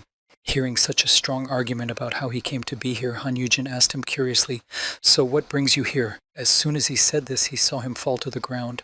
Kneeling down in front of Han Yujin, Noah Luar spoke to him guiltily. I want to apologize." Hearing such sincere words from Noah, who was shedding tears as he sat on the floor, Yujin exclaimed in confusion, "What?" Looking at the crying boy who had come to him, Han Yujin exclaimed in surprise, "You escaped from the prison cell just to apologize to me." Falling to the ground and bowing his head, Noah Luir said guiltily, "I realize that it is rude of me to appear here after all that I have done, but I am ready for anything. Please accept my apologies and take my sister's beast under your wing." Hearing these words from the young man who had come to him to apologize, Han Yujin shouted out in a menacing tone as he walked toward Luir, "So it's him?" Han Yujin stopped his brother and said, "Hey, stop right there." Hearing such sincere words of apology from Noah Luir, Han Yujin spoke to him, accepting his apology. "Noah, I am not angry. Please get up. I'll talk to Rieta." Hearing this, Luir spoke happily. "Really?" After saying this, Han Yujin also told him something more important that he should do. "You should leave today, and when you return tomorrow, you should apologize to Arim." Hearing these words from Han Yujin, who was wearing only a coat and a naked torso, Noah said in surprise as he looked at Han Yuhyun, Then Yujin spoke, "This is my little brother." Seeing his younger brother and taking into account his appearance, Noor said in confusion, "Brother, you are being bullied by your own younger brother?" To which he replied in confusion, "No! There is a rational explanation for everything. From the outside, it looked like he was being bullied." Han Yuhyun went to Noi Luir and stood in front of the boy and said in a serious tone, "I am Han Yuhyun, the head of the Abyssal Guild. I am aware of what has happened." Hearing what the guy standing in front of him had just said, Noah Luir took a few small steps backward and said in a frightened voice, "Is someone like him your brother?" Standing in front of his brother, who was still radiating a terrifying aura that spread throughout the garden, Han Yujin heard Luir's voice in a worried tone. "Aren't you afraid of him at all?" To which he said in surprise, "What?" Looking at Han Yujin, who had an S-class brother who was so strong and scary, Noah said in concern, "That's dangerous. If only one of you is an S-class, then you will end up like me." Covering his face with his hand in terror, Noah Luir said to Han Yujin in confusion, "Oh no, he's human. No." Looking at his younger brother, Han Yujin said to him in an offended voice, "See, you're scaring him." Hearing this, Han Yuhyun said to his brother, "No, he is a little out of it. Go away." Pushing his elder brother behind him, Han Yuhyun spoke to him, looking at Noah Luir, who looked very strange, and said, "You're weak, so it's best." Hearing Han Yuhung say that, Noah Luir thought back to the time when he had experienced a similar thing when he was training with guild leader Jupiter, who was supposed to make him stronger. Recalling those moments, he heard the same voice of Song Hyun Jae, who had spoken to him then, "Noah, you are weak, so..." Then Luir could not help but shout out, "Take your hands off Han Yujin." Standing next to his brother, Han Yujin felt him push him away. Flying off to the side, Han Yujin, who was alarmed and did not understand what was happening, exclaimed, "What are you doing?" And immediately after that, there was an explosion in the place where his younger brother was standing, and pieces of concrete flew in different directions. What is the fate of the newly constructed building? Protecting his master, Mir, transformed into a large, fiery, horned lion, stood next to Han Yujin, ready to fight at any moment if necessary. But as soon as the smoke and dust cleared, Han Yuheng could be seen in the same place, grabbing Noah and sitting on his back, saying menacingly, "Something is wrong with him. Isn't it dangerous to let him live?" Lying on the ground facing the floor, Noah, who had begun a partial transformation, turned his angry face toward Yuheng from Yujin, who was speaking to his brother. Hey, wait, I can explain everything to you." The next moment, Han Yuhyun was about to break and tear off Noah's arm, saying menacingly, "You should answer for your actions. As a true guild leader, did you use that hand to injure Arim then?" Han Yujin was watching what was happening in front of him and concentrating on his opponent, so he didn't notice Luir's other abilities. Thus, he was able to use his tail to counteract Yuhyun. As soon as Han Yuhyun sensed something wrong behind him, he jumped away from the enemy, breaking the distance and throwing him away. And at the same moment, Luir struck with his tail. Although the attack did not hit the target, it was not in vain. The tail's limb managed to scratch Han Yuhyun's arm and thus introduce S-class poison into his body. Looking at his hand, which was already developing a wound due to the poison, Han Yuhyun said in surprise, "I didn't know it had a tail." Seeing that Han Yujin was injured and by poison, Yujin exclaimed in confusion, "It's poison!" Han Yuhyun calmly replied, "Is it? That's fine then." Not wanting to make his brother worry about him, Han Yuhyun said, without thinking of anything better, "I'll just cut off the skin before it spreads." After that, Yujin noticed a piece of skin fall to the ground. Realizing that things were not going well, Han Yu-hyun took out his phone and said in a calm voice, "Are you still on the phone, Chief Song?" He replied, "Yes, I'm on my way." Hearing this response from the head of the security department of the Hunters Association, Han Yu-jin spoke to him in an embarrassed tone. "If you don't hurry, Noah will definitely—" As he said this, looking at his brother, whose arm was injured, Yu-jin suddenly turned his attention to Noah, who was acting strangely and was writhing in pain. The next moment, a giant dragon appeared in front of him, transformed into the boy his younger brother had fought with recently. Seeing this, Yu-jin said in astonishment, "A complete transformation?" As Yu-jin watched the dragon rushing at his younger brother at breakneck speed, he said in his head, "I've never seen anything like this before. It can even fly." However, physically, he's not at a great advantage. Using his blue willow leaf skill, Han Yu-heng spoke joyfully to his brother. "Now he is an ordinary beast. I can kill it now, right?" Using his skill, Han Yu-jin confined the commoners inside the room as best he could, gripping Luir's body so that he could not move freely. With the dragon's body so tightly bound that it could not move, Han Yu-heng spoke joyfully to his enemy as he swung his sword. "There's no place for you to fly here." And so, the next moment, he was able to do what he had not been able to do before, and the action was interrupted. Han Yu-heng was finally able to cut down Luir. Immediately after the stroke, poison poured out of the enemy's wound, not blood. Seeing this, Han Yu-heng spoke in surprise as he dodged the deadly stream of poison that rushed at him. "Is this poison?" Using his fire elemental skills, Han Yu-heng spoke happily as he thought of another way to deal with the enemy. "It won't work on me this time. I'll just burn him out." Having dried up all the poison that the horde was flying at him with his flame, Han Yu-hyun decided to waste no time, and moving quickly, he found himself on his enemy's back, preparing to strike. Swinging his sword, the blade of which was engulfed in dark purple flames, Han Yu-hyun spoke in a voice full of revenge and hatred, preparing to strike. "This is for my brother." Looking at his distraught enemy lying on the ground, staring at him with frightened eyes, Han Yu-hyun shouted menacingly, "Pay with your life for what you have done." Trying to get up, although his body was covered with wounds, Noah Luir, gathering his last strength and heaviness in his voice, said, "This cannot be. Yeah, I am also." Immediately after Noah Luir did not give up and decided to continue fighting, he, as a wounded man, needed strength to continue fighting. That's when he used his healing Do skill. Having healed all his wounds, Noah Luir was ready to fight again, and throwing off the unwanted rider, he shouted out to the whole building, "Now I am also in S-class."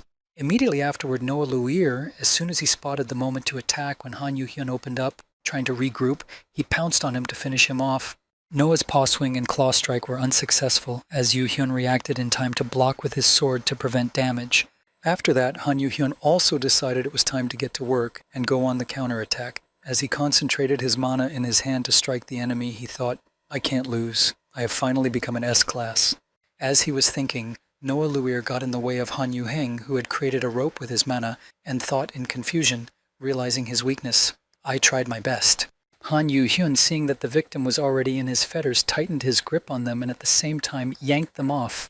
Flying into the arms of his enemy, Noah Luir, who realized that his chances of victory were still very slim, began to remember his sister and her words again, thinking, "Then my sister." Seeing the image of his sister again, while he was distracted by his weakness on the battlefield, Noah Luir, holding back his tears, heard Riette's voice in his head, "What did I tell you?" Looking at the crazy image of his older sister mocking his weakness, she added at the same time, "You're still so weak." Standing in front of his defeated opponent, Han Yu-hyun drew his sword and said wearily, "I had to play around to deal with him without any skills, but anyway." Hearing his younger brother say that and seeing what he was about to do, Han Yu-jin spoke to him using his synchronization skill. Enough already. Hovering his hand over his younger brother while he was in the terrifying Chicken Commander effect, Han Yu-jin spoke menacingly, "If you don't stop, I'm going to give Noah Toy a feeling." After saying this to stop his brother's rash actions, Han Yu-jin also added, "It's more fair if he can know what your next move is." Hearing this, Yu-hyun said in surprise, "Looks like you can use that skill that way too." Looking at the saddened dragon lying on the ground, Han Yu-heng added, "Aren't you being a little too protective of him? He was the one who attacked me first." When Han Yu-jin heard his younger brother say this, he replied, "I have already answered for it. My building is almost destroyed." Han Yu-jin then went to Luir and leaned over to him and said, "Noah, have you come to your senses?" Seeing his older fearless brother acting so recklessly, Yu-hyun said, "Don't go near him, stay away from him." When Noah Luir became himself again, Han Yu-jin spoke to him, "You've got it all wrong. Yu-heng and I are very close." When Noah Luir completed his reverse transformation and slowly began to rise, Han Yu-jin noticed that he was completely naked and exclaimed in confusion, "Ah! Noah, your clothes!" Ignoring his appearance, Noah bowed his head in helplessness and said to Han Yujin, "Why?" Despairing at his weakness, Noah Luir continued to speak in a frustrated voice. "Why am I like this? Even you, the F-class, are saving me." After saying this, Noah Luir again began to recall his terrible past and said to Han Yujin, "It seemed that I could prevent my fate if I became an S-class." Thinking again of his terrible sister who demanded a lot from him, he continued anxiously, "And my sister will recognize me if I become stronger. But even with a guild and a rank..." Shaking his head and shedding tears because of his weakness, the boy added, "I keep messing up, both before and now. When I thought about my sister, I was so scared that my mind was foggy."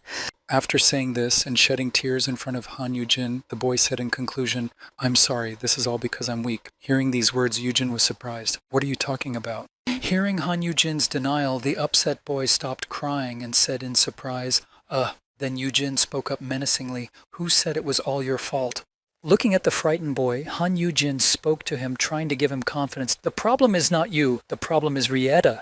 Hearing Han Yujin's words, Noah Luir spoke in confusion, looking around and inspecting the ruined building. "But I've done so much." Hearing the boy say this, Han Yujin spoke to him to calm his anxiety. Well, you made a few mistakes." Then, looking at his brother, he said to him, "Bring something to cover him." Hearing his elder brother's order, Yu Heng found a blanket in a short time. Taking it in his hands and wrapping it around the boy, Han Yujin said, "Listen, Noah, I don't know you two very well." After saying this, Han Yujin, remembering the images he had seen in Luir's mind, said, "But I can clearly see that Rieta is not treating you right. Anyone can see that this is an abusive relationship. Of course you're scared." Sitting down next to Noah Luir, Han Yujin continued, "How could it be otherwise when she has so much power and is bullying you? And by herself, Rieta is frightening just by looking at her." Sitting across from him, Yujin also spoke up. "Perhaps it's because no one could stop her from treating you like that." Hearing Yujin say that, Noah was confused. This... After his uncertain sentence, Noah added, wrapping himself tighter in the blanket, "If I were a little stronger," to which Yujin objected, "No, that's not the reason at all." Hearing Han Yujin's warm words, Noah looked at him as if he were an angel and heard, "You may not be strong, but no one should treat you like this." As he said this, Han Yujin grabbed him by the blanket and added confidently, "Besides, you are not weak. You are trying. You created a guild and got a title. You're trying to stand up to Rieta." After saying this, Noah Luir was convinced that Han Yujin was a good person, and he could hardly contain his emotions as he listened to what he was saying. "You did a great job. You're definitely strong enough." After saying this, Han Yujin looked at his new friend and asked him with a big smile, "And now you also fought to protect me, right?" After asking Noiluiru this question, Han Yujin spoke in an equally joyful voice to praise the boy. "A weak person cannot do such a thing." Sitting on the floor, wrapped in a blanket, Noah Luir wiped away his tears and said to Han Yujin, "No one has ever said such warm words to me." Hearing this from Luir, Han Yujin looked at him with a confused look and said to himself in astonishment, "No one? No one has ever said anything like that to him?" Looking at this poor boy who had to endure so much because of his sister's cruelty, Han Yujin thought in wonder, anyone would feel sorry for him if they saw their relationship. After reflecting on what had just happened, Han Yujin spoke joyfully to Noah Luir. "That was a hard time. It is better to stay away from Rieta for now." Hearing this, Noah said in confusion, "Here." Hearing such an insecure speech from a grieving boy, Han Yujin was surprised to hear him say that. "What?" Noah Luir said as he wiped away his tears. "I can stay here." Standing behind Han Yujin and Noah Luir, Han Yu-hyun heard his older brother ask, "Until I stop being afraid of my sister?" Han Yujin replied, Of course." Hearing that he had asked to stay with Han Yujin, Yu-hyun, who was dissatisfied with this development, said, "You should have just killed him," to which Mir growled in the affirmative. After a while, Song Tae-wan arrived at their place. When he learned about all the details and that Noah would be staying with Yujin, he replied in confusion, "In that case, tomorrow we will continue the process of conflict resolution." Immediately afterwards, having handed Luir over to his subordinates, many workers appeared in the building and began to clean up the aftermath of the fight. Seeing this, Yu Hung said in astonishment, "It looks like he's already evacuated the local residents and contacted the neighboring buildings." Looking at Song Tae-wan's work, Yujin heard him give an order. "Please inform the evacuated people to return." And then he thought in amazement, "Wow, as expected from a professional civil servant." After that, Yu-hyun got a little angry about the strangulation incident and suddenly threw a knife at Song Tae-wan, but the latter caught the weapon thrown at him, even though he did not understand what caused it, but everything ended peacefully. It was also decided that Noah would stay here for a while as a security guard. Free S-class security as compensation for the damage is a great business.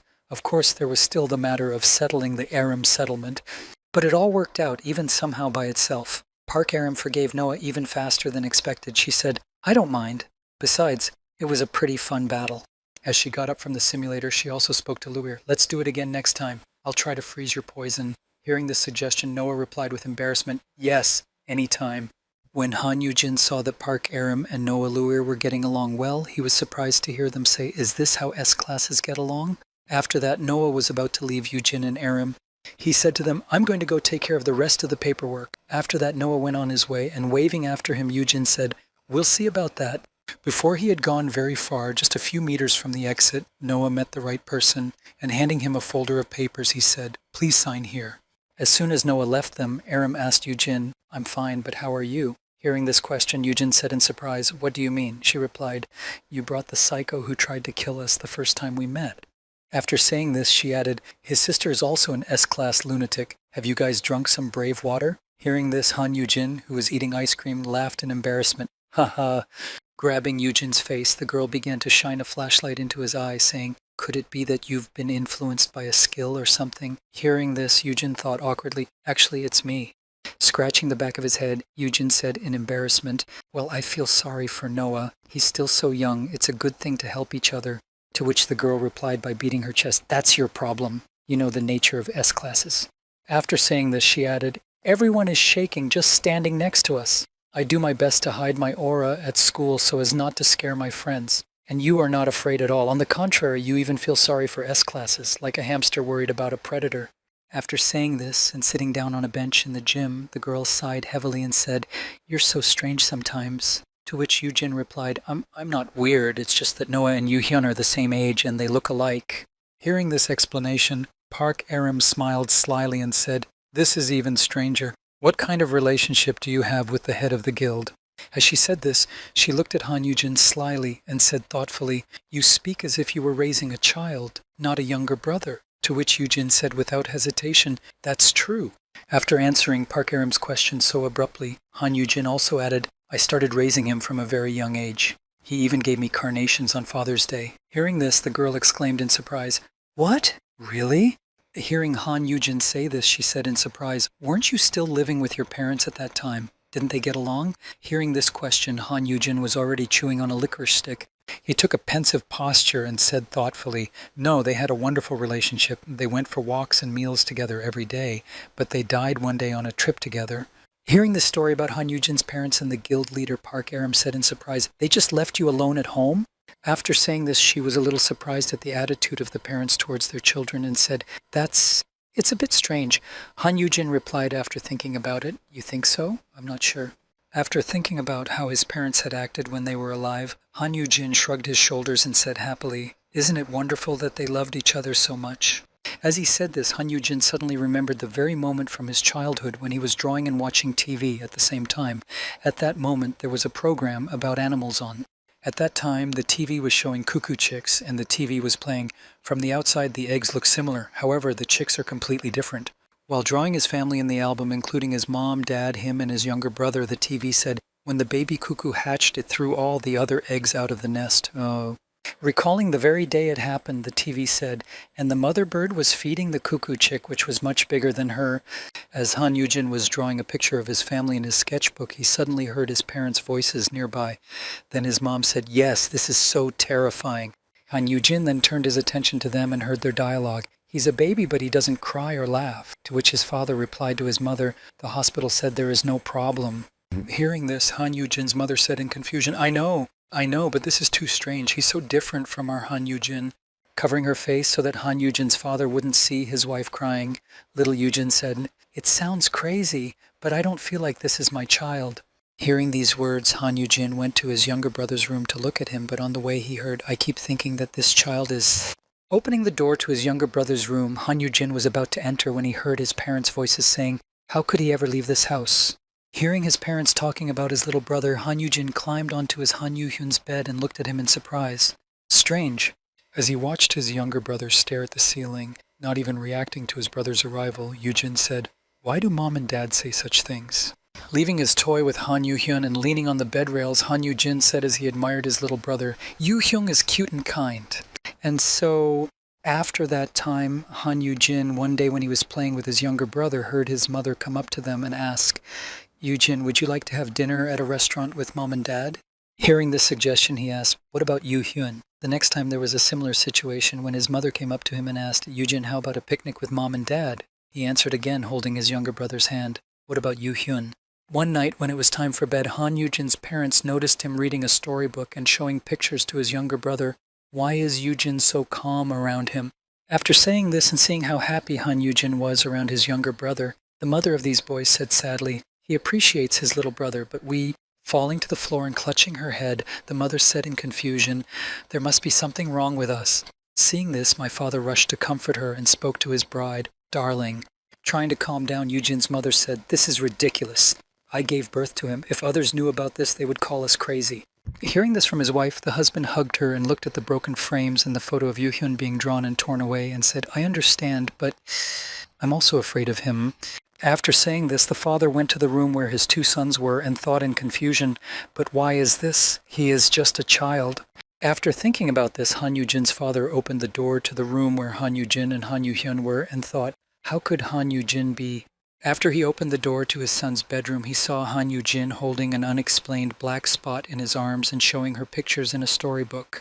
Noticing that his father had come in, Yu-jin asked him, What's wrong, Dad? Then Han Yu-jin's dad started to have doubts and thought, either it's not just my second son who's crazy, but also, after this incident on Christmas Day, Han Yu-jin's and Han Yu-hyun's parents left their children money and dinner on the table and left a note that read, here is your pocket money, take care of the house. After that, Han Yu-jin took his younger brother for a walk around the city and said happily, a trip for Christmas. Our mom and dad are getting along well. Looking at his younger brother, who was staying with him for the day, Han Yu-jin said to him happily, let's spend your birthday together, Yu-hyun. Looking at his younger brother, who was holding his hand, Yu-jin added, your birthday is on Christmas and everything is shining. Isn't it beautiful? Holding his younger brother, whose birthday was today, Han Yu-jin spoke to him, do you think there is a place that sells personalized cakes on Christmas? Looking down at his hand, also remembering the very day they stayed together, Han Yu-hyun thought, if only I... As he worked on his laptop and looked at his older brother who was downstairs, Yu-hyun thought, if I hadn't taken his hand, maybe Hyun would have led a normal, happy life. Watching from the second floor as Yu-jin talked to Park Aram and Noah Luir, Han Yu-hyun thought, are they even knowing this? At the same time, somewhere in the Jupiter Guild building, a very strange conversation was taking place. The leader of the guild, Song Hyun-ji, was talking to someone on the phone, and that someone said, did you hear that Noah made a mistake? Hearing this question from his interlocutor, Song Hyun-jae replied, yes. It was as if I had trained a dog and it broke the chain and ran away. The caller replied, and because of this my plan to enter the country was delayed. Asked about his entry, Evelyn, with whom Sung Hyun was talking, asked, why did he do that? He replied, I'm not sure, but it must have something to do with Han Yu-jin. Hearing this answer to her question, the girl who was in London replied to Song Hyun-jae, I hope Noah wasn't tamed because he's half a monster. As soon as the girl said this, she immediately fell silent. After thinking about it for a while, she spoke thoughtfully to Song Hyun-jae, Mr.? And then she added in surprise, your tone of voice doesn't sound upset at all. Hearing Evelyn's words, Song Hyun-jae spoke to her, isn't this fun? I really like the current situation. It is different from what I expected. As he said this and looked at the photos of Noah and Han Yu-jin that were laid out on his desk, Song Hyun-jae said, I think I'll go complain to the new owner of the dog that ran away from me. The next day, while carrying a strange structure in his hands, he heard someone's joyful voice saying, she's here, finally, tut-tut, she's here, she's here. Walking down the road toward Han Yu-jin's building with bags full of various toys and goodies and carrying the tower, Seo Eun said happily, it's not a cat tower, it's a dragon-a-horse tower. Walking on, the girl said happily on her way to her pet, a dragon in a day will give you a migraine. Huh? And suddenly her attention was drawn to something she saw. This something was a man who jumped from the roof of a building. When Kang So-yeon saw this action, she was seriously frightened. Scattering all her purchases, she exclaimed in confusion, man is falling, I need to save him. But immediately afterwards she saw the man's wings open. Covering her mouth with her hands in astonishment, the girl said in astonishment, another dragon? A human dragon? And now the possibility of Kang So-yeon becoming Han Yu-jin's daughter-in-law has been completely destroyed. At the same time, Noah Luer, who was practicing his flying, said happily, unbelievable. Blue also has 4 limbs, and wings like mine. I can feel the feeling of flying right away.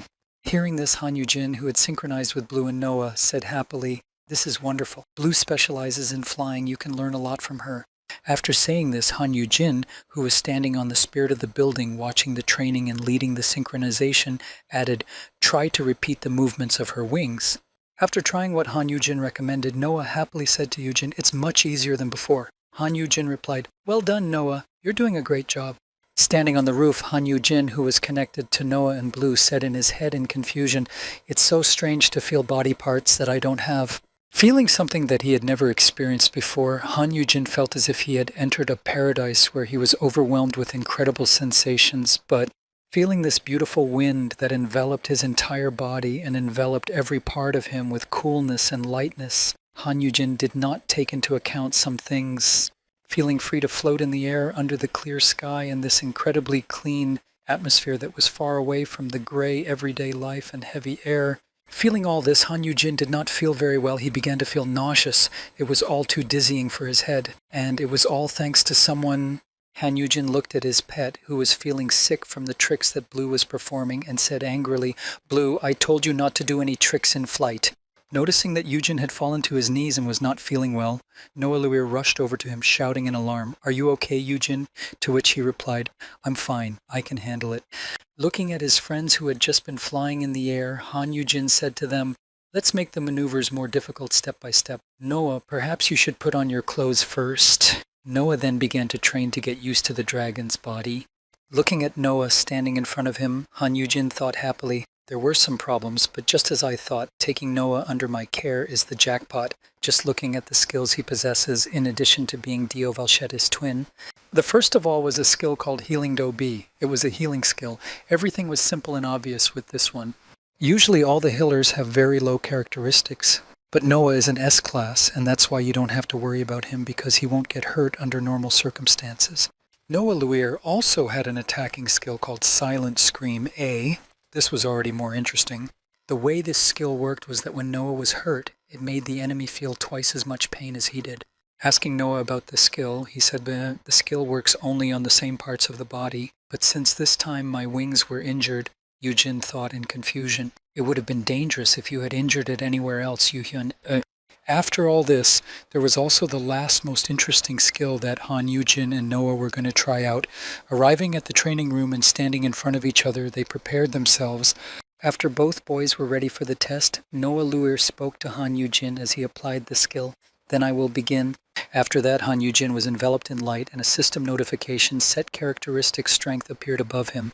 And after this notification, another one appeared saying activating characteristic rental. After that, Yu-jin said confidently, "All right, let's go." As soon as he said that, he immediately punched the floor. Surprisingly enough, he easily destroyed the floor beneath him, leaving a small crater after the impact. Looking at the results of the skill test, amazed at how it worked, Yu-jin exclaimed happily, "Wow! It worked!" The skill is Characteristic Rent A. You can borrow half of a characteristic from someone or something once a day for 30 minutes. This skill is much more useful than many existing items. Seeing the incredible power of his friend, Han Yu-jin said in amazement, "Noah, this kind of power is incredible, even though you're a hitter," to which he replied, "I'm an S-class after all." Thinking about the combination of skills, Han Yu-jin thought, if I add my double damage boost and the efficiency boost from Rauchitas the Predator, this skill will be 4 times more effective. Thinking about these dreams of his, Yu-jin suggested, if Noah activates his venom and allows me to ride him in his dragon form. Thinking about this and the effectiveness of such a combination of skills, which could be invincible, Han Yu-jin pondered, most monsters won't even come close to me, but I'll be able to enter high-ranked dungeons. Putting his hand on Noah's shoulder, Han Yu-jin spoke happily to him, fantasizing about incredible combinations of using their skills. "You are simply the best, Noah." Hearing Han Yu-jin's words of praise, Noah, touched by these words, could hardly hold back his tears and said, "This is the first time I have ever been praised like this." But in any case, it is obvious that Noah enjoyed living with Han Yu-jin. Perhaps it was all thanks to Han Yu-jin's "my baby is the best" skill. But regardless, Blue also grew up quite well while she was training with Noah. Having grown to a considerable size, the day finally came when Blue decided to get even with Mir for his greeting. Noticing that he was lying peacefully, Blue flew in his direction. But her plan of revenge failed. Peace was stronger and easily knocked the overconfident Blue on the pot. Seeing this, Yu-jin exclaimed in alarm, "Oh no!" Blue!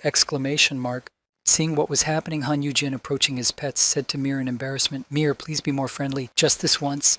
Han Yujin threw his arms around his pet and began to cuddle it, but he thought sadly, the world doesn't seem to like it. It seems that my father is working more than he is resting. Thinking about this and hugging his pet to give him a piece of his father's warmth, Han Yujin said, it's okay. It's my dad's job, what can I do? Thus, these joyful and productive days when Han Yujin was able to successfully train his students passed one after another, and then on one of these days, Song Hyun-jae suddenly came to visit them with congratulations and a large bouquet. Holding it out to Yujin, he said, here is a bouquet, the evil one of blue's growth. Seeing such a visitor on his roof where he was practicing, Han Yujin thought, but still there were some things to take care of. When Song Hyun-jae saw this piercing look that Yujin was giving him, he said sadly, you have such a cold look. These flowers are from Seo-yoon. Please accept. As Han Yujin accepted the bouquet, he thought, he must be busy. I didn't need to deliver them personally. Then he said, so why did you have to come here yourself when there are delivery services?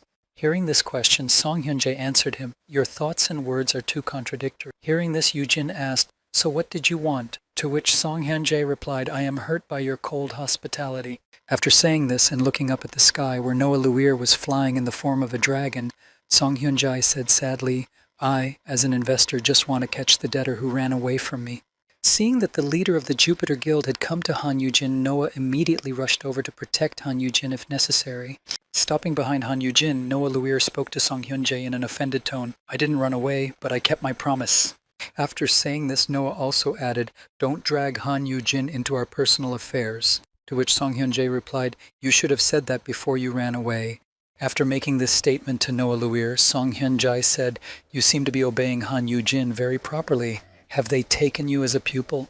Hearing such provocative words from the head of the Jupiter Guild, Noah Luir angrily replied, I am a human being.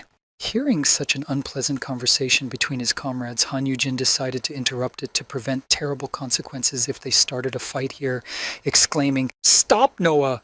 Interrupting the argument between the two S-classes, Han Yujin stood in front of Noah and said, he is my responsibility. If you think about it, it was me who took Noah under my wing. After making this speech in defense of Noah, Han Yujin also added, I made the decision to bring you. I'm doing this for myself, really, so don't worry. Hearing these words, Noah was touched. Yujin. Then Han Yujin thought in confusion, Noah must not transform back into a human otherwise. Thinking about what would happen to him in such a scenario, Han Yujin continued his thought, I will see too much bare skin. There's not even a piece to cover it. After thinking about this, Han Yujin spoke to Song Hyun-jung, who was standing in front of him. I don't know what your problem is, but I have to take Noah away. After saying this, Han Yujin noticed Song Hyun-jae's eyes light up with anger and added later, so you should discuss the debt issue with me, Mr. Investor. After delivering such a provocative speech, Han Yujin extended his hand to Song Hyun-jae and spoke menacingly, what do you want in exchange for Noah? And that was the end of it. A short time later, a news report was broadcast on television saying, the guild affected by the incident has decided to disband. Eyewitnesses claimed that there was a golden dragon at the scene. The cause of the incident was recognized as a dungeon breach. When Song Hyun-jae heard this news, he spoke on the phone and said, good, great job. After praising the artist's work, Song Hyun-jae hung up the phone and looked at his phone and said happily, my investment is finally paying off. Thinking of his debtor, Song Hyun-jae said happily, Noah's poison is unbeatable, but his ability to transform is much more useful. Recalling Noah Luir, the leader of the Jupiter Guild, said happily, among all the famous hunters, there is no one who can transform into a monster, so after killing the target, we can only pretend that it was a dungeon breakthrough. Thinking about this scenario, Song Hyun-jae wondered, he might not have an easy time with S-class members, but with any other class, or perhaps with an ordinary influential person, it will be a piece of cake. Thinking about the power he possessed, Song Hyun-jae said ominously, with his help, we will destroy all the supporters of Hanshin and the Destroyer Guild, thereby weakening them.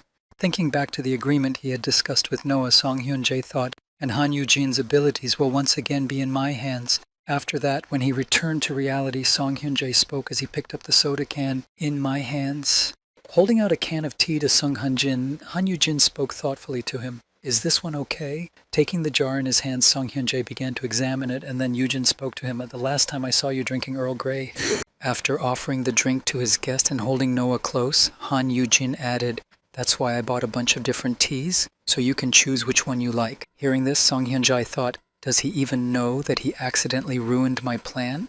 After thinking about it, Song Hyun-jae decided that the price for Noah was very high because his plan to obtain Han Yujin's power was based on him. Then Song Hyun-jae said, I have invested quite a bit in Noah. After saying this, Song Hyun-jae also added, I cannot disclose details, but they include information about obtaining a rank for him. I thought he could be useful even though he was in cheerleading. After saying this and staring intently at Han Yoo-jin, who was very embarrassed, Song Hyun-jae said, that's why I helped him start his own guild to get rid of Rieta. But then one day he came to you. After saying this, Song Hyun-jae also added some unpleasant information saying that ARC guild was disbanded with a single phone call. Hearing this, Han Yoo-jin said in surprise, Huh? A guild? Hearing this information from Sung Hyun, Han Yoo-jin turned to Noah and he replied, Yes, since I decided to stay here. Then Yoo-jin thought in confusion, Is this really normal? Hearing this, Song Hyun-jae said in a sad voice, I was planning to use the independent guild as a cover, but you found out about it anyway. Hearing this, Yoo-jin thought in confusion, You just confessed. After listening to Song Hyun-jae and Han Yoo-jin's conversation, Noah Luir stepped out from behind Jin and spoke confidently. I am still an S-class hunter. I can pay off all my debts by myself. After saying this, Noah added, If you want me to, I can join you in the sweeps. Hearing this, Song Hyun-jae denied his offer, saying, I'm sorry, but Jupiter has enough hunters. After saying this, Song Hyun-jae added in frustration, Besides, you have no idea how interesting you are to me right now. You don't have a guild, and besides, Han Yoo-jin knows about your shape-shifting ability. After saying this, Song Hyun-jae also gave a follow-up to his previous speech. You are useful to Han Yoo-jin, right? Then, in an attempt to provoke Noah, Song Hyun-jae said, You have resistance to poison, so you could use him as a riding animal.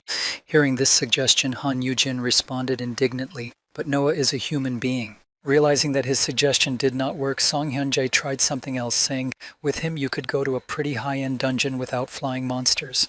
To which Yoo-jin replied just as indignantly, I don't need to go to dungeon clearing. Hearing such suggestions from Song Hyun-jae, Han Yoo-jin thought in confusion, This bastard has figured out all my plans. He nervously asked the Jupiter Guild leader, So, what do you want from me? With a thoughtful pose and a hand to his beard, Song Hyun-jae said happily, We have already signed a contract with you to train a monster. You don't need ordinary hunters either. Without hesitation, Song Hyun-jae stretched out his hand toward Han Yoo-jin with 3 fingers outstretched and exclaimed, 3 times. Standing in this position, holding out his hand to the surprised Han Yoo-jin, Song Hyun-jae said happily, How about you give me help 3 times when I need it? Hearing this proposal, Han Yoo-jin, who was creating a contract letter, said, That sounds too vague. Create a contract with a more detailed description. Hearing this suggestion, Song Hyun-jae rejected it. After rejecting Han Yoo-jin's offer of a contract, Song Hyun-jae said to him, There's no need for that. Hearing this response, Yoo-jin was surprised to hear him say, No? What if I turn on the fool when you need me? Hearing Han Yoo-jin say that, Song Hyun-jae said confidently, Then it will make me sad. After all, I trust you. Hearing such a strange answer from Song Hyun-jae, Yoo-jin thought in surprise and disgust, Have you gone completely mad? Looking at the self-confident Song Hyun-jae, who was looking at him with a sly smile, Han Yoo-jin thought in confusion, He wants a simple verbal agreement when he hands over the S-class hunter to me? Thinking about this offer the guild leader Jupiter had made to him, Han Yoo-jin thought in surprise, Is he so confident that he will get what he wants without a written contract? Looking at Song Hyun-jae with a thoughtful glance, Han Yoo-jin thought, He's not even under my influence. Strange. Well, let's pretend that I'm going to help him. Without thinking about Song Hyun-jae's suggestion for long, Han Yoo-jin agreed to the proposal, saying, All right, let's do it your way. Hearing this, Noah spoke up in confusion, Yoo-jin? But after that, Han Yoo-jin also made some exceptions to this agreement to prevent unnecessary liability in the future, but I will refuse any request that I am unable to fulfill or that may harm others. Hearing Han Yoo-jin's affirmative tone of voice as he agreed to cooperate, Song Hyun-jae reached out and said, Don't worry, I'm not going to harm anyone. After they shook hands, Song Hyun-jae decided to ask about some conditions. And yes, that ability of yours that doubles the attack power. After saying that, Song Hyun-jae added, You can only use it when you have a damage-compensating item on you. Hearing this question, Han Yoo-jin spoke in confusion. Oh yes, but I don't have that bracelet anymore. Hearing Han Yoo-jin's response, the Jupiter Guild leader smiled sweetly and said before leaving, Let me know if Yu Meng-woo creates something like this. Hearing about this agreement, Noah said in a sad, soft voice, No. Because of me, Han Yoo-jin is being used. Hearing these words in the end, Yoo-jin, not even surprised, thought, I knew he wanted my abilities. Hearing about this request, Han Yoo-jin said happily in his head, Ha ha, wake up, you fool, I will never help you. An item like this is very difficult to obtain. No sooner had he thought this than a short time later, when he arrived at Yu Meng's forge and was called to see him, Yoo-jin paid for his words. Upon meeting him, Yu Meng held out his hand with 3 shiny balls, saying, "Here, they are similar to that bracelet." Looking at what Yu Meng Wu held out to him, Yujin saw Shallows beads, class unspecified, used once. Podi Han Yujin called out to him in confusion, "What are you even doing there to get something like that? Do you even sleep?" Hearing Han Yujin's words of concern, Yu Meng replied, "I'll show you when it's ready." Standing behind Yu Meng and Yujin, Han Yu Hyun said, "It would be very convenient to use this space when we go in for sweeps." Hearing this, Yu Meng replied indignantly, "I don't want to see anyone else here." Hearing this, Han Yujin said to him, I know. You let him in at my request." After that, Han Yu Hyun held out his hand, which contained a strange egg, and said, "Thank you, Yu Meng. I think you might know what this thing is." Looking at this strange item, it was clear that it was an SSS class item, the red egg. It was the reward Han Yu Hyun and Mir received for clearing the S-class dungeon. This item is one of the eggs that appear quite rarely before time returns. No one ever understood what this egg was for, as it did not react to anything and did not break.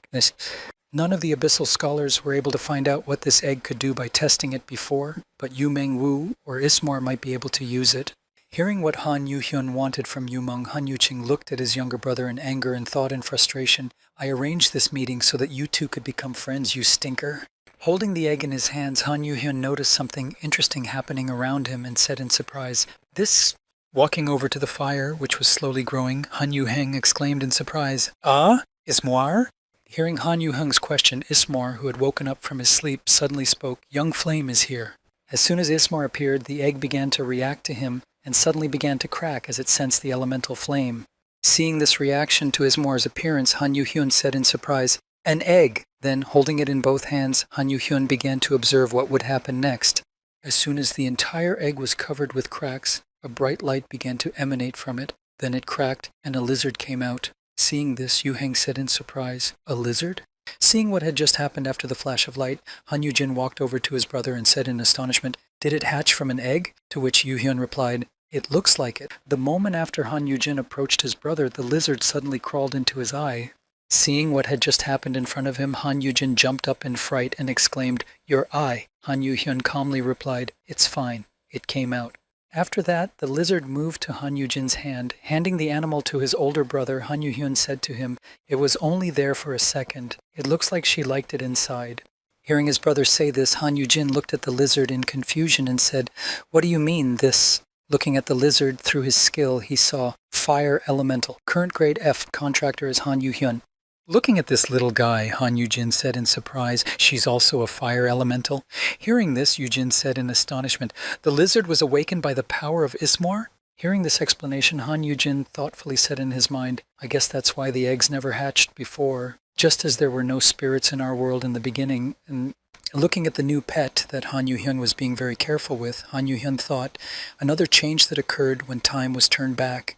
Then he spoke, "Fire elemental."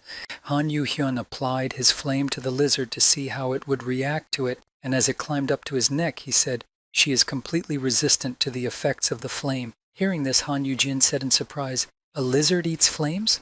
Upon learning this information, Han Yu-heng said to his younger brother who had a new pet, "Then you can feed it. But try to raise it properly. It can become as strong as Ismoir if it hatches from an SSS class egg." Hearing Han Yu-jin say this, Yu Meng said in a sad voice, "Ah, don't say that." Seeing that Ismoir was upset, Yu Meng began to call out to him in embarrassment, "It's not true, Ismoir, you're the best. There's no way this kid could be as strong as you." Watching Yu Meng comfort his fire elemental, Han Yu-jin said thoughtfully, "Yu Meng doesn't have it easy either, does he?" Afterwards, Han Yu-jin, looking at what Yu Meng had given him, thought, "Anyway, it seems that bringing Yu Heng here was worth it. Besides, I received a compensating item." As he thought about this, Han Yu-jin suddenly remembered the Jupiter Guild's ideology and thought in surprise. That was just a short while after Song Hyun-jae asked. Looking at his brother, who was worried about something and looked a little strange, Yu-hyun asked him, "What is it, Yu-jin?" To which he replied in confusion, "Oh, nothing." Standing in front of his brother, Han Yu-jin was thinking, "Hurry up and thank Yu Meng. Go ahead. I have obtained this object, but what is it for? If I go to the dungeon, it will be with my guild members." Although Han Yu-jin thought this while he was in the forge with his brother and Yu Meng, things actually turned out quite differently.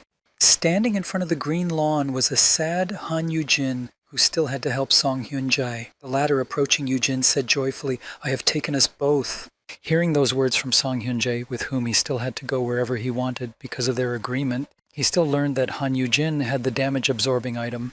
An hour earlier, while Han Yu-jin was still in his building training with Blue, he heard a woman's voice outside of him saying happily, "Blue, I have brought the meat of the monsters." Han Yu-jin looked back and saw the head of the Destroyer Guild, and he was surprised to hear her say, "Oh, Hyun-ah, your hair," to which she happily replied, "I'm thrilled. However, the old bastards told me off." After Moon-hyun gave the meat to Blue, Han Yu-jin sat down with the girl nearby while she ate her lunch. They started talking, and Yu-jin said, "So, monster cubs are rare all over the world nowadays." Hearing Han Yu-jin say this, Moon-hyun-ah sighed heavily and said, "Everyone is trying to get them and give them to you to raise. I should get one for myself, too." As she said this, she put her hand on Yu-jin's shoulder, who was enjoying his drink, and then he spoke heavily. "I don't have the strength for new monsters just yet." After saying that, the girl heaved a sigh of relief. Then she hugged him and said, "That is why I am here, to remind you of your promise. You haven't forgotten that you promised to let me ride Blue when she's older, have you? Ask for whatever you want, I'll get it." Hugging Han Yu-jin, she squeezed him so tightly that he groaned and could be heard, "Warning! Careless hugging can lead to accidental F-class murder." Deciding to change the subject, Han Yu-jin asked, "Right, you were at the new S-class dungeon clearing, weren't you? I want to know what you got." Hearing this question, the girl said, "Oh, you want to see?" Surprised by the boy's question, she said, "I got a good thing." Then Yu-jin thought, "Of course I already know what it is." Taking out an item from her inventory, Moon-hyun-ah showed him an item called the White Whale's Tear of Joy. This item was a one-time use. It cast an ice-type ability on equipment. Moon-hyun-ah put it up for auction because all of her skills were wind-related. After learning all the information he needed about the item, Han Yu-jin thought, "Now that I have Park Aram, if I buy it, I'll give it to her right away." After that, she also took out a golden vial with a rose in the middle. Showing it to Moon-hyun-ah, she exclaimed, "Ta-da! Here it is." Yu-jin looked at the bottle with astonished eyes and said in astonishment, "E?" To which the girl said, "A very rare elixir. It's even better than a potion. It's like an extra life, the first one in Korea." Hugging him tightly, Moon-hyun-ah said reassuringly, "You're not going to ask him, are you?" Han Yu-jin said in confusion, "You didn't get anything else? Something like an empowering item?" Hearing Han Yu-jin ask this question, Moon-hyun-ah said in surprise, "No, but I did get S-grade gloves." Hearing this, Yu-jin thought in surprise, "What, another reward?" Looking at the girl in confusion, Han Yu-jin stood in place in astonishment, out of touch with reality, thinking, "But this is the same dungeon. The rewards have never changed before."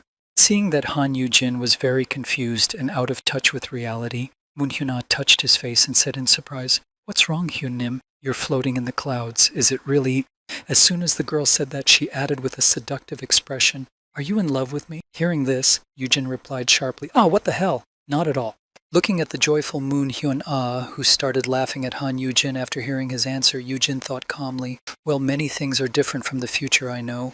Thinking along these lines, Han Yu-jin also added, looking at the joyful girl who would be different from himself in the future, including her current hairstyle. A short time later, Han Yu-jin and Moon-hyun-ah paid a visit to Park Aram and Luir. When she saw the couple on the roof, Aram exclaimed happily, "Hi, Ani!"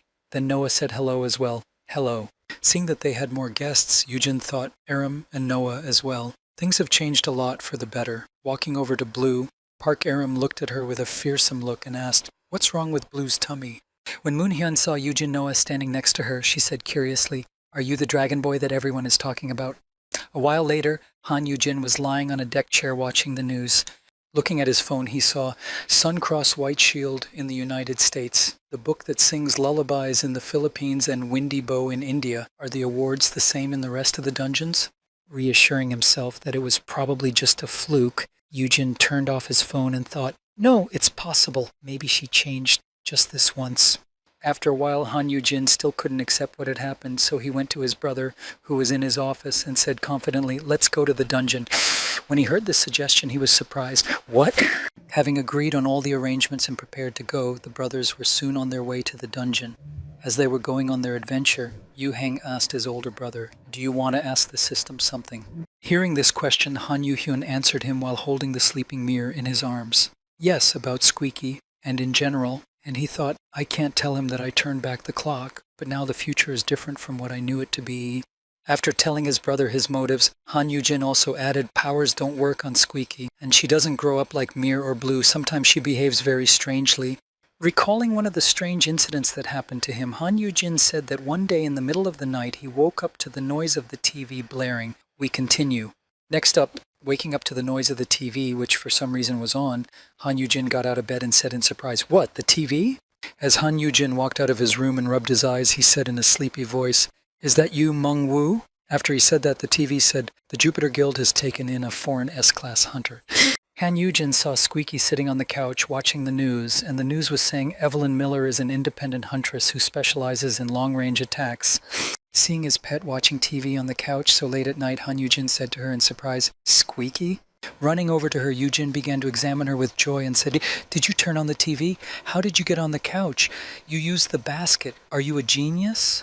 Looking at the annoying Han Yujin hanging around her, Squeaky sighed in frustration. After that, Yujin held out the crystals and said happily, "My little genius, I am impressed. Do you want a mana stone?" At that, the squeaker just squeaked in displeasure and turned away. Han Yujin looked at his pet and said in surprise, "Squeaker, it's you, isn't it?" To which she said in the affirmative, "Pie." After telling the story to his brother, Han Yujin added, "And then she became stupid again and threw herself at the mana stone. Is there something wrong with her? Something like dissociative identity disorder?" Hearing his brother's story, Yujin said in surprise, "It is possible. There are monsters that grow more than one head as they grow up. Each one usually has its own personality. Maybe Squeaky is one of them." Hearing this, Han Yujin said in a frightened voice, I don't know how to feel about this. I'm just going to ask. I can't bring her with me because she's an F class and she can't wear any equipment." When Han Yujin said this, Mir had already woken up and turned his attention to something that interested him. A few seconds later, the fire lion cub approached Han Yuheng's hand, which had a lizard-shaped fire elemental on it. Seeing his pet's strange reaction, Han Yujin said in surprise, "Huh? What's wrong, Mir? Ah, the fire lizard is also with us, right?" As soon as Yujin said this, Mir was about to catch it, as his feline instincts were awakened.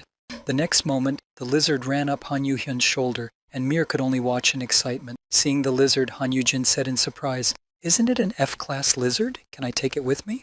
Hearing this question from his older brother, Han Yuhyun answered him, "The lizard is always on me, so it won't get hurt. It is safe as long as it is on my skin." Seeing that his brother was looking at him strangely, Han Yuhyun asked his brother why. The latter, looking at the lizard crawling under his skin and transforming itself, replied in surprise, "No, nothing, just..." Hearing that his brother was worried, Han Yuhyun said to his brother, "You don't have to worry about me. You also stay close to me when we go to the dungeon," to which Yujin happily replied, "Haha, okay, I can depend on you." Meanwhile, Mir couldn't calm down, keeping a close eye on the lizard that was running around Yuhyun. When Han Yujin was distracted by looking out the window, he thought, yes, things have changed for the better. The world moved away from him, closer to Yuhyun. Looking out the window, Yujin thought, my younger brother and I have made peace and we go to the dungeon together. But suddenly his peace was cut short. He saw Mir jump onto the face of his brother who was driving the car. As he tried to get Mir off Han Yuhyun's face so that he wouldn't be in the way, Yujin thought about how he had never even dreamed of doing this in his previous life. Taking Mir away from Han Yujin, who was completely confused, not having caught the lizard and not knowing where it had disappeared, Yujin admired his pet and wondered what difference did it make if other things changed. At least his brother was okay. Thinking back to the moment when he held his mortally wounded younger brother in his arms, as they fought against Rauchitas, Yujin thought the time when they were apart, the events he doesn't want to remember. Now for him they were things that would never happen, and he could enjoy the life he had now, being happy for his brother and spending time with him. Arriving at the dungeons where they were supposed to be, the two boys found themselves in the middle of an area completely covered in snow. For Mir there was no difference, and he caught snowflakes with his tongue, but for his brothers. When Yujin saw the unusual environment, he said in surprise, "Snow? This is supposed to be a sand dungeon." Hearing his older brother say this, Han Yuhyun added, "And there are no monsters to be seen." What happened here? Hearing his brother say this, Yujin said, could it be that this is all the work of the system? After saying this, Han Yujin put Mir around his neck, saying happily, "A scarf made of Mira." After thinking for a while, Han Yuhyun said to his brother, "Let's get out of here, Hyun." To which Yujin replied in surprise, "What? But if we wait a little longer, the system..." Hearing these words from his brother, Han Yujin said thoughtfully, "Can this system be trusted? Is it really not a trap? Maybe it's some guys trying to kill you." Hearing these words from his younger brother, Han Yujin was nervous. Hey, what kind of person would change the dungeon like that? Then looking at his brother, Yujin noticed something strange and thought in confusion, why is he so nervous? As he thought about this, Han Yujin suddenly thought, recalling the moment with the cultists his younger brother had told him about, he thought, even if many people want to get me. Looking at his brother with a piercing gaze, Han Yujin suddenly asked him, Are you hiding something from me? After saying this, Han Yujin added, an ordinary hunter cannot influence the dungeon. Those you are afraid of are not the guild, nor are they hunters. Hearing this, Yu Heng said in confusion, Hearing such uncertain speech, Yujin asked his younger brother, does this have anything to do with the sect or whatever you mentioned earlier? Hearing this, Yu Hyun just bowed his head. Looking away from his older brother, because he was ashamed to look him in the eye, Han Yu Hyun said quietly, I can't say anything about it. Hearing this answer, Yujin exclaimed in surprise, What? Why? Hearing these questions from his older brother, who was disturbed by the situation, Han Yu Hyun spoke to him, I signed a contract. Before he could finish, he was interrupted. An arrow was flying at his brother. Yu Heng had felt it before, and he put his arm around his brother to prevent the arrow from reaching its target. Seeing that they had been attacked and that the arrow had hit his brother, Han Yujin shouted out in alarm as he approached his brother, Yu Hyun! To which the latter merely replied, Get the bead, Hyun. As soon as the boys saw that they were being attacked, Mir also prepared for battle, transforming into a bigger monster. Then Yujin noticed his brother's injury and thought in confusion, An arrow pierced through an S-class arm? While using a healing potion to heal the wound, the boys saw a creature with a bow in the distance. Looking at it, Yu Heng said in surprise, A toy? Isn't that a monster? Using his promising sprout skill, Han Yujin began to analyze the enemy, and what he saw plunged him into shock. Looking at his characteristics, Yujin said in surprise, What the hell? This is a joke. He saw the enemy's characteristics in front of him. Tin soldier number, Class S contractor. Seeing this, Yujin said in surprise, He's an S-class? After rereading his characteristics, Han Yujin spoke in confusion in his head as he pondered the information. Number 6, there are between 1 and imagining how many enemies there could be, Han Yujin thought in confusion as he looked around, up to 5, maybe even more. Looking around and seeing that they were surrounded by S-class tin soldiers, Yujin thought in confusion, What the hell? Bastard system! Seeing that they were surrounded and about to be attacked, Han Yu Heng covered his brother with his body and shouted, Hen, get out of here! I'll manage somehow. To which his brother replied, Are you out of your mind? How will you manage on your own? After saying this to his younger brother, Han Yujin suddenly exclaimed in fright when he noticed that the soldiers were attacking, Ah, they're coming! As the enemies were approaching and about to attack, someone's voice came from behind them and said, Stop! As soon as the toys heard this command, a huge magic box appeared behind them and began to pull them inside, when a strange voice said, Everyone, turn around. After that, all the soldiers began to fly into the magic box at the same time, simultaneously moving away from Han Yujin and Han Yu Heng. After all the soldiers flew back to the box from the hunters, a pink ball that appeared out of nowhere spoke to the boys. You must have been frightened, sweetheart. Seeing this strange thing, Han Yujin, curious, went to the ball, but his younger brother stopped him, blocking his way with his hand and telling him to stay behind him.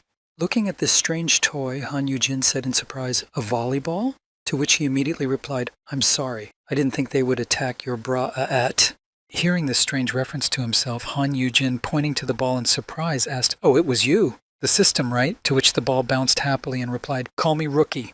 Hearing this, Han Yujin, unable to control himself, pounced on the ball and began to kick it to the ground, shouting menacingly, I don't care. You put a hole in my brother's arm.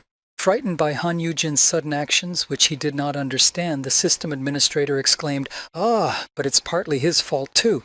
Hearing this excuse from the new system administrator, Han Yujin was surprised. What? What did my brother do? Before he could say it, his brother in the world caught his eye, and they were in the same layer. Looking at the unsuccessful attempts of his younger brother in peace to get out of that prison, Han Yujin called out to them in fright, Yu Hyun, Mir? Why? Looking at the ball he was holding in his hand, Han Yujin heard him explain what had happened to them. I blocked it for a while. They're not allowed to hear our conversation. Jumping up from Han Yujin's hands, the pink ball spun around in flight and said, This place was specially created for you, sweetie. Looking at Han Yu-hung and the fiery-horned lion trapped in the barrier, the new system administrator said in confusion, I won't let them burn him like they did that time. Hearing this explanation from the pink ball, Han Yujin gestured to his brother that he was fine and said to the system administrator, Well then, you took me away without saying a word. Hearing this, the new system administrator, feeling guilty for what he had done, said guiltily, I'm sorry for attacking your brother. It's because he is involved in something we are not allowed to mention. Hearing these words from the pink ball, Han Yujin was very surprised, and then suddenly asked, He said he couldn't tell me about something. Is it about some cultists? Hearing Han Yujin's question, the new administrator replied, I can't talk to you about that. Han Yujin added sharply, Are they very dangerous? Will my brother be okay? Observing this concern for his younger brother, the system administrator said, "Don't worry, there is no way they can harm you or your brother." After saying this, the pink ball also added, "It's against the rules to interfere directly." Hearing this unsatisfactory answer, Yujin, enraged, began to try to break the ball, shouting out menacingly, "But they can break the rules!" After a short time of mocking the ball, Han Yujin suddenly stopped when he heard a strange noise somewhere in the forest and looked in the direction of the noise in confusion. Then the newcomer spoke up. "See, it's dangerous to talk about them." After saying this, the ball also added, "Don't ask any more questions about them." When Yujin heard the strange noise coming from them again, he was alarmed. "What is that?" Seeing that Han Yujin was getting nervous about these strange noises coming from deep in the forest, the system administrator calmed him down by saying, "Don't worry, everything will be fine as long as we're together." As soon as the new guy said that, he immediately added, "Sweetie's safety is also very important to us." Hearing this, Han Yujin breathed a sigh of relief. After telling Han Yujin everything he had to, the pink ball told the boy, "There is not much time left. Do you have any other questions?" Hearing this, Han Yujin suddenly became thoughtful. Thinking about what he still needed to know about the most important things, he went through his mind, "Right, I need to get to the point," and then he decided to ask his question. "I picked up an F-class bird named Squeaky." After saying this, the guy added, "It has a broken state window and it's acting a little strange." Hearing this, the ball said thoughtfully, "A squeaker? Let me see. It doesn't work. Are you sure it is under your influence?" Hearing such a strange question, Han Yujin said in surprise, "What? That's impossible. The code word worked." Hearing these words from Yujin, the administrator said, "That's strange. Bring it with you next time." Hearing this request from the newcomer, Han Yujin was surprised to hear this. "Oh, you're going to help me deal with her?" He replied, "Yes. I'll delete it just for you." Hearing this solution to the problem, Han Yujin threw the ball aside with all his might and said angrily, "Delete it? She's alive!" Turning back to Yujin, the administrator said, What's wrong? You have to get rid of the bugs."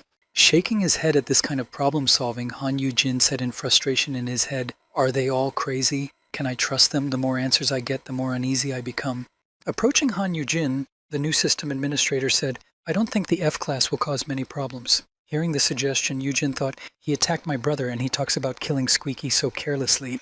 Thinking about this whole situation, Han Yujin put his hand over his face and felt nervous and thought, "This reminds me of a scary story I read in my childhood." The story was about a strange deity who had his own goals for life, but he had no human feelings at all. It always gave people what they wanted, but in a distorted form. Recalling the moment when he defeated the dragon of poisons and the curses of Rauchitas and received the wishing stone that could fulfill anything as a reward for his victory, the system deceived him with this stone. Thinking of this, and of the fact that the system did not want to fulfill the wish he had originally made, therefore, thinking about the fact that the system could still make its own decisions and perhaps use the boy, Han Yujin thought in confusion, "No, it can't be." After thinking about it, Han Yujin asked the administrator, "The reward for the S-class dungeon I know is different from the one in my past life, although, unlike in his past life, the guy was satisfied with the outcome of his life, everything had changed for the better." Then he added, "Does it happen sometimes, or is it somehow connected with the fact of my regression?" Hearing this question from Han Yujin, the system administrator decided to clarify some things before giving an answer, saying, "Was the reward a one-time item? Then it's most likely that the changes occurred because it was already used." Hearing this answer, Han Yujin was surprised and said, "But I turned back the clock. That's why it wasn't used." Hearing this question, the system administrator replied, "No, no." Hearing Han Yujin's strange question, the system administrator said to him in surprise, "Ah, sweetie, so you don't know." Jumping up and down in front of Han Yujin, the new guy spoke to him. "Just because you went back in time doesn't mean that all the previous events didn't happen." Hearing this response from the system administrator, Han Yujin, not understanding what he meant, exclaimed in confusion, "What?" Creating a mirage behind him to explain the world's workings in more detail, the new guy spoke to him. "Here we go. Let's take data overwriting, for example." Having created 2 vases in this mirage, one with liquid in it and the other empty, the administrator spoke and began to pour the liquid from one into the other. "The world in 5 years from which you came has not disappeared. It has just been rewritten."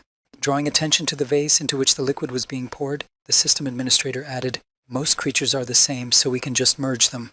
After removing this mirage and creating another, the system administrator said, "So as you are a regressor, you have overwritten the information about the time 5 years from now with the present." After creating images of all the people Han Yujin had come into contact with in the mirage, the system administrator said, "As for the others, their present will overwrite the original future." Showing all the people Han Yujin knew who were very cheerful and upbeat as they went about their lives, the administrator added, they don't realize that they were united. Only someone who is very sensitive can feel something. Having said that, and having transported himself and Han Yujin to another place in the Mirage, somewhere in the city, the administrator continued, that's why, in theory, everyone still has the data of the original future. After saying that, the system administrator finally got to the part where Han Yujin's question was present, saying, apart from the items used, after also explaining what was what, the system administrator also added one horrible piece of news, or dead people. It's impossible to turn back time for them. Looking at Han Yujin, who was kneeling in the donja listening to this explanation, the system administrator said in conclusion, you cannot mix the information of the dead with the living.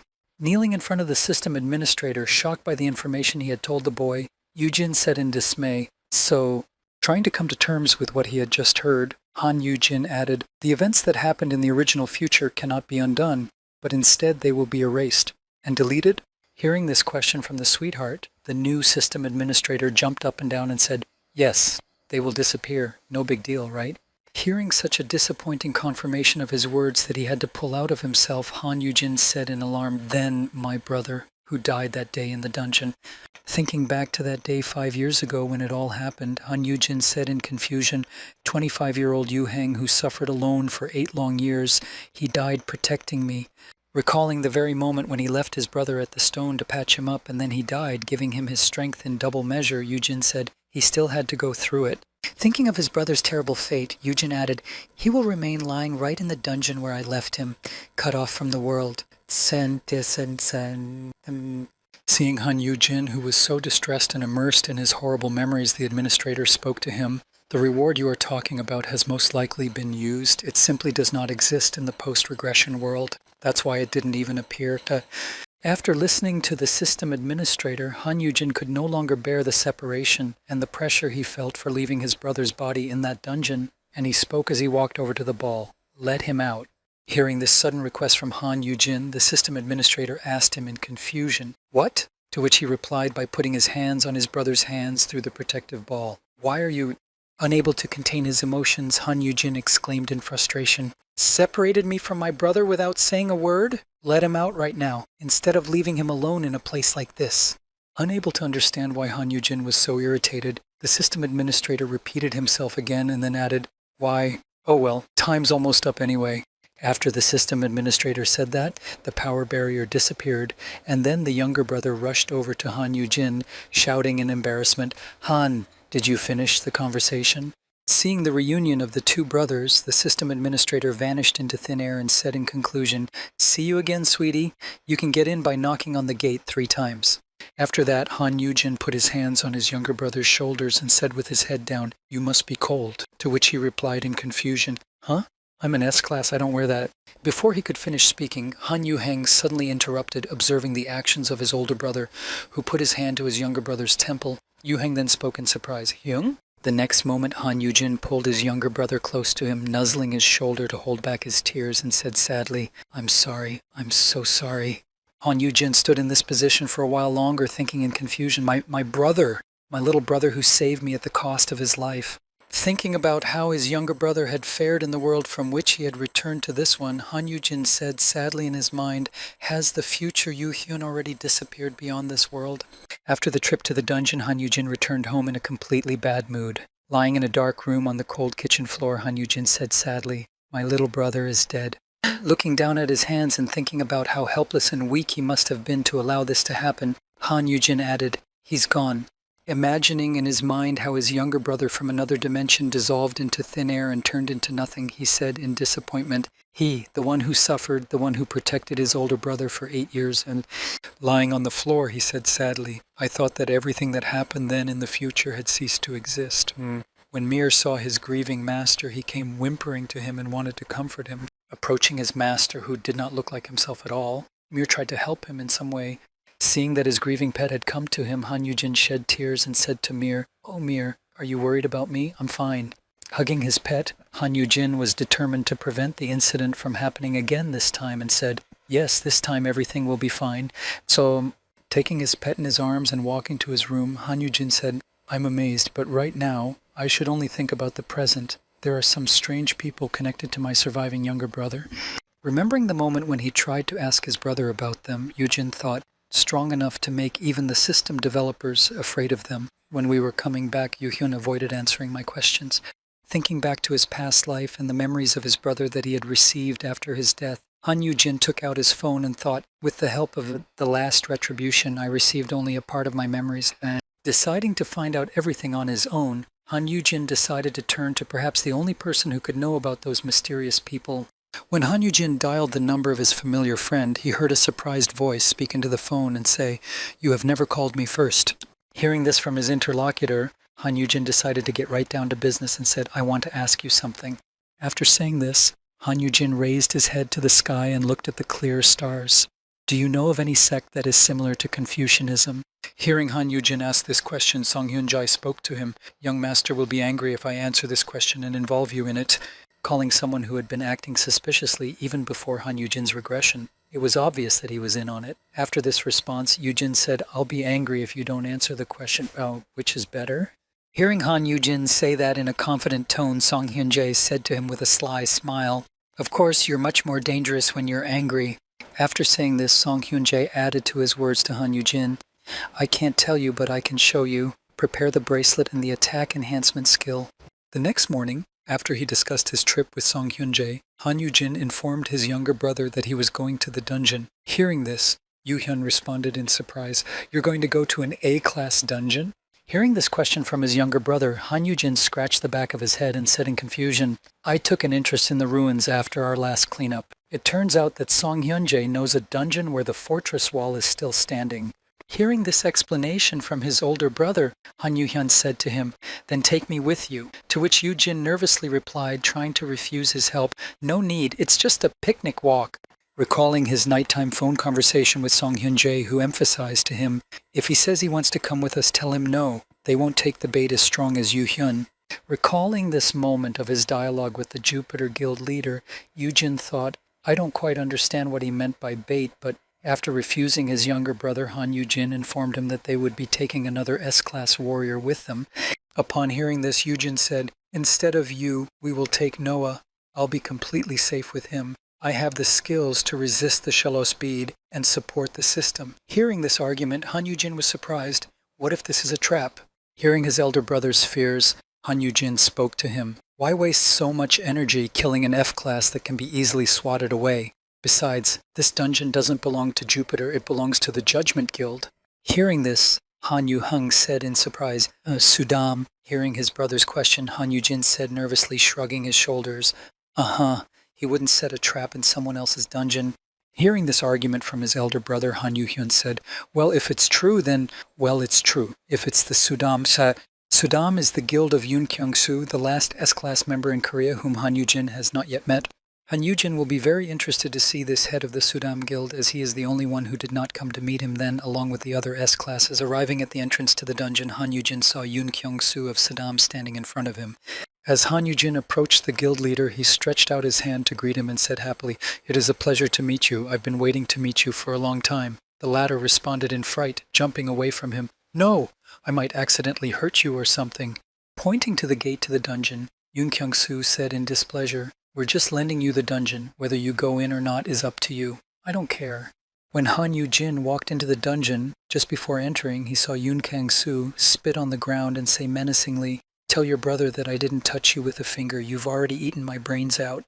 As Han Yujin walked toward the gate to the dungeon, he said in astonishment, "The head of the Sudam Guild doesn't seem to be happy with the abyss." Song Hyun-jae replied, "It's more like he just hates it." Hearing this from the leader of the Jupiter Guild, Han Yujin was surprised. "What? Then why are we going to their dungeon?" To which he replied, "That is exactly why we are going there."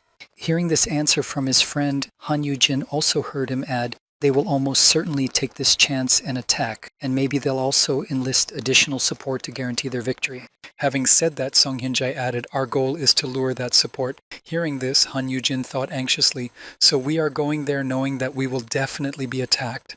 After thinking about this development, Han Yujin decided for himself, "This is dangerous.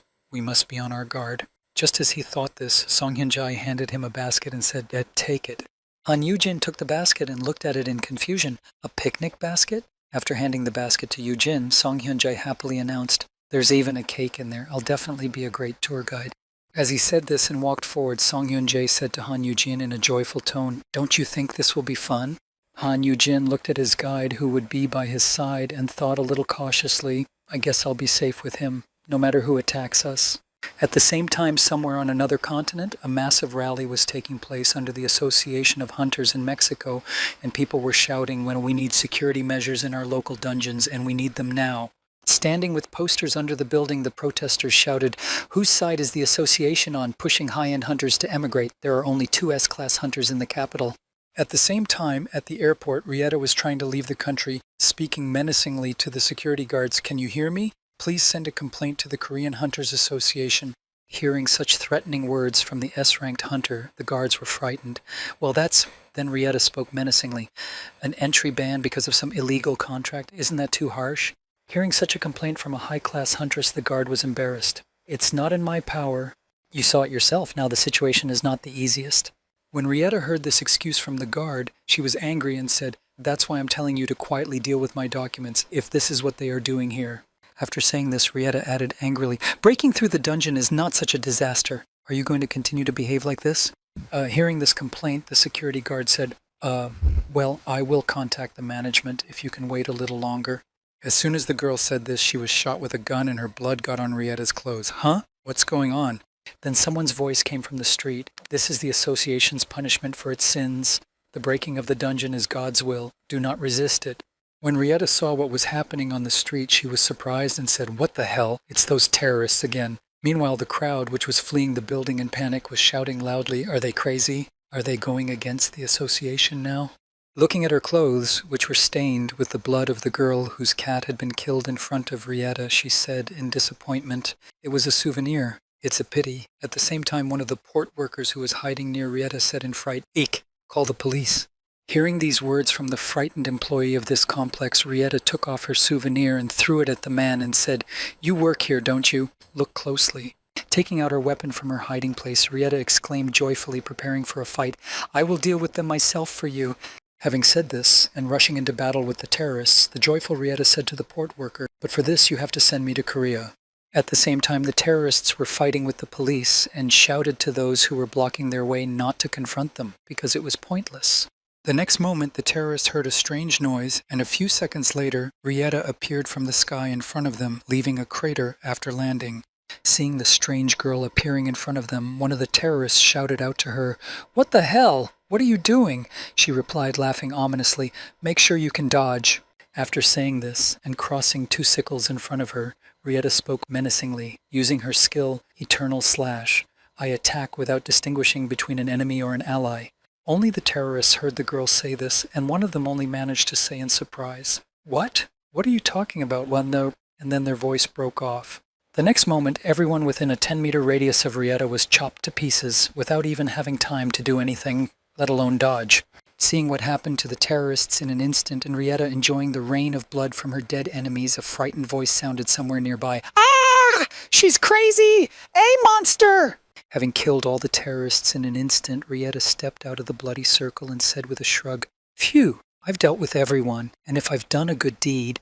As soon as she said this, she heard a strange voice behind her speaking to her, "Rieta."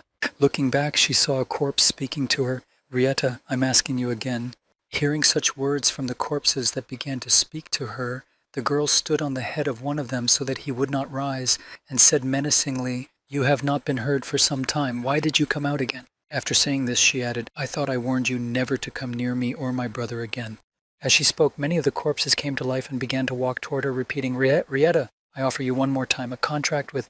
And so many corpses began to rise, and as they walked toward her, they said, "Rieta, contract, Rieta, one more time." Turning her back on them, the girl said happily, "Shut up, I will tear all your mouths open." But suddenly the girl felt heavy in her body and fell to the ground. One of the corpses spoke to her, coming closer and closer. The first of the twins of the dragon of poisons and curses, Diovalshitis. Then the girl, falling to the ground, thought anxiously, "My knees are all alone." Approaching Rieta, the dead man pointed at her with his finger and said in his hoarse voice, "Obey the blood of curses and poisons." After saying this, the dead man also spoke to the girl who was chained to the ground, "Kill Song Hyun-jae of Jupiter and capture brother Han Yoo-hyun." Hearing these words from the dead man, the girl said angrily, "How dare you? Tell me what to do." After this exclamation, the girl cut off the zombie's hands and head. After such antics, the girl finally managed to get up, and exhaling heavily, she said, "Shit, my head hurts."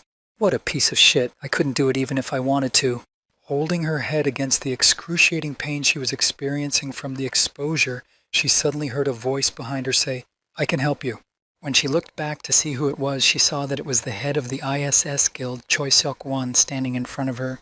As soon as she saw him, he spoke to her. "I have prepared a private plane for us nearby, just as this Walking Dead man told me.